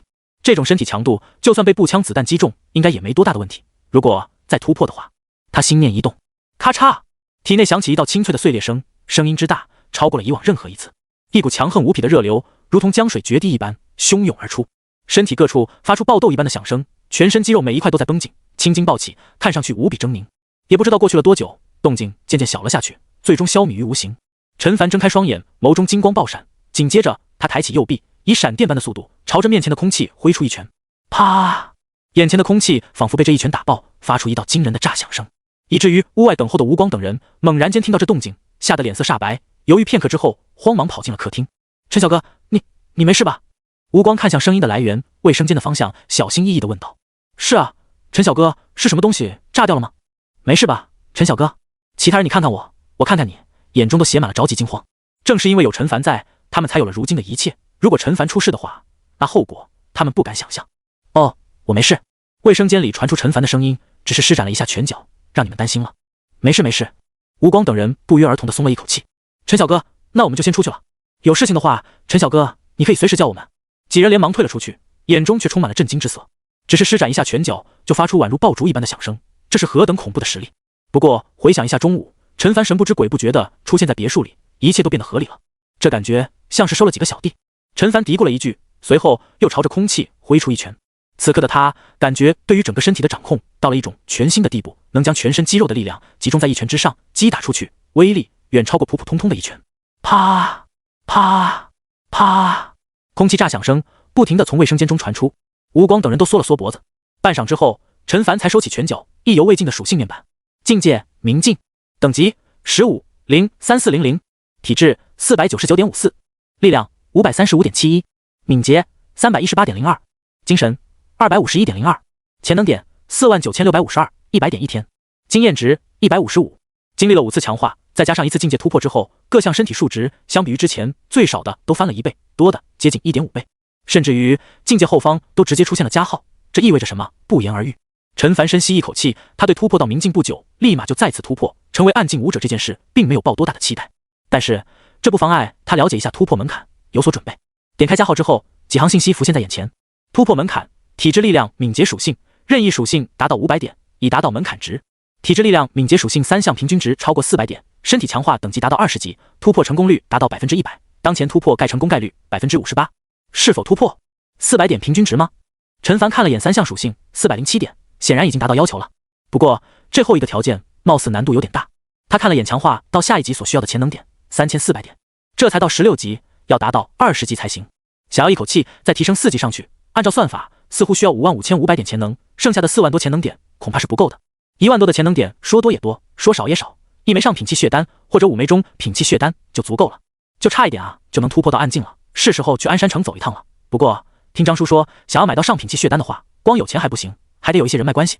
他眉头一皱，如果实在买不到上品器血丹的话，就只能退而求其次，买中品突破到暗境了。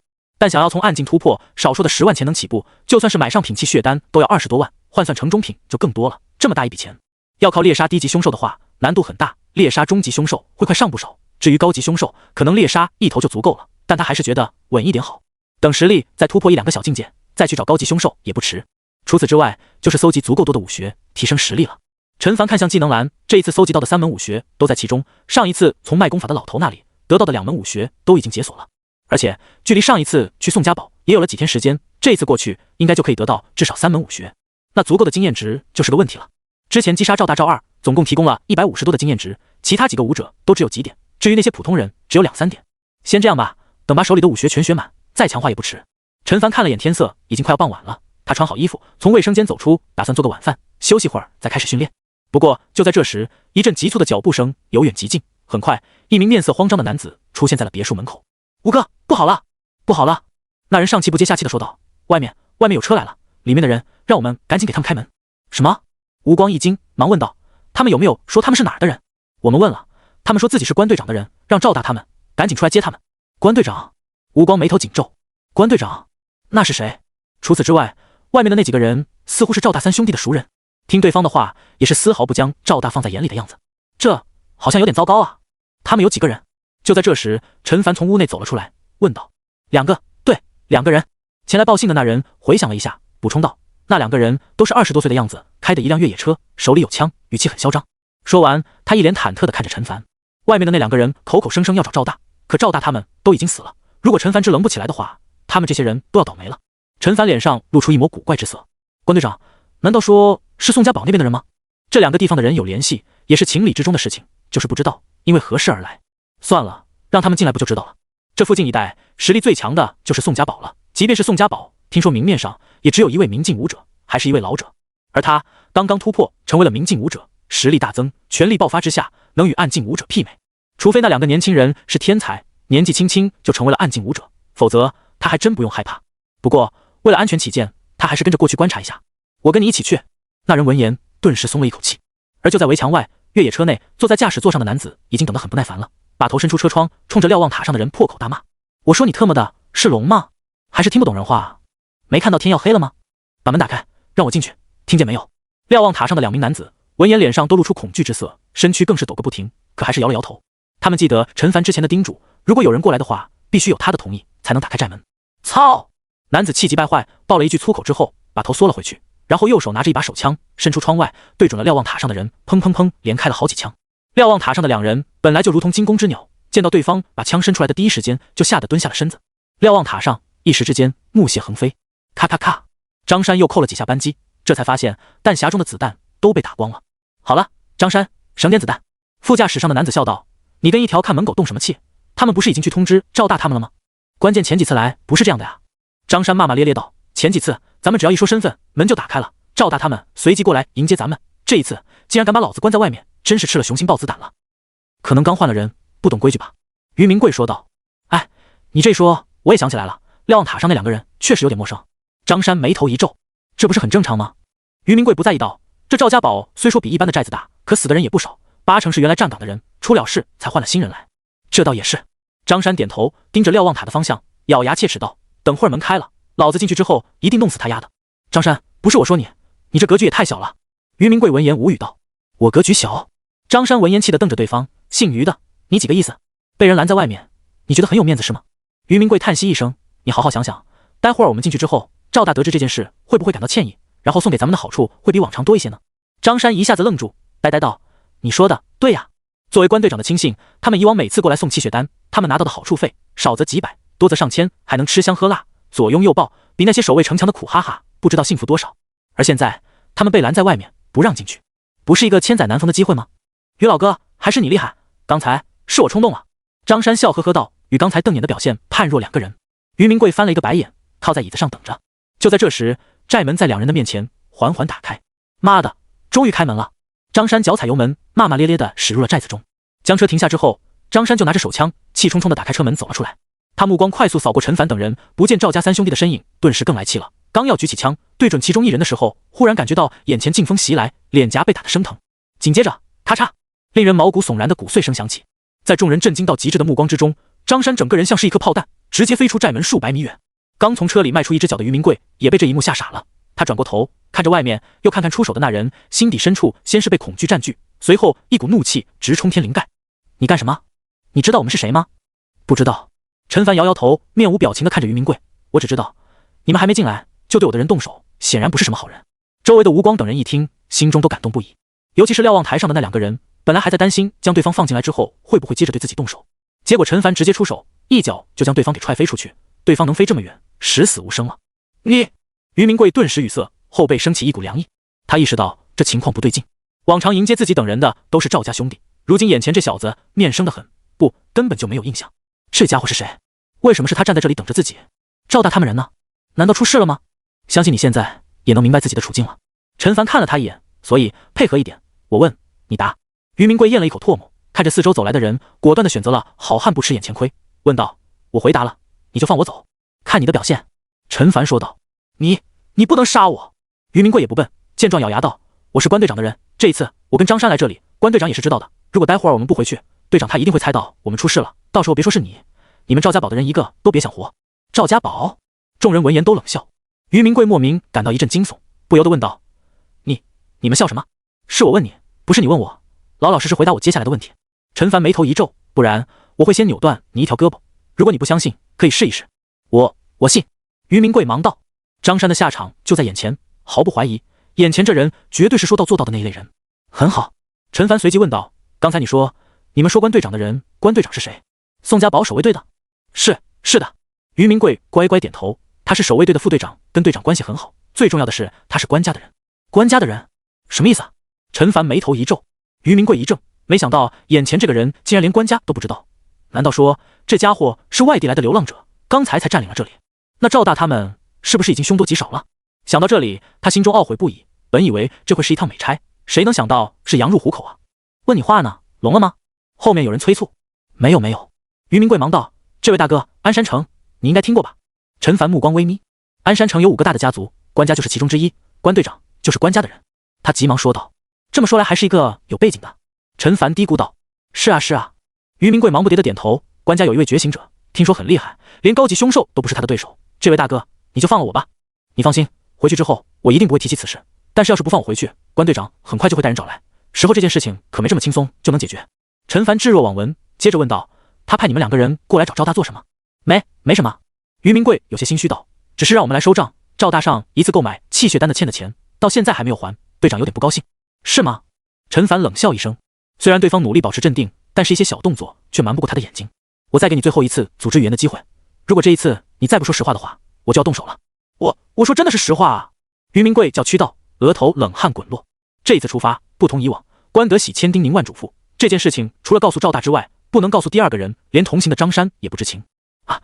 这下子要是说出去的话，就算眼前这人能够放他回去，关德喜那边恐怕也不会轻饶。3，我真的。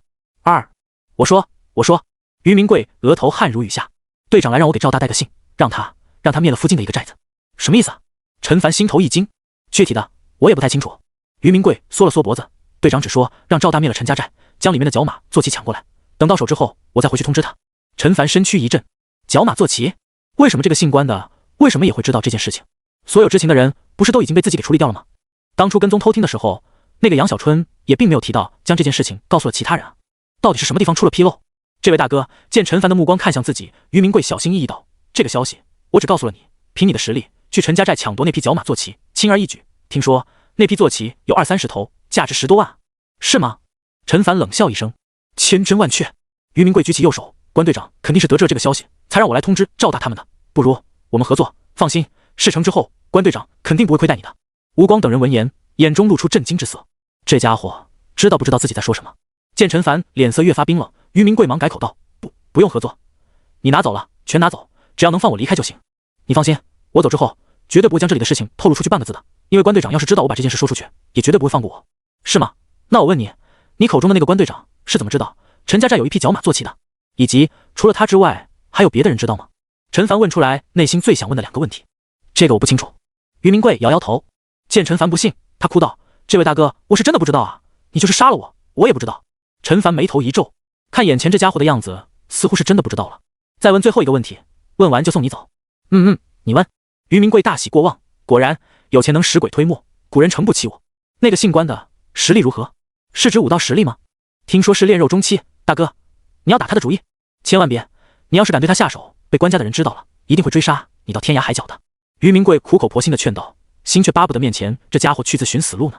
事情发展到这个地步，他大概已经猜到赵家3兄弟已经计了，希望面前这家伙看在自己这么配合的份上，让自己离开。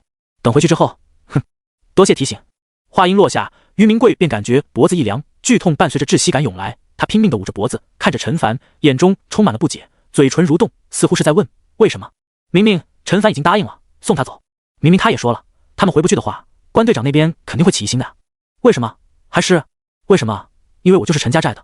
陈凡冷冷地看了他一眼，而且自己也没食言。于明贵脑袋轰的一声，眼睛都要从眼眶中蹦了出来，紧接着就失去了意识。尸体拖走，车开进仓库里。是陈小哥。吴光几人忙走上前来，看着地上这具尸体，感觉好笑。这人竟然还劝陈小哥去抢劫陈家寨，真是厕所旁边打地铺，离死不远了。你们几个这次表现不错，待会儿找吴光每个人领取10斤米。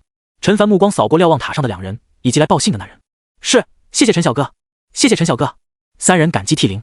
果然，他们就知道，只要能够做好陈凡交代下来的事情，就能够得到奖赏。陈凡眉头紧皱，往回走去，心情很不好。本以为这件事已经到此为止了，结果又蹦出来一个姓关的守卫队队长，他是怎么知道这件事情的？而且刚才那家伙说的是灭了整个陈家寨，把坐骑抢过来。如果只是打坐骑的主意，没必要用这么暴烈的手段，以至于让人觉得灭了陈家寨才是对方的主要目的，抢坐骑反而是其次。难道他是为了给杨小春他们报仇？那为什么不直接带着宋家堡的守卫，而是要借赵大之手？还是有别的原因在里面吗？陈凡想了一番，还是没有头绪，摇了摇头。事情既然已经发生，纠结这些有什么用？他既然敢有灭掉整个陈家寨的想法，那就得有被自己灭掉的觉悟。无论他的背后是什么官家，还是觉醒者，杀了再说。天色逐渐暗淡，很快整个堡垒就陷入了一片黑暗。不少人熬了一个通宵，累得不行，早早进入了梦乡。有的人却在床上辗转反侧，久久没有入眠。就在这时，一阵似有似无的脚步声快速靠近，然后渐渐远去。有人忍不住好奇打开门往前方看去，却发现黑夜中空空如也，不禁露出一脸困惑。明明听到脚步声的，难道说自己出现幻觉了？其实并没有，黑夜之中的确有人影闪过。这身影不是别人，正是陈凡。他2只手各自拎着一袋150多斤重的大米，肩膀上还扛着2袋，总计600多斤，沿着围墙的内圈跑动着，并不是单纯的奔跑，而是刻意将每一次落地的动静尽可能的变小，从而快速提升基础身法的熟练度。如此一来，几乎每跑动1圈，基础身法的熟练度就能提升10%左右。不到10圈，陈凡便感觉到全身一轻，显然基础身法升级了。基础身法 LV4 0%清零3级，飘忽1级。飘忽，陈凡眼中露出一抹诧异，这好像是基础步法的特性吧？效果是提升3成的闪避，基础身法也能解锁出这个特性，也是情理之中。如果是更高一级的闪避特性就更好了。他轻叹一声，继续奔跑。这一次跑动1圈之后，提升熟练度只有5%多一点，大概20圈之后，基础身法再次升级，并没有新的特性出现。这一次1圈下来的熟练度提升只有2.5%了。陈凡依旧是干劲满满。要知道，他之前在梅庄上练习腾挪躲闪时，熟练度比这慢了不知多少。黑夜中，几道人影聚在一起，看着陈凡不断的从眼前经过，眼中都露出浓浓的敬佩之色。难怪陈小哥本事了得，天色都这么晚了，他还在独自练习。赵大他们可没有这么勤奋。何飞感慨道：“是啊，4蛇皮口袋的大米，少说也得有600斤，600斤啊！哪怕是100斤，我都够呛。谁不是呢？关键陈小哥跑了几10圈了吧？真是个猛人。”几人正在说着，一道身影突然出现在了他们面前。几人瞪大眼睛，差点没被吓死。再往我肩膀上加2袋。陈凡说道。还加？吴光大吃一惊，陈小哥，再加的话就6袋了。是啊，陈小哥，要不还是算了吧。没事，我还顶得住。陈凡冲着他们微微一笑，然后转过身背，对着他们将手中的2袋米先放下，扶住了肩膀上的袋子。跑了这么多圈，他感觉这个重量远远达不到自己的极限。想想也是，普通人的体质属性才10点，而他的体质属性已经达到500点。普通人可以背起100斤重的东西，如果换成奔跑状态下，负重20斤差不多就是极限了。按照这个计算，陈凡预计以自己目前的属性，最起码可以在负重1000斤重物的情况下脚步如飞。如果是单纯负重行走的话，估计能达到5000斤，等于是能扛着一头铁甲犀牛不行。几人见状也不好再多说什么，齐心协力地抬起2袋150斤重的大米放了上去。陈小哥，好了，吴光说道，眼神中有些担忧。6袋大米，那可是900斤啊，陈小哥能吃得消吗？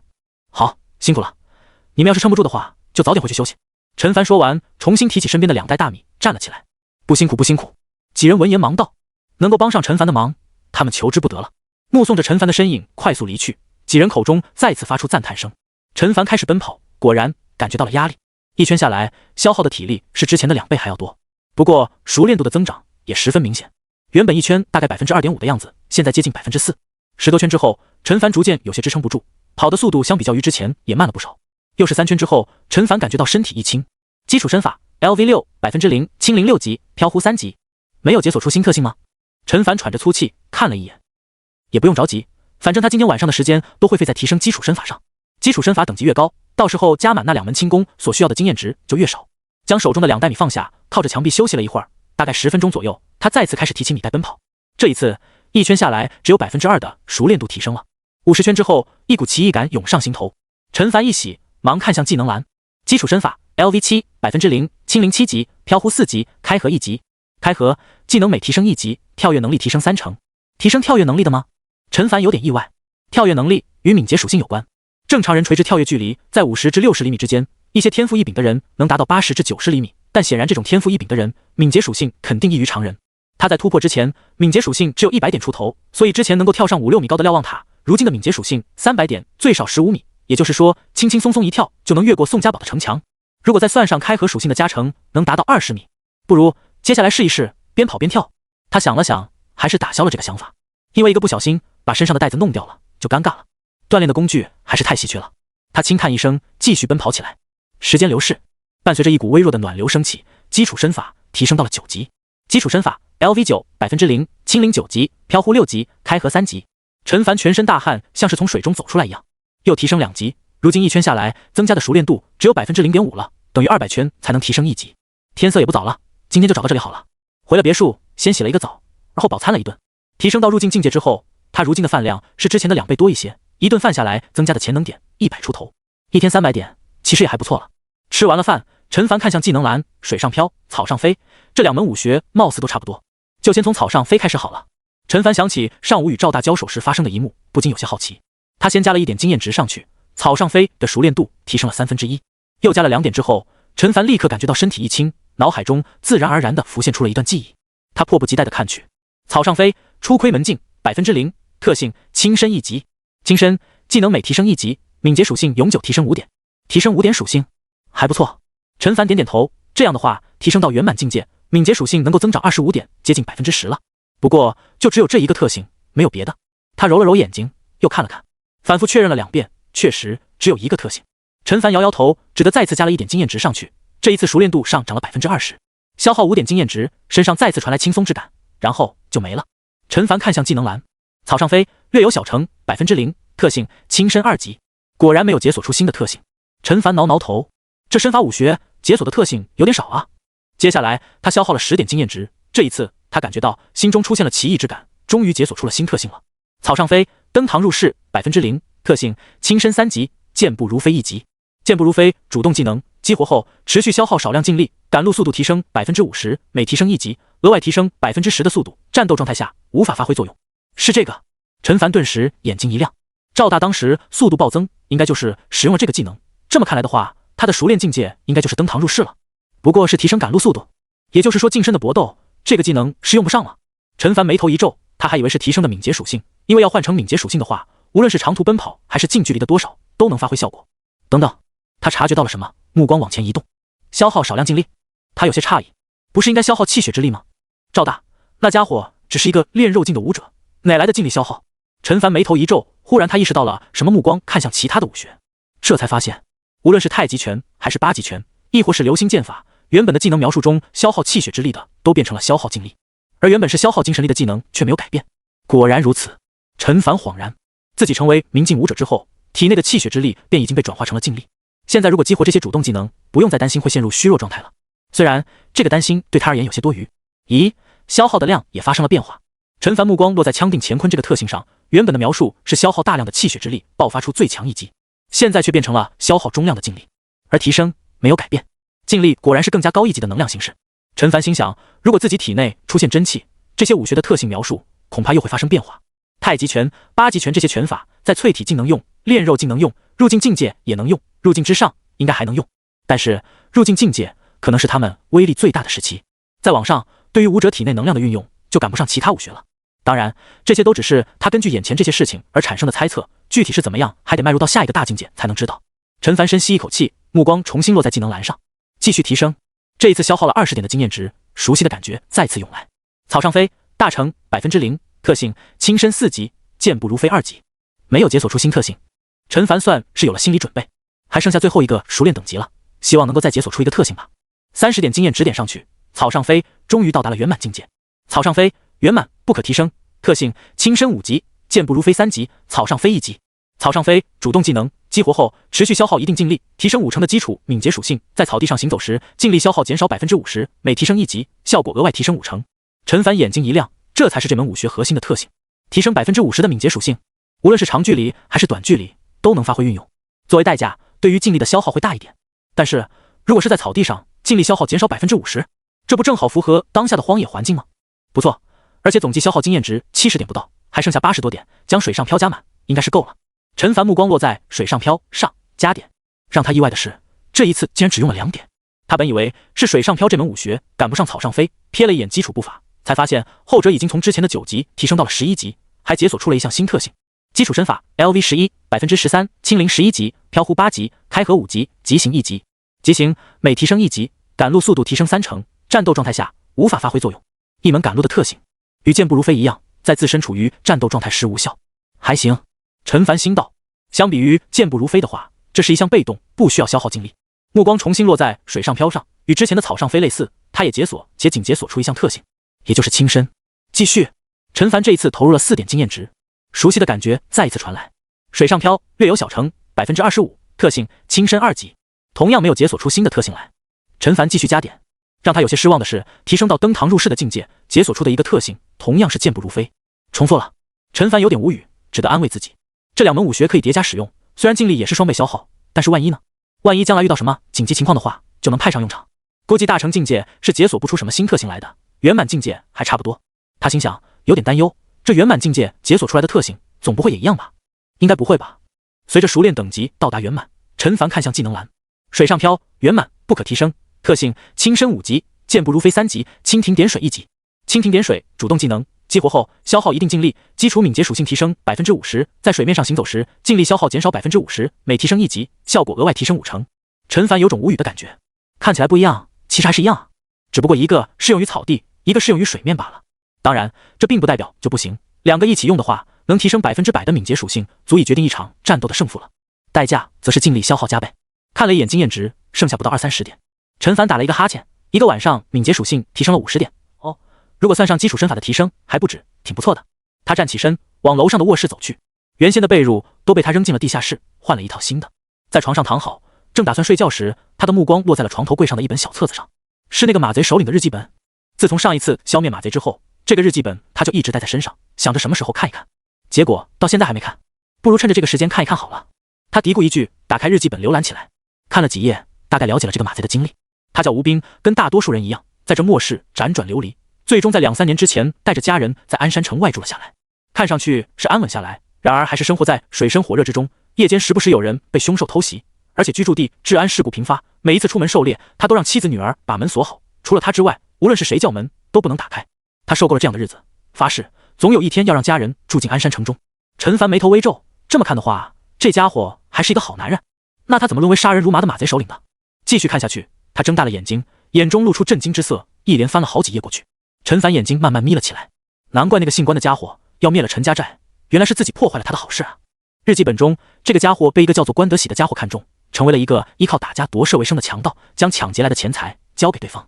后者承诺，只要他们好好干，最快1年就能获得进入鞍山城的名额。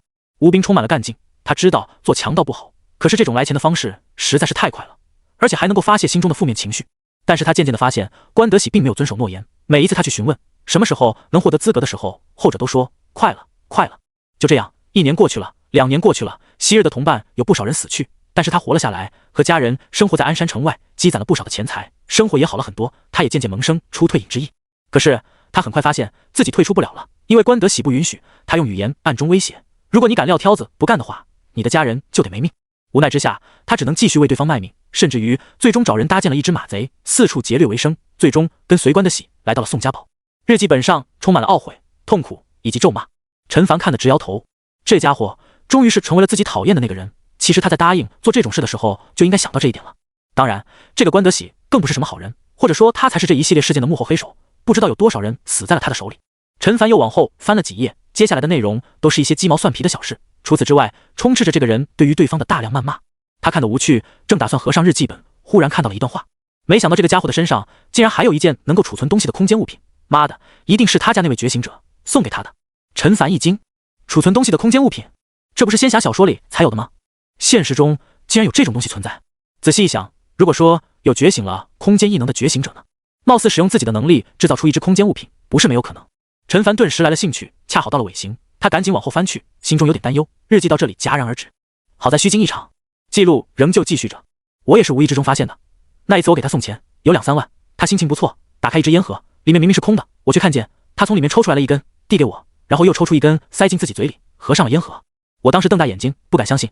他很得意的炫耀，说这是一件能够储存东西的空间物品，这东西只有他会用，就算我拿到手里也不会。他见我不相信，还特地示范了几遍。我眼睁睁地看着他将桌上的钱放进了烟盒里，那里面明明什么也没有，他还递给我，让我尽管试，要是能试出来就把东西送给我。我努力模仿他的动作，结果这就是一个普普通通的烟盒。妈的，这个王八蛋得意的样子，我现在想起来都恨得牙痒痒。这家伙就是故意在我面前炫耀。我真想当时一把这个好东西抢过来，问出使用方法，可我不敢。哎，要是我也有一件这样的东西该多好。陈凡看完这段叙述，内心震惊无比。从对方的话语中来看的话，这件事情很大概率是真的。那个关德喜手中恐怕真有空间物品，但是想要使用的话，需要某种特定的方法，要不然的话，跟普通的物品没什么两样。陈凡继续往下看去，接下来的几页描述中，这个烟盒又出现过几次，不过占用的篇幅很少。到了最后一页，戛然而止。显然这一天他没有能够继续记录下去。陈凡深吸一口气，合上日记本，想不到他还真的有了一些收获。一是这件事，关德喜应该不会让别人知道，因为他自己就做贼心虚。二，这家伙身上有一只奇特的烟盒，里面有储存空间，如果自己事先不知道这个信息的话，就算得到了，也会当做废品给扔掉。当然，自己如果想要使用，就必须从这家伙口中把方法撬出来。一晃一夜时间过去，第二日天刚亮，一辆大卡车就已经到了陈家堡门前。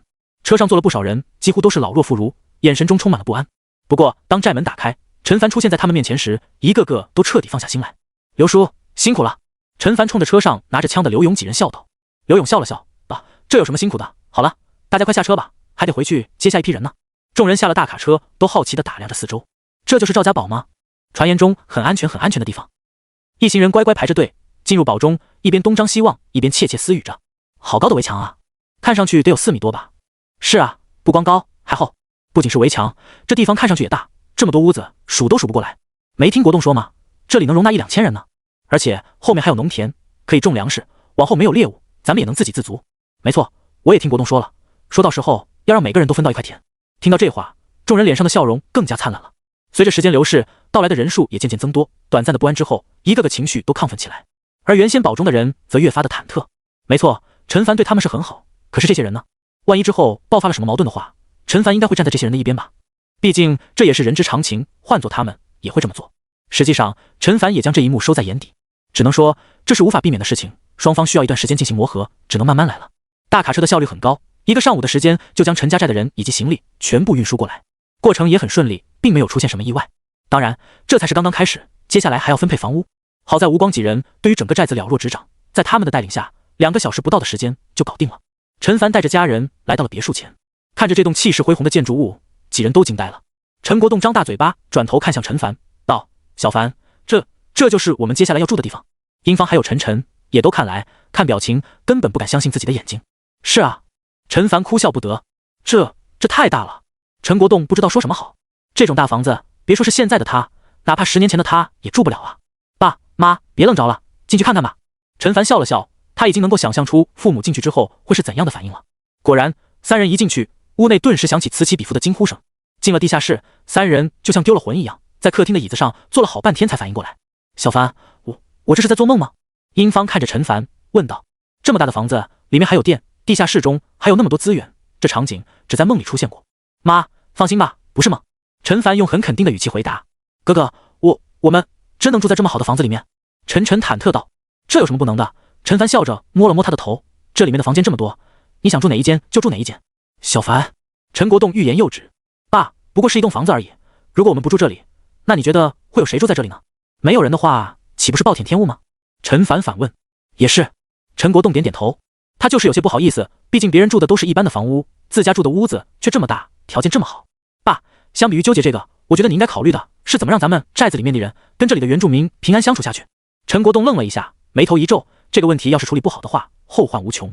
还有寨子的建设，眼下不缺人手，赵大他们之前让人扩建围墙，开垦出更多的田地，其实也没错，错的不把人当人。狩猎队也可以再补充一些人手，守卫寨子的人也可以安排。陈凡一股脑的把心中的想法说了出来。果然，陈国栋立马就没有心情再去思考房子的事情，而是眉头紧锁，面色凝重。陈凡见状，在内心说了声抱歉，他练武需要很多时间，实在是没有精力再去管这些事情。不过经过昨天一事，父亲想要管理这里，应该也会容易许多。吃了一顿丰盛的午餐之后，陈凡休息吧一会儿，陪着母亲聊了会天，才前往练武场。这里的场地要比陈家寨仓库前的那块空得大出了10倍不止。此刻已经来了一些人，见到陈凡到来，都热情地打起了招呼。陈凡随后找到了张仁，后者似乎刚做完饭，正准备开吃，见到陈凡到来，用筷子碰了碰碗道：“来一碗。”吃过了。陈凡哭笑不得，开口道：“张叔，我觉得你不如搬过来跟我们一起住好了。后者闻言笑着摇了摇头，道：不用了，我还是更加习惯住在仓库旁边。陈凡一时之间竟无言以对。张仁呵呵一笑，问道：昨天情况如何？有不怀好意的人跳出来闹事吗？是有10几个。陈凡大致的将事情叙述了一遍。张仁听得频频点头，随即道：听你这么一说，你挑出的那几个人表现还不错。陈凡点点头，所以我想不如让他们几个也一起过来练武好了。至于其他人的话，先不着急，看看人品如何再决定。就按你的意思来好了。对了，张叔，其实晚上的时候还发生了一件不太好的事情。陈凡苦笑着将后来的事也说了一遍。竟然还有人知道这件事。果然，听完之后，张仁的反应也很强烈。是啊，张叔，而且这里面的水比我们想象的还要深一点。陈凡从口袋里掏出一个记事本，这是我从那个马贼首领身上搜出来的日记本。根据对方的记录，那个关德喜的，也就是宋家堡的那个副队长，就是这伙马贼的幕后黑手。他倒是不担心上面的空间物品被张仁得知，一来后者就算知道了也不会动什么歪心思，二来的话或许还能得到一些有价值的信息。张仁闻言，眼睛顿时眯了起来。这种事其实不是什么秘密，只是不能放在明面上而已。张叔，陈凡看向他道：听那人的意思，关家似乎在鞍山城地位不一般。是不一般。张仁道：鞍山城中的觉醒者其实数目不少，但是 C 级觉醒者就只有那么几个，关家的那位觉醒者就是其中之一。听说他的异能有些特殊。说着，他的面色变得凝重起来。有些特殊？陈凡好奇道：是什么？精神控制。张仁放下碗筷，缓缓说道。陈凡一怔，精神控制这异能好像确实很特殊啊。我之前跟你说过，武者很难与觉醒者抗衡，无论是遇到哪一种都十分的棘手，尤其是这种精神控制的更加可怕。张仁苦笑一声，别说是我，那是比我更加厉害的化境武者，一旦被这种家伙控制住精神的话，轻则动弹不得，重则行为完全不受控制，甚至于让我们自杀也在对方的一念之间。对了，一说到这个，我想起来了，鞍山城中有好几个入境境界的武者已经被他完全控制，那几人从心底里服从他，发自真心为他去死的那种。陈凡听得不寒而栗，不禁问道：是因为我们武者的精神力太低了吗？应该是。张仁点头，轻叹一声。其实能够达到入境境界的武者，无一不是心智成熟、坚韧不拔之人。可就算如此，在那人面前也支撑不了片刻，完完全全是一种碾压。陈凡却松了口气，细想一下，除了精神力差距之外，也找不出其他合适的理由。无论是武者还是普通人，相比于觉醒者的话，提升精神力的难度太大了。不过，如果是这样的话，他倒不用太担心。当然，以防万一，还是尽快将关乐法提升到圆满境界，就当提升精神防御力了。张叔，他想到了什么，问道：这个会精神控制的觉醒者能控制住凶兽吗？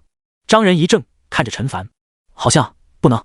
他仔细回想了一下，之前在鞍山城的时候发生了不少次凶兽围城的事件，那觉醒者也在，并没有看见他能控制攻城的凶兽，反而是让被他控制的武者挡在他的身前。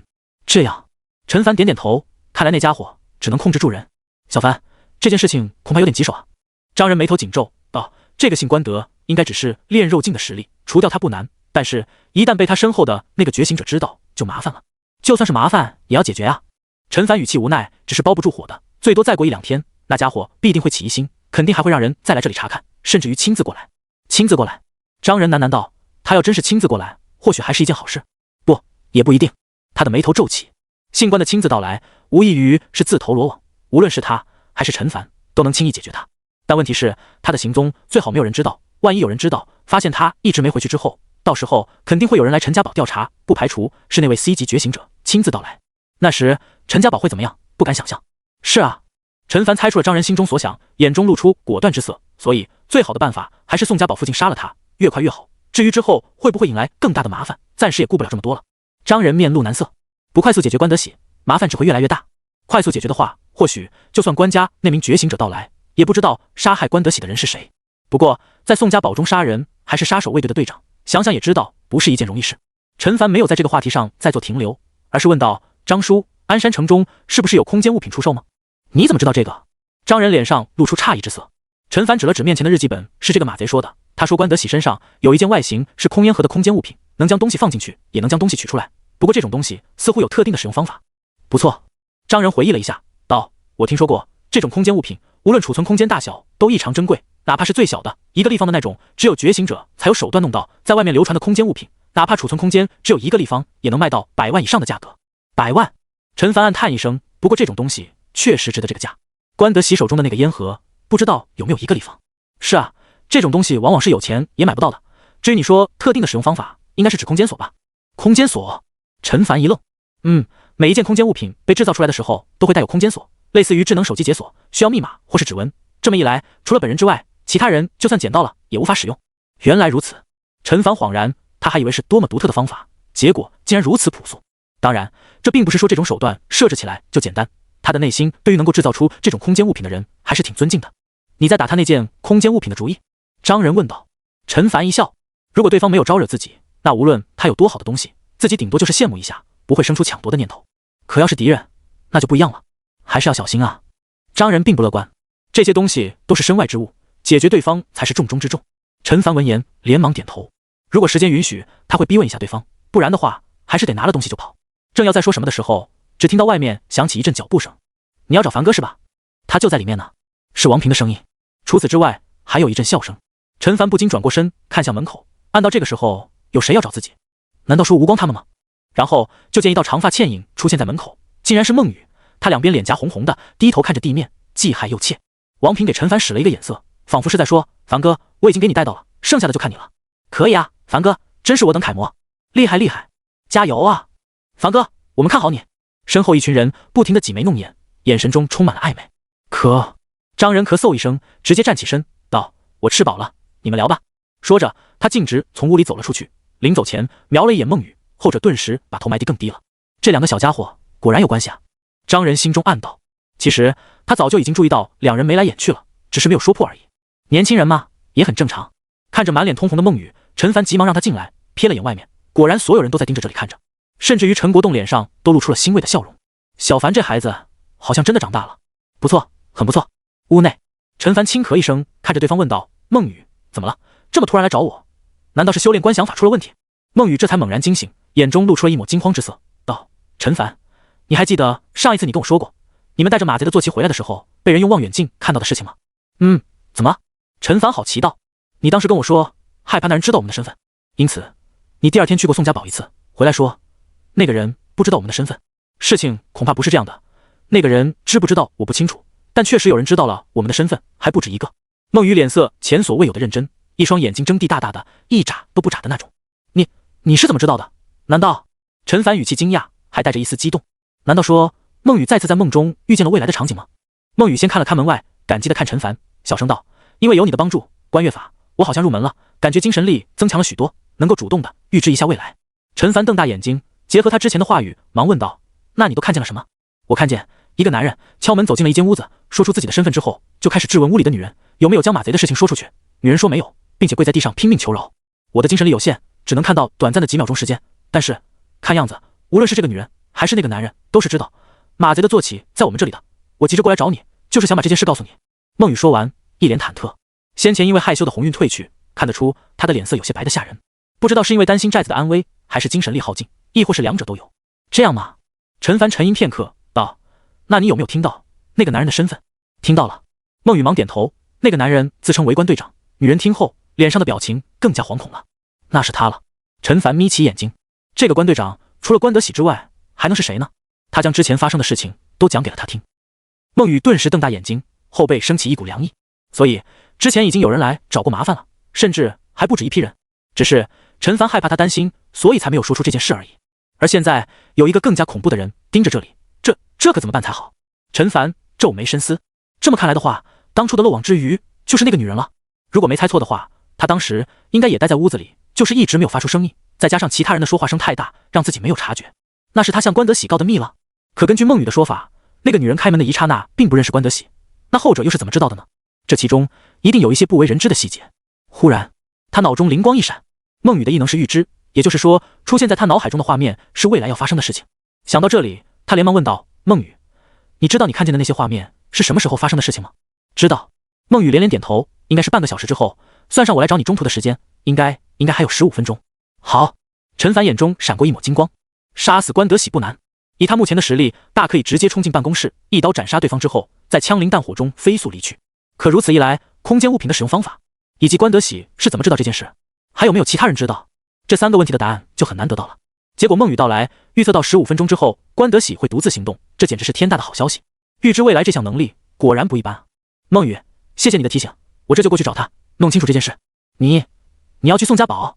孟雨愣了一下，旋即明白了陈凡的意思，忙道，那你小心啊，一定要平安回来。放心。陈凡站起身，推开门，交代了几句之后，便朝着外面狂奔而去。他并没有带多余的兵器，只有一把匕首，不过已经足够了。如果进展顺利的话，他还能抽出时间去找一下老头，将秘籍拿回来。毕竟关德喜一死，短时间内宋家堡必定戒备森严，能别去还是别去的好。一辆越野车在城墙上守卫们毕恭毕敬的目光中，缓缓驶入了宋家堡。关队长这一次从鞍山城回来的有点快啊，如果我没有记错的话，他是昨天下午才出发的吧？这才中午就回来了。有人疑惑道：“呵呵，你以为关队长都跟我们一样，没见过世面吗？就是，对于咱们而言，去鞍山城一次是不得了的大事，看什么都新鲜。可对关队长，就像是吃饭喝水一样简单，说不定人家都呆腻了。哎，人比人，气死人啊！”众人摇头叹息，羡慕不已。关德喜将越野车停在院子里，拿出一支烟盒，从中取出一根烟点，然后抽了一口。他这次回去自然是处理吴斌的家人的，处理完了那里，接下来就轮到这里了。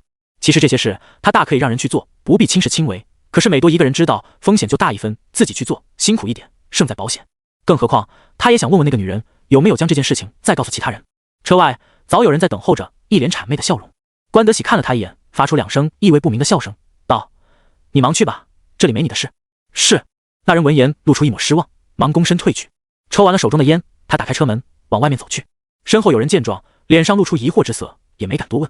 关德喜穿过数条街道，最终目光落在面前一栋居民楼上，嘴角露出一抹冷笑。他缓缓地走了上去，上了3楼，走到某扇门前，伸出手敲了敲门。“谁啊？”里面响起了女人有些恐惧的声音。“守卫队的，有事问你。”关德喜的声音响起。长娟身躯一震，这个声音好像有些不同。他透过猫眼看到眼前这个人脸上带着微笑，给人一种亲近之感，身上穿着一身守卫队的衣服，而且颜色更深。他松了一口气，打开了门。你是？你可以叫我关队长。”关德喜说完，直接走进去，随手关上了门，目光扫视一番之后，问道：“这屋里就你一个人？”长娟忐忑的点点头：“就我一个。关队长，你过来是有什么事情吗？”关德喜似乎还不放心，在屋子里转了一圈，打开了房门，确认真没人之后，才回到了客厅中。长娟的心提到了嗓子眼上，莫名有一种不祥的预感。“说吧，马贼的事情，你还告诉了哪些人？”关德喜微笑着问道。马贼的事情？”长娟一脸迷茫地看着他道：“什么马贼的事情？”他竭力保持镇定，让自己看起来不像是在说谎，可是微微颤抖的身体还是出卖了他。啪！关德喜将腰间的手枪拿出来，放在了桌上。没想到这个女人竟然敢跟他玩心眼，真是关公面前耍大刀，不自量力。扑通一声，长娟立马跪在了地上，面色惨白，娇弱的身子抖地像是筛糠一般。“关队长，饶命，饶命啊！”他哭泣道：“这件事我也是无意之中得知的，没有告诉其他任何一个人。”“放屁！”关德喜口中吐出2个字，都已经到了这个时候了，竟然还不老实。“你没有告诉其他人，那我问你，王鑫那家伙是怎么知道的？”“王鑫？”长娟眼中露出深深的恐惧之色。丈夫几人那天走了之后，第2天没有回来，第3天、第4天还是没有回来。她立刻意识到他们肯定是出了什么事情，内心慌张不安的同时又有些喜悦，因为平日里面杨家兄弟俩对她并不好，稍微有一点不如他们意的地方，动辄就是一顿打骂。如果他们再也回不来的话，那岂不是从今往后她就能一个人住在这里？可让她没有想到的是，很快一个自称是丈夫同事的人找了过来，询问那些事情。她本来还装作不知道，谁想到对方直接动手，被抽了几个耳光之后，她只能选择妥协，将听到的事情和盘托出。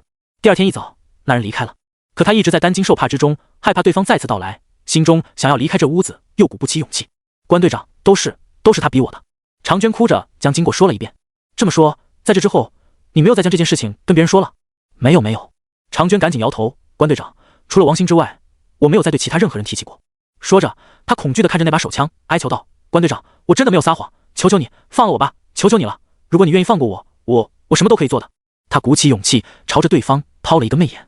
对于自己的容颜，她还是很有自信的，否则杨木也不会将她娶回来。真的什么都可以做。关德喜似乎是动心了，眼中露出色眯眯的神色。长娟咬着嘴唇，一副很不好意思的样子。眼前这个人一股子上位者的气势，比之于杨小春还有后面那个王鑫厉害多久？应该真的是守卫队的队长。如果自己能把他伺候开心的话，不仅能够保住性命，还可以过得比现在更好。既然如此的话，有什么放不开的？是吗？那让我看一看你能做什么吧。关德喜意味深长地笑道：“在这里吗？”长娟抬起头，羞涩道：“不然呢？”“好吧。”长娟缓缓从地上站起身，脸上露出妩媚的笑容，柔弱的身子朝着对方贴了过去。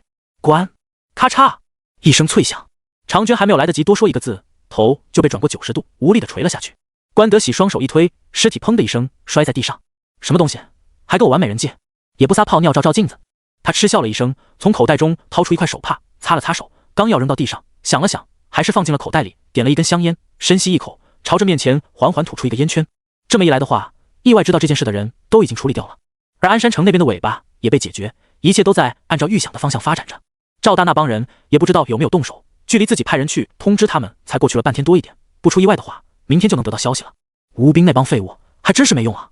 他叹息一声，要是他们争气一些，自己还需要在这里做这种脏活。可是如果挑选一批实力强一些的人作为马贼的话，又不容易控制，搞不好还会反噬到自己，真是纠结啊！他摇摇头，朝着门口走去，手放在门把手上，往后面看了一眼。要不了几天，尸体的臭味就会引来其他人的注意。不过这跟他没有什么关系。打开门的一刹那，一把闪着幽光的匕首无声无息地搭在了他的脖颈之上，刀身之上，寒气逼人。关德喜脸上的笑容瞬间凝固，一股恐惧席卷全身。毋庸置疑，只要眼前这个蒙面人右手稍稍用力，他就会被割断气管，窒息而死。相比于这个，他更加恐惧的是，眼前这个蒙面人到底是什么来的？一开始就在，还是在他之后？可既然如此，为何他一点察觉都没有？进去！低沉的声音响起，别耍样，如果你不信邪，非要跟我比试一下速度的话，随意。别冲动。关德喜情不自禁地举起双手，单单从门打开的那一刻，对方能将刀无声无息架在自己脖子上，就知道对方的速度就远远在自己之上。两人一前一后进入屋子，陈凡带上了门。这一幕与之前但是有些相似。朋友，关德喜咽了一口唾沫，道：“你我之间应该是无冤无仇吧？只要你放我离开，想要什么直说就是。”好，陈凡直接说道：“我要你手上的空间物品。”关德喜心中一惊，面前这个人是怎么知道自己手里面有这东西的？到底是谁走漏了风声？朋友，你在说什么？他很快反应过来，苦笑道：“空间物品哪一件不是价值连城？我的身上怎么可能有那种东西？你如果想要的话，去找那些觉醒者还差不多，是吗？”陈凡笑了笑，伸出左手，他的口袋中摸了过去。后者见状，想要往后缩一缩，陈凡右手微微一用力，对方的脖颈上立刻被划破了一道口子，鲜血溢出。第一次警告，要是还有下一次，你就没命了，知道了吗？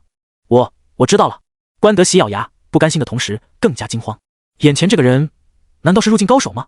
可恶啊！这宋家堡之中，除了那个老家伙之外，根本就没有入境武者啊。眼前这个人的体型与那人也不像啊，到底是哪里来的入境武者？为何敢打自己的主意？他难道不知道自己背后站着谁吗？陈凡的手伸进对方的口袋中，将里面的东西一件一件的拿了出来，放在了旁边的桌上，有香烟、打火机、居住证、车钥匙、香水等等。见到这一幕，关德喜内心松了一口气，看来眼前这家伙知道，也仅仅知道自己身上有空间物品罢了，到底是哪一件就不知道了。想到这里，他内心暗自佩服大哥机智。其实即便是觉醒者与觉醒者之间，也存在着各种尔虞我诈，双方大打出手，拼一个你死我活，这一点在城市与城市中表现得尤为明显。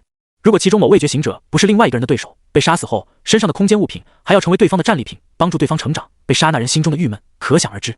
因此不少拥有空间物品的觉醒者在购买之前都会进行私人定制，将空间物品设计成常用的东西。这样一来，就算他们死了，对手除非拿着这些东西找到空间系的觉醒者，否则只能碰运气。当然，像是那种特别厉害或者看得开的觉醒者，就无所顾忌，就用空间戒指戴在手上，方便得很。等全身都被搜索了一遍之后，关德喜出声道：“朋友，看我的身上哪里有什么空间物品啊？你是从哪里得到的信息？是吗？”陈凡从桌上的一堆杂物中拿起那只烟盒，注视着对方的眼睛道：“那我问你，这个是什么？”关德喜脸色一变，不过他还是不想承认，干笑了两声，道：“这不就是一盒烟吗？你要是想要的话，尽管拿去好了。”陈凡打开烟盒，只见里面摆着几根烟。是吧？关德喜笑了笑，只要你愿意让我离开，别说是这一包烟了，就算是100包、10000包，我都能给你。我就要这一包。陈凡说着，直接将烟揣进了口袋里。他从对方身上就搜出来一包来，哪怕搜出来2包、3包，也不用担心，全部拿走就是了。关德喜脸色顿时阴沉下来。要是都到了这个时候，他还不明白眼前这家伙分明是有备而来的话，不如找块豆腐撞死算了。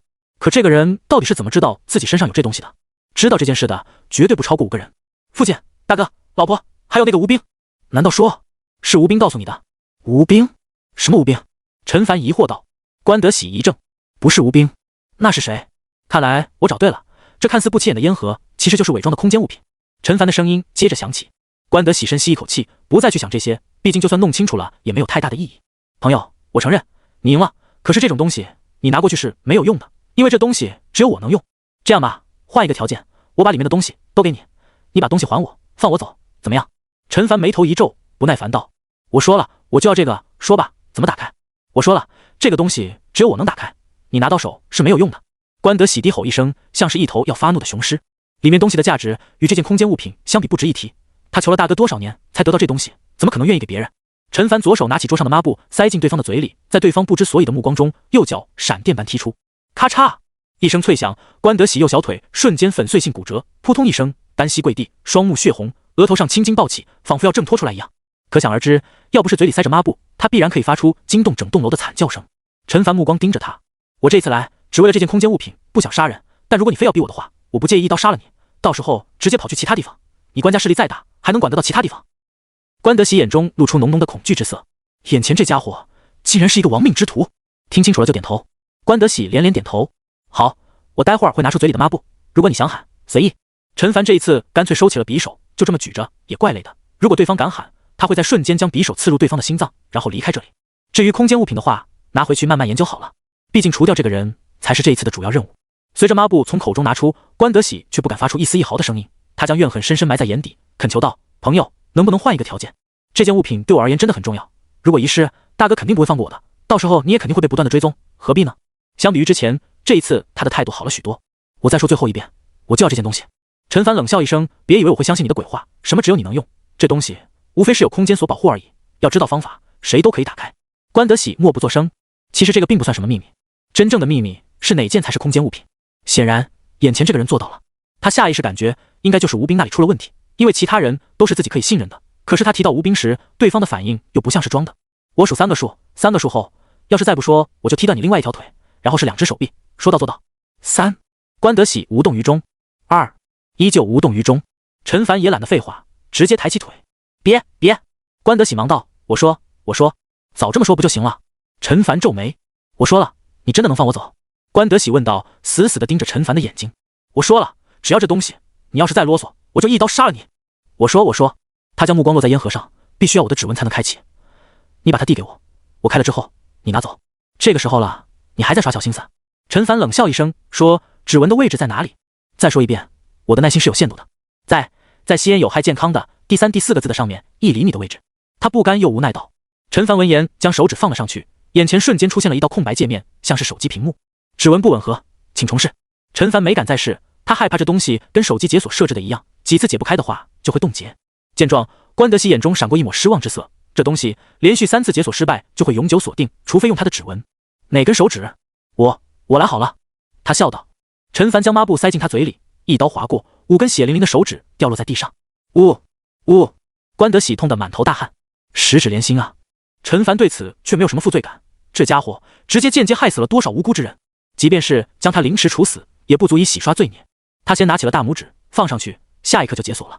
顿时，一个1立方的空间出现在了他的眼前，与此同时，还有一种奇特的感觉，似乎自己的精神与这片空间连接在了一起。首先映入眼帘的就是一把斜放着的狙击步枪。陈凡顿时恍然大悟，难怪这个家伙为什么一再坚持他来开呢？是想第一时间拿出这把枪朝着自己开火吧？是，自己眼下体质属性高达500点，可如此之近的距离，挨上一枪不死也得重伤吧？果然，无论什么情况下，不能够掉以轻心啊！狙击步枪旁边摆放着几十包烟、几十瓶酒，还有一叠钱散落着，看样子有个几万块，一些换洗衣服、生活用品，还有5、6只小瓶子，跟从赵大那里得来的一样。陈凡顿时眼睛一亮，试着将这东西拿出来，精神力立刻产生一丝波动，下一刻手中就多出了一只小瓶。陈凡怔了一下，这反应很快啊！他打开瓶盖，闻了闻，脸上顿时露出欣喜之色。这味道，没错，是中品气血丹。剩下的差不多还有5瓶左右，他来不及一一去检查，大概率都是中品气血丹。按照每一瓶10枚计算，就是10多万的潜能点。突破到暗境武者肯定没问题，到化境也有可能。目光继续搜寻着，没有秘籍吗？储物空间里杂物不少，还很乱，全部拿出来翻找出来的话，在眼下这个节骨点也不现实，只能回去看看了。不知道能不能更改一下指纹。陈凡心中暗道，总不能往后每一次打开都掏出半截手指吧？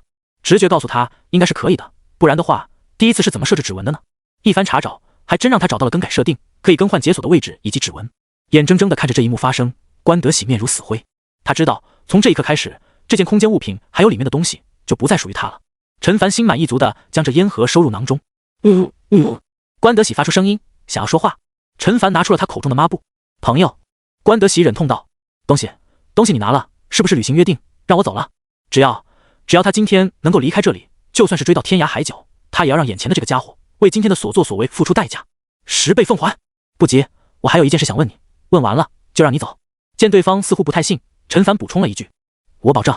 关德喜眼中露出浓浓的怨毒之色，道：你在耍我？关德喜双目赤红，死死地盯着陈凡。要是眼神可以杀死一个人，陈凡此刻已经死了上百次了。如果你认为我是在耍你，那成全一下你也无妨。陈凡耸了耸肩膀，晃了晃手中的匕首。别担心，我的刀法很快，你不会感觉到痛苦的。别！关德喜差点吓得魂飞魄散。不会感觉到痛苦？那他之前的痛苦都是幻觉吗？朋友，别杀我！你有什么问题就问好了，只要是我知道的，都告诉你。他苦苦哀求，没有人真的想死，哪怕活下去的希望很渺茫。好，我问你，那个女人，你为什么杀她？陈凡瞥了眼地上的尸体，问道。她？关德喜一怔，随即冷哼一声道：这个贱人背着我在外面，跟别的男人不清不楚，不杀她干什么？陈凡笑了笑道：这跟我在外面听到的好像不一样呢。关德喜瞬间面色一变，我听见你们在说什么马贼的事情，有点好奇。陈凡拿着匕首在他的脸上拍了拍，说吧，到底是怎么回事？这件事，关德喜犹豫了片刻，还是将事情经过说了出来，只不过隐瞒了一些重要的信息，比如马贼是他的人，以及派人去通知赵大等人。但陈凡听到这，已经弄清楚了整件事情的来龙去脉。他冷笑了一声，道：你倒是心狠手辣，那个姓王的好心将这个消息告诉你，想要分一杯羹，你直接把人家杀了。关德喜干笑了两声，少一个人，我得到的东西就多一些，不是吗？主要是留着这个家伙，万一哪天城外又出现马贼，很容易让他联想到与自己有关，搞不好再反过来威胁自己，那就很被动了。这样，陈凡也懒得去拆穿他。如今看来，知道这件事的，要么死在了自己手中，要么死在了对面这家伙的手里。朋友，你问的我都告诉你了，是不是？关德喜舔着脸，正要说下去，只见眼前刀光一闪，一股剧痛涌遍全身。他拼命捂住脖子，想要阻止鲜血流出，口中大喊着，却发不出什么声音。几秒钟之后，砰然倒地。临死前，他的心中升起无边悔恨。早知道会这样，他还不如一开始就跟对方拼命，何至于像现在这样，不仅丢了空间物品，还被狠狠折磨一番。临了，依旧是死在对方手中。陈凡站在数米开外，表情冷漠，目光扫过客厅，微微摇头。要是那个叫做杨小春的当做无事发生的话，是不是就不会有后面一系列的事情了？他转过身，没急着出去，先听了听外面的动静，确认走廊上没人之后，才打开门走了出去。阳光照射在身上，陈凡轻叹一声，希望这件事就到此为止吧。不过还是不能掉以轻心，必须抓紧时间提升实力才行。万一真要是哪天关家的那位觉醒者知道了自己是幕后黑手，找上门来也说不定。下了楼，走到了大街上，陈凡左右看了看，往老头所在的小巷走去。叫卖声远远传来，陈凡透过人群，一眼就看见了坐在小板凳上的老头。面前的地摊上摆了10多本秘籍，只是门可罗雀，无人问津。陈凡心中不禁一喜，旋即又在内心告诫自己，还是别高兴得太早。这老头一看就是没下线的那种，鬼知道上一次的事情他有没有往心里去。瞧一瞧，看一。老头见有人朝着自己走来，忙站起身，卖力吆喝。见到陈凡，声音戛然而止，随即眼中露出狂喜之色，道：小兄弟，是你？是我。陈凡应了一声，随即听到周围有议论声响起，无非是那个冤大头又来了，真是个傻子之类的话。小兄弟，你可算是来了。老头激动的抹泪，指着面前的一堆秘籍道：快看看吧，这些都是好货，就等着你来买了。是吗？陈凡说着，目光快速扫过，这一看，他的脸色顿时难看了几分。尽管这10几本秘籍看名字无一不是雕诈天的存在，可是并没有自己上一次提到的13太保横链以及金钟罩。至于精神秘籍，看这10几本秘籍的名字也是没有的。大爷，陈凡抬起头，语气中有些不悦道：难道我之前跟你说过的你都忘了？老头脸上露出一抹笑容，道：怎么会呢？小兄弟，好东西我都给你留着呢。他朝着陈凡挤眉弄眼一番，手伸进怀里掏出了3本小册子来。第一本上面写着13太保横链6个歪歪扭扭的大字。陈凡没急着伸手，而是看了他一眼，道：这3本是真的吗？小兄弟，你这是说的什么话？老头一听不高兴了，我可是特地给你留到现在的，不少人过来想看，我都没给他们看，没见我一直揣在怀里的吗？陈凡闻言，心中暗道，怕不是根本没人过来看吧？小兄弟，你到底要不要？不要的话，我可收起来了。他说着，做事将3本秘籍重新揣回去。老规矩，先试看，觉得没问题我就买。陈凡说道。行，不过咱说好了，只能看一半啊。老头将3本秘籍交到了陈凡的手里。陈凡先打开了第一本，浏览起来。老头见状，默然一笑道：小兄弟，这13太保横链可不好练啊，虽说练成之后能刀枪不入，可是这其中的苦头真不是一般人能够忍受的，我劝你啊，还是就看看的好。见陈凡没说话，他摇了摇头。13太保横链其实是13种外门硬功的合称，包括铁头功、铁布衫、铁臂功、铁肘功等等，常人能将其中的一门练出名堂就极为不易，更别说13门。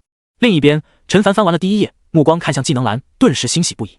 这老头竟然来真的！13太保横链残缺，一窍不通0%，当前搜集进度8%，补完条件体质属性15点，境界淬体1重，条件已达成，补完时间3分钟，是否补全？看来这铁布衫对于武者的要求不高啊。不过也对，像这种外门硬功，相比于天分，需要的是能坚持下去的恒心以及吃苦耐劳。陈凡点击了是，3分钟而已，将剩余的2门武学看完，估计时间就过去了。将13太保横练合上，打开了下一本金钟罩。老头见状，笑道：“小兄弟，这金钟罩可不一般。之前的13太保横练啊，就是一门纯粹外撞的硬功，而金钟罩是内撞内养的练法，练成之后，像是有一座金钟笼罩全身。不过，嘿嘿，不过什么？”陈凡来了兴趣，问道：“不过需要体内有真气才能修炼。”老头意味深长道：“真气？”陈凡一怔，也就是说自己必须进入下一个大境界才能修炼这门武学吗？是啊，小兄弟，听说外面那些城市有能够修炼出真气的武者，要是能再修炼这门金钟罩，那就是刀枪不入，水火不侵，甚至于还能反震攻击。可惜啊，他们没小兄弟你这么好的运气，能在我这里买到真货。他一副你赚大了的样子。陈凡看了看他，心想你可拉倒吧，就算卖的是真货，都是些残本，有什么用？真要是有人拿去练，白忙活一场都是好的，搞不好命丢了都有可能。他往后翻了2页，这才看向技能栏。金钟罩残缺，一窍不通0%，当前搜集进度20%，补完条件练迈进初期，13太保横练登堂入室，未达到补完条件。看到这一栏，陈凡瞳孔微缩，练迈境，炼化经脉的意思吗？是入境之后的那个境界？这还是补完条件之一，另一个条件是13太保横练达到登堂入室的水平。看下来，后一个似乎更加容易达到一些，也不用太着急，费经验值将13太保横练提升到圆满境界之后，再修炼这一门也不迟。不过一连2本都是真的，按照这个趋势发展下去，第3本会不会也是真的？想到这里，他忍不住抬起头看了老头一眼，心想这家伙有点出乎意料的配合啊，难不成自己上次真的吓到他了？将金钟罩合上，他的目光落在下一本上，灭魂指。陈凡嘴巴微张，看向老头，仿佛在问：这就是你给我的找的那本精神秘籍？这名字是不是太吓人了点？我就记得这一本了。老头嘴角扯了扯，精神秘籍本来就稀少，嗨，你就凑合着用吧。再说了，这灭魂指虽然是一门精神攻击型的秘籍，也有提升精神力的作用啊。你想想，要是你自己精神力都不够的话，怎么把精神力汇聚在手指上攻击别人呢？对不对？陈凡心脏却狠狠地跳了一下。如果老头说的是真的，那自己等于是多出了一种精神攻击手段。将第1页大致浏览完，陈凡心中对于这门武学也有了初步的了解。这门武学是将自身的精神力凝聚在指尖，直接攻击敌人的神魂，让人毙命当场，外表却看不出一丝一毫的痕迹。但也有缺陷，一是距离有限，二是对于使用者的精神力要求极高，若是精神力不足还要强行使用，很容易让自己变成白痴，且一旦对方的神魂强大，还会受到反噬。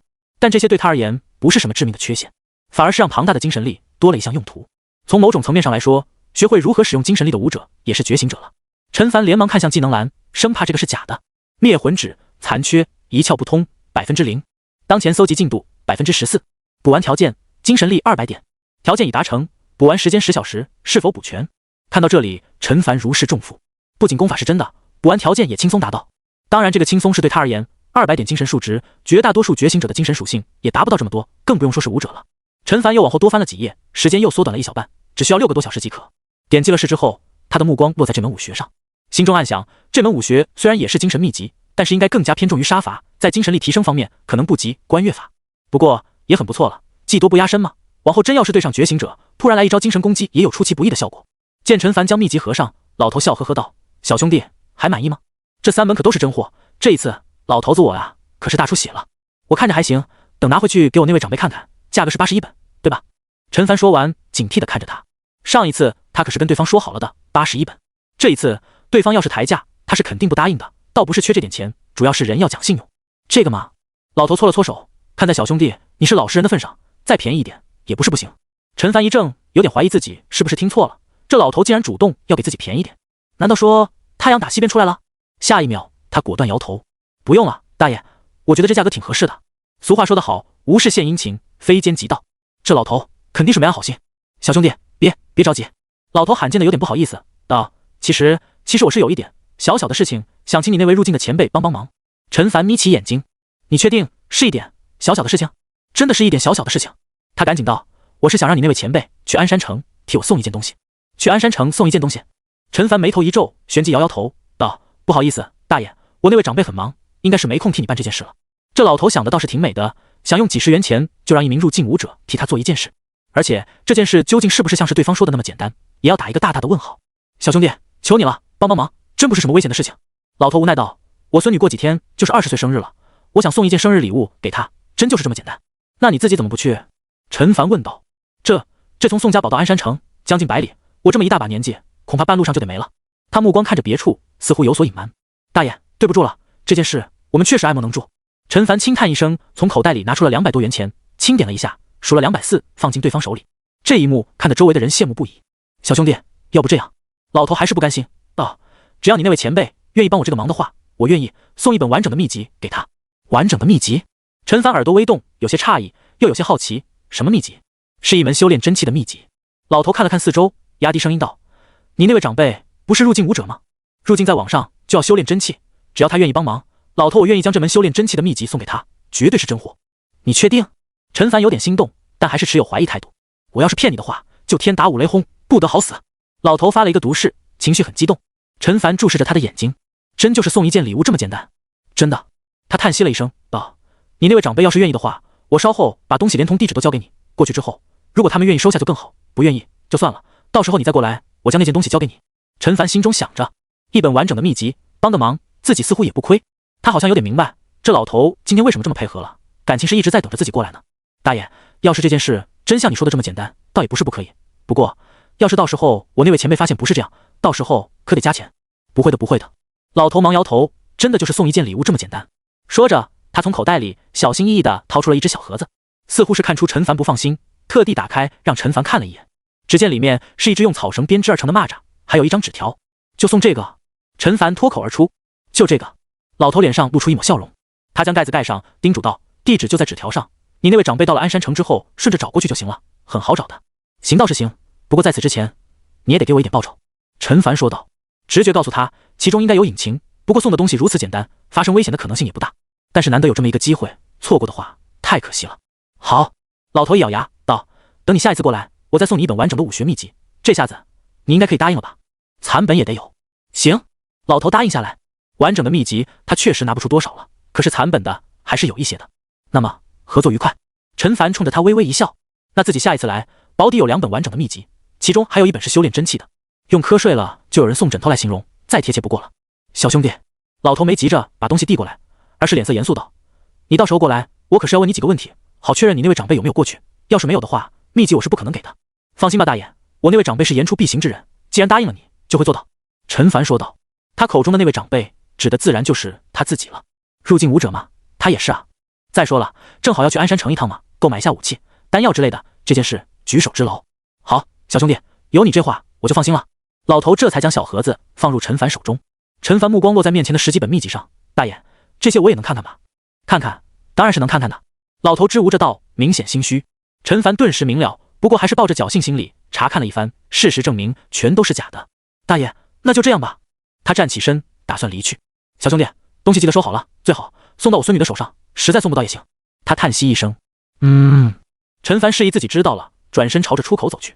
直到陈凡的背影在视野中消失之后，老头才不舍得收回目光，重重叹息一声。太好了！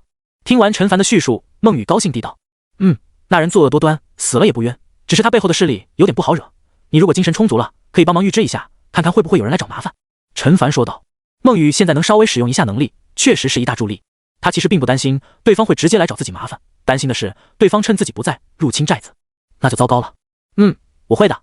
孟雨重重点头，好奇道：他背后的势力很厉害吗？那人的大哥是一位觉醒者。陈凡顿了一下，道：听说是一位 C 级觉醒者，能力是精神控制。C 级觉醒者，精神控制。孟雨听完反应却很激烈。怎么了？陈凡旋即意识到了什么。你认识他？孟雨眼睛瞪大，眼中有些恐惧，更多的还是恨意。关德龙，那个人就是软禁住我姐姐的几个主谋之一。孟雨咬着牙道。难怪他觉得关德喜这个名字有点熟悉，只是他当时没多想，没想到这两人确实是一个家族的。陈凡默然，这也算是意料之外，情理之中。毕竟鞍山城的 C 级觉醒者就只有几个，能有实力控制住孟雨姐姐，除了他们找不出其他人。他深吸了一口气，注视着眼前眼眶通红的孟雨，道：你想救出你姐姐，对吧？孟雨闻言点点头，但随即低下了头，因为他知道连自己姐姐都不是那些人的对手，更别说自己了。至于陈凡，他虽然厉害，可那些人更不弱，还占据人数优势。我会帮你的。陈凡的声音响起。孟雨抬起头，眼中露出难以置信之色。陈凡笑了笑，我会帮助你，把你姐姐救出来，让你们团聚，相信我，这一天不会太久的。从孟雨的住处离开，想起对方感激涕零的样子，陈凡轻叹一声。他倒不是一时冲动，或者为了拉拢孟雨故意说出这种话，而是他在得知对方姐姐遭遇的那一刻，心中就种下了种子，如今成为入境武者，种子也渐渐生根发芽。觉醒者是强 C 级的觉醒者，拥有堪比精英级凶兽的战斗力，各自异能更是千奇百怪，令人防不胜防。入境武者可能不是对手，那入境之后的炼脉呢？还不行。练脉之后呢？只要有足够的潜能点，自己就能不断变强。C 级的觉醒者又如何？自己的目标可是超过那3位炎国的顶级觉醒者。回到了练武场上，众人倒是并不觉得有什么异常，因为陈凡从离开到回来也就1个小时左右。张仁则是走了过来，得知了事情的经过，也稍稍的松了一口气。无论未来如何，至少眼下的危机是解除了。就算是那位官家的觉醒者，想要知道是谁下的手，也不是一件容易事。张叔，在切磋刀法之前，有件事情，我想向你请教一下。陈凡说道。你说。张仁面色平静的点头。张叔，我好像突破了。陈凡用一种不太确定的语气说道。这件事，如果不跟张仁切磋的话，自然不需要说出来。但是一旦切磋，露底是迟早的事情。张仁一怔，你说什么？突破了？你又突破了？他的情绪有些激动。张叔，我也不太清楚，只是感觉可能。陈凡忙道，这一次感觉力气是之前的2倍还要多，而且他集中精神朝着前方挥出一拳。啪！前方空气顿时传出一道炸响声，外面练武的众人也都吓了一跳，纷纷朝着小屋这边看来。什么情况？哪里放鞭炮了？倒是人群中无光几个人相视一眼，感觉这声音十分耳熟。屋里，张仁像是被雷击了一般，瞬间呆立在原地，半张着嘴，半天后说出2个字来：明镜。他彻底傻眼了。不错，他是暗境武者，可是那是了10年的时间努力得来的结果，就这还没算上10年之前的那些时间。陈凡呢？1个月都没有吧？这速度就跟坐火箭似的。关键是炼肉境界武者想要成为入境武者，中间是有一道很高的门槛的。鞍山城中不少在武馆之中的武者都被拦在了这道门槛之外。他原本想要找一个机会跟陈凡说说，以后者的悟性明白过来应该也不难。万万没有想到，陈凡就这么一下子跨了过去。这哪是天才，分明就是怪物。张叔，我果然是明镜武者了吗？陈凡脸上露出一抹兴奋之色。是啊。张仁点点头，眼神无比复杂。陈凡的实力提升自然是好事，可这速度眼看着都要将他甩在身后了。这小子该不会过几天之后就突破到暗境了吧？甚至于化境？他的脑海中冷不丁蹦出这个想法。不过想要与官家的那位觉醒者为敌，哪怕是化境武者也不够啊。他内心轻叹一声道，那我们出去切磋刀法吧。好。陈凡忙点头。2人一人手持长枪，一人手持长刀，速度之快，周围的人根本就看不清。3、5个回合之后，张仁感觉情况有点不对劲，这实力压根儿不像是刚成为明境的武者所能拥有的呀，接近暗境武者的门槛了吧？他原本与陈凡切磋，哪怕行动不便还游刃有余，可在这时身体缺陷导致的弊端就被放大出来。尽管如此，他脸上的笑容却更加灿烂，因为他很久没有这么痛快的跟人切磋过了，除了不能使用暗境之外，不用再有所保留。或许要不了多久，我跟这小子的身份就要调换过来了。他心中想到，这样才好啊。他也想要看看武道的极限到底在哪里。另外一边，陈凡也十分过瘾。放开手脚之后，基础刀法的熟练度长得飞快，半个小时不到就从7级提升到了9级。基础刀法 LV9 0%特性，强力9级，猛袭9级，猛斩6级，致命3级。尽管没有解锁出新的特性，可是速度依旧快得吓人。时间缓缓流逝，一转眼天色就昏暗下来。张叔，就先练到这里吧。陈凡喘着气道。全力出手之下，对于身体的负担自然不可能与之前一样。好。张仁此刻也是汗流浃背，脸上不禁露出一抹笑容。吃完饭继续。不过张叔，我想先跟你学习一下掌法。陈凡笑了笑。基础刀法提升到了13级，加满无影快刀以及雷鸣刀法会节省很多潜能点。基础枪法等级也还好，就是基础掌法还不行。他此刻身上还是有2门掌法武学的，分别是披挂掌以及八卦掌。这2门掌法武学要是加满了，肯定可以带来不少属性点。基础掌法？张仁愣了一下，旋即点头道，好，等你吃完饭过来，我教你掌法。拳与掌他都会，水平也差不多。陈凡将刀放回原处，一边往回走，一边看向基础刀法。1个下午的时间，基础刀法从7级提升到了15级，进步巨大，但是在提升的难度也大了起来。而且提升了这么多等级，才解锁出一个特性。基础刀法 LV15 0%特性，强力15级，猛袭15级，猛斩12级，致命9级，狠力3级。狠力技能每提升1级，对敌人的威慑效果提升30%，仅使用基础刀法时生效。刀法的特点就是凶猛迅速，气势惊人，让人一交手就不由自主的心生胆怯，或是身体僵硬，或是望风而逃。这个狠力特性正是这个效果，只是有个备注，这一点更加坐实了他之前的猜测，那就是基础武学与进阶武学是没法同时发挥效果的。就好比基础枪法的命中格挡与8级大枪术的格挡命中是分开计算一样。先回去吃个饭，吃完饭再回来练习基础掌法，争取将这几门武学都加满之后再突破到暗境。陈凡心中暗道。等吃完了饭，再次来到练武场。场上已经来了不少人，经过这段时间的练武，不少人都形成了一种习惯。当然也有很多围观看热闹的人，非要说的话，这可能也是一种为数不多的娱乐方式。甚至于一些孩子也在学着大人的动作，看上去有点滑稽。张仁此时走了过来，还是如同往常一样，没有着急开始练习，而是讲述了一下拳法与掌法的区别。按照他所说，拳法刚猛有力，发力方式简单粗暴，久练者能开砖裂石，正拳如锤，反拳如镐，上击头脑，下击胁腹，均可造成极重的伤害。而掌法却很灵活，可以变化擒拿，方便推击、砍劈、划着、勾等，就是力量相比拳脚稍弱，但是用于攻击对方脖颈、下颌等薄弱处有很好的效果。习武者一般都是拳法掌法都练，掌化勾拦，硬拳崩击，就如同八极拳配合劈挂掌一样。接下来才开始讲述掌法的基本动作，毕竟是初次练习，基本掌法的熟练度增长缓慢。陈凡也没有着急，他并没有打算明天就动身前往鞍山城，1-2天时间将一些基础武学等级提上去，往往会有事半功倍的效果。不到20分钟之后，一阵微乎其微的暖流升起，基础掌法升级了。陈凡看向技能栏，基础掌法 LV1 0.2%， 特性迅捷一级，只有一个特性。陈凡不禁想起提升基础拳法的时候，也是只解锁出了一个特性，不过第一个是强力，提升力量的。继续练习，又提升了1级之后，他找到了张仁，双方开始用掌法切磋，熟练度的提升速度立刻快了好几倍。等提升到3级的时候，解锁出了新特性，基础掌法 LV3 0.0%， 特性迅捷3级，强身1级。陈凡抽空看了一眼，如果他没有猜错的话，下一个解锁出的特性恐怕是强力特性。事实也正如他所预料的那样。很快1个晚上的时间过去，陈国栋等人回去的时间还要早一些，因为明天一早他们就要出去狩猎。这一次陈凡并不打算跟着，毕竟有20多个人，众人手中还有枪械，比过去的实力强悍了不知道多少倍，只要不冒险进入危险区，就算遇到终极凶兽也不必害怕。陈凡看了一眼基础掌法，已经来到了10级。基础掌法 LV10 0.0%， 特性迅捷10级，强身8级，强力6级，灵动4级，刚劲1级。他心里有些苦笑不得，因为这好几个特性与基础拳法解锁出来的不能说是一模一样，只能说毫无区别，唯一的不同就是顺序。提升敏捷或者出手速度的特性，掌法优先解锁，关于力量的后面解锁，拳法则是截然相反。好在10级的基础掌法带来的基础属性提升还是不少的，有20多点。午后，广袤的荒原之上，一行20-30人的队伍缓缓行进着，仔细看去，正是陈家堡众人。队伍中每个人脸上都笑容洋溢，尤其是队伍末尾的吴光、合肥几人，他们好久都没出去狩猎，内心自然是忐忑不安。结果一路上根本没遇到什么危险，陈家寨众人对他们态度也不错，整个狩猎过程轻松加愉快。最让人期待的是，回去之后他们还能分到一些猎物，作为本次狩猎的酬劳。这在赵大等人在的时候根本是无法想象的事情。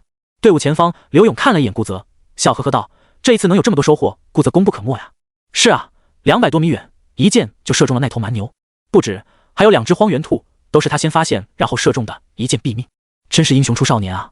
众人赞扬着。顾江海笑得合不拢嘴，不过还是谦虚道：“哪有你们说的那么厉害，只是瞎猫逮着死耗子罢了，天宫他们才是这次功劳最大的。”众人闻言看向魏家兄弟，也纷纷点头。不错，顾泽的剑法高超，魏家兄弟的剑术也不差，他们3个人都是队伍之中的主力。魏天公2人闻言都笑着摇了摇头。不得不说，顾泽的表现确实让他们吃了一惊。果然，在他们离开的这段时间，寨子的变化很大。不过，听到众人的赞扬，顾泽却不以为意，跟那家伙还是相差得太远了。他想起前几天跟随陈凡出去狩猎的情景，后者狩猎用探囊取物来形容一点都不过分。反观自己，就算是射中了猎物，也做不到一箭毙命，往往还得追逐一段时间，等猎物流血过多才能射杀，还得更加努力才行。远处瞭望塔上，有人通过望远镜看见这一幕，脸上顿时露出了激动之色，急忙敲钟，钟声回荡。很快，人群从4面8方而来，心情既紧张又期待。其中有不少是原先陈家寨的人，自从清晨狩猎队出发之后，他们一直坐立不安，因为这是第一次陈凡没有跟着一起出发，没有陈凡的话，狩猎队会不会出事？大家别担心。瞭望塔上的男人呵呵笑道：“这一次大家都平安无事，而且收获还不错，有好几头猎物呢。”真的吗？真的有好几头猎物？众人不敢相信。呵呵呵，等会他们来了，你们就知道了。瞭望塔上另外一人笑道。没过多久，狩猎队众人便满载着猎物回到了寨子里。原先陈家寨的人顿时将心放了下来，狩猎队能平安返回，这已经是天大的好事了。相比之下，原先赵家堡的人见到这一幕，眼中都露出震惊以及羡慕之色。陈国栋目光扫过众人，深吸一口气。如今寨子人口接近1000人，青壮年男性都有100多人，算上女性更多，如果还是用平均分配的话，无疑会助长不劳而获的风气。是时候宣布按劳分配的原则了，保障公平的同时，也能调动大家的积极性。人群中，陈凡悄然退去，见到父亲平安带着众人归来，还有不少猎物，他的脸上也露出了一抹笑容。他能帮得了众人一时，却帮不了一世，他们能自力更生，自然是再好不过了。回到了练武场上，见到陈凡回来，张仁问道：“没人出事吧？”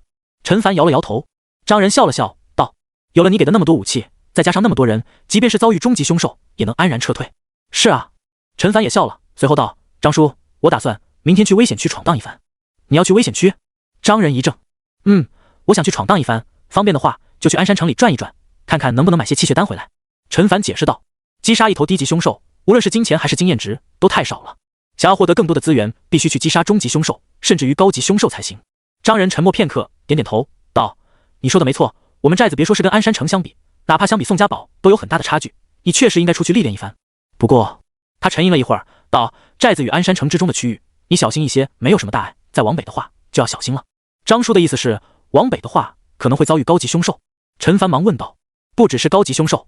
张仁眼中露出深深的忌惮之色。曾经爆发的几次兽潮，凶兽都来自于那个方向，其中不仅有高级凶兽，还有不少精英级凶兽，甚至于根据传闻，有一头统领级凶兽蛰伏其中。即便是鞍山城的那几个 C 级觉醒者，遇上这种级别的凶兽，也只有落荒而逃的份。统领级凶兽，陈凡深吸一口气。这种级别的凶兽，身高通常超过10米，全身皮肤坚硬无比，连大口径炮弹都轰不开，速度更是无比惊人。毫不夸张地说，一头统领级凶兽拥有摧毁一座中型城市的实力。是啊，张仁点头。这种级别的凶兽，大多数情况下都蛰伏不出，但是一旦出现，造成的后果极其可怕，因为它往往不会单独出现，而是会有不少的精英级凶兽前呼后拥，甚至于高级凶兽在这时候都只是炮灰一般的存在，但也不用太担心。他脸上露出一抹苦笑，这种级别的凶兽一般是看不上我们这种小寨子的，鞍山城也是同样，那些中型城市才是他的目标。陈凡一时之间也不知道该说什么，唇亡齿寒吧。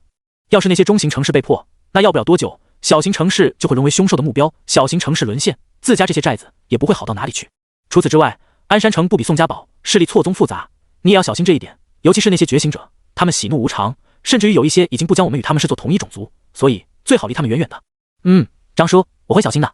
陈凡连连点头，心中却暗道，要是张叔得知自己内心已经将那些觉醒者列为对手，不知道会有什么反应。时间如白驹过隙，转瞬即逝。深夜，万籁俱寂，楼下家人早已睡下。陈凡洗了一个澡，坐在床边，明早就要出发，今晚自然是要将境界突破一下，最好再提升一下武学。他看向属性面板，境界明镜，等级15 03400，体质507.54，力量549.71，敏捷396，精神251.02，潜能点49652，100点一天，经验值85，两门轻功秘籍再加上基础掌法的敏捷属性提升了近80点，力量体质属性也有10多点的提升，经验值因为击杀了关德喜的缘故增长了快70点。陈凡从口袋中拿出了一只烟盒，这个自然是从关德喜身上得到的空间物品。昨晚的时候，他将里面的东西都拿出来盘点了一番，并没有发现秘籍的踪影，让人不免有点遗憾。将其中的6瓶中品气血丹都拿了出来。6瓶气血丹有1瓶被用过，总共只有56枚中品气血丹，尽数服用之后，潜能点的数值来到了161652点，突破到暗境境界肯定不是问题。陈凡目光落在技能栏上，稍作思考之后，决定从掌法开始好了。毕竟拳脚武学家的身体属性最多，其他的武学，比如铁布衫、灭魂指以及几门兵器武学，等明天攒够了足够的经验值，再加也不迟。那就先从披挂掌开始。经过上午与张仁的切磋，他的基础掌法已经提升到了13级，因此只用了1点经验值，就将披挂掌提升到了入门境界。伴随着一股微弱的暖流流过身体，陈凡的脑海中也多出了一段模糊的记忆。披挂掌初窥门境0%，特性轻灵1级，灵动1级。接连解锁出了2个特性，有点出乎陈凡的意料。这2个，一个是增加敏捷属性，一个是增加出手的速度，符合披挂掌以快打慢、灵活多变的风格。陈凡再次加了1点经验值上去，这一次熟练度上涨了1/2左右。又消耗了1点之后，熟练度来到了小成境界，并没有解锁出新的特性。再次消耗3点经验值之后，一阵奇异感涌上心头。披挂掌登堂入室0%，特性轻灵3级，灵动3级，大劈大挂1级。大劈大挂技能每提升1级，披挂掌威力额外提升3成，提升掌法威力的。陈凡心道这个特性名字还真是为了披挂掌而量身定制的，而且要是提升到圆满境界的话，威力能提升9成，将近1倍了。又消耗了15点经验值，披挂掌终于提升到了圆满境界。披挂掌圆满不可提升，特性轻灵5级，灵动5级，大劈大挂3级，奔涛一击1级。奔涛一击，陈凡眼睛一亮，不出意外的话，这应该是一招主动技能啊，而且光听名字就知道威力不俗。奔涛一击，主动技能，消耗部分劲力，下一掌威力提升1倍，每提升1级，消耗劲力与效果提升1倍，只有使用披挂掌时生效。陈凡暗暗点头，提升1倍威力确实不俗，消耗部分劲力不算多，后面的话让他更是动心不已。每提升1级，消耗劲力与效果提升1倍，也就是说，奔涛一击完全可以施展出3倍威力的一掌，甚至于4倍，再往上似乎也不是不可能。不过这圆满境界该怎么提升呢？陈凡皱眉，很多武学圆满时解锁出的特性都是显示可以继续提升的，会不会基础掌法的等级够高，就能提升披挂掌的上限了？他脑中忽然跳出这个想法，仔细想一想，也应该是这个道理。毕竟万丈高楼平地起，创建出披挂掌的人，也一定是在基础掌法达到一定地步之后才做到的。不妨一试。他心中记下这个猜测，看了经验值还剩下64点，加满八卦掌应该是够了。心念一动，消耗了1点经验值，八卦掌的熟练度上升了50%。看来这八卦掌的提升会比披挂掌大一些。陈凡不禁反喜，连忙又加了一点经验值上去，顿时一股暖流涌起，动静比之前的披挂掌法大了不知道多少。他急忙看去，这一看，呼吸顿时急促起来。八卦掌初窥门径0%，特性强身健体1级，身捷不灵1级，都是崭新的特性。强身健体每提升1级，体质力量属性永久性提升4点；身捷不灵每提升1级，敏捷属性永久性提升8点，8点敏捷属性。陈凡有些不敢相信，这才是入门，如果圆满的话，岂不是能加40点敏捷属性？如果再算上体质力量属性的加成，赚大了呀！不愧是八卦掌，他喃喃道。张叔说过，在太极拳、形意拳、八卦掌这3个内家拳之中，八卦掌是最难练的。形意拳的话，相对而言最简单，只是需要不停的站桩，按照桩功的要求，动用全身的力量去打拳，虽然枯燥一些，但是出功夫是最快的。太极拳的话，动作多，架势也低，练起来的话很舒服，只是出功夫慢，甚至于不少人练了好多年，只学了一个皮毛。八卦掌最难，也很特殊，因为它要在走圈上下功夫。既然是走圈，少不了要将身体拧过来，左肩膀对准右脚，右肩膀对准左脚，反复多次之后，人就累得不行，更别说要达到身随不换、事事相连的地步了。所以练习太极形意的人不少，练八卦掌的寥寥无几。那就继续提升好了。陈凡心道，不说别的，仅仅就是这门掌法家的属性点，就对得起消耗的经验值了。更不用说到了后面，肯定可以解锁出不逊色于太极拳、八极拳的圆满特性来。这一次消耗了4点经验值，伴随着一股暖流涌起，一股奇异感涌上心头，又解锁出了新特性。陈凡急忙看向技能栏，八卦掌略有小成0%，特性强身健体2级，身捷不灵2级，形如游龙1级。形如游龙每提升1级，身法提升5成，仅在使用八卦掌时生效，5成比基础身法的效果还多了2成。陈凡计算了一下，到达圆满境界能提升2倍的身法效果，2倍啊！继续提升，消耗了8点经验值，没有解锁出新的特性。陈凡看了一眼剩下的经验值，还剩下50点，加满的话应该没问题。在消耗15点经验值之后，奇异的感觉从心头油然而生。八卦掌大成0%，特性强身健体4级，身捷不灵4级，形如游龙3级，奇正相生1级。奇正相生，陈凡看到这个特性时愣了一下。奇正相生主动技能，激活后持续消耗精神力，激活期间对手格挡成功几率下降3成，每提升1级，对手格挡成功几率额外下降3成，仅使用八卦掌时生效。原来是这个意思。陈凡恍然，八卦掌注重身法的灵活性，要求练者在不断走圈中改变敌我之间的距离及方向，沾之在前，呼烟在后，使对手感到头晕眼之时忽然发动进攻，类似于发现对方破绽，从出其不意的角度发动袭击。还能再提升1级、2级之后，对手的格挡成功几率直接减少3%。可惜的是后面有备注，只能在使用八卦掌时生效，还剩下最后一个熟练等级了。陈凡期待的搓搓手消耗了30点经验值，八卦掌到达了圆满境界。八卦掌圆满不可提升，特性强身健体5级，身捷不灵5级，形如游龙4级，奇正相生2级，循环不息1级。循环不息，使用八卦掌时尽力恢复速度提升1倍，每提升1级效果提升1倍。这就是八卦掌的圆满特性吗？陈凡看着特性描述，出乎意料，竟然是一项被动技能，尽力恢复速度提升1倍，堪称回复神技啊！而且不仅仅是在入境期可以使用，等进入了下一个大境界，还能用来恢复真气。他仔细看了看，虽然限定是使用八卦掌时才会产生效果，但是并没有说明非得是在战斗状态下，哪怕是闲着没事打一打，也有这个效果。这样看的话，倒是还可以，别说是1倍的提升，哪怕1成，有的时候也会起到至关重要的作用。经验值还剩下5点了，陈凡轻叹一声，看来今晚武学的提升就只能到此为止了。好在提升也很大，仅仅是八卦掌就带来了40点敏捷属性、20点体质、20点力量属性的提升、80点属性值。披挂掌的提升相比之下就少得可怜，只有15点敏捷属性，是时候将境界提升上去了。陈凡看向身体强化一栏，潜能点3400，潜能点5500，潜能点8900，潜能点14400，潜能点23300。吸取了上一次的教训，陈凡等到上一次强化的热流退去之后，才开始进行下一次强化。5次强化之后，点击了突破，咔嚓，一道清脆的响声，紧接着一股庞大的热流涌向身体各处。除了感受到骨骼、肌肉、经脉的变化之外，还有静力。用流水来比喻的话，明静就像是起浪的明流，能够轻易感受到；暗静却像是水下的潜流，不知踪影。几个呼吸之后，陈凡缓缓呼出一口气，看向属性面板，境界暗静，等级20-0-37300，体质1219，力量1317，敏捷1043，精神580，潜能点106152，200点一天，经验值5。经历了5次强化，再加上1次突破之后，各项属性包括精神在内都翻了1倍多，尤其是力量属性接近之前的3倍。按照普通人全力100斤计算的话，他如今全力一拳下去，纯粹肌肉力量就有1万斤。这种力量一拳下去能打破大约击破厚度10毫米的钢筋混凝土的墙壁，一般的砖墙根本不在话下。敏捷属性1000点，意味着速度达到普通人的100倍，全力奔跑之下，速度能达到600多米每秒钟，接近音速的2倍。纵身一跃能站上10层高楼，感觉这种实力，就算是遇上高级凶兽，也不用担心不是对手吧？陈凡暗道。当然，不是去正面硬汉。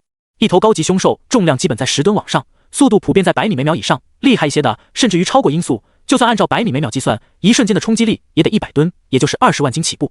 被撞到可不是开玩笑的，就算是近身搏斗，可能也有不小的风险。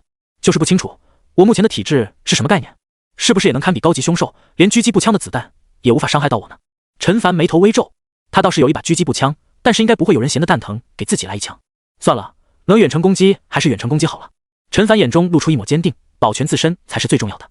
他看向境界后方，只见后面再次出现了一个加号，显然他的属性再次达到了突破的门槛。陈凡点了上去，突破门槛，体质力量敏捷属性，任意属性达到800点，已达到门槛值。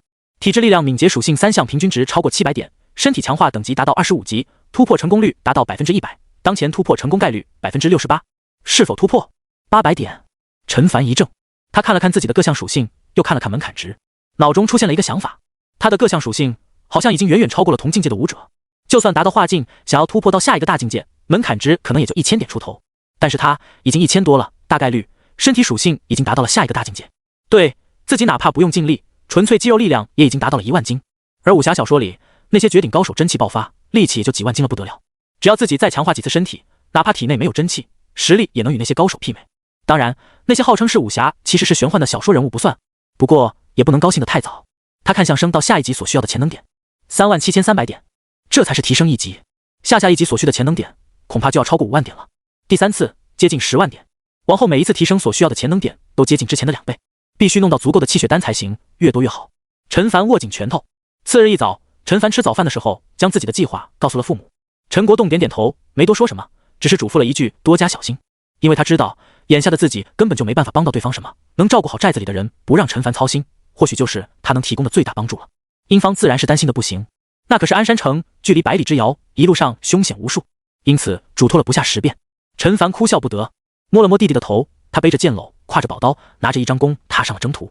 没有带枪，以他目前的敏捷属性，哪怕是高级凶兽都没有近身的机会，更别说区中级凶兽了。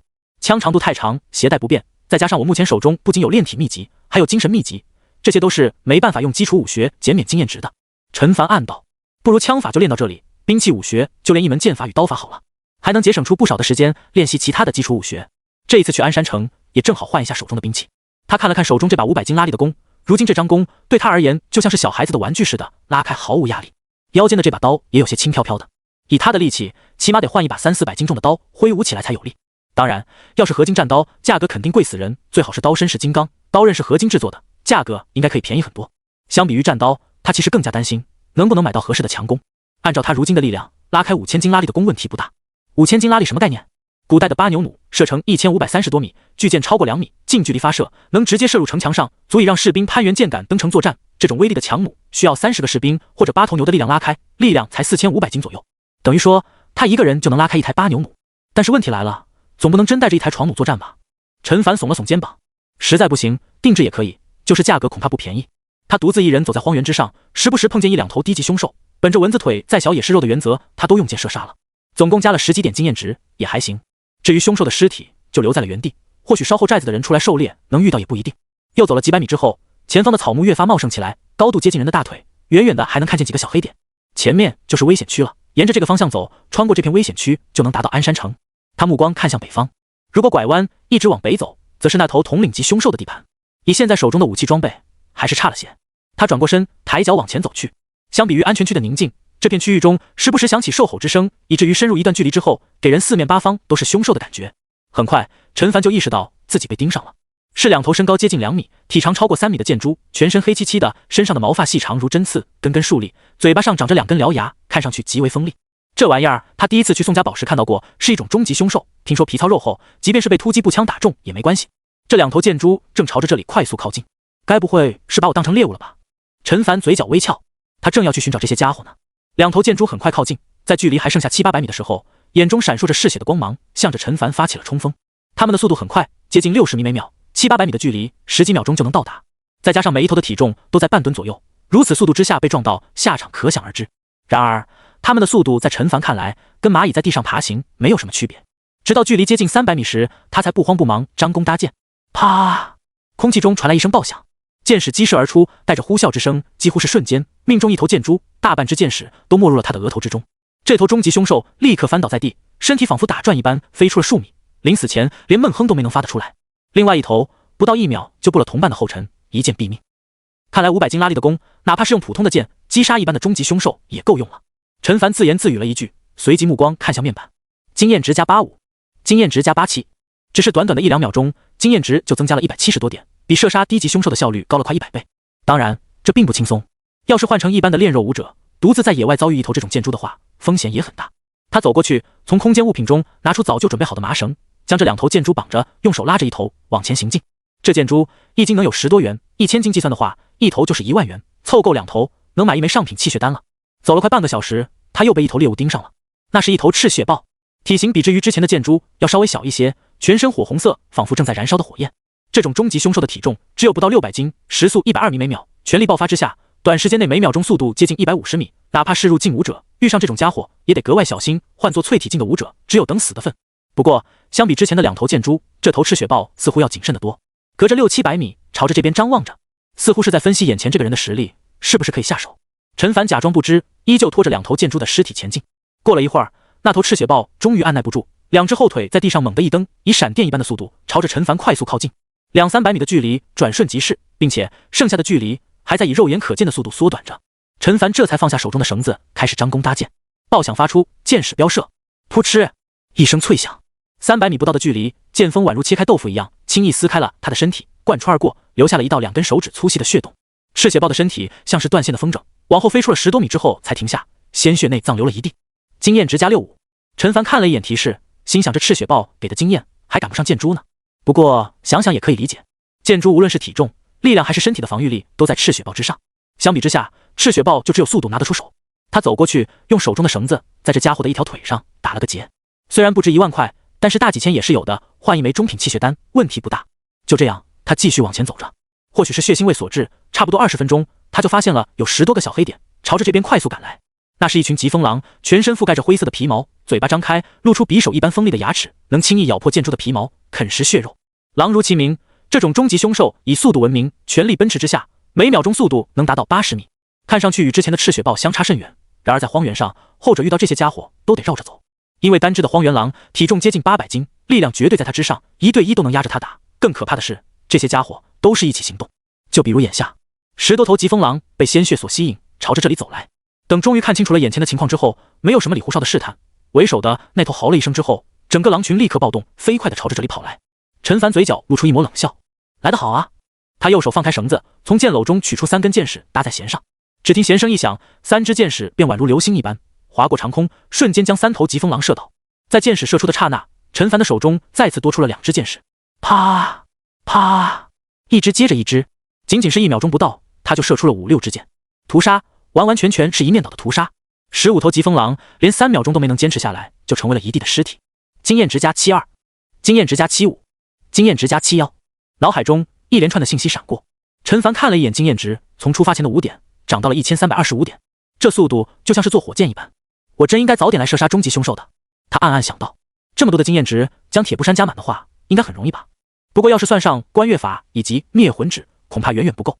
看了一眼遍地的猎物，他还是决定先去鞍山城把这些凶兽材料卖了再说，不然的话，等到猎物越来越多，他可就拉不动了。也幸好这里是荒野，摩擦系数不高，不然10多头疾风狼总重量就超过1万斤，再加上2头箭猪，1头赤血豹，想拉着他们走几十里难。你们快看那边！荒原上，一名手持步枪的男人张大嘴巴指着不远处，看什么？几名同伴下意识地问了一句，目光顺着他手指的方向看去，顿时一个个像是被雷霆击中，呆立当场。只见一道身形魁梧的男子，一手持弓，一手抓住10多道绳子，拖着宛如一座小山般的猎物朝这里走来。他的脸上戴着一副黑色面具，形如恶鬼，狰狞可怖。几人与他目光对视，不禁打了一个冷战，移开视线，直到对方走了过去，才小声议论起来。我的天啊，那么多终极凶兽，他到底是怎么做到的？凭着他手里面那张弓吗？率先发现的那名男子瞠目结舌道：应该是吧，我看他手中的那把弓不简单，如果我没看错，那是一把500斤拉力的弓，那家伙最低也是炼肉后期的武者。炼肉后期？你确定一名炼肉后期的武者能击杀这么多终极凶兽？我看至少也是入境武者才对，入境武者也不一定能做得到吧。不知道谁说了一句，几人之间的气氛再次安静下来。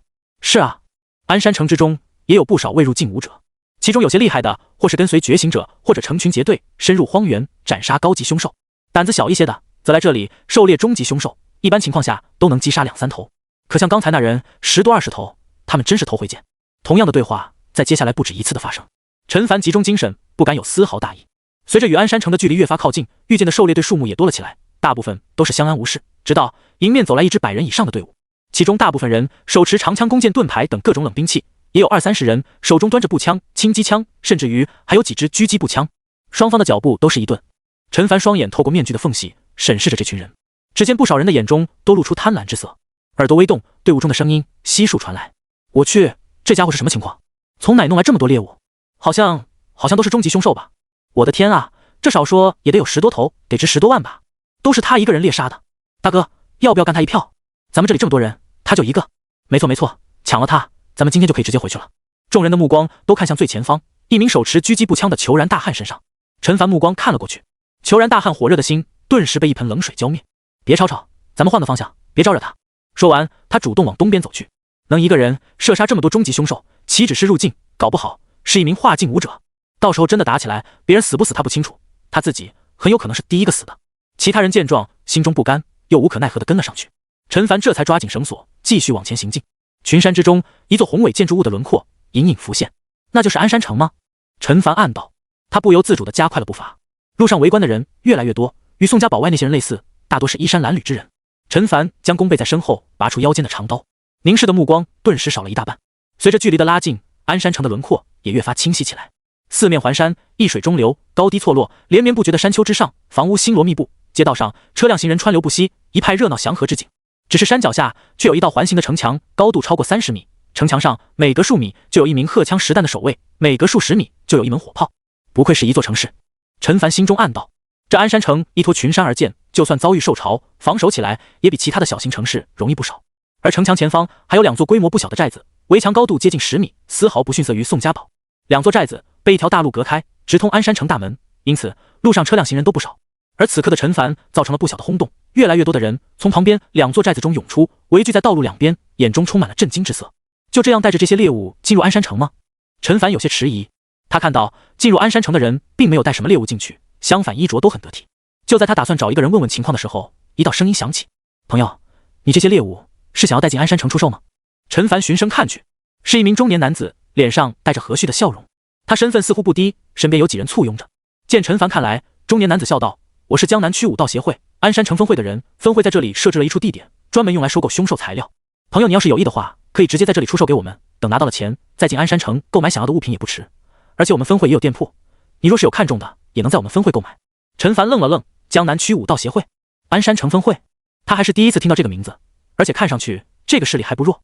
朋友，你这猎物数目不少，而且都是终极凶兽，一般的商行还真吃不下。中年男人继续劝道：“你放心，我们协会给的价格绝对公道，不信你可以问问周围的人。”话音落下，周围不少人都附和起来，看上去这个武道协会的分会名声很不错。陈凡寻思着，要不就答应的时候，一阵脚步声响起：“我说林辉，这安山城能收购这么多凶兽材料的，可不止你们分会，我们鸿昌商行一样能吃得下。”只见一行人雄赳赳、气昂昂地朝着这里走来。林辉脸上的笑容顿时凝固了一下，是鸿昌商行的人，没想到他们也接到消息赶过来了。这2家一直不对付，这下子恐怕有好戏看了。议论声响起，陈凡也有点始料未及：“朋友，我们鸿昌商行给的价格更加公道。”为首那人目光落在陈凡身上，上下打量了一番后，嘴角微翘道：“看样子你应该也是第一次来安山城吧？怎么样，要不要加入我们商行？”听到这话，周围响起一阵喧哗声。陈凡眉头一皱，对面这人的态度有点倨傲，还一语道破了他的来历。虽说这是明眼人一看就知道的事情，但总归让人有些不爽，而且还说什么让他加入某某商行这一类让人摸不着头脑的话。想到这里，他摇摇头道：“不好意思，我只是想将这些猎物卖出去而已，并没有加入什么商行的想法。”卢阳一怔，随即眼睛微微眯起，道：“朋友，你可能不知道能加入我鸿昌商行意味着什么。”“什么意思？什么意思？”卢阳呵呵一笑，语气中带着得意道：“我鸿昌商行的老板正是安山城中的那几位觉醒者大人，你加入了我鸿昌商行，等于是加入了那几位觉醒者大人的麾下，不仅能够带着家人定居安山城，更有的是机会见到几位大人，为他们效力，这是何等荣幸的一件事。”话音落下，周围众人看向陈凡的眼中都充满了羡慕之色。他们这些人一直以来梦寐以求的就是获得定居安山城的名额，可是对于一般人而言，无疑是难如登天。对于觉醒者或者达到入境的武者，就简单的多了。当然，不是说只要是觉醒者或者入境武者就行，还有一个前提，必须为城中的几位觉醒者大人效力，只有这样才能进入。可这有什么不好吗？那可是掌控着整座鞍山城的觉醒者，绝对的大人物。而卢阳身为商行行长的弟弟，他的话一定程度上也代表了那几位的意思。只要眼前这个人答应，下一刻他和家人就能获得永久定居权。然而面具之下，陈凡的眉头紧皱，啥意思啊？让他去给那几个 C 级觉醒者卖命？他恨不得锤死那几个囚禁梦雨姐姐的王八蛋，还给他们卖命？不好意思，我只是想出售凶兽材料。他摇了摇头。卢阳面色巨变，他没想到自己都把话说到这个地步了，对方竟然拒绝了。区一个入境武者，杀10几头终极凶兽而已，不会真把自己当盘菜了吧？朋友，你真的考虑清楚了？过了这个村，可就没这个店了。他看着陈凡，眼中光芒闪烁。朋友，这是给你一步登天的机会，你可要好好想清楚了。身后，一名中年男人意味深长地说道。他就是一位入境武者，还是暗境武者。可是那又怎样？在那几位大人的面前，连还手的机会都没有。那几位手下，甚至于都有化境的武者为他们效力。周围鸦雀无声，无数双眼睛紧紧地注视着陈凡。一旁，林辉的眼中隐隐有些忐忑。他亲自带人赶来，不仅仅是为了收购陈凡手中的凶兽材料，还有意拉拢对方加入武道协会。鞍山城的入境武者就几十个人，耳熟能详，因此无论陈凡戴不戴面具，他既然这么高调，就必定会被人第一时间察觉。不只是他，对面的卢阳也是抱着这个目的来的。明眼人都看得出对方的气势比他足多了，这其实也不是什么大秘密。觉醒者与普通人完全是两个阶层，甚至于一些觉醒者完全不将普通人视为自己的同类。而觉醒者与武者其实也是两个阶层，虽然都是为了人族而战，上面的人可能关系还行，下面的人就一般了。就比如他们这个鞍山城分部一直是被鞍山城的几名 C 级觉醒者压着，处处受到排挤，实力一般。因此这里的武者入境之后，大多数也会选择加入鞍山城，为那几名觉醒者效力，而非加入武道协会。他也是第一时间考虑到这个点，才没抛出橄榄枝，打算徐徐图之。不用了。这时陈凡的声音响起，如果是其他的觉醒者，他可能看在资源的份上接受，可是鞍山城的那几个就算了吧。好，很好。卢阳点点头，死死地盯着陈凡道，希望你以后不要后悔。说完，他直接带着众人拂袖而去。众人见状，纷纷摇头叹息，感觉陈凡此举很不理智。他拒绝了卢阳，等于是拒绝了那几位大人。往后想要在鞍山城立足，难了。莫名其妙。陈凡内心道，他不过就是带着猎物来鞍山城售卖，想换取一些气血丹而已。还没进门呢，就有一伙人来强迫你站队，不站他们那一边，他们还来气，纯粹是平日里目中无人惯了的。朋友，别在意。林辉笑道，说回刚才的事情，不知道你愿不愿意将这些凶兽材料尽数出售给我们。他是想招揽陈凡加入武道协会，不过在这个时候提这个，未免有些趁人之危的意思。不如等双方交易完成之后，再诚挚邀请也不迟。我好像也没有多余的选择。陈凡耸了耸肩膀，哈哈。林辉忍俊不禁，朋友，请跟我来。陈凡跟着他来到了左边的营寨之中，进入之后，这里面的布局果然与宋家堡并无太大区别，或者说宋家堡可能就是照着这里建设的。林辉的人缘很不错，一路上不断有人打招呼，不过更多的还是用惊愕的眼神注视着陈凡。进了一座院子，很快有人过来称量猎物，2头箭猪总计2050斤，1头赤血豹620斤，15头疾风狼12500斤。朋友，赤血豹每一斤12元，620斤就是7440元，疾风狼每一斤15元，1万多斤就是187500元。另外，他们的爪子也锋利，可以按照一只1000元的价格回收，也就是说，你可以拿到247500元。箭猪每斤18元，就是36900元。另外，他们的獠牙每一只可以卖到5000元的高价，虽然其中有一只已经破损，不过我们还是愿意按照完好的价格进行收购，也就是56900元，合计311840元。你看看有没有问题？如果没有问题的话，我们就按照这个价格成交。林辉拨弄完计算器，又在纸上写画画一番后，笑呵呵道：“31万多吗？”陈凡心想，倒是出乎意料的多啊。按照每一枚中品气血丹5000元计算，31万能买62枚了，等于124000潜能点。要是再来2趟，就能凑够下一次境界突破的潜能了。不过，若是去狩猎高级凶兽的话，能换到的钱会多得多吧？没问题。他开口道：“好。”林辉连连点头。说实话，他觉得自己给的价格很公道了。要是陈凡还不满意，对了，我听你之前说，你们分会里也出售各种武者所需的武器资源。没错。林辉笑的双眼眯成了一条缝，他就等着陈凡问这句话呢。不知道朋友你想买些什么？上品气血丹有吗？陈凡试探性的问道。他的内心并不抱太大的期望，没有的话就买中品好了。如果这个什么武道协会连中品气血丹都没有，他就去鞍山城里看看好了。有。林辉脱口而出。陈凡一怔，真有？真有。林辉笑道，我们协会何止是上品气血丹，连化境之上炼脉武者修炼所需的真气丹都有。真气丹？陈凡一听，心头一热。他虽然没听过，可是对方的意思已经很明显了。这真气丹就是为下一个大境界武者所准备的丹药，那提供的潜能点很有可能还在上品气血丹之上。是啊，真气丹。林辉解释道：“朋友，你应该知道，化境武者如果还想在武道上更进一步的话，必须将体内的劲力尽数转化为真气，才算是进入下一个大境界，也就是炼脉境。到了这个境界之后，武者能真气外放，威力不俗。当然，进步也很缓慢，因为要彻底打通体内的奇经八脉，所需的真气堪称海量，有了真气丹相助，方能事半功倍。呵呵，不知不觉就扯远了。以朋友你目前的境界，真气丹还用不上，上品气血丹确实再合适不过。”他看了陈凡一眼，叹息一声，道：“只是上品气血丹一向供不应求，如果朋友你想要的，卖给你一瓶已经是极限了，除非……”陈凡听到这里，哪里还不明白对方是话里有话，只是能这么顺利就买到一瓶，已经是意外之喜，干脆就顺着问道：“除非什么？”“除非朋友你愿意加入我江南区武道协会。”林辉双目注视着陈凡，熠熠闪光。“江南区武道协会？呵呵，我忘了，朋友你对这些不清楚，无妨，我稍微一解释你就懂了。”林辉翻过了一页，在空白的纸上画了一个小圈子，道：“这是江南大城。”他又以这个小圈子为中心了一个椭圆，道：“这就是江南区，除了一座大型城市之外，还有5、6座中型城市以及20几座小型城市。我们当下所处的鞍山城就是其中之一。这么说，江南区武道协会就是这么多城市的武者形成的一个协会？”陈凡问道。“不错。”林辉点头。“我们江南武道协会会长是一位真元境高手。”“真元境？”陈凡语气诧异，他才知道炼脉境不久，这又冒出了一个真元境。武者打通奇经八脉之后，需要将储存在经脉之中四处游走的真气聚集起来，开辟丹田气海，将真气化为真元。如此一来，武者的一拳一脚都带有巨大威力，这就是真元境。林辉说着，眼中露出一抹崇拜之色。原来如此。陈凡恍然，随即期待地问道：“那真元境武者能与 B 级觉醒者抗衡吗？”这个，林辉脸上露出一抹尴尬之色，对付 C 级觉醒者还是没问题的。B 级觉醒者的话，他欲言又止。陈凡懂了。嗨，林辉咳嗽2声，道：“觉醒者是强，可只有极少数人才能够成为觉醒者，改变自身命运。难道说普通人就应该等死，等着被凶兽屠戮吗？当然不是，所以我们才要练武，依靠自己的力量保护自己。这就是我们江南区武道协会创立的初衷。”明白。陈凡点头，因为这也是他一直在追求的东西。除了会长之外，我们协会中还有2、3名真元境武者，以及10多20位炼脉境武者，入境武者数以百计。他看向陈凡，如果你愿意加入我们协会的话，不仅可以得到资源倾斜，还有机会得到炼脉境武者的指点。朋友，这可是大好机会啊！细说资源倾斜，陈凡说道，他对于这个更加感兴趣。林辉愣了一下，随即道：“是这样的，只要你成为我们协会的一员，可以立刻获得1件兵器、1瓶上品气血丹，还有一次使用2倍重力士的机会，时间2小时。”一听这个，陈凡顿时呼吸急促起来。真的假的？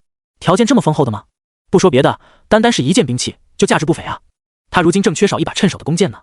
除此之外，还有1瓶上品气血丹，白送的那种，以及2倍重力士的机会。他看向林辉，现在科技都这么发达了吗？重力士都出来了。是的，你没听错。林辉看起来颇为肉痛，这是我们从觉醒者协会了不小的代价才引进的。别看只有2个小时的时间，成本费几十上百万，因此只有在新人加入的时候才免费赠送一次。往后除了自费之外，只有每个境界贡献度排名在前3的武者才有一次额外使用的机会。这3样东西都是免费赠送。除了这些，还有。陈凡忙问道：“还有什么？”“还有以优惠价格购买资源的权利。”林辉解释道：“就拿气血丹举例子，市场上1枚下品气血丹的价格在1000元左右，在我们协会里，你只要费900元就能买到。你之前不是想买上品气血丹吗？”陈凡点头。在鞍山城里，你要是没什么关系的话，根本买不到上品气血丹，可是在协会，只要你贡献度足够，随意买，而且价格依旧是市场价的9折。如果你贡献度足够的话，甚至于能以8折的价格购买。真气丹也是同理。这么说，原本1枚上品气血丹2万元，我18000元就能买到了。没错，不过只能用贡献度购买，1元等于1点贡献度。林辉说道。那贡献度是不是除了购买丹药之外，还可以用来购买其他资源，比如功法、兵器等等？没错。林辉竖起大拇指。我们协会之中，仅仅是适合入境武者的武学功法就有几十门，炼脉境之上也有10多20门，哪怕是真元境之上，听说也有好几门武学呢。兵器也是一样，只要你的贡献度足够。他弱弱地说了一声。以他加入协会好几年的经验来看，这是最难的。陈凡暗暗点头。仅仅是适合入境武者的武学功法就有几十门，炼脉境往上的也有，这简直再好不过了。就是需要贡献度，可能需要的点数还不少，没有从老头那里得到的性价比高啊。不过万一哪天老头再也拿不出功法了呢？而且兵器的获取也不是一件容易事啊。那空间物品有吗？陈凡忽然问道。这个，林辉脸上顿时露出苦笑。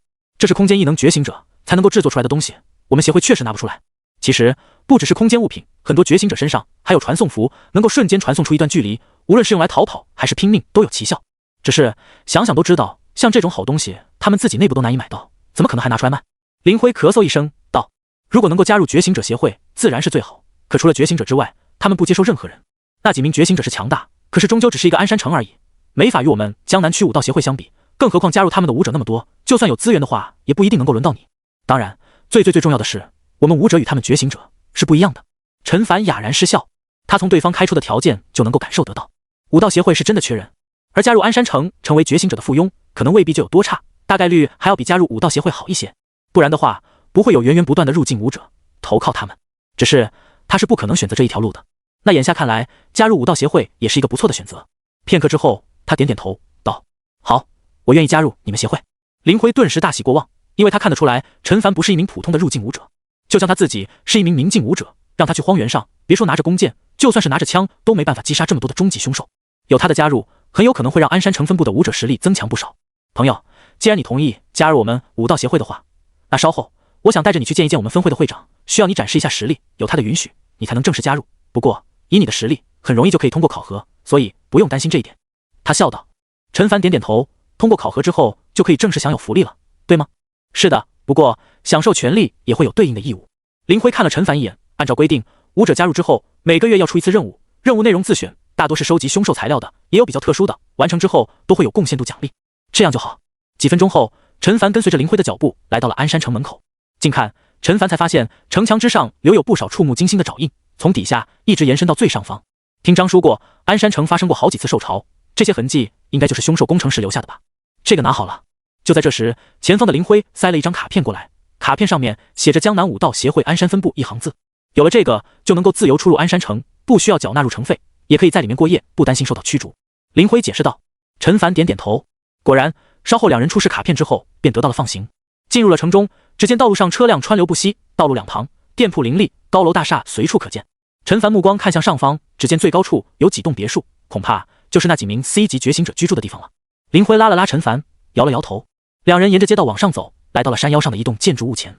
这是一栋3层小楼，占地200-300平，大门敞开着，里面的人还不少。就是这里了。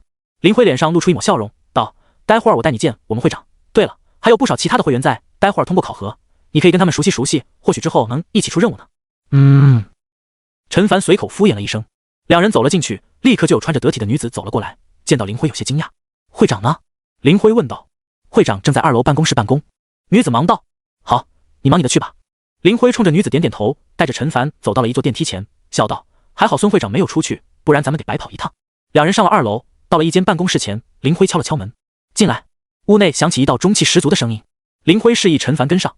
办公椅上坐着一名40岁左右的男人，国子脸，相貌威严，抬起头见到是林辉，面色一喜，道：“老林，你怎么来了？”“咦，这位是？”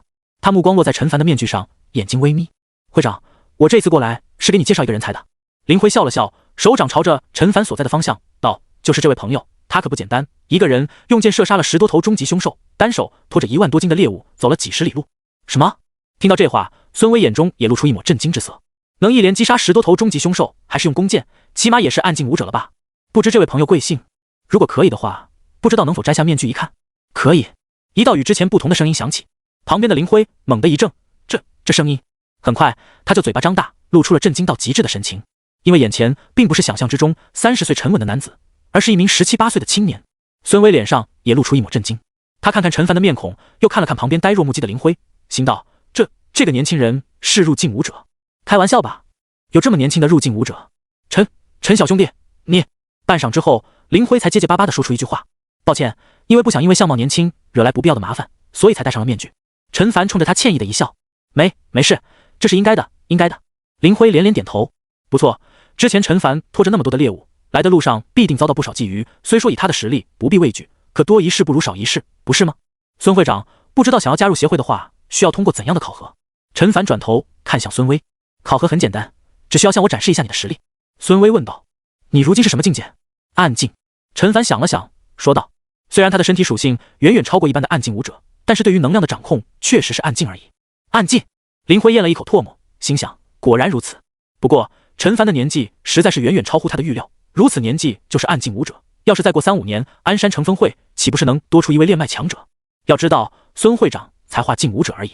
闻言，孙威眼中露出一抹郑重，出声提醒道：“陈小兄弟，你可要想清楚了再回答，因为待会儿你是要跟我交手的，如果没有暗境的话，是很容易露馅的。”陈凡冲着他微微一笑，紧接着一步迈出，一掌拍出。这一掌的速度很慢，甚至于给人一种软弱无力的感觉。孙威见状，右掌拍出，在两掌撞在一起的刹那，便感觉到一股劲力从对面的手掌中侵入体内。他顿时瞪大眼睛，像是看什么绝世奇珍一般，看着面前的青年，真是暗劲武者。陈凡收回掌，笑道：“孙会长，我算是通过协会考核了吧？”“算，当然算。”孙威语气激动的不行。好家伙，这么年轻的暗劲武者，天才，绝对的天才！分会这是捡到宝了呀！那会长，咱们接下来是不是可以谈一谈兵器的事情了？陈凡露出人畜无害的笑容。听到陈凡的话，孙威与林辉相视一眼，都哈哈大笑起来。当然没问题。孙威道：“按照规定，如果是明镜武者的话，协会免费赠送一把20毫米机关炮，外加1000发子弹；暗镜武者，协会免费赠送一把30毫米机关炮，5000发子弹。如果是化镜武者，协会免费赠送一把40毫米机关炮，10000发子弹。陈小兄弟，你虽然是一个暗镜武者，却是一个例外，你能得到一把40毫米的机关炮，外加2万发子弹。”林辉闻言，脸上的消息也越发浓厚。会长这是无比重视陈小兄弟啊，一来给的配置就是最高的。别看40毫米机关炮的口径只比30毫米多了10毫米，实际上威力要强上好几倍。30毫米机关炮能在400米的距离之内击穿50毫米的复合装甲，1000米距离上击穿38毫米的钢板。换句话说，哪怕是铁甲犀牛过来，1000米之外都能被一枪爆杀。而40毫米机关炮发射爆弹时，发射初速能达到1000米每秒，爆炸威力相当于50毫米炮弹。发射穿甲弹，初速能够达到1640米每秒，击穿140毫米的钢板。哪怕是高级凶兽，在这种距离被打中一发，也会受伤不轻。若是距离再近一些，直接带走也不是梦。机关炮，陈凡嘴巴微张，这和他想象之中的奖励貌似有点不太一样啊。是啊，怎么了？孙威一怔，大家出去击杀高级凶兽都是用的机关炮啊，也有少数人会带着火箭筒，可是火箭筒出速太慢，有的高级凶兽轻松就能躲过去。会长，其实我是想要一把强攻的。强攻？孙威与林辉都是一惊。陈凡点点头，我想要一把拉力在5000斤往上的弓，拉力越高越好。5000斤？听到这话，屋子里的两个人都瞪大了眼睛。陈小兄弟，你确定要5000斤的弓？孙威瞠目结舌，哪怕是现在的他也无法拉开这种弓啊。确定。陈凡笑着点点头。孙威二人再次相视一眼。会长，这个要求很难办吗？这个难办倒是不难办。孙威说道，弓身直接由合金制作，制作弓弦的材料也不难找。一些高级凶兽体重接近10吨的情况下，还能跳起10多20米高，他们的筋膜伸缩力可见一斑。只是你真的要选择5000斤的弓，而不是40毫米机关炮吗？他一来觉得陈凡是不是野心太大了一些，5000斤拉力等于单手提起5000斤的重物，这种实力协会里练迈进以上的武者才能达到。二来的话，5000斤拉力的弓射程不如机关炮，甚至于只有一半，这无疑增添了巨大风险。是啊，陈小兄弟，我知道你的剑法很厉害，可是那些高级凶兽可不是吃素的，还是选机关炮更加安全些。林辉忍不住劝道。谢谢两位的好意，我真的已经想好了。陈凡笑了笑，按照200斤拉力的弓，能在100米之内洞穿3公分厚的钢板，估计5000斤拉力的弓，哪怕按照25倍计算，100米之内洞穿75公分厚的钢板，应该不在话下吧？75公分厚的钢板，什么概念？哪怕是重型坦克，复合装甲才800毫米厚，更别说同样厚度，钢板的抗击穿能力还在复合装甲之上了。如果距离放到500-600米，一半的杀伤力应该是有的，一箭射杀高级凶兽不难。陈小兄弟，一旁的林辉还想劝两句，孙威摆了摆手，道：“好了，老林，陈小兄弟的想法恐怕才是正确的。”林辉一愣，孙威缓缓道：“我们武者的体质远高于常人，因此能够随身携带300-400斤重的机关炮，单对单的情况下，遇到高级凶兽也不虚。可是如果在网上呢？那些精英级凶兽说是拥有重型坦克的防御力，别说是机关炮，就连100毫米的榴弹炮打到他们的身上都不痛不痒。只有大口径的榴弹炮击中他们之后，才能将他们重创。可我们武者总不能随身带着一门榴弹炮吧？再说了，他们的速度可不是笨拙的重型坦克可比的，不是几十上百门榴弹炮齐射，很难被打中。这也是我们人类只能被动防守，无法主动进攻的原因所在。是的，林辉不由得点了点头。这还是精英级凶兽，越往上越难缠。听说那几头兽皇能在核弹里洗走，几年过去，恐怕他们变得更加可怕了。孙威的目光落在陈凡身上，道：“陈小兄弟，你放心，我之后会将你的要求汇报给总部，不出意外的话，1-2天之内就会有人将你想要的弓送来。”谢谢会长，不过不一定非要5000斤，高一些也可以接受。陈凡笑道：“行，我会替你向总部反映的。”孙威答应下来。会长，除此之外，是不是还有一瓶上品气血丹，以及一次免费使用重力士的机会？陈凡眼中充满期待。他估计5000斤拉力的弓，就算价格赶不上40毫米机关炮，也不会低到哪里去，20万应该还是有的。而一整瓶上品气血丹的话，也价值20万元。至于一次使用重力士的机会，按照林辉的说法，价值几十上百万呢。没错，孙威哭笑不得。放心吧，既然你已经加入了协会，这些东西少不了你。而且除此之外，我代表鞍山城分会再多赠送你一瓶上品气血丹。一旁的林辉闻言暗暗心道：会长这一次为了拉拢陈小兄弟，可是下了血本呀。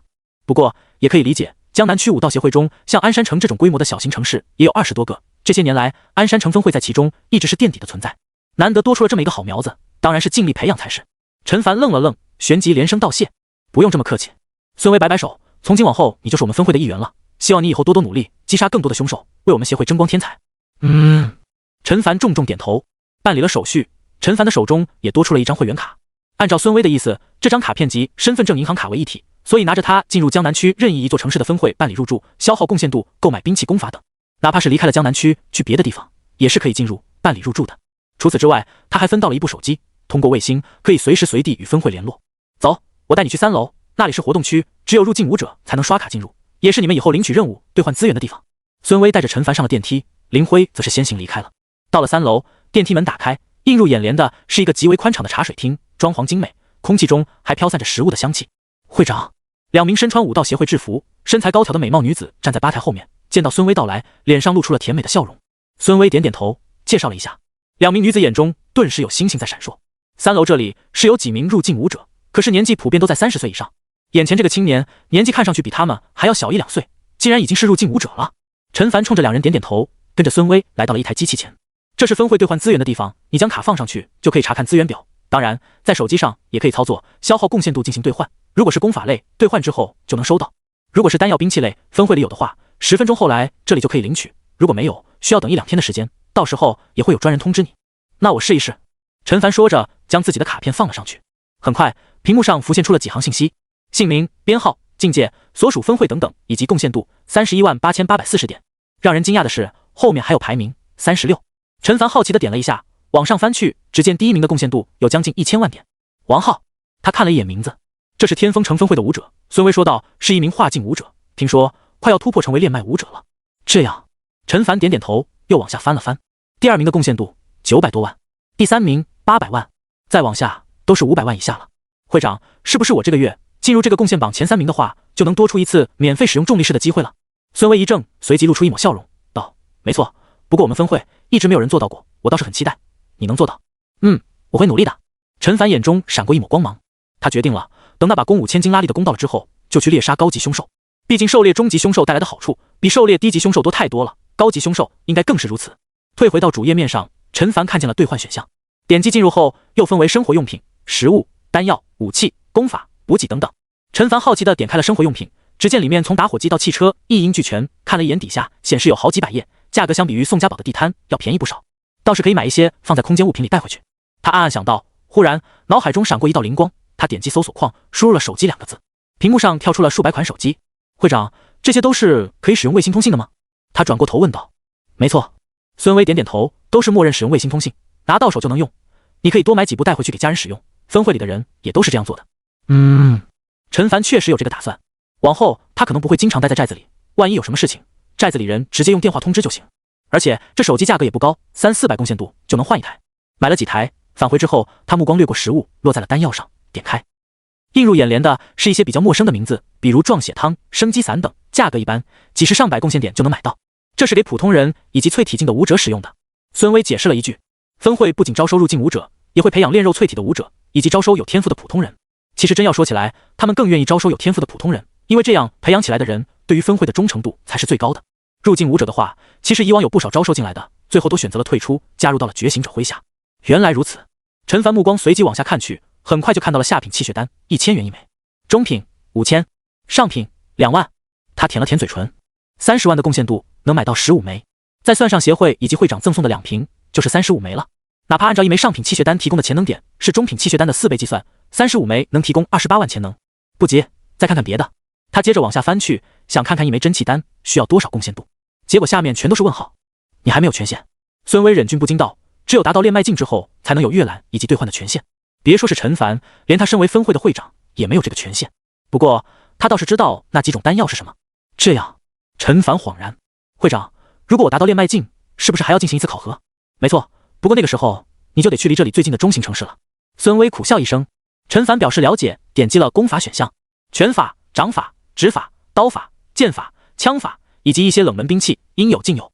陈凡点了一下拳法，长拳、螳螂拳、太极拳、八极拳，数目让人眼缭乱，这些都是货真价实的古武拳法。孙威在一旁说道，购买之后不仅可以获得详细口诀、视频资料等，还可以免费向发布这些拳法的武者当面请教，一次购买终生受益。说着，他点开了螳螂拳，只见屏幕上出现了好几个人名以及对应不同的价格，最低10万起步，也有15万的。陈凡看得暗暗心惊，竟然这么贵吗？他退回去点了一下太极拳，进入之后有10多个选项，价格最低的10万元，最高的甚至于超过了20万。又点了点其他的，价格就没有低于10万贡献度的。其实咱们协会的收费已经很公道了。见到陈凡脸上露出肉痛的神色，孙威哭笑不得道：“你要是在外面想要学习正宗的鼓舞拳法，难，其实了钱没学到，真的也没什么，怕的就是了钱，人还没了。前2年鞍山城就出现过这种事，据说有个人暗中出售功法，价格便宜，不少人买了回去就出过人命。有这种事？”陈凡一怔，莫名他感觉自己认识的一个人跟会长口中提到的那个人很像。是啊，所以在咱们协会内部购买功法，不用担心这一点，当然事无绝对。孙威往下翻了翻，只见屏幕上都是问号。这些功法是练迈进武者才有权限浏览的，功法都经过总会高手的检验，都是没有问题的，但是修炼难度很大，兑换之后只能自己摸索，所以要是兑换的话，尽量选择热门的功法，练习的人多的那一种，这样万一遇到问题也有人可以请教。明白了。陈凡嘴上答应着，眼中却看到了一个发财的机会。不过这些都还早，就比如现在他的30万贡献度只能买3门功法，太贵了。他往其他的武学翻了翻，价格基本上没有比10万低的，甚至于比如身法之类的，价格还要高一些。协会的功法虽多，却很贵，还是老头那里便宜。他心想，返回页面，选择了兵器。兵器分为冷兵器、热兵器。他先打开热兵器，枪械、火炮、装甲车、坦克等等等等，品种很多，哪怕是最普通的手枪也有好几页，价格从几百贡献点到几万不等。他好奇地点了一下装甲车，随后直摇头，几百万贡献点都能买几百枚上品器械单了。而且在这个危险的世道，随便来一头高级凶兽就足以威胁到这个大家伙，实在不合算。点开冷兵器，果然都是清一色的合金武器。1阶原式合金武器兑换所需贡献点在几百到几千，2阶原式合金武器几万到几十万，甚至于还有3阶普遍100万以上。再往下就是问号了。陈凡点开2阶的，只见上面是按照重量分类的。就拿战刀举例，40-50斤重的20万左右，如果上百斤30万，300-400斤70-80万，500斤将近100万，重量再往上就要定制了。不过有这么多钱都可以兑换3阶合金战刀了。陈凡目光落在300-400斤的战刀上，这么说的话，自己想付出70-80万的贡献点才能换一把趁手的战刀了，还是等等吧。他现在买器械单的贡献点都不够。大致全部浏览了一遍之后，陈凡重新选择了单药界面，将剩下的贡献点都用在了购买上品器械单上，9折的效果体现出来了。原本以为只能买15枚，最后买了16枚，多出来的钱还购买了一些杂物。没过几分钟，就有专人将东西送到了柜台处。陈小兄弟，孙威笑道：“这些东西你可以先放在这里，等到从协会离开的时候再领走也不迟。”他回身看向身后的一排房间，道：“这些都是单独的修炼室，里面有各种各样的锻炼器具，累了的话可以直接在里面洗澡休息，有什么需要也可以随时打电话给这里。”陈凡听得心动，不过他还是摇了摇头，笑道：“会长，我这次过来还有些私事要处理，等明天吧，明天我再过来。”也行。孙威笑了笑，正好今天另外几个会员出去猎杀高级凶兽了，你明天过来应该就可以看到他们，到时候你们可以互相认识一下，将来能一起合作出去狩猎。好。陈凡应了下来。两人下了楼梯，看着门外，孙威忽然想到了什么，叮嘱道：“陈小兄弟，有件事情你要注意下。”什么？陈凡脚步一顿，回头看着他，听老林说你之前拒绝了卢阳的招揽，他心里肯定不快，如今你加入了协会，可能更糟糕。实不相瞒，我们分会与商会的关系一向不好。孙威眉头紧皱，过去在城外的时候，我们与他们常常爆发冲突，他们人多，基本上都是我们分会吃亏，因此在城内的时候你不用担心遇上他们，但是到了野外一定要格外留神，如果不是对手的话就果断撤离，明白吗？行，我知道了，谢谢会长提醒。陈凡认真道：“不用谢，这些都是我应该做的。”孙威苦笑，脸上的表情很是无奈。其实他说的已经很委婉了，过去几年分会里不少入境武者没死在凶兽的手中，而是死在了商会的武者手里。陈凡带着包裹在后者的注视中走出了大门。对于加入协会的决定，他并不感到后悔，毕竟硬币都有正反面，哪有净享受好处不用承担风险的。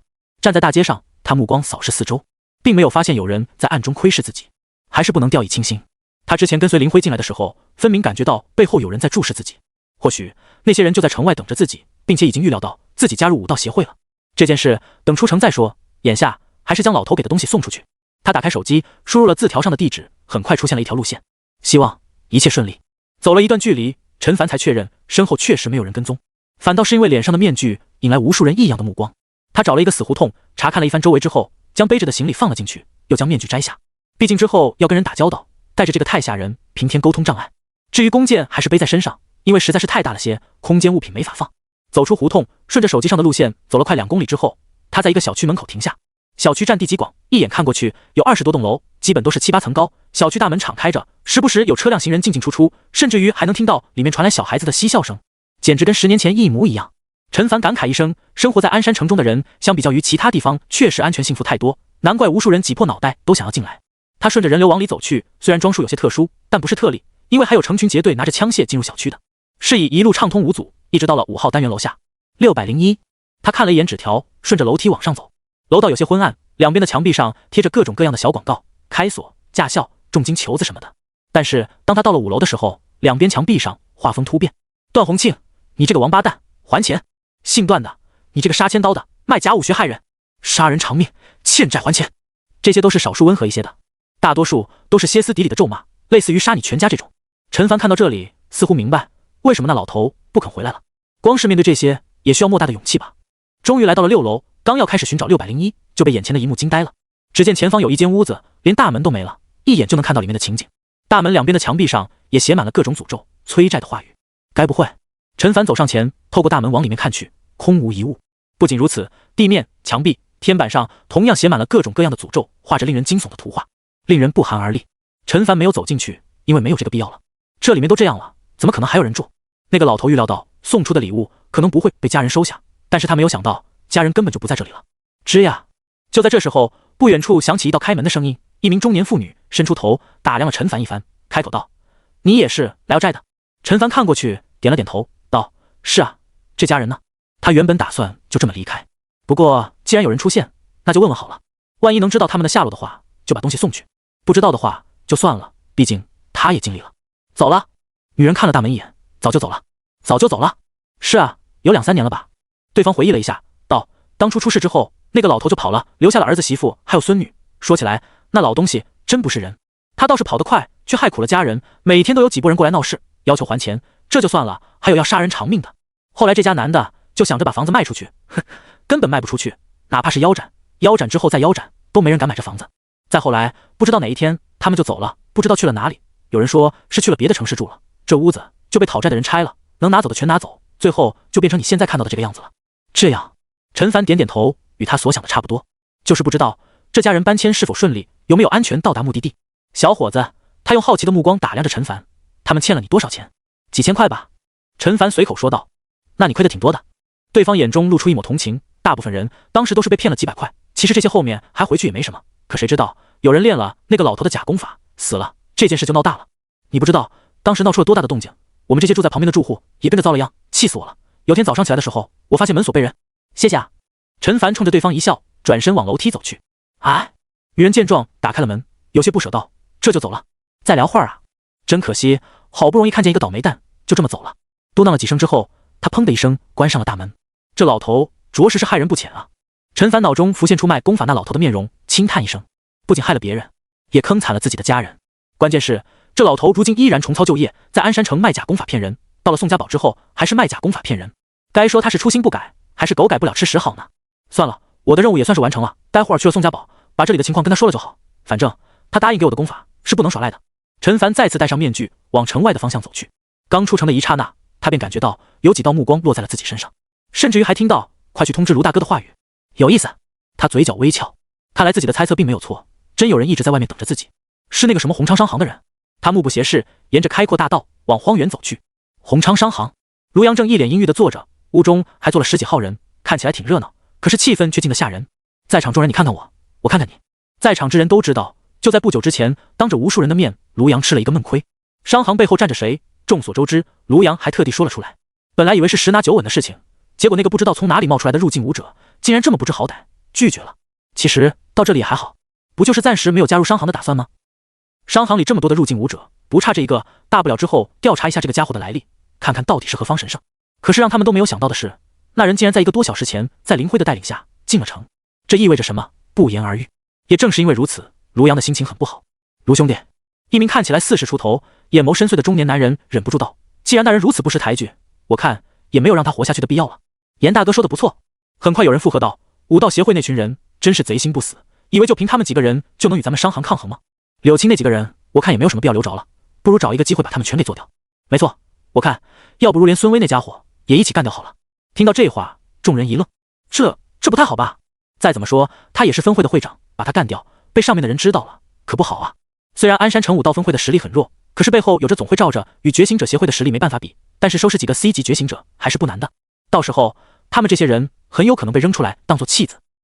我就是随口说说，但是戴着面具的那家伙必须要收拾了。哼，既然他要站在分会那一边，就得有这个心理准备。没错，必须弄死他。众人你一言我一语的说道。好了，卢阳脸色稍霁，眼中露出一抹狠厉之色，道：这人肯定是要除掉的，不杀鸡儆猴一番。有些人就不知道这鞍山城到底是谁的鞍山城。没错。就在这时，一阵急促的脚步声响起，一名男子快步跑了进来，激动道：卢哥，卢哥，那人出来了，那人从城里出来了。唰的一下，屋内众人的目光纷纷汇聚在他的身上。真的？你确定你没有看错？卢阳连忙问道。绝对没有。男子道，他脸上戴着面具，手里拿着弓，还带着一把刀，很容易认出来。就是他。旁边一名中年男子一拍大腿，看向卢阳：卢哥，我看事不宜迟，我们立刻出发，那小子跑不远的。不仅仅是他，不少人都站起身来，用期待的目光看着对方。那小子实力恐怕不弱。卢阳缓缓开口，说实话，他当时拉拢陈凡，确实也是看中后者的实力。他不弱，难道我们就弱吗？没错，不过是能射杀10多头终极凶兽罢了。我们连高级凶兽都能击杀，区10多头终极凶兽，算个屁！卢大哥，让我们去吧。众人不服气道：蒋兄，你带2个人去吧，带上武器。卢阳看向之前率先说话的中年男人，这人是不折不扣的化境武者，实力在商行中前3名的存在。行。蒋雄目光扫过众人，挑了2个平日里面关系不错的，实力比较他弱一些，却也是暗境武者。卢兄弟，在这里等着我的好消息。蒋雄说完，大步往外走去。蒋哥，谢了。走出商行，一名男子感激地看向蒋雄。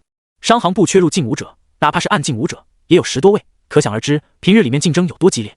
能在卢阳面前表现，将来说不定有机会见到那几位觉醒者大人。你我兄弟之间说这些干什么？蒋雄摇摇头道：事不宜迟，咱们赶紧追上去。其他2人应了一声，快步跟上。3人都手持一门30毫米机关炮，身上还缠绕着数百发子弹，远远看上去像是穿戴了一层铁甲。这种30毫米机关炮的子弹，每一发都有30公分那么长，相当于成年人的小臂，重量接近700克，光是100发子弹就是140斤，再算上机炮本身重量超过半吨。即便如此，3人却是健步如飞，很快就出了寨子。蒋大哥，外面2名男子眼睛一亮，其中一人指着西边道：那家伙沿着这个方向走了。刚走？没错，我刚才才看到他的背影消失的，身上背着剑篓，绝对错不了。好。蒋雄嘴角露出一抹笑意，走。几乎是一眨眼，3人的身影就消失在了原地。好厉害！2名男子嘴巴张大，眼中露出震惊羡慕之色。这就是入境武者的实力吗？蒋哥，那家伙会不会猜到我们会从后面追上来？左边那人问道。有可能。蒋雄点点头，入境武者的五感还是十分敏锐的，换做他被这些炼肉境武者盯上的话，也会有所差距。不过按照那2人的说法，此刻对方刚离开，相距可能也就1公里。我先走一步，你们尽快赶上来。是。2人应道。蒋雄身影再次快上几分，眼中露出一抹得意。他知道那人手中拿着弓箭，看样子应该是500斤拉力左右。区一把500斤拉力的弓，能与他手中的机炮相提并论。单说射程，机炮就是前者的3倍之多。只要发现那人的身影，那人必死无疑。然而让他没有想到的是，一连奔跑了10多秒，眼前都没有那人的踪影。什么情况？他脸色一变。要知道他全力奔跑之下，速度接近500米每秒，就这短短的10几秒，他已经追出了5公里远了。人倒是遇上几个，就是没遇见背着剑篓手拿长弓的。难道那家伙把弓箭扔掉了，面具也摘了？也不可能啊，按照那2个人的话，他离开的时候身上是背着剑篓的，一路上我也没看见，哪里有扔掉的剑篓啊？沉吟片刻，蒋雄一咬牙，不管了，继续追，说不定就在前面。又是半分钟之后，他渐渐坚持不住了，额头汗水如雨落下，肺管子像是着火了一般，火辣辣的。定睛往四周看去，茫茫荒原一望无际，他的脸色难看到了极点。1分多钟后，后面2人也跌跌撞撞地追了上来，见到前方的蒋雄，眼中一喜。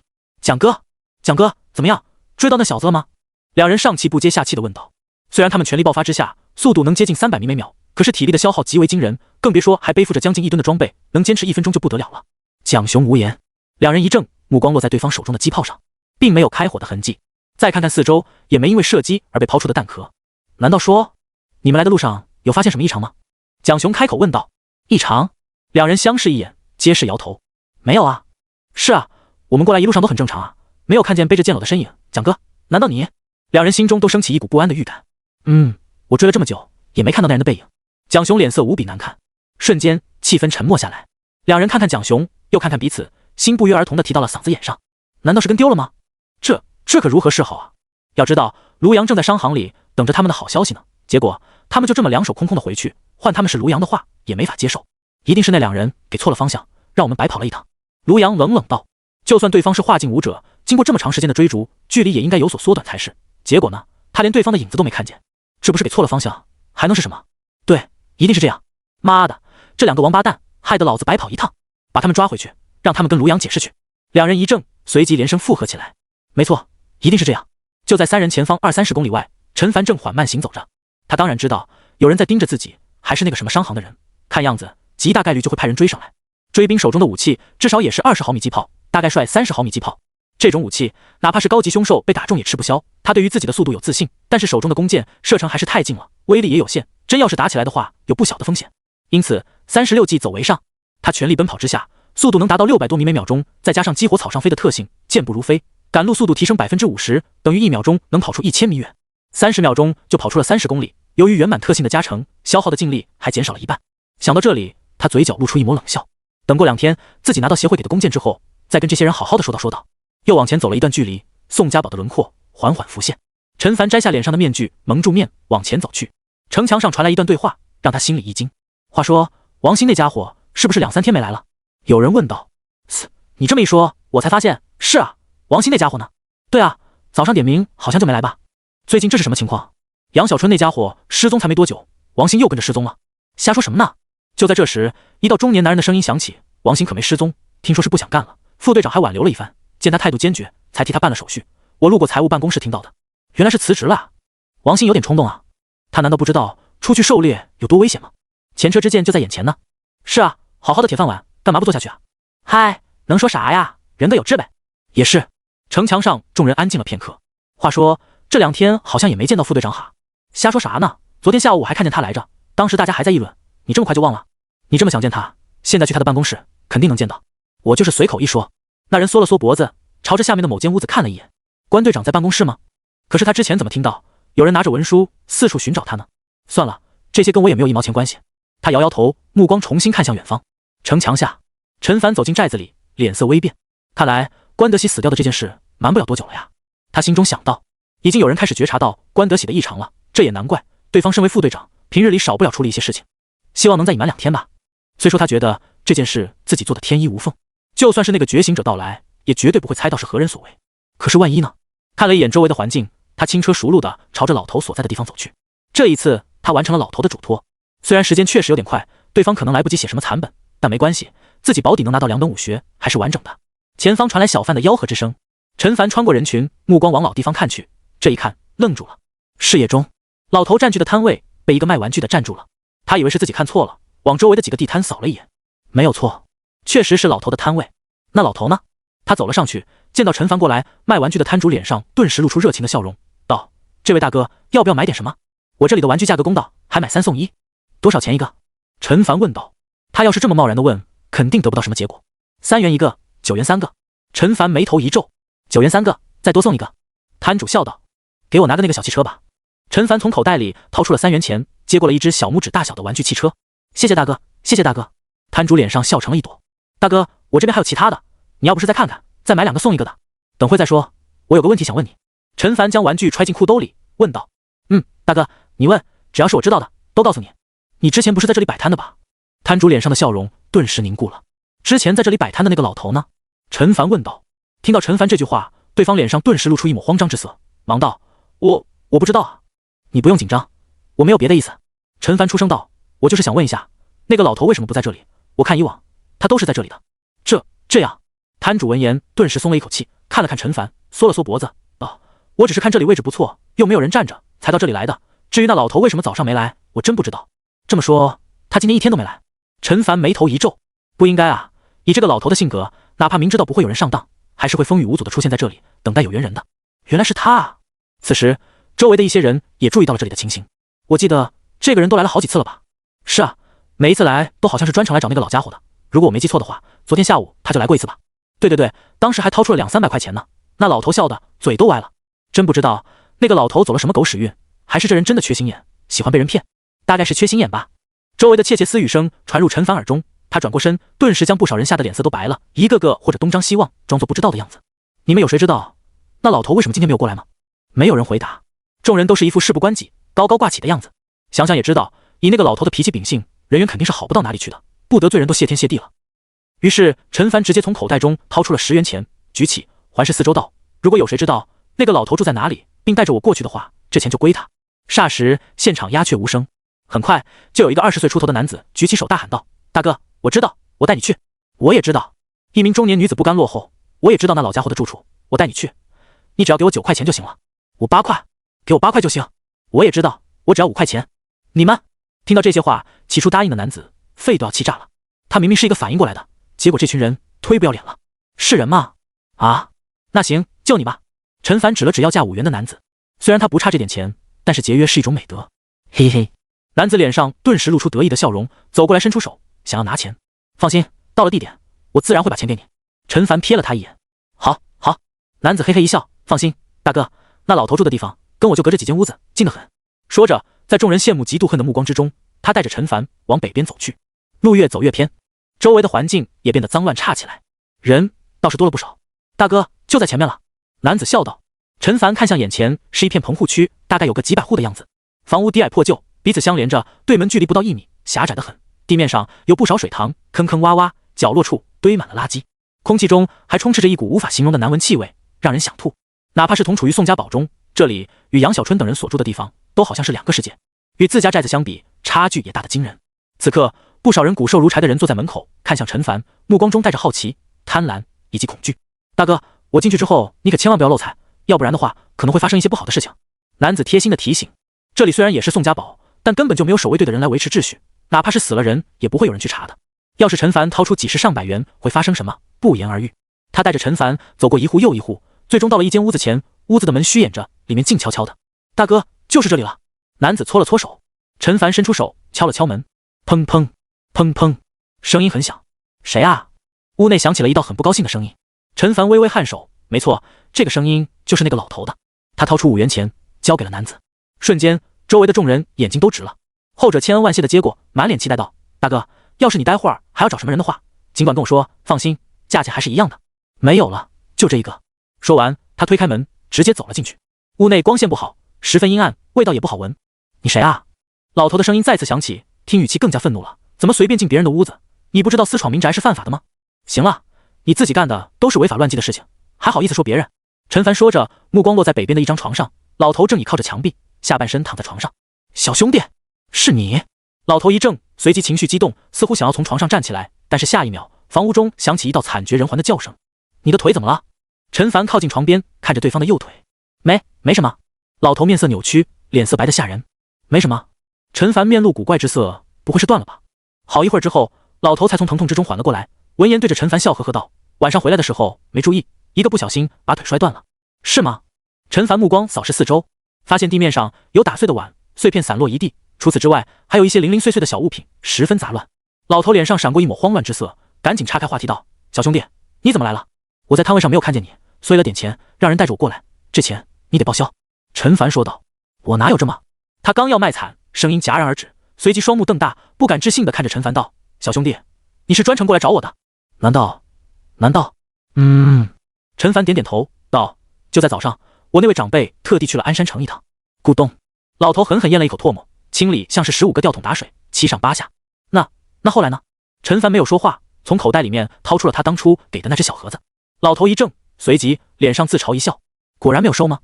也难怪，不是没有收，而是根本就没有人。”陈凡缓缓说道：“那位长辈说他过去的时候，601空空如也，连同大门都已经被人给搬走了，门口两边的墙壁以及里面都写满了讨债诅咒的话。”老头顿时如遭雷击，声音颤抖道：“你是说他们出事了？”不知道。陈凡面无表情的摇摇头，听邻居说，在2、3年前的时候，那家人就已经搬走了，可能早就搬到了其他的城市了吧？知道他们搬去了哪一座城市吗？老头一脸忐忑地问道。不知道。陈凡看了他一眼，怎么，你还想去找他们？没有。老头把头摇得跟拨浪鼓似的，就是随口问一问，没别的意思。陈凡将盒子放在了一旁的桌子上，道：“这件事情我替你做到了，接下来是不是应该遵守承诺，将答应送给我的2门武学交给我了？”老头闻言苦笑一声，道：“当然，我其实正在发愁，万一你过来的话，找不到我怎么办？还好，那2本秘籍就在那个柜子里面，第2层，你一打开就能看见了。”陈凡顺着他手指的方向走到一个柜子前，蹲下身打开了第2层，果然2本古朴的秘籍安安静静地躺在里面。他拿了出来，道：“就是这2本。第1本就是内功心法，据说能够壮大武者体内的真气，第2本是一门剑法，可能对你正好合适，反正你自己看吧，问我也不懂。”老头目光看着上面，有气无力地说道。陈凡目光落在第一本封面上，前员工3个遒劲有力的大字。他打开第一页，书页泛黄，字迹工整，大概率是一本真货。他仔细看去，按照书页上所说，前员工是一门氧气锻炼自身的功法，久练之后不仅能够壮大体内真气，恢复速度也远超过同境界武者。快速浏览了一遍之后，陈凡看向技能栏，前员工一窍不通0%，未解锁，解锁条件炼脉境。陈凡松了一口气，老头看来还算是信守承诺，给了一本真的。虽然想要修炼的话，还需要境界达到炼脉，不过这个条件说容易也容易，今晚回去自己就能达到化境，距离炼脉境也只有一步之遥而已。他合上秘籍，心中对于第2本也充满了期待，因为老头说这第2本是一门剑法，穿云剑法。陈凡翻开第1页，眼中顿时露出欣喜之色。原来这穿云剑法也是需要真气才能使用的，修炼到大成之后，射出的箭矢有穿云裂石之能。快速看完之后，他看向技能栏，果然需要境界达到炼脉才能解锁。除此之外，对于基础剑法也有要求，10级。他目前的基础剑法远超10级，自然不用担心。心满意足的将这2门武学收入囊中，陈凡看向老头道：“大爷，这一次咱们合作愉快，要是下一次你还有什么地方要我帮忙的话，尽管说好了。”老头应了一声，双目呆滞无神。陈凡心里咯噔一声，心道这老头该不会得知了这个消息之后生无可恋了吧？其实真要说起来的话，这也是他咎由自取。如果他没有利欲熏心，售卖假功法害人的话，此刻他应该跟家人待在鞍山城中颐养天年，哪里会像现在这样住在这种环境下，腿还断了。其中的是是非非，陈凡不愿意去多想，毕竟已成定局，说什么都晚了。毋庸置疑的是，眼下的老头对他的重要性不言而喻。协会里一门入境武者使用的功法就价值10多万贡献点，要是像这种能够使用真气的功法，不得好几10万。但是在老头这里只需要几10元就能买到，他甚至于还可以利用这种方法反向赚取协会其他武者的贡献点。大爷，想开一点。陈凡出声道，也许他们现在过得很好，你不必替他们担心，倒是你的腿断了，继续生活在这里的话，恐怕很不方便，不如……没事，我挺好的。老头摆摆手道，小兄弟，你先走吧，我就想一个人静静。行吧。陈凡轻叹一声，走到门口替他关上了门。不远处无数双目光注视着这里，其中有2、3道目光见到陈凡看来，急忙转过了脑袋看向别处。陈凡眉头微皱，往来时的方向走去。屋内老头叹息一声，眼眶中流下了悔恨的泪水。早知道会是这样的结果，他当初就不应该为了一点蝇头小利坑害他人。现在好了，家人下落不明，自己也是吃了上顿没下顿，好不容易遇上了这个小兄弟，赚了点钱，谁知道钱还没有捂热呢，就被那几个丧尽天良的王八蛋给抢走了。不仅抢走了他的钱，还打断了他的一条腿。畜生啊！他一个老人家孤苦伶仃，无依无靠，现在腿还断了一条，还怎么活啊？不如一了百了，死了算了，省得受罪。老头想到这里，目光看向一旁的菜刀，忽然感觉脖子上传来一阵寒意。就在这时，砰的一声，大门被人粗暴的一脚踹开。谁啊？老头顿时气不打一处来。你爷爷我。只见3名壮汉站在门口，为首一人满脸横肉，一脸凶相。原来是王爷啊！老头缩了缩脖子，眼底深处闪过浓浓的怨恨之色。就是这伙人，昨天晚上直接闯了进来，让他将白天赚的2、300元全部拿出来。开什么玩笑？那钱可是他好不容易挣来的，怎么可能愿意交给这几个棚户去恶霸？于是他拿出了无赖的本事，撒泼打滚，说自己没钱，引来了一大批人围观。可惜这套只能欺负一些老实巴交的人，遇到这几个人根本无济于事。对方见他不懂事，直接踢断了他的一条腿，扬言要是再不配合的话，就把他的另外一条腿也给踢断。好汉不吃眼前亏，他只能把还没捂热的200多元交了上去。可让他万万没有想到的是，这群人竟然又来了。他们还想干什么？老头，我刚才看见你的那个老主顾好像又来了一趟，这一次又给你送了多少钱啊？王丽笑眯眯地问道。是啊，老头，我可是听说那个冤大头是个有钱人，当初在摊子眼皮都不眨一下就掏出来300块钱，这一次应该更多吧？老头，昨晚的教训你应该还记得，不要敬酒不吃，吃罚酒。身后跟着的2人也你一言我一语地威胁道。说起来，要不是有人在摊子上看到，回来把这件事告诉他们，他们还不知道这个往日里面泼皮无赖时的家伙，竟然一下子有了这么多钱。这种肥羊，他们不宰的话，岂不是便宜了其他人？老头心里叫苦不迭，这一次真没给钱。你要是不相信的话，我可以对天发誓，要是……行了。左边胳膊上纹着一只大老虎的壮汉冷笑道，你也不出去打听打听，这一带谁不知道你是一个满嘴跑火车的家伙？你说出的话要是能相信，那母猪都能上树了。不是，我这次说的是真话啊。老头都要哭了。是吗？纹着身的壮汉往前走了几步，目光落在桌上的一只小盒子上。老头，我记得昨天晚上可没这东西吧？还说没送东西来？不是，这个是……老头还没来得及解释，只见那人打开盒子，见到了里面的东西，顿时啐了一口，骂道：什么垃圾东西！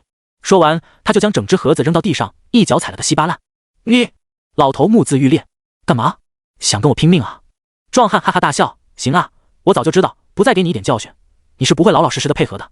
张坤，下手轻点，别打死了。另外一名壮汉笑道：“怕什么？打死了，钱也在他的身上搜一搜就出来了。不是，他是我们的摇钱树，你要是把他给打死了，往后的人过来该怎么送钱给我们？”这倒也是。张坤恍然大悟，随后一步一步往着老头走去。别，饶了我吧！老头吓得涕泗横流。这次我说的真的是实话，我身上真的没钱。要不这样吧，等下一次那个小兄弟过来，我让他拿钱，别说几百了，上千都行。说完，他肠子都要悔青了。想死容易，真的去死很难啊！早知道这几个畜生阴魂不散的话，他当时就不应该那么痛快的让那个小兄弟离开，而是让他将那位入境武者找来，弄死这几个人。完整的秘籍他拿不出多少，残本还有不少呢，是吗？那你先把这次的钱拿出来，乖乖配合一点，省得再受皮肉之苦。不是，我真没有啊！老头不知道说什么好，他身上真的没有。在这个时候，一道声音从几人的背后响起，三人脸上的笑容瞬间凝固，转过身，只见一名蒙着面的男子不知何时站在了门口，正是之前来的那个人。这一刻，三人心中不约而同升起一股恐惧。这家伙不是已经离开了吗？怎么会出现在这里？他到底是什么时候过来的？为什么自己等人一点察觉都没有？小兄弟！老头大喜过望，眼中流下了激动的泪水。你们刚才不是跟他要钱吗？要多少钱？我这里有。陈凡平静地看着眼前这三人，问道：兄弟。之前一脸凶相的王丽，此刻却满脸堆笑，语气讨好道：误会，都是一场误会。是啊，我们就是跟他开一个玩笑，没别的意思。兄弟，别生气，大不了我们把之前拿的钱还给他算了。他们是真的没有想到，竟然还有人替这老骗子出头的。关键是这两个人貌似也只是简简单单的顾客与摊主的关系吧，完全没道理啊！还钱！老头暴跳如雷道：昨晚你们对我拳打脚踢，还打断了老子的一条腿，把钱还回来就完了。小兄弟，你也给我打断他们的腿，给大爷我狠狠出一口恶气！兄弟，王丽眼中露出一抹狠色，道：俗话说得好，得饶人处且饶人，我们把钱还回来，这件事情就到这里了。你要是想打断我们的腿，恐怕是痴心妄想。没错，就算你再厉害又怎么样？我们这边有3个人，真把我们惹火了，大不了玉石俱焚，大家都别想活。说着，另外2人竟然抽出了一把匕首，就凭你们也配跟我玉石俱焚？陈凡冷笑一声，身形如电，一抹白色的刀光闪过，身后3人同一时刻捂着喉咙倒了下去。啊！杀人了！外面响起尖叫声，不少看热闹的人眼睁睁地看着刚才还活蹦乱跳的王丽3人，此刻倒在了血泊之中，吓得仓皇逃窜。眨眼间，整条走道上空无一人，所有人都关紧大门，在屋里瑟瑟发抖。小兄弟，你，即便是老头也被陈凡的这一手给镇住了，随即也开始求饶起来。小兄弟，我错了，我承认，之前我卖给你的那些功法，大部分都是假的，可是其中也有真的啊。就好比刚才那2本，可都是货真价实的古籍。看在我俩合作还算愉快的份上，饶了我这条老命吧，求了。陈凡瞧见这一幕，暗暗好笑，他还以为对方心存死志。俗话说得好，哀莫大于心死。如果是这样，他也没有什么好的办法。结果这老头还是很想活下去的嘛。小兄弟，老头的求饶声还在继续着。行了，陈凡眉头一皱，不耐烦道：看在这一次你信守承诺的份上，过去发生的事情就不跟你计较了，但要是下一次你还是以次充好，就别怪我不客气。不会的。老头如释重负，感觉像是在鬼门关走了一趟，心有余悸的看着地上3具尸体。他只是想让陈凡打断这3人的腿，替自己出一口恶气。谁能想到这个小兄弟竟然这么狠，直接要了3人的命。不过说起来，这3个畜生也是罪有应得，他们仗着自己身强力壮，干起了在棚户区收保护费的勾当。不仅如此，还欺男霸女，胡作非为，每个人的手里都沾着几条人命。小兄弟！老头瞥见陈凡转身，不禁慌乱道：你这就走了？不然呢？陈凡转身看了他一眼，麻烦我已经替你解决了，不走干什么？你该不会还想让我替你把这里收拾干净吧？不是啊，小兄弟。老头面露难色，这3个人能在这里为非作歹，上面也是有人的，平日里面他们收的保护费大部分也上交给那些人，你把他们杀了，要不了多久，这个消息就会传到上面人的耳中，到那时候怎么？陈凡声音一冷，你还想让我去把上面的人解决了？不是。老头子一个哆嗦，欲哭无泪道：我哪有这个胆子，我是想说，小兄弟，你不如好事做到底，送佛送到西，干脆收留了老头子我吧。你看我一个人住在这里，孤苦伶仃，无依无靠，吃了上顿没下顿，关键是腿还断了，起来上个厕所都费劲。这老头，陈凡内心无语。他之前走的时候就想问问对方要不要跟自己走，寨子那么大，找出人手照顾对方才几个成本，相比于能得到的秘籍简直不要太赚。结果对方说他要静静，现在倒好，2极反转了。他看向老头问道：你刚才不是很怕我吗？就不担心跟我回了寨子比这里还不如？怎么会呢？老头一脸讨好的笑道：小兄弟，你一看就是那种明是非辨善恶之人，怎么可能会做出这种事？而且我也不白去。哦，陈凡嘴角微翘，怎么个不白去法？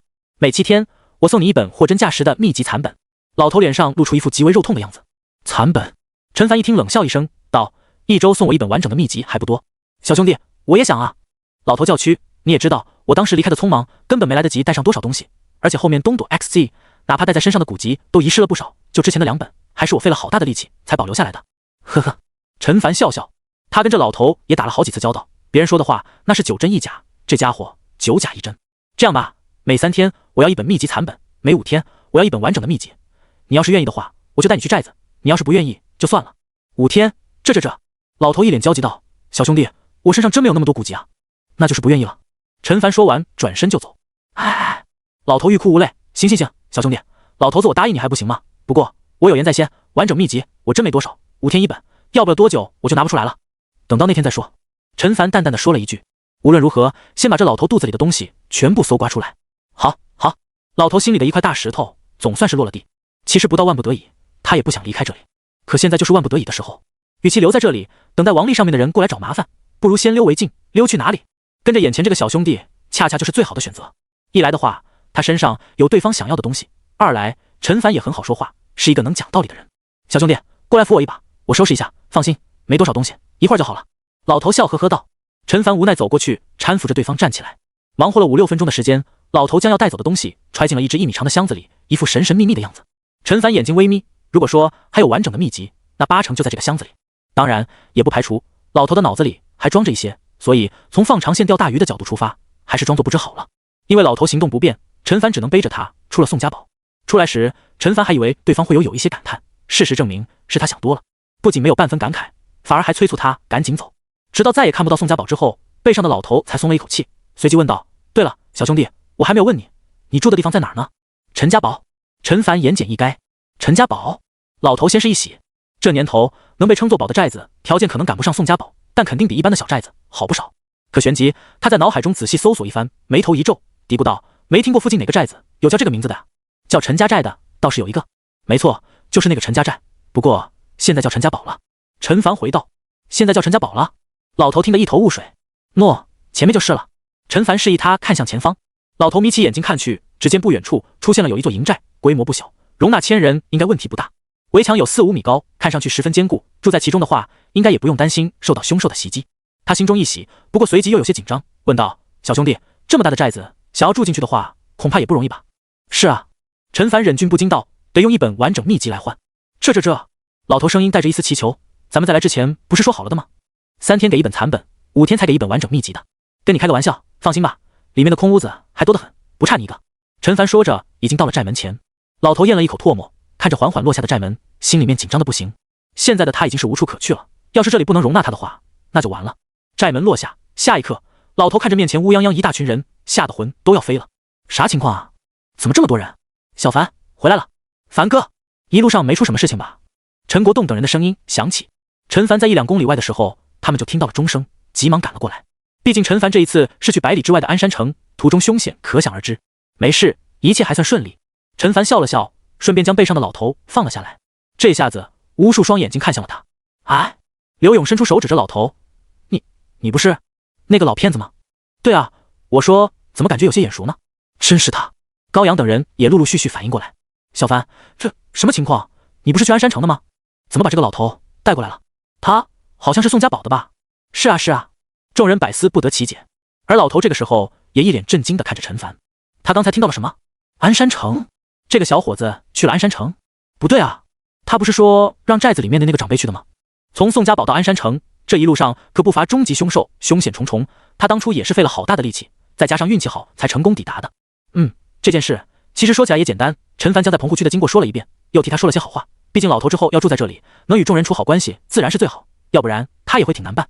当然，要是这个老头还不老实，自然得给他一点颜色看看。原来是这样，看来是我们之前不识货。刘勇等人恍然大悟，看了看老头的腿，眼神中也多了一些同情。是啊。老头感激地看了陈凡一眼，替他隐瞒了之前骗人的事情。陈国栋往前一步，笑着对老头道：“老人家，欢迎你来到陈家堡，往后你就是我们中的一员了，别担心，等会儿我找人帮你看看腿，你安心养伤就行。”“是啊，我们这里不缺吃的，有什么需要的跟我们说就行。”那群王八蛋真是畜生啊，对这么一个老人家竟然都能下得了狠手。世风日下，人心不古啊。听到这些话，老头久违地感觉到一阵暖意。干净整洁的屋子里，老头躺在床上，右腿用支具固定着。“大爷，吃饱了吗？要是没有的话，我再去给你盛一碗。”床边一名40多岁的妇女，一手捧着碗，一手拿着勺子，满脸热情地问道。一旁还站着一名年轻女子，也是一脸笑意。老头打了一个饱嗝，妈，满意地点点头，道：“饱是饱了，就是有点渴。”年轻女子急忙端起水碗，吹了吹热气，递到他的嘴边。咕咚咕咚，老头几大口将碗里的水喝光。年轻女子还不忘贴心的用手帕擦去他嘴角的水渍。大爷，刘医生说了，伤筋动骨100天，这100天里，你有什么事，直接吩咐我们俩就行，不用客气。年长女子笑呵呵道：“是吗？”老头一听，顿时来了精神，真的什么事情都行。二女一听，顿时察觉出对方这是话里有话。可年轻女子咳嗽一声，不好意思道：“大爷，陈小哥走之前跟我们说过，要是你打什么歪主意，让我们直接告诉他，他会亲自过来找你谈一谈。”老头顿时一个机灵，道：“算了吧，我暂时没什么想跟他说的。”说完，他看向四周，不得不说，这里的生活条件比在宋家堡好太多了，房屋干净整洁，食物还很丰盛，还有专人服侍。早知道来这里能有这么好的待遇，自己真应该早点过来的。对了，那个小兄弟到底是什么人啊？他忍不住问道。这一路上走来，所有人都对那个小子恭敬有加。身为一个识人无数的老江湖，他看得出来，那是发自心底的尊敬，不带有虚伪，连带着众人对他的态度也十分友善。所以他真的很好奇，那小子在寨子里到底是什么地位？你是说陈小哥吗？是啊，老头点头。我看你们一个个都对他言听计从的样子，他在寨子里地位很高吗？两女闻言都笑出声来。怎么？我说的话有哪里不对吗？老头有点无所适从。大爷，陈小哥在咱们陈家堡是这个。年轻女子竖起大拇指。老大。老头嘴巴张大，脸上写满了难以置信之色。你要是这么理解的话也没问题。年轻女子忍俊不禁。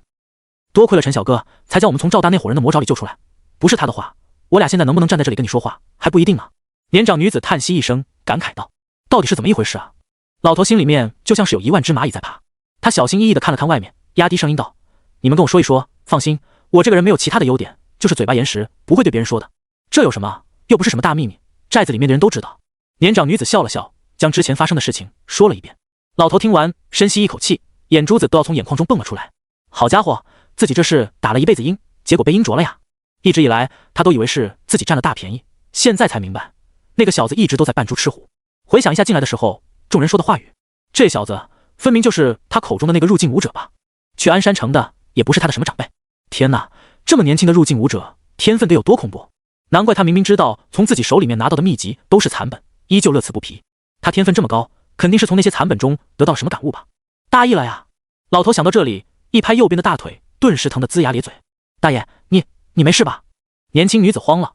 大爷，你可千万别想不开啊，不就是腿断了，休养休养就好了。我没事。老头摆摆手道：“行了，你们先出去吧，我想一个人静静。”两女相视一眼，点了点头。好的，大爷，我们俩就先出去了。你要是之后有事情，直接喊一声，我们就会过来。老头应了一声，心情复杂。半晌之后，他苦笑一声，自我安慰道：“罢了，好歹证明老头我看人的眼光还是很准的，一下子就挑中了这个寨子里最厉害的。对，没错。”想到这里，他脸上露出一抹得意。有这小子作为靠山，我看往后在寨子里还有谁敢欺负我？同一时刻，练武场上众人挥汗如雨。仓库旁边的屋里，想不到3、4年过去，武道协会进步这么快，出现了这么多练脉劲武者。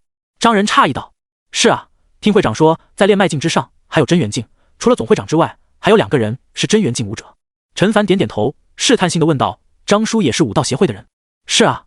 张人苦笑一声：“我加入分会的时候，会长也是孙威，不过那个时候整个协会加起来练脉劲武者也不过区2、3人，分会里一个练脉也没有，因此那个时候不只是分会里其他人吧，包括我自己，对于这个境界也是半信半疑的。”陈凡闻言，不禁回想起当初张人跟自己说的话，后者确实是说，传言外面有能在体内练出真气的武者。如此看来，这几年武道协会的成长确实挺快的，要是再给足够的时间，未必会比觉醒者协会差吧。小凡，你刚才说现在分会里入境的武者，包括你在内，只有7、8个人。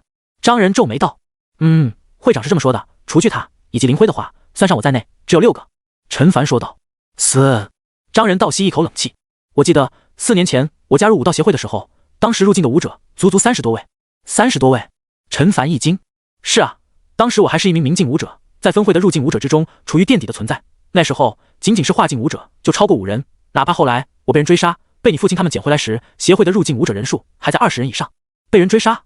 陈凡心中生出一个想法，张叔，你该不会是被洪昌商行的人追杀吧？张人张大嘴巴望着陈凡，你怎么知道？他担心自己的事情会给寨子里的人引来麻烦，因此一直守口如瓶，没对任何人提起过。陈凡是怎么知道这件事的？没有。陈凡哭笑不得，我猜的，张叔，会长在之前提醒过我，要小心洪昌商行的人，能有实力追杀入境武者的人，除了觉醒者，就是入境武者了吧？没错。张人沉默片刻，道：“看来洪昌商行与分会的矛盾越发激烈了呀。我还在分会的时候，就不断的有人从分会离开，加入红昌商行中。很快，红昌商行的入境武者人数就与我们旗鼓相当。后来，双方隔三差五就在野外爆发冲突，直到有一次，他的眼中露出痛苦之色。我跟一个朋友去野外猎杀终极凶兽，被他们盯上。我那个朋友被数发狙击步枪的子弹打中头部，当场毙命。我虽然没被打中要害，可也身负重伤，拼命的跑，拼命的跑。后来的事情你都知道了。原来是这样。陈凡听得动容，想来也是那些人认为张叔必死，才没有追下去。只是张叔命不该绝。张叔，你还记得当时追杀你们的人叫什么名字吗？张仁一怔，旋即明白了陈凡的意思，心中一暖，摇了摇头，道：算了，都是过去的事。而且红昌商行说是商行，其实背后站着的是那几名觉醒者，哪怕是总会会长，也不想轻易招惹这几个家伙。张叔，有些事情不是我们不想，对方就愿意配合的。陈凡无奈道：你也说了，红昌商行与分会的矛盾越发激烈，当初30多名入境武者，再加上后面几年加入的，现在只剩下了6个人，其中大部分人都死在了红昌商行那些人的手中。我选择加入分会，就是站在了商行的对立面。我之前回来的时候，就有人试图跟踪我。什么？张仁连忙问道。那后来怎么样？没出事吧？我把他们甩开了，不过下一次去鞍山城肯定还会遇上。陈凡耸耸肩，所以张叔，你现在明白了吧？不是我们不去招惹他们，他们就愿意放过我们的。张仁脸色难看，他也是担心陈凡被卷入这种漩涡，才没有提起武道协会这几个字。只是阴差阳错，陈凡还是加入了进去。那接下来的要面对的敌人，恐怕不仅仅是凶兽，还包括这些觉醒者的附庸，甚至于觉醒者本身了，十分凶险啊。所以张叔，那个将你害到这种地步的家伙叫什么名字？陈凡问道。既然决定站在商行对立面，那他很乐意替张仁除去那些仇人。见到陈凡脸上神色无比认真，张仁心中一阵感动。他回忆了一下，道：当时人不少，大部分人我都不认识，不过领头的那一个，哪怕到现在我还记得他的名字跟长相。是谁？卢阳。张仁口中吐出2个字。原来是他。陈凡眯起眼睛，不就是那个领头的家伙吗？当时一副牛到天上去的样子，还威胁自己以后别后悔。正好下一次遇上他，新仇旧恨一起算了。小凡，话虽如此，还是不要轻易对他下手。张仁不放心道：你要是对其他人下手还好，对他下手必定会惊动后面的觉醒者，无论是出于怎么样的目的，他们那些人都不会无动于衷的。放心吧张叔，我不会贸然行事的。陈凡笑了笑，张叔的提醒确实有道理。那卢阳撑破天是一个化境武者，想要处理掉他不费什么事，但是这么做就要做好迎战 C 级甚至于好几名 C 级觉醒者的准备。那个时候恐怕他躲在鞍山城分会里也无济于事，所以必须搜集更多资源，提升实力才行。话虽如此，下一刻他还是拿出一只小瓶子，倒出了一枚上品气血丹。这是？张仁瞬间瞪大眼睛，惊呼出声。眼前这枚丹药外表圆润光滑，色泽深红，散发着一股独特的香味。上品气血丹。张叔，这个给你。陈凡笑了笑，他身上还有2本秘籍，也就是乾元功以及穿云剑法，只是这2门武学必须要到炼脉境才能修炼，连目前的他都没有达到要求，更别说张仁了，所以只能先等等。不行。张仁摆摆手，这个丹药实在是太贵重了，你比我更需要这个东西。张叔，收下吧，不过是一枚而已。陈凡笑了笑，说起来这枚也是打折得来的，眼下的他确实急需资源，所以很抱歉只能送出一枚给张叔。不过等他境界提升上去之后，那时上品气血丹对他而言就像是如今的下品气血丹一样不值一提，到时候再狠狠地送几大瓶的上品气血丹作为补偿好了。好吧。见陈凡一再坚持，张仁也只得收了下来。练武场东边，顾泽正在练习着刀法，他感觉刀法似乎与自己更加契合，使用起来简单粗暴。顾泽，有空吗？就在这时，一道声音响起。顾泽转过身，只见陈凡正在不远处笑呵呵地看着自己。他收起刀走了过来。走。陈凡问道。顾泽愣了愣，随即点了点头。早上我去了鞍山城。陈凡一边往前走一边说道。我知道。顾泽看了他一眼，随即道，要不了多久我也能一个人过去，我还加入了武道协会。顾泽一怔，他不太明白这个武道协会是什么，但还是很快说道，要不了多久我也能加入武道协会。不。陈凡转身很认真地看向他，道，相比于武道协会，我更愿意你加入觉醒者协会。觉醒者协会？顾泽眉头一皱，道，你的意思是让我去鞍山城？不是鞍山城，但可以是其他的城市。陈凡眯起眼睛，道，我明白，你想待在这里守护家人，但是你要清楚，凶兽的强大远超我们的想象，你在这里成长得太慢了。没错，现在你可以很好的保护好大家，可是如果将来有一天凶兽再次向我们发起进攻呢？到那个时候，连鞍山城覆灭都是顷刻之间的事，更不用说我们这种小寨子。顾泽没说话。这一次我去了武道协会，你知道协会给我的最大感受是什么吗？陈凡转身看向他问道。是什么？顾泽下意识地问道。资源。陈凡道，协会能提供的资源远远不是我们区区一个寨子甚至于城市能比的，而觉醒者协会实力比武道协会更强大，你只有去了那里才能更快的成长，才能更好的守护家人，因为覆巢之下安有完卵，这个道理你明白吧？所以你是来劝我加入觉醒者协会的吗？顾泽深吸一口气，只是一个建议。陈凡看了他一眼，来自于朋友的建议。顾泽沉默半晌，最终说道：我明白了，我回去考虑一下。陈凡点点头，没再多说。他该说的话都说了，要是顾泽还是想留在寨子里，他也不会多说什么。每个人都有自己选择的权利，而且并不是说加入觉醒者协会就是光明一片，也会面对更加棘手的敌人，甚至于来自于自己人的黑手。至于孟雨的话，她的能力比较特殊，她想将孟雪救出来后，由她们姐妹自行决定。整个晚上，陈凡都在与张仁切磋基础拳法。如今的他，各项身体属性远远在张仁之上，因此交手时要收敛力量。也正是因为如此，基础拳法的熟练度增长也比较慢。一个晚上的时间过去，才提升了3级。基础拳法 LV12 5%，特性强力12级，强身10级，迅捷8级，刚劲6级，灵动4级，并没有解锁出新的特性。不过也在他的意料之中，要想快速提升的话，要么实战，要么与更强的人切磋才行。陈凡慨叹一声，入境武者在他面前根本不够看，也只有找那些练脉武者了。至于基础剑法会容易一些，等总会将功送来，必能狠狠提升一波基础剑法等级，到时候修炼穿云剑法事半功倍。先看看上品气血丹的效果，再修炼功法好了，最后再境界突破。陈凡从空间物品中取出了4瓶气血丹，除去给张仁的1枚，还剩下35枚。不知道1枚上品气血丹能够给多少潜能点？他心中带着期待，将1枚丹药放入口中咽了下去，顿时一股庞大的热量散开，小腹中好似有一团火焰在燃烧。是药效太强了吗？陈凡心想。就在这时，庞大的药力像是瞬间在体内蒸发了一样，消失得无影无踪。一行信息浮现在脑海之中，潜能点加12000点。陈凡顿时面露欣喜之色。他本来以为上品气血丹提供的潜能点能有1万点就很好了，谁知道竟然达到了12000点。什么概念？同样数目的钱拿去买上品气血丹带来的提升，是购买中品气血丹的 1.5 倍。难怪这东西这么抢手。陈凡将剩下的上品气血丹1枚接着1枚塞进口中，等尽数转化后，看向面板，潜能点526152，200点一天，经验值1325，52万潜能点，算是有史以来积攒最多的一次了。陈凡脸上露出一抹笑意，突破到化境肯定是足够了，再突破的话可能有些难度，只能等下次狩猎高级凶兽换取足够的上品气血丹了。提升一下功法吧。他目光看向技能栏，2门练脉劲武学，再算上金钟罩，3门暂且搁置，剩下的有灭魂指、观月法、13太保横练、无影快刀、雷鸣刀法。陈凡眉头一皱，他原本以为1300多的经验值够多了，这么看来貌似也不够啊。重点提升观月法吧。他暗道，自己与鞍山城觉醒者必有一战，精神力越高，精神防御就越强，到时候针对上官家那个觉醒者，对方要是除了精神控制之外没有别的手段的话，那不好意思，等待他的只有死路一条。如果到时候还留有不少经验点，就加一下13太保横练以及灭魂指好了。至于2门刀法，得益于基础刀法的等级，应该消耗不了多少经验，而且眼下自己着重刀法，也时候将这2门刀法升满了。心念一动，消耗了1点经验值在无影快刀上，一股微乎其微的暖流升起。无影快刀初窥门径0%，特性力壮1级，力量提升3点吗？陈凡瞅了眼，感觉还行，毕竟救了1点经验值。再次消耗2点经验值，一股记忆浮上心头。无影快刀略有小成0%，特性力壮2级，无影1级。无影技能每提升1级，出刀速度提升5成，使用无影快刀时生效。5成吗？陈凡计算了一下，提升到圆满境界的话，能提供2倍的出刀速度。他看向基础刀法，15级的猛袭特性，按照每一级提供3成的出刀速度计算，也就是 4.5 倍。相比之下，无影快刀的速度反而慢了1倍。这也从侧面验证，基础武学与进阶武学没有绝对的强与弱，都是相对的。看看接下来还会解锁出什么特性吧。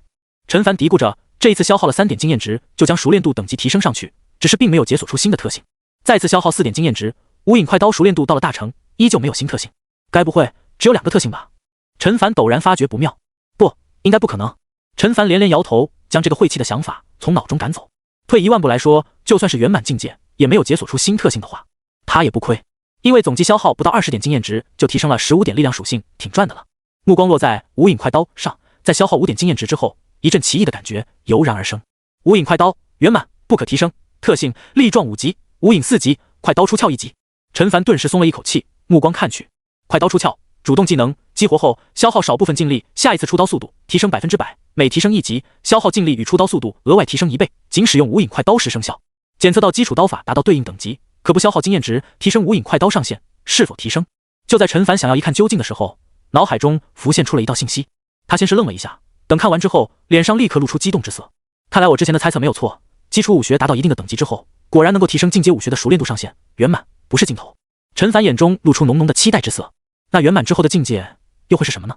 他目光落在最后的那行信息上。既然都不需要消耗经验值就能够提升武学上限的话，那还有什么可犹豫的呢？陈凡立刻选择了是。下一刻，他感觉到一股崭新的记忆浮现在脑海之中。相比于之前的无影快刀，这一次的招式更加精妙。等消化了这段记忆之后，他才看向技能栏。无影快刀，出神入化，不可提升。特性：力壮6级，无影5级，快刀出鞘2级。出神入化，陈凡恍然，原来圆满境界之后的熟练度等级就叫做出神入化。他看向后面，意外的发现熟练度直接拉满。他往后看了看，没错，3项特性的等级都在原先的基础上提升了1级。不错呀。他嘴角露出一抹笑意。最明显的就是力量属性原本提升15点，现在18点。无影现在是 2.5 倍的出刀速度，而快刀出鞘激活之后，下一次出刀速度提升 200%， 也就是3倍。就是不知道这速度是单独计算，还是享受无影特性的加成呢？陈凡泛起了嘀咕。如果是单独计算，其实效果一般般，毕竟他使用基础刀法的话，出刀速度就有4-5倍了。如果是能与无影特性叠加的话，那就很恐怖了。试一试不就知道了。陈凡灵机一动，他站起身，拿起放在一旁的匕首，深吸一口气，唰的一声挥出一刀，确实比我使用基础刀法时挥刀的速度慢了不少。陈凡暗道。下一刻，他心念一动，激活快刀出鞘之后，一刀挥出，一道白光一闪而逝，空气中传来嗤嗤响声。陈凡眼睛陡然亮起，这速度！他再次激活，挥出一刀，这一次速度也很快，但是比第2刀慢了不少，空气中的响声也没有之前那么剧烈。陈凡脸上却露出笑容，在激活快刀出鞘之后，使用无影快刀的招式时是能够享受到无影特性加成的。如果激活后使用基础刀法的招式，则不能享受到无影特性以及快刀出鞘的加成。还不错，他满意的点点头。5级的无影特性， 2.5 倍的出刀速度，再激活快刀出鞘，出刀速度能达到 7.5 倍，比之于基础刀法的出刀速度还要快上6-7成。那显然以后要是与人近距离作战，就不需要再使用基础刀法了，就把这类熟练度等级是出神入化的武学称为高级武学吧。陈凡点点头，这种划分方法是针对开发度，而非是修炼难度。有可能练迈进的武学熟练度上限就是圆满，但是修炼难度不一定比他定义的高级武学小，只是在开发度上，这些武学依旧算作进阶武学。对了，还有一门进阶刀法，不知道能不能也能升级成高级武学。陈凡目光落在雷鸣刀法之上，他试着加了一点经验值上去，熟练度提升了 50%。陈凡顿时打消了提升上限的想法，再次消耗了一点之后，一股微弱的暖流升起。雷鸣刀法，出窥门径 0%， 特性强身健体1级。难怪这次动静比之前稍微大了一点。陈凡喃喃道，原来是体质力量提升4点，还是相当不错的。第2次消耗了5点经验值之后，一股奇异感在心头升起，显然这一次再次解锁出了新特性。雷鸣刀法，略有小成 0%， 特性强身健体2级，极电1级。极电技能每提升1级，刀法速度提升6成，仅使用雷鸣刀法时生效。原来也是提升刀法速度的，比无影速度快了1成。陈凡看了眼无影快刀，这么算的话，似乎使用雷鸣刀法更合适一些。不，也不一定，毕竟无影快刀强在特性的组合，无论是无影还是快刀出鞘，单独拎出来就那样，组合在一起就不同了。除非这个雷鸣刀法之后也能解锁出大幅提升出刀速度的特性，否则还是前者有优势。第3次消耗了10点经验值，没有新的特性出现。陈凡加了一点经验值上去，这一次提升了 5%， 也就是说需要20点经验值才能达到 100% 了。这刀法消耗经验值有点多呀。陈凡有点肉痛，可是已经到这里了，半途而废是不可能的。再次消耗了19点经验值之后，再次解锁出了新的特性。雷鸣刀法，大成 0%， 特性强身健体4级，极电3级，奔雷1级。奔雷主动技能激活后，持续消耗部分净力，提升 100% 的刀法威力，每提升1级，刀法威力额外提升1倍，仅使用雷鸣刀法时生效。陈凡目光微眯，提升刀法威力的吗？再提升1级的话，激活后刀法威力是之前的3倍，看起来多，可是跟基础刀法比较的话，也差不多啊。基础刀法12级的猛斩特性就是 3.6 倍的刀法威力，关键是还不需要消耗净力，可惜了。陈凡轻叹一声，要是熟练等级提升到出神入化的话，倒是比基础刀法厉害一些，或者把最后面的一行字去掉也行。当然，这也是痴心妄想一下，如果去掉，那等于说可以与基础刀法叠加，威力极为恐怖，就差最后的圆满境界了。陈凡有种预感，这一次还能解锁出新的特性。在消耗了30点经验值之后，果然不出所料，心头升起一股不一样的感觉。雷鸣刀法，圆满 0%， 特性强身健体5级，极电4级，奔雷2级，电闪雷鸣1级。陈凡顿时瞳孔微缩，他看到这个名字就知道这个特性绝对不简单，不出意外是这门刀法的精髓所在。电闪雷鸣主动技能激活后，消耗大量精神力、大量精力，在持续时间内，刀法速度威力额外提升1倍，击中对手时有3成几率对敌人造成麻痹效果，每提升1级，刀法速度威力麻痹几率额外提升1倍，仅使用雷鸣刀法时生效。强啊！陈凡不由自主道。按照之前无影快刀的经验，雷鸣刀法这提升的1倍刀法速度威力是可以与之前的极电、奔雷特性叠加的，也即是说，激活电闪雷鸣之后，刀法速度能达到 4.8 倍。至于威力的话，理论上来说是6倍，但是一般人很难做到，因为电闪雷鸣激活需要消耗大量劲力，而奔雷特性激活后也是持续消耗劲力的，等于是练习者实际上出不了几招6倍威力的刀法就要尽力耗尽了。好在这个问题对他而言不存在，这也就算了，还有3成几率对对手造成麻痹效果。要知道高手对照，胜负就在一瞬间，哪怕触发一次就足以决定胜负了。美中不足的是，没有在出现之前提升熟练度等级上限的提示。唉，陈凡摇头，这要是能提升到出神入化的等级，奔雷刀法绝对更加恐怖。看了一眼属性面板，体质1239，力量1355，经验值1243，经验值去不到100点，收获很大，至少与人近战，他现在多出了不少手段。是时候提升观月法了。陈凡目光看向技能栏，观月法略有小成 0%， 特性凝神2级，冥想2级，节约1级。上一次他消耗了100点经验值，将观月法从入门提升到小成，那么这一次不出意外的话，陈凡加了1点经验值上去，只见熟练度上涨了5%之后就不动了。果然，陈凡嘴角露出一抹笑意，这么说的话，今天是不是有希望能将观月法提升到圆满境界？如果再算上后面5次强化以及1次境界突破的话，他的精神力会达到何种恐怖的数值？即便是鞍山城那几个 C 级觉醒者过来，也不够看吧？想到这里，陈凡不再犹豫，将199点经验值加了上去，脑海中的精神力瞬间暴增1倍，一股前所未有的充实感涌上心头。闭上眼睛，房屋之中的一切都清晰地出现在脑海之中，栩栩如生。观月法登堂入室 0%， 特性凝神3级，冥想3级，节约2级。没有解锁出新的特性，陈凡也早有预料，因此不算意外。按照梦雨的说法，达到登堂入室的地步，就能观想出所有月相，并维持一段时间。而在观想出从新月到满月，再从满月到新月的变化过程，反复进行，才算是大成。他沉吟片刻，试着在脑海中观想月相的变化过程，过程很顺利，而且一连进行了几分钟，他也感觉不到丝毫的劳累。应该是我的精神力太高的缘故，不仅仅是大成时的效果，哪怕是观月法圆满才能做到的事情，我现在恐怕也能做到。而且，他的目光看向技能栏，观月法的熟练度上涨了1%左右。按照这个效率计算，500分钟，也就是8个小时，就能将熟练度提升到大成境界了。要知道，那些 C 级觉醒者想将观月法提升到大成境界，时间都是以年为单位计算的。继续好了，这一次消耗了400点经验值，除了感受到脑海中的精神力暴涨之外，还有一种奇异感涌上心头。陈凡一喜，毋庸置疑，这是解锁出新特性了。观月法大成 0%， 特性凝神4级，冥想4级，节约3级，文艺之2 1级。文艺之2，陈凡挠挠头，这是个什么特性？不过当他看清楚之后，脸上顿时露出震惊之色。文艺之2，技能每提升1级，武学境界提升所需经验值减少1成。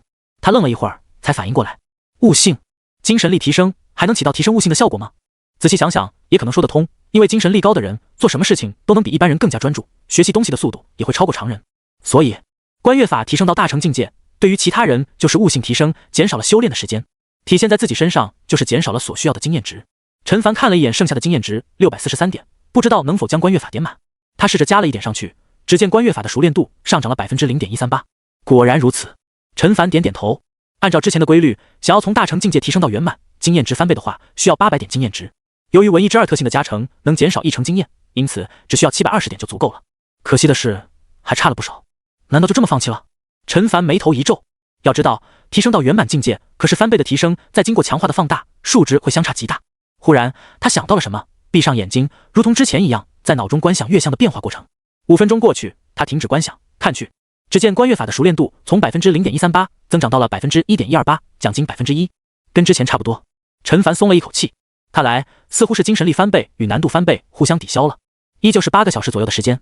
反正对目前的我来说，熬一个通宵没有丝毫的影响，不如待会开始观想，将观月法提升到圆满境界之后再强化好了。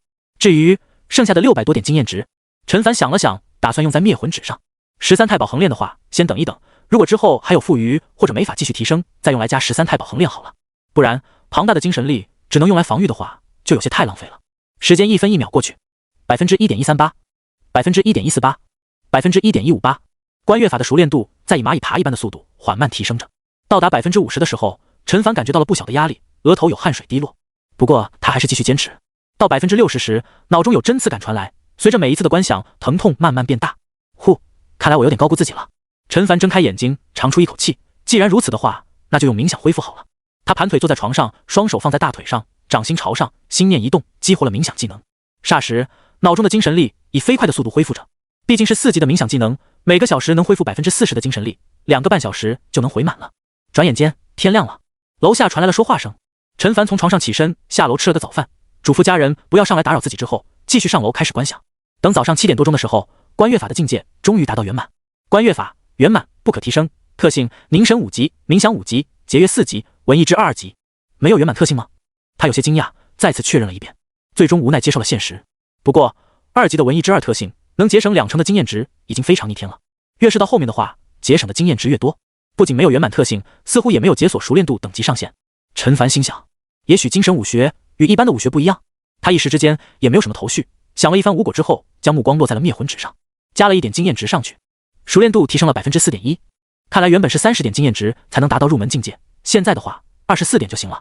陈凡嘴角露出一抹微笑，接着投入了23点经验值，脑海中的精神力再次增长。可是相比于观月法的动静就小太多了。灭魂指初窥门境0%，特性巨神1级，巨神每提升1级，精神力提升3成。难怪原来只有3成。陈凡恍然，这差距确实不小，都2倍多了。但这灭魂指是精神攻击型的，也可以理解。接着投入了48点经验值之后，脑海中的精神力再次增长几分。与此同时，一股记忆浮现在脑海里。灭魂指略有小成0%，特性巨神2级，灭魂指1级。灭魂指主动技能激活后消耗精神力，被指到的人最高受到同等数值的精神伤害，消耗的精神力越高，攻击范围越大，每提升1级，伤害额外提升3成。伤害等同于消耗的精神力吗？陈凡有些欣喜。这么看来，这项主动技能消耗的精神数值完全是由自身控制的，可以使用1/10，也可以使用100%，使用的越多，范围也就越大。那些觉醒者应该也有类似的精神技能，具体是怎样的，应该跟他们自身觉醒的异能有关。陈凡暗道，看样子灭魂指的威力最高能有2倍多，不知道在觉醒者中处于一种怎样的层次。还有一点，这个特性一看就是精髓所在，越早解锁提升越大，但是会不会意味着后面没有新的特性了？不幸的是，好像真是这样。接连消耗了96点、192点经验值之后，灭魂指大成0%，特性巨神4级，灭魂指3级。陈凡倒吸一口冷气，按照规律，提升到圆满境界需要480点经验，打8折384点，剩下的经验值282点，不够了呀。半晌之后，他脸上露出一抹苦笑，不知道圆满境界能不能解锁出新特性，眼下只能先留下一个悬念了。至于剩下的282点，肯定是不能留着的，经验值不像潜能点，越早用光越好。那就提升13太保横练好了。他对于这些炼体功法也十分的好奇。消耗了1点经验值之后，13太保横练的熟练度提升了 6.25%， 再次加上15点经验值后，陈凡感觉到体内涌起一股轻微的暖流，体质变强了不少，而且全身上下的皮肤肌肉传来紧实之感，脑袋似乎还变硬了不少。整个过程持续了大概5秒钟。陈凡好奇的看去，13太保横练初窥门境0%，特性虎背熊腰1级，刀枪不入1级。2个特性，陈凡一喜，还是新出现的特性。虎背熊腰技能每提升1级，体质属性永久提升10点；刀枪不入技能每提升1级，全身物理防御力提升3成。10点体质属性，陈凡忍不住惊叹，这应该是自己修炼这么多门武学中体质提升最大的了。而第2个特性刀枪不入，陈凡忍不住伸手摸了摸手臂、大腿，感觉皮肤确实坚硬了不少，隐隐有光泽闪烁。这才刚入门就解锁出这个特性，到达圆满的话，增幅能达到 1.5 倍。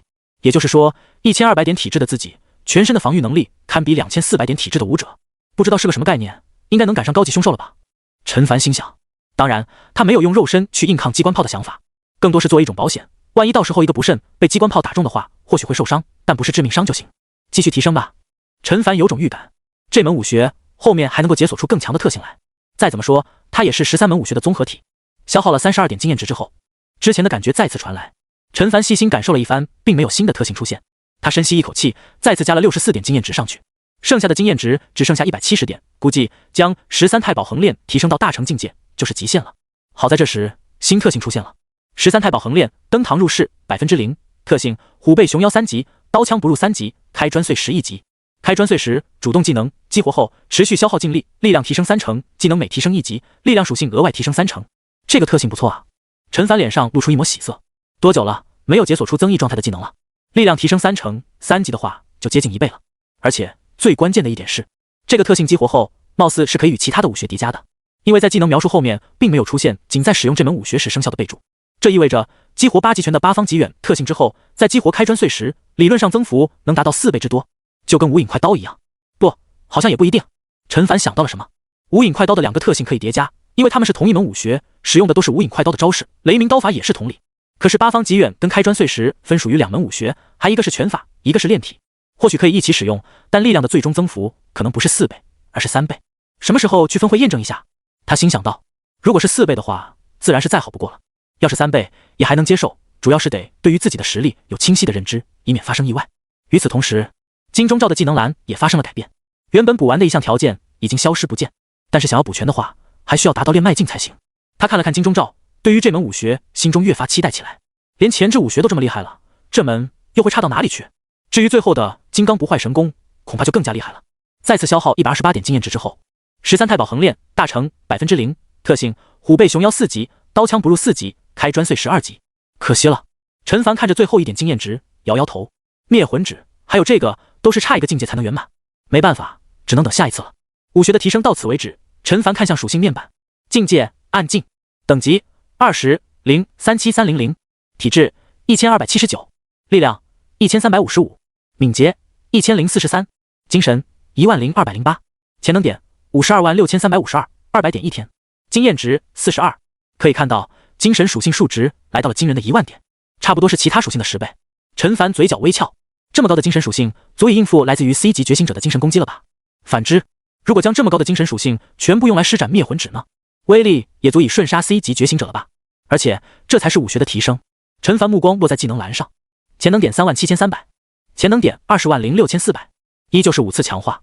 点击突破，咔嚓一声脆响，体内的瓶颈被打破，宛如大河一般的热流从心脏中狂涌而出。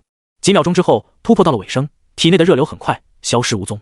陈凡深呼吸，适应着这一次突破带来的变化，体质大幅提升，嗅觉、听觉、视觉都强了1倍不止，体内劲力遍布全身。而在暗境境界时，大部分的劲力只能分布在上半身，这就是化境吗？陈凡握紧拳头，喃喃道：“不，自己如今的实力原本就远超过化境武者，如今差距更大了。”好一会儿之后，他才怀着激动的心情看向属性面板，境界化境，等级25-035万，体质2958.41，力量3134.19，敏捷2412.52，精神23611.72，潜能点2352，500点一天，经验值42，体质接近3000点，负重3万斤，哪怕是一头高级凶兽都能双手举起扛在肩上行走。力量3100点，也就意味着全力一拳的力量达到了31000斤，也就是15吨。一拳下去，足以将一块砖头打成粉末，打穿50公分厚的钢筋混凝土墙壁。2400点的敏捷属性，全力跳起，高度能达到120米，也就是40层楼那么高。急速奔跑之下，速度最高能达到1440米每秒，远远超过高级凶兽，甚至于超越大部分的精英级凶兽了。至于精神属性，则是来到了惊人的2万点。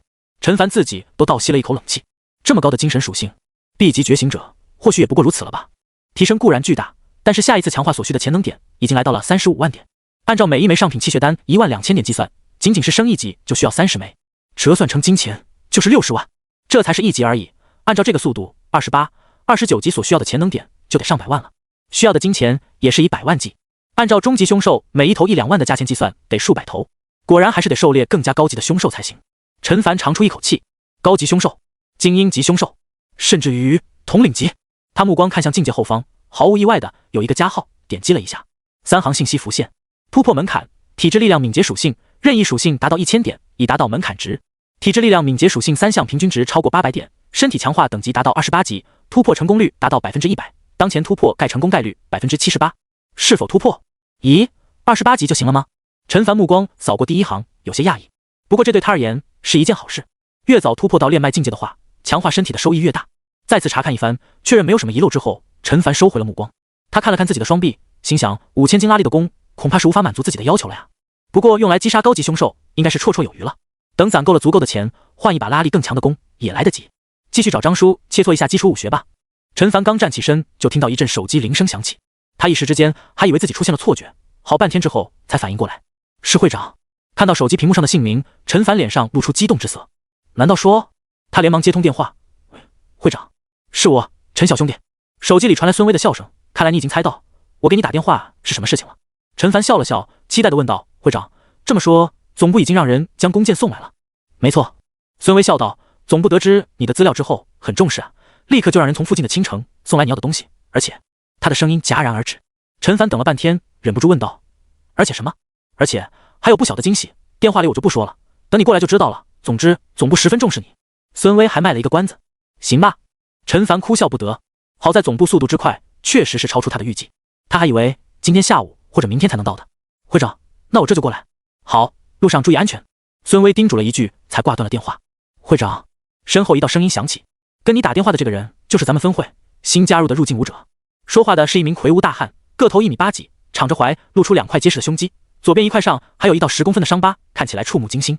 不仅是他，周围还有5个人，或是站着，或是坐在沙发上，其中还有一名女子，1米6出头，小麦色的皮肤，手臂上肌肉凸起，浑身上下充满了爆炸般的力量感，宛如一头雌豹。听到魁梧男子的话，5人都看了过来，神情不一。是啊，孙威回过身，笑呵呵道：“我正要跟你们介绍一下，他是昨天刚加入的，你们当时不在，不然的话，你们现在就认识了。什么实力啊？如果是明镜的话，那就算了。”一名倚着墙，双手抱胸的男子面无表情地说了一句：“范岁，你这是什么话？”沙发上的女子顿时不满道：“谁还不是从明镜武者来的？再说了，你迈入暗境也才这1年的事情吧？”范岁眉头一皱，正要说什么，一名长相忠厚的中年男人打起了圆场：“好了，都少说几句。范岁，涂月说的不错，大家都是从明镜来的，哪怕是化境武者也一样。”他又看向涂月：“涂月，范岁什么性子？你又不是不知道，他也只是担心这个新来的家伙跟我们出去狩猎，拖我们的后腿罢了。”哼！范岁冷哼一声。可孙威轻咳一声，看了眼范岁，道：“境界的事情，你们不用担心，因为加入的这个武者是暗境武者。”闻言，屋内几人，包括涂月在内，也松了口气。荒原深处危机四伏，多一份实力就多一份把握。实力弱的话，他们带起来确实有些费事，一个不好还会把自己陷进去。对了，他17岁。话音落下，整间屋子陷入了死一般的寂静。会长，你刚才说什么？之前率先询问的壮硕男人一脸吃惊地看着孙威。暗境武者17岁，不仅是他，范岁、涂月等人也是一副不敢相信的表情。他们在场几个人年龄普遍30岁往上，甚至于还有40多的，只不过身体素质远超过常人，看起来年轻罢了。孙威目光扫过在场几人，笑了笑，道：“你们没有听错，暗境武者17岁。”嘶！刹那间，大厅中响起一片倒吸冷气的声音，几人面面相觑。会长的性格，他们还是很了解的，不会信口开河说一些不切实际的事情。可是这消息也太难以让人相信了吧？别说是17岁的暗境武者，哪怕是27岁，在他们看来，天分已经堪称恐怖了。我知道你们不相信，但那人的实力我已经亲自验证过，的确是暗境武者没有错。孙威脸上笑容更甚，说起来，当时我也吓了一跳，因为他实在是太年轻了。你们几个要是还不相信，可以问问他们俩。说着，他指了指柜台后面2名青春靓丽的女子。几人看了过去，其中一名短发女孩双手捧着脸蛋，眼中直冒星星。会长说的没错，那个人真是很年轻，还很帅，很有礼貌，声音还很好听，笑起来也很好看的。徐杰等人一头黑线，不由得看向另外一名长发女子，后者脸微微一红，道：“那个人是蛮年轻的，比我们还小2、3岁。”这下子几人再也说不出话来。会长检验过实力，小高他们也见过人的长相，这3人完全没必要骗他们。所以说，真是17岁的暗境武者吗？如果真是这种天才，分会能收到。对了，长发女子忽然想到了什么，连忙说道：“那个人好像是一名用功的武者。”用功的武者？功？这话一说出口，几人像是发现了新大陆似的。用刀用剑的武者很常见，用功的很稀罕。会长，徐杰好奇道：“这个新人真是用功的？”孙威点点头，确实是用功的，且这一次新人奖励他也是选择的弓箭。这几人你看看我，我看看你，这新人是不是有点傻？弓箭、威力、射程，能与机关炮相提并论吗？孙威咳嗽一声，他还没说，陈凡拒绝的是40毫米机关炮呢。好了，我刚才已经在电话里通知他过来了，要不了多久，你们就能见到他。到时候你们有什么疑问，就直接问他好了。然后，既然大家往后都是一个分会的人，那就要齐心协力，互帮互助。陈小兄弟天分虽高，年纪还是小，到时候真要随着你们去荒原深处猎杀高级凶兽的话，你们几个还要多关照他一点。几人相视一眼，其他的倒还好，就是这用弓箭的作战方式，是不是有点太那啥了？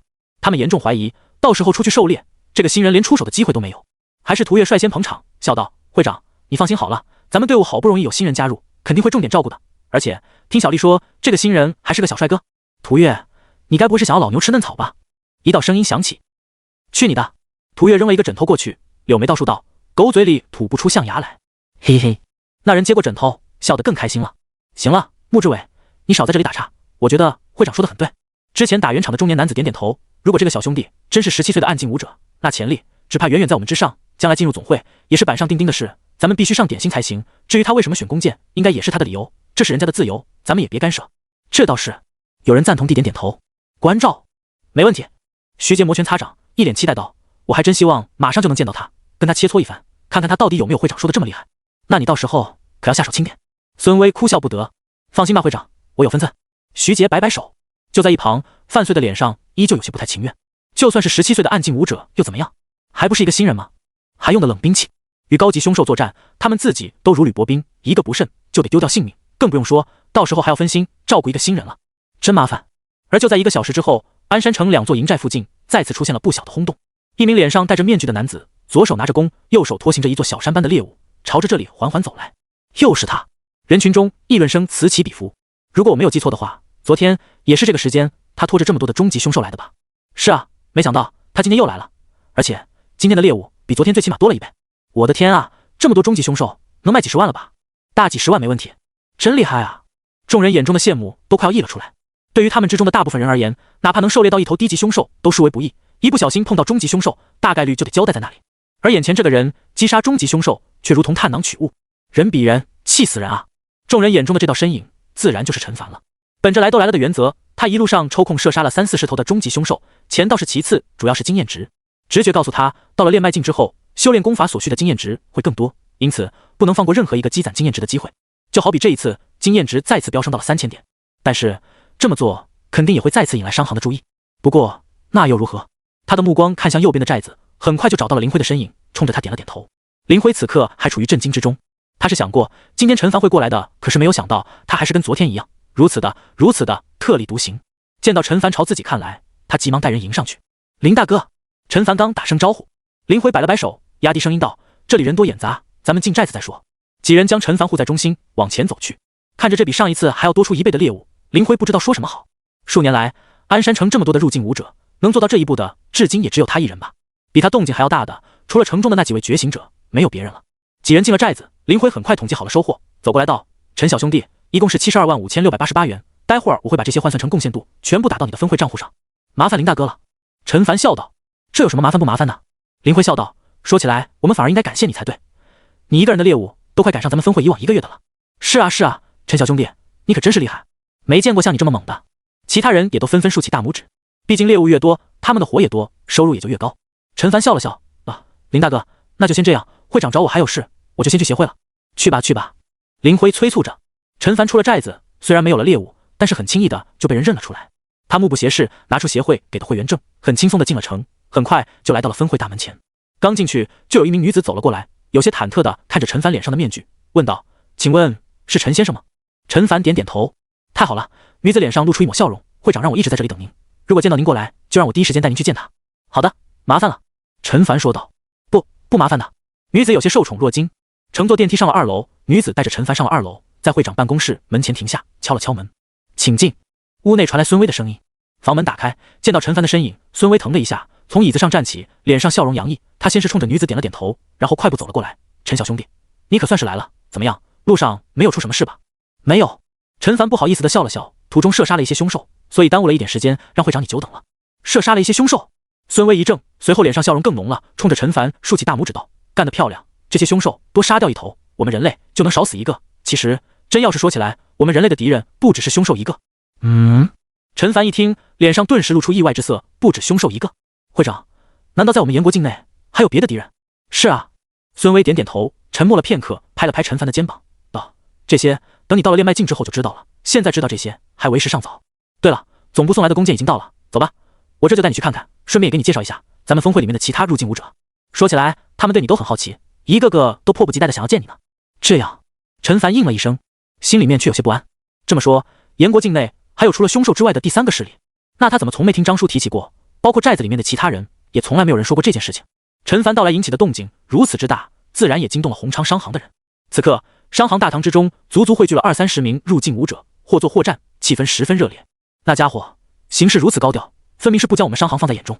一名武者拍着桌子：“没错，他不加入武道协会也就罢了，加入了还这么做，摆明了是在跟我们唱反调，必须要给他一点颜色看看。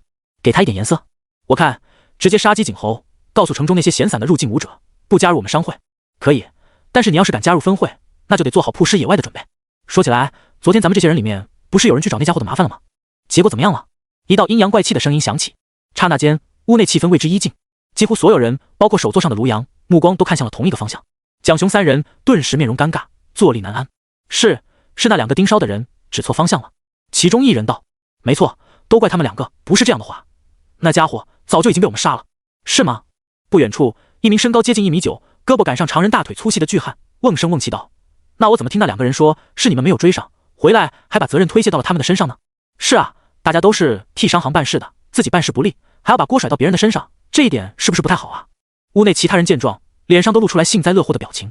有人的地方就有江湖，更不用说是商行了。那个巨汉叫做黄汉全，也是一名化境武者，与蒋雄关系一向不好，抓住这个机会，在卢阳面前恶语重伤后者，也是情理之中。他们也乐得看热闹。姓黄的，蒋雄抬了抬眼皮，语气冷冷道：“饭可以乱吃，话不可以乱说。如果你觉得那件事是我们在说谎，大可以把那2个人找来，我们当堂对质。”好啊，这可是你说的。黄汉全冷笑一声，他正求之不得呢。行了。就在这时，卢阳眉头一皱，道：“过去的事情，现在再计较还有什么意义？更何况对方现在就在鞍山城中，不出意外的话，下午他又会离开。”卢兄弟，蒋雄立刻道：“上一次是他运气好，这一次我会亲自盯着他离开，保证不会再出现意外。”难说。黄汉全冷笑一声，随即看向卢阳，道：“卢兄弟，我看这一次是让我们兄弟几个来把握更大一些。”他身后几人顿时附和起来。场中其他几名化境武者见状，相视一眼，也就没出声。毕竟明眼人都看得出来，这黄汉全跟蒋雄是碰上了。他们要是这个时候站出来揽下这个任务的话，搞不好会同时得罪2人，得不偿失，不如看热闹。姓黄的，你不要欺人太甚。蒋雄再也压制不住心中的怒气，右手稍一用力，咔嚓一声，椅子把手顿时4分5裂。吓唬谁呢？黄汉全不以为意道：“如果不是你们无能的话，那家伙今天还能站在这里，还让你们去？只怕明天那人又会出现在大家面前。就是蒋雄，我看你们还是在一旁看着的好，这件事情我们来更加保险。”行了。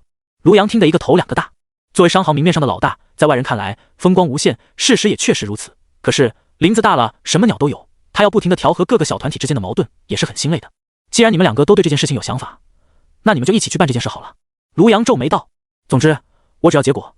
要是明天那家伙还能出现在我的面前，那你们这几个人就自己从商行离开吧，商行不养废物。”是。黄汉全嘴角露出一抹得意的笑容，蒋雄面色则有些难看。说到底，昨天的失败还是让他在卢阳心中的地位下降了不少，不相信他能办好这件事，才让姓黄的与他一起行动。想到这里，他死死地攥紧拳头。武道协会是吗？总有一天，自己要把那里面的几个入境武者通通杀了。武道协会，鞍山城分会。一间纯白色的密室之中，摆放着一只黑色密码箱，长宽2米，高1米左右。陈凡按照孙威的指示，将大拇指放了上去，又通过了人脸识别，才打开了密码箱。看见里面的物品，他顿时深吸一口气。只见里面竖着摆放了2把弓，用泡沫隔开，每把弓旁边还摆放着一只箭壶，里面装满了箭矢。他转身看向孙威，后者微笑着点头道：“没错，这就是我在电话里跟你说到的惊喜。总部得知你的要求之后，除了送一把5000斤拉力的弓给你之外，还多送了一把1万斤拉力的弓给你将来使用。1万斤？”陈凡心中激动，他本来就在叹息，5000斤拉力的弓恐怕不能发挥出自己实力，结果眼下就有一把1万斤拉力的弓，真是瞌睡就有人送枕头。是啊，所以我说总部对你很重视，仅仅是这把1万斤拉力的弓，价值就远远超过了一门40毫米机关炮了。孙威感叹着，显然总会也是害怕这样的天才人物被商会抢走，因此特地下了血本。要是陈凡往后表现优异的话，恐怕培养力度会更大。会长，那我看一看。陈凡说着，先拿出了那把弓臂小上1号的长弓，很重，少说也有1-2千斤，弓弦也很粗，快赶上小孩子的手臂了。他拿起一支箭矢，这箭矢说是箭矢，不如用标枪来形容，接近2斤重，光是剑锋就有手掌那么长，上面寒光闪烁。会长，这箭头都是用2阶合金制作的，能轻易破开高级凶兽的鳞甲。孙威笑道。陈凡再次深吸一口气，也就是说，这每一支箭矢都是高级破甲剑。他将手中的弓箭轻轻放下，想要拿起第2把弓。陈小兄弟，且慢！孙威大吃一惊，怎么了，会长？陈凡疑惑地看向他。陈小兄弟，这第2把弓可是1万斤拉力的弓，单说弓本身的重量就超过3000斤，以你现在的实力，想要单手拿起来的话，还是挺危险的。孙威关心道。拿起来，这还是最基本的要求，想要使用得能拉开才行。要知道，哪怕是化境的他，如果在不动用体内劲力的情况之下，要拉开那把5000斤拉力的弓也极为困难。而如果动用体内劲力的情况下，哪怕使出浑身解数，想要拉开这把1万斤拉力的弓，4个字，痴人说梦。所以暗境境界的陈凡怎么可能做到呢？陈凡哑然失笑，他还以为是什么呢？会长，实不相瞒，我天生神力。天生神力？孙威一愣，然后他就目瞪口呆地看见陈凡单手将那把1万斤拉力的弓从箱子里拿了出来。轰的一声，孙威感觉自己的世界观都崩塌了。让他感觉更加震惊的是，后者拿到手之后竟然还掂量了几下，好像确实有3000多斤重。陈凡说了一句，手里这弓无论是弓弦还是弓身，都比之前那一把粗了接近1倍，所用箭矢的重量也来到了4斤多，剑锋大得吓人。1万斤拉力的弓配合上这种箭矢，他舔了舔嘴唇，心中火热，不得现在就冲出协会，找几头高级凶兽试一试。毕竟这种级别的弓拉力是200斤弓的50倍，折算一下，100米内射穿150公分的钢板应该不在话下吧。算上动能的消耗， 1000米内有高级破甲剑的加成，是不是也能射穿10公分厚的钢板？可能性应该很大吧。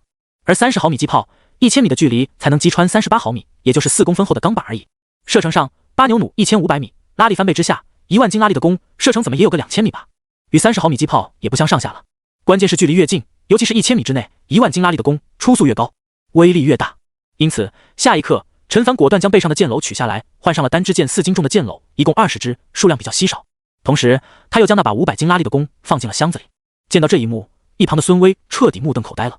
好半天之后，他才瞪大眼睛问道：“陈小兄弟，你……”他看了看那把5000拉力的弓，他相信陈凡确实天生神力，可是拿起跟拉开是两码事啊！你确定你能拉开这把弓？这可是10000斤拉力啊！陈凡冲着他笑了笑：“会长，我不是说过吗？我是天生神力，这把10000斤拉力的弓对于我而言正好，5000斤的有点轻了。陈小兄弟，你确定不是在跟我开玩笑？”孙威脸色忽然变得严肃：“你想要用这把弓，可以，不过在此之前，你必须向我证明你能拉开它才行，不然的话，我不会让你在这里把这把弓带走的。”孙威不是闲得没事干，而是秉承对陈凡负责的态度，或者说，不仅仅是陈凡，他身为分会的会长，他会关心每一个会员的生命安全，尤其是眼下这情况，总不是出于好心多送了一把10000斤拉力的弓，要是他放任陈凡拿着这弓离开，万一到时候发生了意外怎么办？就算总部不追究，他也一辈子愧疚难安。会长是想亲眼见到我拉开这弓，对吗？陈凡笑着问道。不错。孙威脸色依旧严肃，除非你能够做到，不然的话，我是不会让你带着这张弓踏出分会一步的。好吧。陈凡有点无奈，又有点感动，他明白会长也是出自好心。这里地方太小了，必须要找一个大一点的地方，而且普通的靶子也不行，最好找几块厚钢板。孙威愣了愣，随即道：“几块钢板是吗？分会里多的是，多厚的都有。至于场地的话，那就去地下室好了，那里500米的靶道还是有的。”行，那会长，咱们这就动身吧。陈凡笑了笑，他内心也很期待，一来是想看看这10000斤拉力的弓威力究竟如何，二来的话，用这弓练习基础剑法，提升速度一定会很惊人吧。好，看到陈凡信心满满，孙威内心也开始动摇了。难道这个年轻人真能做到？可要是能够做到这一步的话，起码也得是练脉境界的武者吧？他不是才暗境吗？时间回到2-3分钟前，几名入境武者纷纷从各自的训练室中走出，到了电梯对面的茶水间里。涂月，那个新人来了？徐杰好奇地问道，眼中带着浓浓的期待之色。不仅是他，其他几个人也好奇得很。毕竟17岁的暗境武者还是用弓箭的凤毛麟角。没错。涂月晃了晃手机屏幕，道：“会长几分钟前给我发了消息，说新人已经来了，让我通知大家在这里集合。一会儿他会带着新人过来跟我们认识一下。”真快啊！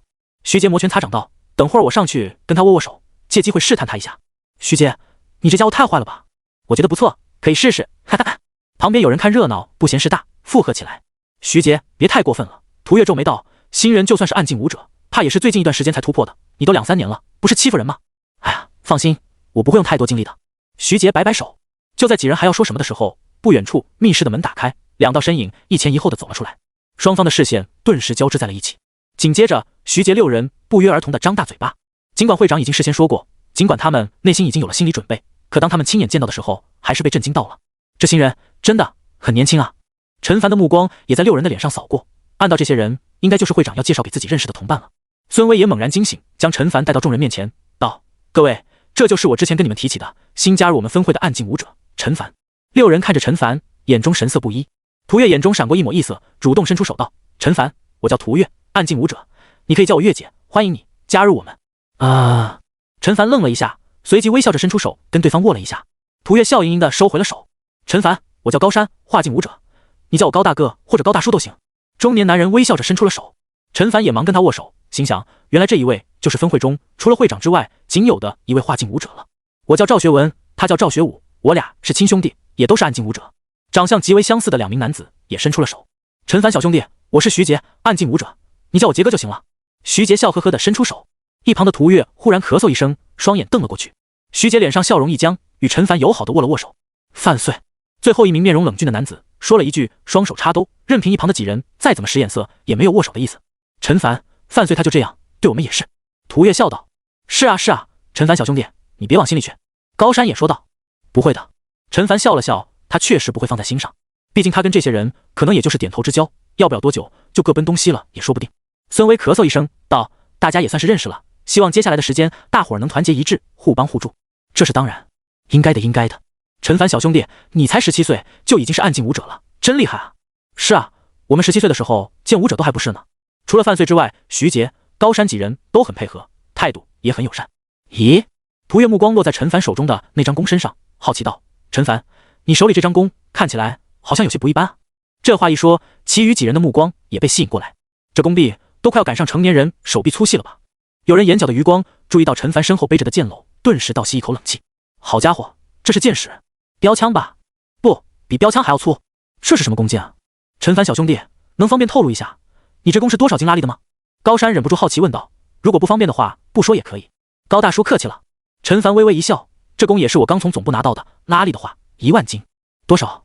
一旁的徐杰惊呼一声，问道。1万斤。陈凡重复了一遍。瞬间，包括徐杰在内6个人呆立当场，脑袋中嗡嗡响个不停。1万斤拉力的弓，是他们听错了吗？还是这个新人在危言耸听？要是在10年之前，他们只会觉得这种拉力的弓只存在于古代传说之中。如今，他们相信这种弓的存在，但不相信区区一个暗境武者才多大气力。你用1万斤拉力的弓？会长。赵学文瞪大眼睛看向孙威，似乎在问会长，他说的是真的？没错。孙威点点头，是1万斤拉力的弓，早上从总部送来的。瞬间气氛安静下来。几人你看看我，我看看你，大脑一片空白。陈凡、涂月结结巴巴道：你能拉开这把弓？他不敢相信，可是陈凡已经将弓箭装备上，总不可能是闲得无聊吧？其他人的目光也一眨不眨地盯着陈凡。开1万斤拉力的弓，这特么是入境武者能做的事？化境武者来了也不行啊！陈凡哭笑不得道：我正要跟会长去地下室试试效果。几人看向孙威，后者有些无奈地点点头。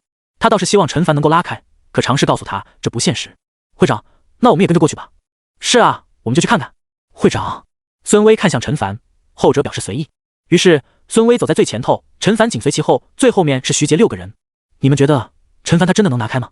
涂月心惊胆战道：他身为暗境武者，能够拉开3000斤的弓就是极限了，怎么可能1万斤拉力的弓啊？就是高大哥也开不了。高山见同伴看来，十分果断地摇摇头。那他是哪来的自信？徐杰百思不得其解。新人不都这样？一直没说话的范岁说了一句。很快几人到了地下室，在孙威的安排下，分会人员靠墙立了2块厚度1米的钢板，在最前面的那块贴上了靶子。陈凡站在500米开外，双脚站定，右手从剑篓中取出一支箭矢搭在弦上，然后将弓箭放至身前，右手缓缓往后拉动。身后孙威等人屏气凝神，一双双眼睛瞪得铜铃一般大小。嘎嘎，空气中传来弓身被拉伸而发出的声音，形状从新月变成了弦月，还在慢慢变大。孙威几人的呼吸瞬间急促起来。难道说他们感觉心脏快要从嗓子眼里蹦了出来，眼睁睁地看着变成弦月的弓身变成了凸月，然后满月。整个过程其实1秒钟都不到，重要的是如同行云流水，没有丝毫凝滞感。然后轰一声巨响，几乎是瞬间，啪的一声，箭矢轻松射穿靶心，直至半个箭身都深深地嵌入钢板之中，箭尾剧烈震颤，发出不绝于耳的嗡嗡之声。直到震颤声消失不见，整个地下室还处于死一般的寂静之中。除了陈凡之外，所有人的脑海之中都回荡着同样的话：他拉开了，他真的拉开了，他竟然真的拉开了。陈凡并没有在意周围的变化，而是迫不及待地看向技能栏，他要看看就这一剑，基础剑法的熟练度提升了多少。基础剑法 LV16 52%， 特性强身16级，臂力过人16级，缓射16级，齐射14级，速射11级，急射8级。检测到基础剑法达到对应等级，可不消耗经验值提升流星剑法上限，是否提升？陈凡愣了一下，旋即心中大喜过望。他记得很清楚，在这之前基础剑法的等级是13级，也就是说这一剑直接让基础剑法的等级直升3级，甚至于16级的熟练度都过半了。猛啊！他心中感慨，不愧是1万斤拉力的弓，这速度就跟坐火箭似的。而且基础剑法还达到了提升流星剑法上限的等级，那这还有什么可犹豫的？当然选择是了。一阵微弱到极致的暖流流过。流星剑法出神入化，不可提升，特性瞄准6级，履历过人5级，连珠流星剑3级。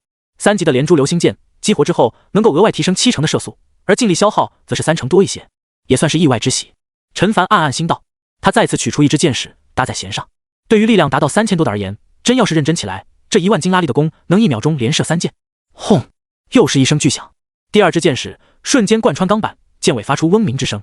陈凡看向技能栏，惊喜地发现新特性出现了。基础剑法 LV19 12%， 特性强身19级，臂力过人19级，缓射19级，齐射17级，速射14级，齐射11级，识破2级。识破！陈凡好奇地看去，识破技能每提升1级，发现对手薄弱之处的几率提升3成。陈凡顿时深吸一口气，好家伙，这不就是发现敌人弱点吗？很厉害的一个特性啊！当然，肯定是只有使用基础剑法时才会生效。好在配备这种强弓，射出的每一箭都是朴实无华的。继续，第3箭，啪，依旧是清脆的响声。1米厚的钢板在这种威力的剑矢面前宛如豆腐一般。这一次基础剑法直接提升了2级，一剑一剑再一剑。陈凡完全沉浸在了自己的世界中，身后孙威等人面面相觑。如果说陈凡第一次射出剑矢，他们还觉得恍若梦中的话，那接下来的接二连三射出的剑矢则清晰地告诉他们，这不是梦。会长，他手里面的真的是1万斤拉力的弓吗？徐杰声音嘶哑道，他的面色苍白，像是被抽干了血似的。旁边的涂月等人脸色也都白得吓人。你们觉得总不会出错吗？孙威平静地看了他们一眼，瞬间几人哑口无言。是啊，总部怎么可能会在这么重要的细节上出差错呢？更何况不就是一把1万斤拉力的弓吗？又有多难得？所以这个新人，暗境的新人，能拉开1万斤的弓，他到底是怎么做到的？或许他真的是天生神力吧。孙威慨叹一声，说真的，要不是亲眼所见的话，他也不敢相信眼前所发生的事。但这件事确确实实的发生了。大概过去了10多秒钟，陈凡一摸身后的剑篓，没摸到，他才如梦初醒。哦，剑用完了。技能栏基础剑法的等级已经提升到了26级。虽然如今熟练度增长的速度不复从前，能一剑增长1-2级，却也能做到2、3剑、3、4剑提升1级。不过并没有新的特性出现，也在他的预料之中。基础剑法 LV26 12%，特性强身26级，臂力过人26级，缓射26级，骑射24级，速射21级，骑射18级，识破9级。他转身看向孙威等人，歉意的一笑，道：“不好意思啊，会长，知不觉就沉浸其中，忘了你们也在了。”没事没事。孙威笑着摆手，我这就让他们帮你把剑送来。不用了，会长，我自己去就行。主要是换成一般的工作人员，还真不一定能把那些剑从钢板里面拔出来。身后6人就这么看着陈凡走过去，将剑拔下来之后，朝着这里走来。那个陈凡兄弟，一道声音响起。怎么了？陈凡看向徐杰，笑着问道：“你的弓能不能让我也试一试？”徐杰咬牙道：“没错，哪怕他知道总部不会出错，孙会长也不会出错，是他的内心还是不太能相信一个暗境武者能拉开1万斤拉力的弓这件事。”一旁的高山、赵家兄弟、范岁4人闻言也露出了心动之色。涂月却苦笑一声，他看得出几名同伴对这个新人的表现都有点不太自然，一定要自己上去试一试才甘心。他没有这种想法，因为孙会长的态度已经说明了一切。陈凡稍微想了想，就明白了对方的意思，点点头，好啊。徐杰顿时松了一口气，走上前来，左手刚接过陈凡递过来的弓，就猛地往下一沉。这么重？他瞪大眼睛看着陈凡，3000斤往上，能不重吗？孙威说了一句。高山等人咽了一口唾沫，好家伙，弓重3000多斤。他们记得陈凡从出现的时候，手里面就在拿着这把弓了，一直到现在最起码有1刻钟了吧，他好像都没松手过。当然，这对于他们来说也能办到，所以还是得看接下来的表现。谢了。徐杰右手接过陈凡递来的剑矢，学着陈凡的动作，一脚在前，一脚在后，弓立于身前，开始缓缓拉开弓弦。刹那间，他便感觉到弓弦之上传来一股巨大的阻力，他咬牙将弓弦缓缓拉开。当拉到1/4的时候，他整张脸涨得通红，像是猴屁股一样，口中更是发出呐喊之声。1/3，他疯狂催动体内劲力，终于将弓弦拉到满弓的1/2时，再也拉不动了。纵使他使出了浑身解数，纵使他口中发出歇斯底里的吼声，纵使他的右臂抖得如同筛糠一般，都拉不动了。就在这时，一双沉稳有力的双手替他抓住了弓箭，将弓弦缓缓复归原位。谢谢。徐杰看着陈凡，心悦诚服。他费了9牛2虎之力，洋相进出都没有将弓弦拉开，而陈凡之前呢，却是轻松写意。两相对比，高低立判。没事。陈凡冲着他笑了笑，看向其他人，还有没有想上来试一试的？赵家兄弟不由得缩了缩脖子，说徐杰这家伙在演戏，打死他们2个都不相信，所以连这家伙都这副样子，他们上去又能好到哪里去？我来。范岁鼓足勇气走了过去，陈凡将弓箭交给他。片刻之后，范岁也涨红了脸，然而拉开的幅度甚至于还赶不上之前的徐杰。见他快要力竭，陈凡忙替他握住弓箭，将弓弦缓缓放回。谢谢。范岁看了陈凡一眼，低着头走了回去。他之前要尝试，自然是还不愿意相信这是1万斤拉力的弓，现在信了。陈凡小兄弟，让我试试吧。高山出声道，他倒不是头铁，非要验证弓的真假，而是想要挑战一下自己的极限。陈凡点点头，将弓箭交给他。不得不说，高山确实有实力，竟然能够将弓弦拉满。伴随着一声音爆，箭矢深深插入钢板之中。呼呼，射完这一箭的高山剧烈的喘息着，他的双臂像是不受控制一般的抖动起来。高大叔，还好吧？陈凡接过长弓，问道。没事没事。高山摆摆手，苦笑道，不愧是1万斤拉力的弓，对于我来说，能够拉开一次已经是极限了。说着，他看向陈凡，眼神充满了尊敬以及疑惑。陈凡小兄弟，你真的是入境武者吗？话音落下，几人都看了过来。是啊，高山的实力在整个鞍山城的入境武者中都是排得上号的，哪怕拿去与商行的化境武者相比，也能平分秋色。然而即便是他拉开一次，这弓都得力竭，陈凡却能不停地拉，不停地拉，这份实力至少也是练脉境吧？不好意思，高山忙道，我刚才什么都没有说。对，我们也什么都没有听见。涂月等人也都附和道，毕竟这是人家的秘密，别说是大家素昧平生了，哪怕是熟悉了，也不能随便问啊。没关系，其实这也没什么。陈凡顿了顿，道，我确实是入境武者，这一点不会错，因为我的体内没有真气，只不过我不是明境武者，而是化境武者。化境？你是化境武者？高山几人都震惊的不行，孙威更是一副见鬼的表情。不好意思，会长，昨天我来的时候隐藏了些实力。陈凡冲着他笑了笑，除此之外，我还修炼了1-2门比较特殊的武学，能够在短时间内消耗劲力，大幅提升身体力量，所以这才能拉开这把弓。原来是这样。众人点点头。消耗劲力、提升力量的武学很多，他们也都在练习，只是能将力量提升到轻松拉开1万金弓的地步，本身的力量还有武学的熟练度，两者任何一个都不低吧。当然，更加让人震撼的是，陈凡是化境武者，17岁的化境武者，这种天分，只怕要不了多久就能踏入练脉境了吧？徐杰面露苦笑，他想起自己先前要跟陈凡切磋，会长还嘱咐自己注意分寸来着。现在看来，分明是陈凡要注意分寸才对。一旁，涂月有意无意地看了一眼范岁，嘴角微微翘起，仿佛在说：“你觉得这样的新人还是在拖大家的后腿吗？”范岁把头埋低，装作没看见。陈凡小兄弟，你可真是给了我一个天大的惊喜啊！孙威的声音响起，他目光大有深意道：“如果总部没送来这把1万斤拉力的弓，你是不是还打算对我们隐瞒实力？”我看啊，8成是。高山笑呵呵道：“会长，我看现在陈凡说的未必也全是实话哦。”涂月看了陈凡一眼，笑道：“这话一说，众人再次看来，陈凡小兄弟，难道说你已经是练脉武者了？”赵学文震惊道：“真没有。”陈凡哭笑不得：“我要是练脉武者的话，肯定早就迫不及待参加练脉武者考核了。”这倒是。众人相视一眼，都点点头。整个协会练脉武者加起来也不到20位，总部对他们的培养力度肯定是比培养入境武者大的。真羡慕那些练脉境武者呀！有人慨叹了一声：“是啊，听说那些练脉境武者身体素质虽然比我们强不太多，可因为真气的帮助，战斗力是我们的几倍不止。”徐杰说了一句：“这么厉害吗？”陈凡闻言顿时来了兴趣，好奇地问道：“其实我也是听人说的。”徐杰挠挠头道：“练脉境武者有真气的加持，力量爆发是我们的好几倍，真气外放的话，还能形成护盾，挡住重机枪子弹，真气越多越厉害。好几倍？”陈凡瞪大眼睛：“这真的假的？他目前的肌肉力量3万斤，按照徐杰的说法，好几倍岂不是最低10万斤起步？太夸张了吧？听说这样的，具体的你可以问问会长。”徐杰忙道。唰的一下，其余几人也看向了孙威。孙威点点头道：“不错，我曾经去总部学习，见过总会会长，也见过不少练脉境的武者。按照他们的说法，如果是同样1万斤的肌肉力量，入境武者在劲力加持下，能爆发出2万斤就惊为天人了。但是如果是练脉武者，爆发出3万斤的力量轻而易举，甚至于只要体内真气充足，10倍力量也不是不可能。”几人都倒吸一口冷气，10倍力量增幅，10万斤？会长，真气就这么厉害吗？赵学文咽了一口唾沫。是啊，很厉害。孙威道：“练脉境与之后的真元境其实都是练气，而之前的淬体、炼肉，包括入境，都是练体。练体是武者入门的基础，无论是气血之力还是劲力，通过淬炼身体，打熬筋骨，壮大他们。可是等到了练脉境之后，再通过这种方式就不行了，必须修炼内功，打通经脉，才能壮大真气。按照总会长的说法，练气存在无限可能性，也是我们武者追求的方向。只要沿着这个方向一直修炼下去，或许有超越那几位顶尖觉醒者的可能。”这话一说，徐杰等人的心脏仿佛停滞了一般嘛，眼中充斥着难以置信之色。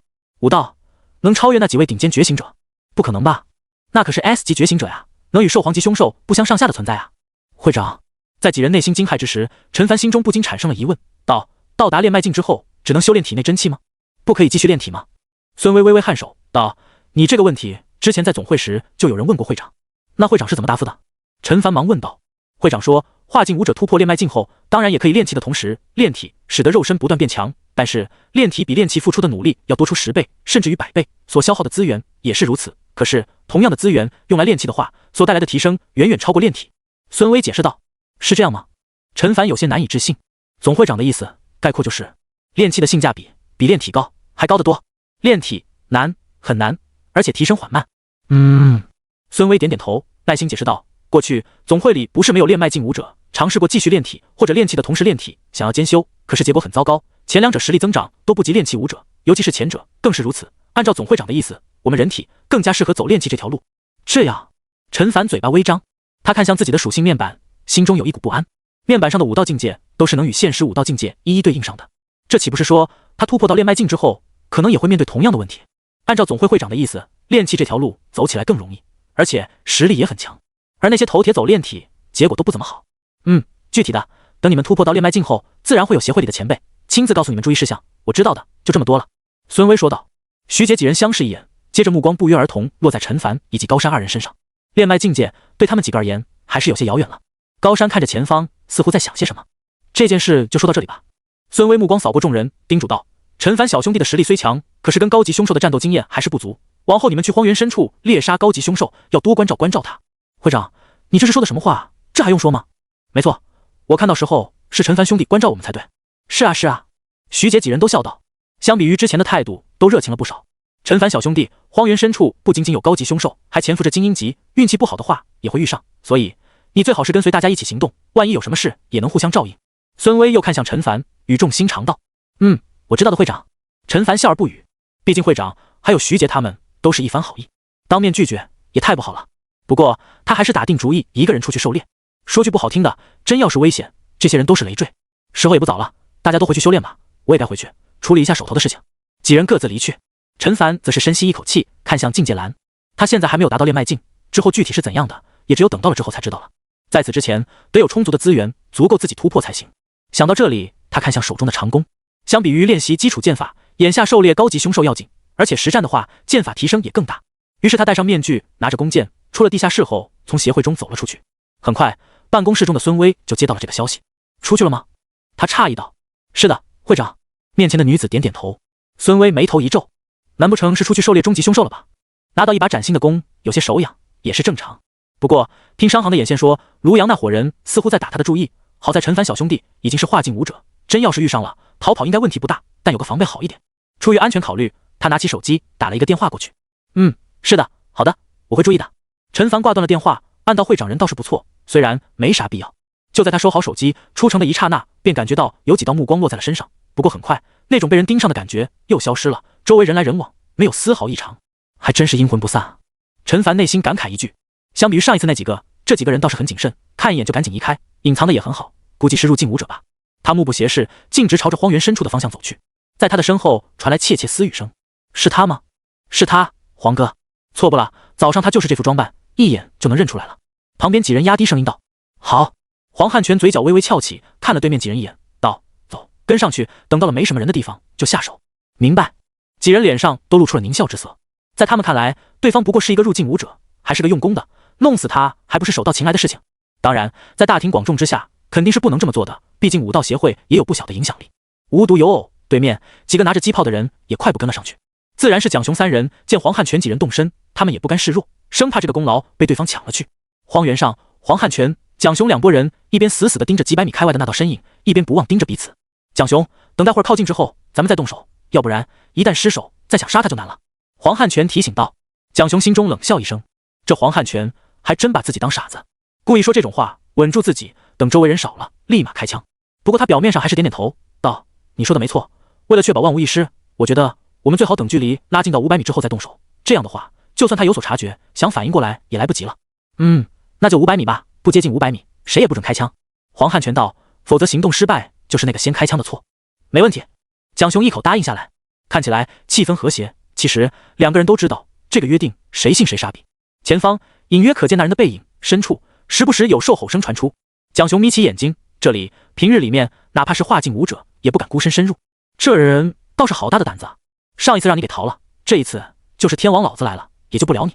他眼神中闪过一抹狠色，忽然暴起，只是瞬间就将距离拉近到了600-700米，然后扣动扳机，砰砰砰砰，手中的30毫米机炮发出沉闷的响声，枪口喷出火焰，近100发小手臂长的子弹以1000米每秒的速度往前方倾泻而去。而就在他动身的同一时刻，身边的人，不远处的黄汉全等人也纷纷开火，砰砰砰砰，砰砰砰砰，沉闷的机炮声在天空回荡，这巨大的动静似乎让整片荒原都安静下来。也就10秒钟多一点，100发子弹就被全部打光，跳出来的弹壳撒了一地。不过几人都没空去理会这种细节，也来不及继续填单，而是迫不及待地朝着那道身影所在的地方奔去。毫无疑问，在这种火力之下，哪怕是高级凶兽被打中也得4分5裂，如果是人的话，恐怕早就被打得支离破碎了。所以他们得赶紧过去抢尸体碎片，谁抢到的越多，回去就越能证明是谁的功劳。然而等他们到了现场，看着周围这片并无异样的荒草地，脸上都露出疑惑之色。尸体碎片呢？怎么没有？不仅仅是没有尸体碎片，好像连血水都没有。蒋雄与黄汉全两人相视一眼，脑海中不约而同蹦出一个想法，难道没打中？可这怎么可能？要知道，子弹出速达到1000多米每秒，600米不过是半秒钟多一的事，更何况气门机关炮齐射，还是偷袭，怎么可能不中？将，有人想说什么？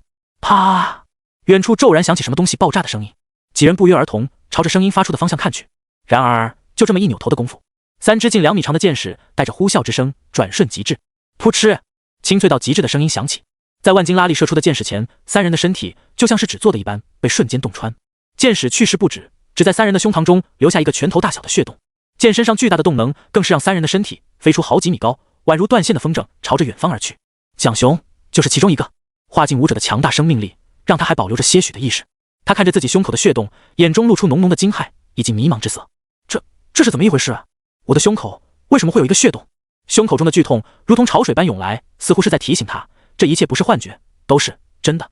不对，他猛然想起了什么，抬头往之前想看的方向看去。他看见了800-900米开外，一道戴着面具的身影正在张弓搭箭，瞄准着下方。是他。蒋雄眼珠子猛地瞪圆，像是下一刻就要从眼眶中蹦出来似的。难道说是这个戴着面具的家伙用箭射的自己吗？自己中箭了，所以胸口才会有这个血洞。胸口的疼痛忽然减轻，他感觉自己的意识正在变得模糊。怎么会这样？他内心不甘地怒吼着，他可是化境武者呀，怎么会稀里糊涂地死在这里，连凶手的长相都不知道？然而眼前的一切渐渐黑暗下来，最终归于虚无。跑！荒原上，黄汉全惊呼一声，仓皇之间，他只看到了一道模糊的身影，直觉告诉他不能再看了，因为要是继续待在这里的话，只有死路一条。听到他的话，剩下的3个人下意识地往四周狂奔，其中有一个人一边往前奔跑，一边伸手去解开摘下身上的一排子弹，塞入弹膛中，似乎想着用机炮反击。就在下一秒，他口中发出一声惨叫，整个人像是被卡车撞中，直接原地起飞，在空中就失去了气息。黄汉全回头看了一眼，这一次他看清了，是箭，射杀蒋雄他们的竟然是箭。再想到之前惊鸿一瞥看见的那个身影，他后背冒出一层冷汗。难道说这个射箭的家伙和之前他们跟踪打算击杀的那个是同一人吗？所以他们7个人7门机关炮全都打空了。啊！这一次有一道惨叫声响起，显然又有人中箭了。然而黄汉全还有剩下的一个人根本就不敢回头去看，他们脑中只有一个声音：跑，快跑！黄汉全早就扔掉了手中的机关炮，如果可以，他甚至于想要解开身上的几排子弹，减轻负重，可惜没时间了。体内劲力飞速流逝，他往来时的方向狂奔，连蒋雄都被一箭毙命。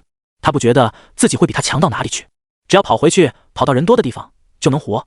可是下一刻，他感觉身躯猛地颤抖了一下，一股剧痛涌遍全身，然后整个人往前飞扑而出。他咳嗽一声，口中立时喷出了大量的鲜血，胸口的剧痛像是要把他整个人都撕裂一样。我中箭了。他脑海中冒出这个想法，一瞬间惊惧不安，又带着一丝侥幸的看向胸口。这一看，顿时如坠冰窖之中，胸口的血洞正鼓鼓的往外流着鲜血。怎么可能？这怎么可能？黄汉全神情恐惧到了极点，他全力奔跑，再算上使用体内劲力，每秒钟速度接近1000米，这种速度怎么可能还会中箭啊？扑通一声，他身体重重摔在地上，鲜血很快将身下的荒草染成血红。那家伙，他嘴唇蠕动着，好像什么都明白了。是啊，一个入境武者敢拿着弓孤身进入荒原深处，怎么可能是一个简单角色啊？或许他早就知道自己这伙人跟在他的后面了。好好悔啊！他眼前一黑，双手无力地垂落下来。几秒钟之后，一阵窸窸窣窣的脚步声在旁边响起。最后一个，陈凡走过来，面无表情地看着眼前这具尸体。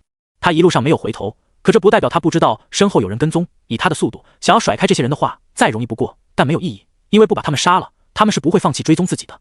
说来也巧，就在他打算要动手的时候，对方也出手了。强大的精神力让他在对方开枪的一瞬间，心中就生出警兆，进而躲避。7个人，7门机关炮，貌似也值不少钱吧？陈凡心道。哪怕是20毫米机炮，价格都在20万以上，7门就是140万了，等于70枚上品器械单。按照1枚上品器械单12000点钱能计算，就是84万钱能点了，这能不要？如果他们身上还有什么好东西的话。就在陈凡打算搜一下的时候，脚下的大地忽然开始颤抖起来，他心中生出警兆，忙扭头看向西北方向。只见1多公里外，一头身长5-6米、3-4米高的雄型凶兽，此刻4脚着地，正以接近音速的速度朝着他飞奔来。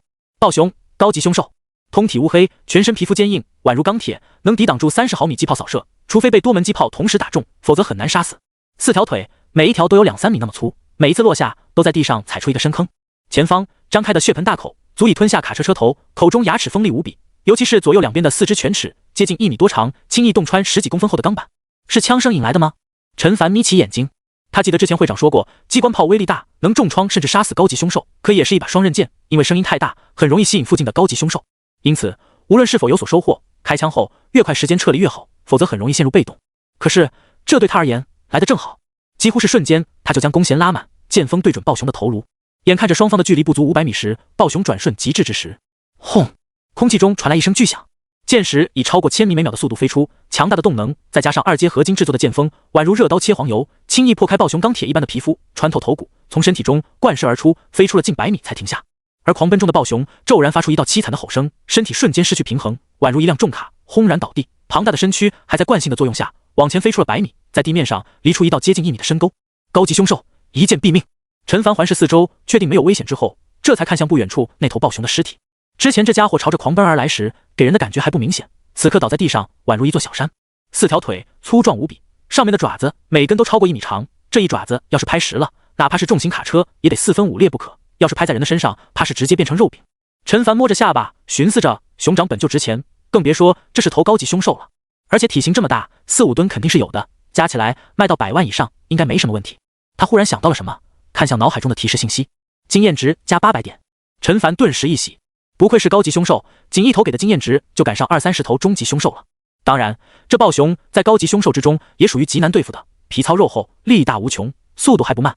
陈凡接着往下看去，有经验值加500-600的，也有只加300-400的，甚至于还有200多的，总共7条。这加500-600经验值的应该是化境武者吧？陈凡心道。至于300-400的，就是暗境武者了，200多的只有一个，毫无疑问是明境武者。这什么商行，还真是舍得下血本啊！他嘀咕了一句，为了对付自己一个人，竟然派了这么多人。对了，他忽然想到什么，忙朝着身后的一具尸体走去。这家伙应该就是2名化境武者之中的一个吧？一般的暗境武者不可能有那么快的速度，希望身上能有些好东西。他伸出手，在黄汉全的身上摸索起来，很快就有了收获：一只钱包、1瓶丹药，还有2本秘籍。2本秘籍，1本8极拳，1本草上飞。陈凡顿时眉头一皱，本来搜出来的东西就少，结果这2本秘籍还是他都练过的，气得他想给地上的尸体来2拳。又打开钱包，瞄了一眼，里面的东西不少，身份证、居住证之类的，还有一笔钱，数目10万上下。他把里面的10多万拿出来，将钱包放进了空间物品里，还剩下1瓶丹药。如果是上品气血丹也不错，他安慰自己。打开之后，顿时一股香味扑鼻而来，体内的气血也有些蠢蠢欲动的感觉。不对劲，他眼睛微眯，倒出来一枚，放在掌心中。这丹药通体红色，圆润饱满，香气浓郁，乍一看像是上品气血丹，可是大小不一样。陈凡一时之间也有点懵。算了，等会儿回去问一问林哥吧。虽说这丹药极大概率是能吃的，但是陈凡还是决定小心行事。接下来他又去搜其他几个人的身，不得不说人多了概率就大，这一搜还真让他搜出来一些好东西。拳法通背拳、铁线拳，腿法12路弹腿，剑法太极剑，接近10瓶上品气血丹，还有50多万元，算上之前的10万，接近70万了。还有1瓶与之前一样的那种丹药。陈凡闻了闻，感觉是气血丹的概率很大，但是卖相在上品气血丹之上。他脑中生出一个想法，莫非是极品气血丹吗？将这些东西收入空间物品之后，他又拿出了一个大麻袋，将气门机关炮尽数放了进去，又用好几根绳子捆住暴熊的腿，未免夜长梦多。他打算先把这个大家伙送回去，再出来继续狩猎。当然，要是商行那边看自己不爽，继续派人过来找自己，那自然是再好不过了。很快，当他带着拉着一头暴熊在众人面前出现的时候，所有人都被震惊的说不出话来，哪怕是林辉也一样。他震惊地看着地上这头超过1层楼高的大家伙，这硕大的体型几乎占住了半个院子，熊头上有一个拳头大的血洞，血迹半干，显然是不久之前留下的，找遍了全身，似乎也只有这一个伤口。半晌之后，他才回过神来，哆哆嗦嗦地问道：陈小兄弟，这头暴熊是你一个人猎杀的？说着，2只眼睛还往陈凡的身后瞟了瞟。然而，除了那些围在院子外面朝着这里张望的吃瓜群众之外，并没有其他人。是啊，林大哥，帮我看看这家伙值多少钱？陈凡笑呵呵地问道。咕咚一声，林辉狠狠咽了一口唾沫，不敢置信道：真是你一个人猎杀的？别说是暴熊了，任意一头高级凶兽都不是善茬，即便是分会里那几名入境武者一起行动，有的时候都不见得能够成功猎杀一头，搞不好还有生命危险。可陈凡，真是我。陈凡哭笑不得，好在对方的反应也在他的预料之中。好。林辉忙点头，随后说道：陈小兄弟，是这样的，高级凶兽协会都是按照数量进行收购，暴熊在高级凶兽中属于比较厉害的角色，不仅全身皮毛坚硬，肉富含营养，爪子、牙齿都是很不错的材料，因此成年暴熊的收购价能够达到400万一头。400万！陈凡眼睛一亮，他本来以为算上各种材料能有200万就不错了，结果直接翻倍了。没错，协会的收购价还是十分公道的，这一点陈小兄弟你尽管放心。林辉笑道。说完，他的眼中也露出浓浓的羡慕之色。400万啊！徐杰他们几个人一般一次狩猎的报酬都在200-300万左右，运气好也能有300-400万。可是别忘了，他们有6个人，哪怕是400万分到6个人的手里，每个人到手也不过才70万不到。而陈凡呢，一个人400万，别说是他了，连会长知道这个消息也要羡慕。对了，陈小兄弟，协会对每个入境武者的要求是每个月击杀1头高级凶兽，如果完成的话，可以额外获得猎物10%的收购价作为额外奖励，是吗？陈凡嘴巴微张，那这岂不是说除了400万，我还能额外拿到40万作为任务奖励？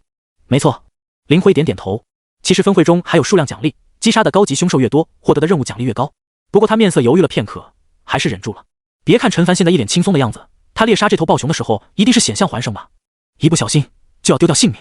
在这种情况下，他要是说了这件事，陈凡很有可能热血上涌，再次出去找凶兽拼命了。陈小兄弟，你可真是了不得呀！会长待会儿要是得知了这个消息，一定会高兴的睡不着觉，是吗？陈凡笑了2声，随后指了指一旁地上的麻袋，道：“这个东西也请林大哥帮忙看看，值多少钱？”行，没问题。林辉走了过去，刚打开，他就傻眼了。这是？他数了一下，好家伙，7门机关炮，4门是20毫米的，3门是30毫米的。机关炮其实并不罕见，可问题是，眼前一下子这么多门机关炮，哪来的啊？他眼睛瞪圆，隐约猜到了什么，连忙将开口遮掩住，压低声音道：“陈小兄弟，这里人多眼杂，不是说话的地方，走，我们进屋再说。”陈凡正求之不得，连连点头。两人进了屋，林辉关上了门，便迫不及待地问道：“陈小兄弟，这些机关炮是商行那边的？”陈凡将之前发生之事说了一遍。如果说没有不是院子里还摆放着那头暴熊的尸体，那么此刻听到陈凡的话语，林辉大概率是不相信的。7名入境武者啊，杀一个，结果全被反杀，这种事只在梦里吧？可暴熊的尸体就在外面摆着，由不得他不相信。原来是这样。林辉替陈凡捏了一把汗，道：“陈小兄弟，你的本事确实很厉害，可是单独行动的话，风险太大了。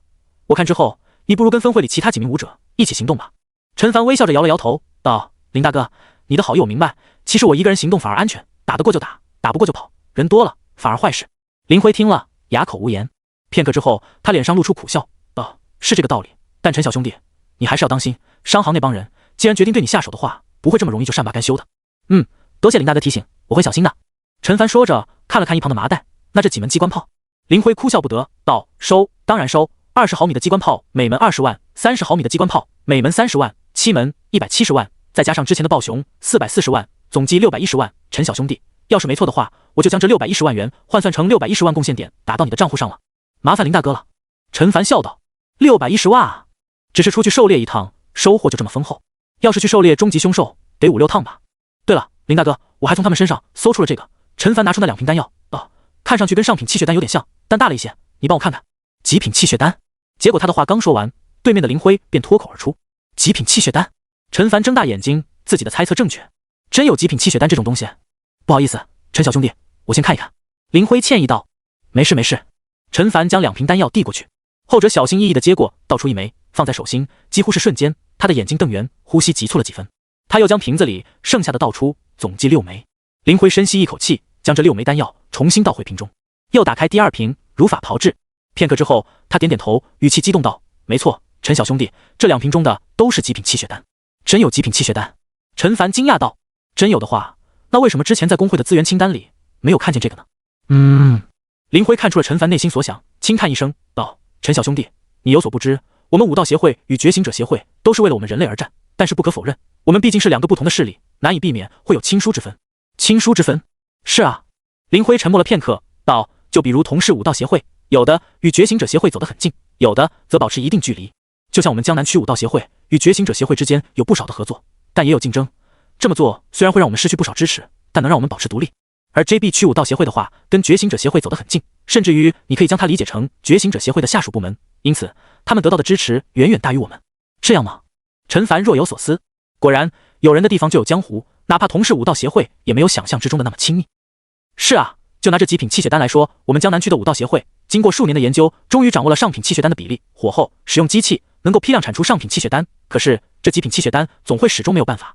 但是 JB 区武道协会早在1-2年前就已经能够炼制出极品气血丹了，是觉醒者协会给他们的。林辉无奈地点点头，这项技术在觉醒者协会之中并不是什么秘密，想要购买极品气血丹也不难。鞍山城大部分的入境武者之所以愿意投靠商行，极品气血丹的诱惑也是重要因素。陈凡明白了，他就说嘛，那些加入商行的入境武者不是傻子，怎么可能会放着武道协会这么好的条件不要，转而投入商行怀抱呢？不过他既然决定加入分会，也不会后悔。而且他内心隐隐生出一个想法，那就是他或许能够掌握极品气血丹的炼制之法，到时候无论是自己炼制出极品丹药服用，还是将这门技术反过来卖给总会，应该都能够大赚一笔吧。甚至于可以采用分成的方式，只要有人在协会购买极品气血丹，自己就能拿到分成。陈凡小兄弟，给你。林辉将2瓶气血丹重新放回陈凡手中。协会以往不是没有拿到过成品，分析出配比，结果火候还是无法掌握。陈凡接过，一边问道：“林大哥，这极品气血丹想要在市场上买到的话，得多少钱？”极品气血丹嘛，挺贵的，至少10万一枚，跟一枚普通真气丹的价格差不多了。林辉不假思索道：“10万，跟真气丹的价格差不多吗？”陈凡心一动，这么说来，一枚极品气血丹提供的潜能点与一枚普通的真气丹差不多了，这倒是不错。他手里这2瓶极品气血丹总计14枚，按照价格计算的话，就是140万，还没有算上空间物品里的10瓶上品气血丹呢。林大哥，贡献度的事就麻烦了，我再去荒原上转转。你还要去？林辉猝不及防，傻了似的看着陈凡。是啊。陈凡反倒是一脸不解的看着他。要知道现在还是上午，吃过午饭，他还打算继续出去狩猎。一头高级凶兽小几百万，他光说想想就心动。嗨，林辉咳嗽2声道：“陈小兄弟，你刚刚才狩猎完，恐怕消耗了不少的体力吧？要不先休息一下吧？”不用，放心吧，林大哥，我心里有数。说完，他打开门走了出去。林辉还想说些什么，眼前却早已没有了陈凡的踪影。陈小兄弟，还真是干劲十足啊！他一时之间也不知道该说什么好了。对了，我得赶紧将这件事情告诉会长。他连忙掏出了手机，没过几秒钟，电话就被接通了。老林，怎么了？办公室里，孙威一边看着面前的文件，一边用肩膀夹住手机，漫不经心地问道：“会长，不得了了！”林辉压低声音道：“陈小兄弟，刚刚来了我这边一趟。”哦。孙威手上的动作一顿，饶有兴趣地问道：“是不是又跟上次一样，猎杀了好几十头终极凶兽啊？”不是。林辉忙道：“那是他早上第一次来，刚才是第2次，这一次他只带了一头凶兽。”只带了一头凶兽？孙威一怔：“是啊，高级凶兽，暴熊。”林辉口中说出几个字，啪一声，孙威用肩膀夹住的手机顿时摔在了桌上。老林，你不是在跟我开玩笑吧？他立马反应过来，捡起手机，语气颤抖着问道：“这小子不是去狩猎终极凶兽的吗？怎么带了一头高级凶兽回来？难不成是运气不好，狩猎的途中遭遇了高级凶兽吗？就算是这样的话，也太惊人了吧！”他记得之前有人来汇报过，陈凡是独自离开的，也就是说，他很有可能是一个人做到的。可是高级凶兽还是暴熊，哪怕是他遇上，都不一定能够击杀。陈凡却做到了。会长，你看我像是那种跟你开玩笑的人吗？林辉无语。陈小兄弟猎杀的那头暴熊就在这边院子里摆着呢，你要是不相信的话，现在就过来看一看。好，你等着，我马上过来。孙威腾的一下从座椅上站起，脸上表情既期待又忐忑。林辉语气如此肯定，而且他也不是那种说话做事没谱的人，很有可能这是真的。况且陈凡的实力不弱，是的，那把1万斤拉力的弓连自己都拿不开，独自击杀高级凶兽，他有这种实力。可这还是太惊人了啊！刚加入协会，第2天就独自猎杀一头高级凶兽。对了，他忽然想到了什么，一边走一边问道：“陈凡他人呢？在你身边吗？”林辉语气很少无奈：“会长，正要跟你说这件事呢，陈凡他把这头暴熊送来就离开了。”离开了？去哪儿了？难道……会长，你猜的没错。林辉叹息道：“他打算继续猎杀高级凶兽，我试着劝他先休息一下，可是没用。这小子太冲动了。”孙威闻言也不知道说什么好。还不止这个，具体的等你过来再说吧。好，我等会儿就到。孙威挂断了电话，乘坐电梯下了楼，飞快地往外面跑去。几分钟前，商行之中，卢阳一行人目瞪口呆的听着面前一人的汇报。你是说？卢阳结结巴巴道：“那家伙刚刚回来了，还带了一头高级凶兽回来。”没错。那名武者战战兢兢道：“我们亲眼所见，他拖着一头暴熊进了武道协会的院子，就他一个人，就他一个。”瞬间，大厅中的气氛安静下来。暴熊啊！那家伙皮糙肉厚，能够硬扛着机炮扫射，冲到人的面前，一巴掌将人拍成肉酱，哪怕是装甲车也能给你一巴掌拍碎。他们哪怕出去猎杀高级凶兽，不到万不得已的话，也不想将这家伙作为目标。可那个戴面具的家伙能单杀暴熊？假的吧？我看其中一定有什么我们不知道的内幕。旁边一人出声道：“没错，8成瞎猫逮着死老鼠，走了狗屎运了。对了，蒋雄他们不是一直在城外盯着这个家伙吗？怎么现在那家伙回来，蒋雄他们反而不见人影？该不是跟丢了吧？”有人笑道。众人一听有点想笑，不过看到卢阳的脸色阴沉的可怕，都识相的收敛了笑容。那人3番2次的在众人面前出现，每一次闹出的动静还都不小，无疑是在卢阳脸上狠狠的扇耳光啊！卢兄弟，看来不只是蒋雄，包括黄汉全那几个人也是饭桶啊！一名看起来50、60岁的老者摸着下巴上的胡须道：“既然他们都办事不利的话，我看这件事情不如交给我们2人去办吧。”不错，年轻人就是靠不住。旁边一名板着脸的老者说了一句，这话顿时让周围不少武者都面露怒容，可敢怒不敢言。因为这2老在几年之前就已经迈入化境了，据说距离突破到炼脉境也只有1步之遥。而且这2个人还有些特殊，他们不像其他人一样使用热武器，用的是冷兵器。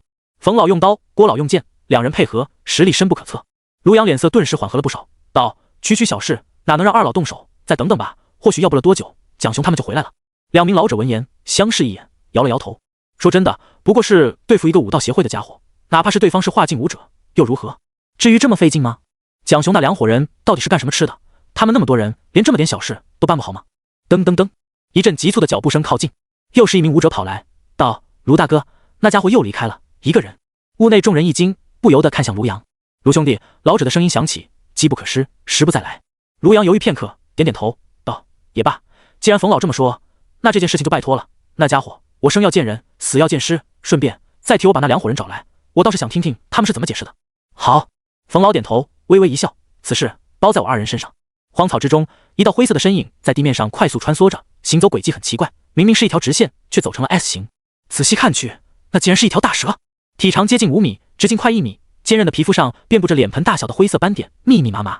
蛇头接近2米，宛如中型卡车的车头，仅仅是2只眼睛就有灯笼大小，散发着诡异的红光，蛇性吞吐，隐约可见其中硕大无比的2颗毒牙。高级凶兽灰斑蛇，这东西是入境武者们野外狩猎最不想遇见的几种敌人之一，甚至于他们宁愿遇见暴熊，也不愿意遇见这种家伙。尽管这家伙的防御能力较弱，哪怕用20毫米机炮都能活生生打死，可是一来这家伙本身速度就快，再加上贴地游走，行动轨迹难以预测；二来的话，他还能从口中喷出毒液。没错，他并不需要咬中猎物才能释放毒素，而是可以直接从毒牙中喷射出来，速度堪比手枪子弹。肌肤上若是沾染上这种毒液，转眼间血肉就会被腐蚀得一干二净，露出骨头，再渗透到血液中，必死无疑。因此一旦被毒液喷到，大概率要截肢。这还是好的，若是进入眼睛、鼻子、耳朵、嘴巴之中，不出几秒钟就会中毒而死。此刻这头灰斑蛇与前方那道人影之间的距离已经不足1000米，以它的速度3秒钟多一点就能到达。可就在这时，空中传来一声爆响，一道箭矢就像是瞬移一样，跨越1000米距离，一箭穿透灰斑蛇的舌头，将它死死地钉在地上。灰斑蛇的后半身先是缩在了一起，随后放松了下来，显然死透了。还真是阴险啊！陈凡自言自语道：“这东西竟然是想从身后发动袭击。”好在对方的动静虽然小，依旧瞒不过他的耳朵，更无法躲过他的直觉。他走了过去，看着面前这条巨蛇，全身起了一层鸡皮疙瘩。算了，小几百万呢。陈凡一咬牙，还是决定将这个家伙给带回去，不然丢在这里简直是浪费。他拿着麻绳走到蛇尾巴的位置，还好没有想象中的那么滑，又是几百万到手。陈凡嘴角露出一抹笑容，时候也不早了，等会儿吃个午饭再出来继续狩猎好了。而就在荒原某处，两名老者眼中都露出了骇然之色。这两人正是刚从商行出来追踪陈凡的冯文、郭良。他们出来的时候有些迟，没有见到陈凡的行踪，因此开始在荒原上寻找。毕竟鞍山城进入荒原深处，方向只有一个，要找还是能找得到的。可让他们始料未及的是，先找到的不是陈凡，而是黄汉全、蒋雄几人的尸体，总共7个人，不多不少。这怎么可能啊？冯文瞪大眼睛，不敢置信地看着地上的这排尸体。这7具尸体无一例外，胸口都有一个大洞，有些平整，不像是被子弹炸开的。其他地方有被凶兽啃噬的痕迹，有2个人甚至面目全非。这其实不用看也知道，因为就是他们将那些中低级凶兽赶走的。是弓箭。右边的郭良面色难看道：“他们7个人都是被弓箭射中，你看除了胸口这个血洞之外，没有其他的伤口，这就说明他们是当场毙命。”听完同伴的猜测，冯文嘴巴张大，口中喃喃道：“不应该啊，他们不是去跟踪那个家伙的吗？怎么会死在这里？而且他们手里的武器呢？不出意外的话，应该是被杀死他们的人拿走了。那杀死他们的人是谁？”冯文猛地转头看向同伴，这可是7个人啊，7个入境武者，其中蒋雄、黄汉全还是不折不扣的化境武者。他们自认为自己的实力比这2个人强一些，这也强不到哪里去。只是他们2人配合默契度很高，真要是2对2近战的话，能够比较容易的赢他们罢了。但是如果是7个人，而且每个人的手中都拿着一门机关炮，他们能走多远走多远。可这种火力竟然全军覆没。郭良咽了一口唾沫，艰难开口道：“如果我没有猜错的话，恐怕是那个脸上戴着面具、手中拿着弓箭的人做的。”这话一说，冯文感觉整个脑袋嗡嗡作响。他看着郭良，似乎在说：“你是不是在跟我开玩笑？他就一个人，手里拿着的还是弓箭，能消灭一整支全副武装的入境武者小队。”郭良舔了舔嘴唇，道：“我知道你不相信，我自己也不愿意相信。可是目前来看，这是最合理的解释。你想一想，从鞍山城到这里就只有一个方向，蒋雄他们这么多人寻找，怎么可能找不到？而之前那家伙回来了，蒋雄他们却一直不见踪影。结合这一幕，答案不是呼之欲出了吗？他们找到了，而且还爆发了一场战斗，那里一地的弹壳就是证据。只是让他们没想到的是，那个家伙的实力远远超出他们的想象，最终他们都被杀，武器还有身上的东西都被人搜刮走了。”冯文看向尸体，不错，每具尸体的衣服都有被人翻动过的痕迹。他脑中轰的一声，所以说蒋雄他们这几个人真是被那家伙给杀死的吗？这怎么可能啊？老冯，我们还是回去吧，这任务的难度恐怕没有我们想的那么简单。郭良面色凝重，声音嘶哑道：“蒋雄他们配备这种火力，都被对方轻松杀死，换做我们来，结果恐怕也好不到哪里去。还有，之前在商会的时候，有人说那家伙拖着一头暴熊回来，那个时候我还不以为意，直到现在我想明白了，那家伙可能真是单枪匹马杀死了一头暴熊。”咕咚，冯文听到这里，狠狠咽了一口唾沫，扪心自问，换成自己一个人，有把握击杀一头暴熊吗？没有吧。可是他忍不住道：“我们在商行中已经答应了卢阳，替他杀死那个家伙，可现在我们就这么回去的话，是不是没办法交代啊？”老冯，郭良紧盯着他，都已经什么时候了，你还分不清轻重吗？现在那人不来找我们的麻烦，已经是谢天谢地了，我们要去找他的麻烦，你活得不耐烦了吗？到底是我们的命重要，还是面子重要？冯文被一下子骂醒，猛然醒悟，忙道：“命重要，当然是命重要。回去之后，大不了别说几句，可要是再往前走，遇到那个家伙，说不定就有性命之忧。人死了，可就什么都没了，你明白就好。”郭良长舒一口气，这个任务的难度恐怕靠我们是没办法完成的，眼下之计是将这几具尸体都带回去，让卢阳把事情告诉上层，请那位或者几位觉醒者大人出手了。啊！冯文嘴巴张大，对付一个入境武者，需要练脉境武者出手吗？甚至于还惊动觉醒者大人。总之，这件事情往后跟我们没有什么关系。郭良摇摇头，我们把这些尸体带回去，再把事情经过告诉卢阳就够了。行吧。冯文也懒得再多想，他看向远方，身躯猛地一震。老郭，你看那儿！他全身冷汗直冒，哆哆嗦嗦道，仿佛看见了什么极为恐怖的事情。哪儿？郭良下意识地问了一句，顺着他的目光往北边看去。这一看，他吓得魂都要飞了。只见300-400米开外，一道身影正站在这里，看着他们。这人脸上戴着面具，左手拿着弓，右手拿着剑，不正是他们要找的那个人吗？这一刻，郭良的心脏都跳慢了几个节拍。什么时候？这家伙是什么时候靠近的？他们两个人竟然一点察觉都没有。不对，现在不是想这些的时候。跑啊！他使出吃奶的力气，大喝一声，转身就跑。冯文听到这一声，原本动弹不得的身体忽然之间回归了掌控，一转身，双腿一蹬蹬就往远处跑去。可怕，太可怕了！老郭说的没错，这家伙竟然能神不知鬼不觉靠近，那凭自己这两个人完全不是那家伙的对手。为今之计，只有把消息送回去，让练脉境甚至于觉醒者大人亲自出手对付他。突然，身后传来一道音爆，冯文感觉自己的速度陡然快了1倍，甚至于像是飞了起来，风声在耳边呼啸着。他低头一看，愕然地发现自己竟然真飞起来了，但旋即一股剧痛将他从狂喜中拉了回来。我中箭了！他看向胸口，那里赫然出现了一个再熟悉不过的血洞。不！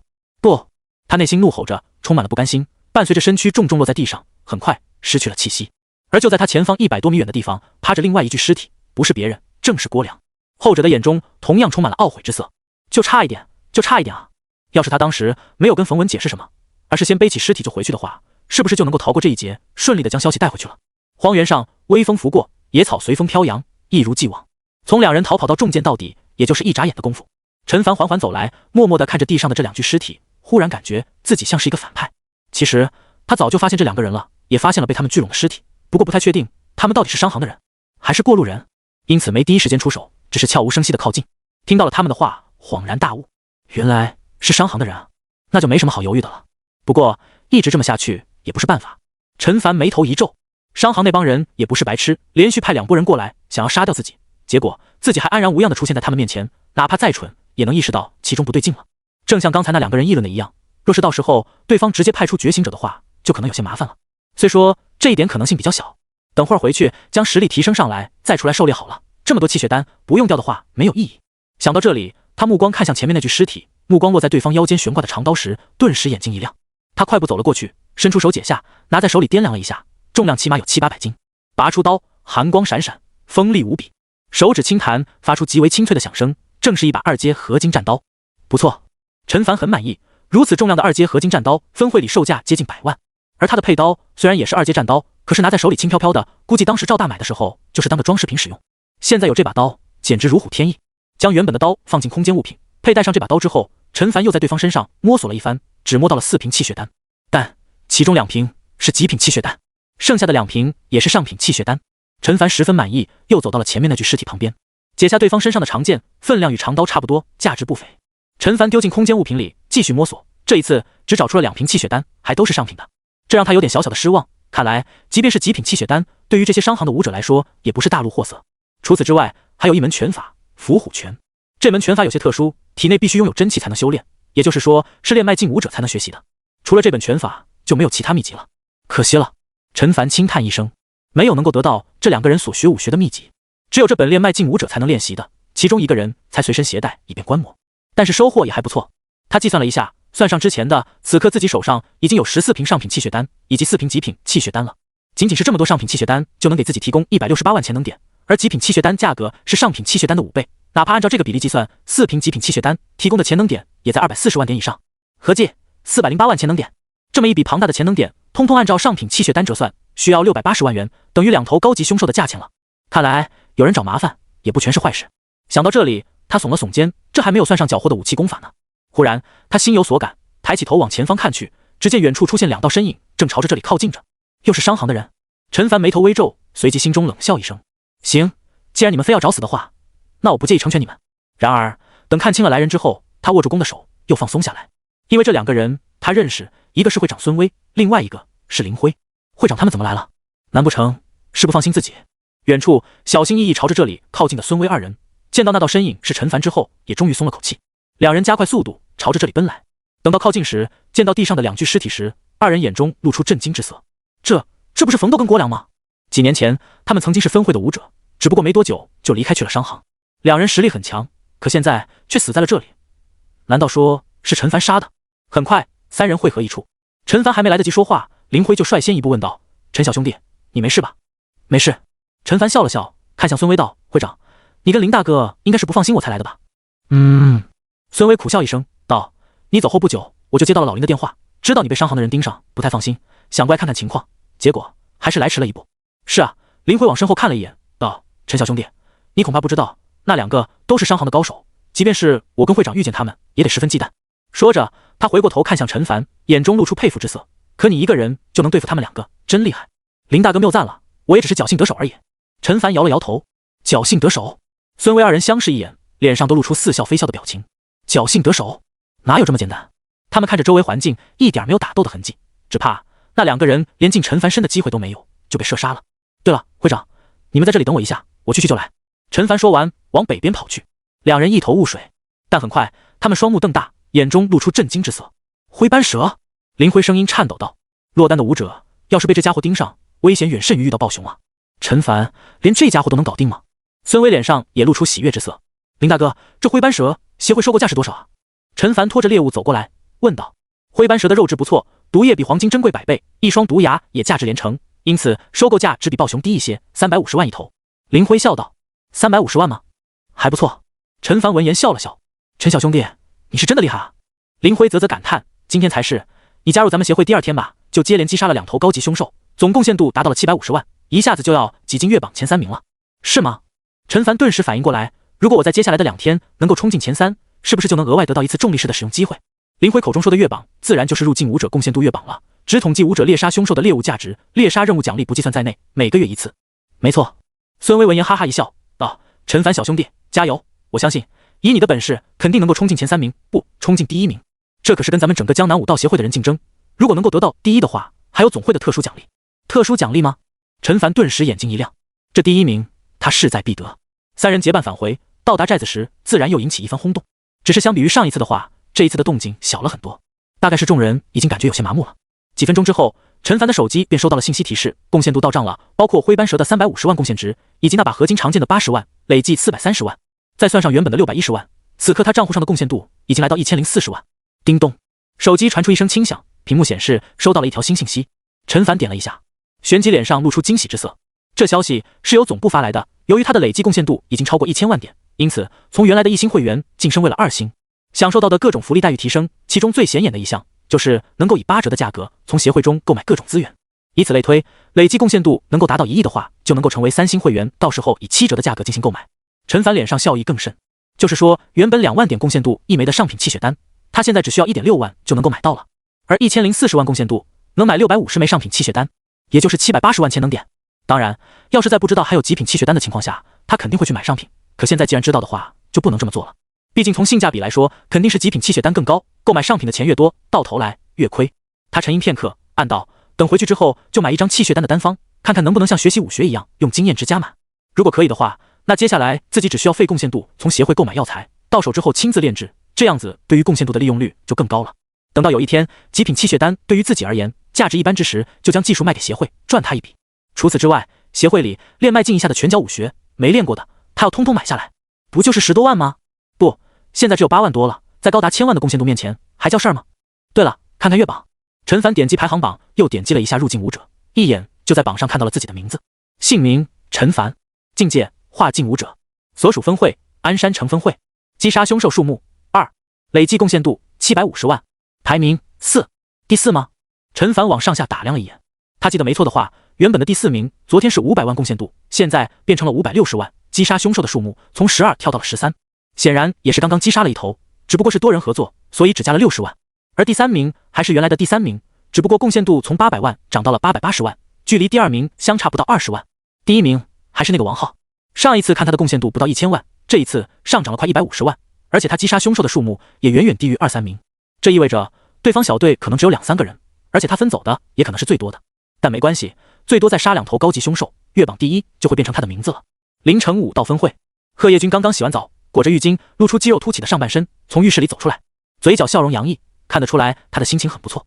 事实也是如此，就在2个小时之前，他带着协会中的4名入境武者去野外猎杀了一头疾风狼王。疾风狼是终极凶兽，但是其中也会诞生出王者，也就是疾风狼王高级凶兽，拥有接近音速的速度以及无坚不摧的爪牙，哪怕是入境武者挨上一爪子也必死无疑。好在有惊无险，几人经过一通扫射，将这头疾风狼王打成了筛子。疾风狼王的收购价是300万，他们总共是5个人，每个人能够分到60万贡献度，很不错了。如果接下来2天我都能有这种收获的话，那进入前3名或许也有可能。想到这里，贺叶军眉头一皱，希望似乎不大。他记得上一次查看的时候，第3名的贡献度好像是800万，他才500万，还差了300万呢。除非接下来的2天里面，同伴们都愿意将猎物获得的贡献度都记入他的名下，他才能进入前3。但是要这么做，谈何容易？换作是他的话，也不愿意将出生入死获得的几10万贡献度记入他人名下吧，哪怕只是暂时的，下个月就还回来。但是那可是一次免费进入重力室的机会啊，他心中有些不甘。他加入协会2年多了，期间也进过几次，可以说每一次在重力室之中修行所带来的好处都超过他的想象。这个月难得有冲入前3名的机会，他实在不忍心就这么放弃。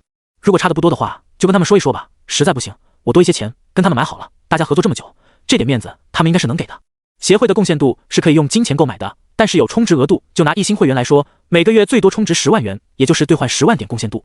2星会员高一些，能达到20万，但其实20万的额度也买不了多少东西，顶多10枚上品气血丹就差不多了。所以从这一点来看，协会其实不鼓励这种行为，但还是留了一个口子。因此现今在武者们之中并不受欢迎。心中打定主意，他打开了手机，进入协会，找到了榜单，点开。王浩这家伙本月累计贡献度都1200万了吗？我记得昨天才1000万吧。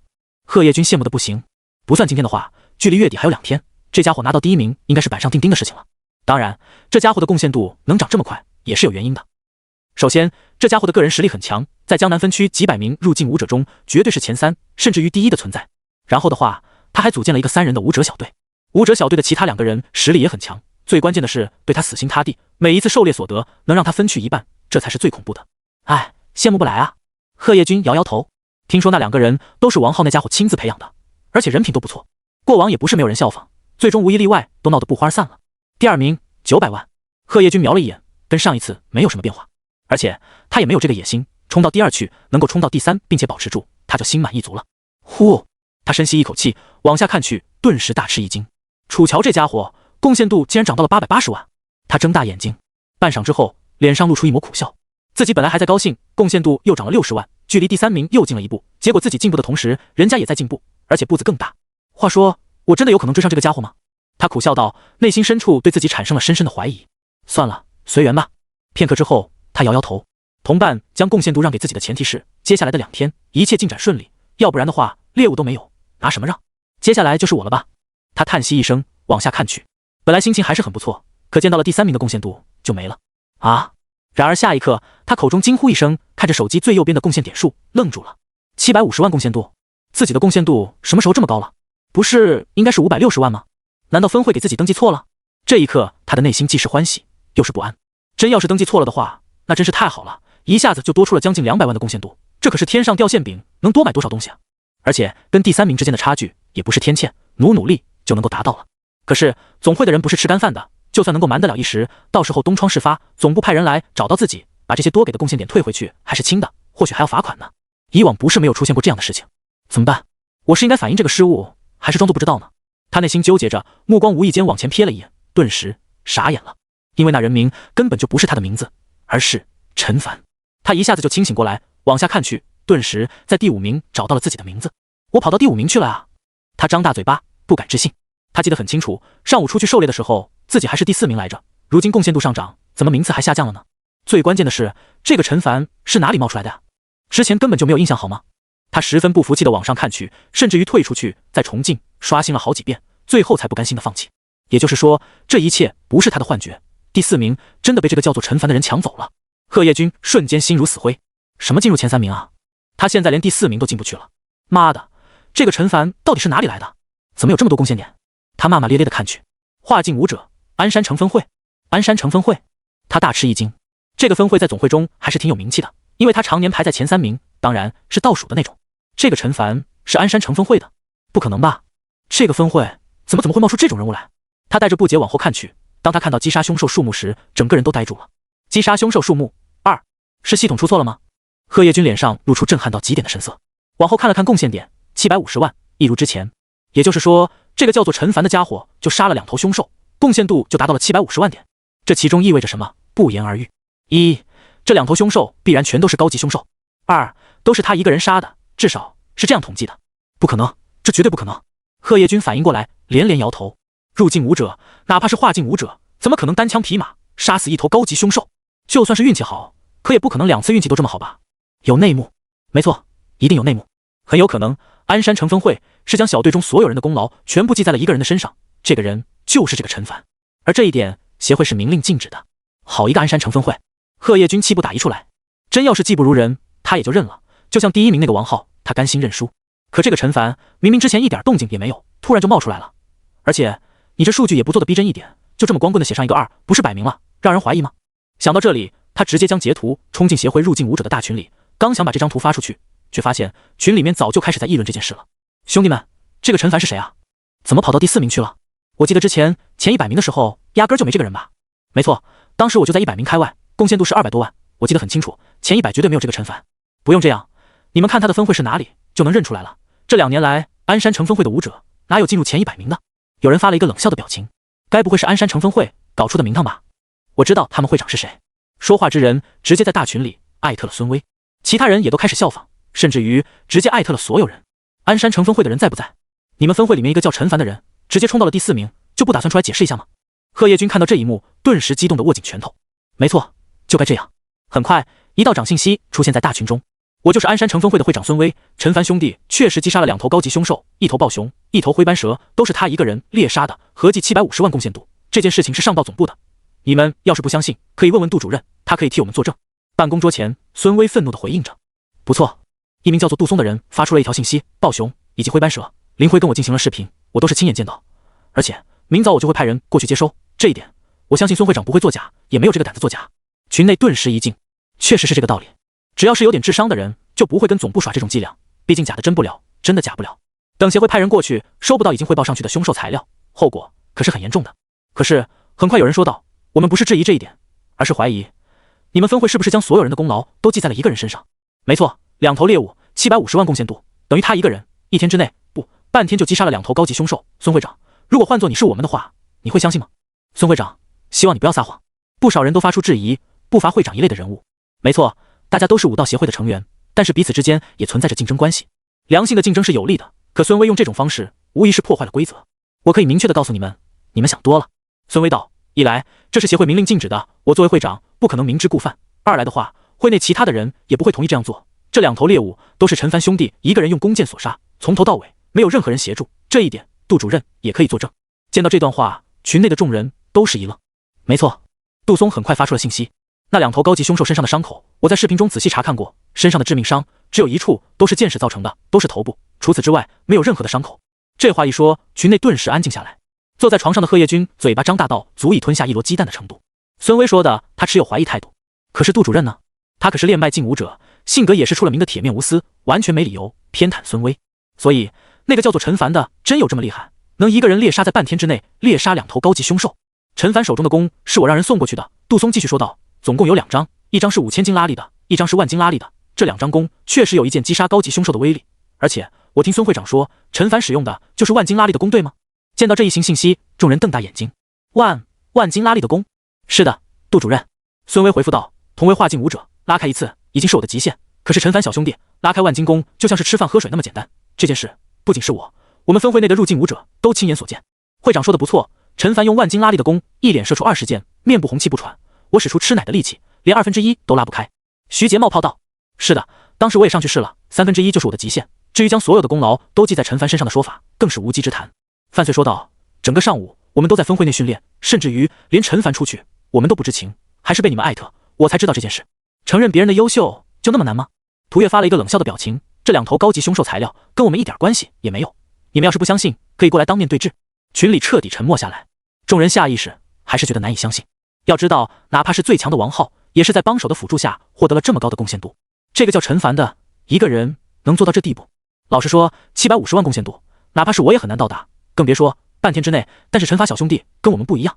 孙威缓缓打出一行信息，对于我们而言，一个月能积攒750万贡献度是极限，可对于某些人而言，只是一个开始。我说的对不对？剩下的2天时间，让我们拭目以待好了。这一刻，群里的人都看得瞠目结舌，根本无法移开视线。太狂了吧？你的意思是750万贡献度只是个开始？怎么，你还想破1000万，甚至于2000万？关键是在2天之内。行了，这件事就到这里吧，都散了吧。杜松说道。群内顿时恢复了往日的宁静。贺叶军放下手机，冷哼一声，这个鞍山分会也太狂了吧。行啊，不就是2天时间吗？老子倒要看看这个叫做陈凡的能积累多少贡献度。他的想法正是群内大多数入境武者的想法。某个房间，王哥，一名魁梧男子拿着手机问道，你怎么看这个叫做陈凡的真有这么厉害吗？是啊，王哥，连杜主任都帮他说话，看上去很像是真的。拉开万金拉力的弓，一箭射杀1头高级凶兽，入境境真有这种过怪物。王浩魂不在意道，真又如何，假又如何，第1名是我囊中之物。另外2人点头，没错，他们不会给其他人机会将第1抢走的。750万贡献度只是个开始。一支4人的武者小队行走在丛林之间，有人看着手机上孙威发出的信息，冷笑一声道，真是好大的口气啊，真以为高级凶兽这么好杀吗？8成是走了狗屎运吧。怕什么，咱们都加把劲，多击杀2头高级凶兽，到时候将贡献度都给成哥。各位兄弟，谢了。陈伟感激道，他现在贡献度900万，排在第2，但是跟第1名差距不小，第3名又咬得很紧。成哥，咱们兄弟谁跟谁啊？这一次第1名，咱们势在必得。对，势在必得。陈凡吗？楚乔眉头微皱。楚哥，你觉得这件事是真的？旁边有武者问道。不可能吧，哪有这么强的？1箭杀1头，2箭杀2头。不知道。楚乔摇摇头道，总之我们尽自己的努力就好，就算最终我进不了前3也没关系，等下一次好了。分会休息室中，陈凡对于群内发生的事情一无所知，或者说就算是知道了也没什么兴趣去澄清什么。他将这一次搜来的10多瓶气血丹全部放在面前，先打开上品气血丹，将132枚尽数服用。潜能点不久之后就从2000多涨到了158万，看看极品气血丹有什么效果。陈凡饱含期待地打开极品气血丹的瓶子，从中取出1枚吞了下去。一股比上品气血丹还要强大数倍的药力在身体中化开，一股暖流涌遍全身，体内气血立刻躁动起来，发出海浪一般的声音。但是很快动静就没了。潜能点加8万，脑海中一道信息浮现，8万点。陈凡惊喜不已，一枚极品气血丹售价10万元，能提供8万潜能，等于说1元钱能换 0.8 潜能点。而上品气血丹售价2万元，仅能提供 1.2 万潜能，1元钱只能换 0.6 潜能点。中品下品就更低了。他将剩下的35枚极品气血丹统统倒入口中，算上之前的1枚，潜能点上涨了288万，潜能点446万，500点1天，经验值7500。陈凡看了一眼强化所需的潜能点，才35万，提升到28级，达到100%的突破概率，十分轻松。至于28级之后，按照会长的说法，炼体的难度会上涨10倍，甚至于100倍。也就是说，到时候提升到29级的潜能点可能会暴增吗？陈凡嘀咕道，相比之下，炼器就会简单很多。他有些迫不及待想要看看，到时候是一个怎么样的情况。但是在此之前，还有一件很重要的事情做。陈凡将这一次缴获来的几门拳脚武学都放在面前，除了那本伏虎拳，他先全部浏览了一遍，然后打开手机进入功法页面，先找到了拳法，将没有练过的统统买了下来，总计15门，费将近200万贡献度。然后找到掌法，总计12门，费了150万贡献度。腿法8门，100万贡献度。身法5门，100万贡献度。1000万贡献度，转眼间就没了大半。陈凡有点肉痛，但是这也是必做的。将这些拳脚武学都学会之后，能增长不少的属性点，到时候再强化，效果惊人。不过他到这里并没有选择结束，而是搜索了气血丹3个字，找到了。他看到了气血丹炼丹术几个字，顿时眼睛一亮。但是看到后面的标价，顿时倒吸一口冷气。300万！陈凡看了一眼自己剩下的几百万贡献度，如果买下这个，那么自己1000多万贡献度就剩下不到200万了。买！稍作犹豫，陈凡就做好决定。不就是300万贡献度吗？下午出去随随便便击杀一头高级凶兽就有了。而且自己真要是学会了极品气血丹的炼制之法，回报何止100万计，最起码也是1000万，甚至上亿。